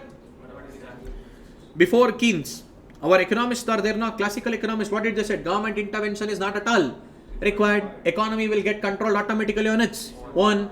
So why simply government intervention? Capitalistic economy itself is enough now. That is called automatic stabilizer. Things get adjusted automatically on its. In reality, is it possible? Government has to deliberately interfere according to their will and wish. They will create policy. They will plan it accordingly and they will bring up with rules and that is called deliberate fiscal policy. Which fiscal policy? See, automatic is nothing but built-in fiscal mechanism that will operate automatically on its own. Operates. Now, level of taxation, level of government spendings, everything will tend to occur automatically. There is a built-in tax and expenditure mechanism that automatically increases the demand during recession and reduces the demand during. That is happening automatically without any interference of any kind of government programs. But in reality, that will not happen. We need to have a deliberate policy action. By whom? By them. In order to change what? Tax, output, employment, price for borrowings. All this has to be taken care so that our GDP growth and development will happen in a proper way. So, this fiscal policy is a powerful tool for managing what? Economy. Because of its ability to influence. What is it? Because of its ability to? The total amount of output produced in the country. That is nothing but GDP. Clear? In short, government will interfere. Government will act as per its will and wish. That is nothing but our Keynesian theory. 2-sector model, 3-sector model, 4-sector. Clear? In short, C plus I plus G plus X minus M. Expenditure method of national income calculation. Same to same. C stands for private consumption. I, business investments. G, government expenditure. X minus M is net exports and net. These all are demand-sided policy. Which sided policy? Demand-sided policy. That is aggregate demand. Demand-sided. Expenditure side na. AD stands for what? Expenditure na. Expenditure sided policy. Clear na. Next comes types of fiscal policy. Expansionary fiscal policy and contractionary. Apa, common sense pa. When economy is not performing well, that is during the downwards phase of business cycle. That is contraction phase of business cycle. We need to boost the performance of economy na. We will implement expansionary fiscal policy. Which fiscal policy? So during expansionary fiscal policy, what will happen? Government expenditure will increase, tax rates will, or we will adapt a combination of both. That is called expansionary fiscal policy. What is contractionary fiscal policy? Economy is overperforming. Economy is at expansion phase of business cycle. We are facing inflation in the economy. We should control that now. How do you control? Reduce the government expenditure, increase the, or adapt combination of both. That's it. Simple topic. They have elaborated with theory like crazily. Clear? See, this is the end of the day logic. What are all the issues that can be caused because of recessionary gap? When there is a recession in the economy, when economy is not performing well, there will be fall in demand will be very low and reduction in consumption spendings of people. People don't spend. People will be saving the money. Lost job na. Interest rate in the bank is also less na. They will not spend more money now. They will hold back money and rising in unemployment problem. So how do we tackle this? Now government will include all types of taxes to be reduced. Economy not performing well na. See, recessionary gap. Which gap? Or economic recession. So they will increase the government expenditure and they will reduce the government taxes. What they will do? Reduce the or adapt combination of both. Combination of on contractionary fiscal policy, economy is overperforming. Because of that, what all will happen? Economy will face inflation. Higher demand will be there. Increase in consumption expenditure. Rising in general price level of the economy. So what do? We will decrease in the government spendings, or we will increase in all kinds of personal tax and business tax, or we will adapt combination of both. That is called contractionary fiscal policy. Next comes instruments of fiscal. Long ago, very long ago, so much long ago, before the break, We discussed about this, na? Government expenditure and tax, already inflation, deflation, how it will work, I explained. Now in terms of budget, just now I said, in the economy if there is a inflation, in the economy if there is a already more money is there in the economy, should government spend more money? So automatically government expenditures will. Which budget? That's it. When economy is not performing well, we should spend more money, na? Government expenditure will. We have a shortage, so which budget? So we should borrow loan from outside, clear, na? Public debt. So whenever there is a shortage of money, when economy is not performing well, public debt will increase. We will borrow more and more loan money from outside. When inflation is there, na, we are not spending more money, we will have more money in our hand, so we will reduce our public debt, or especially external debt will be reduced. Which debt? When will internal debt will be increased? When inflation time. See, at the time of inflation, people have more money in the hand, na. I should take back your money, na. I will issue bonds.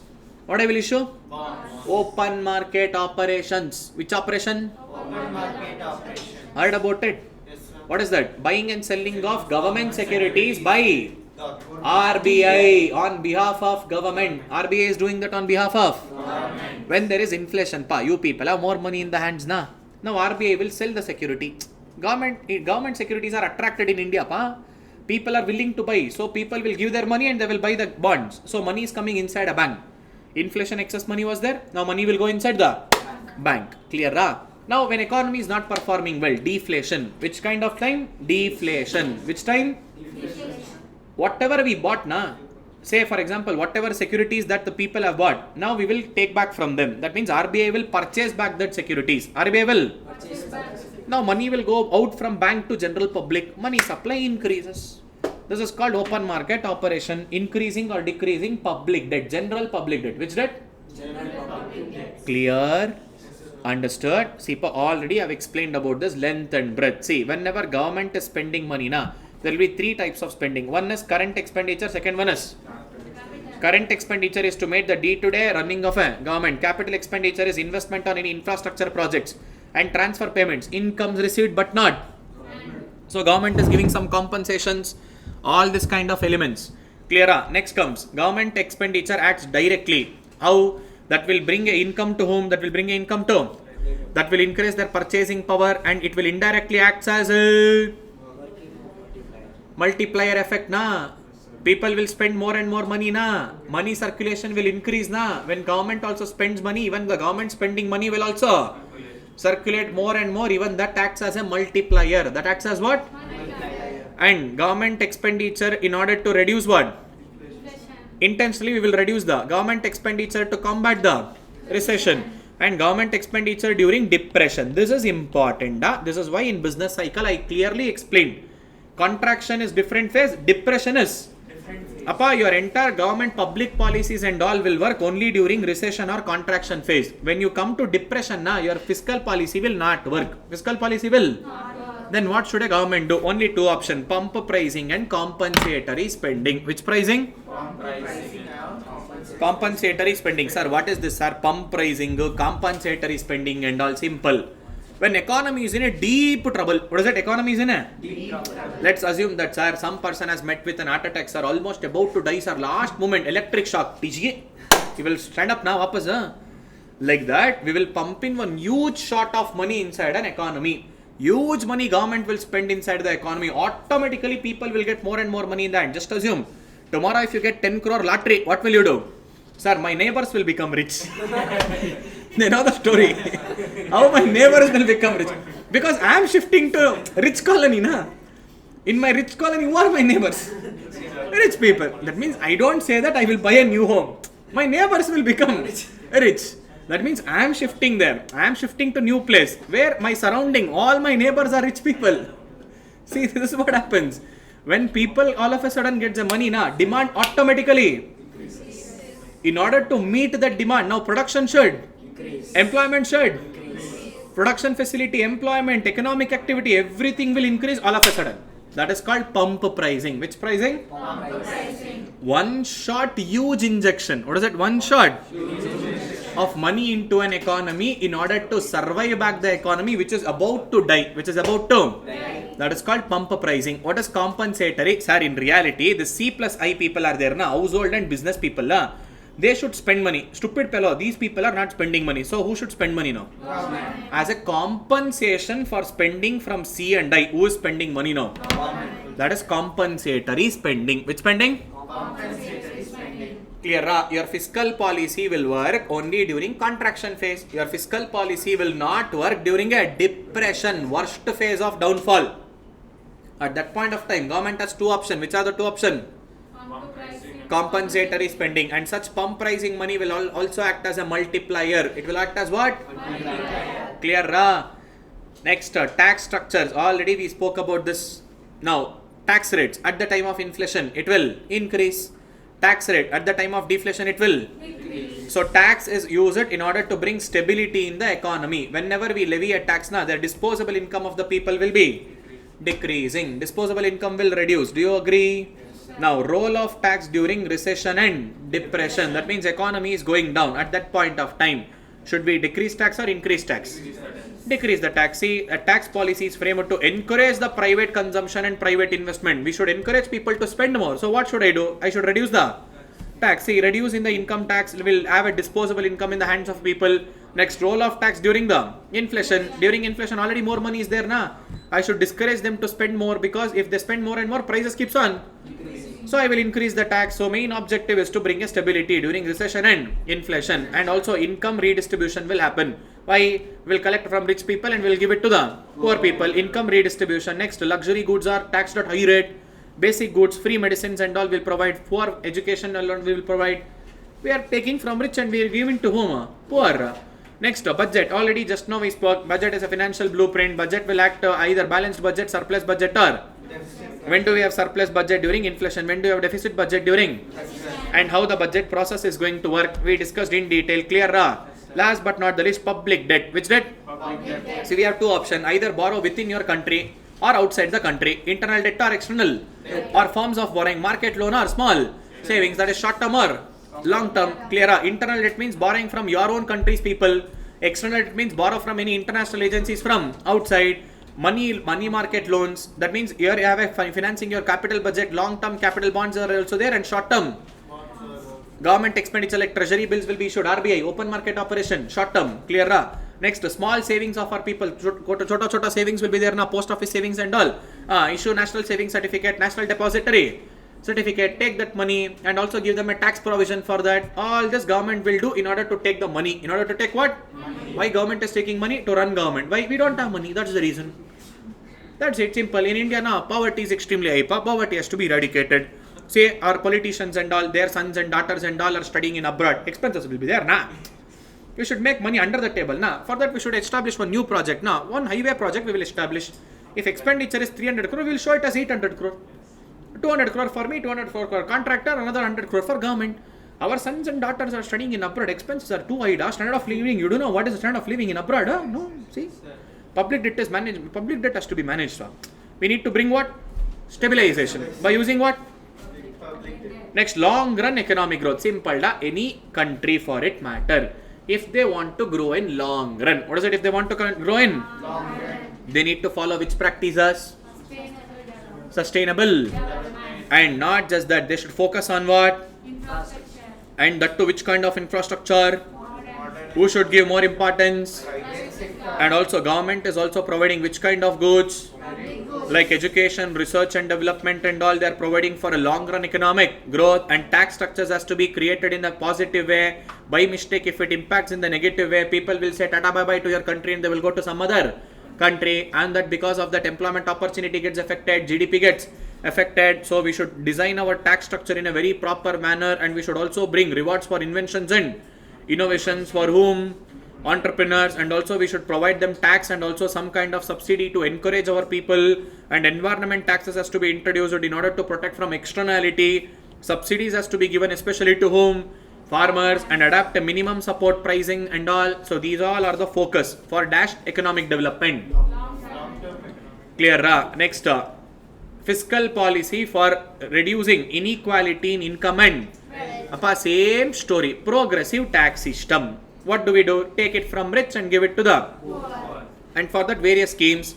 Various programs are there, either in the form of direct tax or either in the form of poverty alleviation program, free and subsidized medical care, education, housing, all these essential commodities, infrastructure development on selected area basis, and sickness allowances will be given, old age pension will be given, and subsidizing for mass consumption. Next, public production or granting of any kind of subsidy, strengthening the human capital by enhancing the employability, giving more and more employment opportunity. Now this tax also acts as advantage as well as, see, if at all we levy more and more tax now, people will be discouraged to produce and earn more, to work and earn more, so they will start evading taxes and all. See, progressive tax system has got a higher marginal taxes that may also discourage to work as well as save as well as invest. So therefore tax structure has to be carefully framed in order to mitigate the possible adverse impact on the production as well as. Now sometimes if at all you are giving too much of all these benefits to poor people, now even they will be discouraged to work and save. Hey, government is only giving 1 rupee breakfast, 5 rupee lunch and all. Why should I work in a day if I have 10 rupee enough now? Why should I work? So you should not give too much of benefits to poor class also. Even you should encourage them to work. Encourage them to come out of poverty. But if you are only giving all benefits to them, like Amma canteen, Dodappa canteen, Chikappa canteen. In Tamil Nadu, Karnataka, we have Appaji canteen, Indra canteen. In Tamil Nadu, Amma canteen. Like this, we have all things. 1 rupee breakfast, 2 rupee lunch, 1 rupee dinner. 4 rupees matter close per day. Why should I work? If government provides free liquor also, they will not even go for work. When election comes, already they do that. See that additionally, redistribution financing policies are also having as a social programs can also reduce incentives to work as well as. See, these are the biggest drawbacks and trouble. Now comes the beautiful topic, the favorite topic of this unit called as crowding. What is this crowding out? Simple. Disadvantage of fiscal policy. What is the disadvantage of what? Fiscal policy. See, let me give it in a form of story. This is actually very much important. See, when economy is not performing well, economy is, let's say we are in contraction phase. Which phase? Contraction phase. Now, which budget will be there? Surplus or deficit? Even we have a shortage now. Now, as a government, even I should borrow a loan. I should bring it from outside. Where should I bring it from? Outside. Not from within my people, but our thumbs up fellows. A bit so. Stupid fellows, na? What they will do? They will make one small mistake. Rather than borrowing loan from outside the country, they want to borrow. I don't want to repay in reality, na. Public debt management, take first loan to repay, take a. To repay second one, take the. And stupid fellows, economy is not performing well. You should have taken loan from outside. By mistake, you want to take a loan from. So when people will give you money, when interest rates are more or when interest rates are less? Interest rates are.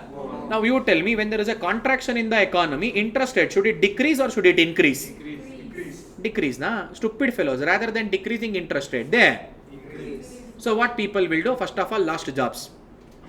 Bank is not giving good interest rate, but government is giving me a good interest rate on their investments and purchasing bonds and savings. Now what our people will do? They will go and buy the bonds and all this kind of saving schemes of government. They will invest money on that.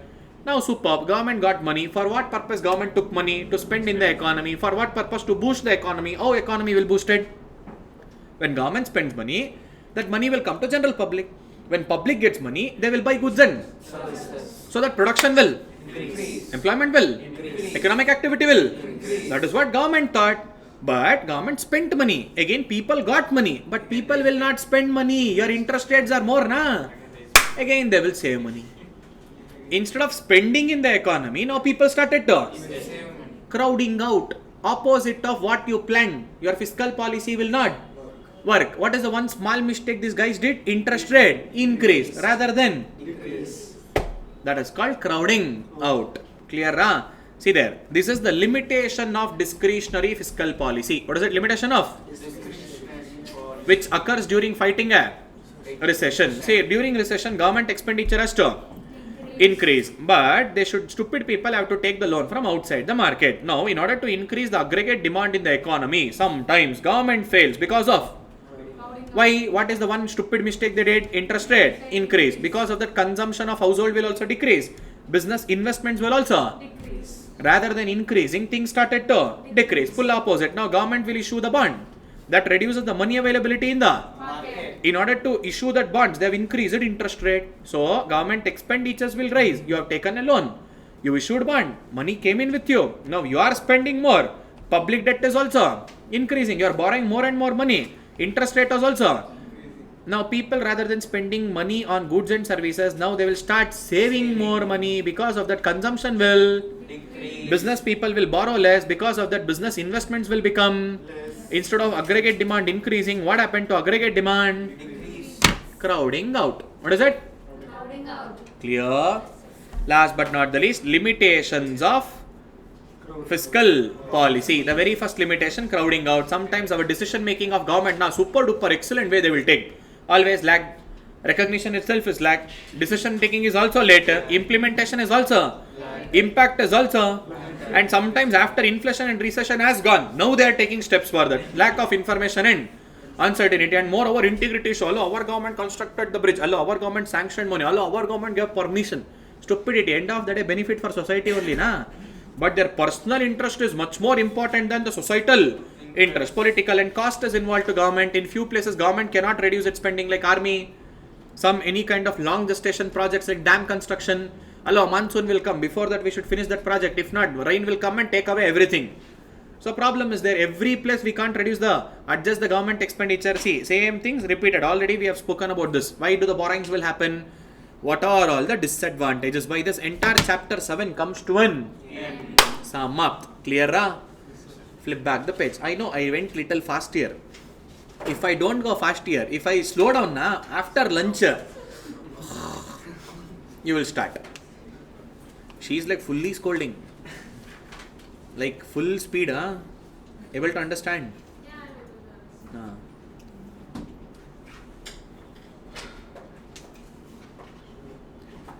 Flip back your page, have a look. Online students still alive? So can you explain crowding out again? Simple, ma. When economy is not performing well, government should spend money now to improve the economic activity. So what happens when government spends money? What is it, government? See here, C plus I plus G. That means whenever government is spending money, what is it, government is? Spending money. That means government will outsource the work to whom? Business people. That is private people. Now they will get money. When private people get the money, they will appoint the households to work now. That means money will go to finally to whom? Households. So when household gets the money now they have to spend it on buying goods and services. So that when goods and services are sold, demand will increase. When demand increases, production should. Employment opportunity should. Overall economic activity will. This is the logic. But government does not have money to spend. They should have taken loan from outside because economy is not performing well. But these stupid people, rather than taking from outside, what they will do? In order to take internal debt, they will increase the interest rate. When economy is not performing well, interest rate should be decreasing. Interest rate should be. But because of this one stupid decision, instead of decreasing interest rate, they increase it the. Interest rate. So people, rather than spending money, what they will do? Save money and they will give it to whom? Government. Government, why they took money? To spend in the economy na? So that money will go to I will go to C. Again C comes, again people will spend, economic activity will increase. Okay, government spent money. But my customers, rather than spending on goods and services, what they will do? They will say Why? Interest rates are more.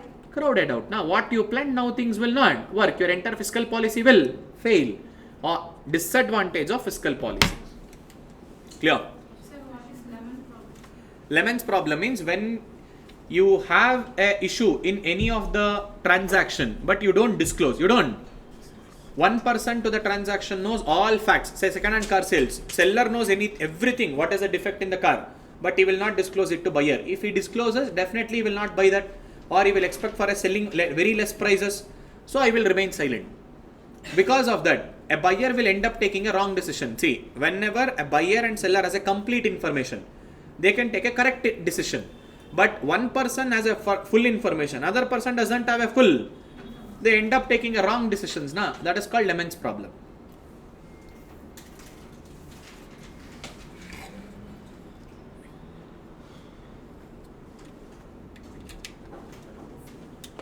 Okay, let's continue. Why break required?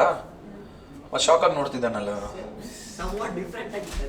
Sound different ಆಗ ಈ mic ಹಾಕೊಂಡ್ವಿ ಗಂಟ್ಲು ಹೋಗ್ಬಿಡಿದೆಪ್ಪ ಬೆಳಗ್ಗೆಯಿಂದ continuous ಆಗಿ ಮಾತಾಡಿ human in nature leisure time is required characteristics of labour ಮುಗ್ಯೋ ತನಕ ಅದು ನನಗೂ ಗೊತ್ತಿಲ್ಲ. See, depends on doubts, the way you can understand. See, I can't go too fast or maybe too slow. I have to balance between things. In few places I can't go slow, I have to rapid. In few places I can't go fast, I have to reduce. Now in chapter 8 I can't go fast, especially in unit 3. Unit 3 will be like dhamaka. Okay, let's continue. Okay, so chapter number 8. So chapter 8 has got 3 units. How many units are there? 3 units. So unit number 1, money demand. Unit number 2, money supply. Unit number 3, monetary policy. What is it? Unit number 1 is money. Demand. Unit number 2 is money. Supply. Unit number 3 is monetary policy. So let's understand the money demand concept. So in this unit there are totally 4 elements which we'll be discussing. Number 1, functions of money. What is it? Second one, demand for. Why do people demand for money? And theories of demand for money and post-cognition. Both are one and the same actually. Here 3 theories are there plus another 3 more theory. 3 plus 3 how much? 6 theories are there. Okay, leave about that. First basic question. Why do people need money? Why do people demand for money? Duddu bekena? Do you want money? I have an account details kalsತೀನಿ ನಂತರ ಅದೆಲ್ಲ ಕೊಟ್ಬಿಡು. You only said, no sir, I don't want. I will share my account details, will transfer it to me. No, ಅದಕ್ಕೆ ಡೌ ಮಾಡಬಾರ್ದು ಅನ್ನೋದು ಕ್ಲಾಸಲ್ಲಿ. ಏನೋ ಡೌ ಮಾಡಬಾರ್ದು ಅನ್ನೋದು. Do you want money? For what purpose? Sir, spend. What example? Ferrari. I need to buy Ferrari car, sir. That's the reason. Okay, so only for Ferrari? Only for Ferrari. Less remaining money you will eat. Stupid examples, man. That is what you will spend. Goods and services. When you say Ferrari car, goods and services. Except goods and services. Why do you need money? Investments are savings purpose. Something might go wrong in the future. Who knows? Things will not be the same way. See, there are mainly 2 purposes why people demand money. How many purpose? Number 1, liquidity purpose. To hold liquid cash. To hold what? Second one, not to buy goods and services. And moreover, my income will come once in a month. But my spending is there throughout the month. Clear? Whole month I should make the spending. Sir, today I am getting my salary. Sir, next week also I will buy groceries, vegetables to home. I will travel by bus. I should spend whole month in order to store money, in order to buy goods and services. To buy goods and services. Number 1, liquidity preference. I need liquid cash. And second one, to buy goods and services. Clear? See, these are the 2 main reasons why we demand for money. What do? We demand for money. Clear? See there, number 1. What do you mean by money? Money is a liquid financial asset. What is money? Money is a liquid financial asset. Or you can also call it as an asset which is used as a medium of payment, store of value, medium of exchange, standard of measured. Medium of transferring the purchasing, medium of exchange. Clear? In short, earlier we used to use a barter system. There was a lot of disadvantage. We can't always find a buyer who is ready to accept my product and give the product which I want. So now later on we introduced this coinage system, gold coin, silver coins, and from gold coin, silver coin, now we came to paper money. Now from paper money we are going to digital money. Which money? Appa, not your phone pay, Google Pay. Digital money is, rather than printing in the form of currency note, RBI has already come up with a e-rupee. Which rupee? E-rupee. Digital currency of RBI. When you are free, ask Google uncle, YouTube auntie. It will show what all e-currencies are there in India. Even that is a legal tender. Which tender? Legal currency. So legal currency or a legal tender is the real currency of the nation. What are they? Real. Clear? So whenever government does not recognize the paper note as a currency. What is it? Paper note as a currency. That is just a sheet of paper. That is called fiat money. Which money? Fiat. In your currency note you can make that statement. You can see that statements now. I promise to pay the bearer a sum of rupees so and so. Below that Gandhi Tata smiling face and RBI governor signature is there. Why is that statement given? Because this paper is just a sheet. It doesn't have any value. Government recognizes that as a currency. What is it? Government. That is why we call it as a fiat money, which is materially worthless. Government considers that paper money as a legal tender. They are considering. That is why currency. If government stops considering, demonetization. What is it called as? Demonetization. Clear? Got the logic? Clear? Next, see there. What is the nature of money? Generally acceptable. It can be held in the form of money. It has got a purchasing power. It has most liquid. Money does not have any internal value. No internal value. Just a sheet of paper. It is considered as what? Legal tender. Money is not necessarily always a physical item. The role of money in the economic transaction. See, general characteristic, generally acceptable, durable, effortlessly recognizable, difficult to counterfeit. They are not saying impossible. Difficult. What is it? Difficult. Difficult. Yes, it can be counterfeited, but difficult, not easy. Next, relatively Scarce. How much ever is there, or people still want money because the human wants are resources, vitamin M is, and next portable and easily transportable from one person to another person, and possessing uniformity. All 10 rupee note looks all 100 rupee note looks is there any different design, different way? No, everything is one and the same, and divisible into small units, getting changed. Will it lose any value? Sir, I will go to petrol bunk, I will give 500 rupees note and I will take 100 rupee 5 note. Did it lose any value? No, clear See, how money is going to be measured. I will explain this. All M1, M2, M3, M4 and all. Unit 2 it will come. Next what is it? Functions of? All your 11th standard syllabus. What is it? Medium of, measurement of, and standard of. By using money we can also make payment in the future days. Clear and store of. Next, why people demand money? Already said now two things. One, primary, to hold money in the form of liquidity, that is liquid cash. Second one, people hold money for a derived form, to buy goods and clear. So in short, demand for liquidity and demand for storing value in the form of goods and determinants of money. Money acts as a income. Money is the one which measures the product price. Everything is measured in the quantity of value of money, and money has got affected with rate of. When will you keep more money in the bank account? Rate of interest is more or rate of interest is less? Yaro lesson iddu. When will you keep more money in the bank? Interest rates are more. When will you keep in your hand? Interest rates are less. So money holding capacity will also get affected because of interest rate, and that also has a financial or any kind of new invention, technologies and all. See, because of internet banking, application based, all your phone pay, Google Pay, ATM machines and all, now people have stopped holding liquid money. See, there was a time when people hold liquid money in hand. Now they had a fear, I will spend it off on uncertain things. Now by mistake, if you deposit only, are spending Google Pay, phone pay. Now that has become a threat, and that is a part of real GDP calculation of your country. Now comes the most important point of the chapter, theories of demand for money. What is it? Theories of demand for money. Which are those theory? 3 plus 3. The very first theory is called as QTM, classical theory of money. Second one is Cambridge approach or neoclassical theory. Third one is Keynesian theory, your best friend Keynes. Even he has explained. Next, post Keynes, inventory theory, Friedman theory, demand for money, behavior towards risk. What is it? Demand for money? Behavior towards clear. Now let me give it in a proper way with the proper example. Let's say for example there are 3 colleagues. How many colleagues are there? 3. Let's say for example very first person, stupid person, Mr. Shashikiran. Who is that Mr.? Say I am getting a salary of 15,000 rupees. How much am I getting a salary? 15,000. Now I am completely spending this salary. Full jolly I am doing. Full enjoying whole month. Full spending around with girlfriend, going for movies, spending full on. I am spending only using this for transaction purpose. Which purpose? Clear. Let's say for example our legend Chirag. Now we have a legend Chirag. He is my colleague.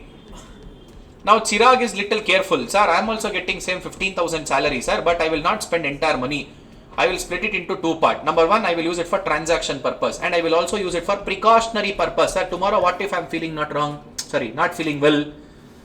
Sir, medical emergencies will happen. Tongue slip will happen. Sometimes when we are speaking, I can understand. Some medical emergencies will come up. What if I am not keeping well? I need some money for treatment and all. Now I will save some money. I will save some. That means he doesn't want money just for transaction purpose. He also need money for a precautionary purpose. See, both this transaction and precautionary purpose is dependent on income. What is it dependent on? Income. See, if your income increases, even your spending will also increase. Even your saving will also increase. Clear. Next I have a third fellow. You know what's your name, last guy? Mohit. Now Mohit is even more smarter. Now Mohit is our colleague. Now Mohit is using it for 3 different purposes. How many different purposes? 3 different. Number 1, transaction purpose. Number 2, precautionary purpose. Number 3, most important, speculative purpose. Which purpose? That means in this 15,000, his transaction is 9,000. His savings is 2,000 rupees. Another 4,000 he is using it for a investment, speculative purpose. See, the speculative purpose is dependent on interest rate.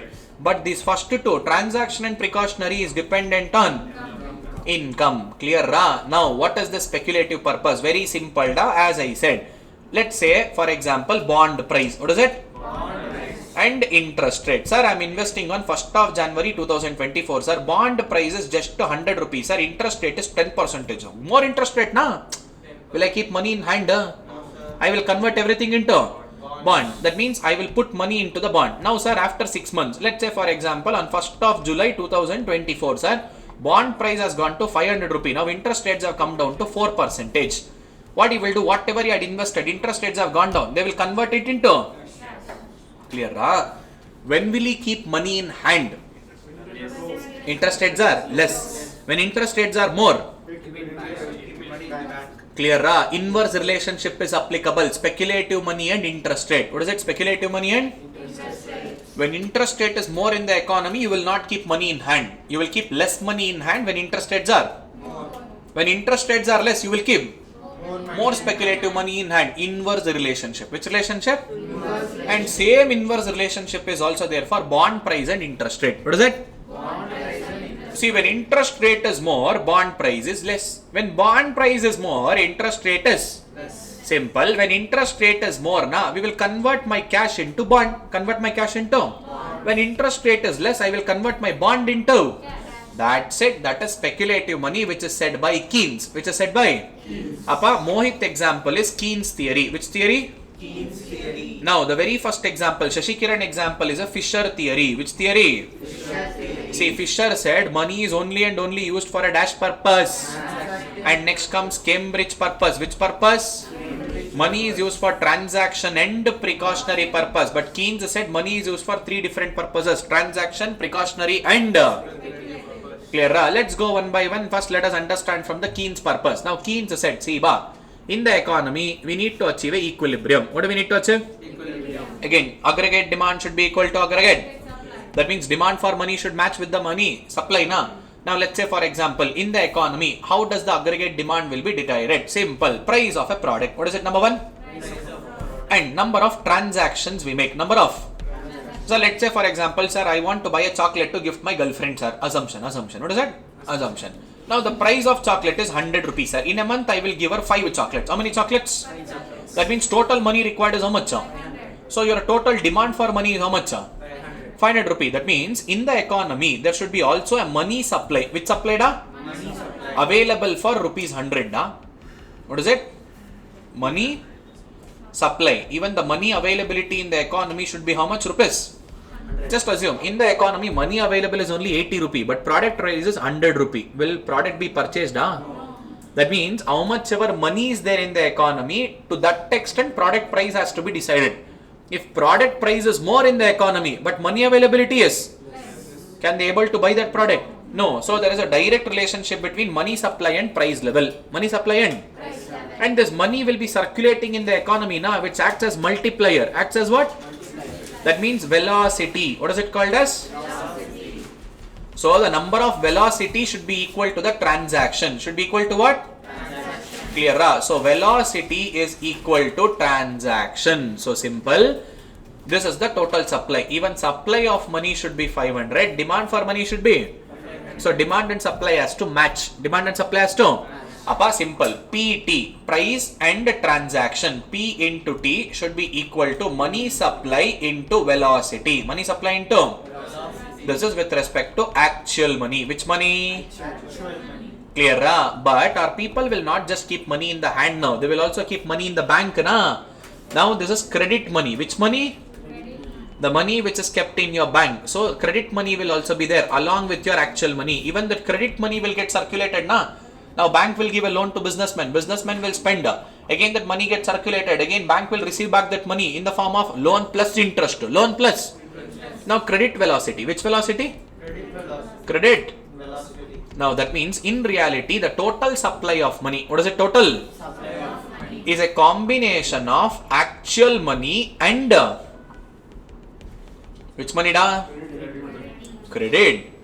So the real equation is PT, that is price and transaction, should be equal to MV, that is actual money, plus M dash V dash. M dash V dash is a credit money. This is actual and credit. What is it?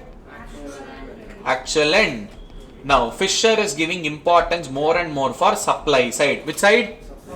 See, he is explaining about actual money and he is also explaining about credit money. What is he explaining? Actual money and Credit money. is that clear? So Fisher is explaining more and more from the supply side. Which side? Supply side. Fisher didn't give much importance to demand side. He just said price into transaction. That is the total demand for money. What is the total? Demand for money. Clear, but all the theories whichever we have done, Keynesian theory, C plus I plus J plus X minus M, everything was focusing on demand side. Which side? Aggregate demand side. Only and only Fisher theory. Which theory? Fisher theory. That is focusing on which side? Supply side. Clear? Yes, sir. Understood? So have a look here. The very first one. See here, MV is equal to PT. M is money supply, V is velocity, P is price, T is transaction. That is with respect to which money? Actual money. Next comes with actual money and credit money. That is MV, that is actual money. M dash V dash credit money, that is equal to PT. This is aggregate supply is equal to aggregate demand. Clear? See, this is what Fisher explained. And Fisher said, man, this is the oldest theory. Irvin Fisher of Yale University. He written a book by name The Purchasing Capacity of Money in the year 1911. This is one of the oldest theory of economics, also supported by our neoclassical. All our world legends before Depression of America, things get adjusted on its own. Government intervention is not at all required. Those people, see there is a strong relationship between money and price level. M and P, they have a strong relationship. I said now how much money is there in the economy, depending upon that prices of goods and services has to be decided. Clear? There is a strong relationship. Clear? See, these notes are most important. Money is used only and only for dash motive, and that is only used as a medium of. See, Fisher did not specifically mention anything about the demand for money. He just said transaction into price. That's it. But the same is embedded in his theory in the form of total value of transaction undertaken in the economy. Now the aggregate demand for money. What is it? Aggregate Demand for money. dash purpose. Transaction purpose. As explained, as the number of transaction people wants, greater will be the demand for Money. if more transaction increases. Sir, rather than giving chocolate for 5 times in a month, I will give 8 times in a month. Now 800 rupees is required. Earlier you were giving how many times? 5 times. 500 rupees was the demand. Now demand is, if transaction increases, demand will Increase. So the total volume of transaction, what is the total? Volume of transaction. Multiplied with the, Price level. that is what represents the demand side of the money. But he is not focusing much on demand side, rather he is focusing much on which side? Supply side. MV actual money plus M dash V dash. He is focusing on which side? Supply side. V and V dash will remain constant, velocity will remain constant. Now transaction is nothing but a national, and we believe that economy is always a dash employment, and the number of transaction will be fixed in short run. This is what Fisher said. Who said? Next, our Cambridge fellow said, see pa, money is not only used for transaction purpose. Along with transaction purpose, we also use money for precautionary purpose. Now, when will your precautionary money will increase? When your income earning capacity will. See, earlier 15,000 rupees was my income. I used to save only 3,000 rupees. Now, if my income increases to 20,000, now I will save some 7,000 rupees. That means your money demand. Which demand? Money demand. Is a proportion of income held by the people in the form of cash. In the form of? Out of your income. Out of your? Income. Sir, 15,000 rupees is my income. In that 30% I will keep it aside, sir. How much 30% I will? 4,500. If 15,000 becomes 20,000, what is 30% of 20,000 now? 6,000 rupees, na?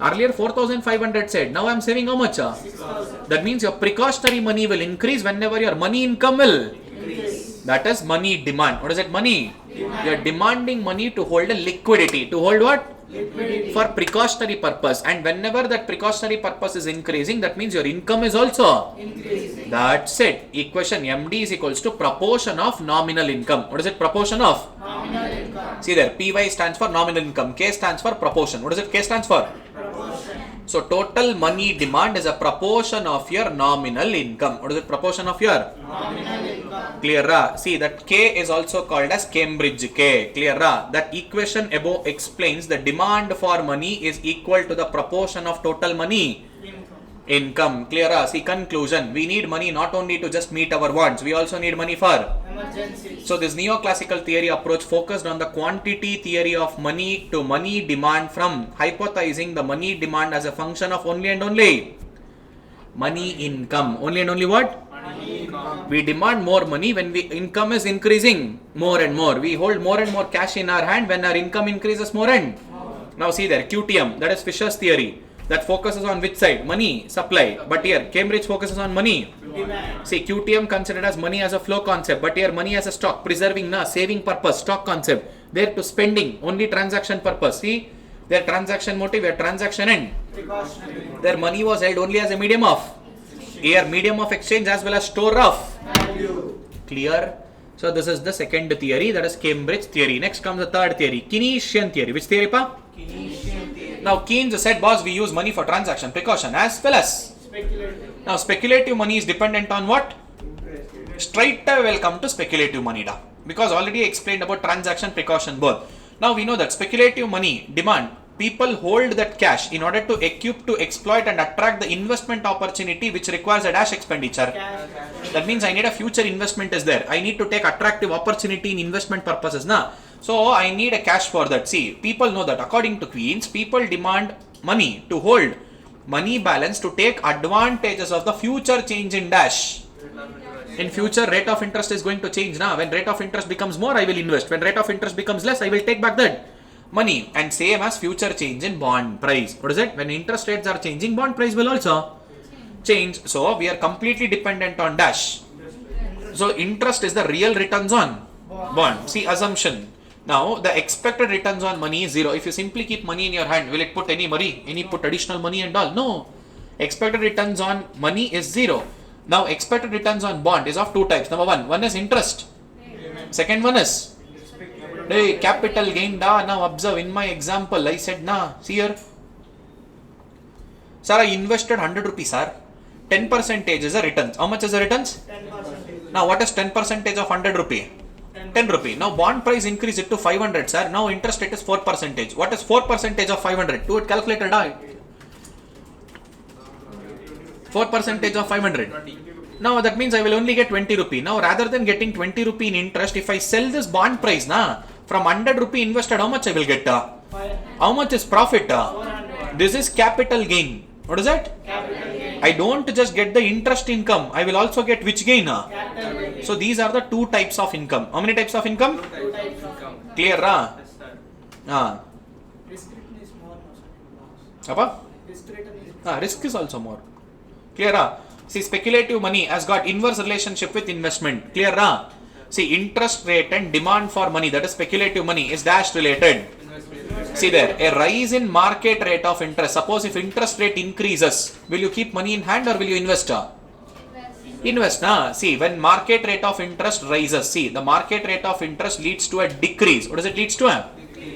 The market value of bond. See, there is a rise in interest rate. Interest rate is rising, bond prices decreasing. What will you do? Invest or will you take back? Invest. Interest rates are high, bond price are.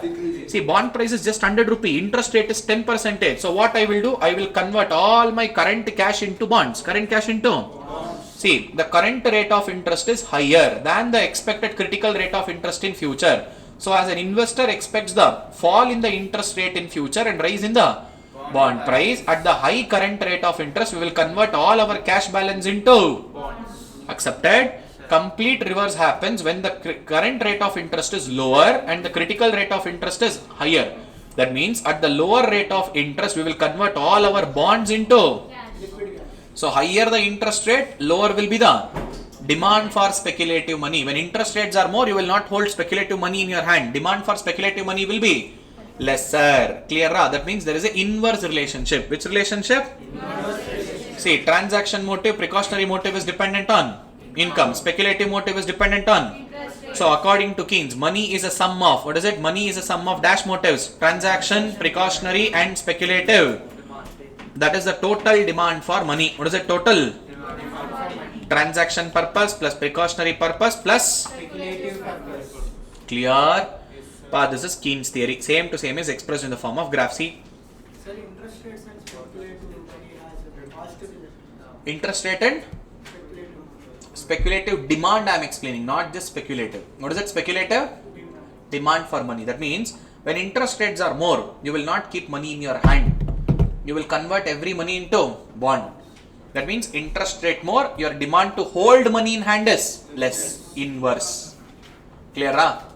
Next, if interest rate is more, sir, extremely high, 10%, sir, I will not even keep money in hand, 0.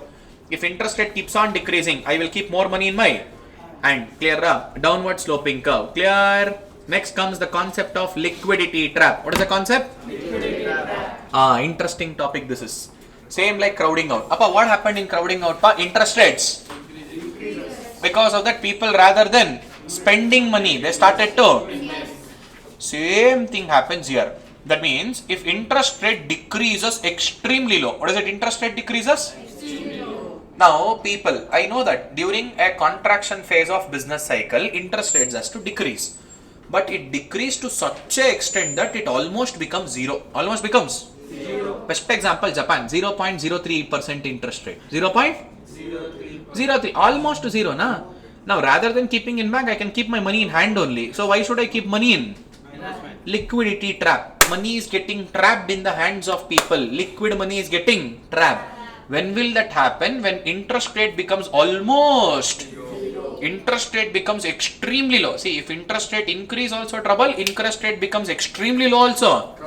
We need to maintain balance. What we should maintain? Balance. That is the concept of liquidity trap. Which trap? Liquidity. Came back, okay, done. Chalo, see there. Liquidity trap is a situation. Yes, yes, it will increase, but people rather than simply, if I keep in bank also, I don't get anything. If I keep in hand also, I don't get. So better to keep in hand or bank. And moreover, economy is not performing well, na? If we keep in hand, we consume. There is a fear of war. Now what will you do? Will you believe the banking system now? In Ukraine, just assume you are in Ukraine. Ukraine-Russia war is going on. Will you keep money in your bank? What will you do? Keep in hand. Clear, na? Sir, that's like That is what. Yes, that is what I'm about to explain that. Not just when interest rate is extremely low. When people believe that things are going to become much more worst, things are going to become like expectation of war, expectation of complete downward trend in the economic cycle, complete downward trend in the, or things are going to become much more worst, much more. Now I don't believe in banking system at all. Better I will keep in my hand. What if tomorrow war comes in and monetary sanctions are introduced? Heard about monetary sanctions? Now, best example I will give. One of my friend was in Russia. He went to Russia. This guy, he went nicely at the time of Russia-Ukraine war for tourism purpose. He had MasterCard, Visa card. Nothing is working. Russia has imposed sanctions on all foreign banks and foreign bank currencies. Now, none of the card is working. No money is in foreign land. See, trouble. Monetary sanctions will be imposed whenever there is a war going on. Now you can't take back your money, or neither you can't deposit any money. It will become a trouble. So people, rather than keeping money in bank, I will better keep it in. When demonetization happened, what you did? You deposited more and more. Whatever you had daily consumption needed, no ATM also, no money. That is when in India actually digital penetration happened. Before that, how many of them were using Paytm? How many of them were using PhonePe? Very hardly few people. Now after that, every single, all stores of all, even onion selling guy, tomato selling guy, everyone started using scanner, right? Money is itself not available in ATM now to transact. Now better option, digital. Actually, Paytm grew only because of demonetization. Let us see, some external trouble will bring a boost, to your organization. Usually we teach this in strategic management. Organization might find an unexpected problem in the economy. Such problem can bring either a positive effect or a negative effect. Paytm, full positive effect, demonetization. Whether who grew or not. In India, when entire world is suffering from COVID, in India, service sector is booming. Service sector went booming like crazily. Work from home. MNC companies started getting double work. At least if you go to your job and all, 8 hours working. In home, work from home, 12 hours. See, 8 hours, 12 hours, 50% extra work, na? Productivity increase, service sector started booming like crazy. Entire world is suffering, Indian service sector is booming. See, sometimes this will happen. There is no rule that every time only negativity should, few industry will enter into negative, few industry will also enter into positivity is like this. Clear, huh? See, usually monetary sanctions will be introduced at extremely low interest rate. What is it, extremely? Low interest rate. See, now, they do so because of the fear of adverse event like Deflation. or War. liquidity trap was going to happen, where interest rate is extremely low. What is it? Interest rate is Extremely low. in that situation in which general public is prepared to hold on to whatever, what is it? Amount of money that is supplied at the given rate of interest. That given rate of interest is extremely low. Clear? This is the concept of liquidity trap. See, almost 0% interest rate. Almost zero. What is it? Almost 0%. Clear? In real life, Japan has experienced it. Now see 2019-20, 2008 recession, -4 to -6% it was almost. Interest rates. Growth rate of GDP was also decreased. Even today, Japan interest rates is somewhere between 0.2, 0.1. Almost like very minimal interest rates they have. That's why people take more loan from Japan, they will go and invest in USA. That is what they will do. Clear? Regularly that is what they will do. And recently Japan increased interest rates, so people took back their money from US market. So US stock market crashed little. Whoever has invested. Recently it happened. That is why we say read newspapers, have some knowledge of finance, economic environment, international environment. All these are important. Clear? Do the R&D later on. Do the R&D later on. We'll continue here. Post-Keynesian development of theory of demand. After Keynes, now another 3 more theories have come in continuation with Keynes theory. What is it in continuation with? See, number 1, inventory approach. Which approach? Inventory approach. Which was invented by Baumol and Tobin. Who invented it? See, Baumol and Tobin said, see, you name whatever you want, transaction purpose, precautionary purpose, speculative purpose. Everything is nothing but a transaction only. Everything is nothing but what? And money is nothing but any other inventory. Money is like any other. Like how my closing stock is there in the business now. Money is also like any other. That is what said by Baumol and Tobin. But one more extra important topic he said. Every time you convert your cash into bond or bond into, there is a brokerage charges. Which charges are there? Brokerage charges. All your Zerodha, angel fund and all, when you invest and take out money now, will they give it for free? Oh, commission 0.01% is there na. Now they will charge. If you convert more number of times, you will lose money in the brokerage charge. If you convert less number of times, you will not lose much money. Rather than putting money into bond, everything if you simply hold in your hand, opportunity cost. Which cost? Opportunity cost. That will not put you extra money and all. Opportunity cost will be there na. So if you don't even invest everything, if you hold everything in your hand, opportunity cost is there. If you convert more number of times, you will lose out your earnings or profits made in the name of brokerage charges. Which charges? Brokerage charges. Clear? See there. In this approach, money is a real cash balance viewed in the form of inventory held for a dash purpose. Transaction purpose. You name it anything, transaction, precautionary, speculative, but I will consider everything as a whole as a dash purpose. Transaction purpose. Clear? See, there are 2 mediums of storing a money. Number 1, in the form of money, physical cash, or any interest-bearing alternative financial asset that is nothing but bond. But the problem is there is one fixed cost for making the transaction, converting money into your alternative asset, that is a bond, called as dash charges.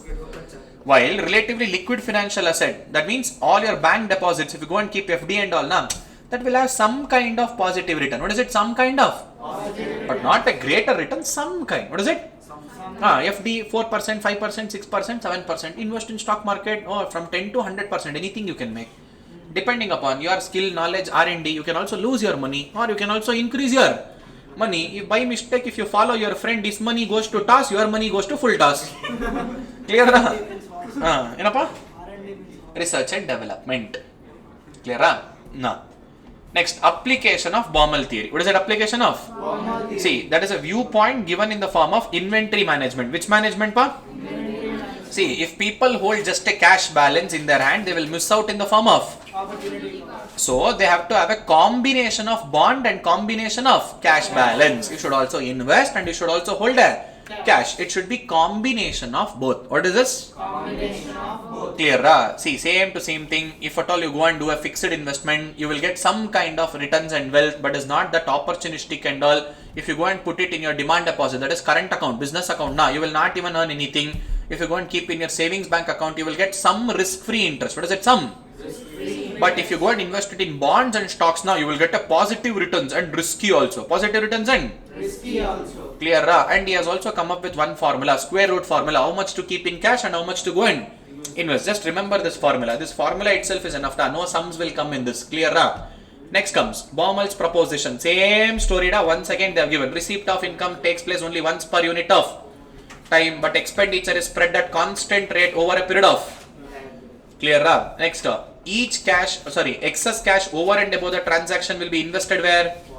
That will be putting into interest bearing assets, and lower will be the money holding. Higher the income, higher will be the average level of inventory and money holding, and there will be number of transactions more, brokerage charges will be more. Same story once again repeated. There is a transaction cost and opportunity cost. If you convert cash into bond, transaction cost. If you just simply keep money in hand, opportunity cost. Clear ra? Next comes Friedman's restatement theory. Which theory? Theory. Sir, what is this Friedman's restatement theory? Simple da, is extending the theory of Keynes. See, Keynes considered present income. Keynes considered which income? Present income. But Friedman is considering all your future incomes present value. What is it? Future incomes? Present value. Friedman considered what? Future incomes? Present. Clear ra? Sir, what is this future incomes present value? Let's say Shashikiran wanted to buy one car. Okay, what will I do with this car? I will run it as a taxi. I will run it as what? I will appoint one driver, I will give it as a taxi, he will be earning. Now someone will ask, okay Shashikiran, how much are you investing on this car? 7 lakh rupees. Okay, how much will you earn in future? In next 5 years, I will earn 11 lakh rupees. How much? 11 lakhs. Investment 7 lakh.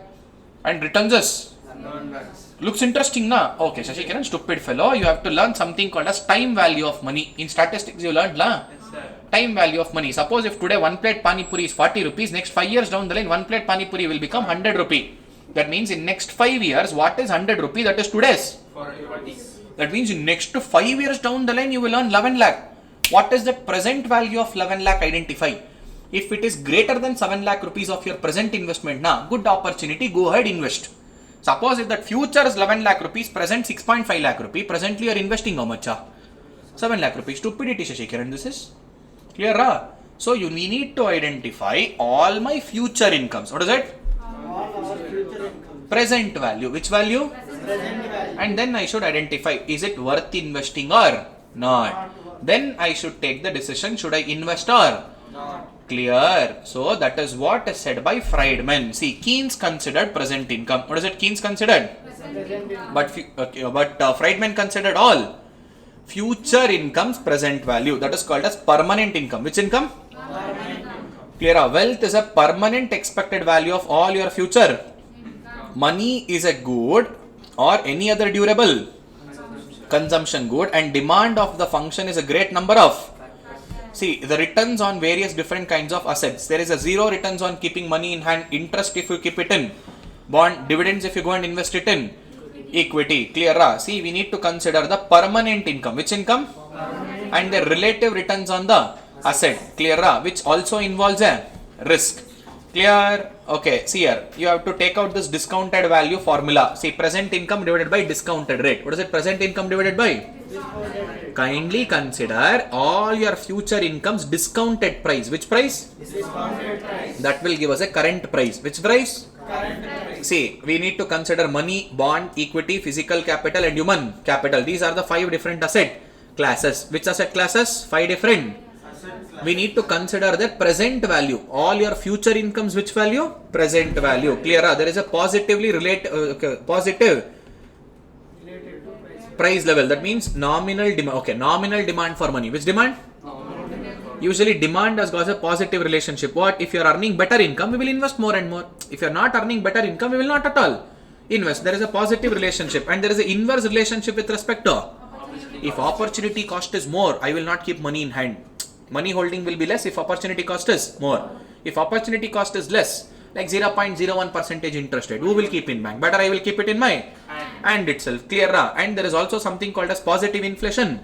You should also consider inflation. Today, one plate pani puri 40 rupee. Next 5 years down the line, it will be 100 rupee. That means your 100 rupees present value is only 40 rupees. Inflation will be there now. You should consider all your future income. Remove that inflation. So you will get the present value. Which value? Clear. Last but not the least, demand towards behavior of risk. What is it? Demand towards? Or money behavior towards risk. Money's behavior towards? Simple. How much risk are you ready to take? Sir, they can say demand now, sir. Why they said nominal demand? Nominal demand means, man, sometimes inflation gets included. Real GDP, nominal GDP, difference, Rate. Nominal includes inflation. Nominal demand for money, which is inclusive of inflation. Clear? Now, demand for money as behavior towards risk. What is it? Demand for money as behavior towards? Simple. How much money are you ready to invest and take a risk? Simple. If you are ready to take more risk, don't keep anything in cash. Everything you invest into bonds. No, sir, I don't want to take a risk at all. Better don't invest at all. Everything you keep it in cash. No risk at all. Zero return. Opportunity cost is extremely high. Sir, I'm okay to take less risk, sir. That means slowly I will start investing more and more. So, low to high risk. What is it? Low to high risk. Or if not, sir, I will invest everything. Later I realized and slowly reducing. Item. It's up to you. How much risk are you ready to take? How much risk are you Ready to take. If you are ready to take higher risk now, you will keep much more in the form of investments, bonds, equities and all. If you don't want to take risk at all, then you will not even invest everything, you will keep it in cash. Or you can go from low risk to High risk. that is called behavior towards risk. See, it is a combination of safe asset and risky. Move from less risk to, or move from more risk to, or completely. Clear? This is behavior towards risk. That's it. By this unit 1 comes to an chapter 8 unit 1 khatam. Clear? Understood? Chalo, take a break. 15 minutes. Come back. We will continue with the unit chapter 8 unit 2 unit 3 and chapter 10 I will finish it off. 9 we will take it some other day. Let's see. If time permits I will do the 9 because 9 international trade you need lot of concentration there. It is little lengthy. Only 9 alone. International economics. We'll see. If today possible, we will do it. I don't want to rush things. Hardly anyhow, one more discussion session will be there. Load clarification session. At least at that day, I will take up 9. Clear? Don't worry, appa. Recorded people, you will get the recording when we do this. So don't feel like, oh, we left out one chapter and all. We will do that. We will cover that. Clear? Okay, 15 minutes break. Come back. Okay, so we are done with chapter 8 unit 1. Now let us go to the chapter 8 unit 2. So unit 2 speaks about money supply. What does unit 2 speaks about? Money supply. So unit 1 we had finished, that is about the money demand. There are two primary demand for money, that is liquidity preference and holding in the form of goods and services. Now let us go and understand with the concepts of money supply. So what is this money supply? How exactly the money will be supplied in the economy? What are the sources of money supply? What is it? What are the Sources of money supply. and how do we measure that money whichever is there in our economy, and determination of money supply and the concept of money multiplier. So these are the elements which we shall be discussing. Clear? Okay. Now the supply of money can be considered as a stock concept or a flow concept. So what is a stock concept and flow? Now whatever the Reserve Bank of India prints the currency notes, that is a stock concept. What is it called as? And whichever is printed and circulated, in that money whichever, day chirag, enough. Now out of the money whichever is printed and circulated, how much is in the circulation in the hands of public, in the hands of a Public. that is a flow concept. Which concept? Flow concept. See, how much ever is, let me say, printed and issued, that is called as a stock. In that issued one, how much is money getting circulated on a daily basis? Daily? Or maybe on any other basis, the money whichever is getting circulated, that is called as a dash concept? Flow concept. Now comes, who is called as a public? Now, the money which is in the hands of a public is most important and considered in this unit. So, who is a public? Rather than considering who is public, let's understand who is not a public. Who is? Not a public. See, the definition of public does not include a producers of money. What is it? Producers of money. That is the government of the country and the banking system. So, the money which is created by the government of India under the banking system, these two of them will never be considered as a general public. What is it? General. Public. And all the money which is held by the interbanking, that means one bank keeping money with another bank, that is not a public money. That is not a Public money. and money held by the government and the banking systems are never included as a public money. That is never included as what? Except the producers of money. Everyone else is considered to be the public. All local bodies, non-banking financial institution, non-departmental public sector undertaking, even foreign central banks and foreign governments, even they are considered to be a public. Suppose some foreign government will come and keep money with RBI. Yes, that is public money. Now IMF coming and keeping money with RBI. Yes, IMF is also a public because they are not a producers of money in India. See, International Monetary Fund keeping or holding a part of Indian money in India with whom? RBI.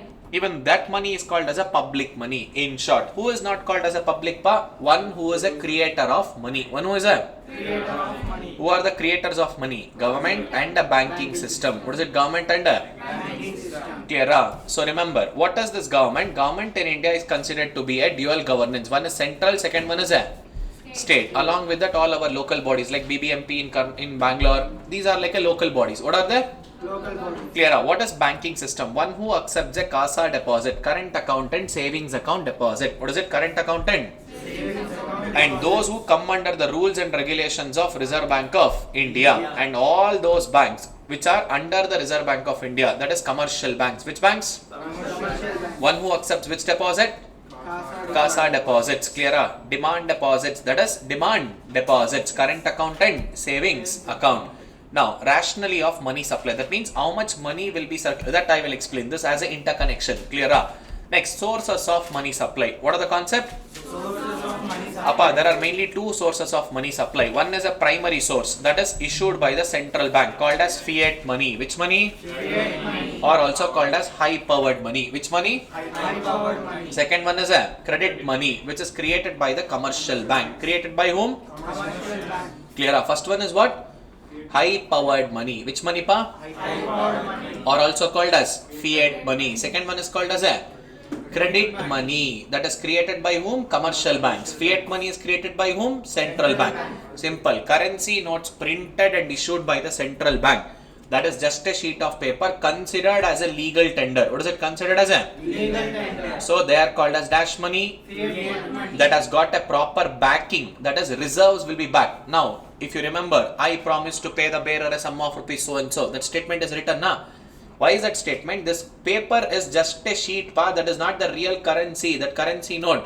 The real currency is a gold reserve, foreign exchange reserves, whatever we have kept as a backup, whatever the backup that we are holding now, that backup is called as a real currency. What is it? Backup is called as a Real currency. clear. So that is the reason this is just a sheet of paper which is representing the reserve. Representing what? Reserve. So fiat money, this is considered as a legal tender. Clear. Second one, credit money created by commercial bank in the process of lending and borrowing. What is it in the process of? Lending and borrowing. Clear. I will go and deposit money in my bank account. Now bank collects every general public's money and they will give loan to the general public. Now in that procedure, credit money gets created. What is it? Credit money gets created. That doesn't have any kind of backup. Let's take an example. Now Shashikiran will go and deposit 1000 rupees in his bank. What will Shashikiran will do? He will go and deposit what? 1000 rupees in his bank. Let me say in a bank A. Now I deposited my 1000 rupees in the same bank A. Now our legend Chirag, he will go and take a loan of 900 rupees. Loan of how much? 900 rupees. In bank at the moment. How much money the bank has? 100. Hey, 1000 na. How much did I deposit? 1000. Out of that 1000, how much they are giving loan to Chirag? 900. In reality, now Chirag can take back this 900 rupee whenever he wants from his loan account. Shashikiran can also take back his 1000 rupee whenever he wants. That means there is in reality only 1000 rupees as an asset. But in reality, now 1900 is a Liability. that 900 rupee, whatever they created, that extra money, now in the process of giving credit, that doesn't have any backup. That doesn't have any or any kind of reserve. Any kind of backup is not there or reserve is not there. Clear? That is credit money. Which money? Clear? Next, see there. The currency issued by the central bank is the liability of the central bank as well as the. Therefore, that has to be backed with the equal value of assets, mainly in the form of either gold or foreign currency. Exchange. That is called as reserves. Foreign exchange reserves. Forex reserve. Which reserve? Forex reserve. Clear? Now, in practice, we can't have an equal value now. So, all the countries across the globe is following something called as minimum reserve system. Which reserve system? Minimum reserve. See, earlier, if I need to print some 500 crores of worth of currency, now I need to keep a backup worth of 500 crores of either gold or foreign exchange reserve. Which exchange reserve? Foreign exchange reserve. Now I need not to keep 500 crore. Let's say for a sake of example, by keeping 200 crore as a reserve, minimum reserve, I can print up to any extent of money. Any extent of Money. that is called minimum reserve system. Clear? Now this high powered money and the credit money broadly consist of the most common measurement called as a dash money or the total money stock of the country put together. What is it? High powered money and credit money, that is issued by the central bank plus created by the commercial bank. What is it issued by the? That is high powered money issued by the Commercial bank, credit money, both put together is the total supply of money, and that is a stock concept. Which concept? Stock concept. Clear? Now already I spoke about this now. Central bank digital currency. What is it? Central bank? Digital currency. See, CBDC. Now RBI has come up with the concept of e-rupee. Wait, let me show it to you guys. Let me 1 second. Wait. Let me only show it to you people. If not, if I ask you people to go, okay, have a look and all now, you may. Hello, excuse me. Where to add new page here? So Yeah. Google. Okay, let's go to Google. Google uncle, please come. Yeah, Google uncle. Now CBDC. India. Central Bank Digital Currency. See here, da. We got it. Now see here. Same to same currency notes da. Whatever color we have now, 10 rupee, 20 rupee, 50 rupee, 100 rupee, 200 rupee.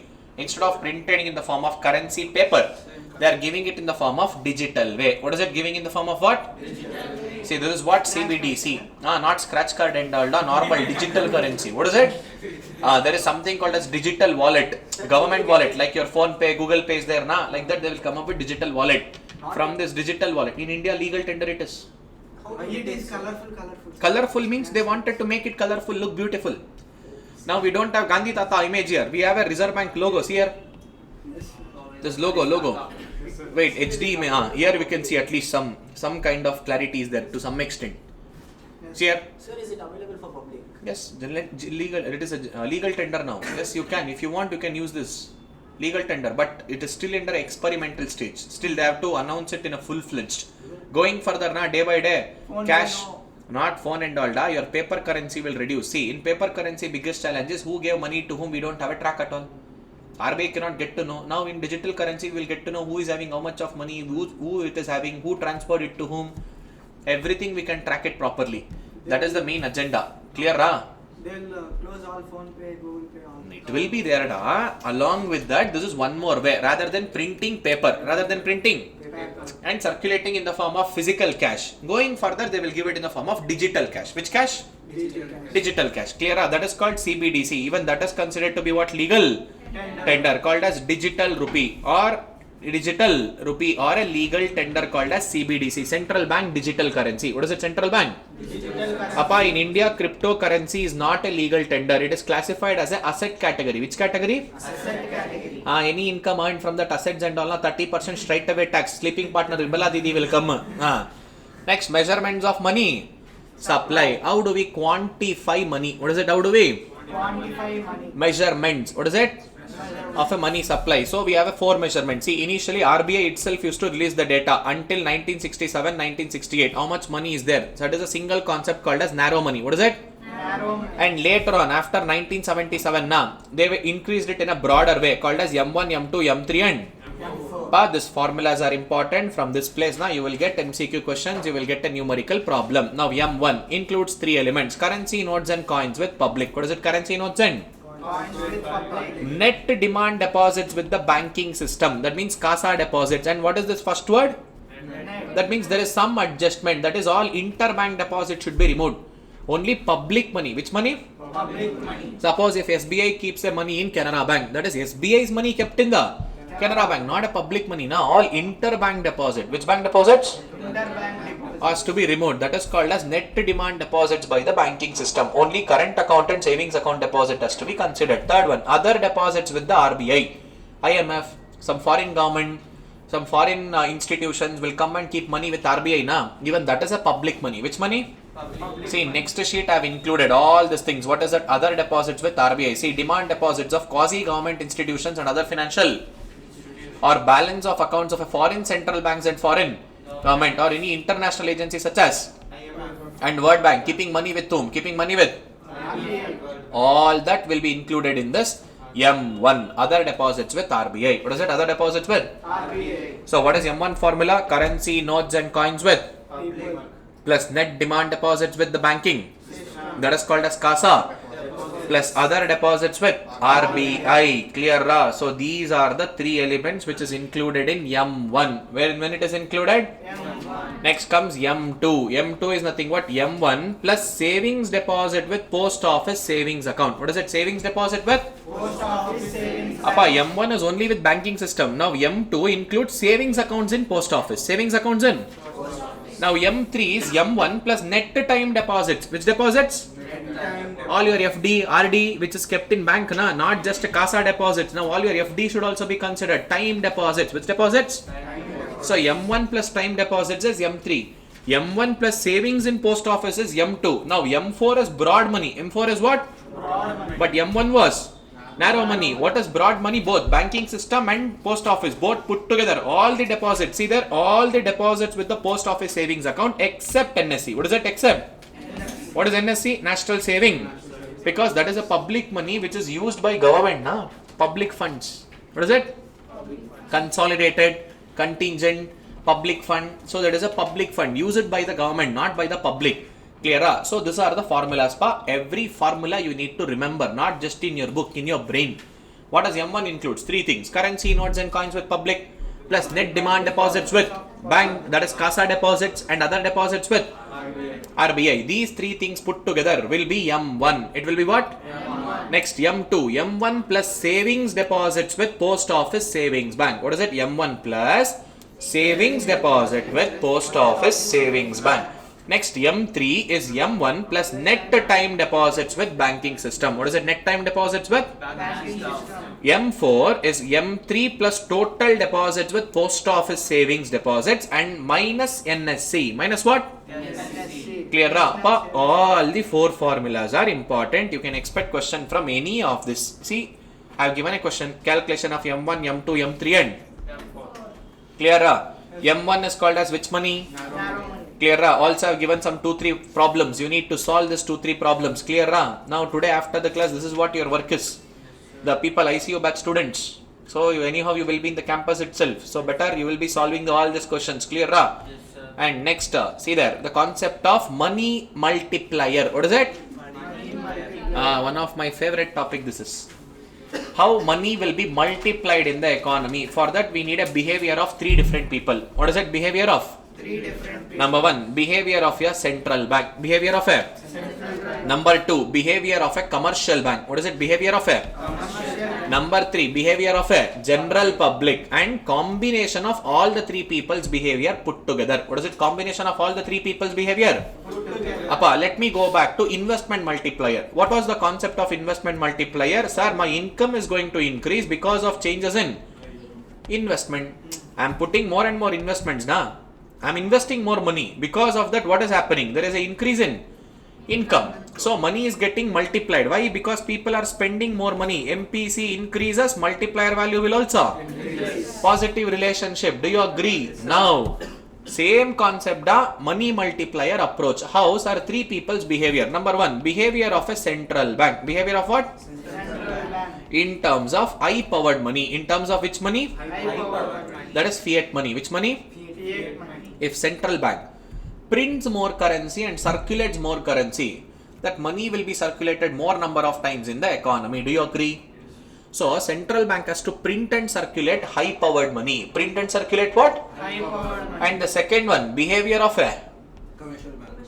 commercial. Bank. So what is this behavior of a commercial bank? I gave an example. Now Shashikiran will go and deposit 1,000 rupees in his bank. Now RBI will say to commercial bank, see pa, you can't give this entire 1,000 rupees in the form of loan. Let's say keep 10% reserve. How much? 10%. Okay, required reserve ratio, RRR. What is it? Required reserve? Appa, not your Rajmouli's RRR, Bakwasa. No, this is required reserve ratio, RRR. What is it? Required reserve ratio? RRR. Let's say they said kindly keep it 10%. That means deposit received is 1,000 rupee. In that 10% you keep it aside. So remaining money is how much? You give it as a loan. But my commercial bank will show some extra smartness sometime. Rather than keeping 10% reserve, they will keep some additional reserves. Let's say another 2% extra reserve. If commercial bank keeps excess reserve, which reserve? Excess reserve. Now that means they can't give 900 rupees as a loan now. They will be giving lesser than 900. They will be only giving 800 and just assume instead of 900 crore, they are giving 880 crore. 20 crore reduce it now. Now money multiplier will also reduce by the 20 crore extent now. So behavior of a commercial bank in terms of excess reserve. In terms of which reserve? Excess reserve. Excess reserve. They should not keep excess reserve. If they keep excess reserve, then money multiplier approach will Decrease. Last but not the least, behavior of my general public. Behavior of which public? See, my general public should come and deposit more money in the bank rather than keeping money in their hand. If they keep more money in the hand rather than keeping money in the bank, if bank has money, he will give a loan to other people. If they don't get a money from you people, where will he give loan? So you should not keep more money in your hand. Where you should keep money in? So that we can give a credit. Money will get circulated. If you simply keep at your home kijori and all, the money will not circulate there. Will it circulate? No. It will be in the same place. So three people's behavior put together will define the money multiplier approach. Which approach? Money multiplier approach. See, and one more thing, the concept of money supply formula. Observe. Okay, wait. Let me use a different color. See here, what is it? Money supply formula. Small m into mb. What is it? Small m into? That small m is a money multiplier. How many times money is getting multiplied? How many times money is getting? Multiplied. Into mb. What is mp? Monetary base or a high powered money. Who will issue this high powered money? Central bank. Now let's say central bank RBI issued 100 crore rupees worth of currency. How much? 100 crores. And this has a power of multiplying 5 times. How many times? 5 times. So what is the total money supply? That is what now money supply is a combination of high powered money into multiplier. What is it? High powered money into? Multiplier. That high powered money can also be written as monetary base. What is it? Monetary. So what is the formula for money supply pa? Money supply is equals to monetary base into money multiplier. What is it? Money. Clear? By using same formula, can I identify money multiplier in this? Yes, simple. Money supply divided by monetary. See, this is the formula for money supply. What is it? Money supply. Money supply. This is money multiplier. Money multiplier has a relationship of 3 different people. One central bank, second one commercial bank, third one general. Public. So relationship with central bank with respect to high powered money. With respect to what? High powered money. If they print more money and circulate more money, money supply will increase. Multiplier will see if money supply increases. Let's say for example, sir, earlier printed was 100 crore and that was multiplied 5 times. Total money supply was how much? Sir, just assume now instead of 100, they circulated 120 crore and that got multiplied by 5 times. 120 into 5. 60 crores. 600 crores. Now see, money supply increase it by 100 crores now. So in respect to high powered money, if they print more high powered money and circulate more high powered money, multiplier approach will increase. Same way, now my commercial bank, stupid fellows, rather than keeping 10%, they showed extra smartness and kept a 12% reserve. They should not keep excess reserve. They should not keep. See, excess reserves to deposit ratio. What is it? Excess reserves to? This is the balance, or this is the, let me say, behavior of a commercial bank. They should not keep more reserves. Whatever RBI said, only keep that 10%. RRR. What is it? Required reserve ratio. Not your Rajmouli's RRR and all. Don't get confused. We have RRR. What is that RRR? Required reserve. Clear? Now, general public behavior. Which public behavior? They should not keep more money in the form of cash. They should go and deposit more. That is cash to deposit ratio. Which ratio? Cash to deposit ratio. Clear? See there, money multiplier formula. Money supply divided by monetary. Same to same formula. Na? We have just changed it little. Understood? So, the money multiplier approach is a combined behavior. What is it? Combined? Of 3 different people. And we keep an assumption stating, see, whenever RBI is printing more currency notes, RBI is printing, we feel that banks will not hold excess reserve. We said 10%, they will only keep a 10%. And our individuals and general public will not hold more and more currency in their hand. They will come and deposit where? Bank. They will come and deposit where? Bank. See, we are taking this assumption based on which, see, the money multiplier or this multiplier indicates in what multiples of monetary base, that is high powered money, is transformed into money supply. So, high powered money has been multiplied with respect to money multiplier. So, this is the formula of money supply. What is it? Money. Same formula given in the form of theory there. So, money multiplier is nothing but 1 divided by required reserve ratio. What is it? 1 divided by?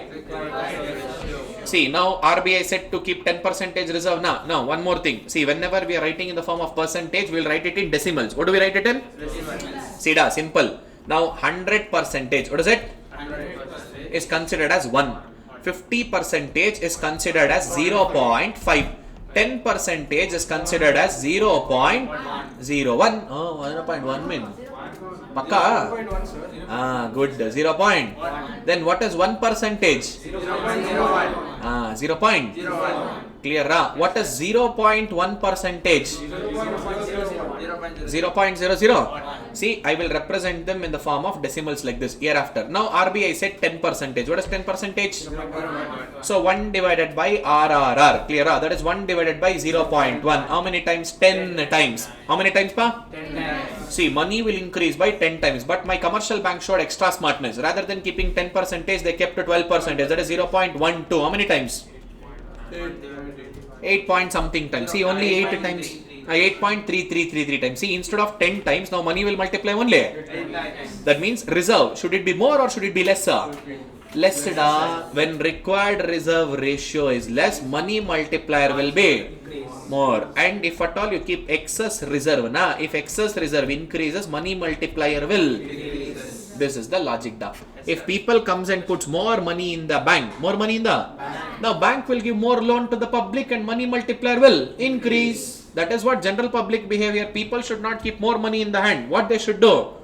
Come and deposit in the bank. See, that is what? Cash to deposit ratio. See here, C divided by D. Cash to deposit and reserve. See, excess reserves to deposit ratio. If you keep any excess reserve now, money value will, multiplier value will. And H stands for high powered money. We should print more and more currency note and circulate it. Who should print and circulate more currency note? RBI. So jointly, 3 people's behavior will define the money multiplier approach. See, first one in behavior of central bank in respect of high powered money. Second one, behavior of commercial bank with respect to excess reserves to deposit ratio, excess reserves divided by deposit, and with respect to a general public. What is it with respect to what? C by D. That is cash to deposit ratio. Which ratio? Cash to? Clear, ra? See, already I spoke about this. If you go and put the money in time deposits, that means next 1 year you will not touch this money. Still better. If you go and keep it in your demand deposit, which deposit? You will not even get anything. You will instantly withdraw money now. Whenever you keep it in savings account, to some extent we can use it. But better will be when you go and keep it in time deposit. Which deposit? Time deposit. So instead of, it is a combination of all the 3 people behavior. Central bank, commercial bank and general. See, lower these ratios are, higher will be the money multiplier. So money multiplier is determined by high powered money concept and monetary based concept, and also inverse relationship with currency and reserve. Clear? This is called as money multiplier. See, there are another 2 more formulas. New formulas have been introduced. See, just a few minutes back, what did I say? Money supply. What is it? Money is a monetary base into multiplier. Clear? This was the formula. By using the same formula, what did I say? Now, money multiplier can also be called as what? Money supply divided by monetary. Clear? Now, one more formula is there. See here.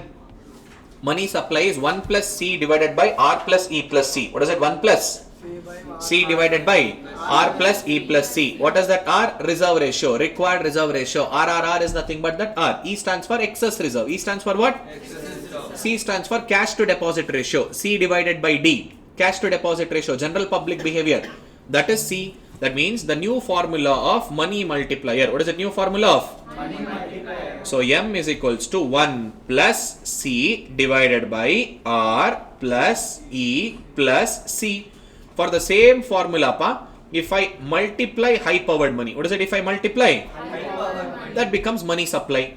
See here, 1 plus C divided by R plus E plus C into H. What is it into? That is the new formula of money supply. And one more formula we decided. What is that? 1 divided by RR. That is also money multiplier. Write down if you want this formula. Money supply 2 formula, multiplier 3 formulas. Clear? Yes, sir.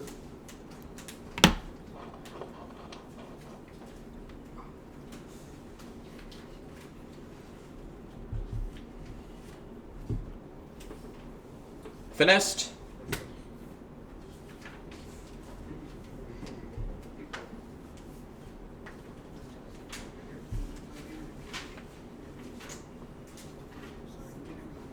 Which one?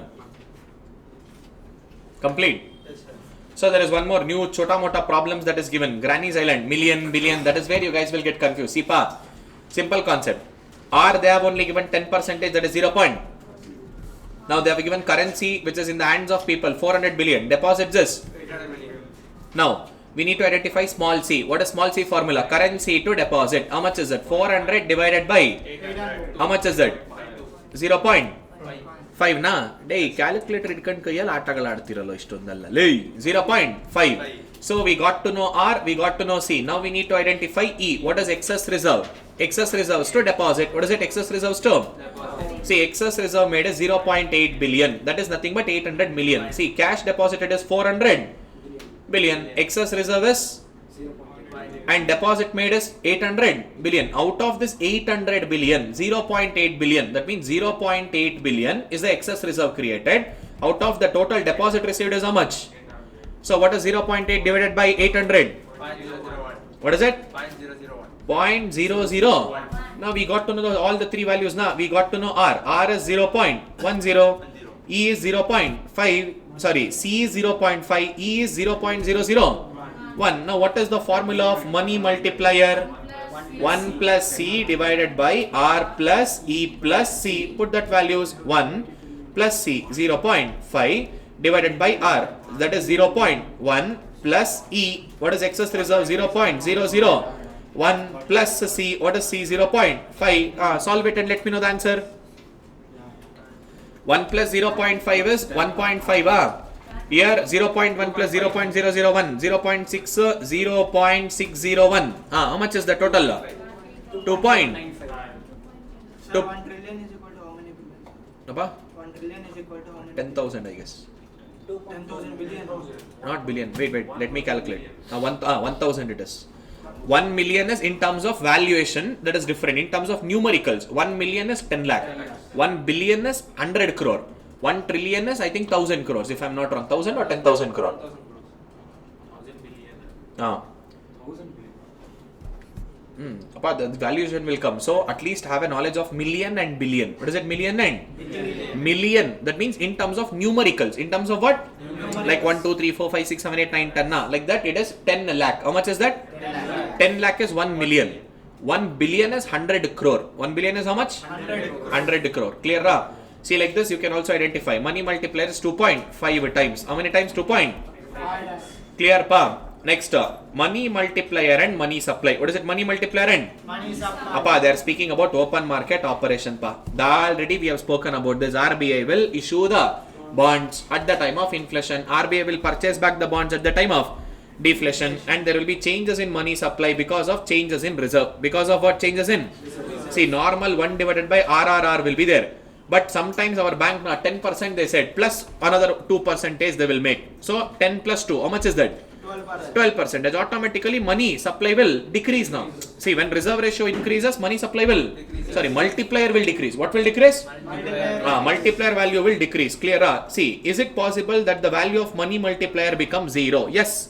Whatever extra supply of happens of high powered money now, if everything is created as a excess reserve, everything is created as what? Excess reserve. See, it may happen when the interest rate is too low. Interest rate is too low. Liquidity trap will happen na.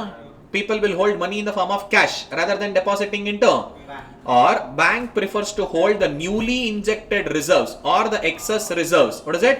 Excess reserves. Whatever excess money came in.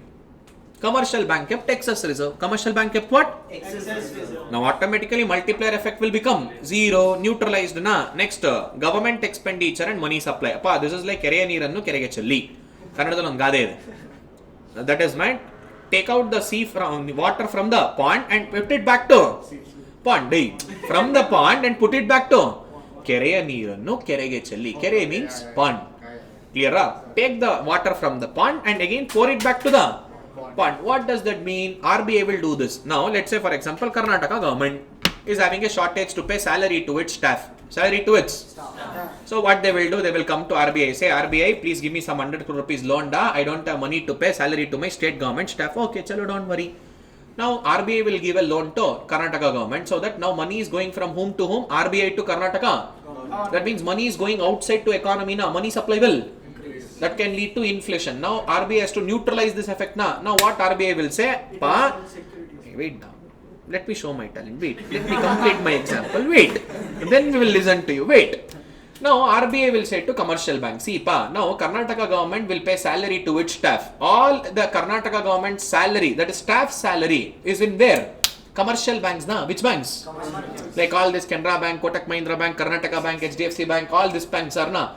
They have a staff account. Now, as soon as you receive that salary to your commercial bank, na, keep excess reserve to the extent of 100 crore. Keep excess reserve to the extent of 1 way. RBI gave money to government. Now government will deposit money to the salary account. Where is that salaries account? Commercial bank. Indirectly money is coming to commercial bank only na. Now RBI will say kindly keep 100 crore of excess. Nullified na. One way credit, another way debit. That is called ways and means. That is overdraft facility. Sometimes governments, what is it sometimes? Can avail overdraft facility from the RBI. And that will improve their money supply in the economy. That means inflation will happen. Now we need to bring it neutralized now. How do we neutralize? Now RBI will say to commercial bank, whatever loan I gave to government, na, keep to such extent excess reserve. And where they will keep that excess reserve? With RBI only. Na. Whenever they keep excess money, RBI will ask, give that money to me. That is what? Took the money from RBI. Again giving it back to. Now sir, what happens when Karnataka government comes and gives back that 100 crore rupee loan back to RBI? Now RBI will give back that 100 crore rupees to commercial bank. Whatever excess reserves you kept, take it back, enjoy. Now you give loan. Their credit, here, debit. Clear? See, this is called ways and means advances. Clear? Government expenditure and money supply. What is it? Government expenditure and money supply. Next comes credit multiplier. The last topic of unit 2. What is it? Last topic of? What happens in credit multiplier? Same to same concept. Now Shashikiran will go and deposit 1000 rupees in bank A. In which bank? Bank. Now, Bank A has got a provision to keep 10% of reserve. How much of reserve? 10%. Now that means from this 1000 rupee they should keep 10% reserve. So how much of reserve now? 100. What is the remaining money which can be given as loan? 900. Okay, now our Chirag. Who is that? Legend Chirag. Shashi went and deposited 1000 rupee to Bank A. So from that 10% reserve. Now our legend Chirag will take a loan. What is it? Legend Chirag will take a loan. Chirag will take a loan of how much? 900. So this is loan. Now Chirag will go and buy some goods, say from Mr. Mohan. Clear up. He will give that 900 rupees to Mohan. Now Mohan will go and deposit this in Bank B. Where he will deposit? Bank B. Now Bank B has to create a reserve of 10%. That is how much, pa? 90 rupees. And remaining money is how much? No, 810 rupees. Now, this 810 rupees. Let's say, for example, this is taken by loan by Esrana? Tirush. Tirush will take to service his Ferrari car. 900 rupees loan. Assumption da. Assumption da. Assumption. Oh, sorry, in 810. 810. And this guy will go and he will get the service done from what's your name da? Varma. Now from Varma, he will get the service done. Now Varma will get this 810. Now Varma will go and deposit in Bank C. Now Bank C will create a 10% reserve, that is 81. Remaining money 729. This 729 will be taken as a loan by some other. Like this, the procedure keeps on continuing. Clear up. This is credit multiplier. That means this initial deposit of 1000 rupee has a capacity to multiply by 1 divided by RRR times. 1 divided by RRR. What is the required reserve ratio? That is 1 divided by 0.1 is equals to how many times? 10 times. How much is the initial deposit? 1000 into 10 times. That means that money will become how many times? 10,000. This 10,000 rupees does not have any kind of a backup or reserve created by commercial bank. But my RBI's high-powered money has got a reservoir backup in the economy. This is how credit money will be multiplied in the economy. At any point of time, banks' assets will be less, banks' liabilities will be more. How Shashikiran only deposited how much, pa? 1000. But Chirag took loan of how much, pa? 900. Bank has a liability of how much, pa? 900. But in reality, the money is only 1000. Shashikiran can also withdraw this 1000. Chirag can also withdraw 900.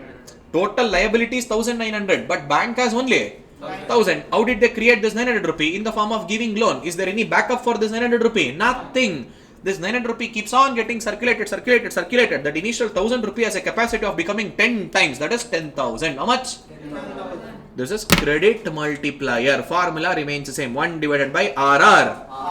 if bank creates any excess reserve, which reserve? Excess. Now bank will show their extra talent. RBI said to keep 10% reserve, but bank kept another 2%. Now rather than 10%, now they kept 12%. 1 divided by 0.12. How many times? 8 times. 8.3. 8 point. How much Shashikiran deposited initially? 1000. Into 8.3 times. Total it becomes 8,000. See, 10% reserve, it will become 10,000 rupee. With 12% reserve, it will become 8,000. 300. See, if reserve ratios are lesser, multiplier values will be greater. If reserve ratios are more, multiplier value will be inverse relationship. Now, same like MPC and MP. Yes, investment multiplier concept only. We are only applying to credit money. Which money? Credit money. Created by which bank? Commercial banks. By this, unit 2 comes to an Katham. Clear? Ra? See, this is the concept of credit multiplier. See, 1 divided by required reserve ratio RR. Clear pa? By this, unit 2 also comes to an end. Flip back the pages, have a look. Any doubt, let me know before moving to the last unit of the day, that is unit 3. Appa, one more day will be allocated. Hardly I need is another 3 to 4 hours. Consider 4 hours, half day, 4 hours. Better, 3 hours for chapter 9, 1 hour for chapter 10. Actually, chapter 10 is not that required also. Dummy chapter that is. You can actually skip if you don't have time. Only if you. It doesn't mean that you should skip. What is it? Only if you don't have. Then you can, because full on content, full on theory it has got. Full on. Full data and facts. So you're skipping that chapter. Appa, not skipping da. We are not skipping. We will do it together with chapter 9. Next, another half a day we will take. Another 4 hours needed da. Some other day, morning 8 o'clock to 11 we will start, or 9 o'clock till 1 o'clock we will do. Some other day we will do it. Any one day. Because even my throat is paining. Already started from yesterday, continuously blah blah blah blah blah blah blah blah blah going on. So I will finish this and I will take a leave today. Even if I do that now, minimum 3 to 4 hours needed. Because chapter 9, I know most of them legends are there in the class. Full on, full toss it has happened. Because one guy came and spoke to me. Sir, chapter 9, nothing we know, sir. They said. Sir, can you give some exam tips for revision and preparation one day before? Appa, I will give. Don't worry. That I will do. Even before closing the class, I will give that. Okay, let's go with the unit 3. Jokes apart. Come back to the topic. Another 20 minutes. What is that? Another? 20 minutes. Unit 3 does not take much time. Only 20 minutes. Only 2 topics are there. How many topics are there? 2 topics. So stop discussing and look at the board. Simple. Monetary policy framework. What is it? Monetary policy? Framework. An organization structure for monetary policy decisions. Simple da. What is this monetary policy framework? See, in order to implement our monetary policy, our RBI and Government of India will have their own set of new policies, new kind of frameworks, new policies and new set of like how to do, what all our objectives are. So there are 3 concepts under the framework: objectives of monetary policy, analytics of monetary policy, and operating Procedure. See, this operating procedure is nothing but the objectives of RBI or the functioning of RBI. What is it? Functioning of RBI. Clear? Now see, listen to this carefully. What are all the objectives of monetary policy? There are mainly 2 objectives. How many objectives are there? What happened? What sir you do? That is important. The Rangoli is called as important. What is it? Rangoli is called as what? That is amoeba. Important amoeba.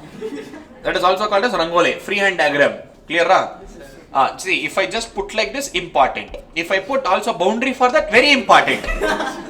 Clear? Chalo. So now objectives of monetary policy. What is it? Objectives of? See, 2 types of objective. One is primary objective, second one is other objective. See, very essential. Primary objective is bringing price stability in the economy. All of a sudden price increasing, all of a sudden price Decreasing. should not happen. We should maintain stability. Next, economic. Stability. That means there should be full employment, full level of output production in the economy. Now, along with these 2, another 2 more has been added. Number 1, we have shifted from other objective, this exchange rate stability, to primary. Exchange rate stability to what? Primary. Put that arrow mark if you have my material. Exchange rate has been also taken to which stability? Primary. Now, along with that 4th point, inflation target. What is it? Inflation target. I shall be explaining this to you. Clear? And also how many RTPs and MTPs should we solve? Your capacity. Minimum at least minimum 2 years. Upper 2 years, not 2 paper. How many? 2 Yes. That means yearly consider 2 attempts. 2 plus 2 minimum 4 papers. Minimum how many papers pa?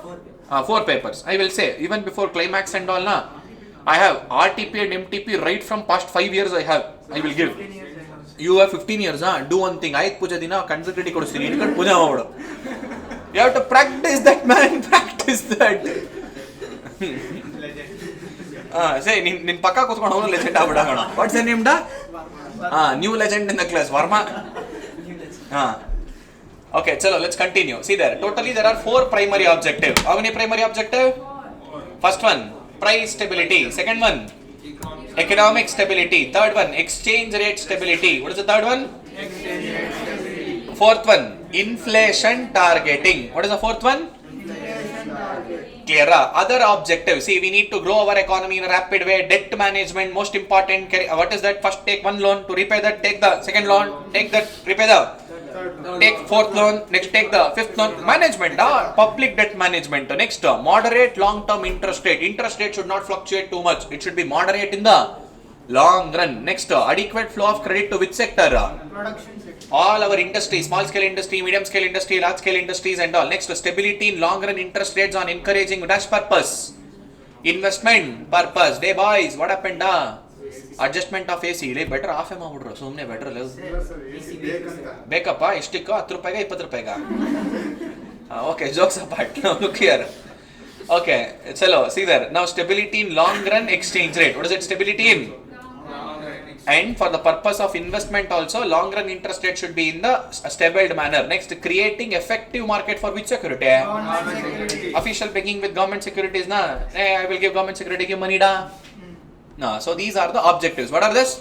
Objectives. See, exchange rate stability has been moved as a greater importance. From other objective, we have shifted it to primary. Objective. Clear? Next, transformation of monetary policy. What is it? Transmission of monetary policy. Simple da. Here we are going to speak more elements from chapter 9. From where?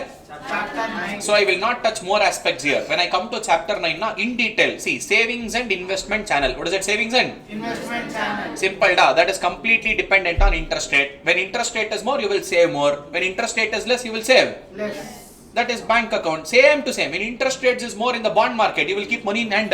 No, you will invest more and more. When bond interest rates are less, then you will convert your bond into cash.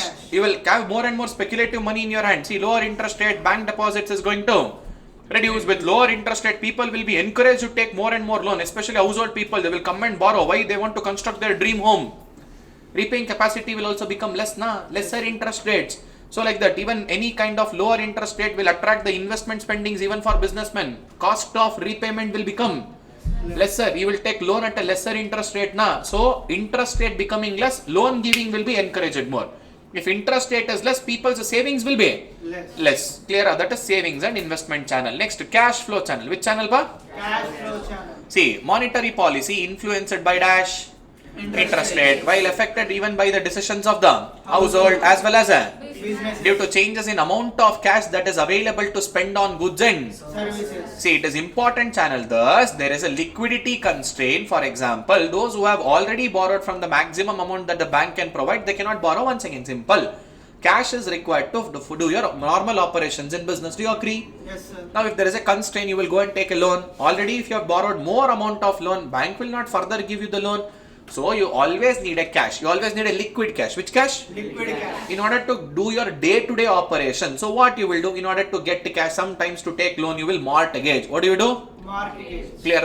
And that too with a various rate of interest. Various rate of Interest. but this is cash flow channel, not that important. Chapter 9 interconnection is there. When I come to interconnection, you will understand this in a better way. Clear? Now see there, asset price and wealth channel. Simple, sir. My grandfather, sir, 20 years ago, he bought one land, sir, in outskirts of Bangalore, sir. Today the value is like 100 crore, sir. He bought it for 10 crore. He bought it for? Now it has become, or say he bought it for 1 lakh. Today it has become 1 crore, sir. Whenever asset wealth increases, your ability to take loan will also by mortgaging that asset channel. What is that? Asset channel. When asset becomes your wealth, that wealth can fetch you more and more loan. You can go and mortgage that. You can go and Mortgage. see that asset price and people wealth will influence how much they can borrow and how much they spend in the Economy. The asset price and wealth channel typically affects the consumption as well as Investment. of the people. Now lower interest rate supports the Asset price. That means in the bank when interest rates is low, you will go take the loan and you will go and invest on asset. Next, in future when asset price increases, now when you sell that asset, you will make nice money. And whenever you have an asset, highly valued asset, now you will take the documents, you will go and pledge it in bank and you will take more loan. When wealth is increasing for the people, that is asset price increases, their wealth is also increasing. So they can borrow more loan, they can borrow. See, when there is an increase in asset price, that increases the people's Wealth. that can lead to higher consumption and housing. Investment. Especially my people now, they always want one dream home in Bangalore city. They want to have their own home. They want to buy the new home now. When they will invest, when asset prices are day by day. Increase. If I take now, in future my asset value will also Increase. my income will also Increase. see. That is what people will reduce their spendings on goods and Service. increase it on their Wealth. creation of wealth. Next, exchange rates. And Appa, I will not touch this. Yes. Chapter 9 is about exchange rates only there. I will explain the exchange rates in chapter 9. Clear, ra? Yes, sir. Next comes the operating procedures and instruments. What is it? Operating procedures and which will affect directly as well as. That means functions of RBI. What is it? Functions of RBI. RBI will function with some rules and. Regulations. So we are going to tackle with that simple quantitative tools and qualitative tools. Which tools? Quantitative tools and qualitative tools. So what are this? Under quantitative tools, we have a reserve ratio. Which ratio? Reserve ratio. Cash reserve ratio, statutory liquidity. Say for example, any random person in a bank account, he will go and deposit 100 rupees to his account. This gets divided into 3 types. Number 1, CRR, cash reserve. Second one, SLR, statutory liquidity. And the remaining money can be used to give loans and advances. Let's take up an example, sir. Out of 100 rupees, just an example. Sir, 10 rupees we will keep aside. 10 rupees we will or 10% of funds. Where we will keep this 10% of funds are with RBI. A portion of deposit. What is it? A portion of deposit. Commercial bank will keep with whom? RBI. It's called as cash reserve. Ratio. When RBI feels that, no man, you people are giving more loans in the market, so I want to decrease that. Hello, earlier you guys were keeping 10%, now Shet and come and pay 15%. For every 100 rupee, earlier they used to keep how much? 10 rupee. Now they should keep how much? 15 rupees. Automatically 5 rupees loan giving ability will decrease. Na? Next comes SLR. What is it? SLR. Statutory liquidity. Ratio. That means commercial bank, in order to meet their day-to-day operations in the bank, some portion of money has to be kept with themselves. Some portion has to be kept with, Themselves. let's say 25%. How much? 25%. They have to maintain this in the form of gold or any other RBI approved security. What is it? RBI approved security. They have to keep 25% of the money. Now 25% with bank themselves, 10% with RBI. 25 plus 10. Out of 100, what is minus 35? 65. Remaining 65% money can be given as loans and. Now RBI don't want to give 65%. So what they did, RBI from 10% CRR increase it to 15. They will say don't keep 25%, now keep 35%. Now 35 plus 15, 40. Remaining money? 35 plus 15, 50. Remaining money? 50. That means earlier 65% money could have been given as loan. Now only and only. 50%. Simple. What is SLR? Statutory liquidity. That means bank has to maintain liquidity. What is it? Bank has to maintain? Liquidity. That liquidity ratio should be created in the form of gold or any RBI approved security, usually PSU stocks. Which stocks? So kindly invest on PSU stock, public sector undertaking stocks. Clear, na? So remember, CRR, portion of deposit which a bank will keep with RBI. SLR, portion of deposit which a bank will keep with themselves. Bank will keep with Themselves. remaining money will be given as loans and. Clear, ra? Next comes open market operation. Should I explain this once again? Already we did now. When there is inflation, people have more money, so RBI will sell security. RBI will. When economy is not performing well, RBI will purchase back that securities to control money supply in the economy. They will have a quantitative measure, that is reserve ratio and open market. Operation. Next comes qualitative, marginal requirement. What is it? Marginal requirement. Okay, let's say for example our legend Chirag has got one corner site in Kormangla. Corner site in where? Kormangla, main road, Kormangla, 100 feet main road, corner site. He will go to bank. Let's say for example our, what's the name da? Varma. Assuming that Varma is a bank manager. Varma is a? Now Chirag will take all the documents and he will go to Varma. Hey, Varma, my property value is 100 crore rupee. Give me 100 crore rupees loan. I will construct one complex there. Now Varma will say, did you bunk Shashikiran class? Economics, stupid fellow. RBI will say that we can't give 100% of your collateral value. 100% of your. we need to keep certain margin, safety margin. Which margin? Safety margin. What if tomorrow, like Vijay Mallya, you will say Tata bye bye after taking loan? Like Nirav Modi escaped. So risk is there, na? So I can't give 100%. RBI says we can only give 80% of your collateral value. What is it? 80% of your Collateral value. So super. Out of 100 crore, you can only get 80 crore rupees as loan. That's it. Who will decide that marginal value? RBI. If RBI does not want to give more loan to general public, now RBI will say keep 25% margin. Earlier for 100 crore rupees worth, he used to get 80 crore loan. Now for 100 crore, he will get only 75 crore. So that margin is also controlled by whom? Next comes moral suasion. What is it? I know that RBI will come up with all stupid rules and regulations sometimes, which commercial bank has to shut and follow. That means even though if you don't like it, you should. If not, I know how to morally persuade you, especially in SLR concept. I said, you should keep only in gold or any RBI approved. Wherever I have approved, only there you should keep. If not, I know how to cut your tail. So I will morally pressurize you. What is it? Morally? Morally putting the burden on them. See, the way it pursues the RBI convinces the bank to keep money only in government rather than any other certain stocks or any other stock which is booming in the market, Bitcoin booming, but don't put it in Bitcoin and all, shut and put where I have agreed, that's it. I will morally pressurize you. What is it morally? That is moral suasion done by RBI. Next, selective credit control. What is it selective? Credit control. RBI will say for which industry to give loan and which industry not to give. Loan. Betting and gambling, will they give loan? Leave about them. Professional courses, CS, UPSC exams, they will give loan. Sir, certainty is not there. Sir, hardly 10-15% will pass. Not even 10%. Only 2-3% will pass overall. So, certainty is not there. So, bank will not take risk. Engineering, they will give. Unemployment problem is there. That's why I will give. You will become engineer. Next, market stabilization scheme. What is it? Market stabilization scheme. That means we need to sometimes stabilize the market with respect to money supply. For that, we should control the banks for giving loan. Control the banks in giving loan. For that, I have various other options. The very first one is called as bank rate. What is it? Bank rate. Appa, this story is little twister. Listen to this carefully. Earlier, what is it? Earlier, not now. This bank rate is not existing now. Earlier, it was existing. So, let me explain from both the point of view. Let's say, for example, now Chirag and Shashikiran are business persons. Now, Shashikiran is a bench manufacturer. Let's say, for example, Chirag is a raw material supplier. Okay, raw material has been supplied by Chirag worth 50 lakh. When? Say, assuming 1st of February. When? 2024. I said to Chirag, I don't have money at the moment. Come after 1 month on 1st of March. When it is it on? I will pay you this 50 lakh rupees. And Chirag was smart enough. He attended law classes now. Sir, what if you don't pay? Kindly sign the bill of exchange. Okay, Shashikiran signed a bill of exchange stating Shashikiran will pay money 50 lakh rupees when? 1st of March. Okay, but in between one important day is there, 14th of February. If you don't gift a diamond necklace to girlfriend, breakup will happen. But when will Shashikiran pay money? 1st of March. So what Chirag will do? He will take this bill of exchange and he will go to his bank manager, Mr. Verma. Now he will say, see Verma, Shashikiran will pay me on 1st of March. You know, today emergency, 14th of February is there. Why don't you discount this bill? Why don't you? Discount this bill. And give me the money. Okay, chalo, Verma will discount this bill and Verma will give 45 lakh rupees to Chirag. Chalo, Verma will get 50 lakh rupees on 1st of March.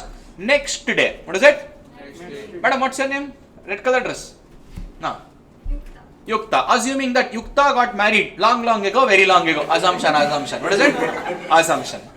Now Yukta got married long ago, very long ago on 15th of February. When? 15th of. Assume that our relatives and all has given a monetary value prices and all like this full worth of 75 lakh rupee. Or assume worth of 70 lakh. Worth of how much? I don't expect in reality. Assumption it is. What is it? Assumption. 70 lakh rupees worth of monetary money as a gift.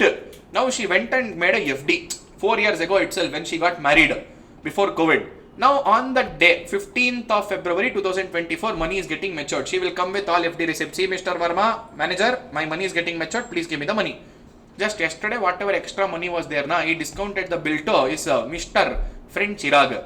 Now huge money. Bank is not having money. Now she will say to Yukta, please come after 2 hours. Money is huge, na. I will adjust somewhat. Okay, well, let's call the other branches. Say my mana maryada, I have one customer. Please give me some 70 lakh rupee. I will give you tomorrow. I will give you after some day. No one will agree. As a last approach, what will the bank manager will do now? He will go and approach RBI. He will knock the doors of RBI. RBI said, don't worry, I am there. Please come in. Now, RBI knows each and every transaction made by commercial bank. Like how general public's accounts are there with RBI. RBI maintains the account, general public's accounts are there with commercial bank. General public accounts are with? Commercial bank. All commercial banks accounts are there with whom? RBI. Now RBI no. See Mr. Verma, yesterday you have discounted one bill to your Mr. Customer called as Chirag. Get that bill. Get that? Bill. Now RBI will rediscount. RBI will this bill and RBI will give 40 lakh rupees to Mr. Verma. Now first discounting was done between customer and the bank manager. Do you agree? Rediscounting is done between RBI and the commercial bank. What is it? In order to do this rediscount, RBI will charge the interest rate from the commercial bank. That is called bank rate. Which rate? Bank rate. Now at this moment, this bank rate has been scrapped. Bank rate is not at all existing. Now this bank rate has been charged as a penalty rate. Which rate? For not maintaining sufficient CRR and SLR. Sufficient. If at all you come and ask me a loan now, not maintaining proper CRR and SLR, I will put a penalty. Now that penalty is called as dash rate. But earlier there was a bank rate. What is bank rate? Rediscounting of eligible commercial bill. What is it? Rediscounting of Eligible commercial bill. that is called as bank rate. But at the moment bank rate is not at all existing. Clear? Bank rate is considered as a dash rate, penalty rate. Which rate, pa? Penalty rate. Clear? Understood? Okay, let's go back to the topic. See, the bank rate. See, the interest rate earlier at which RBI used to rediscount for a long-term purpose. What is it? Long-term purpose. See, it is a RBI lending long-term funds to the bank with reference to the bank rate. Presently, RBI does not entirely control the money supply via. Now they control it through the concept called as liquidity adjustment facility, called as repo rate and reverse repo. Now see there, bank rate is used to prescribe a penalty to the bank if they don't maintain the sufficient CRR and earlier there was a bank rate, that is rediscounting rate. What was it? Rediscounting. But presently that has been scrapped and a bank rate is used as a penalty rate. Bank rate has been used as what rate? Penalty rate. Clear? Understood? Now let us go to repo rate and reverse repo rate. Okay, chalo, Verma will come once again next week, sir. Once again emergency, sir. Once again. Okay, chalo, how much money you need? Same Yukta only, sir. You only give 40 lakh rupees, na? 70 lakh rupees needed, na? You only give 40 lakh rupee. Remaining how much, da? 30 lakh rupee. Hey, out of 70, if I give 40, how much is remaining, da? Hey, max speaker. Now we need another 30 lakh rupees, na? Now RBI will say, okay, chalo, I will give this 30 lakh rupee, but two conditions. Condition number one, you have to give some securities. You have to give some Securities. any government bonds, any government papers or any government securities and then take this 30 lakh rupee loan. And you have to repay this within 2 weeks. You have to repay this within 2 weeks. short term loan. What is it? Short term loan. Bank rate was a long term loan. But repo rate, which rate? Repo rate. And I'm not giving this for free of cost. This 30 lakh rupee I will charge 8% interest rate. How much? 8% interest. This 8% interest rate is called as repo rate. Which rate? Repo rate. When RBI lends a loan to commercial bank. RBI lends a loan to? Commercial bank. For a short term interest rate. For dash term interest rate? Short term interest. So short term interest rate is called as dash rate. Repo rate. See, short term rate. Whenever RBI agrees to give a loan with the instruction to pledge. With instruction to a security and repurchase such security. What is it? Repurchase such security. Commercial bank has to come and repurchase that security within short term. Within what? Short term. It is a rate at which RBI will borrow. RBI will borrow or RBI will lend? Then bank will borrow from RBI. What is it? Bank will borrow from? RBI. In short, RBI is giving loan to whom? Commercial bank. For what purpose? Short term purpose. By taking what? Security. With an agreement to repurchase. With an agreement to? Repurchase. So commercial bank has to come and repurchase with the RBI within next 2 weeks. Clear? That is short term loan given. What is it? Short term? Loan given. Clear? This is repo rate. In my example, 8%. That 8% is called as repo rate. In short, when RBI gives a loan to commercial bank, RBI gives a loan to Commercial bank. that is called repo rate. That is a short term repo rate with pledging some security with a repurchase agreement. Pledging some security with a Repurchase agreement. clear. Understood? Now reverse happens. Sometimes I get to know Mr. Verma, he will be having more money. If he has more money in his account, now he will give unnecessary loans to Chirag and other people. So money supply will increase. What will happen? Now intentionally RBI will come and say, I know you have more money, give it to me. Now Verma is smart fellow. Hello RBI, did you give this money for free of cost last time when I had emergency? No. Should I give it for free of cost? No. I will charge 1% lesser than your repo rate. 1% lesser than your repo rate. That is called reverse repo rate. What is it? Reverse repo rate. Now RBI is borrowing money. What is it? RBI is borrowing money. See, it is a rate at which RBI pays to the bank in order to keep the additional funds in the RBI. Whose additional funds? Commercial banks' additional funds with the RBI. That is 1% lesser than the repo rate, called as reverse repo. Clear, ra? Okay, chalo. Now Verma will come once again. Sir, one more emergency, sir. This time not for Yukta, sir. This time for what's your name, da? Tirush. Now Tirush, sir, he also kept some money, but I don't have a money properly. Okay, I will help you, but not with the concept of repo this time. Already I have helped you with the repo concept now. Now over and above this liquidity adjustment facility, you are coming and asking for help. Now I will help you, but this time it is called penalty rate. Which rate? Penalty rate. That is what bank rate. Clear, ra? First I will help you under LAF facility. Under which facility? LAF facility. Under repo concept. Which concept? Repo concept. If you come once again for help, if you come, Once again for yes, I will help. This time, that is a penalty rate, which is 1% greater than repo rate. What is it? 1%? greater than repo rate. That is called as MSF facility. Which facility? MSF facility. That is marginal standing facility. That is also called as penalty rate. Which rate, pa? Penalty rate. But earlier the same thing was called as bank rate. Now bank rate is called as which rate? Penalty rate. Under which facility? MSF. What is MSF? Marginal standing facility. Clear? So, see either bank avails this MSF rate can use to the maximum of 1% of their SLR security. Which security? SLR security. Whatever you are holding SLR na, that gold investments and made by RBI approved security, under that 1%. Under that how much? 1%. Clear? It is also called as dash rate, Penalty rate. at which central bank lends money to commercial. Appa, central bank is lending money to commercial. Artha aitha na Verma? Clear? Now, RBI, they central, who is the central bank da? Who is the central bank of India? Okay, sir. Commercial bank is what? You will think everything. Do one thing. Next Ayuth Puja you come, I will give one Ganut Katti. Last topic of the day. That is organization structure. What is it? Organization? For monetary policy decision. For dash decision? Monetary policy decision. Yeah, see, sometimes we will make sure that we are achieving our stability in a proper way. And now the inflation has become one big trouble. What has become one big trouble? Inflation rate has. So, there is an agreement between Reserve Bank of India and the Government of India. These two people jointly coming together and taking a decision, and they have set up one committee called as Monetary Policy. Under that, they have entered one agreement called as Monetary Policy Framework Agreement. Which agreement? So what does this Monetary Policy Framework Agreement will do? They will have a inflation targeting. Which targeting da? Inflation targeting. Okay, now we have kept a target as 4% of inflation. That means every year, on year or every quarter. What is it every? Appa, not the other quarter, what you are thinking. Every 3 months once is called as one quarter. So every quarter we are going to achieve the inflation target of how much? 4%. With the upper tolerable limit, maximum worst scenario 6%, lower tolerable limit of. Clear, ra?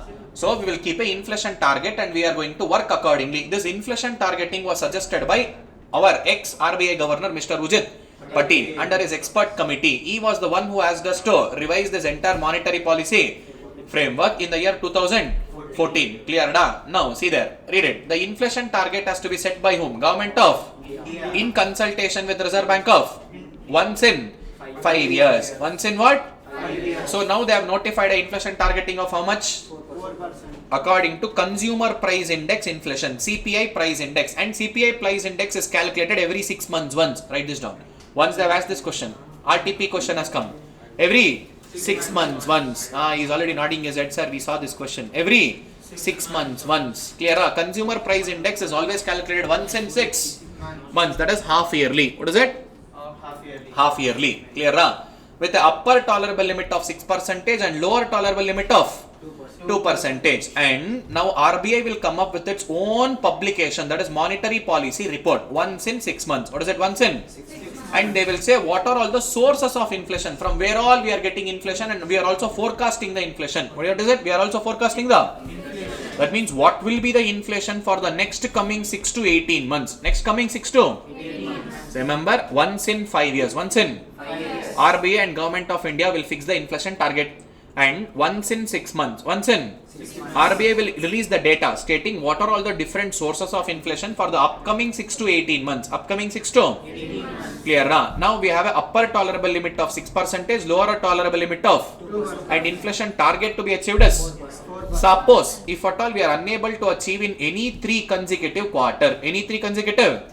See, if the average inflation is more than the upper tolerable limit in the inflation targeting for 3 consecutive quarters, or which is lower than the lower tolerable limit for 3 consecutive quarters, that means we have failed. We have failed to achieve the target. We have failed to achieve the target. And this consumer price index inflation targeting is not just set by India. There are also countries like New Zealand, USA, UK, Europe and Union, Brazil.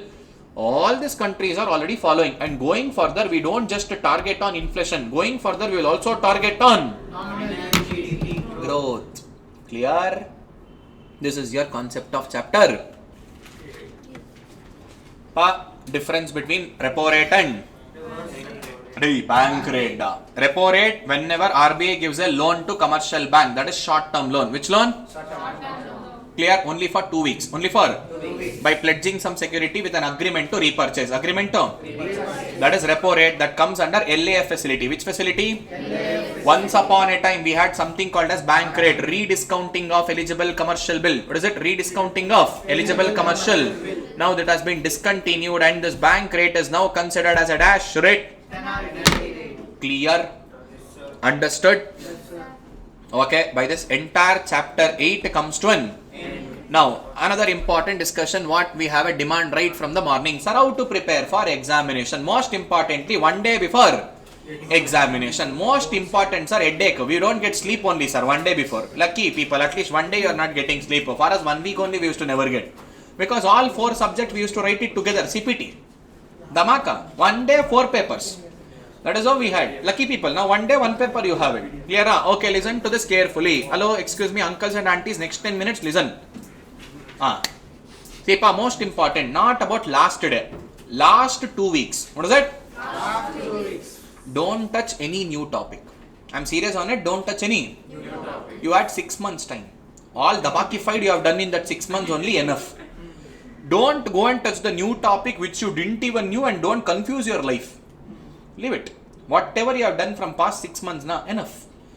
Last 2 weeks is going to be just a flipping around your pages. I know this, I know this, I know this, I know this formula, I know this particular problem. This is coming RTP, this is coming the ATP, MTP and all. Like this. You should be only glancing things. What you should do? Glancing things. Clear? One single day, one whole paper glancing. All formulas, and prepare your self notes. Most important, your handwritten notes. Especially wherever you feel this is most important, formulas are there, this is like utmost important. And sir, even before that last 2 weeks, what should I do, sir? Sit and solve MTP, RTP, practice makes man perfect. Clear? Especially in terms of paper 3 and paper 4, you should solve as much as MCQs as. If you have solved 100 types of MCQs, your institute will come with 101st type of MCQ. Then you will get to know how to solve that 101st type only when you know how to solve the first 100 types. This is the trick. And most important of all, if you don't know the answer, don't do that inky pinky panky. You will become monkey on the result day and your friend is Venky. So don't do that.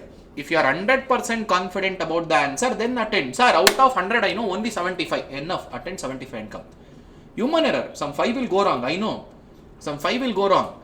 At least 70 correct. 5 wrong. Maximum 1 marks gone. You got 68, 69. Just assume. Sir, I know 75. Attended all 100.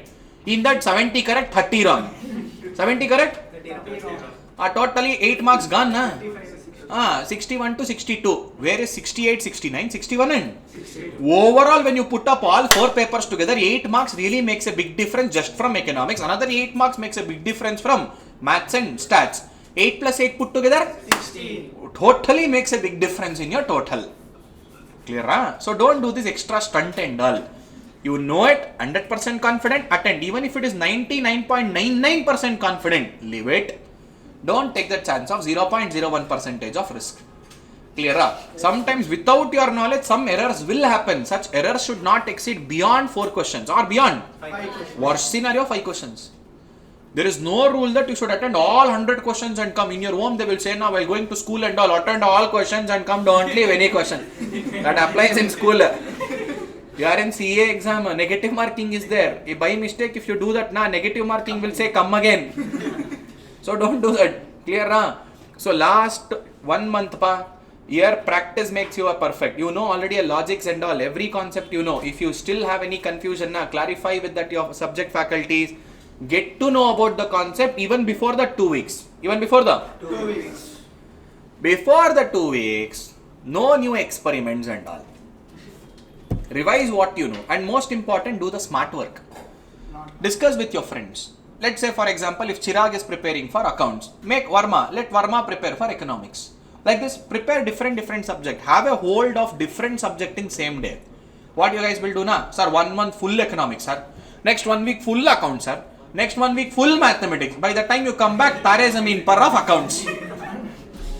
This is the biggest trouble. Sir, I see you batch were following that method. That is what I am saying. First listen.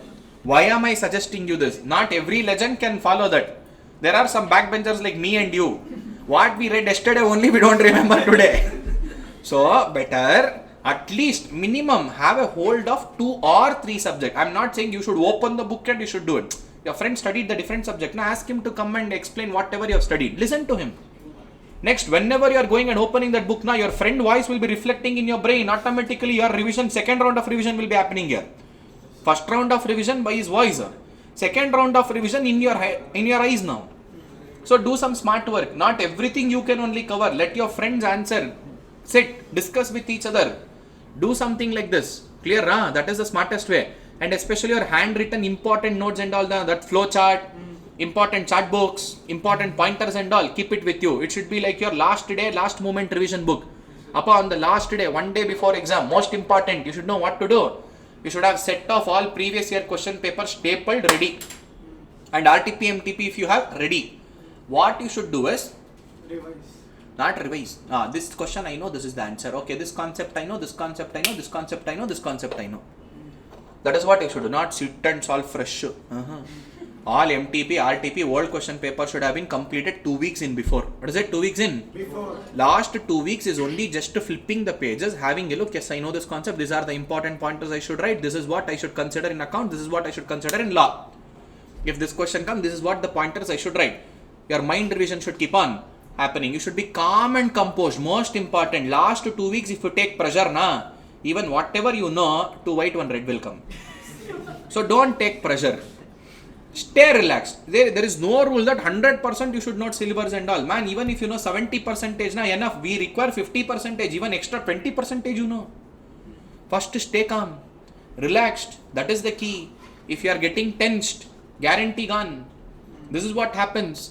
So make sure that last 2 weeks you are not doing any new experiment and all. Whatever you have studied till date, man, open, revise. A glancing should be happening. Sir, suppose next 2 days accountancy is there. Last 1.5 day or 2 days only accounts. Don't touch other subjects. And once examination is over, don't come and discuss answers. That is most important. Demotivation. Now leave about demotivation. Motivation will not come to read next paper. Whether if it is superb, amazing, ultimate, extraordinary, whatever it is, Just leave it, concentrate on law. And my suggestion, I would have said this in the normal class also. If tomorrow is your exam, last reading of your book should happen previous day, night 8:30, 9 o'clock. That's it. After night 9 o'clock, you should not open your book. You should leave your mind relaxed. Let it relax first. Aram se, let it relax. Have a peaceful sleep. Morning, get up, aram se. After 7 o'clock in the morning, just take flip around pages till 11 o'clock. That's it. 3 hours before exam. What is it? 3 hours before exam. Don't take pressure. Don't keep on revising at last moment. Sir, then whatever cheaties I have prepared, sir, what to do? That is what? Morning after getting up, important formula, important things. Revise. And I usually say this. Don't take that book to examination center. Because in that mule na, in that wall again, hey, my sir said this is important, have you studied? No, yeah, my sir didn't inform you there. Now new pressure will come. Bloody, if you have not taken book, you will be calm and composed. By mistake, if you take the book there, now last moment, even before going inside the exam also, hey, 1 second. Not required, 6 months time was there. It will not help you at that. Sir, sometimes sir, what we see at last moment will only come. That is luck. But don't believe in luck and all. Your effort is mattering, 99.99%. Understand this. So keep calm, have composed mind, be relaxed. That is most important. Now last 3 hours, don't pressurize yourself. Last day, as soon as you get up in the early morning, after having a nice peaceful sleep, just revise whatever that chitty gitty you have followed, all old question papers, RTP, MTP, formulas, important element, important chart, important stuff. That is important. Don't keep like South Indian Thali, 5-6 books in front of you. We have sir, Shashikiran sir material, next ArivuPro material, next my friend said this sir material is also good, and ICA material, like South Indian Bale leaf food. Like Thali, it will be like 5-6 book. Papa, only one book. Whichever you feel comfortable, whichever you are preparing from, believe in that first. Clear? Don't get confused yourself. But this is what has to be read. Clear, ma, Angel? She was asking multiple times, sir, what to do on last day, sir. Most important, sir, weightage of micro and macro considered to be equal. Chapter wise weightage, I will give. Don't worry, still 2 more chapters are pending. We will do it. Clear, Pa, this is the strategy. Most important, be relaxed. That is important. Don't get tensed. Last 2 weeks is critical, and upon all these things, your health is most important. Yes, sir. Sir, you said last 2 weeks not to take pressure and sleep peacefully 1 day before exam. But you didn't say to sleep peacefully before that. Maintain health. That is most important. Our people will do that. Sir, I am an overnight study. I am an overnight reader. Not working. Shut and sleep. After 11 o'clock in the night and all, don't sit and all. Highly impossible. You would have already from morning 7:30 to evening 7:30, you are in front of book only. Leave, relax, calm yourself. At least have some relaxed mindset. That is also most important. You can't be in front of book for 24/7 and all. Highly impossible. Even for me, highly impossible to teach 8 hours, 9 hours in a day. See, my already throat is gone. So this is how it happens. Man, understand, 6 months time was there. You would have prepared. Suppose, sir, in that paper I am finding it little difficult. Don't worry, man. For one bad paper, you can't compromise another 3 good papers. That is most important. Sir, suppose if accounts goes wrong, don't worry. Sir, law goes wrong, don't worry. You know how to pull it back. You are strong in accounts. Sir, I am strong in economics. I am strong in law. Whichever paper you are strong now, make sure that you should not get less than 70. Less than 70 score should not be there. Bare minimum 70, 75, 80. This should be the minimum average scoring. If any worst scenario, sir, one paper goes blasted, if I just get 40, compensated, There are 30 marks, here 40, average, you will get 50 above, compensated. So keep this in mind. Any 2 papers, whichever you feel really strong at, score should never be below 70. One in descriptive, one in MCQ. It should be 70 plus in any of these places. My suggestion, both the papers, at least any 2, 70 above, 70 plus 70, 140, In remaining 2 paper, even if worst scenario goes 40 comes, 210, pass, This should be the strategy. So minimum 2 papers, 70 above it should be. Sir, accounts, economics, I usually prefer that. Because that is a scoring and pulling area. Law, yes, I agree, but challenge comes in writing. Yes. You people will not practice from day one. That is a trouble. When I am taking a normal economics class also, I will drill down. Even for law, I will drilling them. I will be asking them, practice, are you doing practice? Are you doing this? Because even I teach law some places. I know how things will go. That is the reason. Don't worry. Stay calm. First relax. Prepare your self notes, your handwritten notes. When you practice things a lot, it will retain here for more number of time. If you just read, it will not serve. Right? Practice. Clear? So main important key here is calmness. 1 day before exam, don't take a pressure. Only your revision materials, whatever RTP, MTP, old question paper, whatever you have stapled and kept it ready, flipping around like a newspaper. Clear? No fresh studying and all. It will not work. Clear? Chalo, close your books and get lost. We'll meet you one. Again, chapter 9 and chapter 10 is pending. We will take this. Sir, okay. Sir, can you send RTP questions and answers? Okay, please text me. That is better. Or maybe in the discussion column. in the website, you please post it there. I will send the material there itself. Or if you are in the WhatsApp group, is not there, right? It is there. Chirag, you text me, I will send you. Now only better. Chirag will post in the group. Any other doubts? Sir, when will you do those chapters? Probably we will allocate one day, they will inform you. Only chapter 9 and chapter 10, 4 hours needed. Chapter 3 will take more time, that is little biggest. Chapter 9 and chapter 10 is pending, I know, I will do it. Clear? Okay, so in the previous class, we had finished with the marathon until chapter 8. Now let us get started with the chapter 9 and chapter 10. Both the chapters are pending. We'll quickly finish it off today. So chapter 9 speaks about international trade. Which trade? International trade. See, simple. When we do a trade activity, that means buying and selling of goods and services. What is trade? Buying and selling of? Goods and services. When we do it inside the domestic territory itself, there are many complications. There are many kind of rules, regulations. Definitely when we are doing between the country, what is it? Between.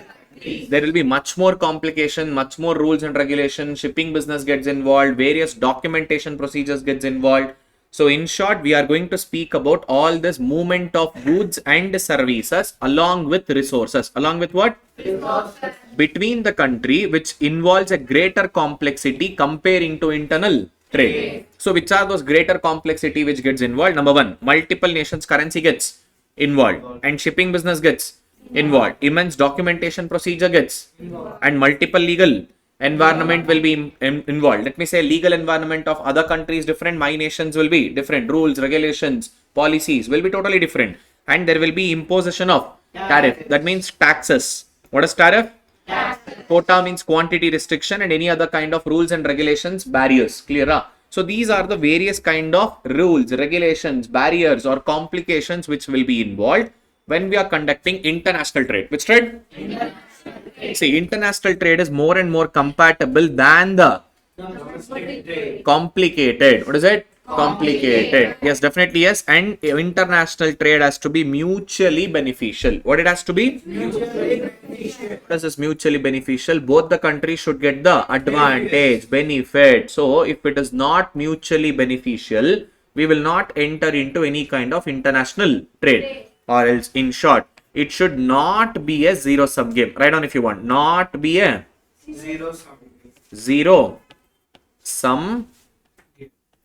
game. It should not be a zero-sum game. That means both of them has to get a benefit. Both of them should have a mutual benefit. Clear?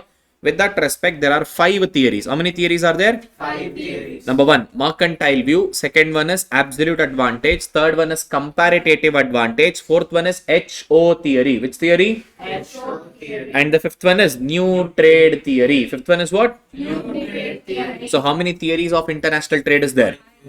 Number 1, mercantile view. Second one, absolute advantage. Comparative advantage. HO theory. Fifth one, new trade theory. Okay, let's get understand one by one. Mercantile view. It's like a sadism. I should only export. I should not at all import. What is it? I should only and only export. Not at all import. That is a zero-sum game. Only one country will gain, another country will lose. One country will gain, another country will lose. But international trade should not be like this. It should be a mutually beneficial. It should not be a zero-sum game. But in case of mercantile view, it is considered as a dash-sum game. One country is going to give, another country is going to. See, earlier days we used to trade with all these precious metals like gold, silvers and all. Then currency concept came into a picture. They say that when a country exports more without importing, see, a country should not at all import. They should only and only export, and they should impose import barriers, restrictions on imports. So when a country exports more and more, they will earn specie. Specie refers to precious in form of gold and silver. And in order to import, there should be barrier. What kind of barrier? Tariff barrier. Which barrier? All this kind of tax rates, customs duty we call now, such kind of tariff barrier should be levied. So that is mercantile view. But Adam Smith said, boss, it cannot be like this. International trade should not be a zero-sum game. International trade should not be a zero-sum game. Who said this? Now Adam Smith said there should be mutually beneficial between both the country. How can this mutually beneficial can happen? Let us take the example here. We are taking the example of India and USA. Taking the example of what? USA. India and USA. Now let's consider labor hours. Which hours? Labor. Okay, in order to produce 1 kg of rice, just a sake of example, in order to produce 1 quintal, 1 kg or whatever it is, let me say 1 kg of rice, let me say USA is going to take 10 hours. How many hours? But India will take only. Who is better? India. India is better in terms of rice productivity. Do you agree? Next, in order to produce wheat, USA will take 5 hours, 1 kg of wheat, but India will take. Who is better in wheat? USA. So simple, India, you kindly select rice, USA will select. Let them produce wheat and export that to India. You guys produce rice and you export that to. USA. So mutually benefiting trade. That means there is an absolute advantage in rice productivity for a country called India. There is an absolute advantage in wheat productivity for a country called us. USA. So we can mutually have a benefiting trade between us. So this is what Adam Smith said. There can be mutually benefiting trade between the country based on labor hours. Based on lesser the labor hour is always going to be a better. See, number of labor hours is what we are considering, and we find out that India has an absolute advantage in which production?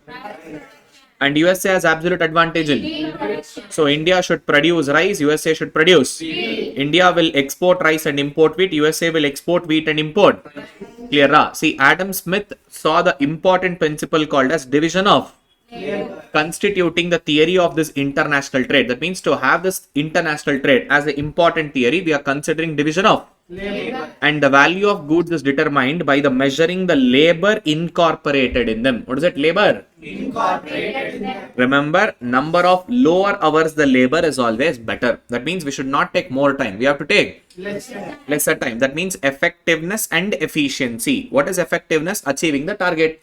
Efficiency, taking lesser time to achieve the target. What is it taking? Lesser time to achieve that. That is what we are focusing on. Between two countries, which country has got more efficiency? That is what? Absolute advantage. Which advantage? See the theory part. It was propounded by Adam Smith. Adam Smith was the first person to put across that the possibility of a international trade is not a zero-sum game. Before that, it was a zero-sum. Clear? And see there, according to Adam Smith, we suppose to have an unrestricted trade. He is going to support which kind of trade? Unrestricted trade. And free international. Competition. And there should be a dash advantage. Absolute cost advantage. Cost advantage, that means cost of producing. There should be an advantage. It should be always a lesser cost, and that determines a mutually beneficial international Trade. Now, this absolute cost advantage theory points out that country will be specialized in the production. What is it? Country will be and export of a commodity in which they have a dash advantage. In other words, exchange of goods between these two countries will take place in one of the country out of these two can produce with absolutely lower production cost. Which production cost? Than another country. Then international trade is going to be possible. This was absolute advantage. Simple. In terms of labor hours. In terms of which hours? Whichever country takes a lesser number of labor hours to produce the goods, that country has an advantage. Other country has got a disadvantage. So whichever country has an advantage, they have to produce that particular commodity and export it to some other country. But there comes a complication. Sir, what if one country is specialized in production of both? You just said India has an advantage in rice, USA has an advantage in wheat. Sir, what if India itself has advantage in both? India is better in production of rice as well as India is also better in production of wheat. You see here, India will take only 2 labor hours to produce rice, 5 labor hours to produce wheat. But USA will take 10 labor hours to produce rice and 20 labor hours to produce wheat. According to Adam Smith, which country is taking less number of labor hours in rice? India. Wheat. India. In both the product India is producing. Now, sir, how come mutually benefiting trade would be possible? Still possible. Take out ratio between them. Let's say, for example, now India is taking 2 hours, USA is taking 10 hours for rice productivity. Can I say this is 5:1? Next, in terms of wheat, it is 4:2. In which ratio is lesser? Wheat. Ratio is lesser in wheat and ratio is greater in rice. Now, country which has got advantage, they should produce the product in which they have a greater advantage. Now, listen to this words very carefully. India has advantage in rice as well as India has advantage in wheat. In both the productivity, country has an advantage. But in which India has more advantage? Wheat. Rice productivity. They can produce 5 times than USA. See, India will only take 2 hours, but USA will take 10 hours. In the 10 hours, India can produce how many times? 5 times. 10 times. 5 times. See, USA will take 10 hours. India will take? India will take 2 hours. USA will take? For rice productivity. Suppose India has 10 hours with them. How many units of rice they can produce? 5 times. That means India is 5 times better than? Someone is scolding very nicely. You guys, okay. So can I say India can produce 5 times rice than what USA can produce? In terms of wheat productivity. Which productivity? Wheat. How many times India is better? 4. Clear? In which commodity India is better with more number of times? India has more advantage in rice and less advantage in wheat. In both the product there is an advantage, but more advantage in less advantage in wheat. So India should select which commodity now? India forego that wheat to USA. Let them produce in order to have a mutually benefiting trade. In order to have what? Or if you are understanding from a disadvantaged country, which is USA, lesser disadvantage should be chosen. Which are disadvantage? Should be chosen. In terms of advantage, greater advantage should be chosen. So simple. Advantage, greater. Disadvantage, that is comparative advantage. Which advantage? This is what the concept is given by David Ricardo. Who gave this concept? See, he has published a book by name Principles of Political Economy and Taxation in the year 1817. Now, this law of comparative advantage states that even if one nation is less efficient than other in production of all the commodity, there is still a scope for mutually benefiting.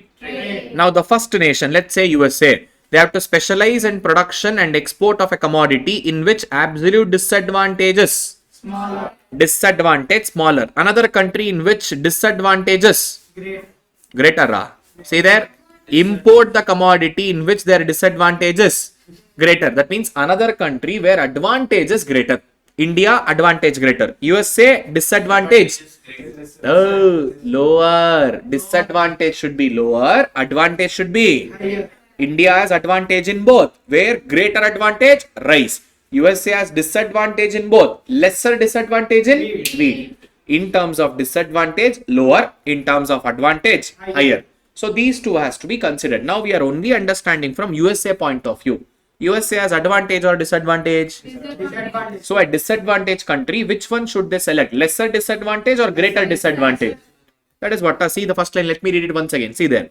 A nation should specialize in the production of an export of a commodity in which absolute disadvantages smaller than the another country where the absolute disadvantages clear. Simple. Where disadvantage greater, sacrifice that. Where disadvantage smaller, take that commodity. Clear?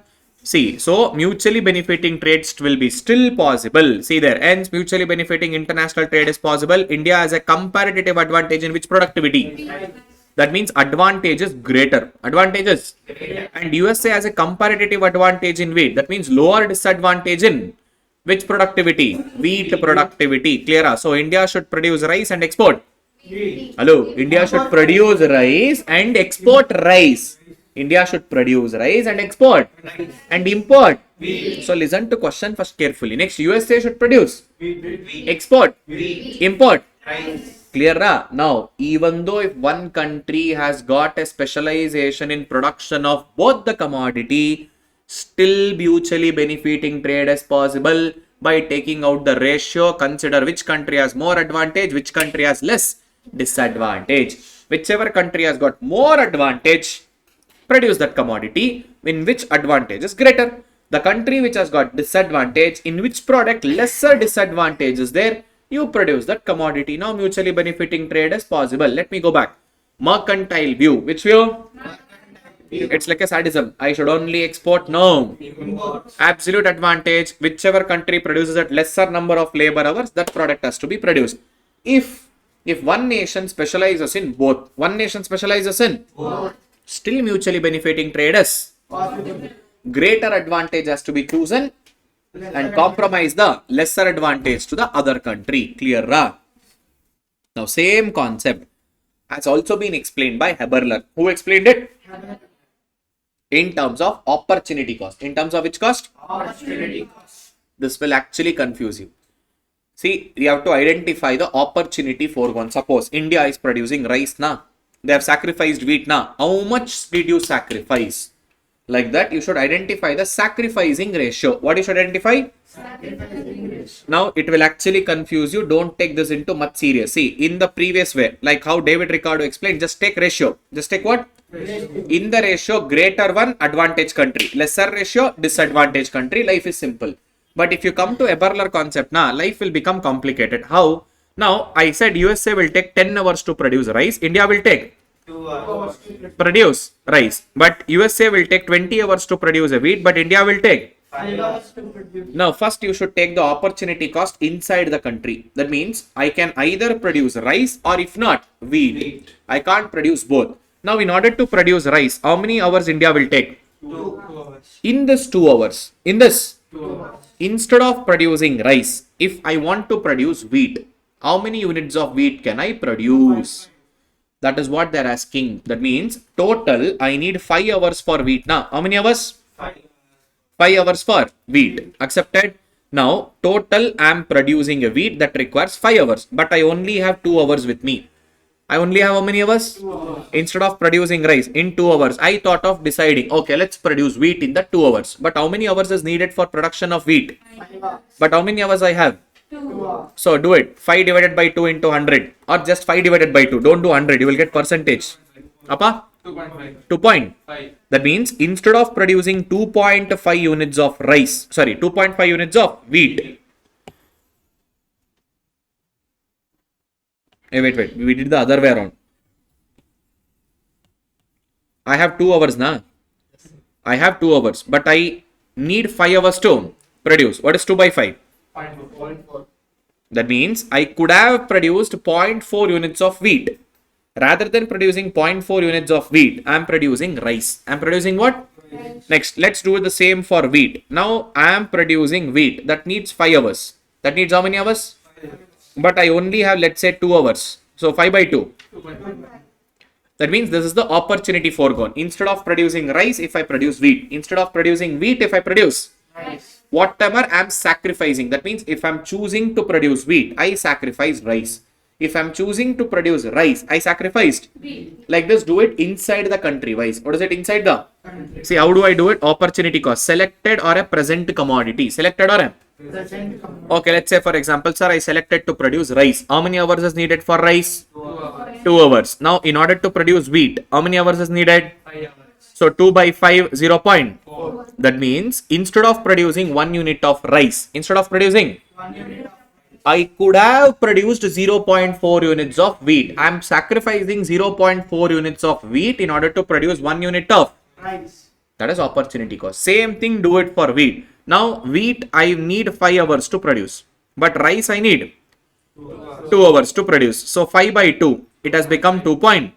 Instead of producing 1 unit of rice, I could have produced 2.5 units of rice. Instead of 1 unit of wheat, I could have produced what? 2.5 units of rice. This will confuse you a lot. First, you should identify the opportunity cost inside the country. What is it? Inside the country. And compare it with between the countries. See, USA has an opportunity cost of rice 0.5. India has it 0.4. So, who is sacrificing lesser? India or USA? India, 0.4 na? 0.4 units of wheat, India sacrificed. But USA sacrificed 0.5 units of wheat in order to produce 1 unit of rice. In order to produce what? Okay, leave that. Example. In order to complete chapter 5, in order to complete, let's say I need 5 hours. How many hours I need? 5 But I only have 2 hours with me. I only have how many hours? 2 hours. In 2 hours, I can only complete 0.4% or 40%. 0.4 or 40. of chapter 5. Clear? I only have 2 hours left. But I total need how many hours? 5. So only 40% can be produced. Na? That means, boss, rather than producing 0.4, that means 40% of chapter 5. I am choosing to complete chapter 1, which only takes 2 hours. Which only takes? 2 hours. I have 2 hours now. In that I can complete chapter 1. Or if I need to cover chapter 5 in the 2 hours, I can only finish 40%. I can only finish 40%. clear. That is in India. That is in suppose same chapter 9 in USA. Chapter 9 in USA. it is going to take let's say 20 hours. How many hours? But I have got 10 hours with me. I have 10 hours with me, but I need how many hours? 20 hours. Don't you think I will finish 50 percentage? That is 0.5. See there, 0.5, 0.4. Now got to know. Clear? In this, which country where opportunity cost is lesser, India or USA? India. I am sacrificing 0.4 units of chapter 4. That means 40 percentage of chapter 4. But there I am sacrificing 0.5, 50 percentage. Na? So who is sacrificing lesser, India or USA? India. So India, you are sacrificing lesser. So you produce rice and sacrifice wheat. You produce rice and sacrifice. Next, USA. 2 and 2.5. Who is sacrificing lesser? 2. Which is the 2? USA. So USA you produce wheat. India you produce rice. That's it. This is a Eberler concept. This will confuse you. That's the reason. Don't follow Eberler concept. But you need to understand how to identify from the Eberler. Identify the opportunity foregone. If I am planning to produce rice, how much wheat I sacrificed. If I am planning to produce wheat, how much rice I sacrificed. Both compare it between the country now. While identifying opportunity cost inside the country. While comparing between the country. Clear? Clear? Understood? So, let me say comparative advantage. So, don't understand much from Eberler. Very least chances of getting question from Eberler. But you need to understand from David Ricardo. Which Ricardo? David Ricardo. Simple. Take out ratio. In that ratio, greater ratio, advantage country. Lesser ratio, disadvantage country. Why to complicate your life so much? Clear? Okay. Let's go to the fourth theory. HO theory. Which theory? HO theory. Now this is superb. Now till now, whether it is absolute advantage or whether it is comparative advantage, I was only analyzing from labor cost. Which cost? Labor. Or labor number of hours. Labor number of. Now I will not consider only labor. I will also consider capital. I will also consider what? Capital. I was only considering labor before. But along with labor, I will also consider Capital. Okay, let's continue with same example. India and USA. What is it? India and? USA. Okay, in India, is labor more or capital more? Labor. In USA? Capital. So it is very much clear. India, you produce labor intensive goods. Whichever goods can be produced by using a manpower. Labor intensive. You produce that and export it to whom? USA. And USA, you produce capital intensive good by using machinery, equipments, lot of investment needed now, where manpower cannot be used more. Machinery has to be used more. That you produce and you export it to whom? India. Simple. India, you produce labor intensive. USA, you produce capital intensive. Now exchange between each other. Sir, this is first stage. What if in second stage, from India we send labor. From India we send where? Labor. To USA. And from USA we bring money. That means we are bringing capital. We are bringing what? Capital. Now in India there was a shortage of capital. Now who is investing that money? USA people. In USA what was the shortage? Labor. From India we are sending a. In both the places now labor and capital will get equalized. It will get what? Equal. This is what we also called as factor price equalization theorem. What is it called as? This is stage 2. In stage 1, whichever technology you can produce it, either labor or either capital, you produce that. Whichever you can produce your cost of the commodity in the very least manner by using either capital or either by labor. India, you can produce a product by using a labor in a least cost. Produce labor intensive good. USA can produce a product with the least cost by including capital. So USA will produce a capital good. India will produce a labor good. Now exchange between each other. That is stage 1. Next stage. From India, we send manpower to USA. So in USA, shortage of manpower was there. So labor cost was extremely high. Now it will come down. In India, capital was not available. So interest rate was extremely high when I take a loan from a banker. So when USA people comes and invest more and more money in India, automatically interest rates will in both the places. In USA, wage rate decreased. In India, interest rate Decrease. now factor prices have been equalized in both the country. That is what price of factor equalization theorem or factor price equalization. Clear. This is HO theory. Now HO theory is going to consider both labor and as well as capital. See there, it is also called as modern theories of trade or factor endowment theory. What is it? Modern theories of trade or? We consider both labor as well as capital intensive goods. Now international trade is an extension of an inter-regional trade. Definitely yes, what we do inside the country, that the advanced version is a between the country, and the reason for international trade is factor endowment, movement of factors. What is it? Movement of. Clear. Now, the factor of money cost of production rather than number of labor hours. I am not considering like Adam Smith and David Ricardo, only number of labor hours. I am considering money cost of factor. By using these factors of production to produce goods, what is my cost of production? What is my?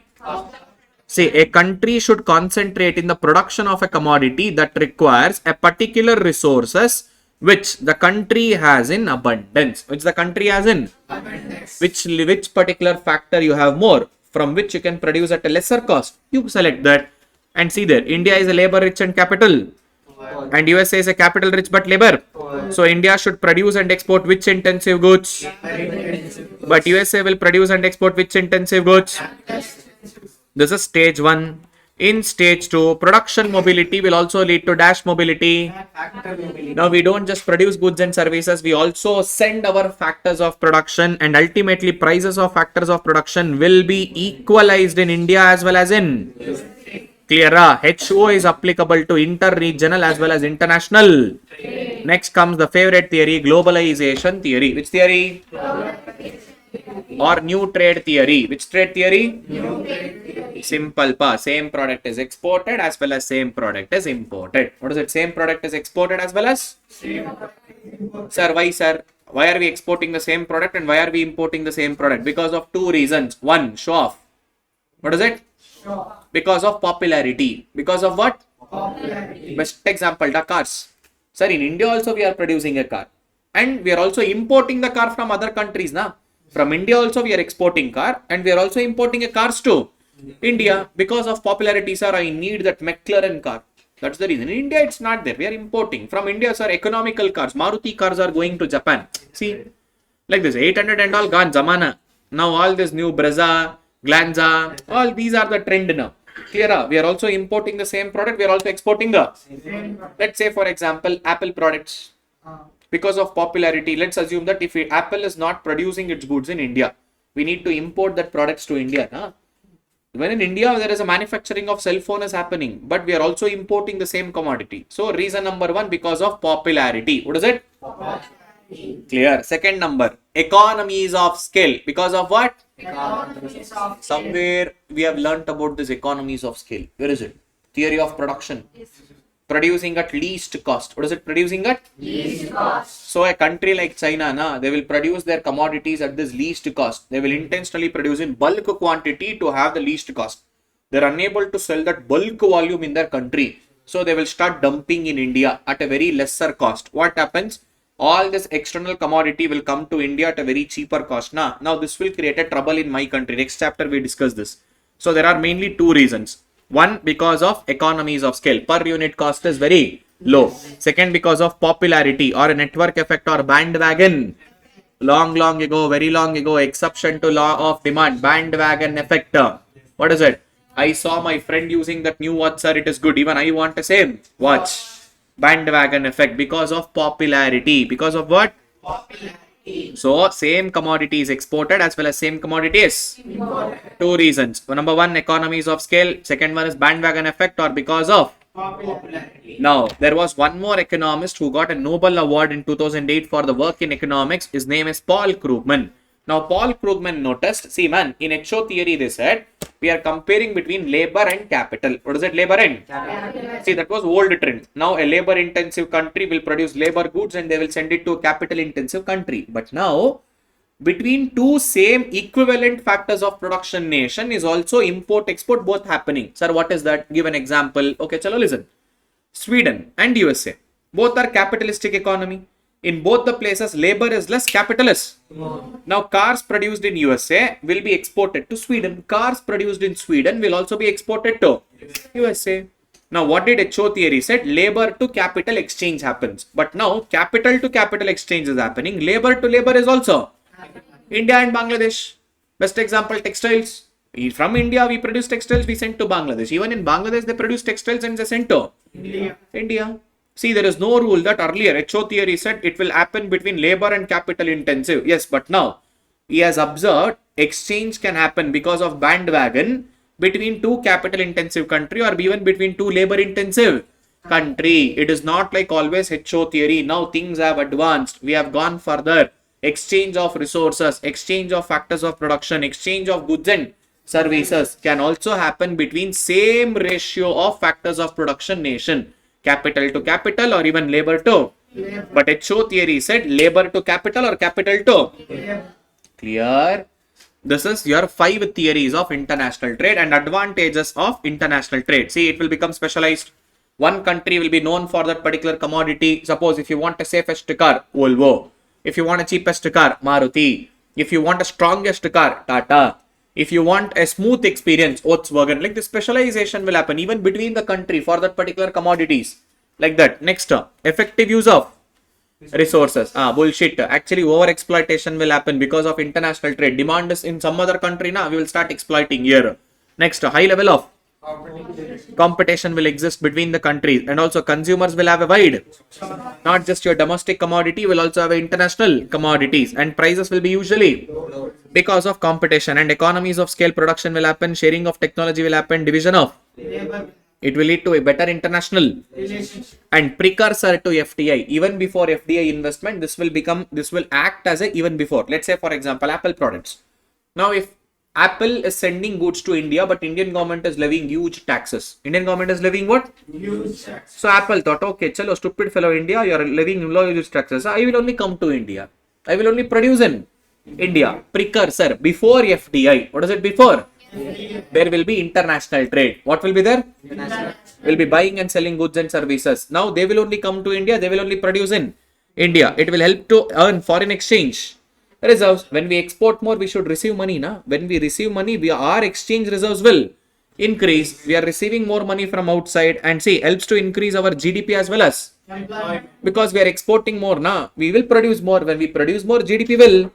In order to produce more, employment opportunity will also, and access to new kind of material and new products and markets. We are going to some other country and selling there. We are getting new market opportunities to sell our commodity. So these all are the advantage. Now this comes a disadvantage. What is that? Dependency on by one or the another way, either for raw material, either for manpower, either for technology, we will become dependent. And next, political turmoil. See, political instabilities will occur. The relationship between the countries might not be good sometime. Like how India, USA conflicts is going on in between. Trump comes, okay, good relationship. Biden comes, not good relationship.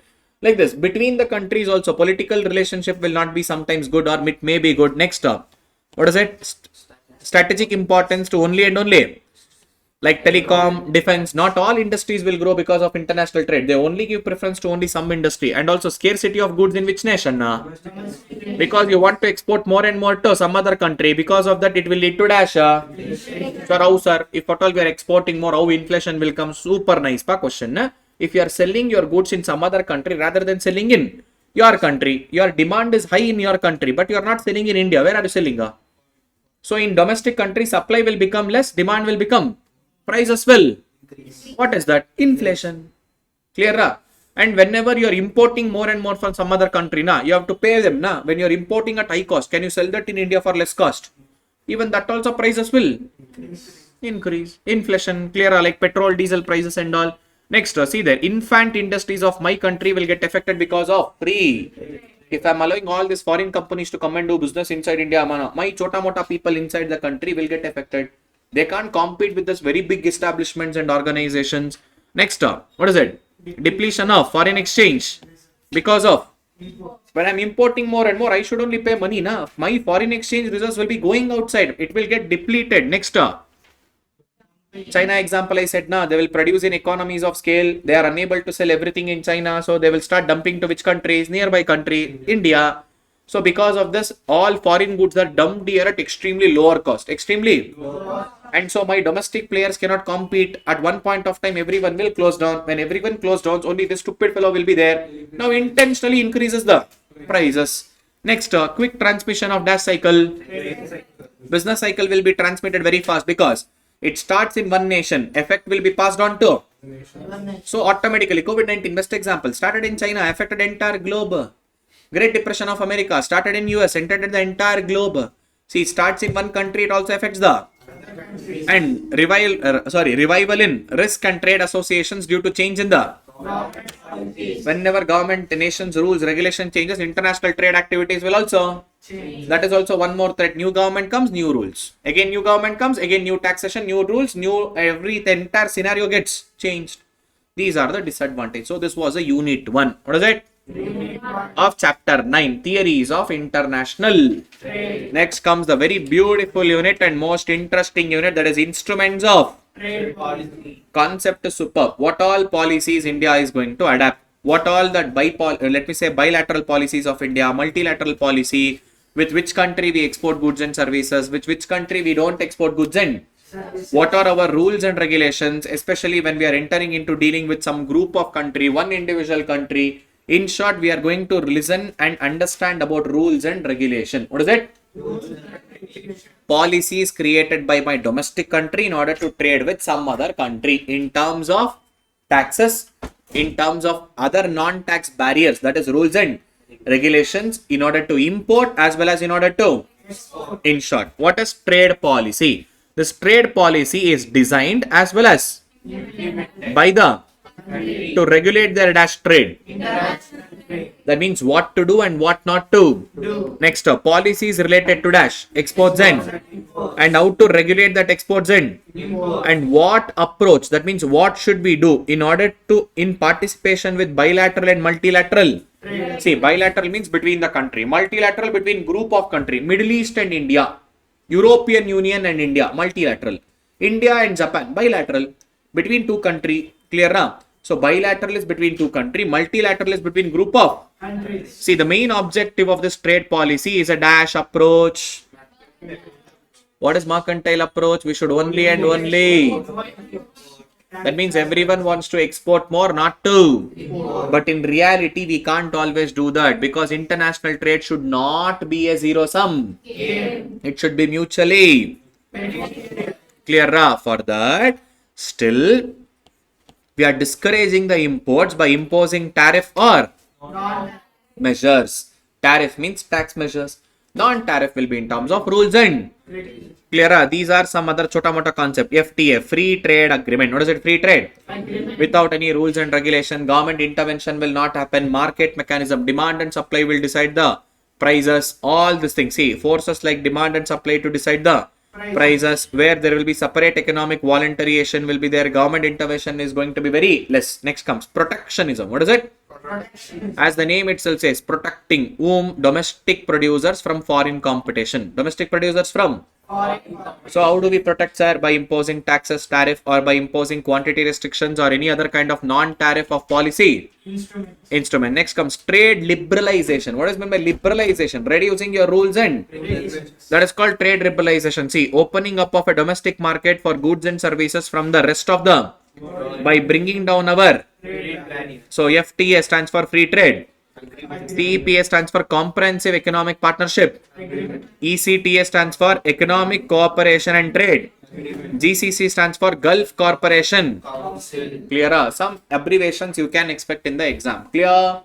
Now let's go to the main important and the biggest topic of the chapter. See, this trade policy, we will be discussing about 3 important topics. How many important topics? 3 important topics. Number 1, tariff measure. That means visible measure. That means in the form of taxes. In the form of that is tariff measure. Second one is it is not a taxes by way of rules and these all both these two. This is related to usually imports. What is it related to? And last but not the least, related to export related measures like restrictions, what all we allow, what all we don't allow. So in short, 3 important topics we are deciding. Number 1, tariff measure. Number 2, number 3.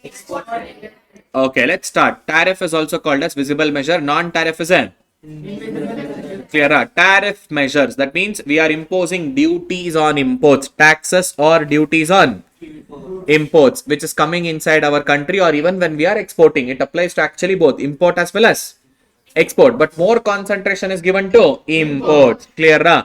Sir, why should we impose a tariff, sir? Number 1, in order to discourage imports into my country. Why you want to discourage? Because to protect my domestic producers from foreign competition, and the biggest advantage is when you impose a tariff, that becomes income to whom?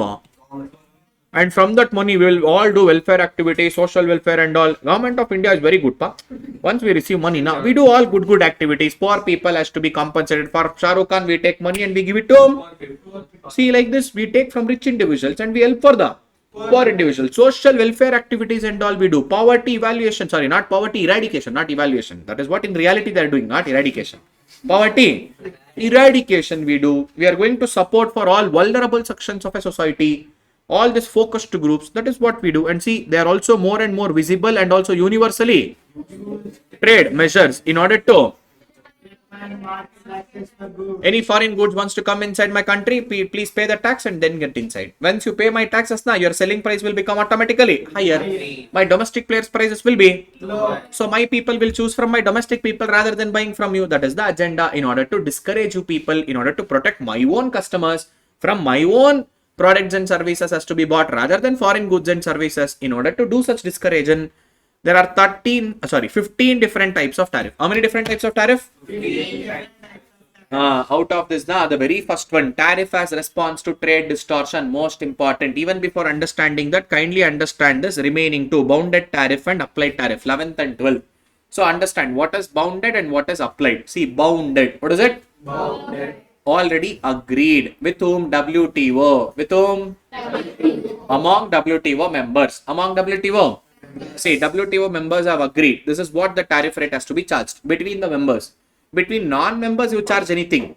Let's say, for example, all this 164 member countries of WTO, we are going to charge only 10% as a tariff. How much? 10%. Sir, can I charge lesser than 10%? Yes. But can I charge more than 10%? No. If you charge lesser than what you are bound, lesser than what you are, that is called applied tariff. Which tariff? And whatever you have agreed between WTO members, and if you choose that, that is called as bounded tariff. Clear? Now, except bounded tariff, you can't charge greater.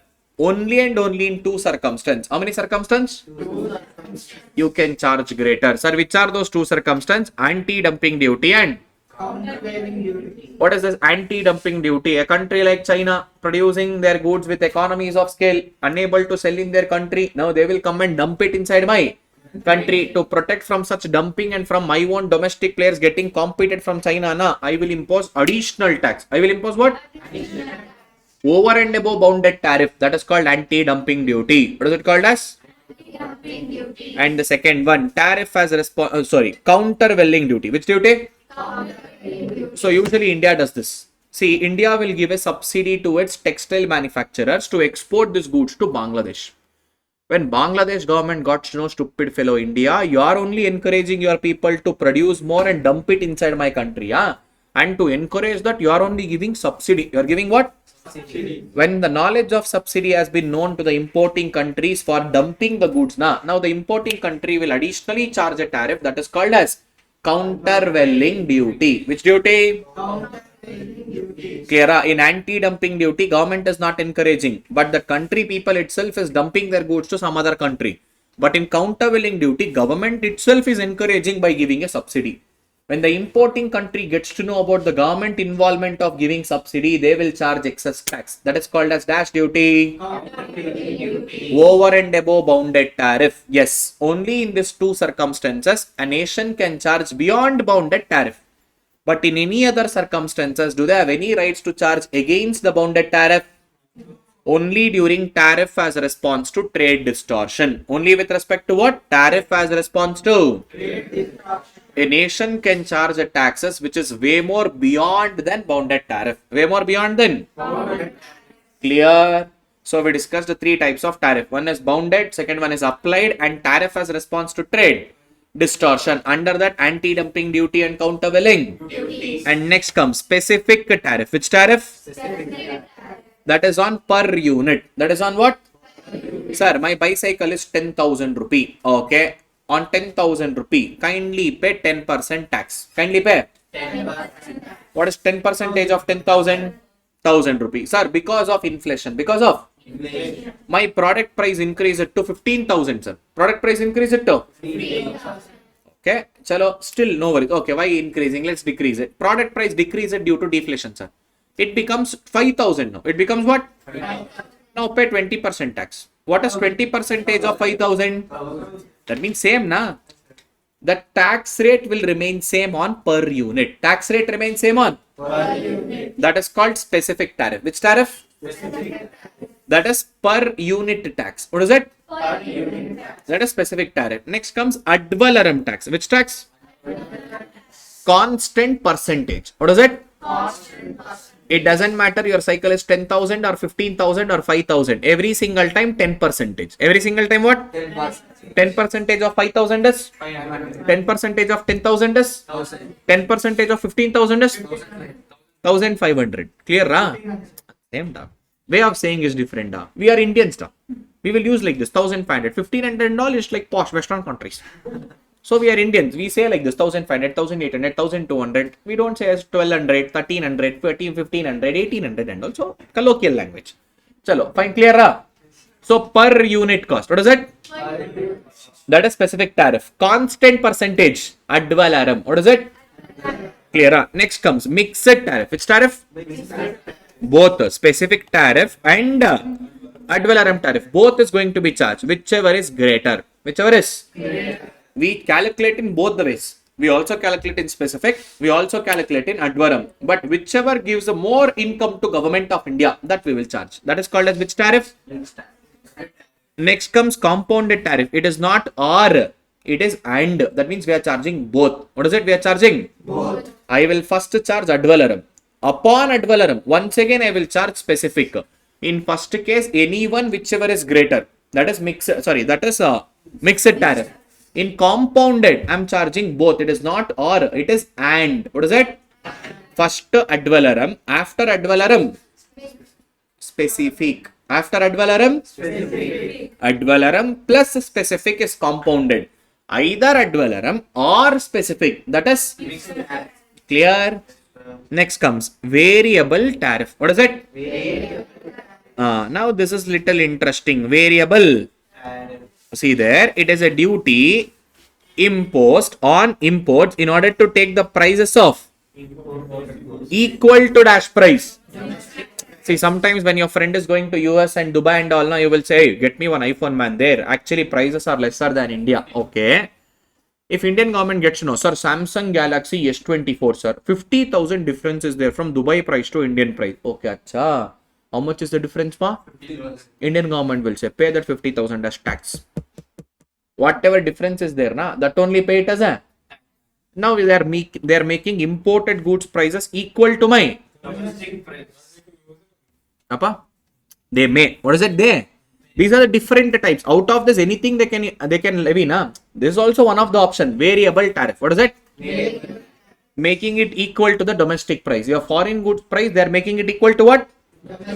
Whatever difference comes, that itself is acting as a tariff. Next comes escalated tariff. Which tariff?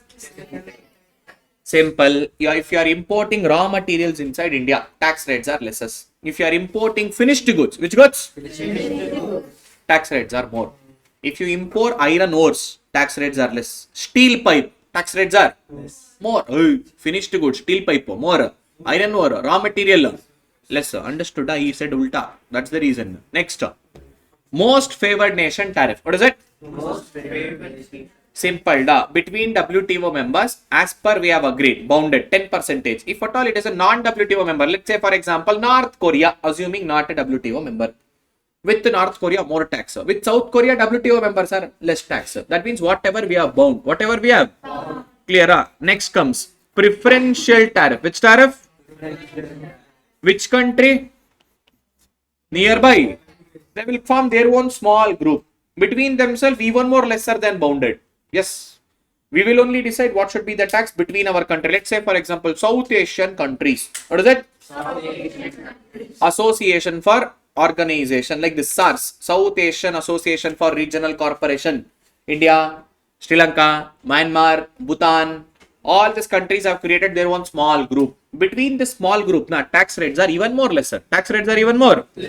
This is between nearby countries. See, NAFTA, North American Free Trade Agreement, EU region, European Union region, ASEAN, SARS, GSP. Yes, pa? See, my intention is to, let me say, encourage even more international trade. For that, you should not impose restriction. What is imposing restriction? Putting taxes, na? If you are reducing tax, I'm full happy. Open up, give it free, I'm full happy. But you will not give it for free. But definitely I know. But you are charging lesser, na? Lesser is not a trouble, but you should not charge. More. Next comes technical or other tariff. Which tariff?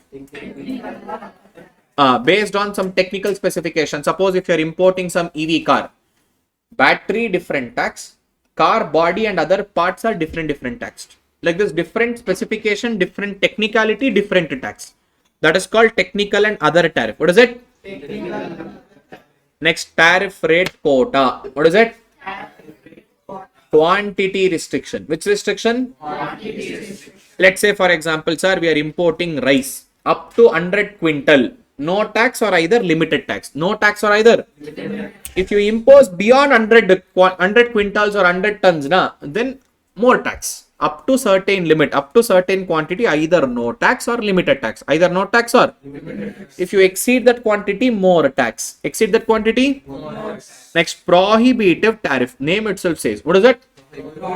My intention itself is to prohibit that goods inside my country. 300% tax. 700% tax. 1000% tax. Intentionally, I need to prohibit this. I need to do what? Clear, ra? So, prohibitive tax, very high taxes. Next comes import subsidy. What is it? Appa, this is actually not a tax. This is a negative tax. What is it? We are only giving a benefits for a country to export. That means from India, Indian government will only say, hey, you export it to US, man, I will give benefits. I will only give you some 10,000 rupees extra export. Clear, ra? Import subsidy. In order to export also, they will provide subsidies on your registration forms, registration fees, all these things. Rather than paying 10,000 rupees, just pay 2,000. Like this. Import subsidy. What is it? Import subsidy. Now, these are the 15 types of different tax. Now, what is the goals of charging a tax? Most important, sir. Vitamin M will come to home. Government. Revenue term. And what government will do with that money? They will carry out. And we are also doing this for protecting our domestic industries from importer.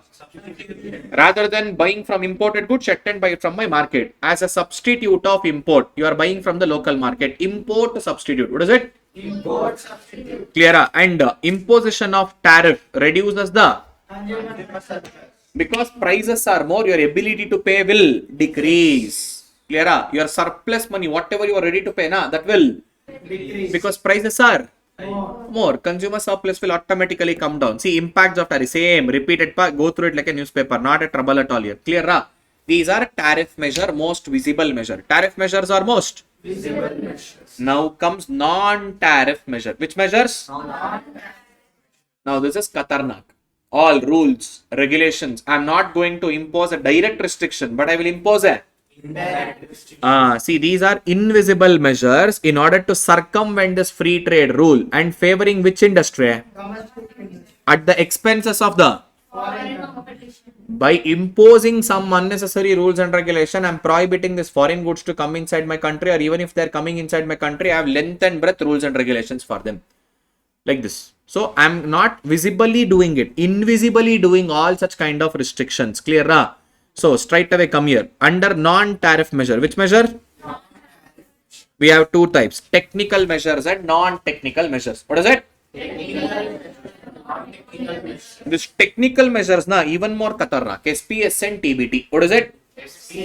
SPS stands for sanitary and phytosanitary measures. Which measures? Sanitary and phytosanitary measures. TBT. Technical barriers to trade. TBT stands for what?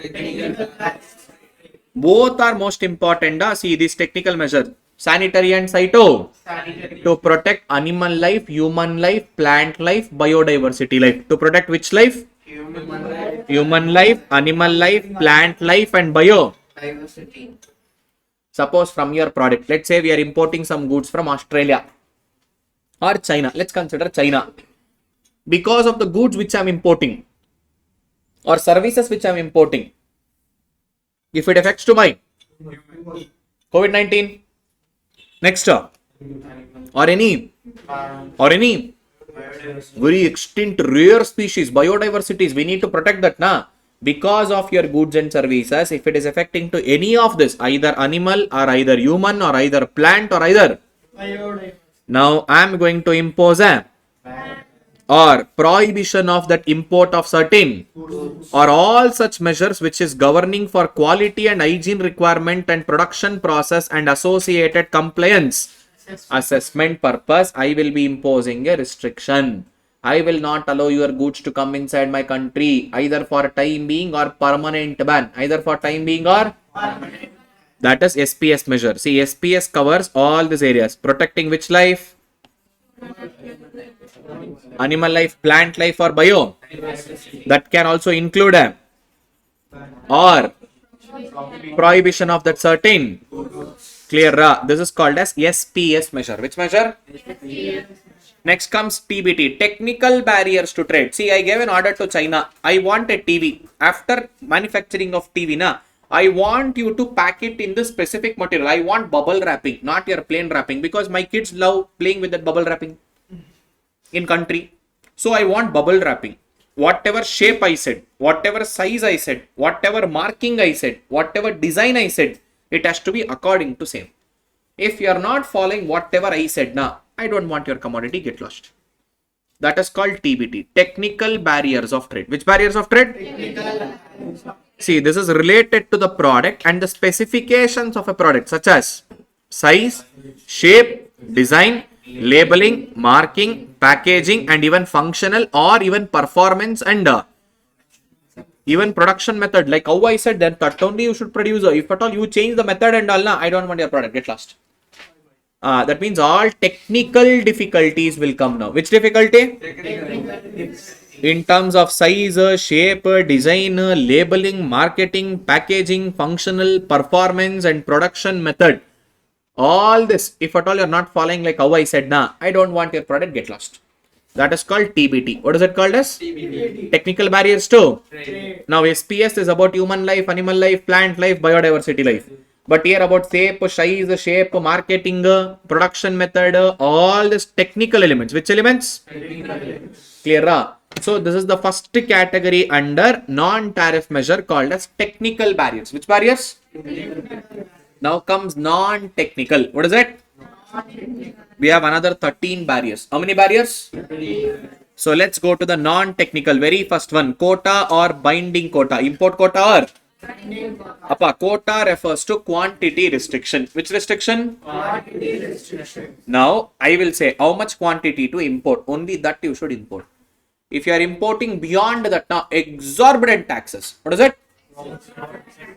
And even if you want to import, you should take license. Import quotas. What is it? Under that, we have a binding quota and non-binding quota. That means you should take a license to import in that quantity that you have to be specified.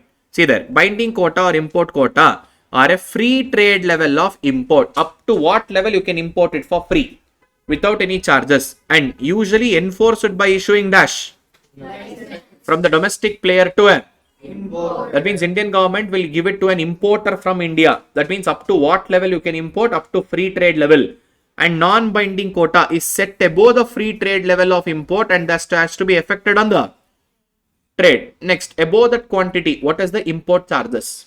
Up to that level, no charges, or maybe limited charges. Beyond that level, it will be a exorbitant charges. Even to import, you should take license. Even to import, you should take. Taking license is meeting a god in person. Even that is not possible. This is also not easily. Next level, absolute quota and tariff rate quota. Which quota? Absolute quota. Now, in absolute quota, there is a country of origin restriction, not just quantity restriction. Suppose if the goods are coming from Syria, Libya, Iraq, Israel and all, I am not allowing inside my country. There is also a restriction. What is it? There is also on the origin of the product, that is tariff rate quota. If there is no restriction, if there is no on the origin, that is called as absolute quota. Which quota? So remember, quota refers to quantity restriction. What does quota refers to? Next comes embargo, total ban. I don't want your products in my country at all.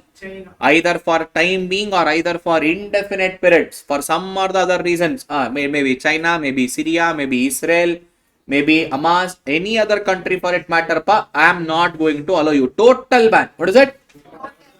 Next come government procurement policy. Which policy? Government procurement policy. There was one case study. I even said India lost this case.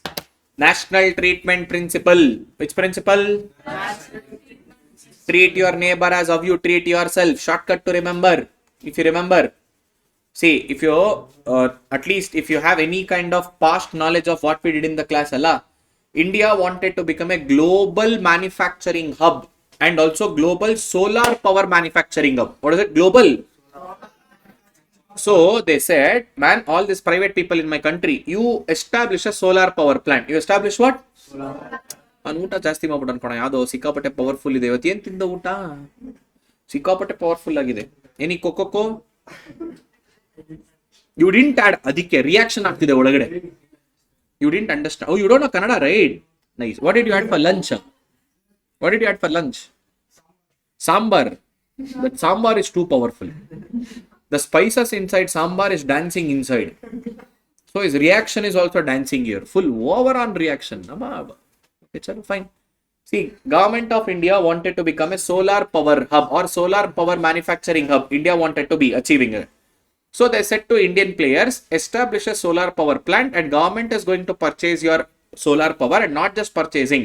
We will only sell it and we will become a one-point contact for everything. But I have only condition. One simple condition is 100% of your equipments used to set up that solar power plant. It should be from domestic. It should be from domestic. You cannot even import any of the products, even from solar cells, modules, even nuts and bolts. Nothing. 100% should be domestically procured. What is it? Now this created a trouble in WTO. Why? In WTO agreement you have said, if you don't want this product inside your country, you can impose that embargo. What is embargo? Ban. But after allowing that goods inside your country, now you can't discriminate between domestic goods and foreign goods. Clear? It's like how your parents will say, that next to home daughter is also like my daughter. That means for boys, indirectly they are saying, don't put line and all. Now she becomes your sister. Pakkad mane huduginu nammane hudigi iddangene. Clear? So even that next to home girl is like my daughter only. Treat your neighbor, treat your as how you treat yourself. So she is also your sister now. You can't put line and all. So whenever you are importing the commodity, and allowing that goods inside your country, now you can't differentiate. You can't between imported goods and domestic goods. Clear? Now people understand. Well, sir, understood. This is called national treatment principle. Which principle? Clear? Treat your foreign goods as how you treat your own goods. Clear? Understood? National treatment principle. That got violated. That got. See, up to a certain extent restriction, okay, 70% should be domestically procured. 30% should be domestically procured. Yes, that is okay. But they said 100%. Which percentage? 100%. Government procurement policy. When government is buying some goods and services within the country, the manufacturer of such goods and services has to 100% use all the raw materials. It is only domestically procured. Only and only. Not possible. They said violating WTO agreement. According to WTO agreement, we have a national treatment principle. Which principle? You should also treat your neighbor's goods as your own. You can't differentiate after allowing that inside your country. Treat your neighbor as how you treat yourself. Shortcut, don't write this exam. Next home daughter is also our daughter. Next home sister is also my sister. That you can't. That means you should not put line. Next. Trade related investment measures. What is it? Trade related? See, whenever we are bringing investments to country, inside a country. Now, best example, Tesla. Now, Tesla is coming inside a country. Now, Indian government said, okay, you come here, you invest here, you do business here. But my condition, minimum 30% of goods should be only domestically procured. Yes. Possible. When you are coming to India, investing in India, setting up your manufacturing plant in India, you can't bring everything from your country. At least 30-40% of spare parts, components and all, you should take it domestic. You should take it domestic. See there. And also, see there is also a rules on a local content requirement. Which content requirement? Of a mandating a specified fraction. Which fraction? Of your final good should be produced domestically. It should be produced domestically. It should be only taken from domestically, or at least if you are, let me say, car manufacturer, you can't completely produce car in USA and then get it to India. In India, you should produce. You get your raw materials. Out of that 30% raw material should be from my own country, and then you produce in India. What does it produce? In India. Because employment opportunity gets created. If you are producing inside my country, my GDP will be. And whatever you guys have exported now last year, which year? Last year. In that up to 75% only you can import. That's it. Suppose if I have exported 100 crore last year, sir, this year can I import 100 crore? No, only 75 crore. In your previous year export quota, what is it? Previous year? See, a firm may import only up to 75% of their export earning of a dash year. Previous year. Not of this year. From this year, you will get in the next year. So, in your previous year export, up to 75% value, you can import. That's it. Like this, government will impose a restriction. Clear? Yes, certain percentage of restriction is okay. But complete 100% restriction is not possible. That is what national treatment principle violation. Next, marketing and after sale services. Which services? Marketing and a simple concept. You come to India, sell in India, but you can't have a service center in India. You can only come and sell your goods in India. Then who will do the service, sir? My local manufacturers and local companies will do. Swiss Watch, Rado and all. You come and sell Kenneth Cole, but Titan will do the service. Now Lamborghini, you come and sell, but my manufacturer here, Volkswagen is going to do the services. Now I know that Volkswagen is not an Indian guy, but still I've given some permission to the Volkswagen guy. He will do the services, or my Maruti will do, or my Tata will do. Like this I will say, Maruti Suzuki company. Maruti means not your Maruti friend. Here, chalo. Next, financial measure. Which measure? See there, this financial measure is little interesting. Now, straight away come to example. See, an importer may request to pay a certain percentage of value of goods imported dash months before 3 months before of its arrival, or exchange earnings or whatever foreign exchange may not be permitted for him for a. That means I don't want you to import that goods. You will not listen. I know it very well. You are like a wild cat. You really want that commodity. Okay, you import, but one condition is there. Whatever goods you are importing, that value of the goods, you should pay it as a tax 3 months in prior. How many months in prior? 3 months. Which stupid fellow will do that? No one will do that. So, indirectly I am imposing restriction. What is it? Indirectly I am imposing? Restriction. In the form of financial pressure. Which pressure? Like 3 months before of your export value of goods, you should pay in as a tax. Or I will not allow the foreign exchange reserves to you intentionally. I will delay some things. Procedures, I will not leave it. I don't want you to import it, but you are not listening. But I know how to make you to listen. Indirectly through rules and. Next, price control measure. Which measure? See, by intentionally adding up of the taxes and charges, we will increase the prices of the imported goods beyond the domestic goods. What do? We increase the prices of imported goods beyond the domestic goods. So automatically imported goods will become costlier, domestic goods will become cheaper. Next, non-automatic licensing and prohibition. What is it? Non-automatic. Okay, first year I gave you a license. Okay, chalo. Next year when you come for renewal, I will not renew at all. Hello, it is non-automatic. What is it? Government should agree. Yes, last year I gave you permission. That doesn't mean that this year also I should give you permission. Last year I gave you license part to import goods, but this year I will not give you to import the foreign goods. So my wish, especially in textile, all these fruits, vegetables and any kind of animal origin products and all, you can't import or you can't export. Nothing. Last year, one time I gave you permission, but it doesn't mean that every time I should give you a permission. Next, measures affecting the competition. So what all that measures affecting the competition? Sometimes I will only give a license to import goods to only some organization, like my state trading corporation. Which trading corporation? State trading. Like some big organization like Adani, Ambani and all. Only for them I will give permission, not for everyone. Only they can come and they can buy that goods and sell it in India. Usually they do it for government entities, like say State Trading Corporation. Which trading corporation? State Trading Corporation. State Trading. They are acting as a catalyzing agent to import all this palm oils and distribute it in India intentionally at higher price. Intentionally at? They import it for 20 rupees, they will sell it for 80 rupees. That is higher price. In local market, normal seed oil itself 180 rupee liter. That is 80 rupee liter. Still cheaper. Palm oil. Apa? No, vitaminium, vitamin G, vitamin S, everything. Vitaminium is money. Vitamin G is governance. Like this, many shortcuts are there. See, that is a shortcut language. Next, distribution. That means I will say you can't sell that, you can't sell here, you can't sell at that specific time of, let me say that particular time in the day. Now Tamil Nadu has the Star Smack. They can't be open throughout the day. Only there is a specific time. And if you are importing any foreign goods, especially fruits, now you should only sell it through refrigerator. Only sell it through kiwi fruit. How many of them are selling through refrigerator? Sir, on footpath, on cycle, the guy is selling imported goods. And law book says it is through see the example, a restriction that imported fruits may sold only through outlets having a, yeah, in India everyone is with refrigerator because Bangalore climate itself is a refrigerator. We don't need a separate one. Next, which process? Administrative. Intentionally making it delay, not giving license on time, corruption in the entire customs department. They are not allowing. They already decided to make you people feel frustrated. When they decide, now first of all, normal functioning only frustration will come. If they intentionally want you to not to import goods, now in your life they will never give you license.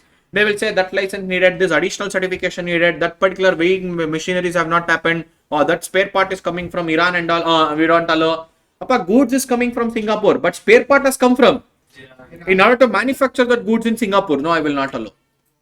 Like this, all this. Next, rules on origin. Enada? Definitely there is. If they really want to screw you up, they will go deep down and they will come up with one or the other restriction.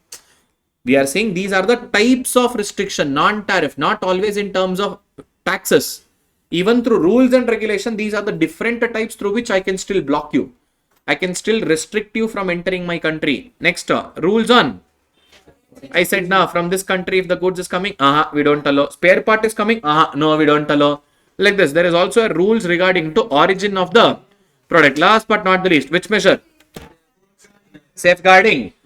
That means protecting my domestic players from the international competition. Safeguarding my domestic entities. Which entity? Domestic entity. So I will impose a restriction. For a time being, I will not allow you, because already your goods are coming now. That only we are unable to sell. That have only become a piled up.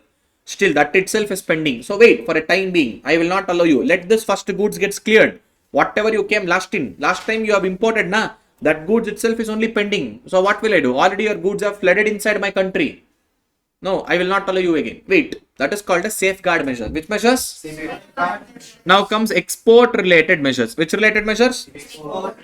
Appa, even there are rules in order to export goods and services. What is it? Export goods and services. Point number 1, ban on exports. Total ban. Hello, excuse me, we are not going to allow you to export, especially agricultural products. They do it whenever there is no proper rain. In our own country only there is a shortage. Stupid fellow, you want to export this? No, we don't allow you. Next, export. Sometimes you will not listen. You still want to export. Okay, pay tax and then export. Here also tax. There also a burden will come. Next, export subsidies and export incentives. Government is only encouraging you to export more and more by giving incentives, by giving subsidies. Next, voluntary export. See, these are the informal quota, quantity restriction. That means how much to export and how much not to. Up to what quantity you can export and beyond which you can't. That is voluntary export restraint. These are the 4 different types of export restriction. Which restriction? Export restriction. By this chapter 9, unit 2 comes to an end. Clear? Understood? So chapter 9, unit 2 is done. It's done. New scripts means that is a newsprint, new scripts. These all are synonym words there. That means whenever you want to import, you should take license. And at that point of time, you should have an exchange, foreign exchange reserves. For that approval letter, let me say government has granted, as this guy can import so and so worth of value of goods. That permission letters, that is new scripts, which is issued by government. And it is like a formal document, official document. They don't allow that. They don't provide you at all. Sometimes they will intentionally delay that. Clear? Yes. Flip back your page. Have a look before moving into unit 3. Unit 3 is Khatarnak. Superb. RTA, Regional Trade Agreement, WTO, and we also discuss about GATT.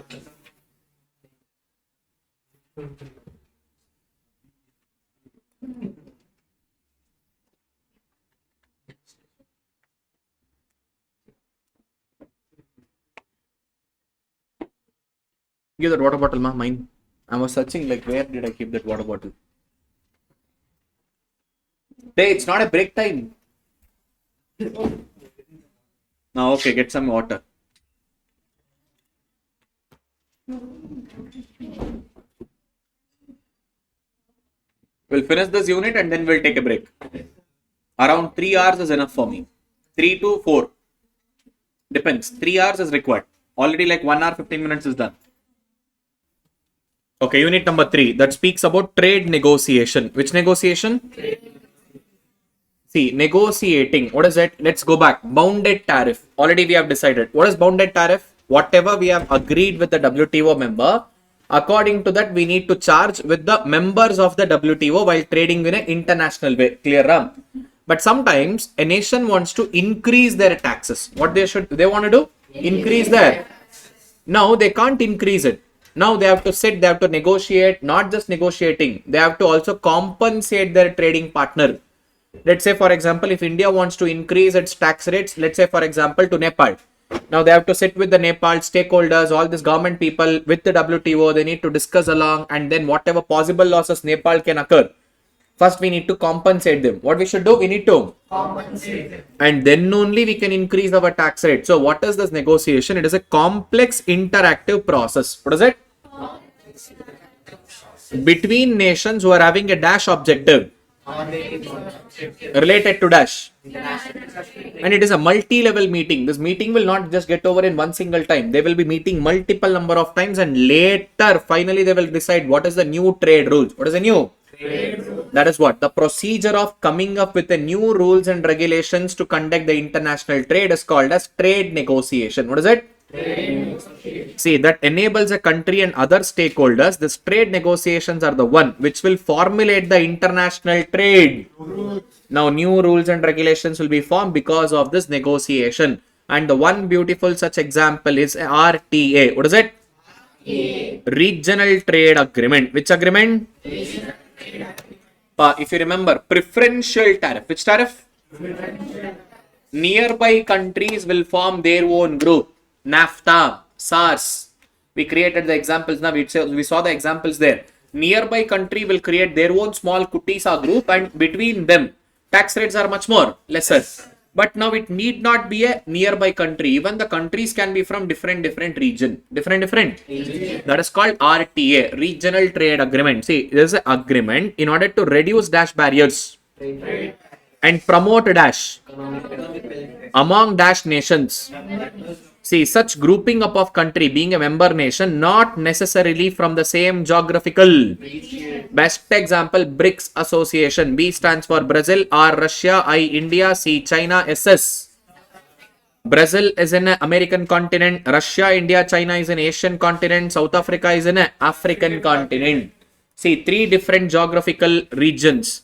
The countries have created their own new agreement in order to reduce trade barrier. To reduce what? Trade. That is called RTA, Regional Trade. Clear? There are mainly 8 different types of regional trade agreement. If you remember, lunchbox example. See, inside the class, there will be one small group of friends. Let's say, for example, those 3 of them. What's their name, ma? What's their name, da? Kishore. Huh? Okay. Okay.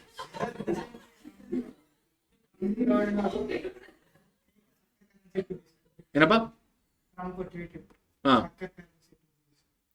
Let him. He has elected na. Second time, he has to bring some new changes na. He should show that the entire world that I am also powerful guy na. He will do all this kind of changes and all. That's common.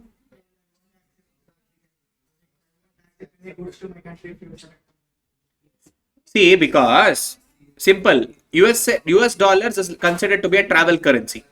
Why? Because all these countries consider that US economy is a stable economy. Even if some big trouble happens now, it will bounce back very fast, and everyone used to believe that, and everyone used to trading with the US dollars. Now dependency is coming down. For that, first shot was given by Middle East. Middle East started saying, okay, now I will accept with my own country's currency. You need not to give dollars only. You give even your country currency, I will accept it. Now Russia didn't like USA. Now Russia started trading with India with the Russian currency or Indian currency. Now the small spark created into different countries. They started their own dependency with different currency. Now this guy has come back now. He should rectify problems now. Earlier everyone used to trade with dollars now. Now okay, you trade with some other country. I will not allow your commodities to come inside my country. Okay, these people will say, get lost. Daddy, you want our goods. our country ministers. Yes. Still, the advantage and disadvantage both will be there. It is like two faces of the coin. You decide what you want, advantage or depending upon that you follow things. If you want to outperform him and then you need to grow, become your own small groups, create like this, outperform. Already many countries have stopped the dependency on US dollar. Now already it has become like fire to USA now. People are not taking me serious, and this guy now USA is always a wild cat. One or the other trouble he will create. And I should not speak this all in the class. If at all you have a deep knowledge about your country, what is happening in your neighboring countries, all these dangles which is happening inside the country, these all are just a provocation made from the West. And that is why, see, Indian government is not reacting much. They understand these all are just a provoking movement. If any one small mistake Indian government does, one big huge hangama will happen like how it happened in Bangladesh. Do you really think Bangladesh all of a sudden it happened? Because she denied to keep that US Navy force in and around their ocean place. Now see, they created one big hangama in Bangladesh. Now see, Maldives, they were silent. Why did they come against India all of a sudden? Provoking. They know how to provoke things. And inside country also, I should not give these examples. See, it's not my task. But you should also know the international scenarios. Now US was always one wildcat. They don't like Russia. Wherever Russia has got a good relationship with other countries, they want to damage that. They want to indirectly influence things, if not directly. This is not a new thing. From ages together, things are happening. So that is why, see, our farmer protest inside the country, indirectly it is provoked. And see, to be frank, farmers protest if they really understand the real need and real consequences. There is nothing to do there. See, what did they say? See, why do you want middlemen? You decide your own rate. You only enter into an agreement with the MNC company if you want to sell it with them. You become your own boss. What's wrong in it? And these laws have created like 20, 30 years ago. See, that is what I'm saying. In our country now, more than educated people, there are stupid people. To be frank, I'm saying this. For namesake, educated. But what is the real agenda behind it? See, I'm not saying that whatever these guys have also done is everything excellent. Even they have a trouble. They adapted some certain changes when they understand, okay, this is not required. This is not at all element. Yes, this is actually creating a trouble. Yes, they made a changes. But overall, still, why they don't want this entire implementation? CAA, Citizenship Amendment Bill. Now, if you go to some other country, let's take USA as an example. Can you stay beyond your visa period there? They will kick you out of the country. You come to India, first of all, identifying where the person itself is the biggest trouble. Once he enters India, there are many immigrants from Bangladesh, many immigrants from Nepal, many immigrants from all our neighboring countries. And fake documents have been created. Now they want to filter things. They want to send them back. And they also said, man, there are also some other nearby country where Hindus are located. They have been completely exploited. Now we have to give them a shelter inside. Now this created another trouble inside India. See, that is what, in our country, it's not the trouble which we get from outside. We have to deal with our own people. That is another biggest trouble in our country. See, every nation has one biggest problem is treating or troubling with the external enemies. But in our country, there is no concept of external enemy trouble. We have our own internal difficulties between ourselves. Various caste, creed, religion, everything balancing together. Not an easy task. And just assume, that is what I'm saying, by mistake. What is it? By? If you would have been born in any of the left-right countries, either left of India, right of India, top of India or bottom of India, gone. Economy already full on blasted. Sri Lanka, don't even ask. Nepal, not even into comparison. Bangladesh, who are you? Pakistan, by birth enemy. Myanmar, already tribal, all conflicts are coming in between. Manipura, again, that is also provoking. See, that is what I'm saying. Once you get educated, you will understand what to retweet or what to post on your Instagram and what not to post, what to support, what not to support. And all our national medias, but you give money 10 rupees, I will promote you. You give 11 rupees, then I will promote you. This guy 13 rupees, yeah, then you are superhero. You 20 rupees, you are God. Amazing. All our Ranganna, Manganna. You don't know, good girl. There is one famous journalist in Karnataka. They have their own channel. News is 10%. Drama, acting, slang is 90%. The nation wants to know is in north. Here we have some localized version of that. See, I am not saying that what he says is a wrong thing, but the way he will put across is a very much wrong. See, there are many people who are looking out, they are considering him as to be a role model, and journalism, that has to be conveyed in the proper way. You have to make people educated in the right manner. If I come and teach you in all these unfair ways, I'm teaching, no doubt. Yes, okay, fine, I'm teaching you people. But if I teach you in a very unfair manner, or in any other, let me say, which the examples which is not even suitable, which was not to be given to you in the class, if I give it such kind of examples, it's not worth at all. We should know what to speak, what not to speak, what to encourage, what not to encourage. That is important. But unfortunately, in our country, don't ask. But still, comparatively better comparing to my left, right, top, bottom. That's it. We are not best, but we are better to comparing to our neighbors. That is what. And we always compare with our neighbors who are not fit for comparison also. GDP, India, Pakistan. If you have a guts, compare it with China. Hey, no. No, we don't do that. And next comes population, India, Bangladesh, India, Pakistan. Okay, compare with China, just competing. Okay, you speak about agricultural growth rate, same amount of land, same amount of productivity. No, we don't do it with China. No, China, good things we don't compare. That, no, we are not ready to compete. Oh, number one, finally achieved. All credit goes to grandma and great grandma.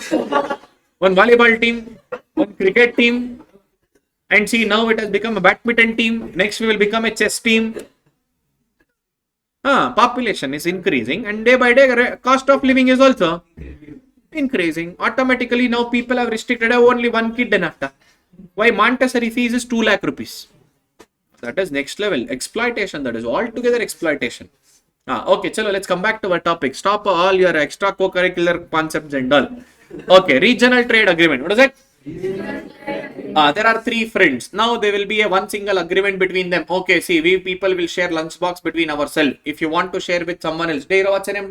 Pratish. Now Pratish, suppose if all the 3, if they want to share it with Pratish, outsider, on common regulation, only 1 chapati, that's it. You can't give beyond 1 chapati, or maybe maximum 4 spoons of rice, that's it. Beyond 4 spoons you should not. Common regulation with non-member, but free movement between member countries. Same it applies to the international trade. See there, trade bloc. Now they have created a group of country. They have a free trade agreement between, and there is a common external tariff with any other country. Between any non-member country, common tariff. They will only decide what to charge, how much chapati to give, how much spoons of rice to give. Next comes free trade area. What is it? Free trade area. Now, not just about exports, even import restriction. Which restriction? Import restriction. Both common regulation with respect to import as well as with respect to Export. And earlier they had a liberty. Let's say, for example, okay, this is what 10%. Now you decide how much tax you want with your own non-member. Let's say if India deals with China, what is the tax? Or said, okay, why India? Let's give a realistic example. Economic Union or European Union. Which union? European Union. Now, European country. Let's say, for example, Germany wants to deal with India. Now, Germany will decide the tax rate. Okay, what should be the tax with India? If Switzerland deals with India, now Switzerland will decide what is the tax with. India. But earlier, common regulation was there. Now, whether Germany, whether Portugal, whether Spain, whether Norway, whether any country in Europe, anyone dealing with India, common regulation, or any non-member, common regulation, only 10%. But now members are free to negotiate and decide their own external tariff, their own. See there, free trade agreement between the members. Between themselves, there is no kind of restriction.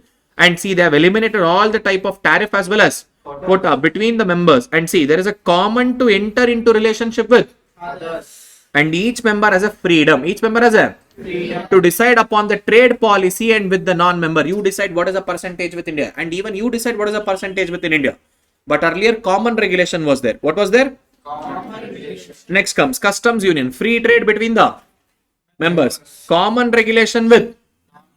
Now see, common external tariff. Common external with distinguishes the customs union from the free trade area. In generally, the same tariff is going to be charged for the importing of goods also.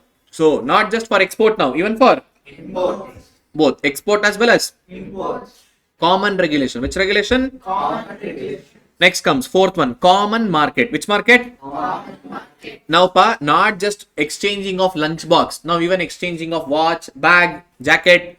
That means in terms of international trade, not just free movement of goods, even free exchange of factors of production. What is it? Free exchange of?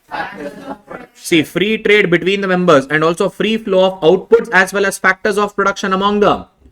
And with any non-members, common regulation. Non-members. See, now the member country attempts to harmonize some institutional arrangements and also commercial and financial laws and regulation between all proper rules, regulation, financial laws, commercial laws, everything they will decide. Common regulation with non-members, between the members, free movement of goods as well as free movement of factors of. Next comes monetary and economic union. Not just movement of goods, not just movement of factors of production, not just having a common regulation with non-members. Now, even common central bank and common currency. European Central Bank and Euro as a common currency between all the countries of Europe except England. Pounds. That one stupid guy has a pound. Except them, all the other European countries have a Euro as a common currency. Clear? A common central bank as well as common currencies. Next comes unilateral trade agreement. Which agreement? One country is opening its doors to another country without any restriction. Let's say Sri Lanka, Papa, your economy is not working well. Okay, do one thing. Send goods to India. I will not impose any taxes. I will open my gates to you. Only and only to you. What is it?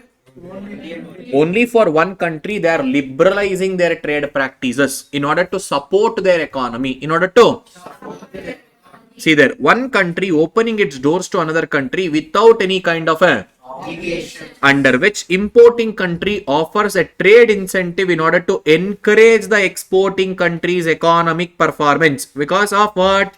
International economic activity which will improve the exporting countries.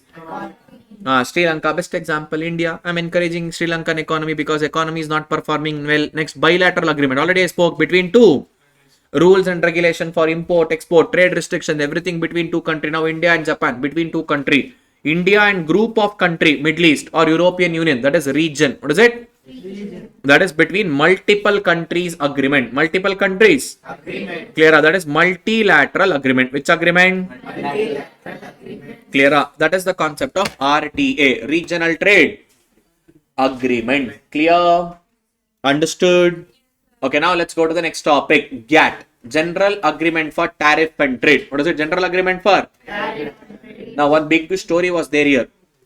Now, after the World War II, when did the World War II ended? 1940. Your favorite friend of macroeconomics, John Maynard Keynes, he advocated to meet all the world-class leaders in one common place called as Bretton Woods. So, it is commonly called as Bretton Woods Conference. Which conference? And he asked them to establish three world-class institutions. Which are those three world-class institutions? Number one, IMF, International Monetary Fund, for all this financial crisis and balance of trade, balance of payment imbalances. And next comes World Bank for reduction of poverty, for eradication of what? Poverty. And the third one is ITO, International Trade. These two got established, first two, IMF and World Bank. ITO was taking a lot of time because there is one wild cat in the country now. USA. Stupid fellow didn't agree to become a member and he was following a capitalistic economy at that point of time. All the followers of USA also denied to become a member of ITO. This kid is always a trouble every time. See, because it was taking a lot of time as a secretariat, as a substitute for a time being, we established GATT. What did we establish? GATT. On January 1st, 1948, a secretariat was established to take care about the trade between the nation only and only in terms of goods. Only and only in terms of goods. Not covered with services or intellectual property like say trademarks, patents, copyrights and all. Only and only with respect to goods. That was the biggest limitation of GATT. Because it was established in 1948. Now, that point of time we were only exchanging or trading between goods. But going further, after 1980s, things got much more advanced. Service became more important. But GATT was not covering services. It was only covering new inventions, innovation started. Intellectual property rights was also given more important. Trade related intellectual property rights, TRIPS. That was also not covered.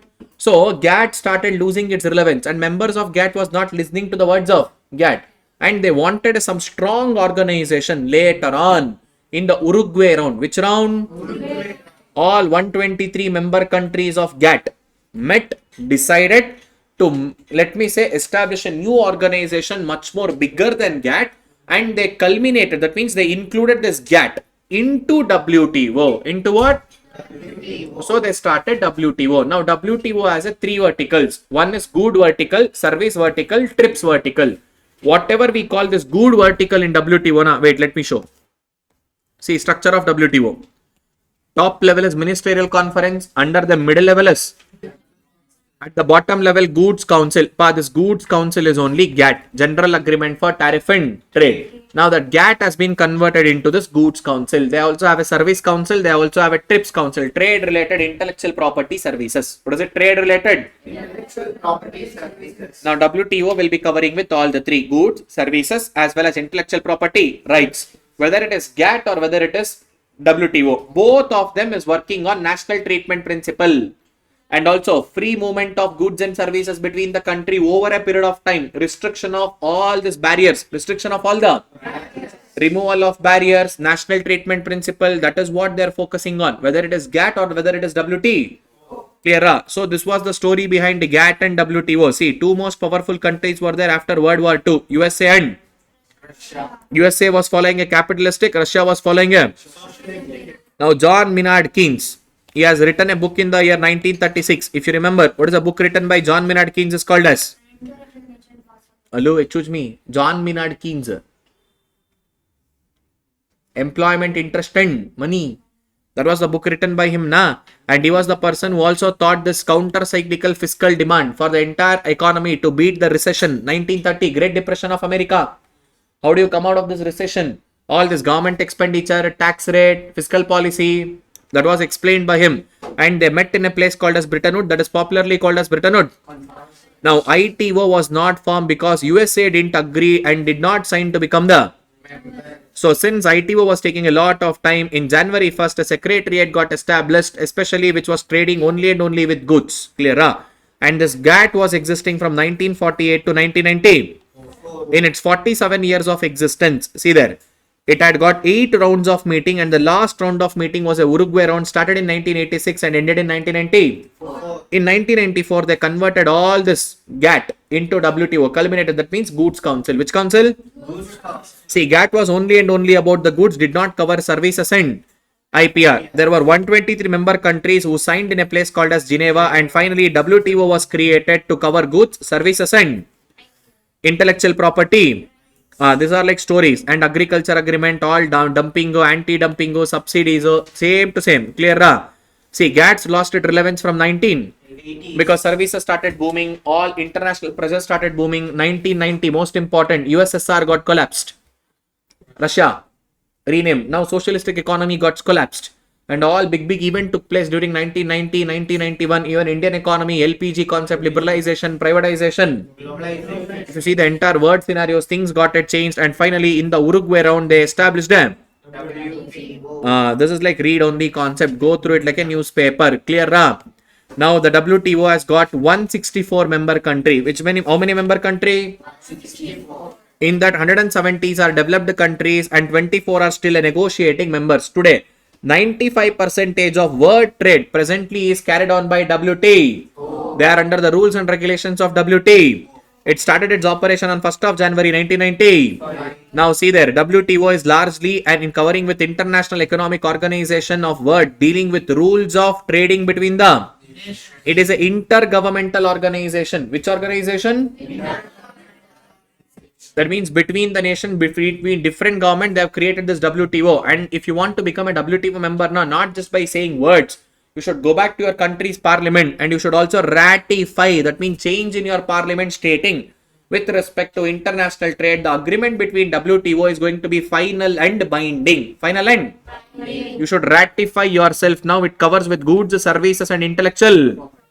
Now what are the main objectives of WTO? Number 1, raising standards of ensuring full employment and large and steadily growing volume in the real income and effective demand, and expanding the production of the trading in goods and, in short, it covers both goods and in order to flow the international trade smoothly, freely, fairly and as well as, and they should have a dash trade for the benefits of all the member countries, and also it acts as a forum, that means a platform For what all purpose? Trade negotiation between the member countries, administrating the trade agreements. That means whether countries are following properly or not, and reviewing their national treatment. Treat your neighbor as of you treat yourself. National treatment principle. Assisting which countries?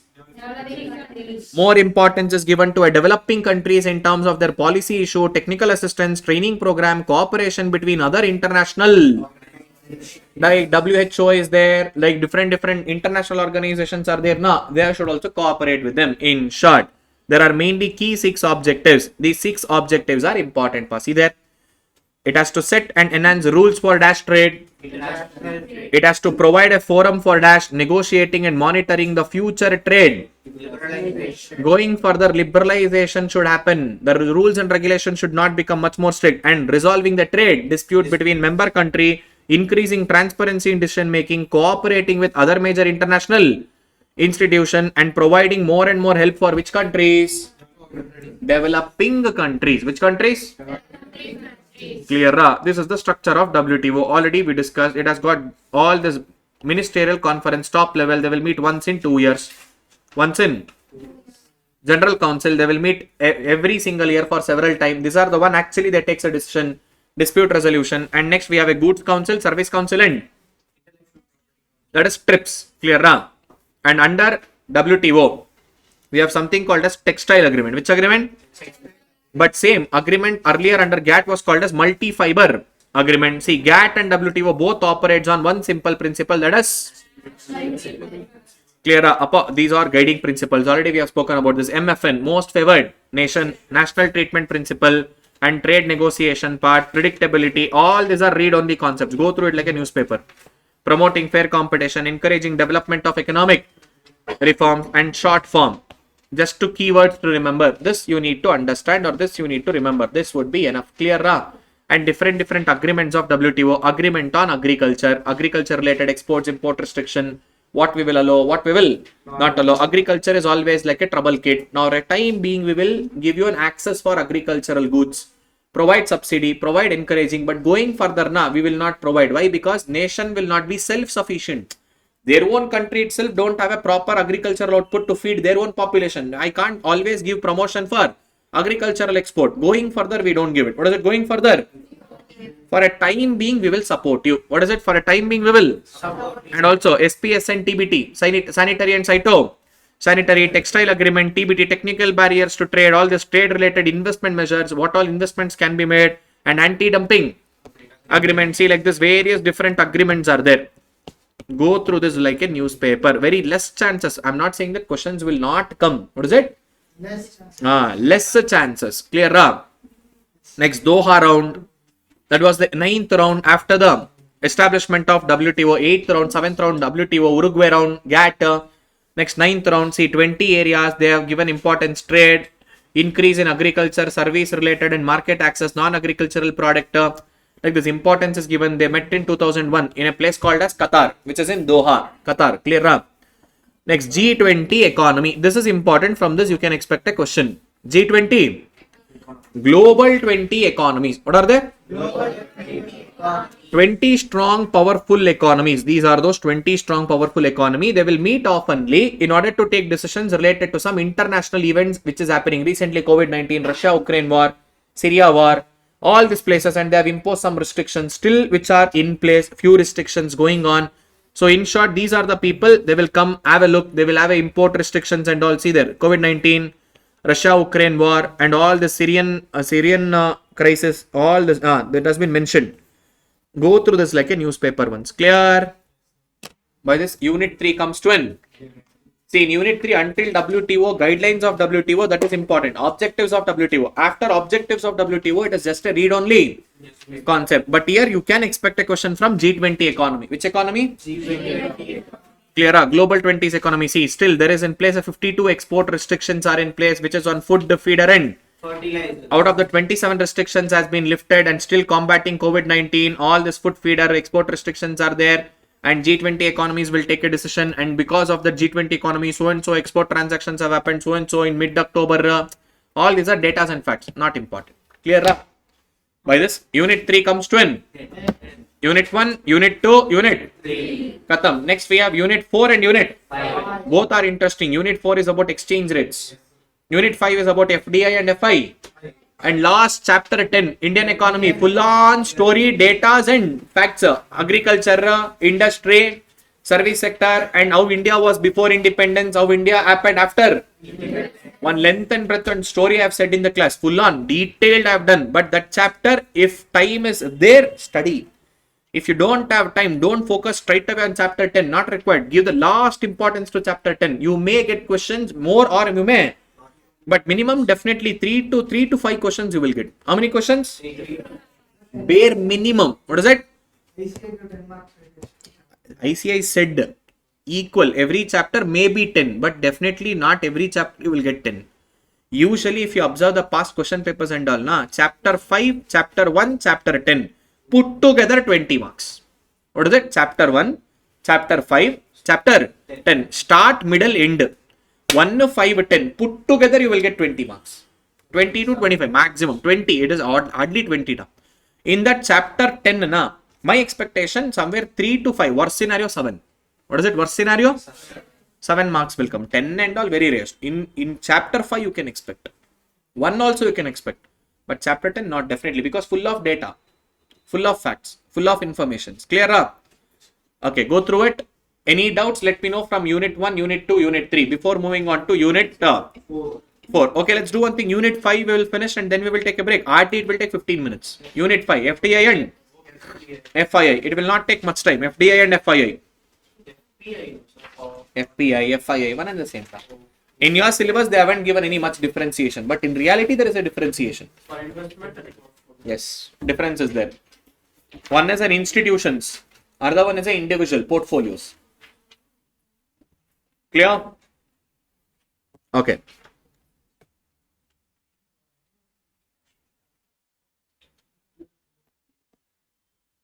International capital.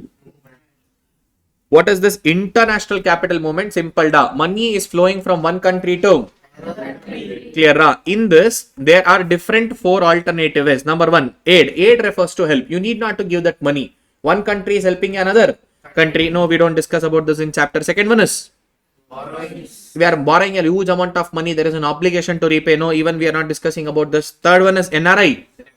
Our own citizens going, working in abroad, staying in abroad, they are earning, bringing back the money. No, we are also not discussing about this 3. But fourth one we are discussing, that is foreign. There are mainly 2 categories. One is FPI, second one is major classification. Let me explain it to you people. Already in the class you have written the differences. If you have written the differences, open that. Now FDI and FPI or FI. Simple. If you are investing on infrastructure, what is it? If you are investing on or assets. Here, if you are investing on capital market, which market? Or money market or stock markets or any kind of securities market. Which market? Securities market. That is called as FPI. Sir, what is the difference if you come to India, invest on infrastructure, on land, buildings, equipments, everything. You are doing a business. Would you be here for a long term or a short term? But here you are coming and just investing on a securities markets. If you don't like, you will take back the money and you will set it up a buy to India. It can be or even a clear. Here you have an intention of a management control. Which control? Management control. That means, boss, I am coming to India.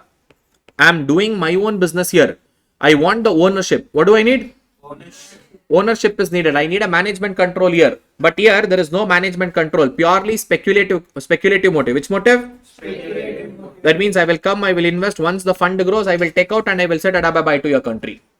Clear? Speculative motive. And in case of FDI, investment should be greater than 10%. Overall required investment is there now. In that greater than 10% investment is FDI. If the investment is lesser than 10%, then it is called as FPI. Whenever there is an investment made on FDI, that will impact on my nation's GDP and employment. That means these people are coming to India, producing in India, GDP will increase. And they are only bringing their technology. They will use my local manpower. Now my employment opportunity will increase. But there is no impact on employment and GDP. What is it? No impact on Employment and GDP. clear. So these are the major differentiation between FDI and see, FDI will be always given more and more importance because they are bringing huge amount of money inside India, establishing their production unit in India. Operations are in India. They will be for a long term, greater than 10% investment. If Indian government borrows the loan now, I have an obligation to repay. If I allow foreign people to come and invest in India, I don't want to repay anything. Then they don't want, they will take and they will say, "Dada, bye bye."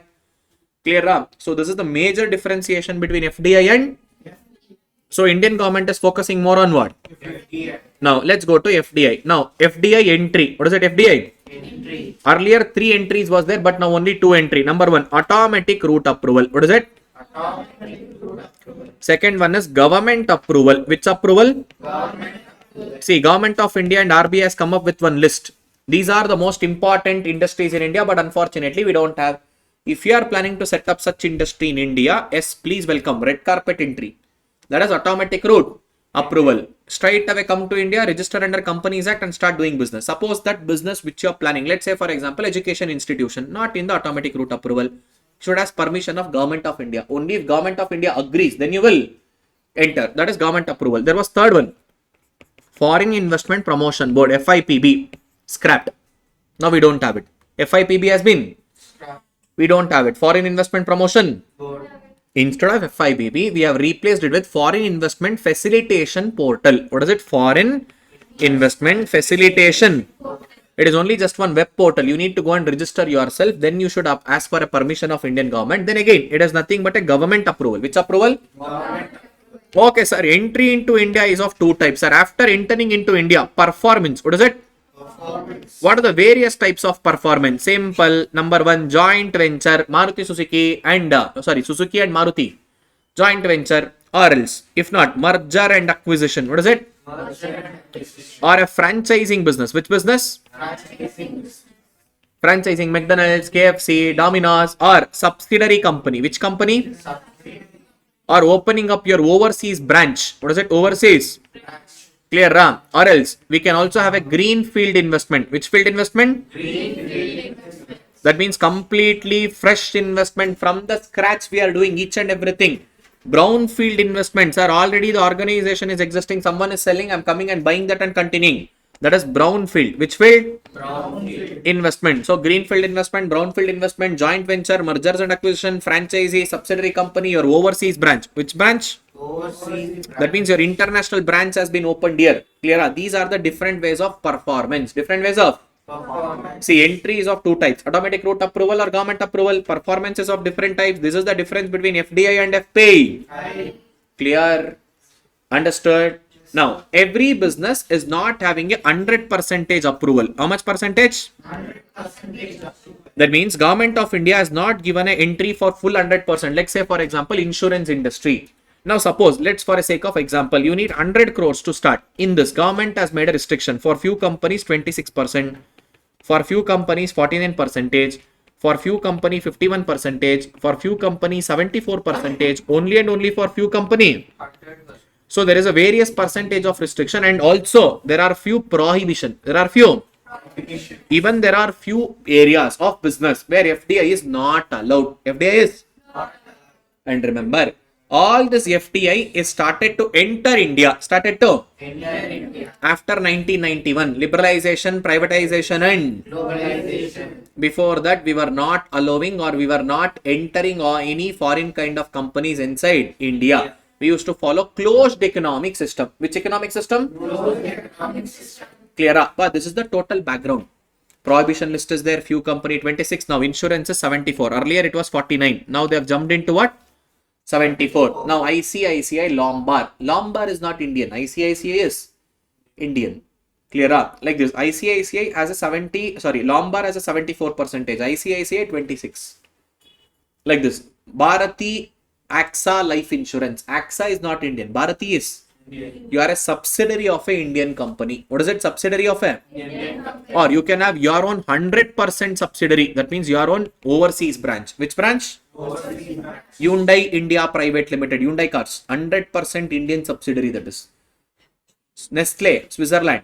Clear? Nestle India Private Limited. That is a subsidiary of Nestle Switzerland Private Limited. That is a 100% subsidiary of their own brand. That is your 100% subsidiary company in India. What is that 100%? Subsidiary company in India. You are not under any Indian company. You are your own subsidiary. Clear, na? So these are the different types of entry, different types of performance. Let's have a look into your material. Have a look here. FDI greater than 10% investment. So a resident of some home country, let's say USA, is coming and investing in a host country. Host country is a India. To gain what? Gain voting power in the public or private enterprises by a non-resident. See, when the investor acquires the assets in infrastructure or assets in the host, and such movement of capital involving a substantial ownership and management control is required in the host country. My intention is having a management and ownership control in the host country, and it is a long-term investment on dash assets like inventories and see, direct investment comprises not only the initial investment, even all the subsequent investment which is bought in, even loans given. Which given? Loans. Suppose if any person has a stake of greater than 10% in a company, let's say for example, Shashikiran has got a stake of more than 10% in IBM in India. If I give a loan to IBM in India, even such loan money is a FDI. If you have a stake of greater than 10%, and if you give a loan to company, even that loan money is also called as a FDI. Clear? Say, Suzuki of Japan entered into joint venture with the government of to set up Maruti Udyog. Suzuki will bring only and only culture and technology, but employment and GDP will increase in India. Clear? Next, FDI, either from equity injection or either retained earnings or even from giving a retained earnings from whatever profits we have made. We are only retaining it here. Reserves, retained earnings. Clear? Foreign direct investment may be done by any individual, corporate or incorporated or private or public enterprises, associated groups or any governments or government estates or trust or any other combination of above. Any other? Combination of Any of this combination groups. Clear? See, main forms of foreign direct investment, opening up of overseas company, including establishing in the form of subsidiary or any in the form of or creating a joint or any joint development of a natural purchase or annexation. Annexation is taking over. What is it? Taking. Acquisition, taking over, annexation, taking over, merger and acquisition. Clear? See, there are 4 types of FDI. How many types are there? 4. Number 1, horizontal FDI. I'm coming to some other country and doing the same business. Let's say, for example, Apple.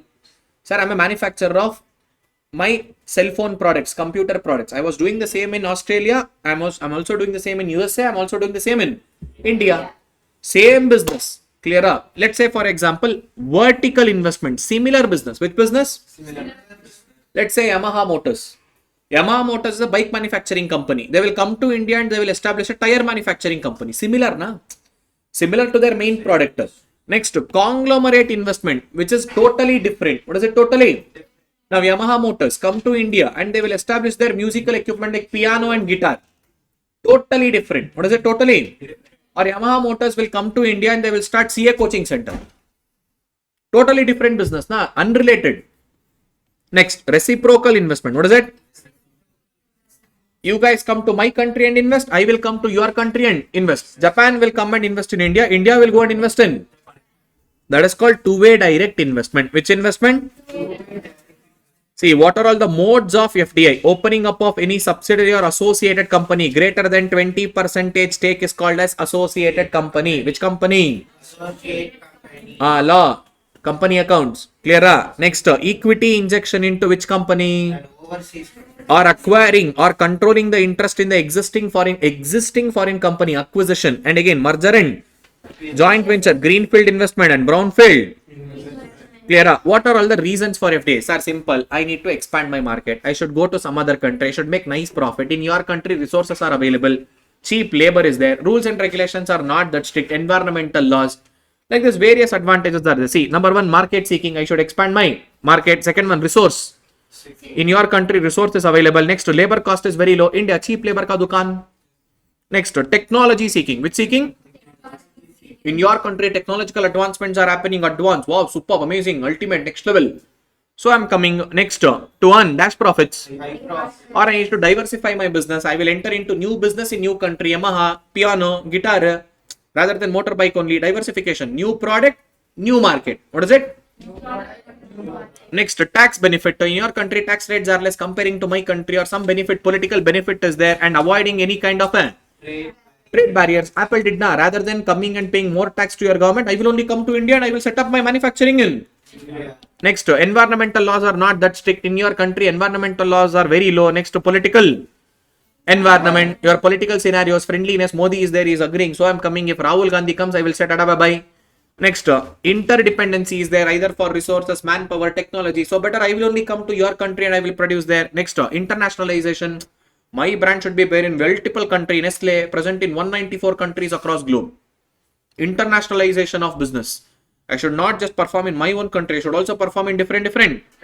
Next, geographical advantages there. Your country is located in such a beautiful location. It will connect east as well as. So I'm coming and producing in your country, serving both the places. Afghanistan, best example. They are in right middle.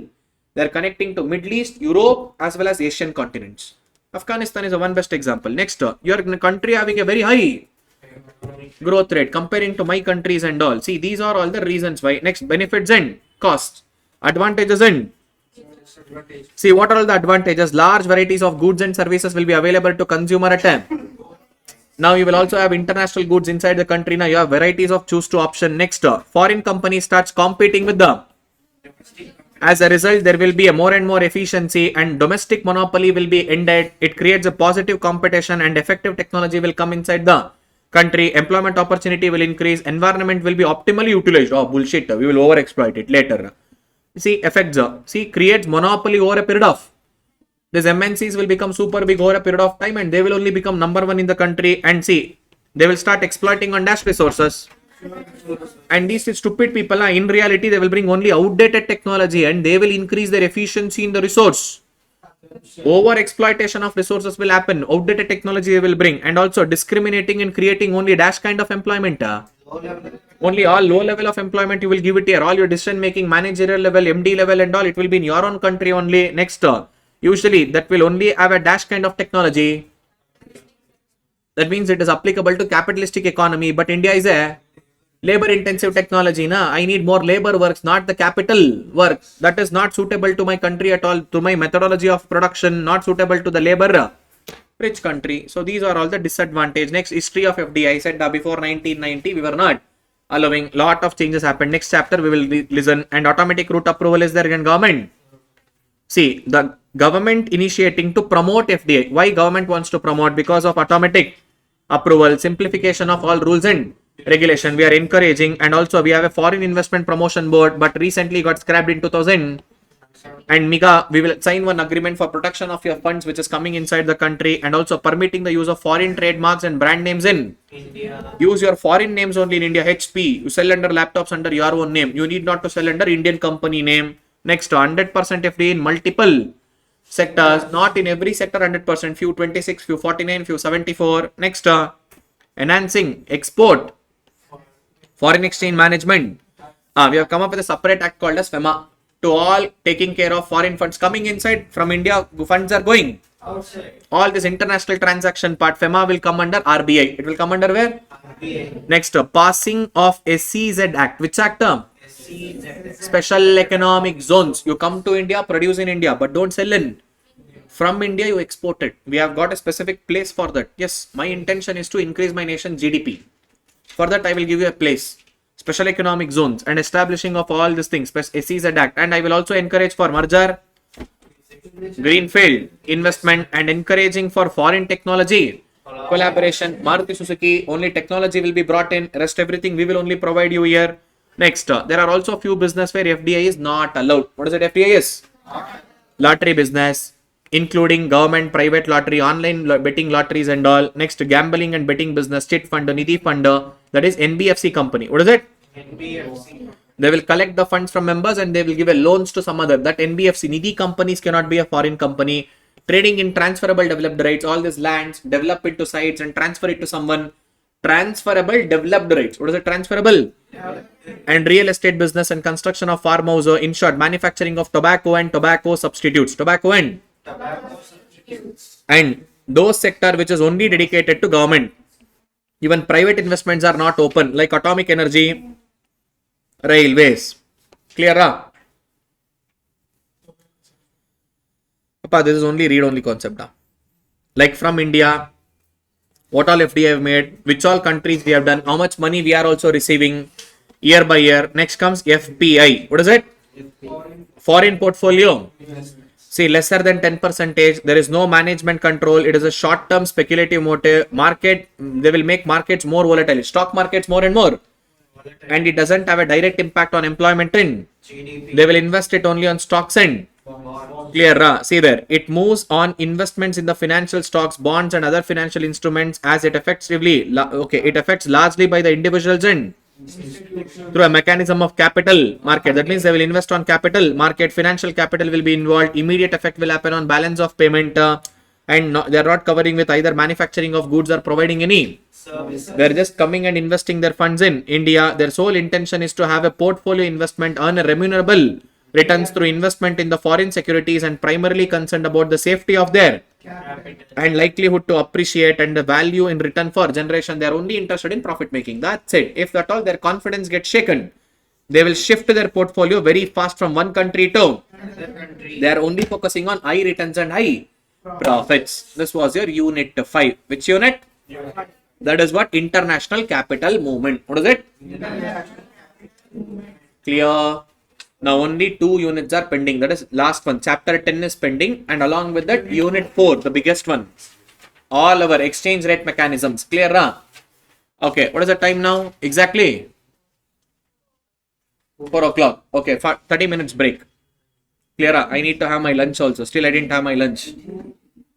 So I will have my lunch and I will be back. 30 minutes break. 4:30 we are going to start on dot. 4:30 to around some 5:30 or 6. Maximum 6. Clear? We'll finish that 2 units. We'll go in detail little. Unit 4 has to be gone in detail. Chapter 10 just generic. You have to go generic, but you have to concentrate that on last. Clear, pa? Yes. Chalo. Take a break. Come back. Half an hour break. Okay. So before the break, we finished with the chapter 9, unit 1, 2, 3 and 5. So only unit 4 is pending, and then we will be doing with the chapter 10. So unit 9 that speaks about exchange rate and its economic effects. So whole chapter is divided into 5 parts. How many parts? 5 parts. The very first one. Foreign exchange rate. In short, what is the price of one nation's currency with respect to another nation's? Currently. Now we say that $1, today it is like 85, almost like 85 rupees. That means we have 2 different nations' currency here. One, this is a foreign currency. This is called as base currency. Which currency? Base currency. And 85 rupee. This is a counter currency. Which currency? Counter currency. So base currency and counter currency. These are the 2 different currencies involved. Suppose if the base currency is a foreign currency and counter currency is a domestic currency, that is called direct quote. Which quote is that? Direct quote. Opposite around. Let's say for example 1 rupee. What is it? 1 is equals to $0.85. Now this is called indirect quote.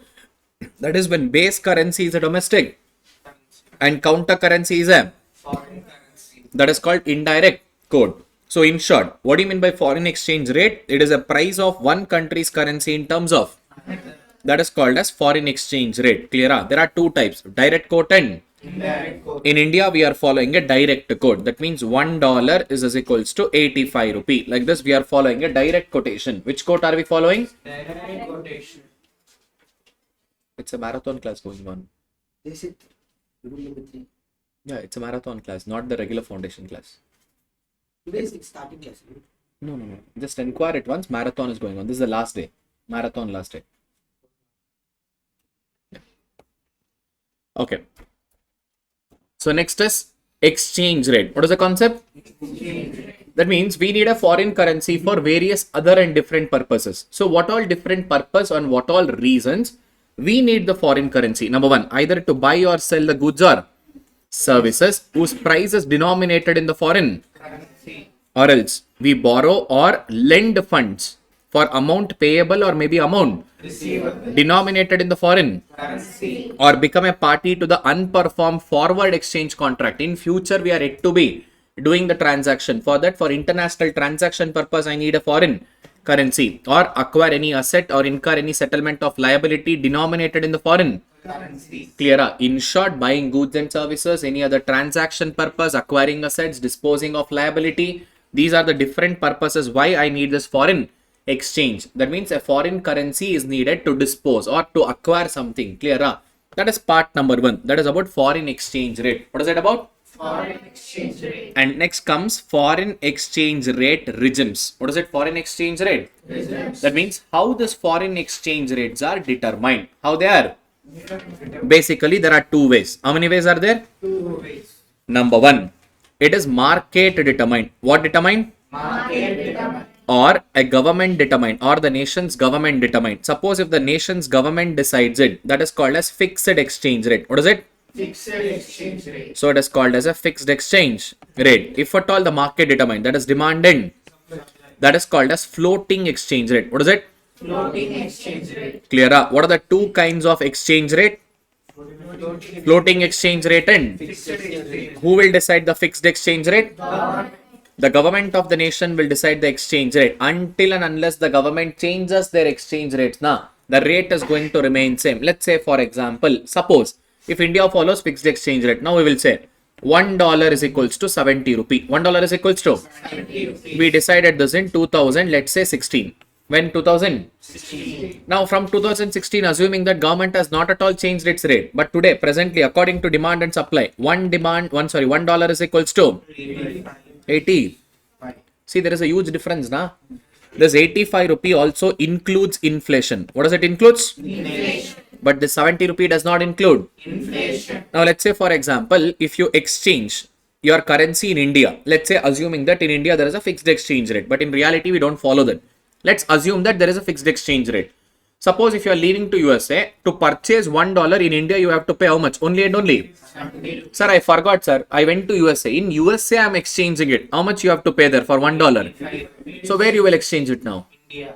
India. That means in order to support this exchange rate, government has to keep a huge foreign exchange reserve. What is it? Huge Foreign exchange. foreign exchange. Reserves.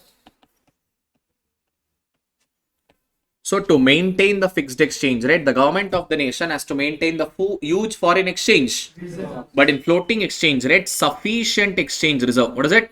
Sufficient exchange reserve. Sufficient exchange reserves has to be maintained. But in fixed exchange rate, we need to maintain a dash exchange reserve. Huge foreign exchange reserve. Until government changes the rate. Whether you do a transaction today, tomorrow, after 1 week, or after 1 month, or even after 1 year. If government is not changing the rate, exchange rate is going to remain same. Clear? In order to support that such kind of a fixed exchange rate, we need to maintain huge reserves. But in floating exchange rate, we don't have that risk at all. We need to just maintain the sufficient exchange rate in order to balance things.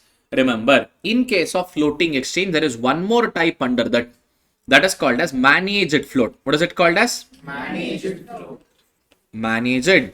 Float. Or also called as the T float. What is it also called as? Dirty float. And this is what India follows. So Indian economy follows a floating exchange rate. Under floating exchange, there is one more category called as managed float or. Dirty float. See, entire exchange rates are market determined. Demand and supply will decide it. But when there is a too much of volatility, when there is what? Too much of volatility. Now, in order to control such volatility, the government or maybe the central bank of the nation will participate in the market. They will participate in the Market. either by buying or selling the domestic currency. Buying or in order to control the fluctuation. In order to control the Fluctuation. the government will not decide the exchange rate. Government will itself become a participant in the market, or central bank themselves will become a participant in the, and they will control that fluctuations. That is called as managed float or the T float. Managed float or. Dirty float. See, this is what India follows. Clear? So there are mainly 2 types of exchange rate regime. One is fixed exchange rate. Second one is floating exchange rate. In fixed exchange rate, who will decide the exchange rate rates? Government. Until government changes, exchange rates will not at all change. It will not observe inflation. Nothing. Whenever government decided, from that day until they change it next time, exchange rate remains the same, and they need a huge foreign exchange reserve. What do they need? Huge foreign exchange reserve. In order to support such exchange rate. Clear? But in case of normal, that is floating exchange rate, market determined, demand and that will be varying every single day. Today, whatever the rates is, tomorrow it may be same or may not be. Same. After 1 month, maybe same or may not be. Same. So that makes a foreign exchange transaction more risky. Foreign exchange transaction more clear. But there is a flexibility. Like we will know the current value. We get to know what is the real value of the today's price. But in fixed exchange rate, it is not volatile, it is stable. What is it? It is stable. But it will not show us a true picture or the true value of that nation's currency on the present day. So these are the major two kinds. Now, in case of floating exchange rate, what is it in case of a Floating exchange rate. now suppose earlier, sir, $1, let's assume that it was 75 rupees. How much was $1? 75 rupees. Suppose if this $1 becomes a 70 rupee, what is this called as? Appreciation or depreciation? Appreciation. Appreciation. That means, sir, earlier I need to buy $1 for paying 75 rupee, but now I should only pay 70 rupees. I'm paying lesser money. That means my domestic currency has become stronger. So this is called appreciation. Suppose, sir, $1 from 75, it has become 80 rupee. This is called as our domestic currency value is going down and foreign currency value is going up.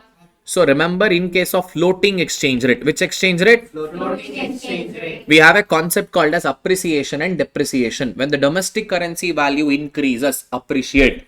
When domestic currency value decreases, depreciate. But in case of fixed exchange rate, which exchange rate? Fixed exchange rate. We don't have this appreciation or depreciation. Rather, we have it called as devaluation and revaluation. What is it called as? Devaluation. Revaluation. Let's assume that if India is following a fixed exchange rate, $1.75 will become $1.70. This is called as revaluation. What is it called as? Revaluation. Suppose if $1 becomes 80. What is it if $1 becomes? 80. This is called as Devaluation. devaluation. So fixed exchange rate, we have devaluation or revaluation. Floating exchange rate, we have appreciation or Depreciation. clear. In floating exchange rate, who will decide the exchange rates? Market. Market. Market is going to decide. The last part number 5. That is what will explain this entire differences. Wait, let me show it to you guys. Come to the last sheet of this chapter.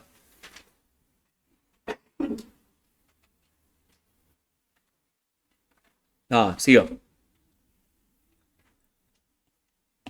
Part number 5. Fixed exchange rate and floating exchange. See, fixed exchange rate will remain stable or it will be credible. Until government changes, the rates are not going to change at all. It will remain the same. But in floating, it will be considered to be flexible or Transparent. more and more transparent. Every single day it keeps on changing. Now, who will decide the fixed exchange rate?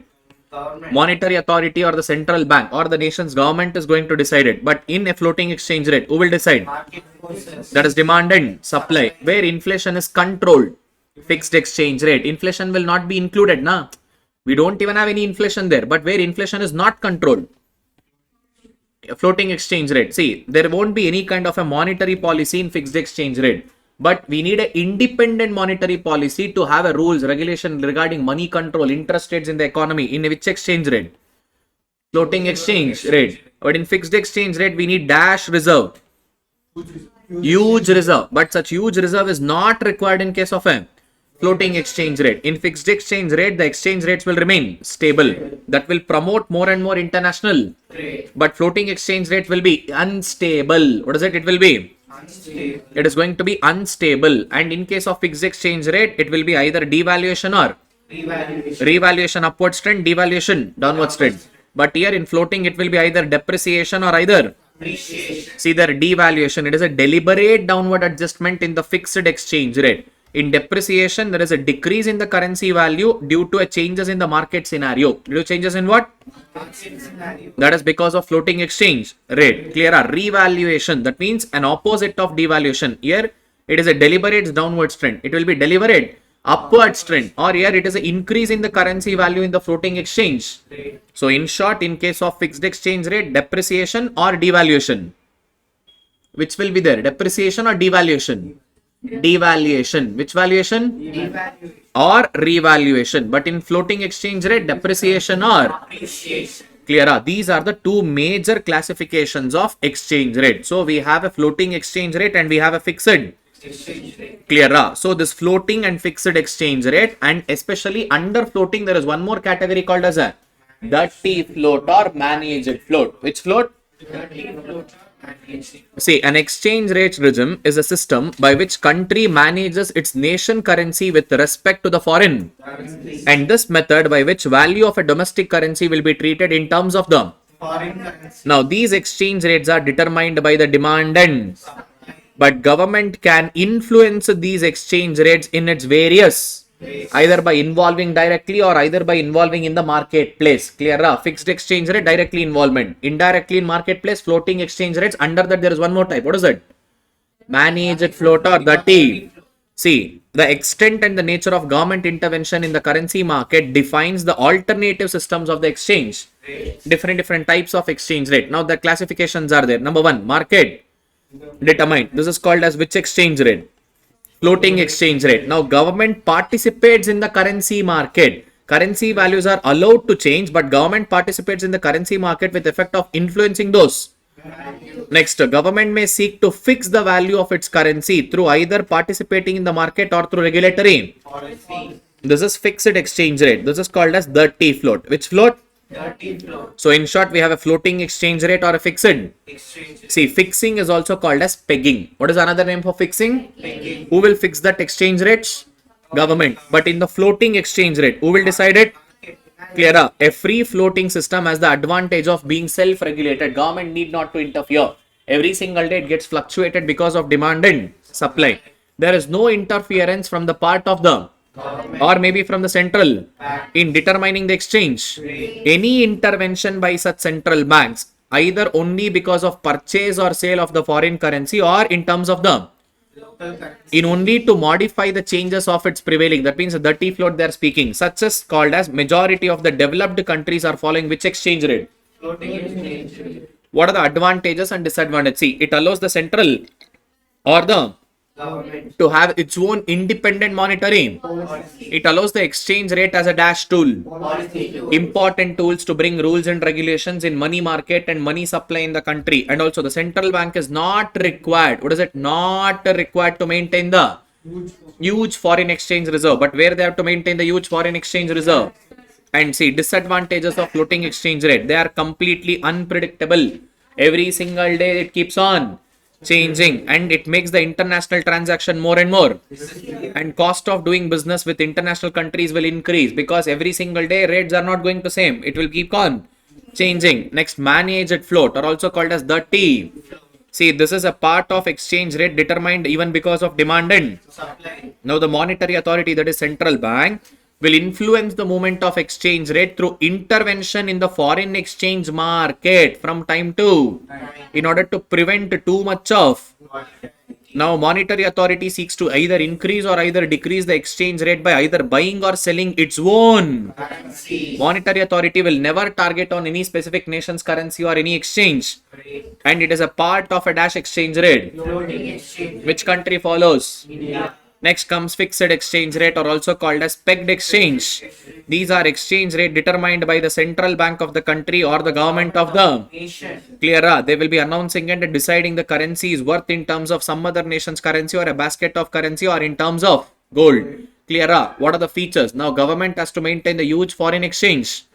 Now this fixed exchange rates will avoid currency fluctuation. Every single day it will not at all change, and also eliminates the exchange rate and transaction of doing the international trade. It remains same until government changes. Next, it generally enhances the international. It will support more and more international trade and international investments into the country because rates will not at all change. It remains stable and it reduces the speculative on the exchange rate movement because exchange rate will not at all change. There is no speculation at all. Next, it is also improves the that improves the discipline of country's monetary, thereby likely to generate a lower level of inflation is never considered here. Inflation is completely controlled, but where it is not controlled? Floating exchange rate. Now the government can encourage greater trade and investment because there is a stability, which stability will encourage more and more of investment. Exchange rate peg, that is fixing, can enhance the credibility of a country's monetary policy. Looks very wonderful and interesting when we are reading, but the biggest trouble is it will not show the real value. It will not show the real value. You are transacting with some other let me say some other year's value, which was decided some 7 years ago, 6 years ago, 3 years ago. See there, the free float, that means floating exchange rate or flexible exchange rate, is argued to be more and more and highly transparent. In the exchange rate is free to fluctuate in response of the supply end of the foreign exchange in the market, and that clears all the imbalances in the foreign exchange without any control of the central bank or any monetary So things get adjusted automatically on its own. Government need not to interfere. Inflation is adjusted. There is no imbalance in the economy. That is what floating. But the fixed exchange rate is more and more. Currencies are required, especially foreign exchange reserves. Definitely it is stable. Definitely it is credible. But it lacks. On the contrary, floating exchange rate has got a greater flexibility but less. But fixed exchange rate is more stable but less flexible. So we need more of flexibility rather than stability. We need the true value of the currency rather than deciding upon some other year's value. Clear? These are the major differentiation between fixed exchange rate and floating exchange. Yes, pa. So can speculation happen in floating exchange? Yes. Like everyone can. I will teach now. That is what will coming now. That is called hedging. What is it called as? I will buy at one place and I will go and sell at some other place. Intentionally, where there is a mismatch in the values. Na? In Bangalore International Airport, let's say it is 81 rupee. In Mumbai, it is 82 rupee. I will buy in Bangalore, I will sell it in Bangalore. Or Mumbai, wherever it is. That is called hedging. We do that. Yes. That hedging will also clear imbalances. It is not. Usually now everything is electronically linked. We will get to know if there is a difference. Some banks, any middlemen merchants, they might be having some in pesas, it will be not in rupees and all. Maybe some 10 paisa, 12 paisa, 15 paisa. That is their actual brokerage. In that there might be variations. Clear? Okay, chalo. Next comes nominal exchange rate and real exchange rate. Which exchange rate? Nominal exchange rate and real exchange rate. Same like our nominal GDP and real GDP. Already we have done nominal present year quantity, present year price. Real present year quantity but base year price. Same way, nominal GDP and nominal exchange rate both are like one and the same. What is the present value of exchange rate? What is it? That is called nominal exchange rate. Sir, today's market rate $1.84 rupee 91 paisa. That is the nominal exchange rate. Which exchange rate is that? See, how much of one country's currency can be traded to the unit of another country's currency? That is the rate at which the market is. So the national currency can be used to purchase many other nations' foreign currencies. It can be find out in the domestic price of the foreign. Simple. Today $1 is equals to 84 rupee 91 paisa. This is the nominal exchange rate, the present market rate. Which market rate? Present market rate. But there is one trouble. In both the countries, value of goods and services will not be same. Let's say, for example, in India, 1 kg tomato is 70 rupees. How much is 1 kg tomato? 70. Now, let's say, for example, just for a time being, if $1 is also 70 rupee, in India, if you can get 1 kg tomato in 70 rupee, that means 1 kg tomato in USA should be $1, na? Yes. But will it be same? In terms of goods and services, value of both the countries' currency is how much? That is what real exchange rate. Which exchange rate? Real exchange rate. Let's say, for example, today $1 is equals to 70 rupees. Sake of example. Now in India, 1 kg tomato, 1 kg is also 70 rupee. But 1 kg tomato in USA is 150 rupees. How much is 1 kg tomato? 150 rupees. This is in USA. And this is in India. Is it equal in terms of goods? No, sir. Goods prices, is it equal? No. 1 kg in India is 70 rupee, but 1 kg in USA is 150 rupee. That means then how do we identify the value of my foreign currency in terms of Indian currency with respect to goods, or Indian currency value with respect to foreign currency value in terms of goods and? So we have a formula. See there, real exchange rate. Which exchange rate? Real exchange rate. Into nominal exchange rate. Today, what is the exchange rate? Let's say, for example, 70 rupees. How much is that? 70. Okay, wait. Let me give a realistic example. Today, what is the present real exchange rate value? 80. Let's consider 85. Round figure. 85 rupee. And 1 kg tomato in India is how much? 70. But in USA, how much? Do it calculated. 85 into 70 divided by 150. 39.66. 39.66. Let's consider 40 rupees. That means in reality, $1 is only and only 40 rupees.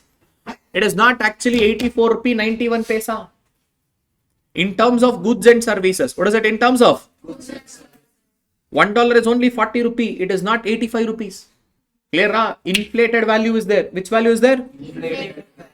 Now we are understanding the value of one nation's currency to the other nation's currency in terms of goods and services, not according to demand and supply. In terms of What you get in India 1 kg tomato price and what you get in USA 1 kg tomato price, is it same? Definitely no.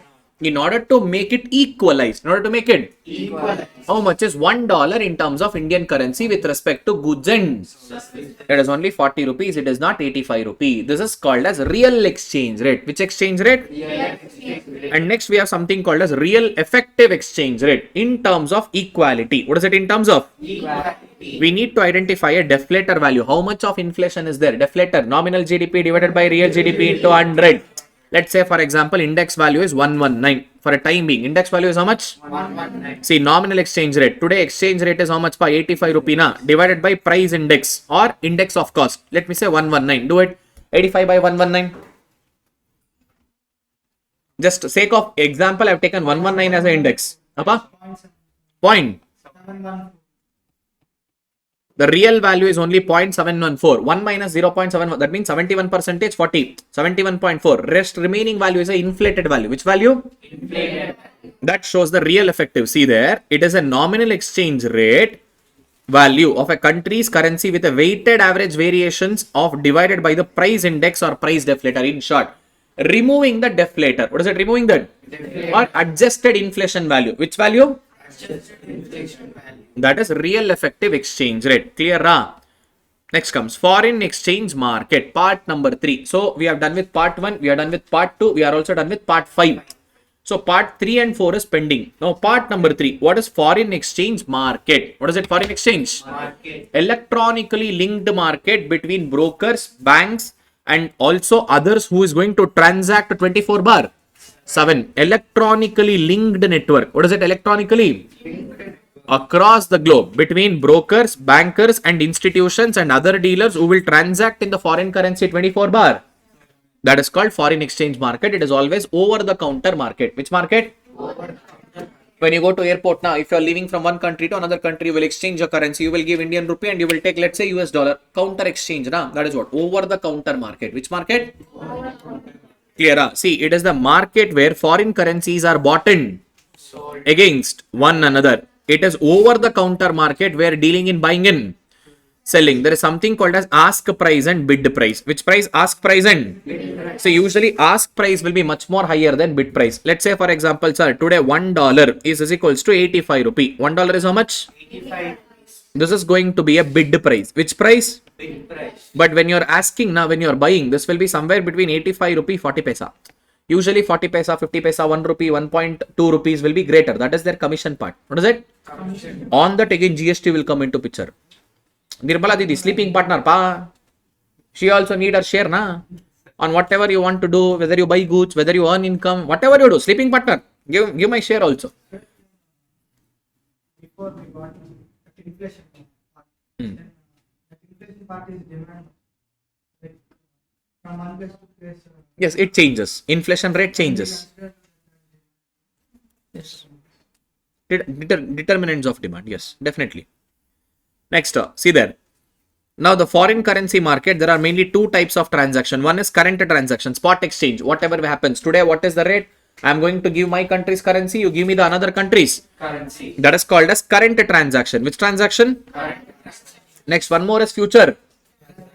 I will sell my benches. Let's say for example to Mr. X on 1st of January 2025. For that we are entering into transaction today.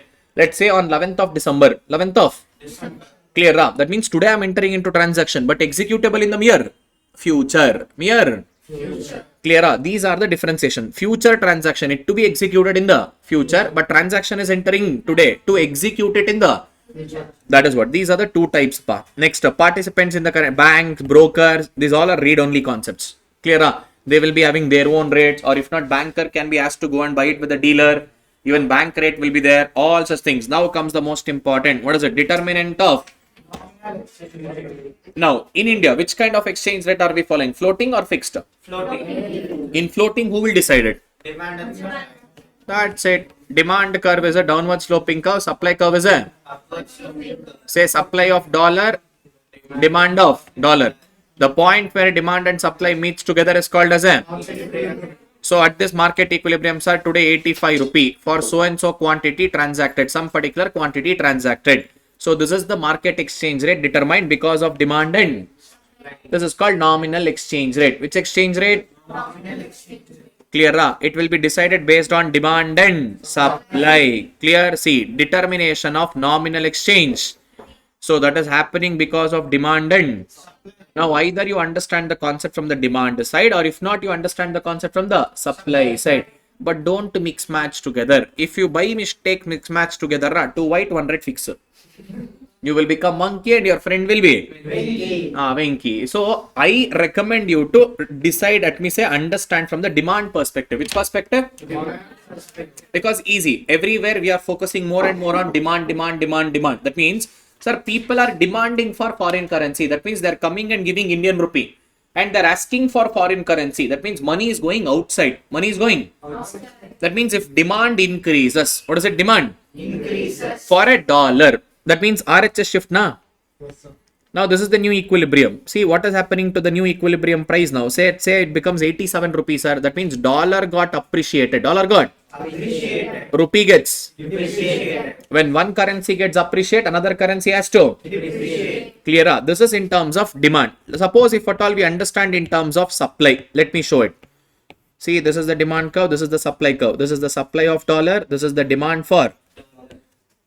Now we have got an equilibrium. Let's say this was the earlier equilibrium price, 85 rupees.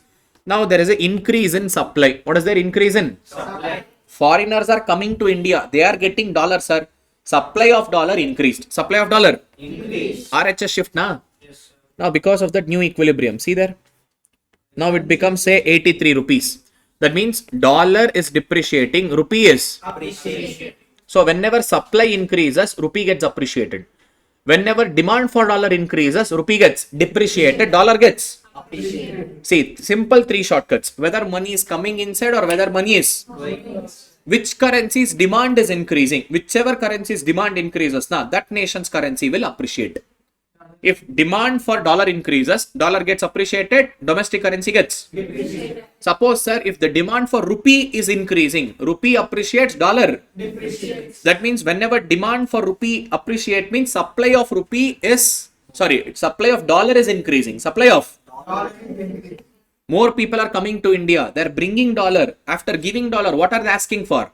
Rupee. That means demand for rupee is. Increases. So rupee gets appreciated, dollar gets. Depreciated. So that is the reason. 3 things you should remember. Whether money is coming inside or whether money is going. Outside. Either which currency's demand is increasing or which currency supply is. Increase. I asked you to ignore supply.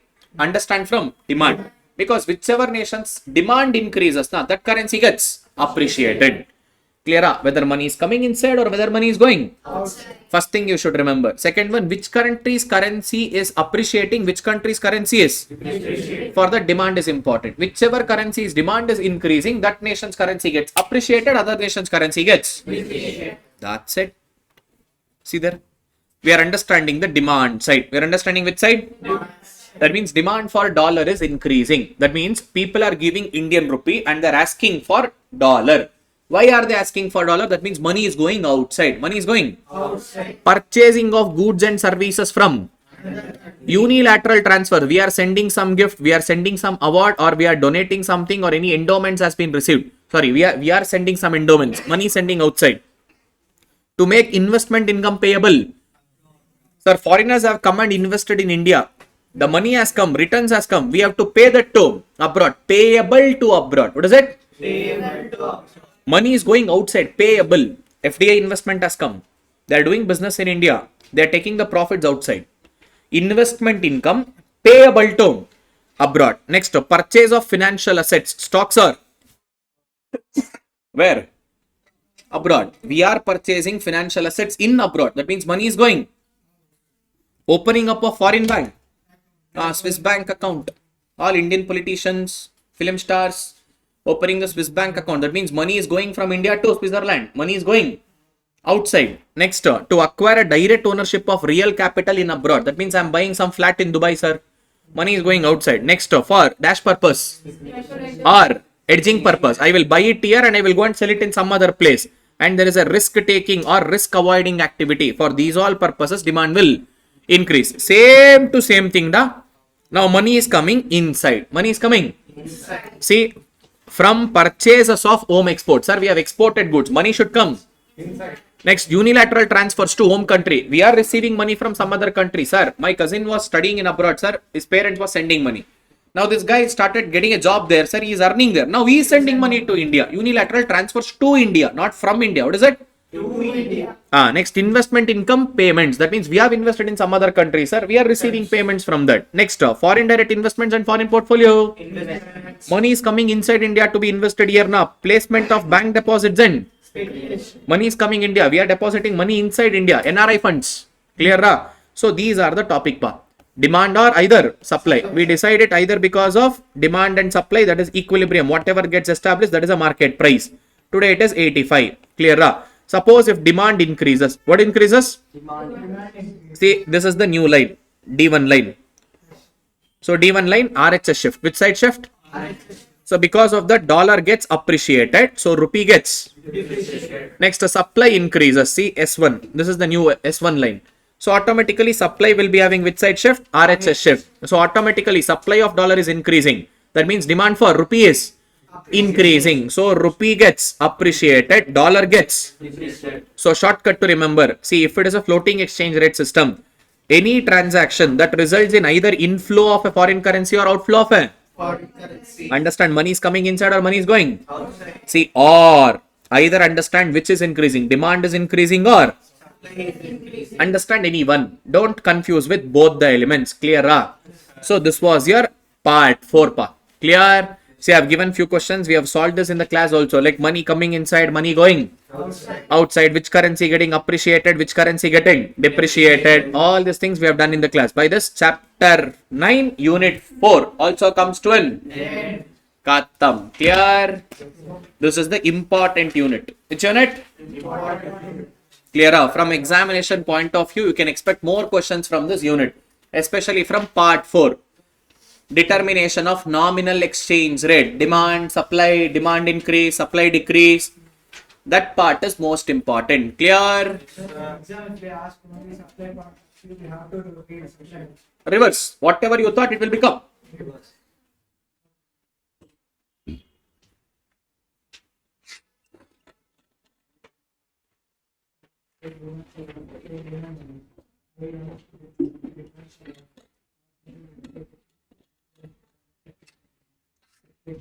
Okay, let's go to the next one. Next, last but not the least, chapter. Wait. There is one more topic here. We left. Impact. So I have created a shortcut now. Straight away, come to the shortcut. So whenever currency gets appreciated, what happens? Whenever currency gets depreciated, what happens? Let's say, for example, now domestic currency is getting appreciated. What is the domestic currency getting? Appreciated. So $1 was 75 rupees, sir. Now $1 is becoming 70. This is called as. Appreciated. Now let's say, for example, Shashikiran is a bench manufacturer and I used to export bench. Earlier I used to get 75 rupee if I sell one bench, $1. Now sir, same bench, if I sell, I will get only 70 rupee. But earlier I used to get. 75. Should I export more? No. Whenever domestic currency gets appreciated, na, exports will decrease. But I used to import one chocolate packet for $1, sir. I used to pay 75 rupee. But now only automatically imports will. Increase. This is the impact. Whenever domestic currency gets appreciated, exports will decrease, imports will. Increase. Clear, ra? See, domestic currency is becoming stronger. Foreign goods will become cheaper for. Yeah. That is why imports will increase. And Indian goods will become costlier for foreigners. That's the reason exports will. Decrease. Next, Indian starts importing more and exporting. Less. So domestic currency gets appreciated and exports will automatically. Decrease. Now suppose Indians traveling to abroad. Sir, earlier, sir, in order to buy $1, I should pay 75 rupee. But now to buy $1, I should only pay. Became cheaper, na? Indians going to abroad will increase, but foreigner coming to India will decrease. Why? Because Indian currency has become stronger to him now. Next, see there. Indians. In just a conceptual wise, suppose if you want to travel, if your nation's currency is getting appreciated day by day, you will get more currency of some other foreign nation. You need not to buy it for more value. You will buy it for irrespective of whatever currency prices. People will definitely go and people will definitely just assume that automatically tomorrow $1 becomes 100 rupee. You are planning to travel. No. What to know? Suppose $1 from 75, it will reduce to 50 rupee. Well, sir, why 7 days? Now I'll go 10 days. Clear, so automatically Indians going to abroad will increase, foreign travels will increase, but foreigners coming to India will slightly decrease. Clear, see, Indians who have invested in abroad, Indians you have, you always want Indian currency to get depreciated because you will get better returns now. Sir, I invested 100 rupee. Let's say for example, I invested 75 rupee. $1 was 75. Now $1 if it becomes 80 depreciates, now I will get 80 rupees back. Invested 75, got back. I want my domestic currency to get depreciated, foreign currency to get appreciated. But full on opposite, if you have borrowed loan, sir, I borrowed $1 at 75 rupee at the time of repayment, $1, should it become 80 or 70? 70. See, foreign currency, let me say when I have borrowed money and at the time of repayment, now I always want foreign currency to depreciate, domestic currency to appreciate. Clear, this is during appreciation of domestic currency. Next comes depreciation. What is depreciation, pa? Sir, $1 was 75. Now $1 has become 80. That's called depreciation. Clear? So whenever depreciation happens, Shashikiran, same bench. Earlier he was getting 75 rupees, but now 80 rupees. So should I export more or less? Export more. But I used to import one chocolate packet now for 75 rupees. Now it has become 80 rupees. Imports will. Rather than importing, I will buy it from local market. Import substitution. What is it? Import substitution. Clear? See there, Indian goods will become cheaper to the rest of the world. That's the reason exports will increase. And foreign goods will become costlier to Indian. So imports will decrease. So GDP growth rate and employment will increase. Why? We should export more, na? For that we should produce more. GDP will increase. To produce more, employment will increase. And that will lead to an improvement in the current account value. Current exports will increase. But the biggest problem is both the kinds of inflation will increase. Why? Instead of selling in your market, stupid fellow, you are selling in outside, na? You are creating shortage inside the country, na? Inside the country, demand is more, but supply is less. Automatically due to excess demand. Demand pull inflation. Which pull inflation? Demand pull inflation. And imports have become costly, na? So you are stopping to import, but you can't stop every imports. Life-saving drugs, petroleum items, even though if it is expensive, you should buy it. When you are buying at a higher price, will you sell it at lesser price in India? Even see, cost push inflation will come because cost of acquiring itself has increased. Now Indian who are traveling to foreign will become and foreigner who has borrowed, Indians who have, I need to repay more money now. Depreciate. I took at $1.75, sir. At the repayment, $1.80 happened. Now I will be in the losses. Na? See, Indians who have borrowed from abroad, their cost of borrowings will increase.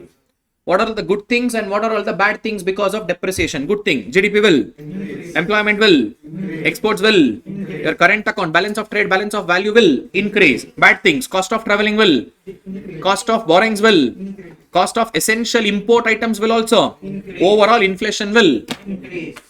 Clear? By this now chapter 9 unit 4 comes to an clear? Understood? Yes, pa. A slight inflation is good. See, if I am a manufacturer, I would not like to sell the same product, same price every year. I am a manufacturer of water bottle, assume. I was selling this for 100 rupee. This year also 100, next year also 100, third year also 100. Will it excite me to produce? Slight increase should be there. Now my profitability will also increase. Controlled inflation is always good. A slight increase will always boost the economy. But if it goes beyond the control, trouble to the economy. Zimbabwe, I have given example in class, full hyperinflation of Zimbabwe. What happened to Zimbabwe without controlling inflation? One simple mistake Robert Mugabe did. Printing up of currency notes. 500 trillion. One single note. That is how they made. Clear?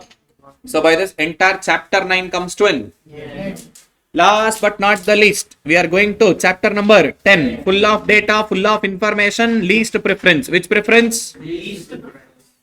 Clear? Here only just go through concepts. Read like a story once. That would be enough. See, pa, entire chapter is divided into 4 segments now. Before India getting independence and after India getting independence. Even before Indian independence, na, ancient India. What is it? Ancient India. And under British rule. Under what? British rule. Now, after independence, from 1947 to disaster, 1990, and post 1991 year, na? Here also I can bifurcate till 1980 and 1980 to 1990. Actually, till 1980, now full-on disasters have happened in India. Whatever policy we take, nothing will work. Adding more fuel to fire.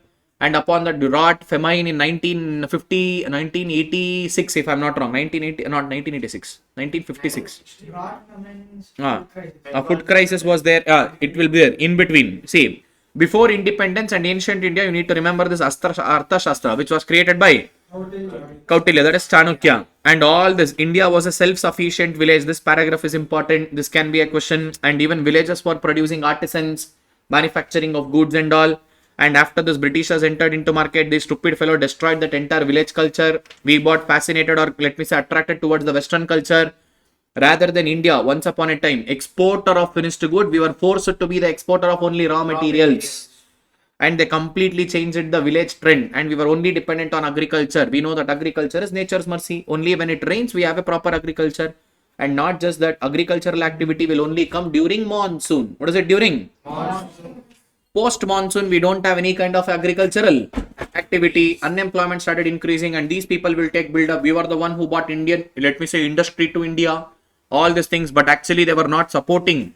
They were actually indirectly curbing down the ability of the India to increase in industry. All this, read only concepts, full on history, full on what all they made. Machine made goods was introduced. We got fascinated towards the Western culture and lifestyle, and we forgot our way of proper living. And these were the stupid fellows who introduced the zamindari system, and they started cotton milling, jute milling, and also paper, leather, and matchbox, rice milling industries and all. And heavy industries like iron and steel was introduced. But especially, these paragraphs are important. See there. This pressure exerted the English producers in the matter of policy formulation of positively discouraging. What is it? Positively? Development in industry in India. They were actually not supporting. They were actually discouraging us. Clear? And see, this industrial growth was insufficient. What is it? Insufficient. And next comes, after independence, we made even more biggest disasters. They ruined us for 200 years. We ruined ourselves for another 30-40 years extra. Bonus. Whatever policy we created after 1947, not at all applicable to Indian economy. We said we are a mixed economy, but socialistic pattern. Namesake mixed economy, but complete closed economy, not allowing any foreign countries to come and sell in goods, because another 200 years will go off like Britishers. We had that fear. Upon that, we are not encouraging for imports, only and only. Balance of trade crisis occurred in the early stage itself in 1956 or somewhere. And there is a Nehruvian model. That means Nehru wanted big establishment of industries in cities, but Gandhi wanted no village and cottage industry, because most of our population are living in villages. They both only had a conflict between their own ideologies. See there, hardly 18% was literacy rate and 32% was life expectancy, and Indian population was completely poor, rural, inhabited and illiterate, and we were completely with heterogeneous race, caste, community and all. We were only divided with various all these factors. Even today it is the same. And all the central planning was brought in, Planning Commission of India, 5-year plans, full disastrous plans we did. And later we have scrapped it and come up with Niti Ayog. And we wanted to have a rapid industrialization, being an agrarian economy. Which economy? Agrarian economy. Most of the population was dependent on agriculture, but we wanted to grow and expand in the path of industrialization. See, that was the biggest mistake what we did in the early stage. We never gave a focus on agriculture, and we wanted to grow and expand in industry right after independence. Industrial policy. 1991 policy. Later it will come. We are going in the sequence. After 1947. What is it? 1940? I know that. Here you saw that 1991. If I come here straight away 1991, people will get confused. So we are going in the sequence. Right after the independence, we wanted to grow and develop the economy in the path of industry. To give more and more supporting for industry, we created Industrial Policy Resolution 1940. We made a list of industries which is only exclusively operated by Indian government. No private participation, nothing. Only for some namesake, we allowed a private participation in consumer-oriented goods. And later in 1956, we created even more advanced policy, much more strict policy. Everything was under the control of PSU, public sector. Complete state monopoly in the strategic areas like atomic energy, arms, ammunition, railways, and see there. And Prime Minister Nehru's vision for having a socialistic, having heavy industry, but Gandhian philosophy of small and cottage industry in the village, in the rural, and all this balance of trade and balance of payment crisis in 1958. So we impacted on closed economic system. Which economic system? Tightening the trades and reducing the investment licensing of the new investment requirement, and we closed the gates of the economy almost for 3 decades. Our growth rate was called as Hindu growth rate. Hardly it was 3 point. And per capita income of India has increased only at the rate of 1% per annum for the 3 decades. And adding more fuel to the fire, agriculture was not given importance in the mid 60s. Agriculture was having a tremendous trouble, and especially 1966 and 1967 there was a drought. Clear? Because of which agricultural productivity decreased. Later, after completely devastating, then we learned lesson. Then we came up with green. All HYV seeds and every technological implementation, fertilizers, pesticides. Then later we started improving. Upon that, there were also 2 major wars which was struck in India, especially one with Pakistan, one with China. And also we were dependent, there were a serious food crisis and we were dependent on United States for a food AIDS. And also in 1969, 14 banks got nationalized and another 1986 more banks got. And see, 2 major wars between 1965 and 1980.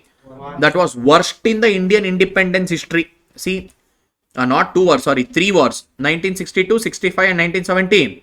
Major drought in 66 and 60. And external oil shocks. All this were there. And India being practically closed economy, we missed out the opportunity of rapid growing environment. Appa? I didn't understand.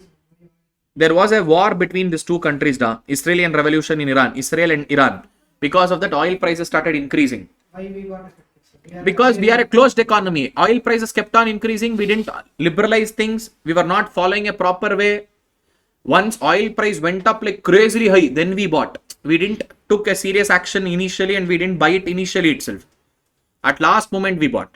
And all this other external shocks, world economy, and also we replaced this, we came up with MRTP Act, Monopoly and Restrictive Trade Practices. We were not allowing any private organization to become super big. All this Tata, Ambani, Birla, we were not allowing for them to become super big. And also in 1967, policy has been reserved for small scale industry. Which industry? Small scale. Almost 800 list of items was exclusively reserved for small scale industry. Except small scale industry, no one else can produce that. All this were our backdrops.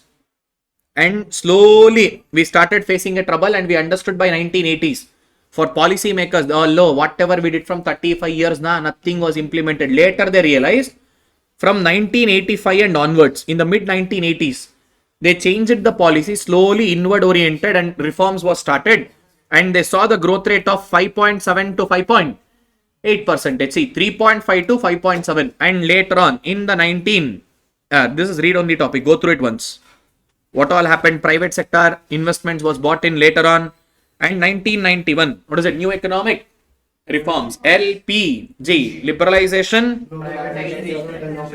The major reason for this liberalization, privatization, globalization was a foreign exchange reserve deficit. Hardly we had 1.2 billion. It was sufficient only for 2 imports. After that, we don't know what to do. Because of that only, we approached IMF. IMF put 3 simple conditions, that is liberalization, privatization, globalization. And then we changed the entire patterns of the country, which were a socialistic kind of an economy. In the name of mixed economy, we used to follow socialistic. Now we changed everything. We started liberalizing, friendly, market friendly, open economy. Earlier closed economy. Now it is a all the slow changes started happening. Clear? And next comes fiscal reforms. Which reforms? That means rules and regulations of the government. Everything they started liberalizing. They started reducing the taxes, further curbing down the government expenditure, divestment, whichever was loss making, they sold it off. Encouraging for private sectors. Read this like a newspaper. Full on story pa. Next, monetary and financial sector. What all we did? SLR, CRR, we reduced the rates. Interest rates got liberalized. That means reduction of interest rates. We are given more and more preference for private sector banking and private sectors, and liberalization to open more and more branches, and licensing was given. Next, this is the important one. We wanted to concentrate more on industry now. So we made a lot of changes in industry. See, earlier for each and everything you should take license. We ended that. License Raj concept was ended.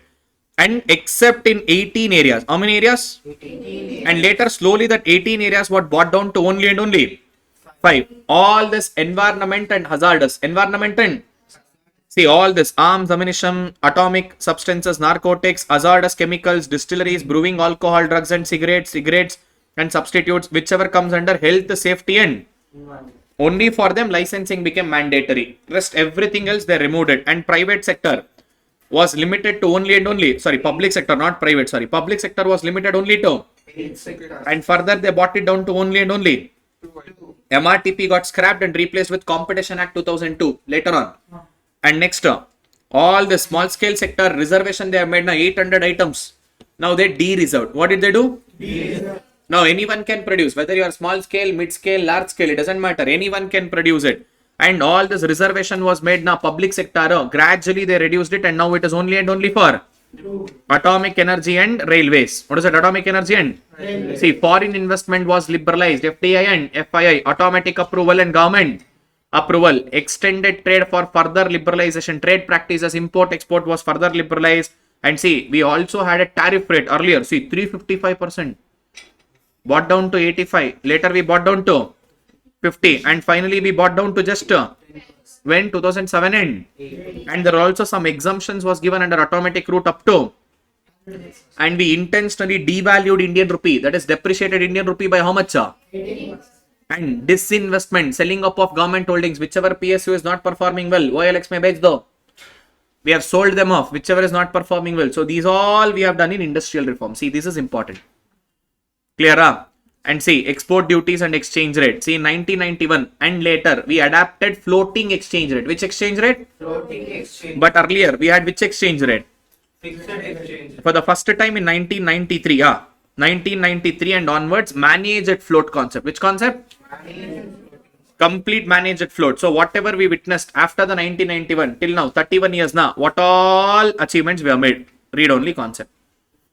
Clear? And we have replaced Planning Commission of India with Niti Ayog. Now, Niti Ayog will concentrate on very long term. Which term? Very long. Minimum 15 to 20 years of target achievement. And it is a collaborative way. State government, central government, it is a almost acting as a think tank. It also acts as what? See, Niti Ayog is an apex policy body. It is a planning commission replaced with National Institute of Transforming India, that is going to take all the voice even from the state governments, and it is going to act as a think tank. What is going to act as a? So what are the following features? What all they will do? Go through it like a newspaper one. Even from a village level, they will concentrate. They will also concentrate on national security, long-term policies and programs, and knowledge, innovation, entrepreneurship support. Full on story pa. Go through it like a newspaper ones. Clear? Next comes primary sector, secondary sector, and primary is agriculture. Now, agriculture is contributing how much percentage to the GDP of the nation? Hey, that is service sector. Agriculture is only 18 point.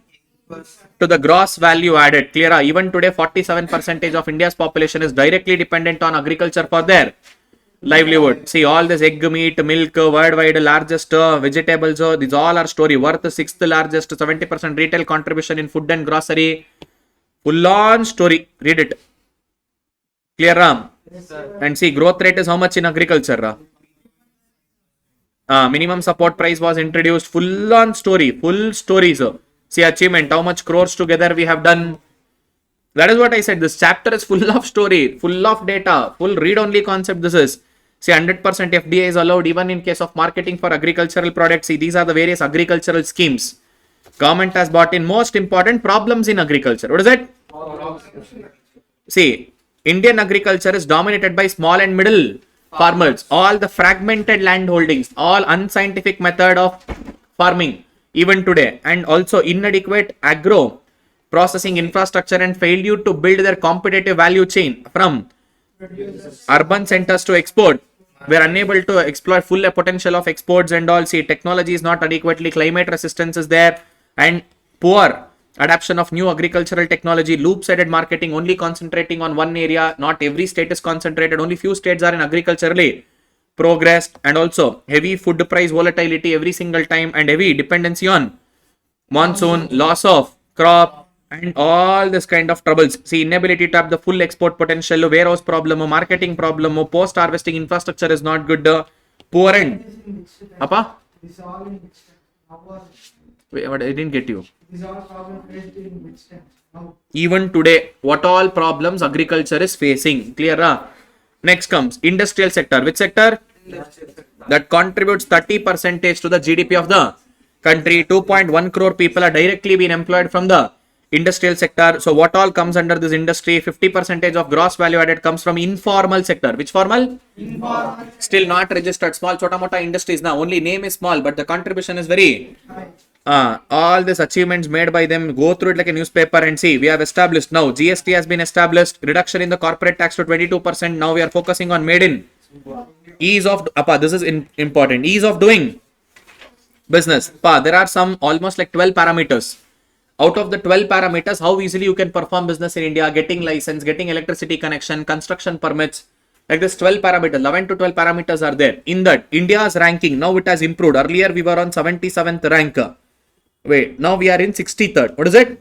63rd. We have improved by 14. This questions will come in between. And National Single Window System for registration of shops and all these are schemes of government. What is it?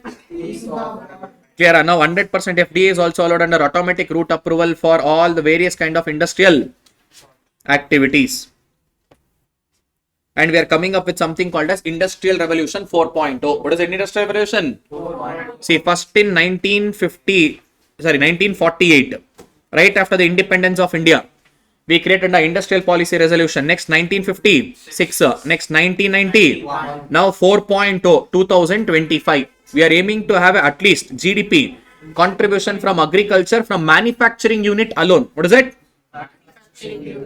Of how much? 25%. India wants to become a global manufacturing hub. What is it? Global manufacturing. So this is the target. With respect, what all are the problems faced in the industry? Challenges faced by industry. This is important. See, shortage of infrastructure, manpower, and reduction of factor productivity, and all this import export rate volatility is there. MSME, this is the very less favored place for providing a credit. Banks is not going to provide a proper credit, and industrial locations are not proper. Heavy losses, lower productivity, unstable returns, and all this labor management is not good. Lower exchange competitiveness, and global supply chain disruption. Sometimes we get a disturbances now. Global supply will not happen properly. Global shutdown because of some negative news and negative sensations, and high-end fuel charges are increasing day by day. Informal sector is mounting pressure. Full informal sector is only contributing. Formal sectors are not at all contributing. All these are the various troubles of industry. Full on information, only full on information. Go through it like a newspaper. Last but not the least, what is it? Tertiary sector, service sector. Now, any country for it matter, they have a trend. From primary, they will shift to secondary. But India has a unique trajectory. We are not shifting from primary to secondary. We have shifted from primary to tertiary. Even today, majority, 56%. Wait, 53 or 56? Here. 53.89% of gross value added comes from service sector. See there, India has a unique experience of bypassing the secondary. Rather than going to secondary, we have a tertiary trajectory. Straight away, we have come from agriculture to the. So these are other different service sector. Especially, this is the fastest growing sector in the India, with highest labor, and especially IT. We come among the top 10 WTO members, especially in terms of exporting of IT services, exports and imports. And there is a huge FDI coming inside India, especially to the IT sector. Which sector? Bangalore, IT hub. Especially during the COVID, entire industry, entire agriculture, entire world was suffering problem, but Indian IT industry was in boom. They were actually growing super big. Work from home only, things were going really well. Normal way of operation, work from home. Work from home is more profitable. That is how they were actually growing. So this was your some. What is it? Some. But majority of them are still under work from home partially. Work from home. They have not completely gone offline. See, they understood. See, I need not to have a huge building, huge maintenance cost, everything for housekeeping, water, maintenance, electricity connection, cleaning purpose. All these huge expenses they are saving. And everything is from going from home now. Only for freshers, I need to call them for a few months. I need to train them. Once they get that done, work from home. Even your internet bill, I will only give. Enjoy. Maintaining cost has been reduced now. They got to know. Suppose if you come to office, 8 hours work. If you are at home, not 12 hours work. Automatically 50% of productivity now will go up. Instead of working for 8 hours, you should work for minimum 11 to 12 hours. See, this is what happened. By this, your entire syllabus comes to an end. Khatam Shubham. Finally, we have finished with your entire revision. Clear, See here the major chapters. 2, 3, 4, 6, 8, 9. 2, 3, 4, 6, 8, 9. From this only minimum 70 questions will come. Up to 70 marks will be covered here only. 1, 5, 10. This will be around 20 marks. Clear? Huh? This is where you have to focus the most. 2, 3, 4, 6, 8, 9. 7 to some extent, but 8, 9 is bigger. 7 only to some extent. 2, 3, 4, 6, 8, 9. These are the big chapters. This is where most of the question comes, especially micro na, demand, supply, consumer behavior and chapter 4. The Ammaka questions will come. 2 and 4 is more. Clear? Any doubts in any specific topic of your whole syllabus? Let me know, even before winding it up. Online students, see chapter 10, I know I went little fast here because complete hardcore only and only informations. Only informations over there. You have to read it. So there very less chances of scoring also. Like out of 7 questions, somewhere you will minimum score 3 to 4. That is like guaranteed. Easy peasy questions will come. 2, 3, some twisters will come there.